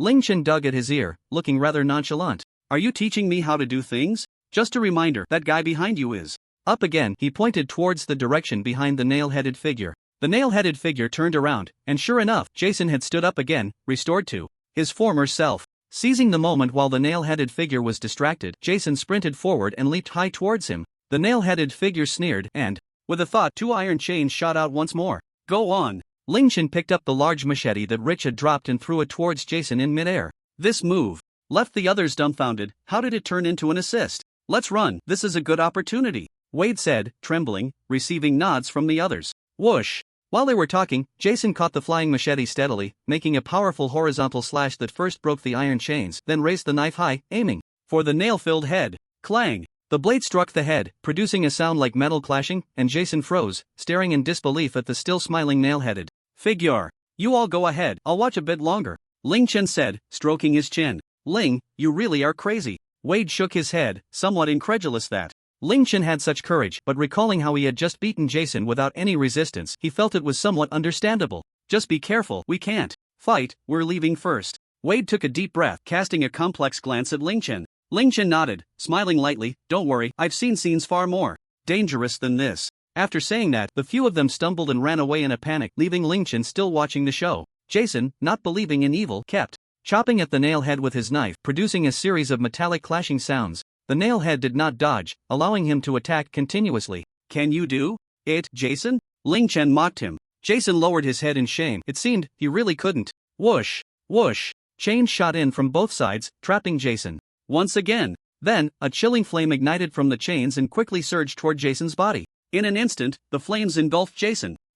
Moreover, this flame seemed capable of burning the soul. Jason, who had not uttered a sound even when dismembered, let out a painful roar at this moment. It seems that the nail head is indeed more powerful, Ling Chen said, nodding while supporting his chin. Boom! The next moment, Jason's physical body was torn apart again, and an illusory soul was pulled into the previously cracked ground by the chains. This was the Nailhead's usual operation, aimed at brainwashing other souls to transform them into members of the hellish cultivators. Continue searching for sacrifices, I can fulfill your wishes. After dealing with Jason, the Nailhead turned to Ling Chen, emitting a low, dark, and seductive voice. Hearing this, Ling Chen's lips curled into a playful smile as he shook his head and said, "Nonsense, suppress." The last two words rang out like a bell. In midair, a semi-transparent giant hand appeared, exuding an astonishing might, stirring up a gust of wind. The Nailhead sensed something and looked up, his expression changing dramatically in an instant. A giant hand, resembling a deity, was hovering above his head. Boom! From the giant hand, an inexplicable pressure suddenly descended, and the Nailhead felt as if his body and mind had suddenly become as heavy as 10,000 pounds. He half knelt on the ground, barely supporting himself. With his hands, unable to move, his eyes looked at Ling Chen with immense seriousness. "Who exactly are you?" Ling Chen did not answer. He raised his sword finger, and Jason's soul flew out from the cracked ground, then condensed into that hockey mask. "Your future master, become my collection." Boom! Ling Chen pressed down lightly with his palm, and the giant hand instantly descended, suppressing the Nailhead. The Nailhead let out a terrifying cry of pain. It should be known that he possessed the ability to transform pain into pleasure. For him, physical pain was pleasure. But at this moment, he felt not a trace of joy, as if he had become an ordinary person. The gaze he cast at Ling Chen was now filled with deep fear. With such divine might, he had no power to fight back. Then, Ling Chen retrieved the fallen magic box back into his hand and lightly commanded, "Collect." In the next moment, the once invincible Nailhead was drawn into the box, and the magic box twisted a few times before returning to its original form. With a wave of his hand, the mask and magic box were stored in Ling Chen's storage ring. All done, time to wrap up. He clapped his hands and laughed. On the other side, Wade and the others ran out of breath, panting like bellows, finally stopping to rest. "I wonder how Ling is doing," Wade said, crossing his knees and gasping for breath. "Don't worry, I feel like he's not afraid at all, and with his skills, he definitely won't be in trouble," Richie replied weakly, already exhausted like a puddle of mud, lying directly on the ground. "But, that's a demon." Amanda suddenly spoke up, her head hanging low, as if fear had bent her spine, the look of terror on her face shrouded like dark clouds, lingering for a long time. Upon hearing this, everyone felt as if they had fallen into an ice cellar, sinking into a deathly silence. "Hey, he wanted to stay there himself, didn't he? We did call for him." Mike spoke at this moment, trying to break the suffocating silence and comfort everyone. "Let's call the police," Wade said after a moment of silence, taking out his phone, as if grasping a lifeline, pressing it desperately. "Do you think the police will believe us? We just need to say that there's a heartless demon hiding here who has taken our companions." Wade pushed up his glasses, his eyes still glued to the phone screen. There's no signal. Seeing the call fail, Wade's anger boiled over, and he slammed the phone onto the ground as if it were the source of his rage. "The others? Hey, why are you still here?" At that moment, a somewhat familiar voice suddenly rang out from behind them. They all turned to look in the direction of the voice, and when they saw who it was, their faces lit up with joy. "Oh my god, Ling, it's so good to see you back." "Great, I knew you would be fine." Wade laughed. Ling Chen smirked. "What can a little demon do to me? Ha ha ha." "But what about those two demons?" Amanda asked, clearly terrified of the demons. "They've been sealed by a great deity." The group was taken aback and instinctively asked in unison, "What deity?" Then, Ling Chen took out a palm-sized black statue from his backpack. He held the statue in his palms and introduced it to everyone. "This is a deity from our east, the god of primordial origin. He is the source of everything, and as long as you pray sincerely every day, you will receive his protection." As he finished speaking, a hazy golden light began to emanate from around the statue, fleeting like a shooting star. "What? It's glowing!" Rich exclaimed in shock. The others were equally astonished, as if they had witnessed the most incredible sight in the world. Wade stared at the statue, and when his gaze met the eyes of the statue, he felt as if it were a living person, yet it exuded an extraordinary aura. "Ling, can I take a look?" Amanda stepped forward to ask Ling Chen. "Of course." With that, Ling Chen gently handed the statue over. Amanda carefully took it, and as soon as it was in her hands, a warmth like the spring sun flowed continuously into her body. In an instant, the fear she had felt earlier receded like a tide, and her entire being relaxed involuntarily under this warm comfort. Feeling this wonderful warmth and comfort, she gazed at the statue in disbelief, as if it were a rare treasure. This is simply amazing." At that moment, Amanda seemed entranced, her eyes fixed on the statue, a hint of obsession visible on her face. "What's wrong, Amanda?" Rich asked, puzzled, not understanding what had caused her sudden exclamation. The others were equally confused. Could something miraculous have happened with the statue to Amanda? Some were speculating in their hearts. "I'm fine, I feel great right now. She took a deep breath, her expression calming again, and looked up at Ling Chen, asking, Ling, where can I get another statue of this deity?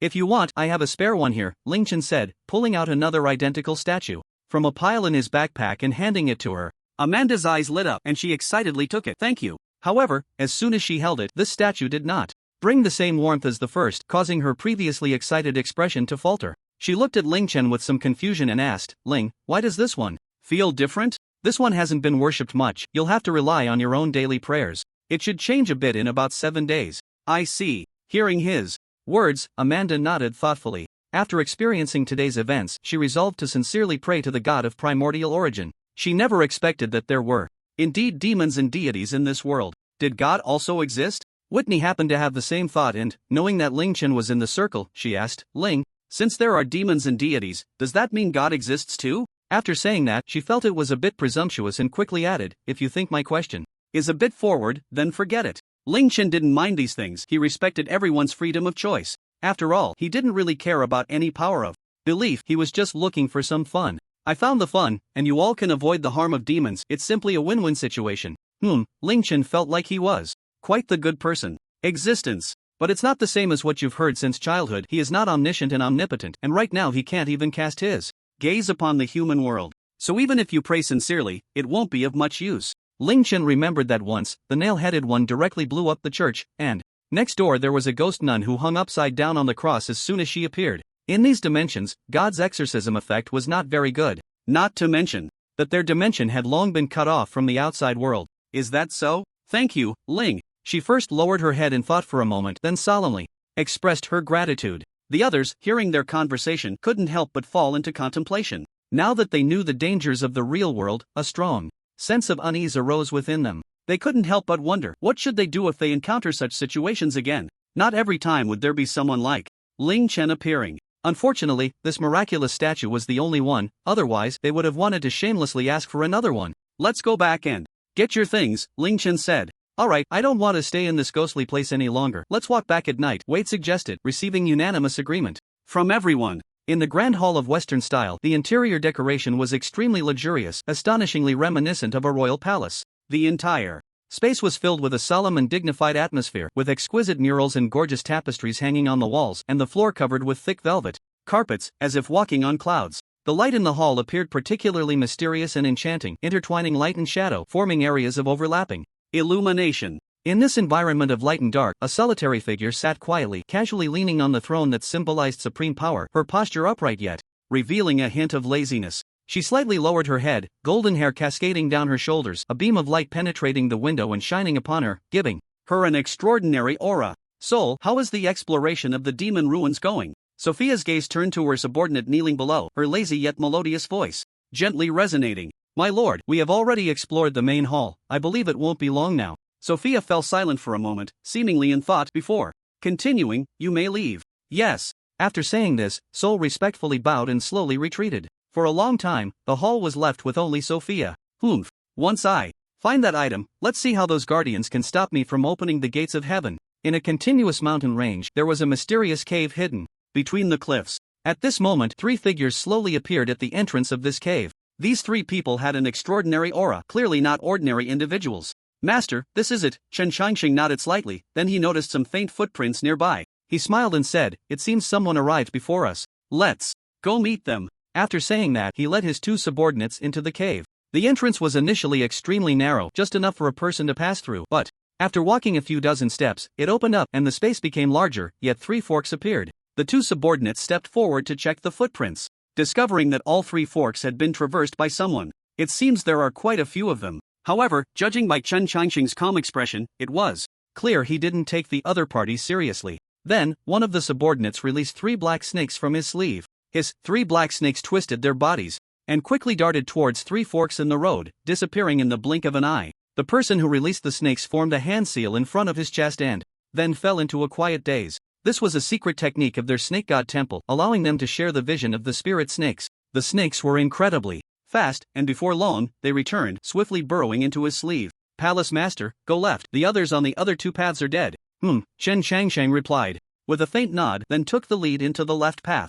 Once inside, the surroundings were no longer the natural stone walls but were instead built of stone bricks, as if they were entering an ancient tomb. Along the way, they occasionally encountered a corpse, some with blood that had not yet dried, indicating the dangers of the traps within. However, fortunately, most of the traps had been bypassed, allowing them to proceed safely. After an unknown amount of time, they finally arrived at the main hall. At this moment, 6 men and women, dressed differently, were sitting at the corners of a large hexagram with bright red blood flowing in the grooves of the star. They had their eyes tightly closed, their mouths continuously chanting something, and their heads shaking as if possessed. Who are you? Besides the 6 sitting on the hexagram, there were also 2 guards on lookout. As soon as Chen Changsheng and the others entered the main hall, the guards immediately raised their rifles and aimed at them. One of Chen Changsheng's subordinates raised his hand, and several glowing red lines shot out rapidly, instantly piercing through the bodies of the 2 guards. Ah! 2 piercing screams echoed throughout the main hall. From beginning to end, Chen Changsheng didn't even glance at them, silently observing the hexagram and the various paintings on the stone walls. The walls depicted numerous images of goat-headed human figures, and each time they appeared, a group of worshippers could be seen kneeling around them. Interesting. Could this be the origin of the Western Satan legend? Chen Changsheng murmured softly, a look of interest appearing on his face. His gaze shifted to the hexagram, where a goat-headed human stone sculpture slowly rose from the center. Chen Changsheng did not stop it. Instead, he watched their actions with eager anticipation. Focusing on the stone sculpture, he noticed that the center of the goat's forehead was different from the rest of its body, emitting a faint purple light that contrasted sharply with the surrounding gray and white. As the ritual continued, the purple light became increasingly prominent and powerful. The few people within the hexagram, illuminated by the purple light, all revealed satisfied and blissful smiles, as if they were experiencing something incredibly beautiful. Chen Changsheng squinted his eyes, not avoiding the incoming purple light. In an instant, the purple light filled the entire cave, and Chen Changsheng felt a sudden purple haze before his eyes, his head feeling momentarily dazed. Then, he felt a palm's touch over his eyes, and a voice inexplicably came from behind him. Guess who I am? It was the voice of a somewhat childish girl, yet this seemingly ordinary question stirred a wave of emotions in Chen Changsheng's heart. That voice is... His mouth slightly opened in surprise, his thoughts involuntarily drifting back to his childhood, a gentle and lovely face appearing in his mind. Seeing that he seemed unresponsive, the little girl behind him found it strange and called out again, "Little Changsheng, guess who I am?" Chen Changsheng came back to his senses, his lips curving into a nostalgic smile as he said, "Stop messing around, little Ling Chen." "Humph. So boring," the girl behind him pouted playfully, lowering her small hand that had been covering Chen Changsheng's eyes. Chen Changsheng first looked at his smaller body, then turned around, and a familiar face came into view. The surrounding environment was the orphanage from his childhood memories. Staring at this familiar face, a long-lost sense of nostalgia and tenderness appeared in his eyes. "I never expected to see you again." Upon hearing this, the girl was clearly taken aback, somewhat confused. "Ha? Don't we see each other every day? Are you out of your mind?" Saying this, she reached out to touch Chen Changsheng's forehead, feeling its temperature. Then she touched her own forehead for comparison. "Strange, no fever, so why are you talking nonsense?" The girl looked at Chen Changsheng with some concern. "Sister Ling, I'm fine." Chen Changsheng smiled helplessly and explained. "Really? Are you sure?" Chen Linger stared suspiciously into his eyes. "Yes. Then let's go play." She smiled sweetly, took Chen Changsheng's hand, and turned to run. Although Chen Changsheng called her sister Ling, they were only a few months apart in age and about the same height, so they got along very well. Chen Linger pulled him to a swing chair at the orphanage, but it seemed they were a bit late. Someone was already happily swinging on it. Seeing this, Chen Linger's expression turned serious. She let go of Chen Changsheng's hand, walked to the swing, and stopped the gently swaying seat with both hands. She showed a fierce expression and said to the little boy on the swing, "Hey, you little brat. This swing is now mine. Got a problem with that? Wah, I'm going to tell the director. Wah, Sister Ling is bullying me." Again, the little boy was so scared by her that he started crying, squinting his eyes, tears streaming down his face as he ran away. "Humph. Still a crybaby." Watching the little boy's retreating figure, Chen Linger smirked. She straightened her face and returned to her pure and cute smile, turning to Chen Changsheng. "Changsheng, come, play." Chen Changsheng's mouth twitched. Although he knew this was an illusion, it still felt very real, and her expression was exactly the same. "Sigh, I'm coming.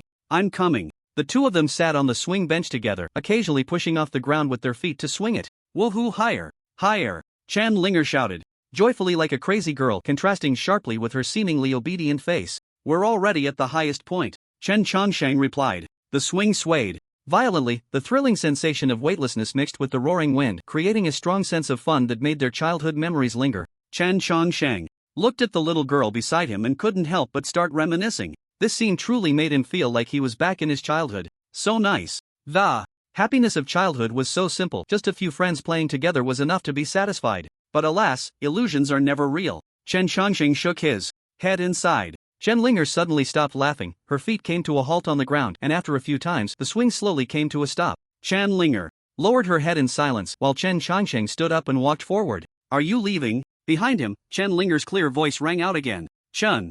Changsheng paused, not turning around but looking up at the dusk sky. Yes, I have to go. Why? What's wrong with the world of illusions? We could clearly be together. Forever. Chen Linger sat on the swing, her head down, her expression unclear, only her lips trembled slightly. But you're not her, she has long since died. I still have my own path to walk. I must move forward, I can never stop here. After saying this, a determined light flashed in Chen Changsheng's eyes. Then, without any hesitation, he walked forward again. Crack! The familiar scene before him shattered like glass, and Chen Changsheng opened his eyes, the scene returning to the cave. He squinted slightly, looking at the glowing spot on the goat's head, murmuring, I didn't expect you to have developed sentience. Tap tap tap, Chen Changsheng walked towards the stone sculpture at the center of the hexagram with his hands in his pockets. He glanced around at the few people whose faces were filled with a blissful obsession, and he understood in his heart. It seemed to be a group of individuals willing to immerse themselves in the world of illusions. Raising his right hand, he pointed at the center of the goat's head, and an inexplicable force was unleashed.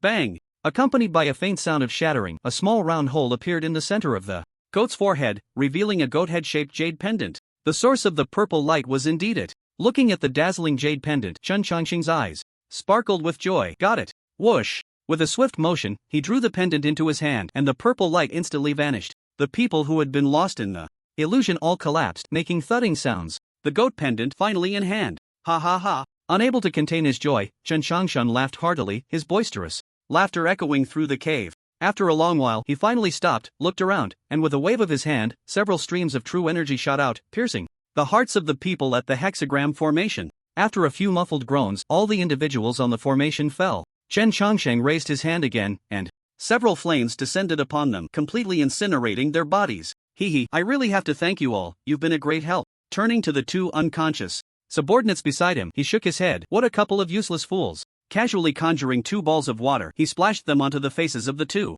A refreshing chill washed over them, and they slowly woke up in a daze. When they finally saw their boss's stern face, they hurriedly got up and knelt on one knee in fear. We are incompetent, X2 forget it, we have what we came for, let's go. With that, Chen Changsheng stepped over the space between the two and walked away. Seeing this, the two wiped the water off their faces, glanced at the still burning corpses, and quickly followed. You got into Harvard, he got into Yale, I got into sweet potatoes, baked sweet potatoes, fragrant baked sweet potatoes. On the street, a small cart carrying an oven stopped by the roadside, with a speaker continuously playing a catchy recording, while a wave of delicious aroma wafted through the air, causing passers-by to stop frequently. Of course, many found the selling pitch quite amusing. In any case, quite a few people had gathered around the small cart. Boss, give me one. Sure, here you go. Taking the money from the customer, Ling Chen skillfully pulled out a warm sweet potato from the oven. He then placed the sweet potato, oozing with syrup, into a paper box, sliced it open with a small knife, added a small piece of butter to mix in, and finally placed a plastic spoon inside.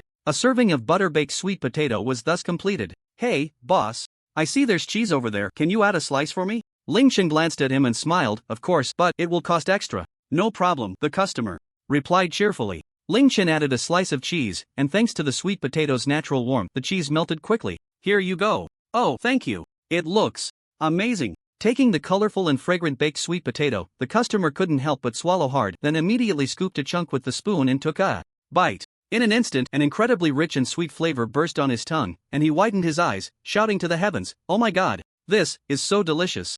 Ling Chen. No, buddy, that's a bit too exaggerated, it sounds like you're a plant. He swore this person was definitely not a hired actor but was genuinely expressing his feelings. Boss, give me 2 more of these, I have to bring them home for my family to try, he said excitedly, looking at Ling Chen. Alright. This loud shout immediately attracted quite a few more people. They couldn't help but think, if this isn't a plant, then it really must be explosively delicious. With the thought that a sweet potato isn't worth much anyway, most people were willing to take a gamble on the possibility of something delicious. Soon, the area around the cart became lively, with conversations and bargaining echoing back and forth. Before long, the sweet potatoes in the oven were swept away by the foreigners, and delighted exclamations of how tasty they were rang out. After finishing his sales, Ling Chen slipped away. The next day, many people returned to the street, but they never heard that addictive horn recording again. Later, some searched the entire city for roasted sweet potatoes but could never taste the flavor of that day again. In the ancient yet luxurious hall. Sophia leaned against the throne, her brows furrowed, her eyes filled with fury as she glared at the trembling soul below.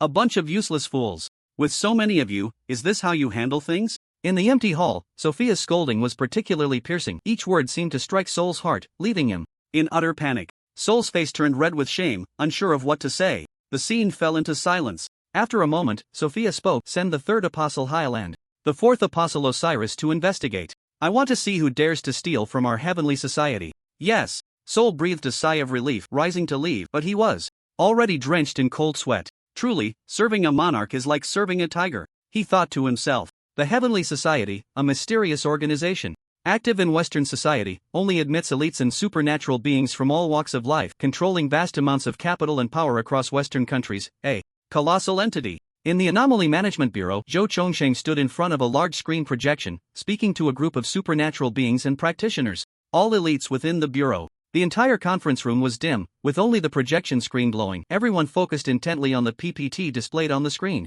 Zhou Chongsheng paused, pressed a button on his controller, and the PPT switched to the next page. Recently, our investigators have discovered that members of the Heavenly Society frequently enter the northwestern plateau of our country, which surely indicates some ulterior motive. Therefore, the Bureau is preparing to send a team of combat personnel to ensure the safety of the investigators and assist them in uncovering the Heavenly Society's intentions. Is there a captain willing to volunteer? After speaking, Zhou Chongsheng scanned the seats below. Several captains raised their hands simultaneously. A reflective bald head caught Zhou Chongsheng's attention. It was Zhang Qiqing, who had experienced the Black Flood incident. At this moment, his cultivation had reached the third realm, the Jade Liquid stage. Zhang Qiqing, you performed well during the last Black Flood incident, and your cultivation is now a Jade Liquid. The information on your team is. Zhou Chongsheng took out his phone to check Zhang Qiqing and his team's information, then nodded in satisfaction. Very good, it's him. Zhang Qiqing stepped forward to the stage. Zhou Chongsheng looked at him and said lightly.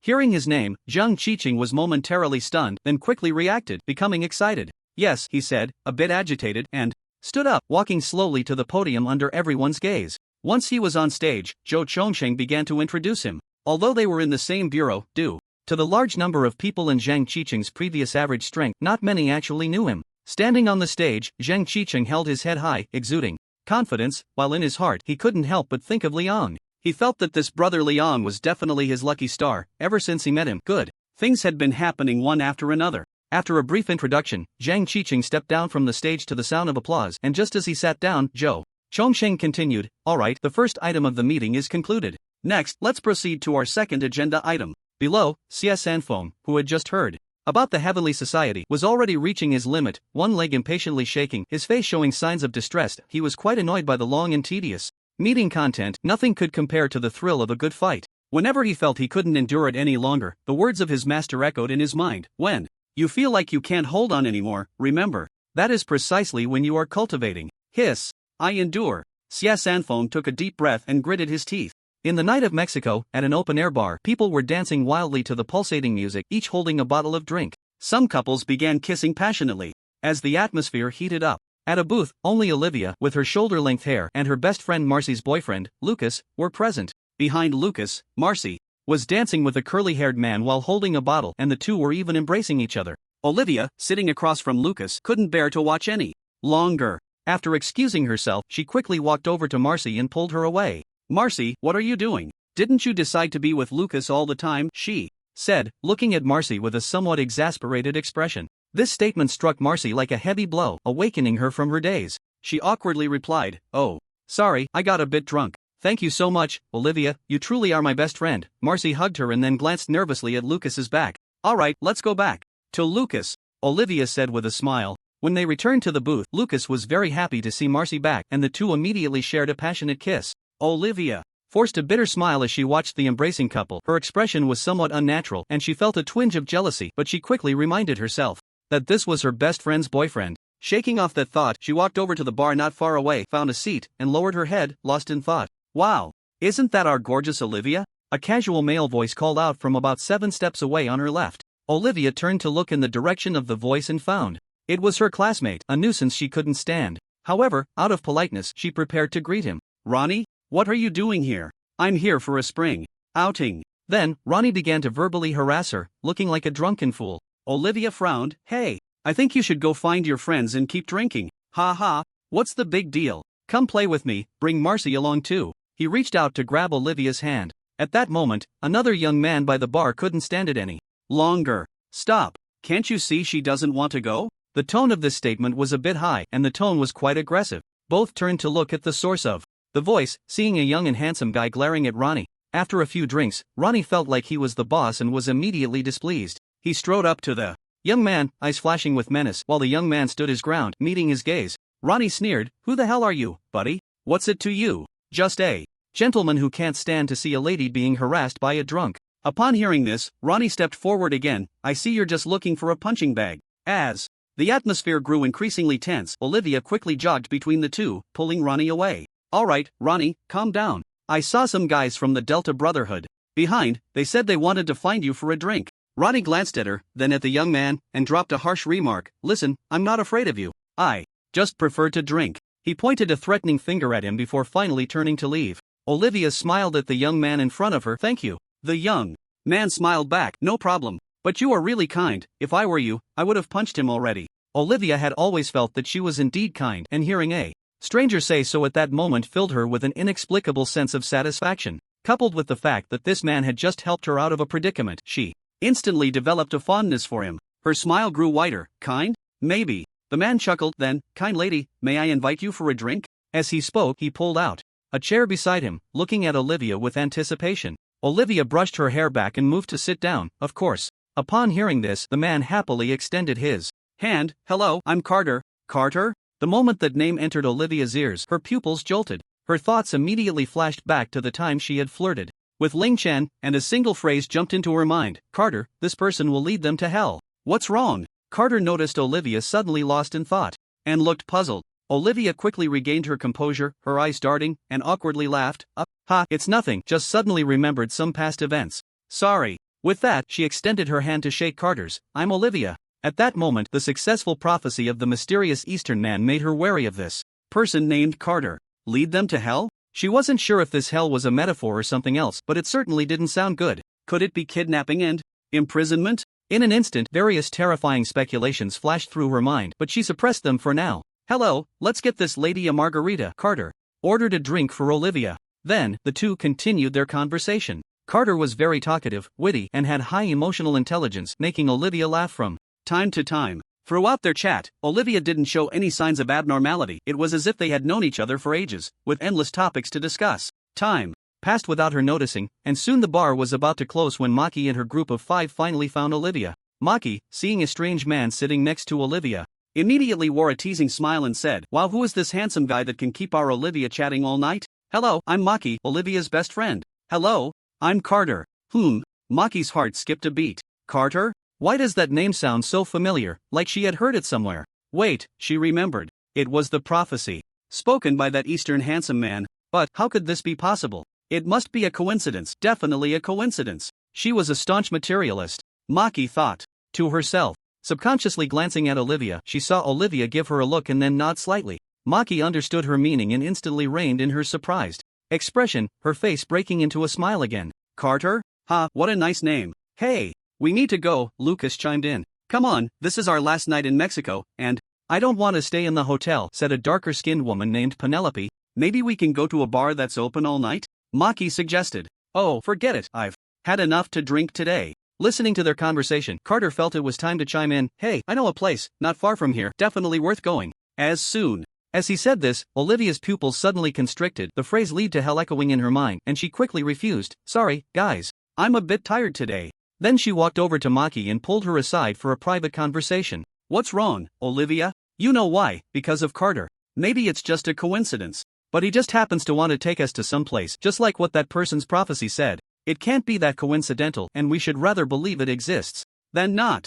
Olivia fixed her gaze on Margie's eyes, as if trying to infuse her thoughts into them. Margie smiled. "Darling, even if you don't say it, we wouldn't go to any strange places with him. We don't even know that Carter guy." Olivia was taken aback and laughed. True. But upon reflection, if it weren't for this prophecy, based on her previous fondness for Carter, even if everyone else was uninterested in the place he mentioned, she would probably have helped persuade them. What's serious? Things might happen then, she couldn't say. With this thought, Olivia couldn't help but feel a wave of fear, while also feeling grateful to Ling Chen. After their chat, The two returned to the group, and Margie also declined Carter's proposal. Sorry, Carter, but we're all a bit tired today. Margie casually made up an excuse and smiled apologetically. The others said nothing, clearly also uninterested in the suggestions of this unfamiliar man. Carter was puzzled about what had just happened. From his observations, Olivia was the kind of kind-hearted person who would repay kindness, so it seemed unlikely she would refuse a benefactor's proposal. While he felt confused, he also felt a bit anxious, as he had approached Olivia with a purpose.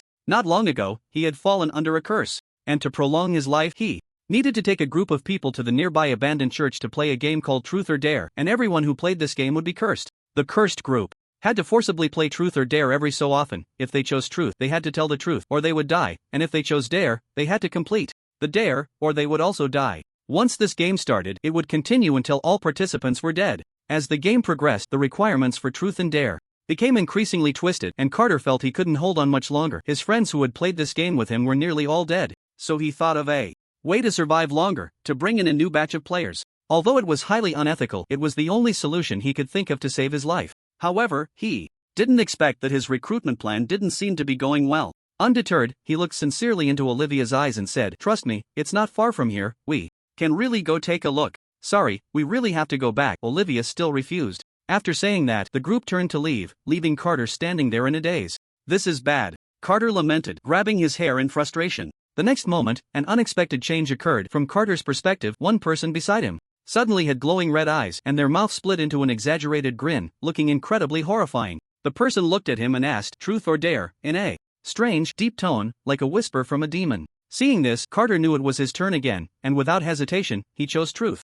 Sorry, this time you must choose Dare." "What? So soon?" Carter was startled, not expecting it to already be the forced Dare round. The game required that after a few rounds of Truth, a Dare must be chosen. No, you demon. You can't do this. Truth or Dare? Ignoring Carter's hysteria, the mysterious being continued to ask. Carter knew he had to choose, or he would die. He had learned this bloody lesson from his friends. "I choose Dare." He sat down dejectedly, his expression dazed, unsure of what command this demon would give him this time. "Smash your bottle hard on Olivia's head." Hearing this request, Carter hesitated for a moment, then his gaze became resolute. "I have to survive.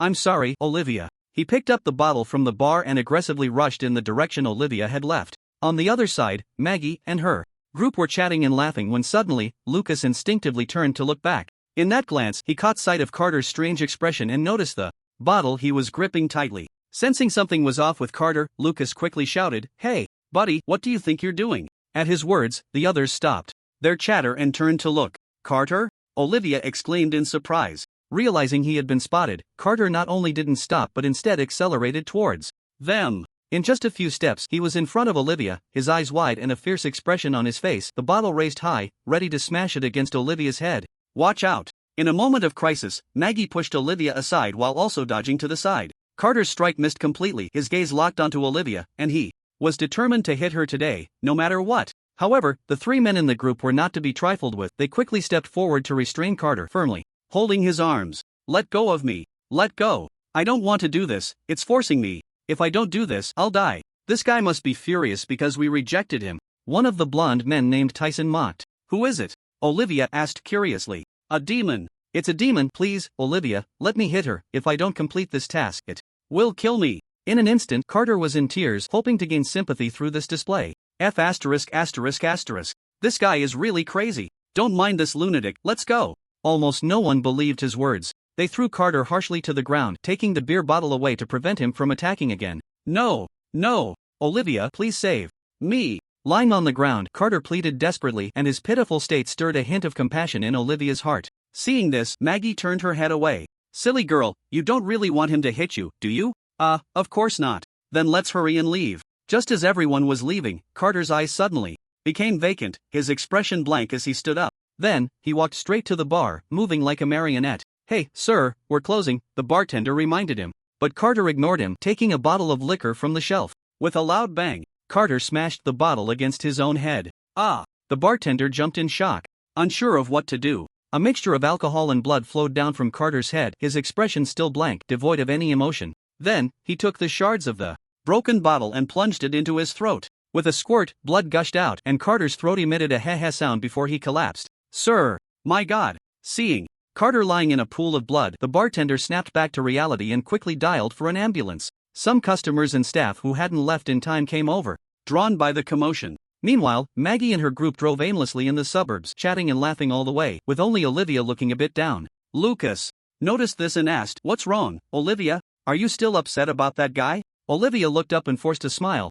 Maybe, I was just a bit scared. I didn't expect him to do that. Forget about that jerk, guys, look what I found. The blonde man Tyson pointed to the distance in front of him, his tone a bit excited. The others followed his finger and saw a corner of an ancient building peeking out from the hillside. "Oh, it looks like the spire of a church," said the Asian guy Brad. Penelope's eyes lit up. "How about we go take a look?" "Good idea," Marcy chimed in. "Let's go." If Carter saw this scene, he would surely be furious, as this was exactly the place he wanted to bring everyone. The group moved towards their goal, only to be met by a circle of barbed wire blocking their way, with a sign hanging that read "No Entry." At that moment, a gust of night wind blew through, rustling the grass around the wire, and the wooden sign creaked back and forth. This scene stirred a hint of unease in Olivia. It seemed that no one had been maintaining this place. There was even a large hole in the wire. Ignoring the warning on the sign, they all squeezed through one by one. After hesitating for a moment, Olivia followed them inside. Soon, they stood before the building, which was steeped in the passage of time.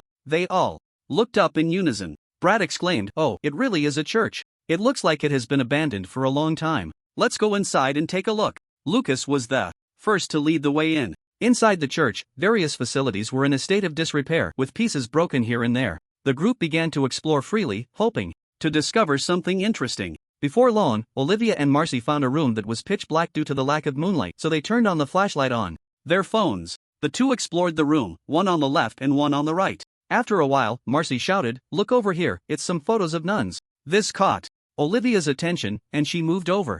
Olivia took out her camera and began photographing the pictures, planning to post them on her social media later. After taking the photos, she noticed a smaller one being pressed down by a ceramic pot and instinctively pulled it out. As soon as the photo was freed, the pot flipped over, releasing a foul odor that invaded their nostrils. Ugh! Both of them couldn't help but frown, covering their noses and quickly stepping back. What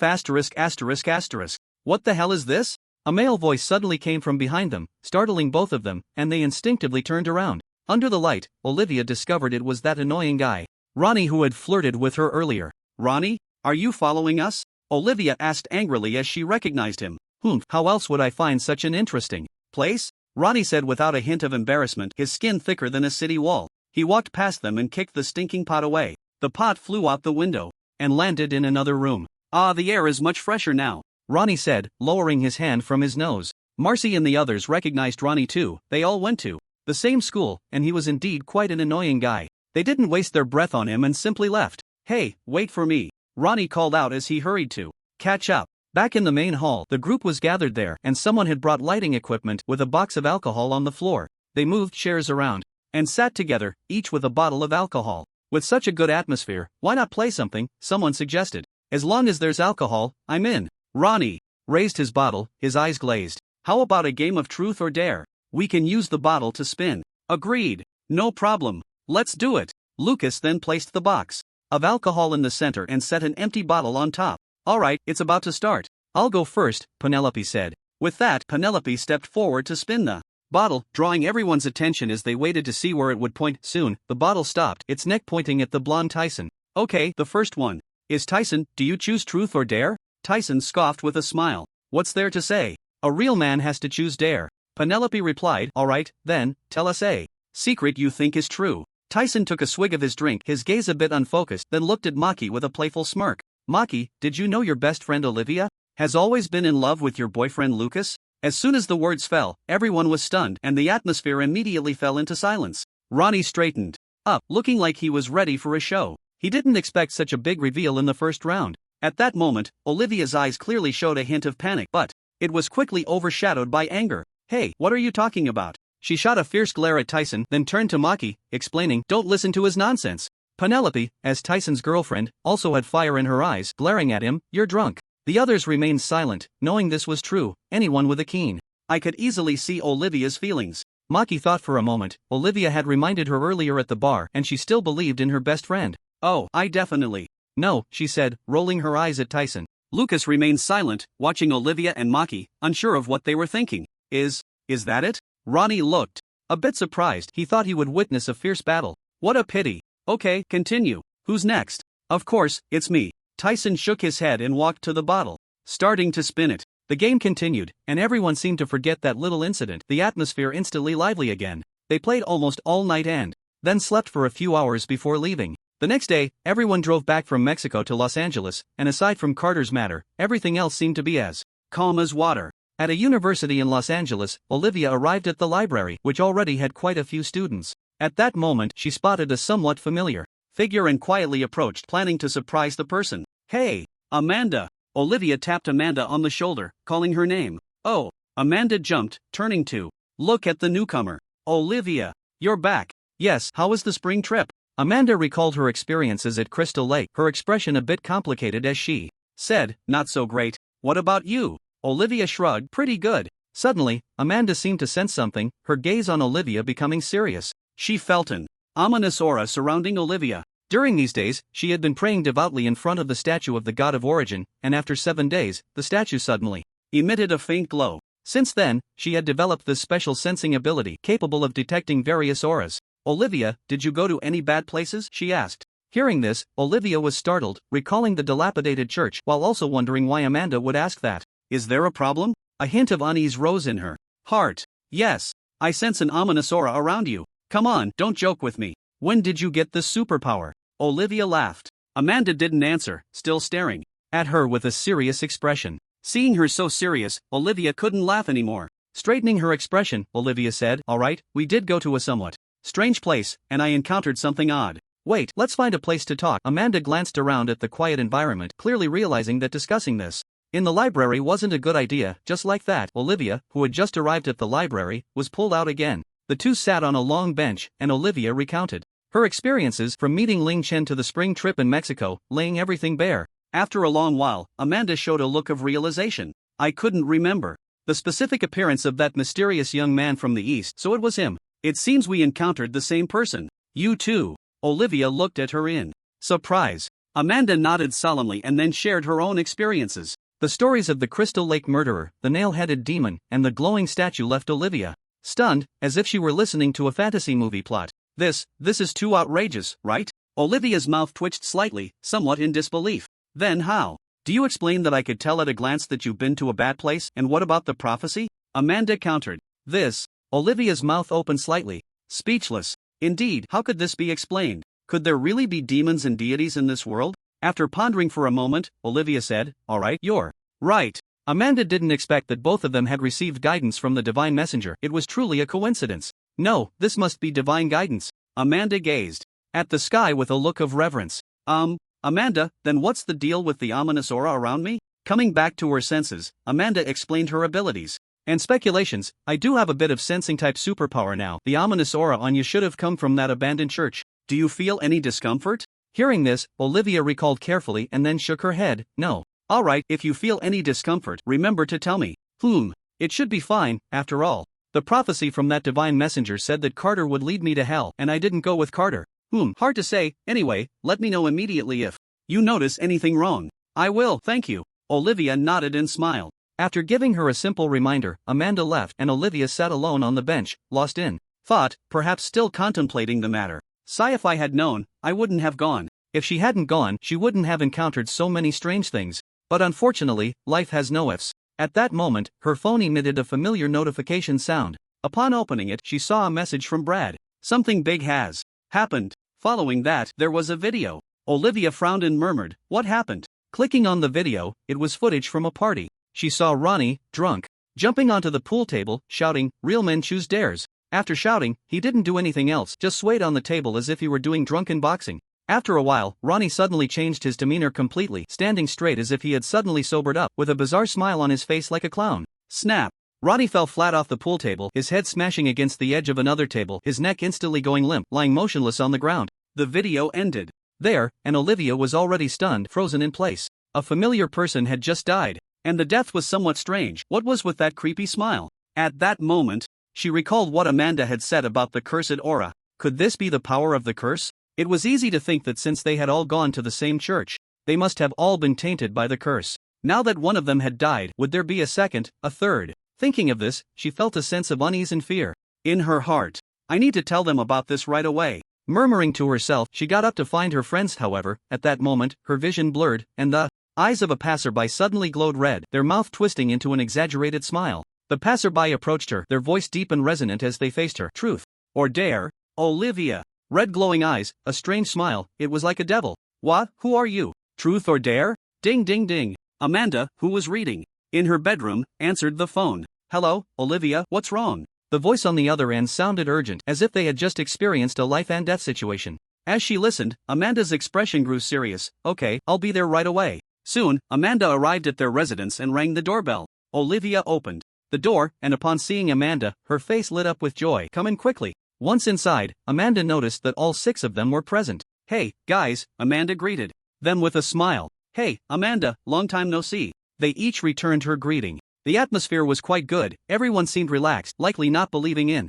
any curse. Tyson spoke nonchalantly. Alright, now that Amanda is here, let's quickly discuss this damn curse, then I need to get back to prepare for tomorrow's interview. Lucas glanced at his watch and said, sorry, I have something to take care of, you all chat first. With that, he walked towards the door. Clearly, Lucas didn't believe in such claims at all and was completely unconcerned. Hey, Lucas. Marcy called out to him. Sorry, Marcy, I'll be back later. Lucas turned back and gave her an apologetic smile. He left, leaving the others exchanging glances. Marcy sighed and shook her head helplessly, shrugging at Olivia. Sigh, Olivia also sighed, indeed. It was hard to believe in curses, especially in today's technologically advanced world. Then, Olivia detailed her previous experience, with Marcy as a witness. For a moment, everyone seemed a bit shaken. An unexpected event occurred. It wasn't long before Lucas ran back, his expression clearly one of fear. Hey, guys, I'm back. Amanda raised an eyebrow and smiled. What's wrong? Did you encounter a devil? You're not wrong. Sorry, I spoke a bit loudly just now. Lucas, what happened?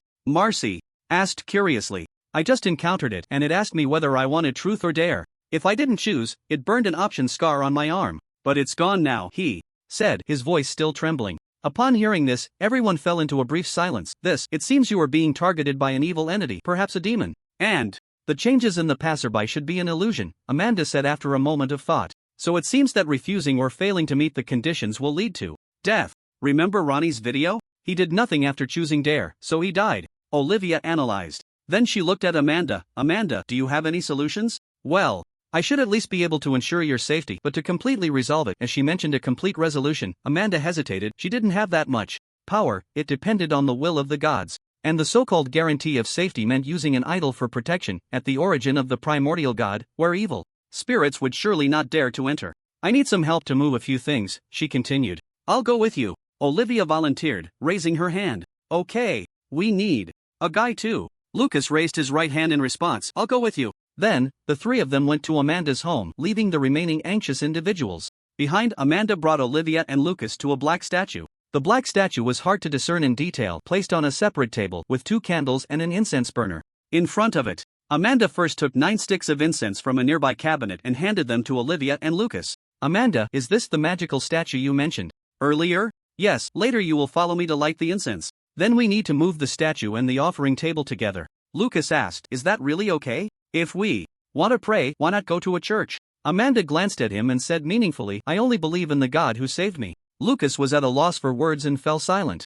Then, Amanda stepped forward, lowered 3 sticks of incense into the candle flames to light them. She flicked them to extinguish the flames, and the tips of the incense began to emit a pleasant sandalwood fragrance, with 3 wisps of blue smoke slowly rising and swirling. Amanda placed the incense on her forehead with both hands and respectfully bowed 3 times to the statue, then inserted the incense into the burner. This was a method Amanda found online for worshipping Eastern deities, and she had been practicing it for many days, proving to be effective. She had received blessings. Seeing this, Olivia followed suit, performing the ritual even though she didn't fully understand its meaning, but she knew it was a way to show respect to the deity. Lucas did the same, respectfully lighting the incense and bowing 3 times. After the worship, Amanda took out a yellow cloth to wrap the statue and smiled at the 2, saying, all right, please help me move the offering table. The 2 exchanged glances and walked to either side of the table to lift it. The offering table was not large and relatively light, so they easily lifted it with one hand. Let's go. If we're late, there might be danger. Amanda walked ahead, with the 2 following closely behind. Back at the residence of the 6, Amanda directed them to place the offering table in the cleanest and tittiest spot, then uncovered the statue, returned it to its place, and relit the candles. The others curiously gathered around to Take a look, and seeing this, Amanda urged them to also come and pay their respects to receive the deity's protection. The others obediently complied. After each had paid their respects, everyone fell silent and the atmosphere began to grow serious. Except for Amanda, everyone kept their heads down, lost in thought. After a long while, Tyson broke the silence. We can't stay here forever, right? I have an important interview tomorrow. Just as he finished speaking, the doorbell rang. Tyson quickly got up. Oh, it must be the pizza I ordered. At the mention of pizza, Brad couldn't help but swallow, feeling hunger pangs. I completely forgot I hadn't eaten. Well done, Tyson. I'm hungry too, Lucas chimed in. In an instant, the serious atmosphere dissipated. Tyson walked to the door and opened it, revealing a delivery person holding 2 boxes of pizza. He stepped outside, about to grab them, when the scene suddenly changed. The delivery person's eyes glowed red and he wore an exaggerated grin. Truth or dare? The sudden change startled Tyson, who had been looking down at the delivery. Huh? What the hell? Looking up, he was taken aback by the sight. But he quickly regained his composure, frightened, and hurried back inside. Once he entered the door, he looked back at the delivery person and found them back to normal. The delivery person, confused by Tyson's sudden panic, thought he might be a bit off, perhaps even a junkie. With that thought, he gave Tyson a complicated look and quickly rode away on his electric bike. Phew! So this is what a demon looks like. Seeing it in person is different, thrilling. Although a bit scared, once the crisis was averted, Tyson found it incredibly exciting. Demons really do exist. Is this the real world? What kind of test is this? I'm going to fight the demon now. He returned to the living room excitedly, recounting what he had just witnessed. Hey, guys, I saw the demon when I was picking up takeout. It even asked me if I wanted truth or dare. Luckily, I dodged quickly and was fine once I got back home. Ha ha ha. Olivia was startled and said, I didn't expect to have to play a game as soon as I stepped out. It seems it's always watching us. But this also means it's very afraid of the statue, said Maggie. Hearing that someone else had encountered the demon, those who were initially skeptical had no choice but to believe it now. Their hearts sank and their expressions turned grim. At that moment, Tyson thought of an idea. Guys, I have a great plan that might completely solve this. As soon as he said this, it immediately attracted the attention of everyone present, all turning to look at him. Tell us. Tyson grinned. We can do it like this. Meanwhile, not far from their house, a figure was holding a small compass, investigating something. The compass's needle spun continuously before finally stopping at the direction of the house. Chen Changxing thought, there's a great opportunity. He was pleasantly surprised, not expecting to encounter an opportunity after obtaining the sheep jade pendant. After putting away the compass, he walked towards the house at a steady pace. At the door, Tyson gripped the doorknob, glancing back at the people hiding behind the wall. He took a deep breath and said, Are you ready? His plan was this: since the demon was so afraid of the statue, they would take the initiative to attack with it. Therefore, they needed a bait to lure it out, and after the bait entered the game, they would signal with a phone ringtone, then another person would rush out with the statue to confront the demon face to face. Ding dong! At that moment, the doorbell suddenly rang. The unexpected sound startled Tyson, causing his whole body to shudder. Who is it? He opened the door to find an impeccably dressed Asian man in an expensive suit. Upon seeing the door open, Chen Changxing quickly scanned the crowd with a smile. Why does everyone carry such a sinister aura? And that statue is. Soon, his gaze fixed on the statue Amanda was holding. Ha! This power is not bad. This should be the so-called opportunity. Tyson stepped out of the house, and sure enough, the Asian man's image suddenly changed in his view. Is it coming? He muttered to himself, his finger pressing against the phone in his pocket. What is this? Chen Changxing frowned, raising his palm and casually waving it in a certain direction. A semi-transparent force burst forth, striking the air. Ah! No! I'm not willing! Suddenly, a piercing scream echoed, and a terrifying figure that had been invisible appeared in the previously empty space. It quickly turned to ashes and dissipated. Ha! A little evil dares to be arrogant in front of me. Chen Changxing spoke in perfect Dragon Kingdom dialect, his tone filled with disdain. Amanda and the others, who had just rushed over with the statue, were left dumbfounded at this scene, their eyes wide with shock. What just happened? Oh my god! If I'm not seeing things, that figure must be the demon. So this person just slapped the demon to death? Why yes. This is unbelievable. They stared in amazement at the mysterious young man before them, a deep sense of respect rising in their hearts. To be able to slap the demon to death, they couldn't imagine what kind of existence this was. Meanwhile, Tyson, who had escaped the illusion, saw the evil grin disappear and the demon die unwillingly, his eyes immediately lighting up with joy. He knew his plan had succeeded. Guys, well done. He turned to look at his companions, only to find that their expressions seemed a bit off. What's wrong with you all? We just defeated a demon. Aren't you happy? He asked in confusion. Hello, everyone. Chen Changxing greeted them with a smile. Tyson, I haven't even made a move.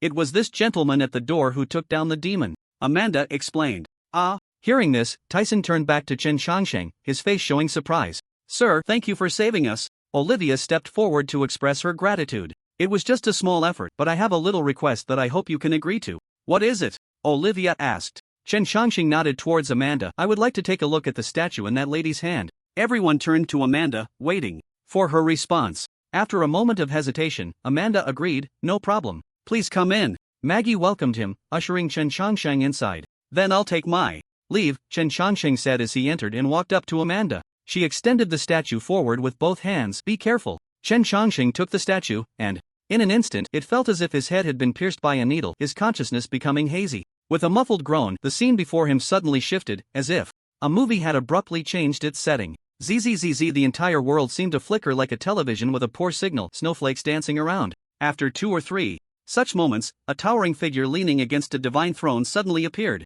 At the same time, a terrifying aura erupted. The entire space trembled under this force. Chen Changsheng suddenly felt his breath catch, his pupils involuntarily constricting, as if his heart was about to stop. What a terrifying pressure. In an instant, a storm surged within his heart. At this moment, he found himself in a cosmic space, surrounded by shattered planets. He struggled to lift his head, gazing at the magnificent being, feeling like an ant looking up at a dragon. The figure suddenly opened its eyes, staring down at Chen Changsheng, 2 enormous eyeballs glowing with golden light, like 2 suns. Cultivator, why have you come? The grand voice resonated throughout the space, and just a few words made Chen Changsheng's head throb. He found this divine sound almost unbearable. Chen Changsheng clutched his head in pain, but his gaze remained defiant as he looked at the figure, neither servile nor arrogant, and said, May I ask who you are? Yet in his heart, he thought, I never expected to encounter such an existence. It seemed that the statue contained the will or soul of some celestial being. Damn it, shouldn't celestial beings have long since disappeared? Who is this one that has emerged?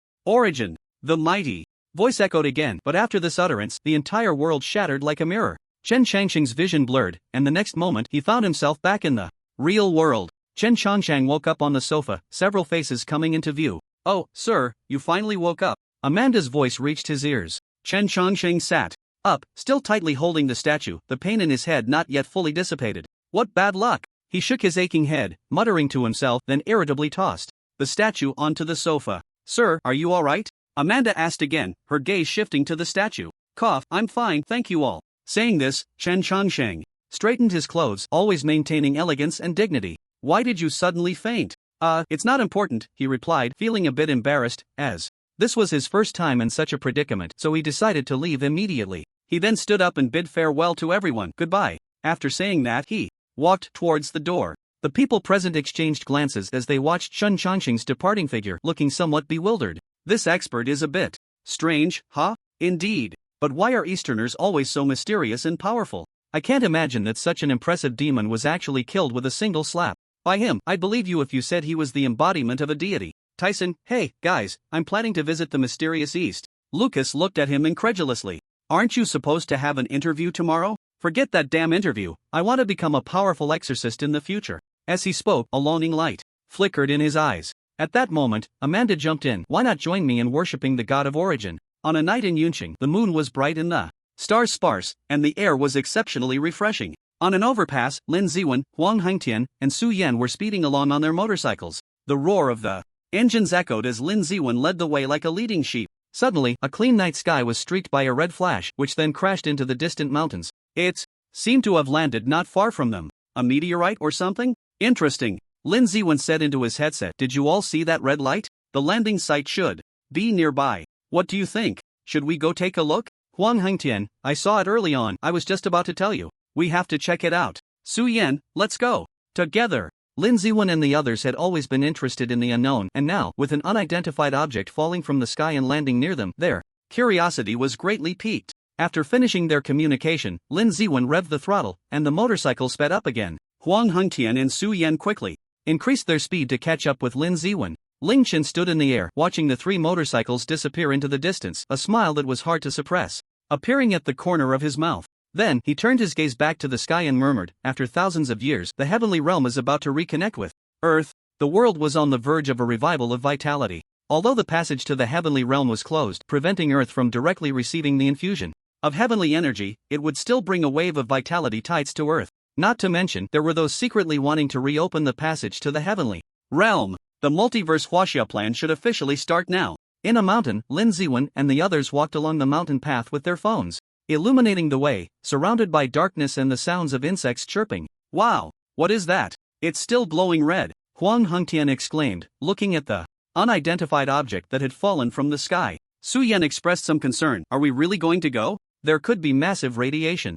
Don't get too close. Lin Ziwen replied, still wearing his hood even though it was night. He really liked cosplaying as a certain character. After walking for another 10 minutes, the three finally arrived at the location of the red light, but they did not enter the glowing area. They were very close, and with the object's own red light, they could see clearly that it was a rectangular object with strange runes carved on it. Not a meteorite, Su Yan exclaimed in surprise. Huang Hengtian gasped, hiss, how could such a thing fall from the sky? Lin Ziwen shone his phone's light on it, squinting his eyes to examine it closely. Finally, he reached a conclusion. This is a coffin. As soon as he said this, the expressions of the two beside him instantly turned to shock, and they simultaneously exclaimed, a coffin, X2 yes. Lin Ziwen nodded. Su Yan was dumbfounded, while Huang Hengtian wore an excited expression, his mind racing with possibilities. Then, Lin Ziwen squatted down and casually picked up a small stone from the ground, throwing it at the object that resembled a coffin. Thud! The small stone hit the surface, producing a metallic sound. Hey, it's a metal coffin. Huang Hengtian laughed. This red light is shimmering. There can't be some world-shaking demon cultivator lying inside, right? He continued. This bizarre scene, coupled with Huang Hengtian's words, made Su Yan instinctively shrink his head, somewhat frightened. You two really have guts. His lips trembled involuntarily. As soon as he finished speaking, a sudden metallic sound of opening and closing rang out, and the astonishing thing happened. The coffin actually opened by itself. What the hell?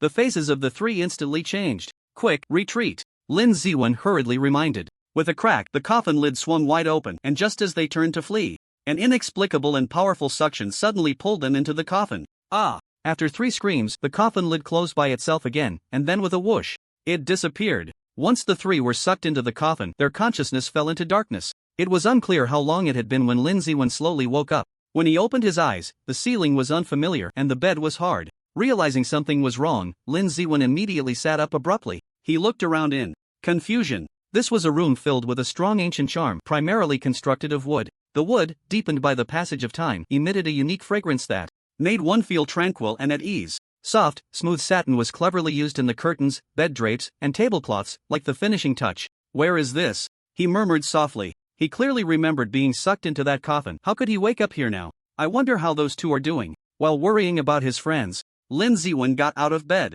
Creak! As soon as his feet hit the floor, the door swung open, revealing a beautiful woman dressed in gold and silver phoenix embroidered clothing. Upon seeing Lin Ziwen get out of bed, the woman's face turned pale as if she had seen a ghost, her mouth agape in shock. She let out a scream and turned to run out again. Hey! Lin Ziwen reached out to call her, but it was already too late. However, looking at the environment and her attire, could it be that he had crossed over? Thinking of this, he quickly took out his phone to check if there was any signal. Grandpa! Grandpa! That person is awake, the woman called out as she ran, her voice as melodious as a lark. In the courtyard, an elderly man with white hair and a youthful face sat at a white stone tea table, reading a bound book. Hearing his granddaughter's shout from behind, he raised an eyebrow, then put down the book and stood up eagerly. Oh, awake? Let's go take a look. The courtyard was not large, and soon the woman brought her grandfather back to the room where Lin Ziwen was sleeping. At this moment, Lin Ziwen was fiddling with his phone, initially thinking he had crossed over, but since the phone had a signal, it meant he was definitely still on Earth. At this thought, he felt a bit regretful. To be honest, he still yearned for a crossover. His biggest dream was to enter a world where he could cultivate. This signal is a bit weak, I can't even send a message. Looking at the red exclamation mark next to the message he just sent, Lin Ziwen shook his head and smiled wryly. Ha ha ha, young friend, you have finally woken up. Before the person arrived, the laughter reached him first. Lin Ziwen looked towards the open door and saw the elderly man with white hair and youthful features, along with the woman from earlier, walking towards him. Putting his phone away, Lin Ziwen also walked towards them. Old sir and this young lady, I am Lin Ziwen. Thank you both for your care. Given their attire and the decor of the house, he thought it was appropriate to greet them in this ancient style. Aha, no problem. I am Lin Xinyun, and this is my granddaughter Lin Xiaoru. I didn't expect we are actually related. Look at that. This is fate. Lin Xinyun stroked his long beard and laughed heartily. Come, let's sit down and chat. After a brief introduction, Lin Xinyun pulled Lin Ziwen to sit on a stool at the nearby tea table. Just right, Lin Ziwen had a whole bunch of questions and could ask them now. Lin Xinyun saw his thoughts and smiled with narrowed eyes. Young friend, feel free to ask anything you want. Lin Xiaoru first poured a cup of tea for The two of them and herself then sat beside her grandfather, adopting a look of someone ready to watch a show, her big eyes sparkling. Lin Ziwen nodded and then asked, "Old Master Lin, may I ask where this place is? I have two friends as well, where are they?" He immediately voiced his two biggest questions. A glint of cunning flashed in Lin Qingyun's eyes, and his smile was full of amusement. "Are you thinking that you've crossed over?" I did think that at first, but then I found out my phone still had signal, so I dismissed that idea." Lin Ziwen didn't expect this old man to be so trendy and aware of the concept of crossing over. It seemed he had read quite a bit of tomato novels. "Ha, young friend, don't worry, you are indeed still on Earth. But what?" he asked, a bit impatiently. "But this place is no longer the space you are familiar with." "What do you mean?" Upon hearing this, Lin Ziwen furrowed his brows, feeling even more confused. "Grandpa, please stop teasing this young man." Lin Xiaoru, unable to bear it any longer, shot a glare at Lin Qingyun. Hey, why are you turning your elbow outward?" Alright, I won't tease you anymore, young friend." Lin Ziwen. "Lin, young friend, have you ever heard of a blessed land?" Lin Qingyun straightened his expression, his tone becoming serious. Lin Ziwen nodded. "Of course I've heard of it. Could it be? Indeed, this is one of the legendary blessed lands from outside, the Zhu Ling Dongtian." "What? This?" Lin Ziwen's breath caught, and his pupils trembled with excitement. The world of blessed lands truly exists. For a moment, his heart was filled with both shock and joy. Because if the world of blessed lands from myths and legends is real, then doesn't that mean cultivation is real too? Alright, for the second question. "We only saw you in the coffin, and there was no one else." Upon hearing this, Lin Ziwen's expression shifted to worry, the earlier joy completely gone. How could he not be concerned about his best friends whose whereabouts were unknown? "That's impossible. We were clearly sucked into that coffin together. Who knows? However, that coffin is quite a treasure. What a pity. After I pulled you out, it closed itself and ran away." Lin Qingyun shook his head, his tone filled with regret. Lin Ziwen lowered his head in silence. After a moment, he asked, "Old man, where is the best signal around here?" He wanted to see if he could contact Huang Hengtian and the others. Perhaps they had also crossed into some blessed land. Since he had signal here, maybe they did too. Follow me. With that, Lin Qingyun stood up and walked towards the door, with Lin Ziwen and Lin Xiaoru following behind. Lin Ziwen walked with his head down, his expression gloomy. He cared more about his friends than cultivation. The three arrived at a white stone tea table, and Lin Qingyun said, "Here it is. I actually set up a formation here so it can connect to the signals from the outside world. Let's inform your family that you're safe." Hearing this, Lin Ziwen's heart sank a bit, but he still didn't give up. Upon arriving, the signal immediately showed full bars. Earlier, he had checked the time on his phone, which indicated that only one night had passed since being sucked into the coffin. He first sent a message to his mom, telling her that he and his friends were going out to play for a while. Then he messaged Huang Hengtian and Su Yan one by one. Huang Hengtian didn't reply, but Su Yan did. "Damn, did we all cross over together?" Seeing this, Lin Ziwen breathed a sigh of relief and quickly replied, his fingers flying over the screen. "Do you know where you are now?" I don't know, but it's definitely not Earth." After saying this, he sent a photo to Ai. In the photo, there is a towering golden giant tree radiating golden light. His Lin Ziwen couldn't help but gasp. A glowing golden tree. He then asked, "Is there anyone there?" "I haven't encountered anyone. I just crawled out of the coffin and found that you all were gone." Then how do you have a mobile signal?" "I don't know. It just appeared when I took it out." Lin Ziwen, what about you? How are you?" Su Yan asked. "I met a kind person in the cave world of Earth who took me in." "Cave world? No way, there really is such a thing on Earth? Does that mean we can cultivate?" "I guess so. Whether one can cultivate is still uncertain, not to mention he doesn't know his own aptitude, and this place is unfamiliar to him, making it hard to find a method to practice." "Be careful," Su Yan said. "Okay, you too." Switching back to the main chat interface, Huang Hengtian still hadn't replied, which made Lin Ziwen frown. Is it a signal issue? He could only think. He then turned to Lin Qingyun and asked, "Old man, can I go back?" After pondering for a few seconds, he replied, "You can, but to enter and exit the cave world, you must at least reach the spirit pill realm." Spirit pill? Lin Ziwen was unfamiliar with the cultivation system of the cave world, but he guessed that the spirit pill realm should be somewhat similar to the golden core in novels. At this moment, Lin Xiaoru stepped forward to explain. "Lin Xiaoga, let me give you a brief overview. There are 9 realms of cultivation. They are channeling, opening the apertures, jade liquid, refining the form, 5 chi returning to origin, spirit pill, Dao embryo, refining the void, and yang spirit. In other words, you can only go out after reaching the 6th realm." After saying this in one breath, Lin Xiaoru stared at Lin Ziwen as if to say, "Got it?" Lin Ziwen nodded in response, deep in thought. But the question is, how does he start cultivating? Just as this thought crossed his mind, Lin Qingyun spoke up calmly, "How about you take me as your master? I can teach you how to cultivate." Upon hearing this, Lin Ziwen's eyes lit up. It was indeed true that thinking of something could bring it to fruition. He was poor and had no special abilities, so having a teacher to guide him in cultivation would be the best option. Moreover, this old man Lin had saved him, making him a good candidate. With that in mind, he bowed to him. Disciple pays respects to the master. Good, good, good. Ha ha ha. Lin Qingyun exclaimed 3 times, delightedly stroking his beard. Lin Xiaoru smiled sweetly beside him. Hee hee, then you have to call me senior sister. Hello, senior sister. So sensible, from now on, senior sister will look after you. Ahem, let's go. Follow me into the ancestors' cave, we'll have a simple ceremony. Lin Qingyun interrupted. Then, with a wave of his sleeve, a small green boat appeared and quickly grew larger. He stepped on first and said to the two, hurry up and get on. Lin Ziwen had never seen such true celestial methods. After stepping on, he immediately curiously reached out to touch it. Is this the flying boat commonly seen in novels? Hold on tight. Lin Qingyun shouted, and then the green boat began to slowly ascend, quickly darting towards the distant peaks, transforming into a streak of green light. Although the speed was very fast, Lin Ziwen felt that aside from the initial takeoff, the flight was quite stable. Looking down from the sky, everything around was lush green, filled with mountains and trees. Oh, and there were lakes and animals. It seemed like they were the only family in this area. With questions in mind, he asked, Senior sister, this place is so big, why are only you and Master living here? Upon hearing this, Lin Xiaoru's eyes turned into 2 crescent moons as she smiled. Of course, because this whole area is our territory. Ha, so big. Hee hee, what's the big deal? Grandpa is a great cultivator in the young spirit realm.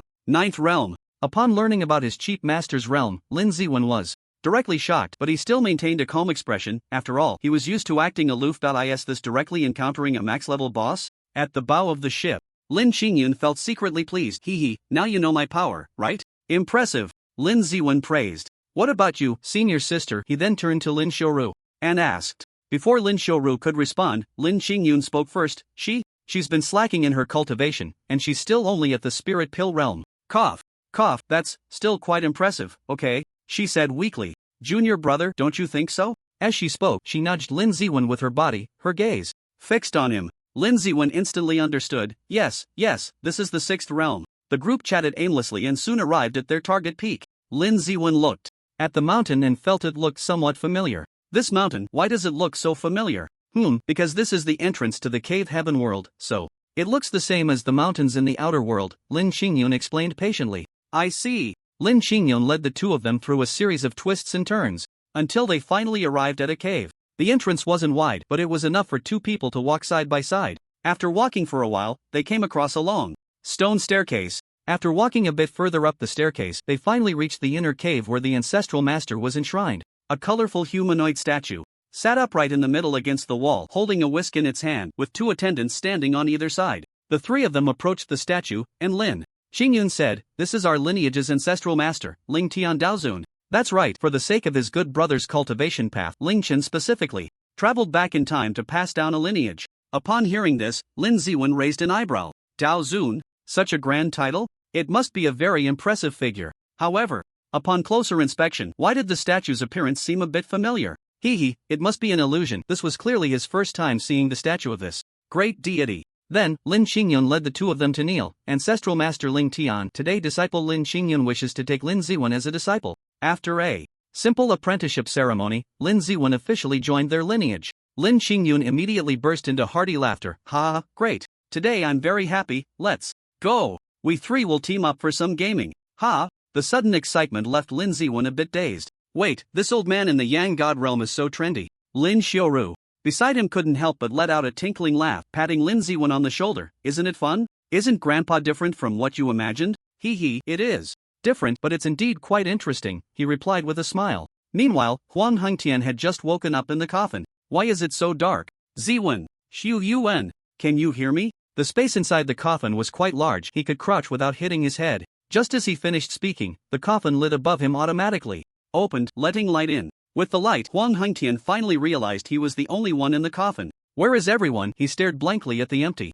coffin, his mind filled with confusion. What was going on? Weren't they all sucked in together? Why was he the only one left now? Suddenly, he felt a burning pain near his right shoulder. Hiss! What is that? Huang Hengtian quickly rolled up the short sleeve of his right arm and discovered a strange purple-black pattern had appeared on his arm without him noticing. The pattern looked like the head of an unknown creature, its shape both eerie and demonic. Damn! Could it be some kind of curse? This place feels off. He tried to rub the pattern vigorously, but it remained intact. 6. Huang Hengtian calmed down and began to think carefully. The current situation was quite similar to the time-traveling scenarios in novels. He sat in the coffin looking up at the sky, which was filled with a vibrant purple hue. Clearly, this was not the sky of Earth. Realizing that he might have crossed over, Huang Hengtian's mood immediately became excited. System, he called out to the possible golden finger that might exist for him, but unfortunately, after waiting for a long time, he did not hear the ding sound. He couldn't help but feel a bit regretful. After all, everyone knew how incredible a system could be. Then he called out to the old man and various main gods, but none responded to him. After a long while, Huang Hengtian frowned and fell into silence, feeling somewhat heavy-hearted. However, he quickly perked up again. Forget it, if there's no golden finger, then so be it. I'll rely on myself to survive. Clenching his fist, his gaze became resolute. First, he needed to observe the surrounding environment to see if it was safe nearby. With that thought, Huang Hengtian slowly poked his head out of the coffin and cautiously scanned the area around him. Very good, there shouldn't be any danger. He needed to get away from this broken coffin quickly, otherwise, he didn't know where it would take him. He certainly didn't think it would send him home. Did he think this was a vacation? After confirming that there was nothing dangerous around, Huang Hengtian finally felt relieved enough to jump out. What the hell is this place? As far as the eye could see, it was desolate, with barren mountains everywhere, completely devoid of greenery. In the distance, he could still see erupting volcanoes and flowing red lava. Purple sky, desolate land. Huang Hengtian felt like he had started in hell. Not only was it deserted, but there wasn't even a single tree. He might just starve to death in this place. Sigh, I'll just start walking and see if I can encounter any local residents. With a helpless sigh, Huang Hengtian casually chose a direction and began to walk. He took out his phone to start timing. He wanted to record his walking time. His eyes inadvertently glanced at the top right corner of the screen, and then he was shocked. What the hell? How is there still a signal? Could it be that he was still in the dragon country on Earth? But that clearly didn't make sense. The sky on Earth wasn't purple, and he hadn't heard of such a place in the dragon country. He opened the low-deck map to check his location. Unable to locate. Seems I'm definitely not on Earth, but why does the phone have a signal? Could this be my golden finger? Right, he should contact Lin Ziwen and the others. He then opened the chat app and was surprised to find that Lin Ziwen and Su Yan had already sent him messages. According to the messages they sent, the group had each crossed over to different places. Seeing this, Huang Hengtian quickly reassured the two of them. Then he contacted Ling Chen, asking him to help take care of and distract his family. Ling Chen expressed his shock, regret, and unwillingness about their crossing over. What a pity, Brother Yuan didn't cross over with us. They were so close to becoming the crossover F4. Then I, the evil king, will take you flying. Ha ha ha. Imagining himself becoming a powerful figure in the future and showing off in front of them, he couldn't help but put his hands on his hips and laugh. After walking for about an hour, Huang Hengtian was already sweating profusely, but he still hadn't encountered any signs of human life. The temperature here was quite high, comparable to the summer in the southern regions of the dragon country. Fortunately, he discovered a grove and a lake. With a grove, there might be wild fruits and game, plus a water source. At least he could survive. With this thought, his pace quickened a bit. Reaching a shady tree, Huang Hengtian finally let out a sigh of relief. Phew, it's much cooler under the tree. This place is quite hot. Then, he prepared to explore and see if he could find something to hold water. Another issue was that outdoor water, no matter how clean it looked, couldn't be consumed directly. But fortunately, he knew a bit about wilderness survival. In situations like this, where there were no containers to boil water, he could use the hot stone method to boil water. Generally, one would find a dry tree trunk and place charcoal on it to burn until a groove is formed for holding water, then toss in hot pebbles to transfer heat. Of course, it would be even better if a stone with a groove could be found. Without hesitation, Huang Hengtian began searching for dry branches and flint. During this time, he also discovered a wooden stick that looked remarkably like a sword, which he happily collected for self-defense. After a while, Huang Hengtian wiped the sweat from his forehead and exhaled a breath of stale air. Finally gathered everything. He had collected dry firewood, flint, and a large stone with a concave shape, and he also picked a few large leaves from an unknown plant to hold water. Holding the leaves, Huang Hengtian crossed the jungle to the lakeside, then crouched down to scoop water with the leaves. Suddenly, he heard a faint sound. I think I just heard footsteps. He quickly turned around and saw, just a few steps ahead, a creature that looked like a lion with purple fur standing behind a tree. The purple-furred lion had blood-red eyes, and its mouth was filled with sharp teeth, drool dripping onto the ground, looking as if it were starving. Huang Hengtian thought to himself that this was not good, and his mind began to devise a strategy while his body remained half-crouched, not daring to move. However, the purple-furred lion could not wait any longer. It let out a low growl and lunged forward. Roar! Huang Hengtian's heart raced, adrenaline surging through him. Damn! Do you think I'm easy to bully? The purple-furred lion was incredibly fast, covering 10 steps in the blink of an eye.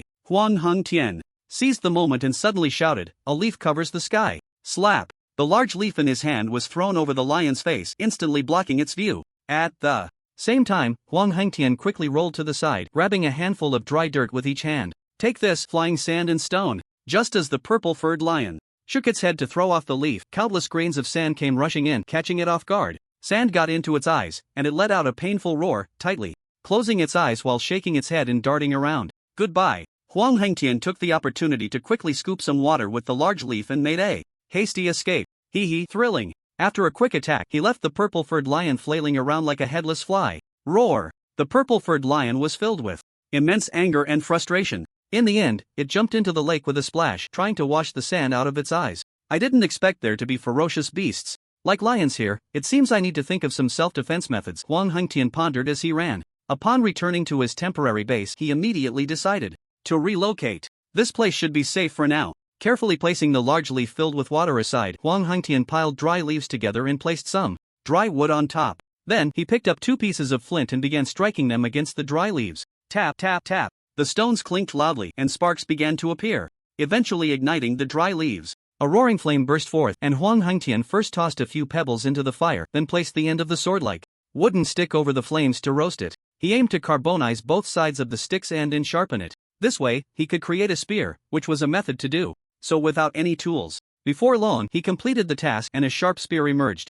Although it was called a spear, it wasn't very long, just slightly longer than a sword. Holding it upright in front of him, Huang Hengtian's eyes lit up. "It's done." Unfortunately, he had not found any vines, otherwise, he could have made a few stone spears. I must be one of the most unfortunate transmigrators, stuck in the wild trying to survive. After a moment of self-deprecation, he waited until the pebbles were nearly done burning, then used 2 straight branches as chopsticks to pick one out. Next, he tossed it into the large leaf filled with water. As the scalding pebble hit the water, steam began to rise, and bubbles formed around the pebble. Sizzle! He tossed another one in, and with the transfer of a large amount of heat, the water, resembling that on a lotus leaf, began to boil vigorously. "It's boiling." Huang Hengtian laughed, a hint of pride on his face. The survival skills he learned in the wild were not in vain. After a while, the boiling water gradually calmed down. Due to the ash from the plants sticking to the stones, it looked a bit murky, but in fact, the plant ash was quite clean and had antibacterial properties. Once the water had cooled down enough, Huang Hengtian tossed aside the pebbles and bent down to suck the water from the leaves. Gulp, gulp! Before long, he drank all the water from the leaves in one go. "Ha, I'm alive again." He exhaled, feeling refreshed. Suddenly, his ears twitched, sensing a slight movement around him. Is there something going on again? Quickly picking up the spear by his feet, Huang Hengtian looked warily in the direction of the sound. Roar! A beast's furious roar erupted, followed by a rapid patter of footsteps. Then, a purple-furred lion jumped out from the bushes, blaring angrily at Huang Hengtian. Huang Hengtian's expression turned to shock. He never expected this purple-furred lion would find him. "Wait, is it really that vengeful?" "Oh, little purple fur, I can't believe you found this place," he said casually, appearing nonchalant, but inside, he was on high alert. At that moment, a hint of mockery suddenly appeared in the lion's eyes, leaving Huang Hengtian bewildered. "What the hell? Is it intelligent?" He saw it let out a low growl, and another purple-furred lion jumped out. Huang Hengtian's expression changed drastically, cursing. "What, you call this backup?" As soon as he said this, the 2 purple-furred lions strangely began to laugh. Seeing them like this, Huang Hengtian marveled inwardly. It seems they have quite a bit of intelligence. It is well known that intelligent, ferocious beasts are exponentially more dangerous. His heart sank. He could barely handle one, but 2 would be a problem. However, Huang Hengtian's lips curled slightly as he secretly brought one hand behind his back, grabbing a handful of dirt. The 2 lions began to pace, one trying to circle behind Huang Hengtian, but he wouldn't let them flank him. Seizing the opportunity, he suddenly flung the handful of dirt at the lion trying to circle around. Flying sand and stones. This newcomer clearly had never seen such a trick. Huang Hengtian's underhanded tactic worked again. Roar! The sand got in its eyes, and the purple-furred lion instinctively closed its eyes in discomfort. Good opportunity. Seeing this, Huang Hengtian quickly stepped forward, aiming his spear at it to stab. The first lion, seeing Huang Hengtian using the same trick again, immediately let out a loud roar and charged. Out of the corner of his eye, Huang Hengtian smirked. "Hey, little purple fur, you've fallen for it again." He suddenly twisted his body, thrusting the spear directly at the leaping purple-furred lion. Thud! The spear's tip plunged straight into its eye, releasing a painful and high-pitched roar, with streams of purple blood flowing from its eye socket. So hard! Huang Hengtian felt a tingling in his arm. He had used all his strength for this strike, but he still felt like he hadn't penetrated the lion's skull, as if the spear had hit a wall. Damn! No wonder it's a creature from another world. The skull is really tough. If only the spear were a bit thinner, it might have pierced through the eye socket and damaged its brain tissue. After taking a hit, the lion fell from the air, blood streaming down its face, but its gaze grew even fiercer. It first turned to glance at its companion, who was still in pain and shaking off the dirt, then threw its head back and roared. Beat the drowning dog, Huang Hengtian muttered to himself and thrust forcefully at the exposed throat. Thud. A muffled sound echoed. The lion's neck was unscathed, and it merely took 2 steps back. What the hell? So strong? Seeing this, Huang Hengtian was immediately shocked. How was he supposed to fight now? Time to run. The lion stopped its roar, casting a disdainful glance at the spear lodged in its neck, then glared at him. What are you looking at? Never seen someone this handsome before, have you? After saying that, he threw a handful of dirt into its eyes. The lion quickly closed its good eye, but still fell for the trick. Hee hee, little purple fur, getting hit by the same trick twice, your life is pretty much over. After the taunt, Huang Hengtian immediately turned and ran. However, before he could take a few steps, countless footsteps suddenly echoed around him.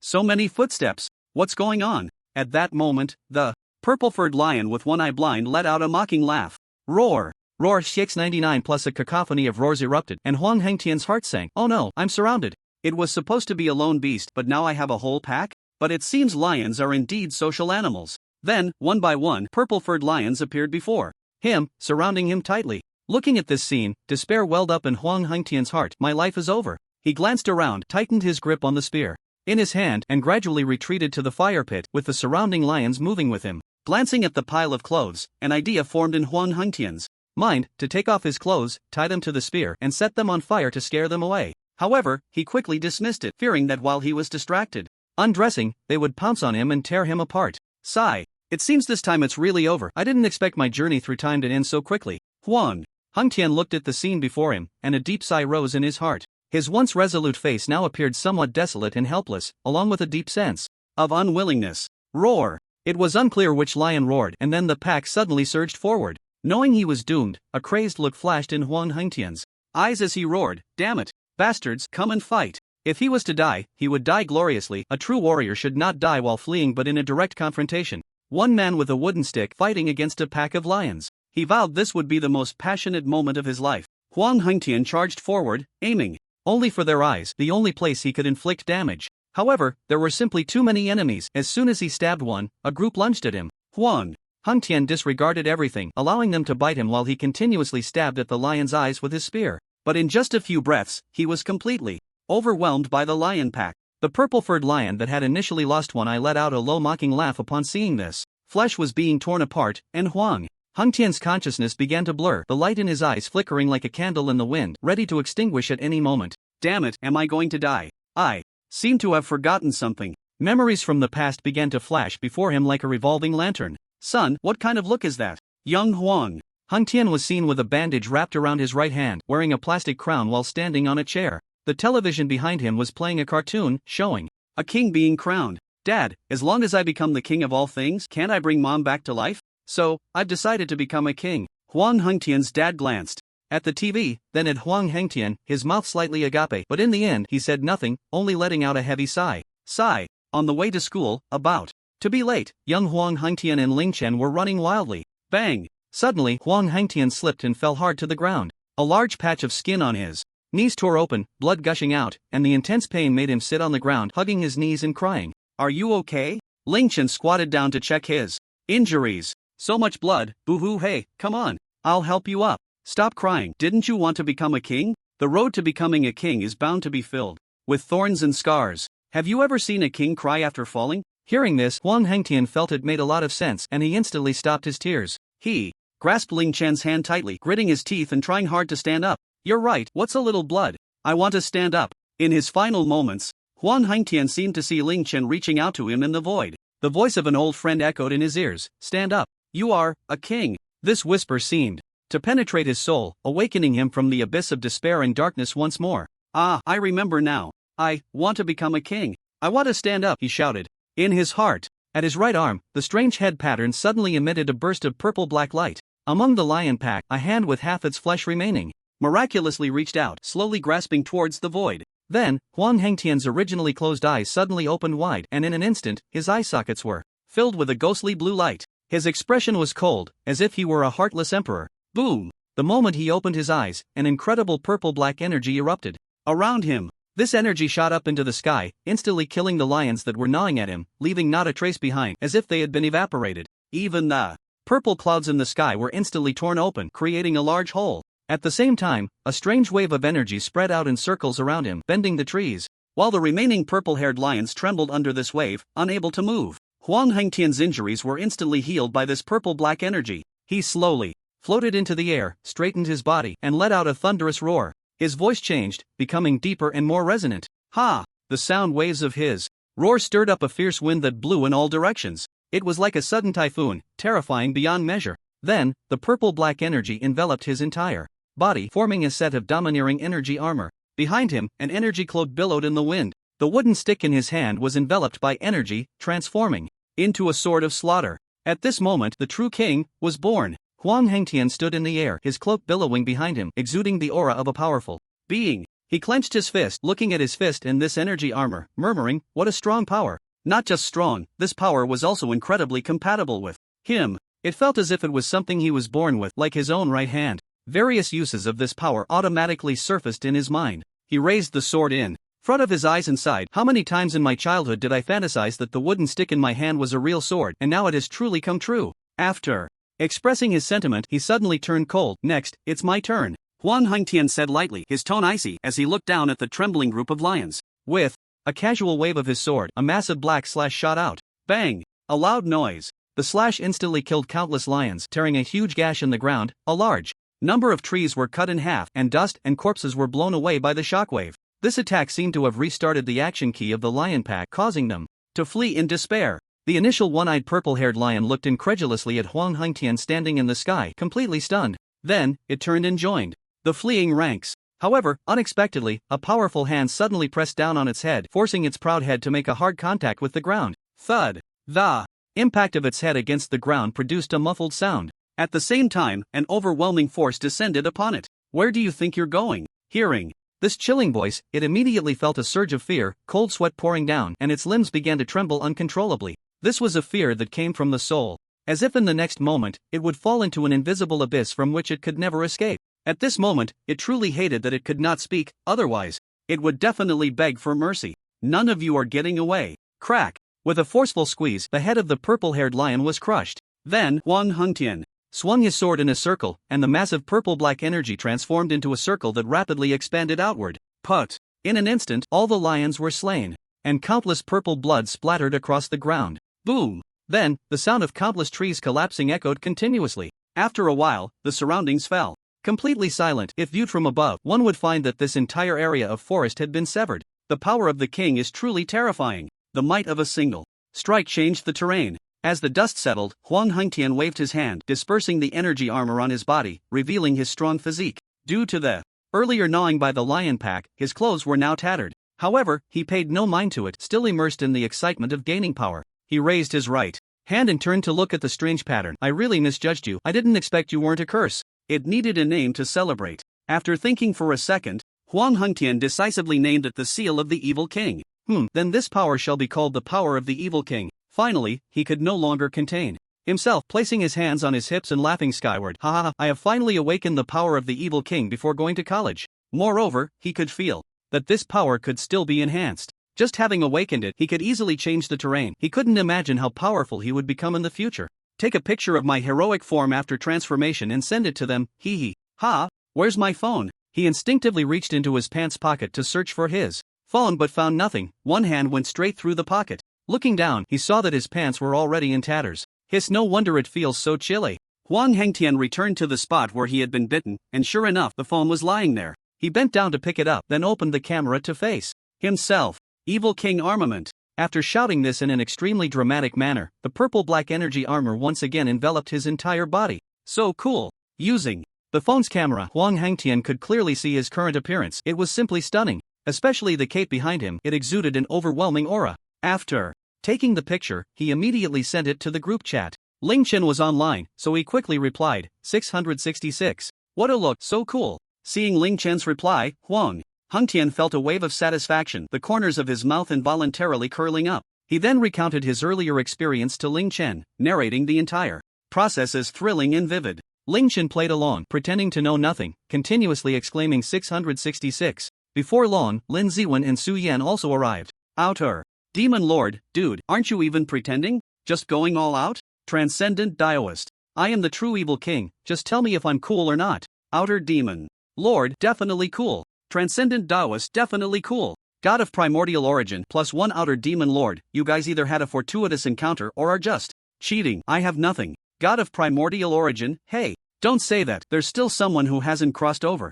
I am the true evil king, don't worry, we'll take you flying when the time comes. Transcendent Daoist, I can start cultivating soon, I'll send the cultivation method to the group then. Outer Demon Lord, 666, must learn. God of primordial origin, cultivating is great. After chatting in the group for a while longer, Huang Hengtian reluctantly closed his phone. To be honest, chatting in the group is really addictive. Looking at the corpses of the lion pack scattered all over the ground, Huang Hengtian felt as if something within these bodies was attracting him. In an instant, his mind quickly activated, searching for information from the vast library of novels in his brain. I have to say, reading novels does have its benefits. Huang Hengtian quickly formed a guess. He crouched down in front of a corpse, and a purple-black energy emerged from his right hand, condensing into a blade. With a swift motion, the lion's head was cleaved open, revealing a small purple crystal inside. Huang Hengtian's eyes lit up. Sure enough, is this a beast core? He transformed the energy into a hand, took out the purple crystal, and flicked off the red and white substances on it. It was so disgusting.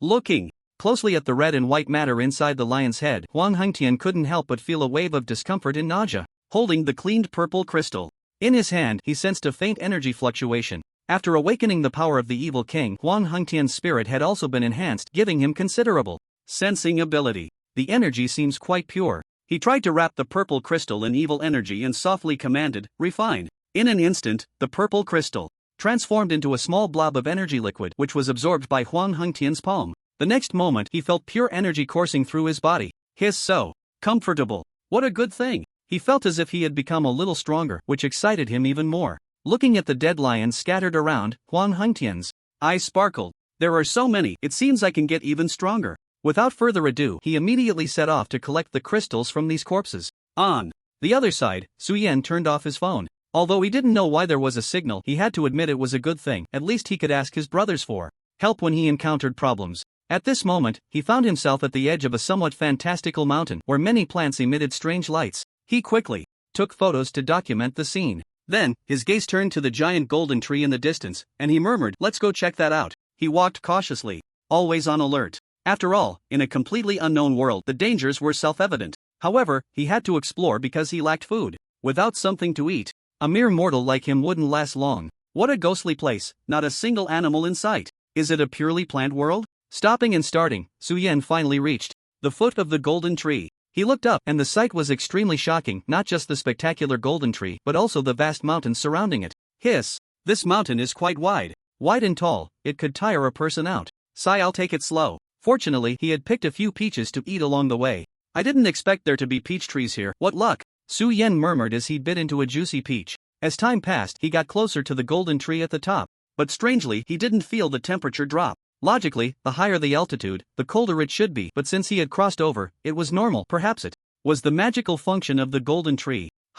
It seems the tree has borne fruit, and it's glowing. Unfortunately, it was just too high for him to reach. The fruits of this golden giant tree were undoubtedly rare treasures, that much was certain. Upon reaching the mountaintop, Su Yan approached the golden tree, and the closer he got, the calmer he felt. The distractions in his mind diminished significantly, giving him a sense of ethereality. So comfortable. He took a deep breath, instantly feeling refreshed, and his entire body involuntarily relaxed. This magnetic field is simply unbeatable, so delightful. After staying for a while, Su Yan felt a wave of laziness wash over him, and he couldn't help but sit down against the tree trunk to rest. Seconds later, he suddenly felt drowsy.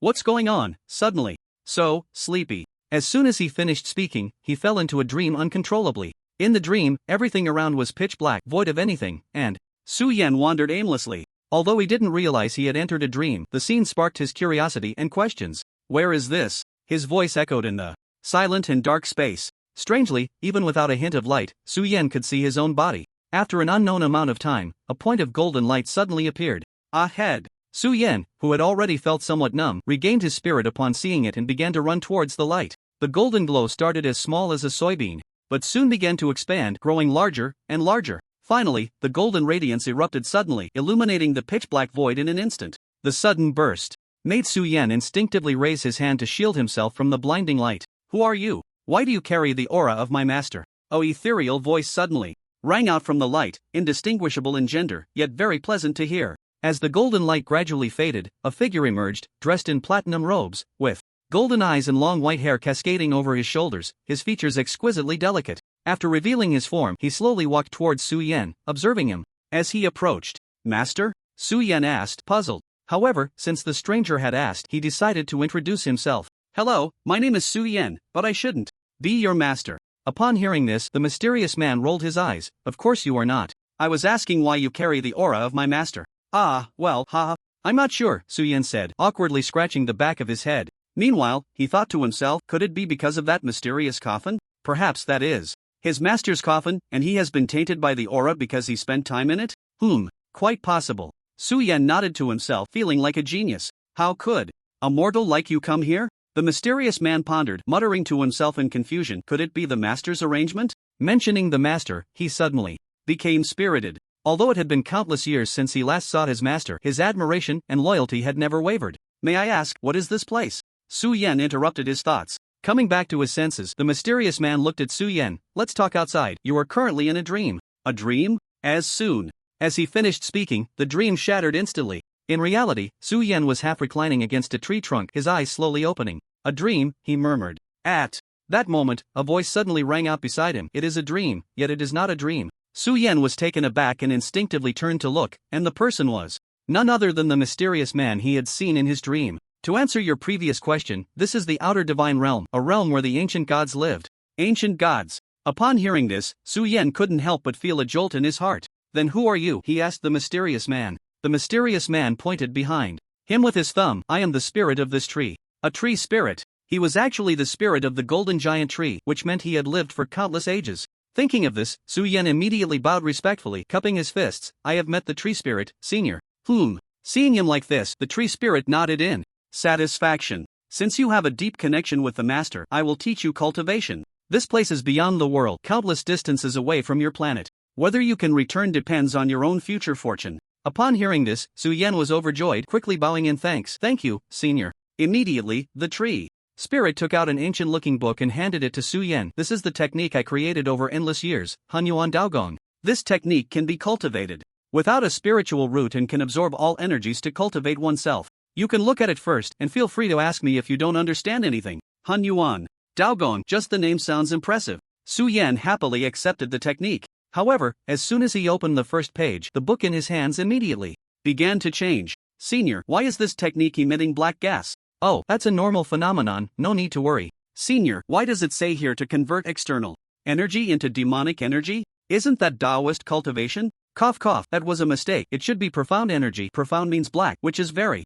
noble. "Oh, I see." Although he said that, Su Yan was already sweating. This felt a bit off. Fortunately, it didn't mention anything about blood sacrifices from living beings, or it would definitely be demonic cultivation. After glancing through it, there didn't seem to be any issues, but it was still wise to be cautious. Little did he know that as soon as this thought crossed his mind, the technique in his hands immediately vanished, transforming into a dense mass of black and gold runes, which then surged into Su Yan's brow. Damn! Before he could fully express his surprise, Su Yan fell into a daze, countless runes flashing in his pupils. The tree spirit was also taken aback. "Oh, interesting." He was becoming increasingly intrigued by Su Yan. Clearly, this change was beyond his expectations, as he hadn't set up such a mechanism for the technique. Moments later, Su Yan's eyes regained their luster. What a powerful technique! He did not hide his shock, excitement evident in his gaze. Of course. The tree spirit crossed his arms, smiling with some pride. "By the way, where do you come from?" the tree spirit then asked. "Where? I come from Earth." "Earth? So that's where it is." "Senior, you know about Earth?" The tree spirit nodded, then pondered. "Once, the outer divine realm was located in the space above Earth." "Ah, so this cultivation system also comes from Earth?" Su Yan speculated. The cultivation realms in the Huanyuan Taoist technique range from Qi refining to tribulation crossing, which he was quite familiar with, so he guessed there should be a connection. However, the tree spirit shook his head. "Not at all. This cultivation system originated from a place called Tinglong Continent." Tinglong Continent. Upon hearing this name, Su Yan murmured it softly. "That's right, I originally came from Tinglong Continent as well." Due to an accident, my soul was scattered here, and then I entered this tree, becoming a tree spirit. As he spoke of his own story, the tree spirit couldn't help but sigh, his eyes gazing into the distance as if looking at his hometown. Oh, I see, Su Yan nodded. Alright, enough about me, you should cultivate. Okay, senior, but I have one more thing I'm curious about. I wonder if you can tell me. Speak. Hee, senior, what are those glowing fruits on the tree? He pointed at the glowing spots on the golden giant tree. They are fruits that can increase lifespan. The ancient gods called them golden apples. As soon as he said this, Su Yan's eyes widened, secretly thinking, could it be that these are the golden apples from Greek mythology? Gods, golden apples, these two words together inevitably brought Greek mythology to mind. So he tentatively asked, Senior, do you know someone named Zeus? How do you know this kid? The tree spirit raised an eyebrow, his tone somewhat surprised. Su Yan couldn't help but exclaim inwardly he hadn't expected it to be true, and judging by the senior's tone, he didn't seem to think much of Zeus. But then again, as one cultivates further, they surely become stronger, unlike these gods whose powers are hard to enhance. Senior, this is a myth passed down from Earth. Upon hearing this, the tree spirit seemed to suddenly understand, so that's how it is. After saying this, Su Yan sat cross-legged and began to silently circulate the technique in his heart. In the next moment, the surrounding energy was frantically absorbed by him. Before long, Su Yan successfully advanced to the first layer of qi refining, wisps of black gas emanating from his body. This speed was undeniably fast, and the tree spirit couldn't help but nod in appreciation. Not bad. Then, a strange pattern flashed briefly on Su Yan's forehead, but it was still noticed by the tree spirit. Interesting, unknown things. On the other side, Lin Ziwen successfully obtained the cultivation method and began to practice, with Lin Qingyun standing beside him to protect him, while Lin Xiaoru curiously observed from the side. How long will it take for this mysterious man who walked out of the coffin to reach the first realm? She couldn't help but think. Sitting cross-legged, Lin Ziwen gradually entered a state of cultivation, his mind slowly settling into tranquility. With each breath, the invisible vital energy in the air was gradually absorbed by him. At that moment, an unexpected change occurred. A sudden wave of scorching pain surged through Lin Ziwen's body, causing him to furrow his brows. Lin Qingyun also sensed something unusual. It seems that Ziwen's body is undergoing a transformation. As soon as he finished speaking, Lin Ziwen's body turned red, wisps of white mist rising from him. Lin Ziwen's expression grew increasingly pained. He suddenly opened his eyes and ripped off his clothes. Hot. So hot. At that moment, he felt as if he were about to ignite, utterly uncomfortable. Seeing this, Lin Qingyun immediately waved his hand, and a ball of water appeared out of thin air, wrapping around Lin Ziwen, leaving only his head exposed. With this, Lin Ziwen felt much better. Master, what is happening to me? He gritted his teeth and asked. It's a good thing. Take the opportunity to continue cultivating. Lin Ziwen nodded in confusion and closed his eyes again. At that moment, both Lin Qingyun and Lin Xiaoru saw that a black qilin tattoo had actually appeared on Lin Ziwen's chest. The tattoo was vivid and constantly flickering with red light. This tattoo is cleansing his marrow and opening his meridians. Lin Qingyun immediately recognized the situation, astonished. What? This? Hearing her grandfather's words, Lin Xiaoru's eyes widened in disbelief as she looked at Lin Ziwen's transformation. Soon after, her gaze turned to one of immense joy and curiosity. She had only seen such events in novels. Time passed, and the qilin tattoo on Lin Ziwen's chest stopped glowing red and then vanished into his body. Incredible, this kid has directly broken through to the perfection of the meridian opening. Lin Qingyun stroked his beard inside. So fast? Lin Xiaoru exclaimed in shock. She thought that even if it was cleansing the marrow and opening the meridians, Lin Ziwen would at most step into the meridian realm, but he had unexpectedly reached perfection. After a moment, Lin Ziwen finished his cultivation, feeling that his body had calmed down, and Lin Qingyun also dissipated the water around him. How do you feel? Lin Xiaoru stepped forward to ask, her beautiful eyes sparkling. Lin Ziwen clenched his fist tightly and said, I feel full of power. Then, he slightly bent his knees and jumped lightly, unexpectedly soaring 7 or 8 meters high. He was momentarily surprised, then couldn't help but feel delighted. Now, I am a true cultivator. Ha ha ha, good. Lin Qingyun laughed heartily. His disciple was so impressive, he was genuinely happy. Lin Ziwen cupped his fists and bowed. Thank you, master and senior sister, for protecting me. The two waved their hands simultaneously. We're all family, there's no need for thanks. On Earth, Ling Chen had 3 translucent blue screens in front of him, displaying the scenes of Lin Ziwen and the others. Not bad, it seems they are all on the right track. He then turned off the screens and looked up at the moon in the sky, his figure flashing as he instantly vanished from the room. In the blink of an eye, Ling Chen arrived on the far side of the moon, and at that moment, his attire had transformed into that of the cultivation world. Next, he walked to the back of the Dragon Kingdom's lunar rover and extended a hand to block its path. Researchers on Earth, seeing the giant hand suddenly appear on the screen, were all left dumbfounded. Everyone exchanged glances, their faces filled with shock. Am I seeing things? How is there a hand on the moon? You're not seeing things, I see it too. Report this to the higher-ups immediately. Something big has happened. The shock was not over yet, as a blurry face soon appeared on the screen. Although the face was unclear, everyone could clearly see the attire and the halo behind the head. Is this an immortal? Are there immortals on the moon? At first, they thought it might be some alien resembling them, but when Ling Chen's entire figure was revealed, they dismissed that idea. This was no alien, it was a perfect depiction of an ancient immortal from the Dragon Kingdom. The immortal's gaze was fixed on the lunar rover, but they felt as if his eyes were clearly looking at them. Then, they saw the immortal seemingly lift the lunar rover. Next, the scene flickered, and the originally barren lunar surface vanished, replaced by strange buildings appearing in the frame. With no starry sky visible, the top space was enclosed by stone walls, resembling a vast underground space. What is this place? The researchers stared in astonishment at this scene. They had some guesses in their hearts but dared not confirm them. Until a voice came through. Fellow compatriots of the Dragon Kingdom, hello, I am a guide from the Multiverse Huaxia Alliance. What you are seeing now is the interior space of the moon. This voice was as clear as if it were echoing in their ears in 3D surround sound. Everyone, they knew that this sentence must have been spoken by the immortal-like man in the image. A few exchanged shocked glances. Indeed, their guess was correct, they were truly inside the moon. In fact, they had previously held a meeting about the feasibility of exploring the moon's interior.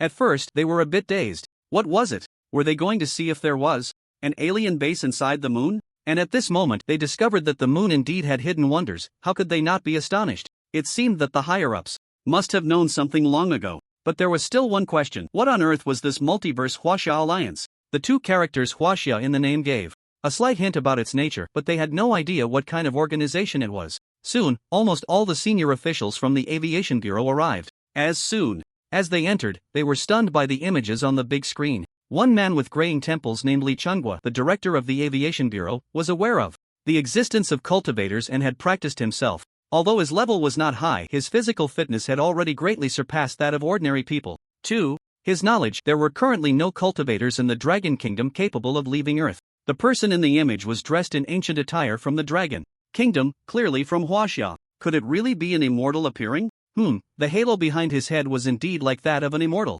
In an instant, many thoughts flashed through Lee Chuan's mind. After finishing his introduction, Ling Chen said, "This is the first gift I present to you, you can explore it on your own. Next is the second gift." With that, a USB drive appeared in his hand, which he raised towards the camera, and then, with a swish, the USB drive instantly vanished. Just as everyone was puzzled, Lee Chunghua found that the USB drive had already appeared on his desk. Hurry, plug it into the secure computer and take a look. Lee Chunghua seemed to have thought of something and excitedly grabbed the USB drive from the desk, handing it to the assistant beside him. Yes, the assistant did not dare to hesitate and immediately rushed to a secure computer, plugging in the USB drive, while Lee Chunghua and the other senior officials followed behind, curiously watching the computer screen as the USB drive was connected. The assistant opened the USB drive and saw 5 folders listed: controlled nuclear fusion and its application technology, cold nuclear battery, full coverage exoskeleton armor technology, aerospace mothership, manned spacecraft. Hiss in the hall, the sound of people gasping in awe echoed continuously. Then, Lee Chunghua instructed the assistant to open the manned spacecraft folder. After all, they were from the Aerospace Bureau. In this way.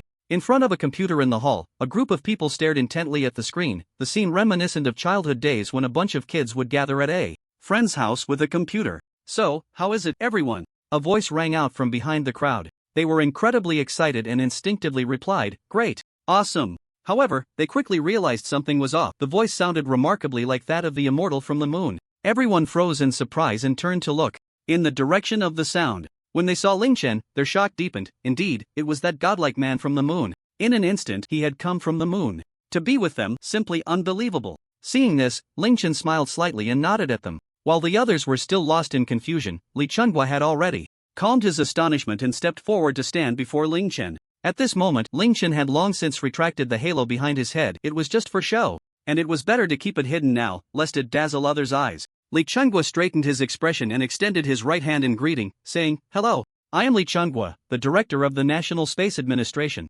"Hello, you can call me Mr. Ling," Ling Chen replied as they shook hands. "Thank you very much for the technologies you have given us." After saying this, he bowed deeply to Ling Chen, and the others behind him followed suit, bowing seriously as well. "No need for that. Our Multiverse Huaxia Alliance is committed to mutual assistance and aims to help all realms of Huaxia develop their civilizations. So, what do you say? Would you like to join us? This way, we can help you quickly grasp those technologies. Moreover, we will provide even more technologies in the future. All technologies of Huaxia across the realms are shared. Of course, there weren't any members yet, but how to persuade them relied entirely on Ling Chen's words. Upon hearing this, Li Chuanguo's expression first brightened with joy, but then showed a hint of helplessness. I don't have the authority to decide, but please rest assured, I will contact the top leadership immediately. After saying this, he took out his phone and dialed a number. Hello, I'm looking for Leader 1. Okay, I understand. After hanging up, Li Chungwei respectfully said, Mr. Ling, Leader 1 said he will come over shortly. Please wait a moment. Ling Chen shook his head. No need to go through all that trouble. With a lift of his hand, in the next moment, Leader 1 appeared before them without any warning. Leader? The crowd couldn't help but widen their eyes and gasp in surprise. Leader 1 first scanned the room in confusion, then quickly regained his composure and fixed his gaze on Ling Chen. This was a monumental meeting, marking the first step for the Dragon Country into the multiverse. After a brief exchange of greetings, the two entered a conference room, leaving behind a group of high-ranking officials still reeling from the shock. During the meeting, Ling Chen and Leader 1 spoke at length. Due to the miraculous display earlier, Leader 1 mostly believed Ling Chen's words, but he still needed to clarify about this organization. Mr. Ling, why is your organization helping us like this? What do we need to give in return? Ling Chen smiled faintly, looking at him with deep meaning. Give? There's nothing to give. Once you develop, just help other realms of Huaxia. Is that so? Leader 1 pondered for a moment, then looked up, his gaze intense as he spoke to Ling Chen. Alright, we are willing to join the alliance. Welcome indeed. The two shook hands and exchanged smiles. Transcendent Taoist, Lin Ziwen brothers, this is the cultivation method I have practiced, sharing it with you. The path of cultivation is to resonate with heaven and earth, to seize creation, to replenish one's vital energy, first to open the blood vessels, then to unlock the mysterious orifice, refining the vital energy into one's own magical power, and then to burn and refine yin and yang within the orifice, forming a spiritual elixir, infusing true intent, manifesting an infant, forming a Tao fetus, nurturing it with the void, and allowing the yang spirit to mature. I am the true evil king, Huang Hengtian. 666, I've learned it. It seems like there's no one here, just monsters, so there probably aren't any cultivation methods left. Outer Demon Lord, Su Yan, and I am the true evil king. You're already hanging on, and you still want to cultivate? I am the true evil king, Huang Hengtian, the stronger, the better. Outer Demon Lord, Su Yan, that's true. I just obtained a cultivation method as well, sharing with you Hunyuan Daogong. In the beginning of chaos, where do all things originate? There must be three energies, which are the roots of heaven, earth, and all things, called Xian, Yuan, sure. Hunyuan takes its meaning from this. This method returns to the source, tracing the fundamental energy, capable of seizing the energy of heaven and earth and transforming it into mysterious energy. Transcendent Taoist, Lin Ziwen. Hiss. This method seems better than mine. I am the true evil king, Huang Hengtian. The two systems are different. How to choose? The Yang spirit shares the same lifespan as heaven and earth. Its divine powers are profound and unfathomable, but the system of the Demon Lord has strong combat power. One can fly in the chi refining stage, but the lifespan is generally short, only a few thousand years in the nascent soul stage. Outer Demon Lord, Su Yan, choose based on your preferences. At this moment, Ling Chen popped up. God of primordial source, why not cultivate together? After all, the Yang spirit is equivalent to another body, the main body just refines mysterious energy, so this doesn't conflict with Hunyuan Daogong, right? I want it all. JPG, I am the true evil king, Huang Hengtian, that makes sense. Transcendent Taoist, Lin Ziwen. At Outer Demon Lord, I am the true evil king. Your worlds may not necessarily have vital energy. God of primordial source, if there's no vital energy, how about using mysterious energy instead? With Hunyuan Daogong, there's no lack of mysterious energy. Transcendent Taoist, Lin Ziwen. Outer Demon Lord, Su Yan. I am the true evil king, Huang Hengtian. Celebrate. A true genius has been born. After saying this, Ling Chen stopped speaking. He couldn't help but laugh outside the screen. Pretending to be a newbie is so much fun. Seeing Ling Chen's comment, Lin Ziwen felt a surge of excitement. He returned to his room, sat cross-legged, and began his first attempt. It's important to know that in his system, spiritual elixirs could fly, while on Su Yan's side, one could fly in the chi refining stage. This temptation was immense for him. The cultivation of Hunyuan Daogong does not require spiritual roots. One only needs to concentrate and use their consciousness to follow a specific route, then visualize a special rune to sense various energies of heaven and earth and autonomously choose which energies to absorb. Soon, Lin Ziwen entered a state of cultivation. He first walked through the route of energy circulation, then began to visualize the rune image sent by Su Yan. Just 10 minutes later, Lin Ziwen clearly sensed various energies in the air. Absorb. With a thought, all the surrounding energy rushed into Lin Ziwen's body as if moths were flying into a flame. As he absorbed the energy, Lin Ziwen activated the refining method, and after a while, strands of black mist began to emanate from his body. Chi, refining stage 1, success. He felt a surge of joy in his heart, silently chanting, fly. The next moment, he, who was sitting cross-legged, slowly began to float in mid-air. Moreover, Lin Ziwen discovered that the mysterious energy flowing through his meridians seemed to make him stronger. Feeling this, he unconsciously recalled the three energies in Hunyuan Daogong, Xuanqi, Yuanqi, Shiqi. Could it be that the Yuanqi here is the same as the Yuanqi mentioned in Hunyuan Daogong? In any case, the two did not conflict, which was a good thing. Then, Lin Ziwen shared his situation in the group of the primordial god. I've successfully cultivated as well, let me show you. I'm now surrounded by black mist, looking just like a big demon. Selfie.jpg, I am the true evil king, Huang Hengtian Pta, you should check who released the cultivation method. By the way, I've also made some progress. The primordial god, oh, it's the demon lord, then it's fine, the outer demon lord, Su Yenahem. What demon? Don't talk nonsense, that's noble Xuanqi. And I am the true evil king. What qualifications do you have to say that? Lin Ziwen looked at the lively scene in the group chat and couldn't help but chuckle. It seemed they had a chance to become the kind of existence his nickname suggested. I really want to see that day come. Lin Ziwen murmured with a smile as he looked out the window. At that moment, Ling Chen sent another shocking message. The primordial god, brothers, I now feel like there's liquid flowing in my three dantians. Is this the Jade Liquid Realm or the Foundation Establishment Realm? The Outer Demon Lord, Su Yen not bro? The Transcendent Daoist, Lin Ziwen not bro? The primordial god, wait a minute, I can now see the 5 types of primordial energy flowing in my organs. Have I reached the 5? Shi Chao Yuan? The Outer Demon Lord, Su Yen. The Transcendent Daoist, Lin Ziwen. I am the true evil king, Huang Hengtian 666, who dares to say I, Huang, am cheating? Lin Ziwen was shocked and found it hard to believe, staring blankly at the messages on the screen. How long had it been? Just 2 hours, which meant Ling Chen had only taken 2 hours to cultivate the Hunyuan method and step into the Qi refining stage, and he had practiced this system to the 5. Qi Chao Yuan? He thought he was already talented enough, but Ling Chen was even more against the heavens, surpassing them without even crossing over. No wonder it's you, he thought to himself. I am the true evil king, Huang Hengtian bro, you're making it hard for me, how am I supposed to take you flying? The primordial god, I'm just reclaiming my original power, one hand covering eyes.jpg, the outer demon lord, Su Yin you're showing off. I am the true evil king, Huang Hengtian ah. My head, no, wait. I remember now, I was the evil king in my past life. You're right, we are just reclaiming our original powers. One hand covering eyes.jpg, the outer demon lord, Su Yen. Su Yen covered his face in speechlessness, here we go again, but soon, his expression turned serious, and his fingers danced across the screen. The outer demon lord, Su Yen ah, I also remember now, the outer divine realm I am in was once called the outer demon realm countless years ago, and after so many years, I never expected to return here. The transcendent Taoist, Lin Ziwen I was originally transcendent, now I'm just retracing the path to enlightenment. The primordial god, we're back, everyone is back. Just as Su Yen was enjoying the moment, a familiar voice suddenly rang out from behind. What are you doing? What?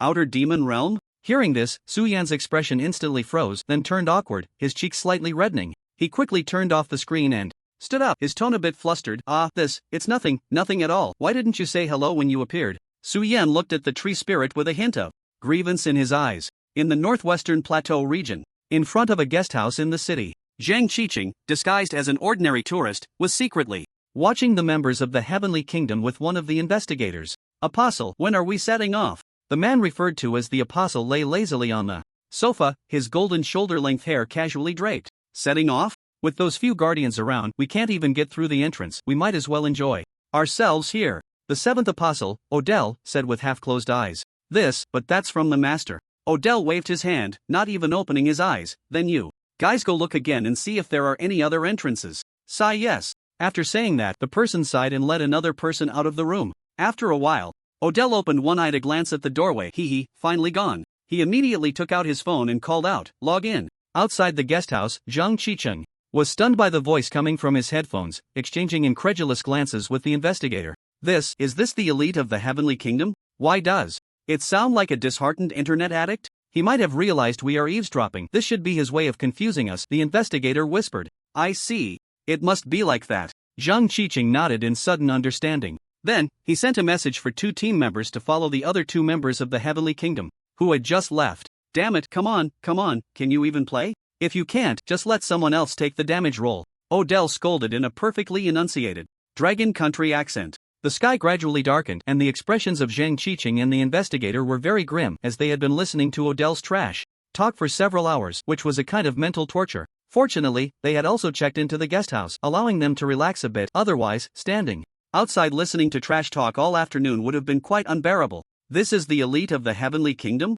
They'd been playing games all afternoon and cursing all afternoon, Zhang Qiqing thought to himself, venting his frustrations. But then he raised his guard. Not good. I've let my guard down again. This must be his scheme to make us complacent. After a while, Odell seemed to have grown tired of playing, and the sound of a door opening and closing came through the listening device. It seemed he was finally going out. Team Zhang, the target is leaving, the investigator said, looking at Zhang Qiqing. The two then opened the door and stepped out, pretending to be ordinary people chatting, laughing as they walked down the stairs, but their eyes occasionally glanced at Odell's back. The two followed him out of the guest house, maintaining a considerable distance from Odell. Where is he going? Zhang Qiqing thought to himself. They had been walking for about half an hour. Something's off. The place seems to be getting more and more remote. Team Zhang, stay alert, the investigator said, pressing his right hand against his earpiece. Speaking softly. Understood. In an instant, Zhang Qiqing heightened his senses, his eyes quickly scanning the surroundings in case someone was lying in ambush. At this point, they had entered a straight and dimly lit alley.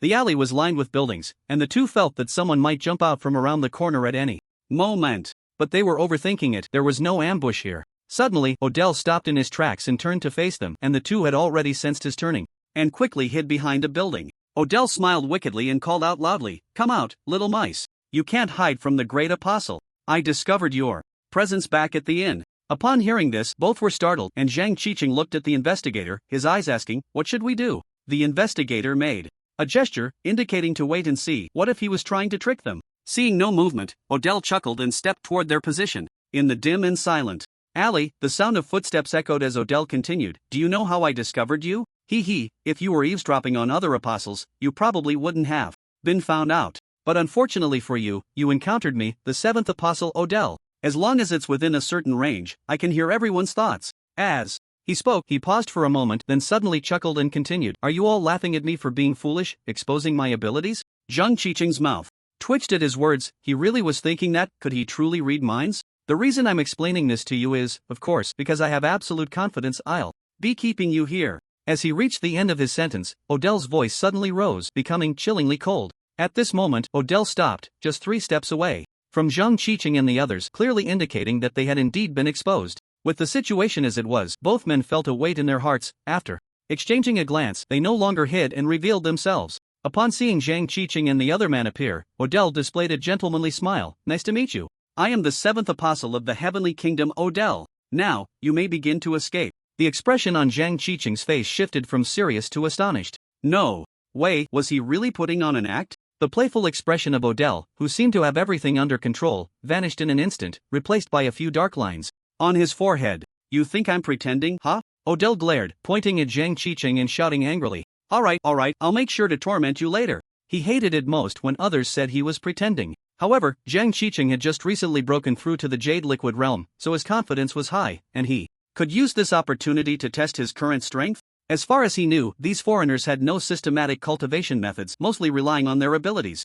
And this 7th apostle had already self-destructed his powers. Reading minds was a non-offensive ability, and under normal circumstances he wouldn't be a match for him. However, seeing his confident demeanor, it was clear he had other means, so caution was necessary. With that thought, Zhang Qiqing clenched his fists tightly, his joints turning slightly pale from the excessive force. His gaze was sharp, fixed intently on Odell across from him. Then, he took a deep breath, adjusted his breathing rhythm, and quickly assumed a stance that balanced offense and defense, shouting to the side, "Investigator Liu, you retreat for now, I'll handle this guy." The investigator named Liu nodded without hesitation, indicating he understood. He then moved swiftly, taking small steps backward until he reached the wall, where he carefully hid behind, only peeking his head out, nervously watching the intense battle about to unfold. Meanwhile, Odell completely ignored the actions of the two, as if everything around him was irrelevant. He calmly pulled out a small, exquisite box from his pocket, no larger than a palm. The box looked very old and worn, presenting a dull gray tone that gave off a mysterious vibe.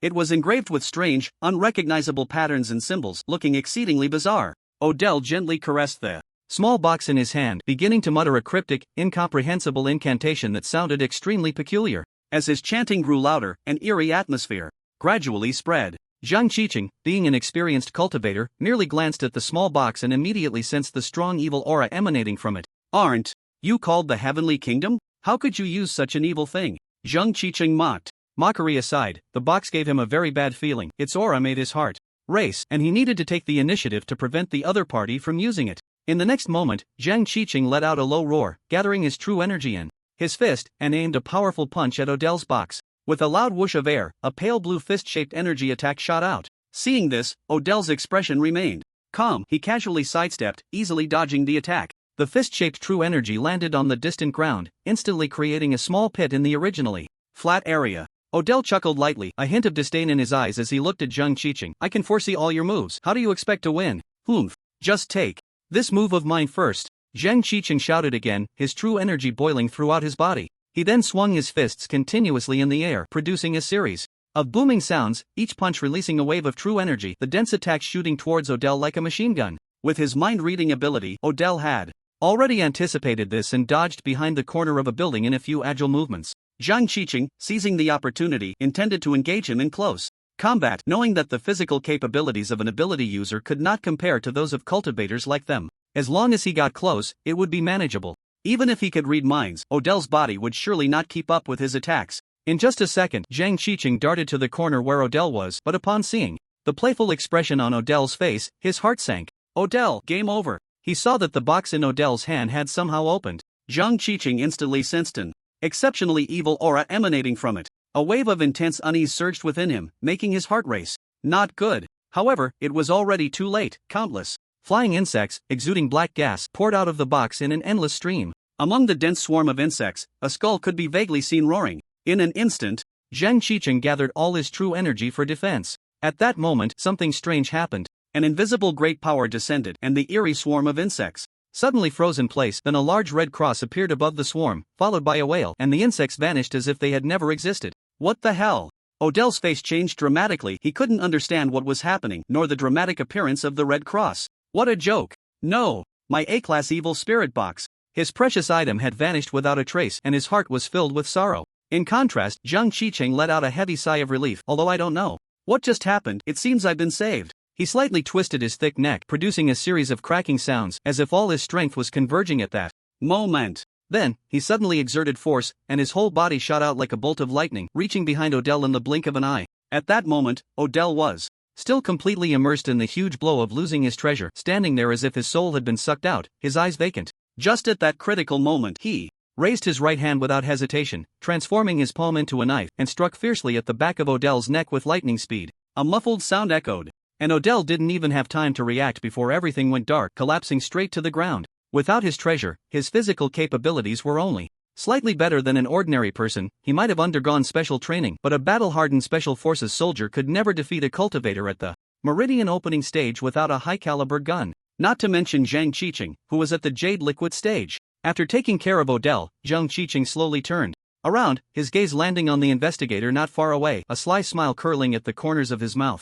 Investigator Liu, could you please hurry and find a big sack? We can't let this guy get away. I'll keep an eye on him here, he shouted to Lu Xing. Lu Xing was momentarily taken aback but quickly regained his composure, responding hurriedly, oh, okay, I'll go find one right away. With that, he wasted no time and immediately turned to sprint away. Before long, Zhang Qiqing saw Investigator Liu returning with a large yellow-brown sack and 2 ropes, the sack emblazoned with the words Urea in big letters. The two collaborated to first bind Odell and then stuff him into a sack. Come on, let's hurry back to the base and interrogate him, said Zhang Qiqing, gripping the sack's opening with one hand and hoisting it onto his shoulder. In fact, some information could have been gleaned from previous eavesdropping, but neither of them knew anything about the Guardians. At their level, they were still unable to uncover such secrets. As the cold moon rose and dark clouds drifted, in a somewhat remote suburb, only one house was lit. In the basement, Odell was tied to a chair. He hung his head low, his golden shoulder-length hair disheveled, clearly still unconscious. Splash! It wasn't until a basin of water was thrown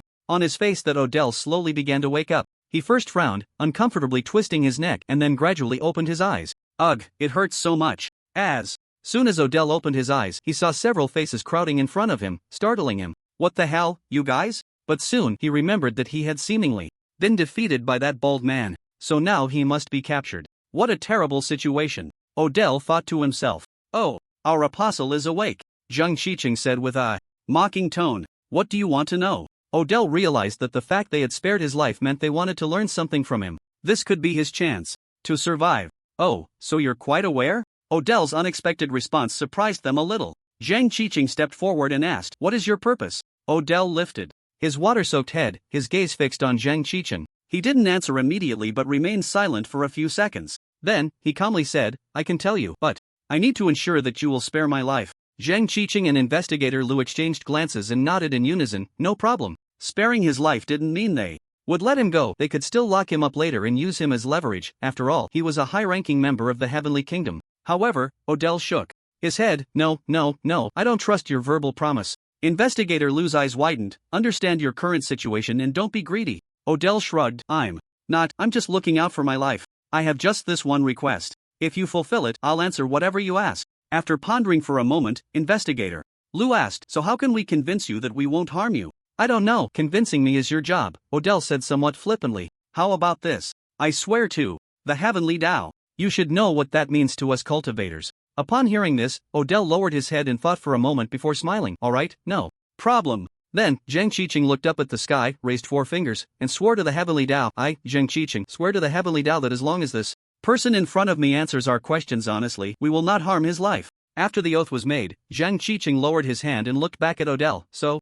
can we talk now?" Odell nodded and smiled, feeling a sense of relief in his heart. The answer to the first question, our purpose is to access the Forbidden Land of the Dragon Kingdom. Forbidden Land? Everyone present exclaimed in surprise. Seeing their expressions, Odell realized that these people did not know about this place. "Heh, it seems you are not yet qualified to know about this, so let me explain it to you." He twisted his neck again and continued, "To put it simply, we are here to unlock the ancient seal of Nuwa's sky repairing. Nuwa's sky repairing seal." Zhang Qiqing and Investigator Lu involuntarily exchanged glances, both seeing the shock in each other's eyes. This myth is well known in the Dragon Kingdom. From what Odell implies, did this really happen? Odell, this truth is known only to a few people in the whole world. Nuwa is real, God is real, and the Great Flood came from the heavens. To be honest, when I learned these truths, I was very envious that you have the bloodline of Huaxia. After saying this, a hint of envy appeared in Odell's eyes as he looked at everyone. Envious of us? Why?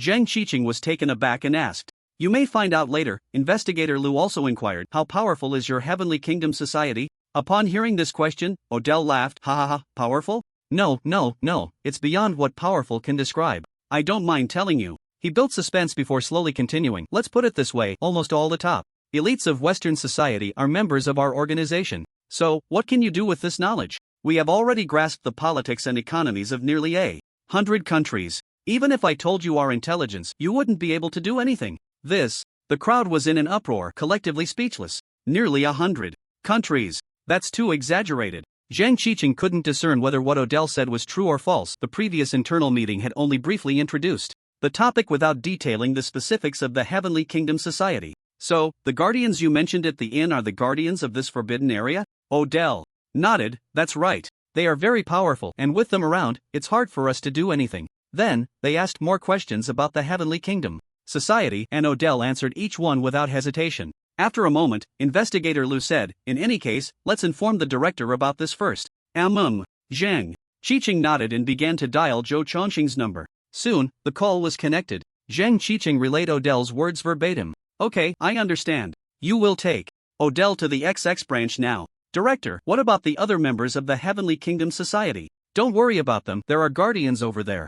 Alright, I understand. Bang! The call ended, and Zhang Qiqing immediately instructed the other team members to proceed with the transfer. At that moment, Xiao Lu stepped forward and covered Odell's eyes with a black cloth. Zhang Qiqing looked at the black cloth thoughtfully. He knew Odell had the ability to read minds, so during the transfer, there was still a possibility of exposing the organization's location. Just covering his eyes was definitely not enough. With this in mind, he walked behind Odell and delivered a chop to his neck. With a muffled grunt, Odell used his last bit of strength to cast a resentful glance at Zhang Qiqing before fainting. On this tranquil night, a few people moved cautiously, aiming to safely transfer the unconscious Odell to another branch. The moonlight spilled like water onto the earth, while the only room that had been lit gradually succumbed to darkness with their movements. Outside, the night was as dark as ink, with only a few stars and a slanted moon hanging in the distant sky, casting a faint glow in the darkness. The wind whispered through the trees, rustling the leaves and adding a touch of mystery to their transfer. When the last person stepped out of the door, the room was completely engulfed in darkness.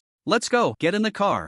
Zhang Qiqing was the last to exit. He slowly closed the door, which creaked softly, like a sigh in the night. Then, the group boarded a small truck, the headlights illuminating a beam of light that pierced the endless darkness. From behind, the red taillights of the truck gradually faded away. In the outskirts, far from the city's hustle and bustle, the surroundings were quiet, with only the gentle breeze rustling through the grass. Chen Shangsheng stood leisurely on a vast expanse of grass, his tall and slender figure resembling a proud green pine.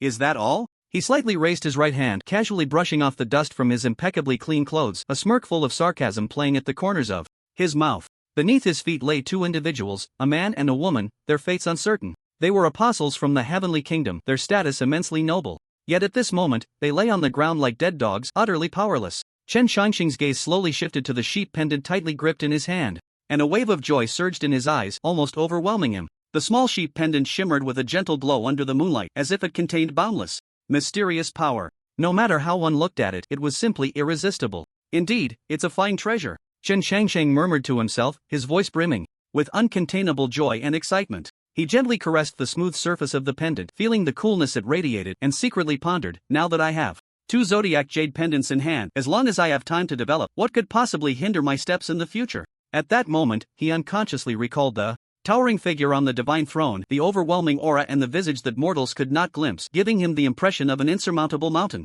If I completely master the power of these two pendants, will I win against the gods? He then shook his head, chuckling helplessly. Forget it, let's talk about the future. Later, his gaze returned to the sheep pendant. The known function of this sheep-headed jade pendant was to create illusions, but it should be far more than that. His snake pendant had multiple abilities. Moreover, the most interesting part was that this sheep pendant had clearly developed a form of intelligence, though it seemed reluctant to engage with him. No rush, I will slowly uncover all your secrets, Chen Shangsheng murmured, then flicked the edge of his black cloak, turning to face the evening breeze as he strode forward with determined steps. The wind brushed against his body, his black hair flowing in the breeze, the tails of his cloak billowing high behind him, rustling in the air.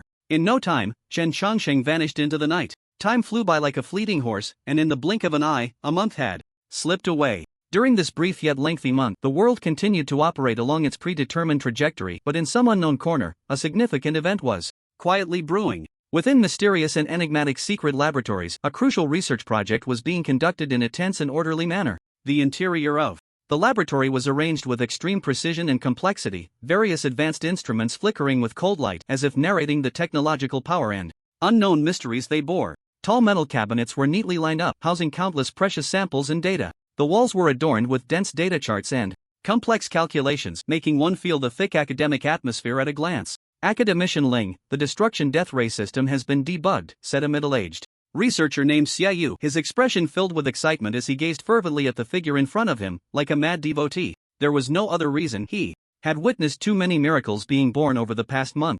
Initially, he had looked down on this excessively young academician when he arrived, but the moment controllable cold nuclear fusion was achieved, he had become a complete worshipper. The completion of this project meant what needed no further explanation. It was a key to unlocking a new era, and whoever held this key could dominate that new era. At this moment, Ling Chen had both hands on the table, standing in front of a display screen. He paused for a moment and then said into the microphone, "Start the test." Currently, under his guidance, the Dragon Country had mastered controllable cold nuclear fusion and cold nuclear batteries, and now it was time for weapon production. With Ling Chen's command, a sci-fi weapon launch device appeared on the screen. Then, a beam of crimson laser shot out violently from the long launch tube, its power astonishing. Without any pause, the two distant mountains were directly pierced through, as if they were made of paper. Everyone was stunned by such power, their eyes wide as saucers, incredulously watching this scene. This kind of power was simply unparalleled. And since it was a laser weapon, its strike speed was as fast as light. With it, the Dragon Country was invincible in air defense. The death ray system is operating normally, no anomalies. After the death ray was launched, two researchers monitoring the system data finally came back to their senses and reported, "Great! Another success!" Yu exclaimed excitedly, clenching her fists tightly in front of her chest and waving them continuously. Soon, the entire base erupted in astonishing cheers. Everyone was ecstatic. Listening to the thunderous applause, Ling Chen couldn't help but smile. As if he thought of something, he murmured, "There's still a month of summer vacation left. I need to hurry up and get the light particle spaceship and the aerospace mothership ready." After saying that, he resumed his work. In fact, if he wanted to, a single thought could solve everything, but that would be too boring. Sometimes, it was more meaningful to participate personally. 1 month on Earth. 1 year in the outer god domain. Under the golden tree, Su Yan sat cross-legged with his eyes closed, his aura solidifying, extraordinary beyond measure. After more Then a year of hard training, he had already broken through to the great perfection of the Yuaning stage, and his speed was astonishing. Of course, this was inseparable from the tattoo enhancement Ling Chen had given him, combined with the formidable strength of the Hunyuan Daogong, which allowed him to break through so quickly. Moreover, he had also reached the Dao in the Earth's cultivation system. I didn't expect him to cultivate so quickly.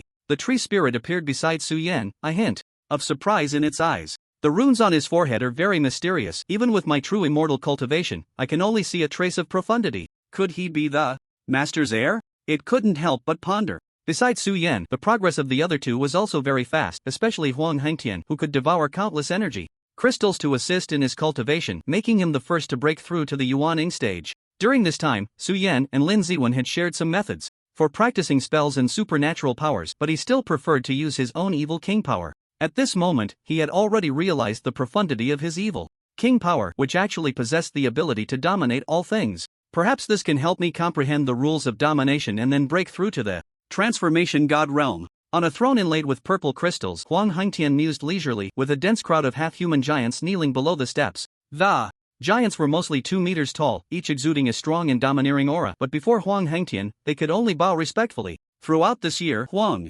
Hengtian had traveled and fought everywhere, and this group of giants was the strongest enemy he had encountered. They were very combative and intelligent. However, they were later subdued directly by Huang Hengtian, and the entire tribe surrendered to him, crowning him on the throne. In the Zhuling Cave Heaven, Lin Ziwen was practicing various supernatural spells in the courtyard, with rays of light flying everywhere. Lin Qingyun and Lin Xiuru stood by watching. Lin Qingyun nodded while stroking his beard. Lin Xiuru, however, had a complex expression. She sighed deeply and said, "Alas, I didn't expect that in just a year. My junior brother has reached the refining void stage, just one step away from the Yang God leaving the body. It's simply like a cheat." Hearing this, Lin Qingyun glared at her.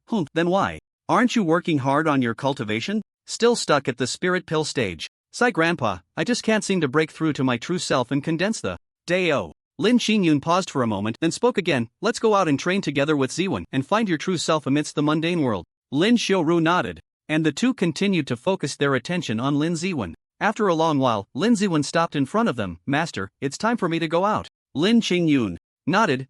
Go with your senior sister, take good care of her during your training. Surprised to hear that Lin Xiuru was also going out, Lin Ziwen looked at her and then nodded. Okay, I understand. In the secret meeting of the Heavenly Kingdom Society, Sophia was throwing a tantrum. Useless. All of you are useless. As an apostle of the Heavenly Kingdom Society, how can we have 2 dead and 1 missing in such a short time? My lord, you know that our abilities are at a disadvantage against the hexagonal cultivators of the Dragon Kingdom. As soon as these words were spoken, Sophia shot a glare at the speaker. The person shrank back, instantly, lowering their head in silence. The others, faced with Sophia's anger, were like ostriches, observing with their eyes on their noses and their noses on their hearts. Chen Changsheng, is it? I will personally meet you. Sophia's gaze turned to the void, as if she were staring at him from countless distances. As she spoke, flames and lightning erupted around her, swirling around her body, exuding a terrifying aura. The person sitting next to her turned pale at the sight and quickly got up to dodge. Someone exclaimed, "Hiss, the Lord's power of thunder and fire is indeed formidable. With the Lord's foresight, she can be called invincible." Hearing this, everyone present nodded in agreement. This is their Lord of the Heavenly Kingdom Society, wielding the powers of fire and thunder, and able to foresee the future within 3 seconds. To ordinary people, she is like a deity descended to earth. In reality, Sophia had never revealed how far into the future she could foresee. Her subordinates only knew that she had the ability to predict the future. Keeping her unknowns allows her subordinates to hold her in greater awe. In fact, she had another ability that she had never disclosed, which was her trump card and her greatest reliance. At the foot of Mount Hang, Academician Ling, what are you doing here? As soon as Xiaoyu got out of the car, he sought his academician and curiously approached to ask. Ling Chen turned around upon hearing the familiar voice and saw it was his colleague. So he smiled. "Oh, it's you, old Xia.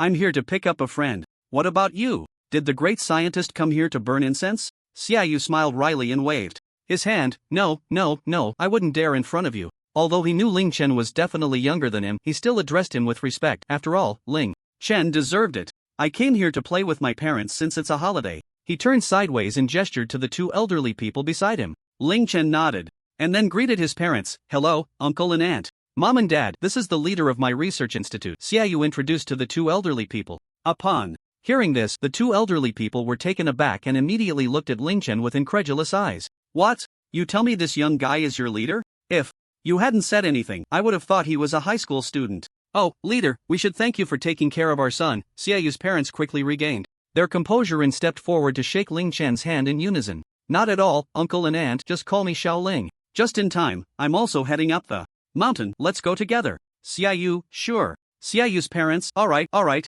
With that, the group headed up the mountain together, and Ling Chen only bid them farewell when they reached their destination. After they left, the two elderly people kept marveling at how young and accomplished Ling Chen was. A small episode that need not be dwelled upon. Ling Chen stood in front of a secluded cave with no tourists around. The cave was not deep. At a glance, one could take in its entire appearance. Suddenly, two figures slowly emerged from the originally empty cave, shifting from illusion to solidity. Upon seeing their arrival, Ling Chen smiled. Inside the cave, before they reached, a voice had already echoed, "It has been 100 days in the cave, what year is it in the world?" The voice was ethereal, with echoes resounding endlessly, imbued with a sense of the passage of time, as if it had experienced 1,000 years. Ling Chen replied, "In the blink of an eye through the ages, we meet in the immortal guest cave." Lin Xiaoru blinked, wondering what these two were up to. Were they even exchanging poetry? Lin Ziwen smirked, "Buddy, long time no see."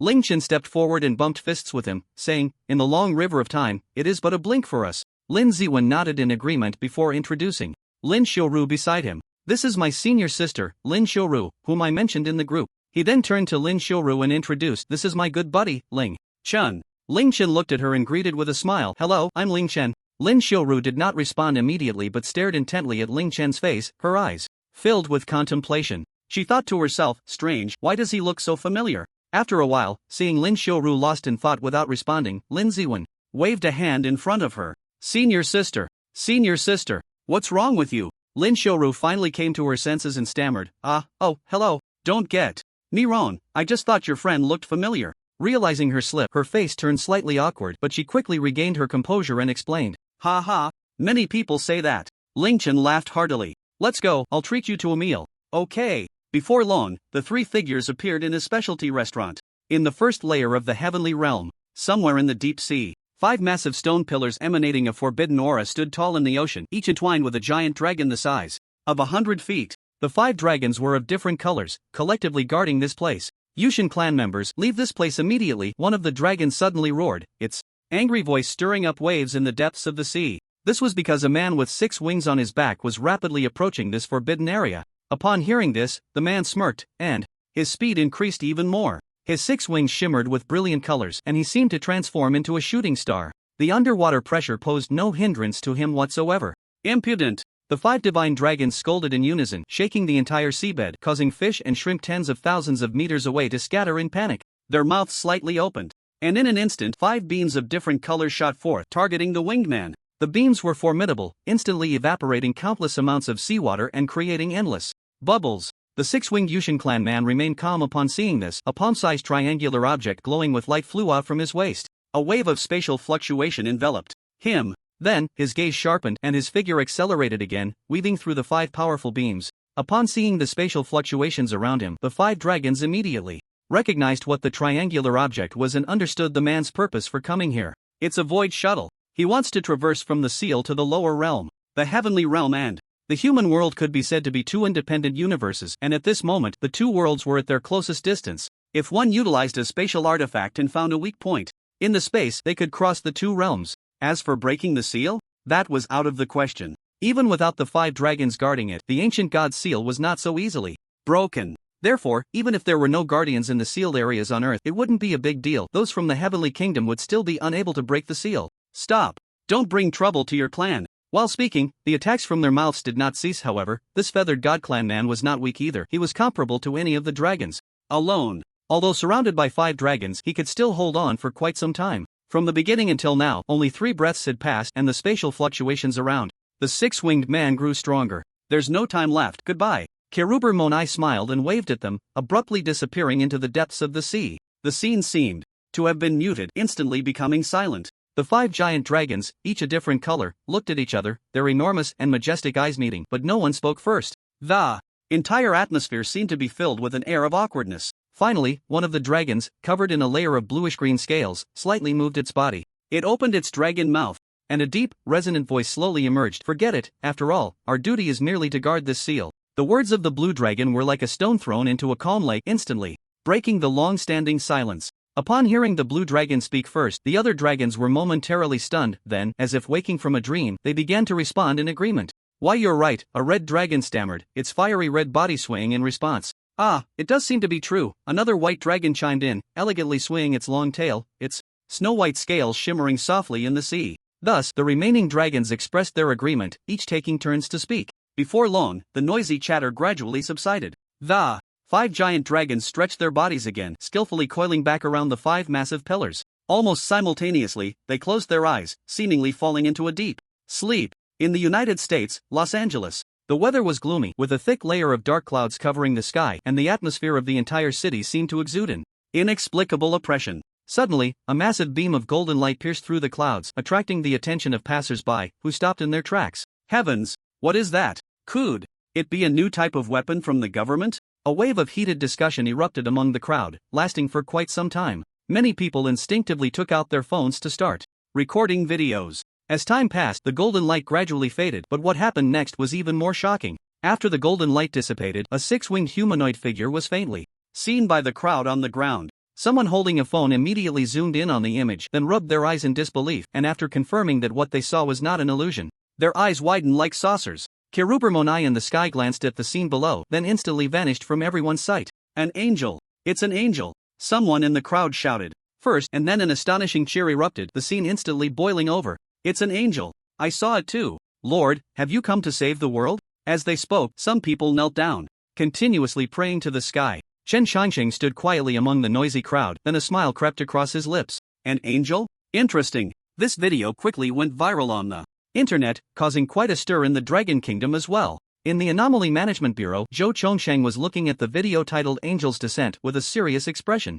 After verification, the video was indeed real. Things are about to get chaotic. He sighed deeply. In a restaurant, Ling Chen and others were chatting while eating, and soon they began discussing cultivation. Lin Ziwen asked, "What realm are you at now? Have you broken through to the Yang God?" He couldn't help but think so. After all, the person in front of him was indeed hanging on the wall, 2 hours of 5 chi returning to 1, without even pretending. Hearing this, Ling Chen smiled mysteriously. "Why don't you go check at the cash register?" "Ha!" Lin Ziwen and Lin Xiuru exchanged puzzled glances, unsure of what this meant. But Lin Ziwen still went, curious about Ling Chen's intentions. He stood up, left his seat, and opened the door to the private room. Lin Ziwen walked briskly and soon arrived at the restaurant's cash register. There, in front of the cash register, a familiar profile caught his eye, causing his pupils to constrict. Ling Chen, he couldn't help but exclaim. What was going on? Wasn't Ling Chen in the private room? Could he have used some kind of supernatural ability to get here? Ling Chen, standing at the cash register, turned at the sound and smiled at Lin Ziwen. "Oh, you're here, but I already bought it." As his face fully appeared, there was no doubt it was Ling Chen. Lin Ziwen took a few large strides to Ling Chen's side, placing a hand on his shoulder, and asked in confusion, "What's going on?" "Try calling me on video." Ling Chen didn't explain immediately, but instead teased him. Lin Ziwen took out his phone and did as instructed, opening Ling Chen's chat window and dialing a video call while his gaze remained fixed on the Ling Chen in front of him, wanting to see what trick he was up to. The video call connected instantly, but it wasn't the Ling Chen in front of him who answered. As Lin Ziwen noticed, he made no movement at all. He didn't even hear the phone ring from him. "Hello." In the video, Ling Chen, sitting in the private room, smiled at him and then turned the camera to Lin Xiuru beside him. Lin Xiuru's eyes widened in shock as she saw the other Ling Chen on the video, her gaze scanning back and forth over him. Lin Ziwen also looked astonished, glancing between the Ling Chen on the video and the one in front of him, exclaiming, "A clone technique?" His eyes looked at Ling Chen with a questioning expression. But Ling Chen shook his head, calmly replying, "Not at all. This is a realm above the Yang God, called the Avatar of 5-5. Avatar of 5-5? Lin Ziwen instinctively repeated. He had never heard of this realm, as his master had only reached the Yang God, so the techniques he received only went up to that level. That's right, at this stage, one can certify as an immortal. Ling Chen continued. Immortal. Upon hearing this, Lin Ziwen was even more shocked, looking at Ling Chen with an incredulous gaze. "Are you saying you became an immortal in just a month?" Hee, keep it low-key. "No, how do you know about the subsequent realms and cultivation methods? The techniques I sent only go up to the Yang God, right? That's called understanding one thing and knowing them all. My comprehension is just that invincible." Then Ling Chen sighed, tilting his head up at a 45-degree angle to look at the ceiling, his eyes seemingly filled with endless melancholy. Sigh. Life is truly lonely as snow. Lin Ziwen. Damn it, he got me again. The cashier, who had been staring at the computer, was struggling to hold back her laughter. She had heard their conversation. To her, these two seemed to be suffering from severe delusions of grandeur. Clones, immortals, did they really think they could cultivate? As she thought about it, she shook her head regretfully, secretly thinking, what a pity, so handsome, yet such a delusional person. However, could delusions also be this wealthy? After all, their meals were not cheap. With that thought, she curiously raised her head to observe the two from behind. But as she watched, she felt that their aura was somewhat extraordinary. She had seen wealthy people before, but the aura of these two was different from that of the rich. It seemed very free, unrestrained. She couldn't quite put it into words, as if they had broken free from the shackles and dust of the mundane world. Could they really be immortals playing in the mortal realm? An absurd thought unconsciously popped into her head. Soon, she shook her head to dismiss such a ridiculous idea, self-mockingly thinking, there are no immortals in this world, how could I have such a thought? Could delusions be contagious? While the cashier was lost in her thoughts, Ling Chen and the others had already returned to the private room. As soon as they entered, the avatar disappeared, recalled by Ling Chen. "DAY1, I see you are just a step away from the young god. Let me teach you a special breakthrough method, so listen carefully." As soon as these words were spoken, Lin Xiaoru felt a bit restless. This was a transmission of teachings, and she couldn't stay any longer, needing to temporarily step away. Just as she was about to get up and leave, she was called back by Ling Chen. "It's fine, let's listen together." Is that appropriate? Lin Xiaoru's expression showed some hesitation. "It's okay, if you want to listen, then listen." With that, Ling Chen began to speak. "Reverse the divine in the heavenly valley, return to the state of an infant, unknowing and unaware, only deep and silent." Upon hearing this, Lin Ziwen seemed to ponder deeply, then sat cross-legged on the ground, lightly closing his eyes and forming the Ziwu seal with his hands. Lin Xiaoru, not having reached that level, naturally couldn't understand, but she silently took note of it. About half an hour later, an unexpected change suddenly occurred to Lin Ziwen. A faint golden light suddenly emanated from the top of his head, from which five-colored rainbow light burst forth. Is this about to manifest the Yang God? Lin Xiaoru looked at the changes in Lin Ziwen with surprise. She had seen this kind of light on her grandfather. It was the light of the Yang God. Then, a pleasant fragrance suddenly appeared, smelling like sandalwood but not pungent. What a strange fragrance, she thought to herself, astonished. She had only heard her grandfather mention this phenomenon, saying it was the Tao fragrance emitted when the Yang God matured, and that a single whiff could cure ailments and prolong life. The woman at the reception desk had just finished her random thoughts when she caught a whiff of this peculiar fragrance. As the scent entered her nose, she felt her entire body relax, as if the fatigue of the day had vanished. "It smells so good," she couldn't help but twitch her nose, greedily inhaling the aroma. Inside the restaurant, many people caught a whiff of this fragrance, feeling it was strange, and began discussing what kind of scent it was. After a while, the golden light above Lin Ziwen grew even more intense, and to his surprise, cloud-like mist began to appear beneath his feet. Seeing this, Ling Chen couldn't help but recite a poem. Golden light above divides into 5 colors, clouds arise beneath, heralding the flying immortal. After finishing the poem, in the next moment, a young god that looked exactly like Lin Ziwen suddenly flew out from the top of his head, surrounded by golden light. Above the restaurant, purple chi came from the east, and clusters of purple clouds enveloped the area, drawing the attention of passers-by who marveled in awe. As soon as Lin Ziwen's young god emerged, he instantly arrived above the earth, looking down and feeling an overwhelming sense of liberation. Is this Earth? It's so beautiful. Seeing the Earth for the first time in its entirety filled his heart with immense joy. What a joy, what a joy, ha! Lin Ziwen laughed heartily, expressing the carefree delight in his heart. It was just like that, with a body outside the body, reborn anew, transcending life and death beyond the 3 realms. From now on, no longer a mundane guest, I shall laugh and watch the cycles of the world turn. Just as Lin Ziwen was laughing freely in space, the astronauts at the Dragon Country space station were as if they had seen a ghost. How did a glowing person suddenly appear in space? Ah, no, this shouldn't be a person, right? Noticing several gazes, Lin Ziwen turned his head to glance at the people in the space station, then waved at them before vanishing in an instant, leaving them with a handsome silhouette. In the blink of an eye, Lin Ziwen's young god returned to the restaurant's private room. For some reason, upon seeing his physical body, he felt a sense of disgust, wanting to abandon it. At that moment, Ling Chen's voice rang out, "Quick, return to your physical body." This voice was like a thunderclap that awakened him, and he hurriedly returned to his body. The young god merged with his form, and Lin Ziwen opened his eyes, exhaling a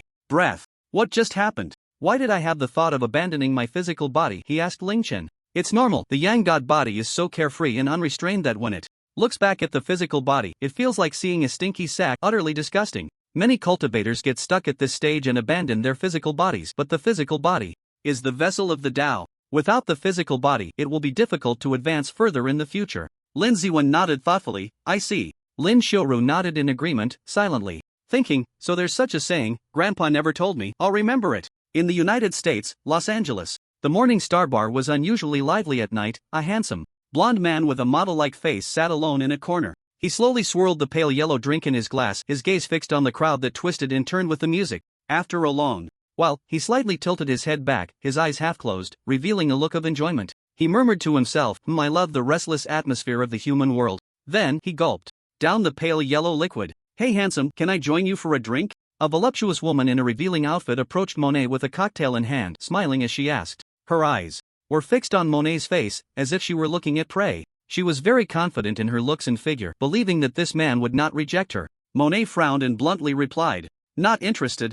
As if joking, how could someone as noble as he engage in a casual encounter with such a woman? The woman's smile faltered, her expression quickly turning sour, and with a huff, she left in embarrassment. Once undisturbed, Monet reclined in the soft chair, eyes closed, quietly enjoying the restless atmosphere. I'll look for the teleportation array left by my clan tomorrow, he thought to himself. This teleportation array was a backup left by their Yu god clan from ancient times, meant for the day they would return to the human world. Now that the barriers were broken, there should be no powerful gods left in the world. This was an excellent opportunity to dominate the human realm. Unlike cultivators of the immortal path, their Yu god clan had a naturally strong bloodline and innate divine abilities, but the strongest could only reach 6 wings, which was a limitation. At this point, they had to shift to the divine path, absorbing faith to become stronger. This was a great opportunity for them to absorb faith, considering there were billions of people. In the upper realm, they did not have such good resources, especially after the barriers were broken. The power of faith was scarce. Although there were still many of their followers in the human world, being separated by a realm meant that what could be absorbed was too little. After quietly enjoying for a while, Monet stood up to leave, planning to explore other places. It had been thousands of years since he last came to the human world, and the changes were immense. He never expected technology to become mainstream. Mortals could now fly in the sky by plane and communicate across distances with their phones. Everything was so fascinating to him, and he wanted to explore it thoroughly. Just as Monet was walking towards the bar's entrance, a few sneaky figures quietly followed him from behind.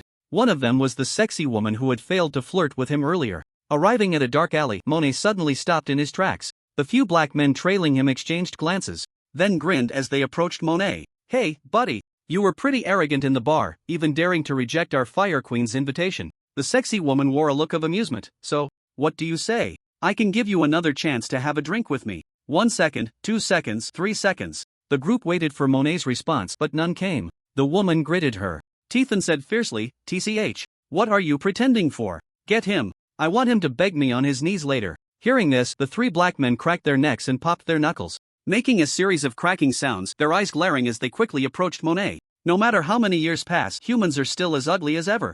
Monet gazed at the moon in the sky, suddenly expressing his feelings aloud, his tone filled with a sense of weariness. The black thugs were taken aback. One of them pointed to his head, indicating that he thought Monet was crazy. Alright, whether you're a vampire or a werewolf, come over here and take a beating, someone teased. The others burst into laughter upon hearing this. Ah ha ha ha, Bob, you rascal, ha ha ha. Suddenly, a blinding white light flashed across Monet's back, causing everyone to stop laughing and instinctively close their eyes for a moment. When they opened their eyes again to look at Monet, they were astonished to find a pair of pure white wings had appeared on his back. The wings emitted a faint white glow, making them particularly dazzling in the dim alley, radiating an incredibly holy aura that made anyone who looked at them feel no desire to resist. Oh my god! The sexy woman stared in amazement at Monet's back and those sacred wings, and before she knew it, she knelt down. The other black men were similarly stunned, rendered speechless, their legs giving way as they knelt. Heaven, an angel. Almost instantly, they recalled a video they had seen online titled, The Arrival of Angels. An angel has truly, really descended. The scene fell silent for a moment, then one of the black men suddenly began to weep in agony. Lord, I am guilty, I am in so much pain, I have a terminal illness and need money for treatment, so I came to be a thug, merciful Lord, please save me. At that moment, Monet turned around, looked at the weeping black man, and slowly walked up to him. Your pain, the Lord has heard it. Those who believe in me, I will baptize him and forgive his sins. After saying this, he placed one hand on the man's head. A gentle white light emanated from his palm, entering the man's head. The man felt an unprecedented warmth enter his body, and his previously tearful face instantly became calm. The light finally settled in his liver, where there were numerous cancer cells. After a wave of heat in the liver, the light disappeared, and his body suddenly felt incredibly relaxed. Is it done? Am I healed? The black man Bob almost screamed. The unprecedented comfort in his liver convinced him that his cancer was definitely cured. Thank you for the Lord's grace. He looked up at Monet with admiration and excitement, then began to bow in gratitude. The others, witnessing such a miracle, also knelt down in hopes of receiving blessings. At that moment, the sexy woman felt an overwhelming sense of regret. What had she done? She had teased and almost assaulted an angel. Perhaps fearing retribution, she followed suit, weeping and repenting for her earlier actions. Monet then approached the Flame Queen, stroking the top of her head. Those who sincerely repent, the Lord will surely forgive your sins. At the same time, a white light entered her body and she felt an unprecedented warmth and comfort, unable to resist closing her eyes and displaying an expression of extreme enjoyment. When the light faded, she looked at Monet with lingering affection, as if she were reluctant to part. Monet did not continue to pay her any mind but proceeded to bless the other two black men. But was this really a blessing? Perhaps only Monet himself knew. Give me your phone numbers, I will contact you if needed. After Monet said this, a flash of white light crossed the eyes of the few men and their expressions suddenly became dazed. They responded in unison like robots. Yes. Then, Monet handed them a phone he had somehow acquired, instructing them to input their contact information. The entire process was very strange. They seemed to have turned into a group of puppets, doing exactly as Monet said without a word of unnecessary chatter. Once that was settled, Monet suddenly sensed something, furrowing his brow and turning sharply to look at a corner to his right front, shouting, "Who?" At the same time, he waved his right wing, and a streak of light shot out. Bang! A moderate explosion sounded, creating a small pit in the ground, with countless dust particles rising to form smoke. I've been discovered. From the smoke, Chen Changsheng walked out unscathed, his gaze curiously examining Monet's wings. I've never seen an angel before. By the way, don't you have 6 wings? Why do you only have 2 now? Upon hearing this, Monet scoffed, speaking in perfect dragon language. Ha, ignorant. Chen Changsheng raised an eyebrow and switched to dragon language.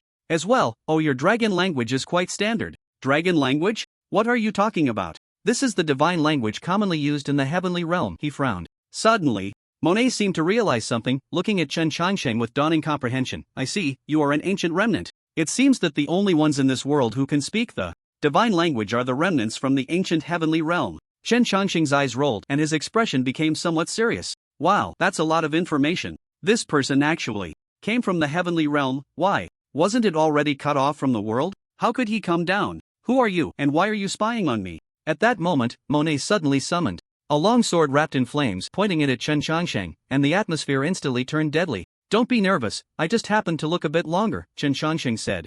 Monet's expression turned cold. Humph. If you won't speak, then die. Buzz. His 6 wings instantly unfurled, and in the next moment, Monet seemed to teleport, appearing right in front of Chen Changsheng without any warning. Holding the blazing sword, he aimed to strike down fiercely at Chen Changsheng's chest. Chen Changsheng's pupils constricted, so fast. At this point, dodging was no longer an option, he could only take it head-on. He raised both arms, the skin on his hands revealing snake scales glinting coldly in the fire's reflection. He quickly lifted his arms to block while his true energy surged to protect his body. Clang! A fierce metallic clash echoed, and a piercing pain shot through Chen Changsheng's arm. He focused his gaze and saw that his arm had been cut halfway through, the opponent's blade lodged in his bone. Moreover, there was fire damage. He could even faintly smell the aroma of roasted meat. Hiss! So powerful? Chen Changsheng was shocked, regretting getting involved in this commotion. Monet also looked somewhat astonished, not expecting that his strike with the blazing holy sword would be blocked by a remnant from the lower realm. Monet, kid, your physical body is quite tough.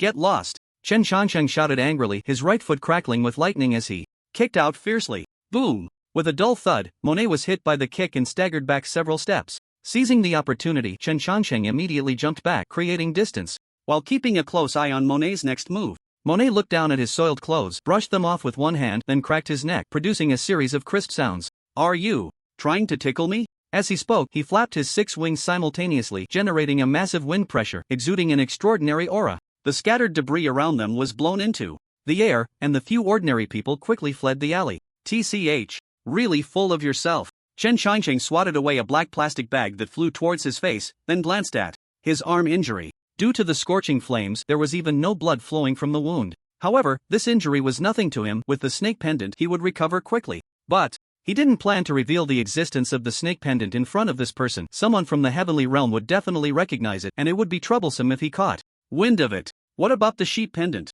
Thinking of this, he immediately activated the power of the sheep pendant, releasing an invisible wave. Monet first looked stunned, then his eyes became dazed. What a good opportunity! Taking advantage of Monet being drawn into the illusion, Chen Changsheng quickly used the snake pendant to heal his injury. A flash of green light flickered, and his arm was instantly as good as new. Then he flipped his right hand, revealing a chilling dagger. Infusing it with true energy, the dagger emitted a blue spiritual light. Chen Changsheng took a step forward, instantly rushing to Monet's front, aiming the dagger directly at his neck. Thud! The sensation of cutting flesh did not come. The dagger was actually blocked by a layer of colorful radiance on Monet's surface. Chen Xiangsheng stared in astonishment at this scene. What is this thing? In the next moment, his figure flickered rapidly around Monet, the dagger continuously attacking him. But without exception, all were blocked by that mysterious colorful light. What the hell? I can't break through the defense? Chen Xiangsheng felt numb. This was the second time he felt so powerless. Well, it was normal that he couldn't defeat someone from the upper realm.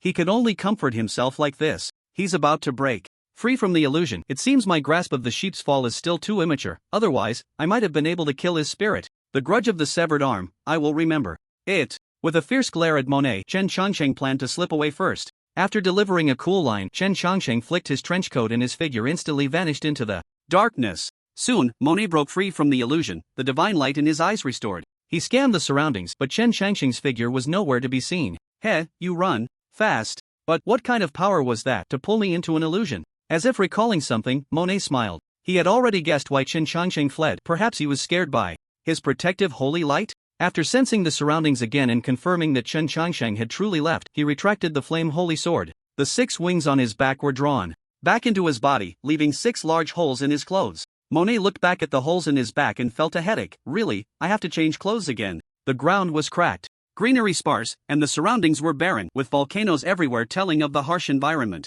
This was the world Huang Hengtian had crossed into. Pah! So disgusting. What a godforsaken place. Huang Hengtian held a piece of meat leg, spitting out a mouthful of minced meat as he cursed. After cursing, he disdainfully tossed the meat leg behind his head. Since coming to this place, he hadn't eaten a single bite of food fit for humans. The meat of magical beasts was exceptionally unpalatable, but fortunately, absorbing the purple crystals could replenish his stamina. At first, he mostly relied on the purple crystals to get by, but later, after starting to cultivate, he gradually no longer needed to worry about food. He would occasionally encounter a new magical beast to taste its flavor. Now, with a bunch of subordinates helping him hunt, he could obtain a large amount of purple crystals every so often. After tasting the meat of a new species of magical beast, Huang Hengtian began his cultivation for the day. He sat cross-legged in front of a pile of purple crystals and started to adjust his breathing. His breathing rhythm displayed 9 different patterns, and once this rhythm stabilized, Huang Hengtian placed his hands on the pile of purple crystals. Purple energy was extracted from the crystals, flowing from Huang Hengtian's arms into his body.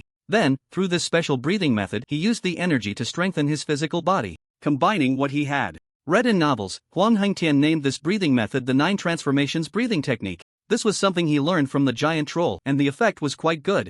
After training his body for a while, Huang Hengtian began to continue his comprehension of the laws. Previously, when he broke through to the nascent soul stage, he comprehended the suppression of the Tao rhyme, and later discovered the characteristics of the evil king's power, which allowed him to start understanding the rules of domination. In fact, this characteristic was specifically added by Ling Chen for this moment. After all, it was the power of a king. It was arranged clearly and directly. Unbeknownst to how much time had passed, a mysterious aura of rules began to linger around Huang Hengtian. With the emergence of this aura, it seemed he could hear everything around him bowing to him. Dominion, dominion, king, king, the sun, the sky, the wind, the clouds, the earth, time, space, everything seemed to be murmuring. The soil and minerals on the ground surged forth, automatically forming a crown, flames appearing out of nowhere to refine it, and the wind lifting it gently, placing it on Huang Hengtian's head. The light bizarrely scattered on the crown, emitting a dazzling brilliance. The space twisted, and 2 gemstones appeared out of thin air, automatically embedding themselves in the crown. Various magical beasts from all directions seemed to sense something, all looking towards Huang Hengtian's direction, then kneeling down towards the horizon. Suddenly, Huang Hengtian opened his eyes wide, his entire being bursting with an aura so terrifying it seemed to shatter the very space around him. The heavens and earth changed color. He had broken through to the transformation realm. He had mastered the rules, he had succeeded. I did it! I did it! Ha ha ha! Huang Hengtian covered one eye with a hand and laughed towards the sky. Wind, come! At his command, a gentle breeze lifted him into the air. He pointed ahead into the space. Light! Countless rays converged, forming a bright orb. Time, stop for me. Ding! It was as if a pause button had been pressed. Everything within a certain range froze in an instant, but after 2 seconds, it resumed its flow. Hiss, the energy consumption is so severe. Feeling the drain of energy within him, Huang Hengtian murmured. However, he was already very satisfied. This mastery of rules was indeed powerful and had a high status. He took off the crown on his head and examined it, his lips curling into a wild smile. All things come to crown me, this is simply too cool. At that moment, cheers from the nearby trolls echoed. King, king, king. The voices were exceptionally synchronized and loud, shaking the ground beneath them. The breakthrough was successfully completed. Now even space and time had to obey him, and soon he should be able to return to Earth. Ah, I miss the delicious food on Earth. If he were on Earth, he would definitely celebrate with a good meal. When I get back, I must try all the delicious food in the world. Huang Hengtian set a goal for himself. At that time, he would also go live on a platform, becoming a global traveling food blogger. Time passed, and in the blink of an eye, a day had gone by. On this day, one of Huang Hengtian's troll subordinates brought him an astonishing piece of news. What? You say you found two beings that look just like me? Take me to see them quickly. People. It must be people. It had been a year since he had seen anyone. Huang Hengtian sprang up from his throne in a leap. Wait. He quickly changed his tone and sat back down, then pointed at the two trolls and said, "You two, carry me over." The two trolls stepped forward, each taking one side of the throne, lifting it along with Huang Hengtian.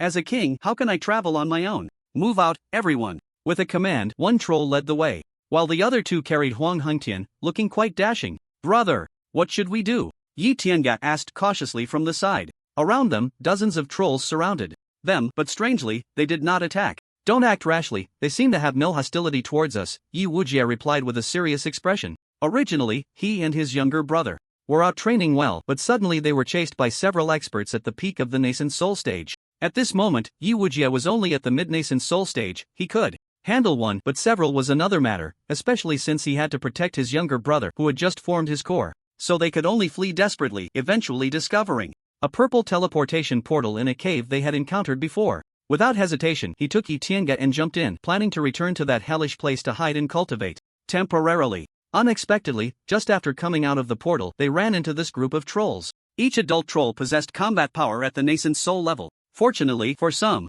reason, these trolls did not attack them immediately. When Yi Wujie was here before, encountering a magical beast would result in a frenzied attack, completely different from these trolls. After a while, the trolls suddenly parted to create a path, then knelt on one knee in unison, lowering their heads as if welcoming someone's arrival. The two brothers looked ahead along the path opened by the trolls and were met with an astonishing sight. Two trolls were carrying a dazzling throne inlaid with amethyst. Striding towards them, on the throne leaned a human. Is this their leader? Yi Tianga exclaimed in astonishment. Yi Wujie also looked as if he had seen a ghost. Hey, he had never seen a person here before. Moreover, the aura of this person felt unfathomable, with an impulse that made one want to submit immediately. It was extremely bizarre and terrifying. This person was not to be underestimated. Almost in an instant, Yi Wujie reached this conclusion. Of course, anyone with sense would know that the one leading this group of trolls could not be weak. As soon as Huang Hengtian saw the Yi brothers, his eyes lit up. When he got a bit closer to them, he had the trolls lower the throne. A person. I finally see a person again.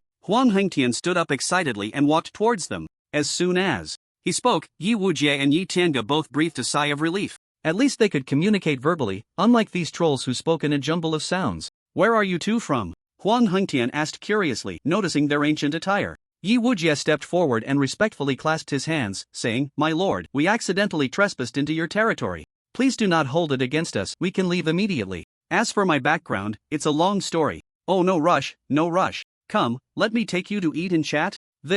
Upon hearing this, Yi Tianga hesitated and looked at his older brother, as if seeking his opinion. Yi Wujie glanced at the surrounding trolls and then nodded, saying, "All right." He knew well that the weak had no power to refuse. Hearing the agreement, Huang Hengtian was very pleased. He jumped back onto the throne and shouted, "Hey, everyone, we have guests today, let's hold a banquet." The trolls cheered loudly at this command. Hula la la, this cheer was their way of expressing joy. Soon, a large group made their way back to the palace. Huang Hengtian instructed the trolls under him to bring out some relatively good food to entertain them. "Come, let's toast with this juice." At the banquet, Huang Hengtian raised a cup of purple glowing liquid towards Yi Tianga and Yi Wujie. Can we drink this?" Yi Tianga asked, questioning his soul. Huang Hengtian was taken aback and then dejectedly set the cup down on the table. "Sigh, it does taste a bit strange, but this place is like that, resources are scarce, and there isn't much to eat. By the way, I haven't introduced myself yet. My name is Huang Hengtian. One day, I accidentally ended up in this hellish place and became the boss here. So it's Senior Huang." Upon hearing this, Yi Wujie and Yi Tianga clasped their hands in respect. What senior or not, ha ha ha. Being called a senior for the first time made Huang Hengtian feel a bit pleased, and then the two brothers also gave a brief self-introduction. "By the way, how did you end up here?" Yi Wujie replied, "We brothers were being chased by several experts at the peak of the nascent soul stage, so we had no choice but to jump into a purple spatial passage." A purple spatial passage? Huang Hengtian pondered, looking down. It seemed that they indeed were not from the same world as him. The nascent soul peak, this cultivation system was different from that of Earth, but it was similar to what Su Yen had. Of course, it wasn't certain, as 9 out of 10 cultivation worlds had this realm name. It seemed that if he wanted to return to Earth, he would have to rely on himself. Coming back to his senses, Huang Hengtian continued chatting with the two, learning a lot about their world. However, it was just for amusement and was of no real use to him. The two noticed that Huang Hengtian did not have any airs of a high-ranking person and gradually relaxed, chatting about everything under the sun and sharing their own experiences. Yi Tiange said, "Hey, you wouldn't believe it, that senior just twisted his hand towards the starry sky and the stars up there actually started to spin." At that moment, it was enough to drop my jaw. As he spoke excitedly, Yi Tiange stood up, gesturing animatedly. Huang Hengtian grinned. Is it really that powerful? Yi Wujie remarked, "At this level, they must already be immortals in the world." Just as the three were engrossed in their conversation, a loud bang echoed, and a beautifully crafted metal coffin suddenly fell before them. Both Yi Wujie and Yi Tiange were startled and quickly jumped aside, readying themselves for any threat. Huang Hengtian, however, remained still, though his face showed his shock. "It's the coffin that brought me here," he exclaimed inwardly. Upon seeing the source of the noise, Yi Wujie and Yi Tiange relaxed their stances. "A coffin?" Yi Tiange questioned, puzzled as to why a coffin would suddenly descend indoors. "What kind of coffin is this? It's so strange, and none of us noticed its sudden appearance." Yi Wujie frowned deeply. He didn't approach to investigate, but remained prepared to flee. Who knows if this thing would suddenly attack them? Sure enough, the next moment, the coffin lid sprang open by itself, and a powerful suction force instantly surged toward them. "Run!" Yi Wujie shouted, then quickly flew backward, but no matter how he flew, it seemed he was still in place. Huang Hengtian's eyes widened. Damn, here we go again. But now, he was quite strong. With the ability to manipulate the rules at will, he immediately commanded the coffin, "Stop." However, the coffin seemed to disregard his authority, and the suction only intensified, even distorting the space around them. "What the hell? It's not working." Huang Hengtian was instantly dumbfounded. What was the origin of this coffin that it was so formidable? X3 with 3 screams, Huang Hengtian and the others vanished from their spot. Then, for some unknown reason, the coffin suddenly spat out Yi Wujie and Yi Tiange. Following that, the coffin lid flew back to close, and in that instant, the entire coffin disappeared without a trace, vanishing into who knows where. Yi Wujie and Yi Tiange got up and exchanged glances. What just happened? Although Huang Hengtian was once again helplessly sucked in, unlike last time, he didn't lose consciousness this time. Hey, where are you taking me now? This was simply too bizarre. Huang Hengtian had reason to suspect he was being set up, or else this coffin was malfunctioning. With that thought, he immediately envisioned himself as a pawn in some conspiracy from various novels. He might have become a piece in the game of some big shot. Not just him, but also Lin Ziwen and Su Yen, who had crossed over. Like him, he quickly took out his phone, wanting to share this discovery with everyone. Unfortunately, it seemed there was no signal in the coffin. You might wonder, how does this phone still have battery? Of course, it was charged with lightning magic. Damn, no signal at this time. Forget it, it's not urgent anyway. If his guess was correct, then they were definitely powerless against whatever big shot was behind this. Compared to such behind-the-scenes figures, they were still too inexperienced. Ling Chen, that would be me. Under the golden tree, the tree spirit was conversing with Su Yen. "Su Yen, I didn't expect you to reach this level in just a year. It's quite surprising." Su Yen felt a bit shy from the praise, scratching the back of his head with a silly grin. Hee, it's nothing. No need to be modest, your talent is indeed impressive, but I'm here to discuss something else with you today. Su Yen? What is it? Do you want to go back? Go back? Upon hearing this word, Su Yen was momentarily taken aback, then asked in confusion, "Can I go back with my current cultivation?" The tree spirit shook its head. "You certainly can't go back on your own, but I can help you." "Ha? But didn't you say before that I could only rely on myself to go back?" "That was just to motivate you to cultivate harder." I see." Then, Su Yen took a deep breath and looked seriously at the tree spirit, saying, "If I can go back, of course I want to." "Great. There's no time like the present. I'll send you back today." The tree spirit turned around and said, "Follow me." Su Yen followed, feeling a bit excited. I can finally go back. He quickly took out his phone to share the good news in the group. "Outer Demon Lord, brothers, good news. I'm coming back too. Transcendent Daoist, oh, congratulations. God of primordial origin, hurry back. Ascendant Daoist, what level of cultivation are you at now?" "Outer Demon Lord, great perfection of Yuaning plus refining void, how about that? I haven't fallen behind, have I?" "God of primordial origin. No, we're all about the same, Outer Demon Lord, hee, that's good, wait for me to come back." After walking with the tree spirit for a while, they arrived at a cave. This cave was very peculiar, with glowing moss covering the stone walls, illuminating the entire cave in a ghostly blue hue. "Wow, I can't believe there's a place like this." Su Yen curiously looked around. After several twists and turns, the tree spirit finally stopped in front of a huge square stone tablet. We've arrived. This is the sacred square tablet, which the ancient gods used to open the passage to various realms. The tree spirit stepped forward and touched it, a hint of nostalgia in his eyes. I haven't used it in a long time. Then, streams of golden energy flowed from his arm into the stone tablet. The complex runes on the tablet began to glow gradually. Open! With a loud shout from the tree spirit, the runes on the tablet were activated to their fullest. In the next moment, a golden vortex with a radius of 1 meter appeared in front of the tablet. Seeing this vortex, the tree spirit's eyes lit up and he stopped channeling energy. It's done. He then turned to Su-Yen beside him. Alright, you can go home now. The tree spirit's tone was flat, as if he were stating something completely ordinary. Phew. Su-Yen exhaled, nodded at the tree spirit, and then stepped toward the vortex. Just as Su-Yen was about to step into the golden vortex, his foot suddenly halted. Tree spirit, thank you for your companionship and guidance this past year. Goodbye. Hurry up, don't get all sentimental. I still need to get back to sleep. Straight face, zzz. The tree spirit waved his hand impatiently. Su-Yen, alright, I'm really leaving now. After saying that, Su-Yen stepped 1 foot in but then stopped again. By the way, tree spirit, after knowing you for so long, you still haven't told me your name? The scene fell silent for a few seconds before the tree spirit spoke. My lord has bestowed the name Ling Fan. Ling Fan? Alright, I'll remember that. Su-Yen nodded and then completely entered the golden vortex. The cave instantly fell silent, leaving only Ling Fan standing there, lost in thought, not knowing what he was pondering. At that moment, a voice suddenly echoed from all directions. Ling Fan. This voice was calling for him. Upon hearing this voice, Ling Fan's expression instantly became extremely excited and he looked up at the sky. This voice is from my master. Ahem, just call me master. It felt strange for a big man to call him master.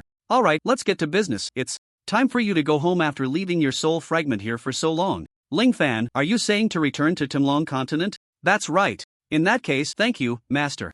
As soon as Su-Yen entered the vortex, in the blink of an eye, he appeared on Earth. However, he suddenly found himself in the middle of the road. Beep, bang, a car speeding down the road crashed directly into Su-Yen, making a loud noise. Su-Yen's figure remained completely still, only his clothes got a bit dirty, while the car that hit him crumpled, and the driver fell into a serious injury and unconsciousness. After the car accident, the street suddenly became lively, with many people sticking their heads out of the windows to watch. Su-Yen glanced around and thought, good grief, they're all foreign faces. This portal has sent me straight abroad. He cast a slightly apologetic look at the unconscious driver, then a surge of spiritual energy flew into the driver's body, instantly healing his injuries. At the same time, Su-Yen also helped him with some other difficult ailments, especially in the area of urology. Time to go, he said, and with a movement he shot up into the sky at a speed invisible to the naked eye. The onlookers only felt a flash, and the boy who had been hit by the car vanished. It was easy to predict that countless oh my god exclamations were about to erupt. It should be this direction, right?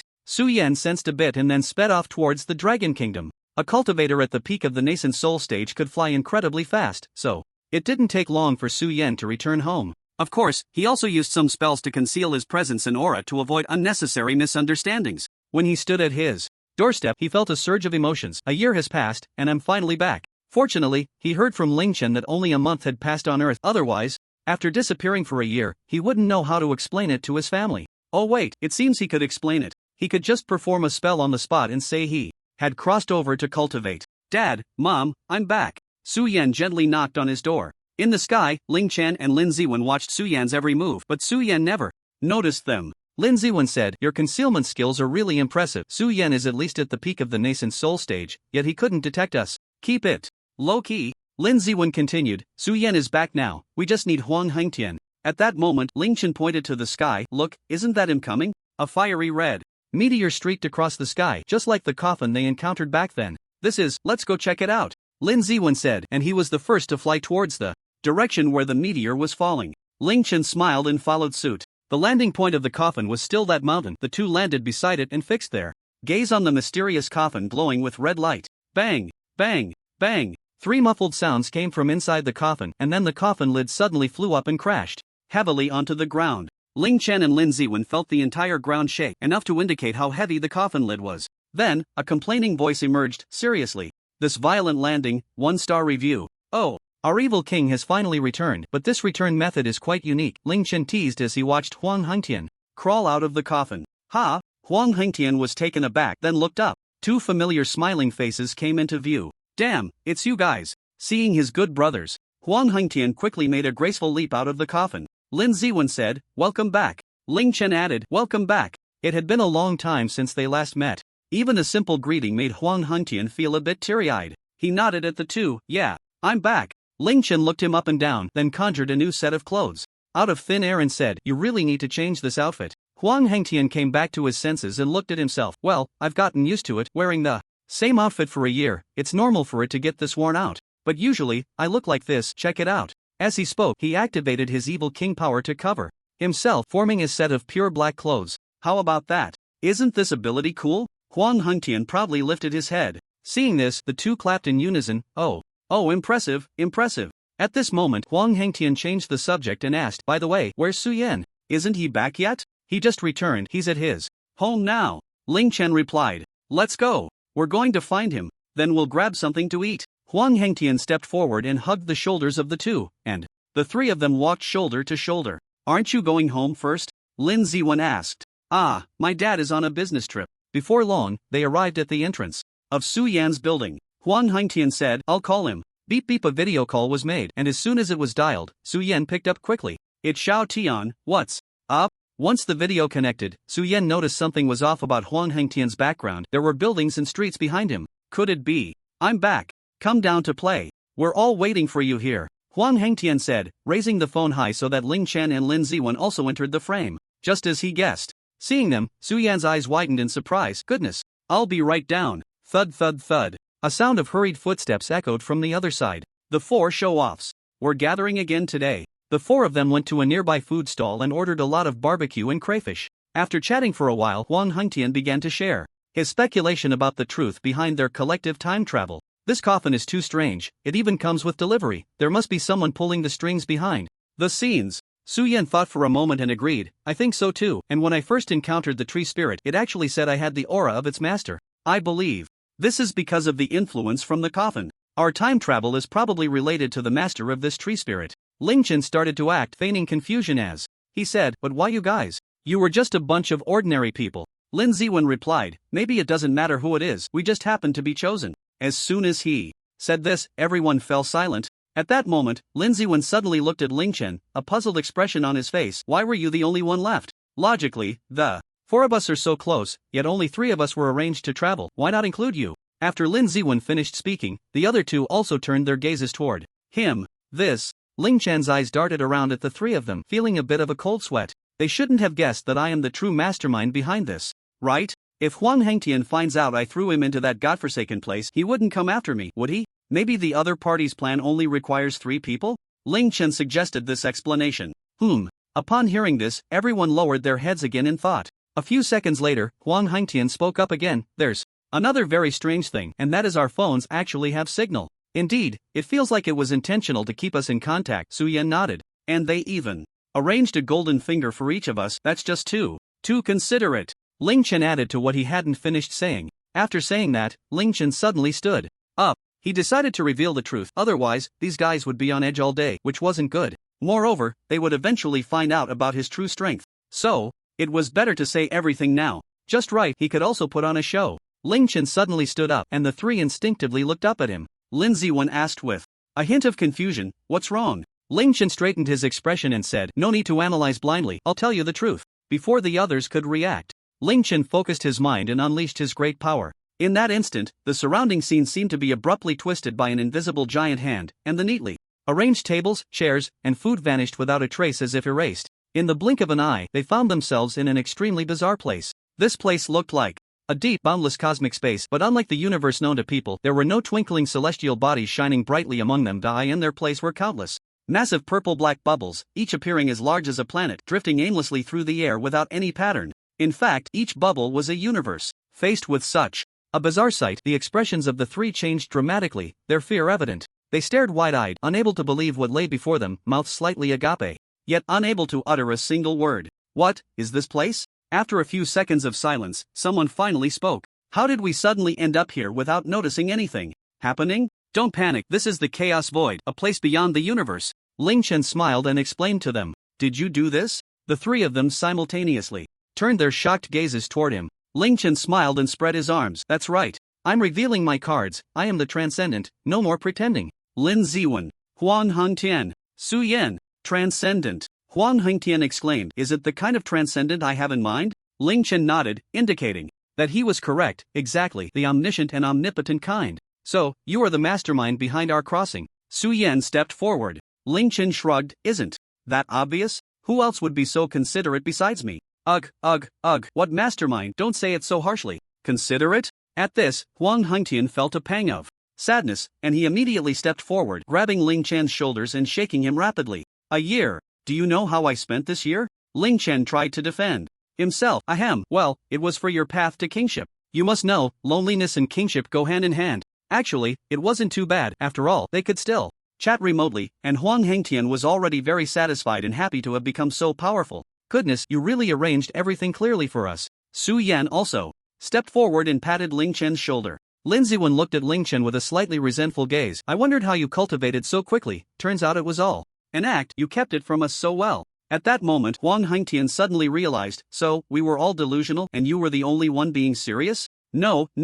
Actually, I also crossed over just after the college entrance examination. Let me tell you the whole story. Then, Ling Chen began to recount his crossing story to them. Meanwhile, in a parallel spacetime on the Tinglong continent, Li Yan, who had become a powerful figure in the tribulation stage, was kneeling in despair, gazing at the thunderous sky. Beside him lay a pile of corpses, all familiar faces. Wang Yan, Wang Tan, Han Feiyu, they were all dead. At this moment, Nangong Yan was also lying in his arms, barely alive. Above in the sky, countless terrifying cultivators were engaged in a chaotic battle, with countless streams of light and explosions darting about. These cultivators came from nowhere, but their arrival was a catastrophic disaster for the Tinglong continent. Just the aftermath of a single battle had affected countless miles. The dozen or so tribulation stage cultivators Li Yan had allied with were either dead or injured, and some had fled in the face of danger. A dozen tribulation stage experts had not taken down a single arriving cultivator. How could this not drive him to despair? The ground trembled and cracked continuously. The entire world seemed to be wailing. If this continued, the entire continent would be blown apart and everyone would die. Their power was too overwhelming. Stop it, Li Yan weakly shouted to the heavens. But no one paid him any mind. The primordial holy crystal is mine, a white-haired demon shouted, simultaneously, slashing down a large group of people trying to stop him. Wuji Demon Lord, stop. Do you want to bring disaster to this place? This dimension is about to shatter. A stunningly beautiful female cultivator with a cold and dignified aura shouted, a round of bright moonlight behind her radiating infinite divine light. Bullshit. If it weren't for you, the moonlight immortal, fighting me for it, how could so many people have to die? The Infinite Demon Lord angrily pointed at her in response. Humph. A demon is still a demon. If you really manage to seize this primordial holy crystal, it would be a catastrophe for the entire heavens. Pa. You're no better, utterly hypocritical. After saying this, the two began to unleash spells against each other. Powerful cultivators nearby were swallowed and killed by the aftermath before they could dodge. Ignoring the battle. Above, Li Yan looked at Nangong Yan in his arms, tears streaming down his face, dripping onto Nangong Yan's body and face. Yener, don't die. Li Yan used the laws of life to heal her, but it seemed to have no effect. Nangong Yan struggled to extend her hand, gently touching Li Yan's cheek, weakly saying, husband, don't cry, Yen. Yener is going first. She used all her strength to finish the sentence, then her arm fell. Limply, her eyes losing their luster and slowly closing. No. Laws of life. Laws of life. Why is it not working? Li Yan screamed in agony. Yener, ah. He pressed his hands hard against his head, his eyes bloodshot, divine light dimming, as if he had lost his mind. Pain.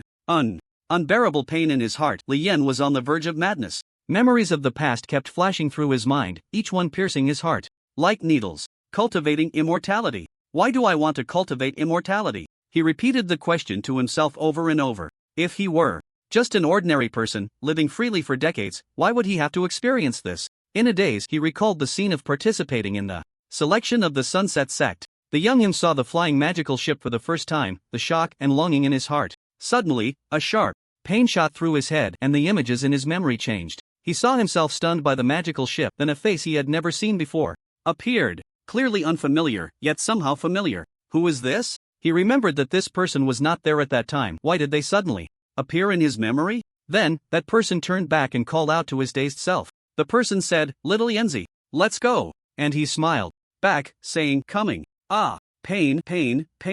His head felt like it was about to explode. Images related to that face appeared out of nowhere, with the pain constantly flashing through his mind. After a long time, the pain finally subsided and Li Yan's eyes regained some luster. He remembered. That person was Master. Li Yan murmured softly. On the other side, Ling Chen, who was chatting with his friends, seemed to sense Something. He suddenly stopped speaking, turned sharply to look in a direction, his gaze piercing through layers of time and space, finally locking onto the despairing face of Leen. His expression instantly became serious. I suddenly have something to do. I'll send you back first. With a thought, the four returned to the table at the food stall. Then, Ling Chen took out 3 cards and handed them to them, saying, "This is for you. The task of guarding the earth will be entrusted to you later." Huang Hengtian took a look at the card. Goodness, a future combat power experience card. Is something going to happen to Earth? Su Yan asked, full of questions. Ling Chen replied, "You'll know soon. I have to hurry to save someone." With that, Ling Chen's figure instantly disappeared, leaving the 3 of them looking at each other in confusion.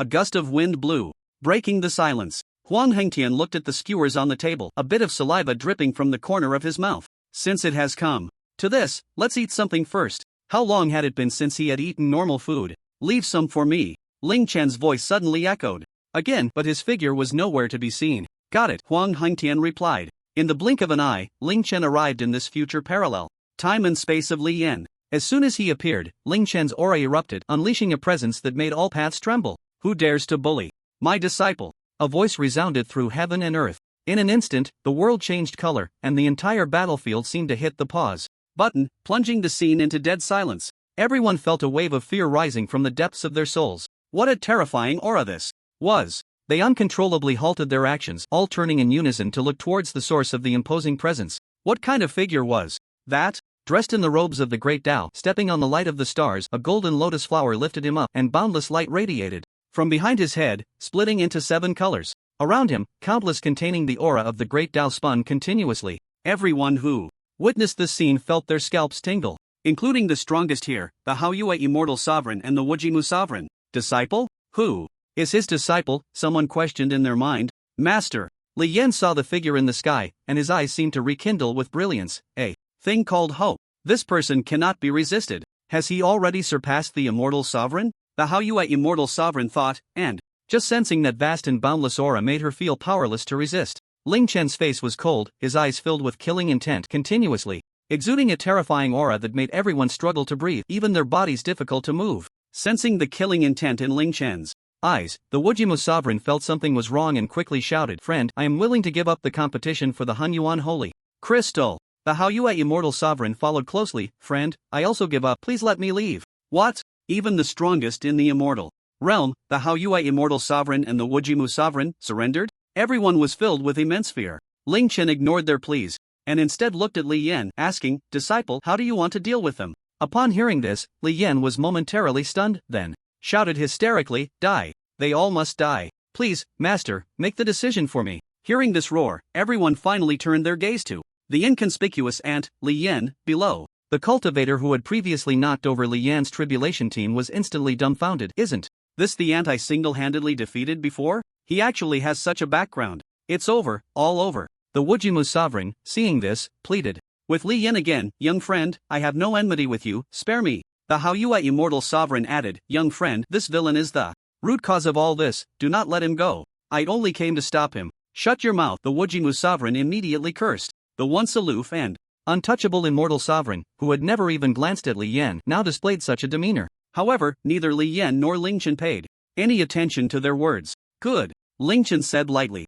Upon hearing this, everyone present felt their souls leave their bodies, trembling in fear. No, wait. Before the Haoyue Immortal Sovereign could finish, Ling Chen casually snapped his fingers. In the next moment, without any warning, all the cultivators present felt a sharp pain in their bodies, as if they were being burned by immortal fire. Following that, their bodies began to gradually turn to ashes and dissipate. Ah! Countless screams echoed throughout the sky. The Wujimu Sovereign cried out, "No! Spare me!" The Haoyue Immortal Sovereign shouted, "No, I refuse. I have not yet surpassed the Immortal Sovereign. Who exactly are you?" "The dead need not know my name," Ling Chen replied, his expression as calm as a deep well. In just a breath, the scene fell silent because they were all dead, leaving only clusters of original power radiating with immortal light. With a wave of his hand, Ling Chen instantly merged this original power into this world. "Let your essence repair this plane." In the next moment, the entire world began to self-repair, even beginning to ascend due to the excess of original power. Then, Ling Chen stepped forward to stand before Lien looked up at Ling Chen, and then started crying again.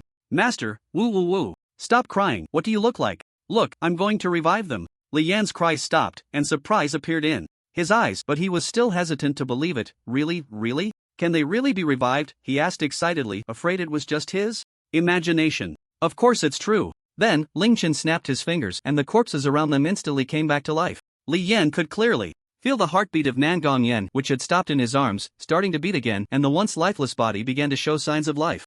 This made him ecstatic. Yenner. In no time, Nan Gongyan blinked her eyes and slowly opened her bright eyes.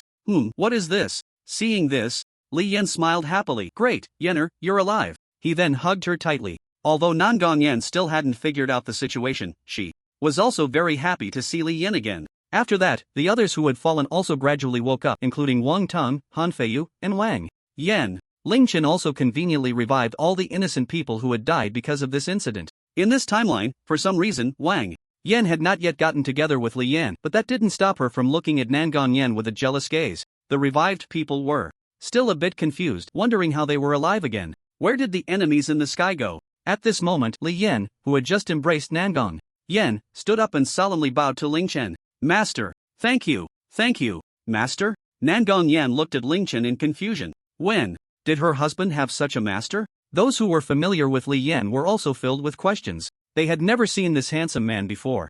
Ling Chen smiled and helped Li Yan up. Get up. Li Yan stood up with a smile. At this moment, Ling Chen raised his hand and a diamond-shaped purple crystal flew out from the ground, which he held in his hand. Hunyuan Holy Crystal. Looking at the crystal in his hand, Ling Chen's expression was calm, and then he struck it into Li Yan's forehead. Li Yan was taken aback, then touched his forehead. He asked, Master, what is this thing that makes so many powerful beings fight over it? Of course it's a great opportunity, you'll know in the future, Ling Chen said, playing the riddle master as usual. On Earth, Huang Hengtian and the others had barely eaten a few skewers of barbecue when they suddenly felt two powerful auras appear in the sky. The three exchanged glances and then rushed to the source of the auras. They saw a man resembling an angel fiercely battling a being that looked like a demon. Upon seeing the appearances of the two, Su Yin exclaimed, there are actually angels and demons on Earth? The angel was Monet, while the man with two horns on his head and bat-like wings was someone who had come out of his clan's teleportation array. Monet didn't expect that he had been ambushed, and the teleportation array had brought his clan's old rival, the evil demon clan.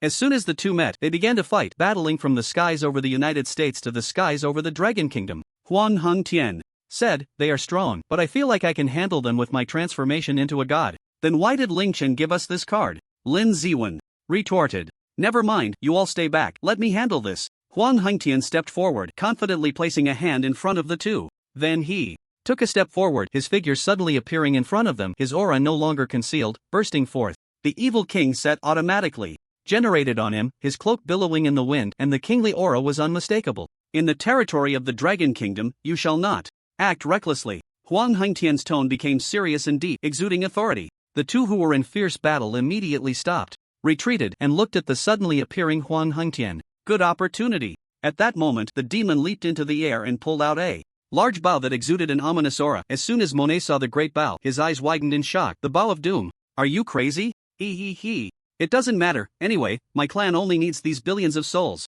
With that, he pulled the bowstring. Huang Hengtian shouted, you won't succeed. He stepped through space and appeared in front of the demon in the blink of an eye, gathering energy and laws in his fist, and struck out. Directly. Bang! With a muffled sound, this terrifying blow was actually blocked by that ominous aura. What? Huang Hengtian's expression changed. What the hell is this thing? So exaggerated. He. Useless. Once the bow of doom is unleashed, no one can stop it. This arrow is enough to destroy all life on the surface. Oh, is that so? Seeing this, Huang Hengtian did not hesitate, directly crushing the future combat power card, and instantly a towering power appeared within him. The demon's expression suddenly changed. What is this aura? In the next moment, Huang Hengtian reached through the barrier of that ominous aura with one hand and grasped the bow. How is this possible? The demon exclaimed in shock. His eyes filled with fear. Monet also looked incredulous. Break for me. Huang Hengtian's gaze was sharp. He exerted force in his hand and shouted lightly. Then, amidst the terrified expressions of the demon and Monet, this heavenly artifact, the bow of doom, shattered into pieces. No!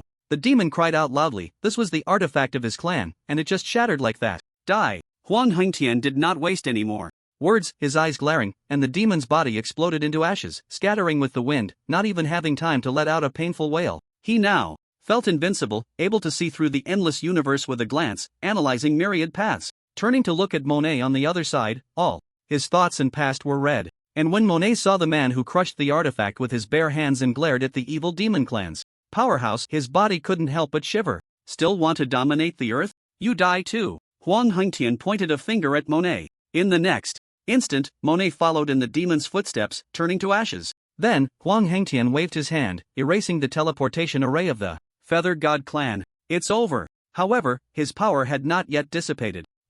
Time to make a profit. He first drew in the world he had just been in, condensing it into a ring to wear on his hand, and then mass-produced 999 future combat power experience cards. After sensing them, the power within seemed not as strong as his current self, but it was enough. Lin Ziwen and the others saw Huang Hengtian finish the battle and flew to his side. What are you doing? Su Yin pointed at the pile of cards in Huang Hengtian's hand and asked. Card bug. These are all future combat power experience cards. Ha, it can be like this? Su Yan and Lin Ziwen were stunned. Come, I'll help you get some too. Huang Hengtian smiled at them. Su Yan and Lin Ziwen exchanged glances.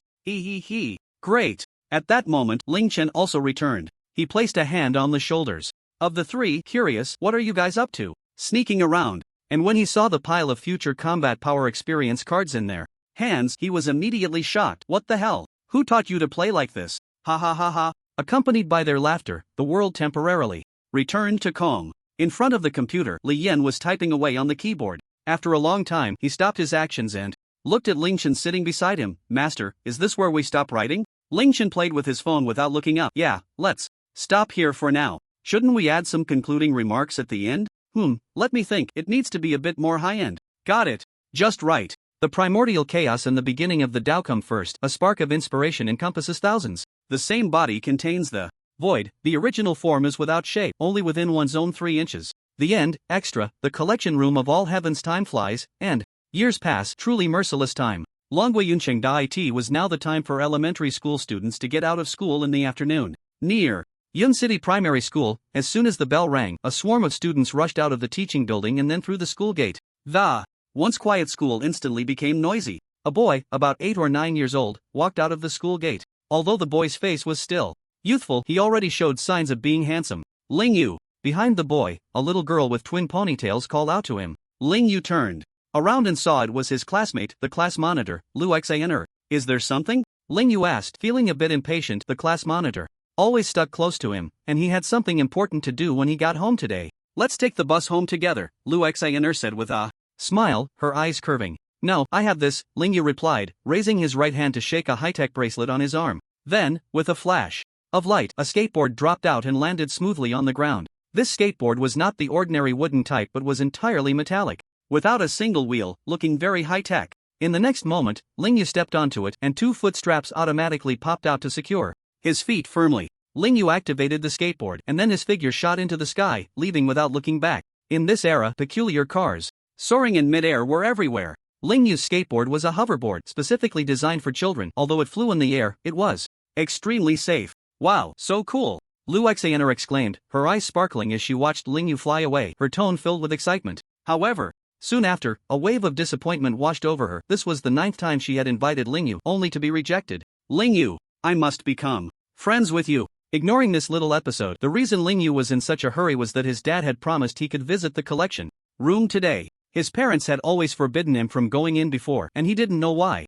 He only knew that the collection room at home was always shrouded in mystery, requiring identity verification, making it feel like a military base. But this only fueled his curiosity. What could be inside? I can't wait. The hoverboard was very fast, and in just over 10 minutes, Ling Yu had arrived at his doorstep. They lived in a detached villa. Mom, I'm back, Ling Yu called out as he opened the door. However, he received no response. He knew what his mom was doing. Walking to the balcony, he saw that his mom, Lan Yudi, was indeed meditating there. Sai sighed silently and turned to leave. He didn't understand why. His mom was so obsessed with cultivating immortality, it was clearly all a scam. The Dragon Kingdom had already led the world into the interstellar age, and he had recently heard that they had joined the Galactic Federation. His dad, Ling Chen, was the Minister of Foreign Affairs for the Galactic Federation and also a great scientist. One loved science, and the other loved cultivating immortality. He couldn't figure out how these two ended up together. I can only wait for Mom to wake up before entering the collection room. Dad hasn't returned from outer space yet.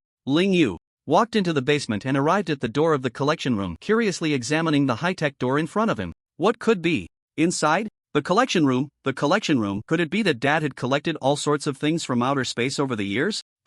It's not impossible. Just as Ling Yu was lost in thought, a red scanning beam suddenly shot out from the top of the doorframe. Before he could be surprised, the scan was already complete. Then, an artificial intelligence voice sounded, "Identity verification, Ling Yu. Permission granted."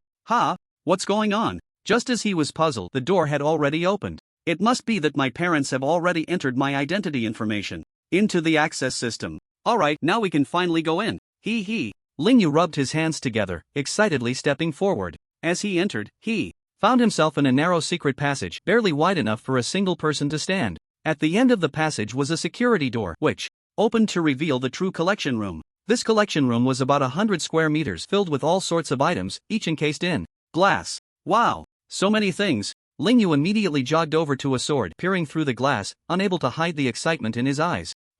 This sword looks a bit familiar? It seems like I've seen it when my dad was watching anime. I think it's called the curry sword? He felt a bit disappointed. The first item was this kind of two-dimensional thing, completely different from what he had imagined. Could his dad be a total otaku? Forget it, he was here now. On to the next item. Divine Light Stick? Ling Yu was dumbfounded when he saw the Y-shaped transformation device. Next to the Divine Light Stick was a photo, and upon closer inspection, it turned out to be a picture of his parents with the victory team. With his dad's connections, getting a photo with the actors from the victory team would be a piece of cake, but something felt off. The team members in the photo looked too young, so he guessed this must have been edited by the two of them for fun. Moving on to the next item, he came across a metal rod. Even the Monkey King's golden cudgel is here, and the quality is exceptional. He also noticed a photo beside it, showing his dad with Sun Wukong dressed in golden armor. There was another photo with Master Bodhi. This is too ridiculous, I didn't expect my dad to be so childish, He finally understood why his dad didn't want him to come in. Just then, something caught his eye, flashing intermittently. He also heard a strange heartbeat. Turning to look, he was stunned and Evolution Trust. Ling Yu walked over and leaned against the glass case, staring at the flickering Evolution Trust, feeling a bit puzzled. Strange, it wasn't lit up just now. Why is it activating on its own now? Forget it. He shook his head and moved on to the next item. After looking around, it seemed that most of the items were from movies and anime. There were also some he had never seen before, and he wasn't sure what they were. There's actually something not in a glass case. As he walked, he spotted a small wooden box placed on one of the glass cabinets. Ling Yu opened it and found a uniquely shaped ring. It was entirely bronze-colored, exuding an ancient aura. Curiously, he slipped it onto his right middle finger. It looks pretty nice. But unexpectedly, a change occurred. A cold voice suddenly echoed in his mind. The time-space divine ring has been successfully bound. Ling Yu's expression changed suddenly. What the hell? He hurriedly tried to take it off, but no matter how hard he pulled, the ring wouldn't budge. Time-space travel is starting. The voice rang out again.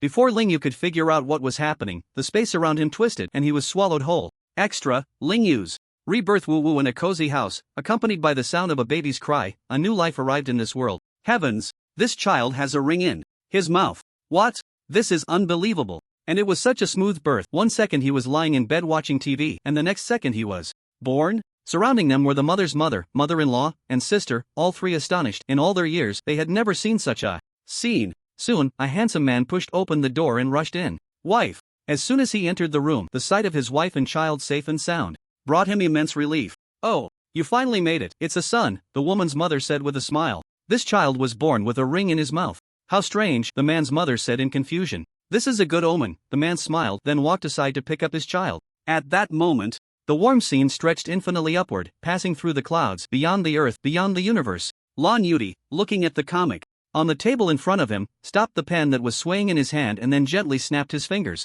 In the endless void, a chaotic realm was born. Beside him, Ling Chen's figure appeared out of thin air. He just started elementary school and we're letting him be reborn again. Isn't that a bit much? What's wrong with that? This kid is quite mature. Do you think he's as childish and naive as you were at this age? Ahem. I'm just maintaining my original intention. But are you planning to use a chaotic realm to help him achieve the Great Luo? Whether he can achieve it or not is still uncertain. This matter depends on his own comprehension. We can only provide resources and some experience.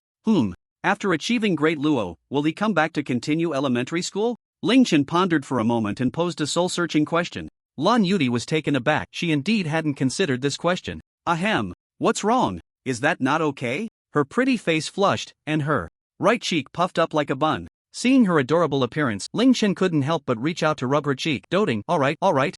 After all, he's your son. Ling Yu? For my peanuts. Let's go. With that, Lan Yudi snapped her fingers again. Then, the two crossed space and arrived in the newly created world. In the cozy room, Lan Yudi and Ling Chen exchanged glances and smiled knowingly. But why did you bring Li Qingwan along? Ling Chen asked, somewhat speechless. Of course, I brought her to keep me company, she said playfully, winking. Nearby, Li Qingwan's eyes gradually cleared, and she looked around warily. When she spotted Lan Yudi and Ling Chen, her vigilance finally eased. Alright, you pulled me into your play without my consent. You two are really my good senior sister and good junior brother. And what's up with this child? Where's Xiao Ling Yu? Previously, she often visited Ling Chen's modern world, and Ling Yu grew up under her watch. She released her divine sense to sense around but found no trace of Ling Yu. However, when she scanned the child in Ling Chen's arms, she discovered that the child's aura was exactly the same as Ling Yu's.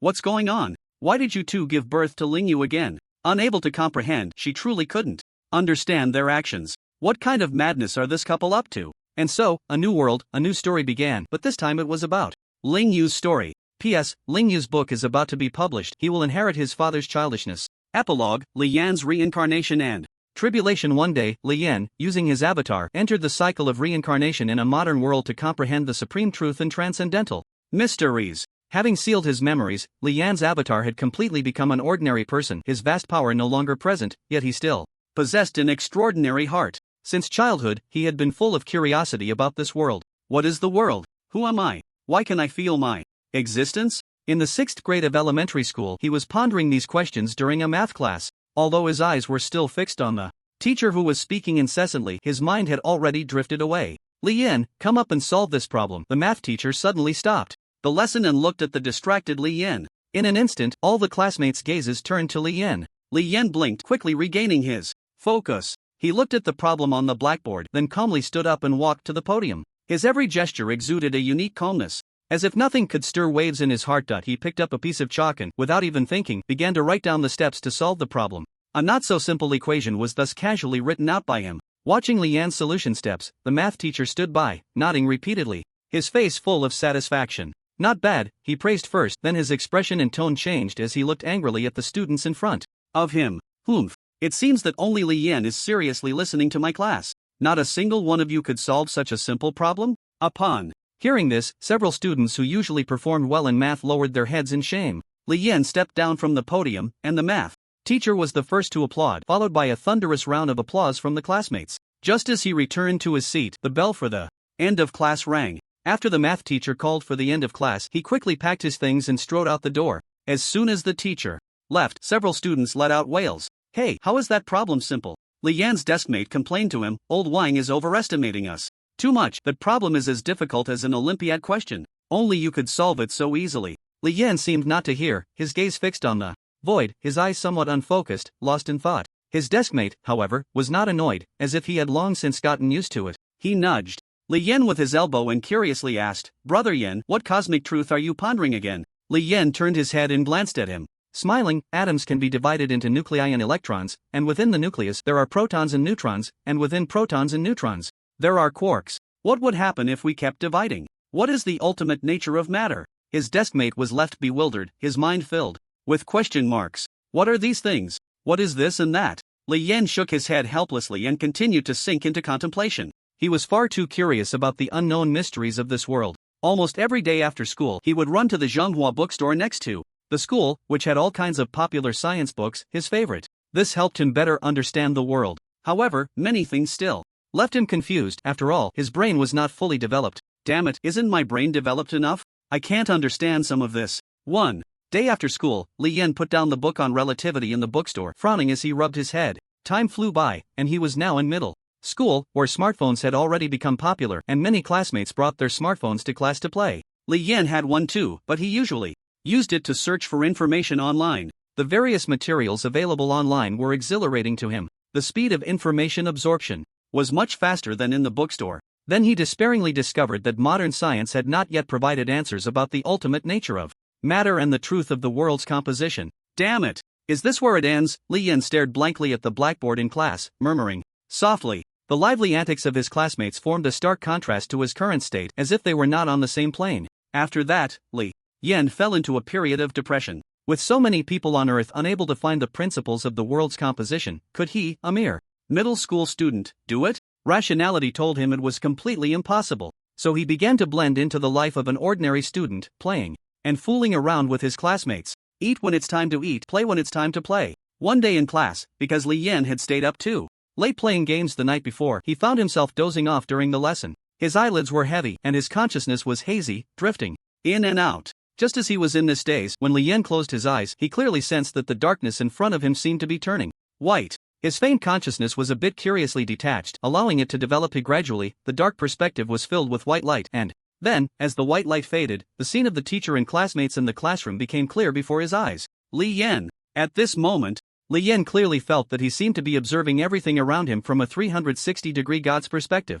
Then, for some unknown reason, this perspective automatically turned towards the window on the right. There, by the window, the homeroom teacher had somehow already stood there, looking somewhat furious. It turned out that a classmate sitting by the window was secretly playing with his phone in the drawer. He had just been caught by the homeroom teacher. This strange scene shocked Li Yen, and it also reminded him of a movie he had watched called The Saint of Gamblers. Was he seeing through things? In shock, his mind instantly focused, and Li Yen suddenly opened his eyes wide, then looked to the right, seemingly to confirm that what had just happened was not a dream. Unfortunately, there was no sign of the homeroom teacher by the window. Looks like it was just a dream. There's no such thing as special abilities. He shook his head self-deprecatingly. Just as he turned his head back, his peripheral vision caught sight of the homeroom teacher slowly walking towards the classroom from the corridor outside the window. He instinctively looked at the classmate who had been caught in his dream, and at that moment, the classmate was just putting his hand in the desk drawer to play with his phone. Could it be? A flash of electricity crossed his mind, a possibility rising in his thoughts. Watching the homeroom teacher gradually approach the classroom, Li Yen felt a bit of anticipation in his heart if it really was as he thought. Taking a deep breath, he quietly watched. A few seconds later, that classmate was indeed caught by the homeroom teacher, and the teacher's furious expression was exactly the same as what he had seen in his dream. At that moment, Li Yen felt an immense joy in his heart, as if he had discovered a new continent. I saw the future? There really are special abilities? It could also be a coincidence. I need to experiment more. After thinking for a moment, he realized that this state should be related to his earlier dazed consciousness. Thus, Li Yen began to doze off again in class. At first, it didn't go smoothly, perhaps due to a bit of excitement. So he kept adjusting his mood, making himself more and more relaxed. After an unknown amount of time, Li Yan's eyelids began to droop again, and the white mist finally reappeared before him. Then, as if penetrating through his eyelids, he once again saw the surrounding scene. It's real. It's actually real. He was overjoyed. But as his heart raced, this state immediately disappeared.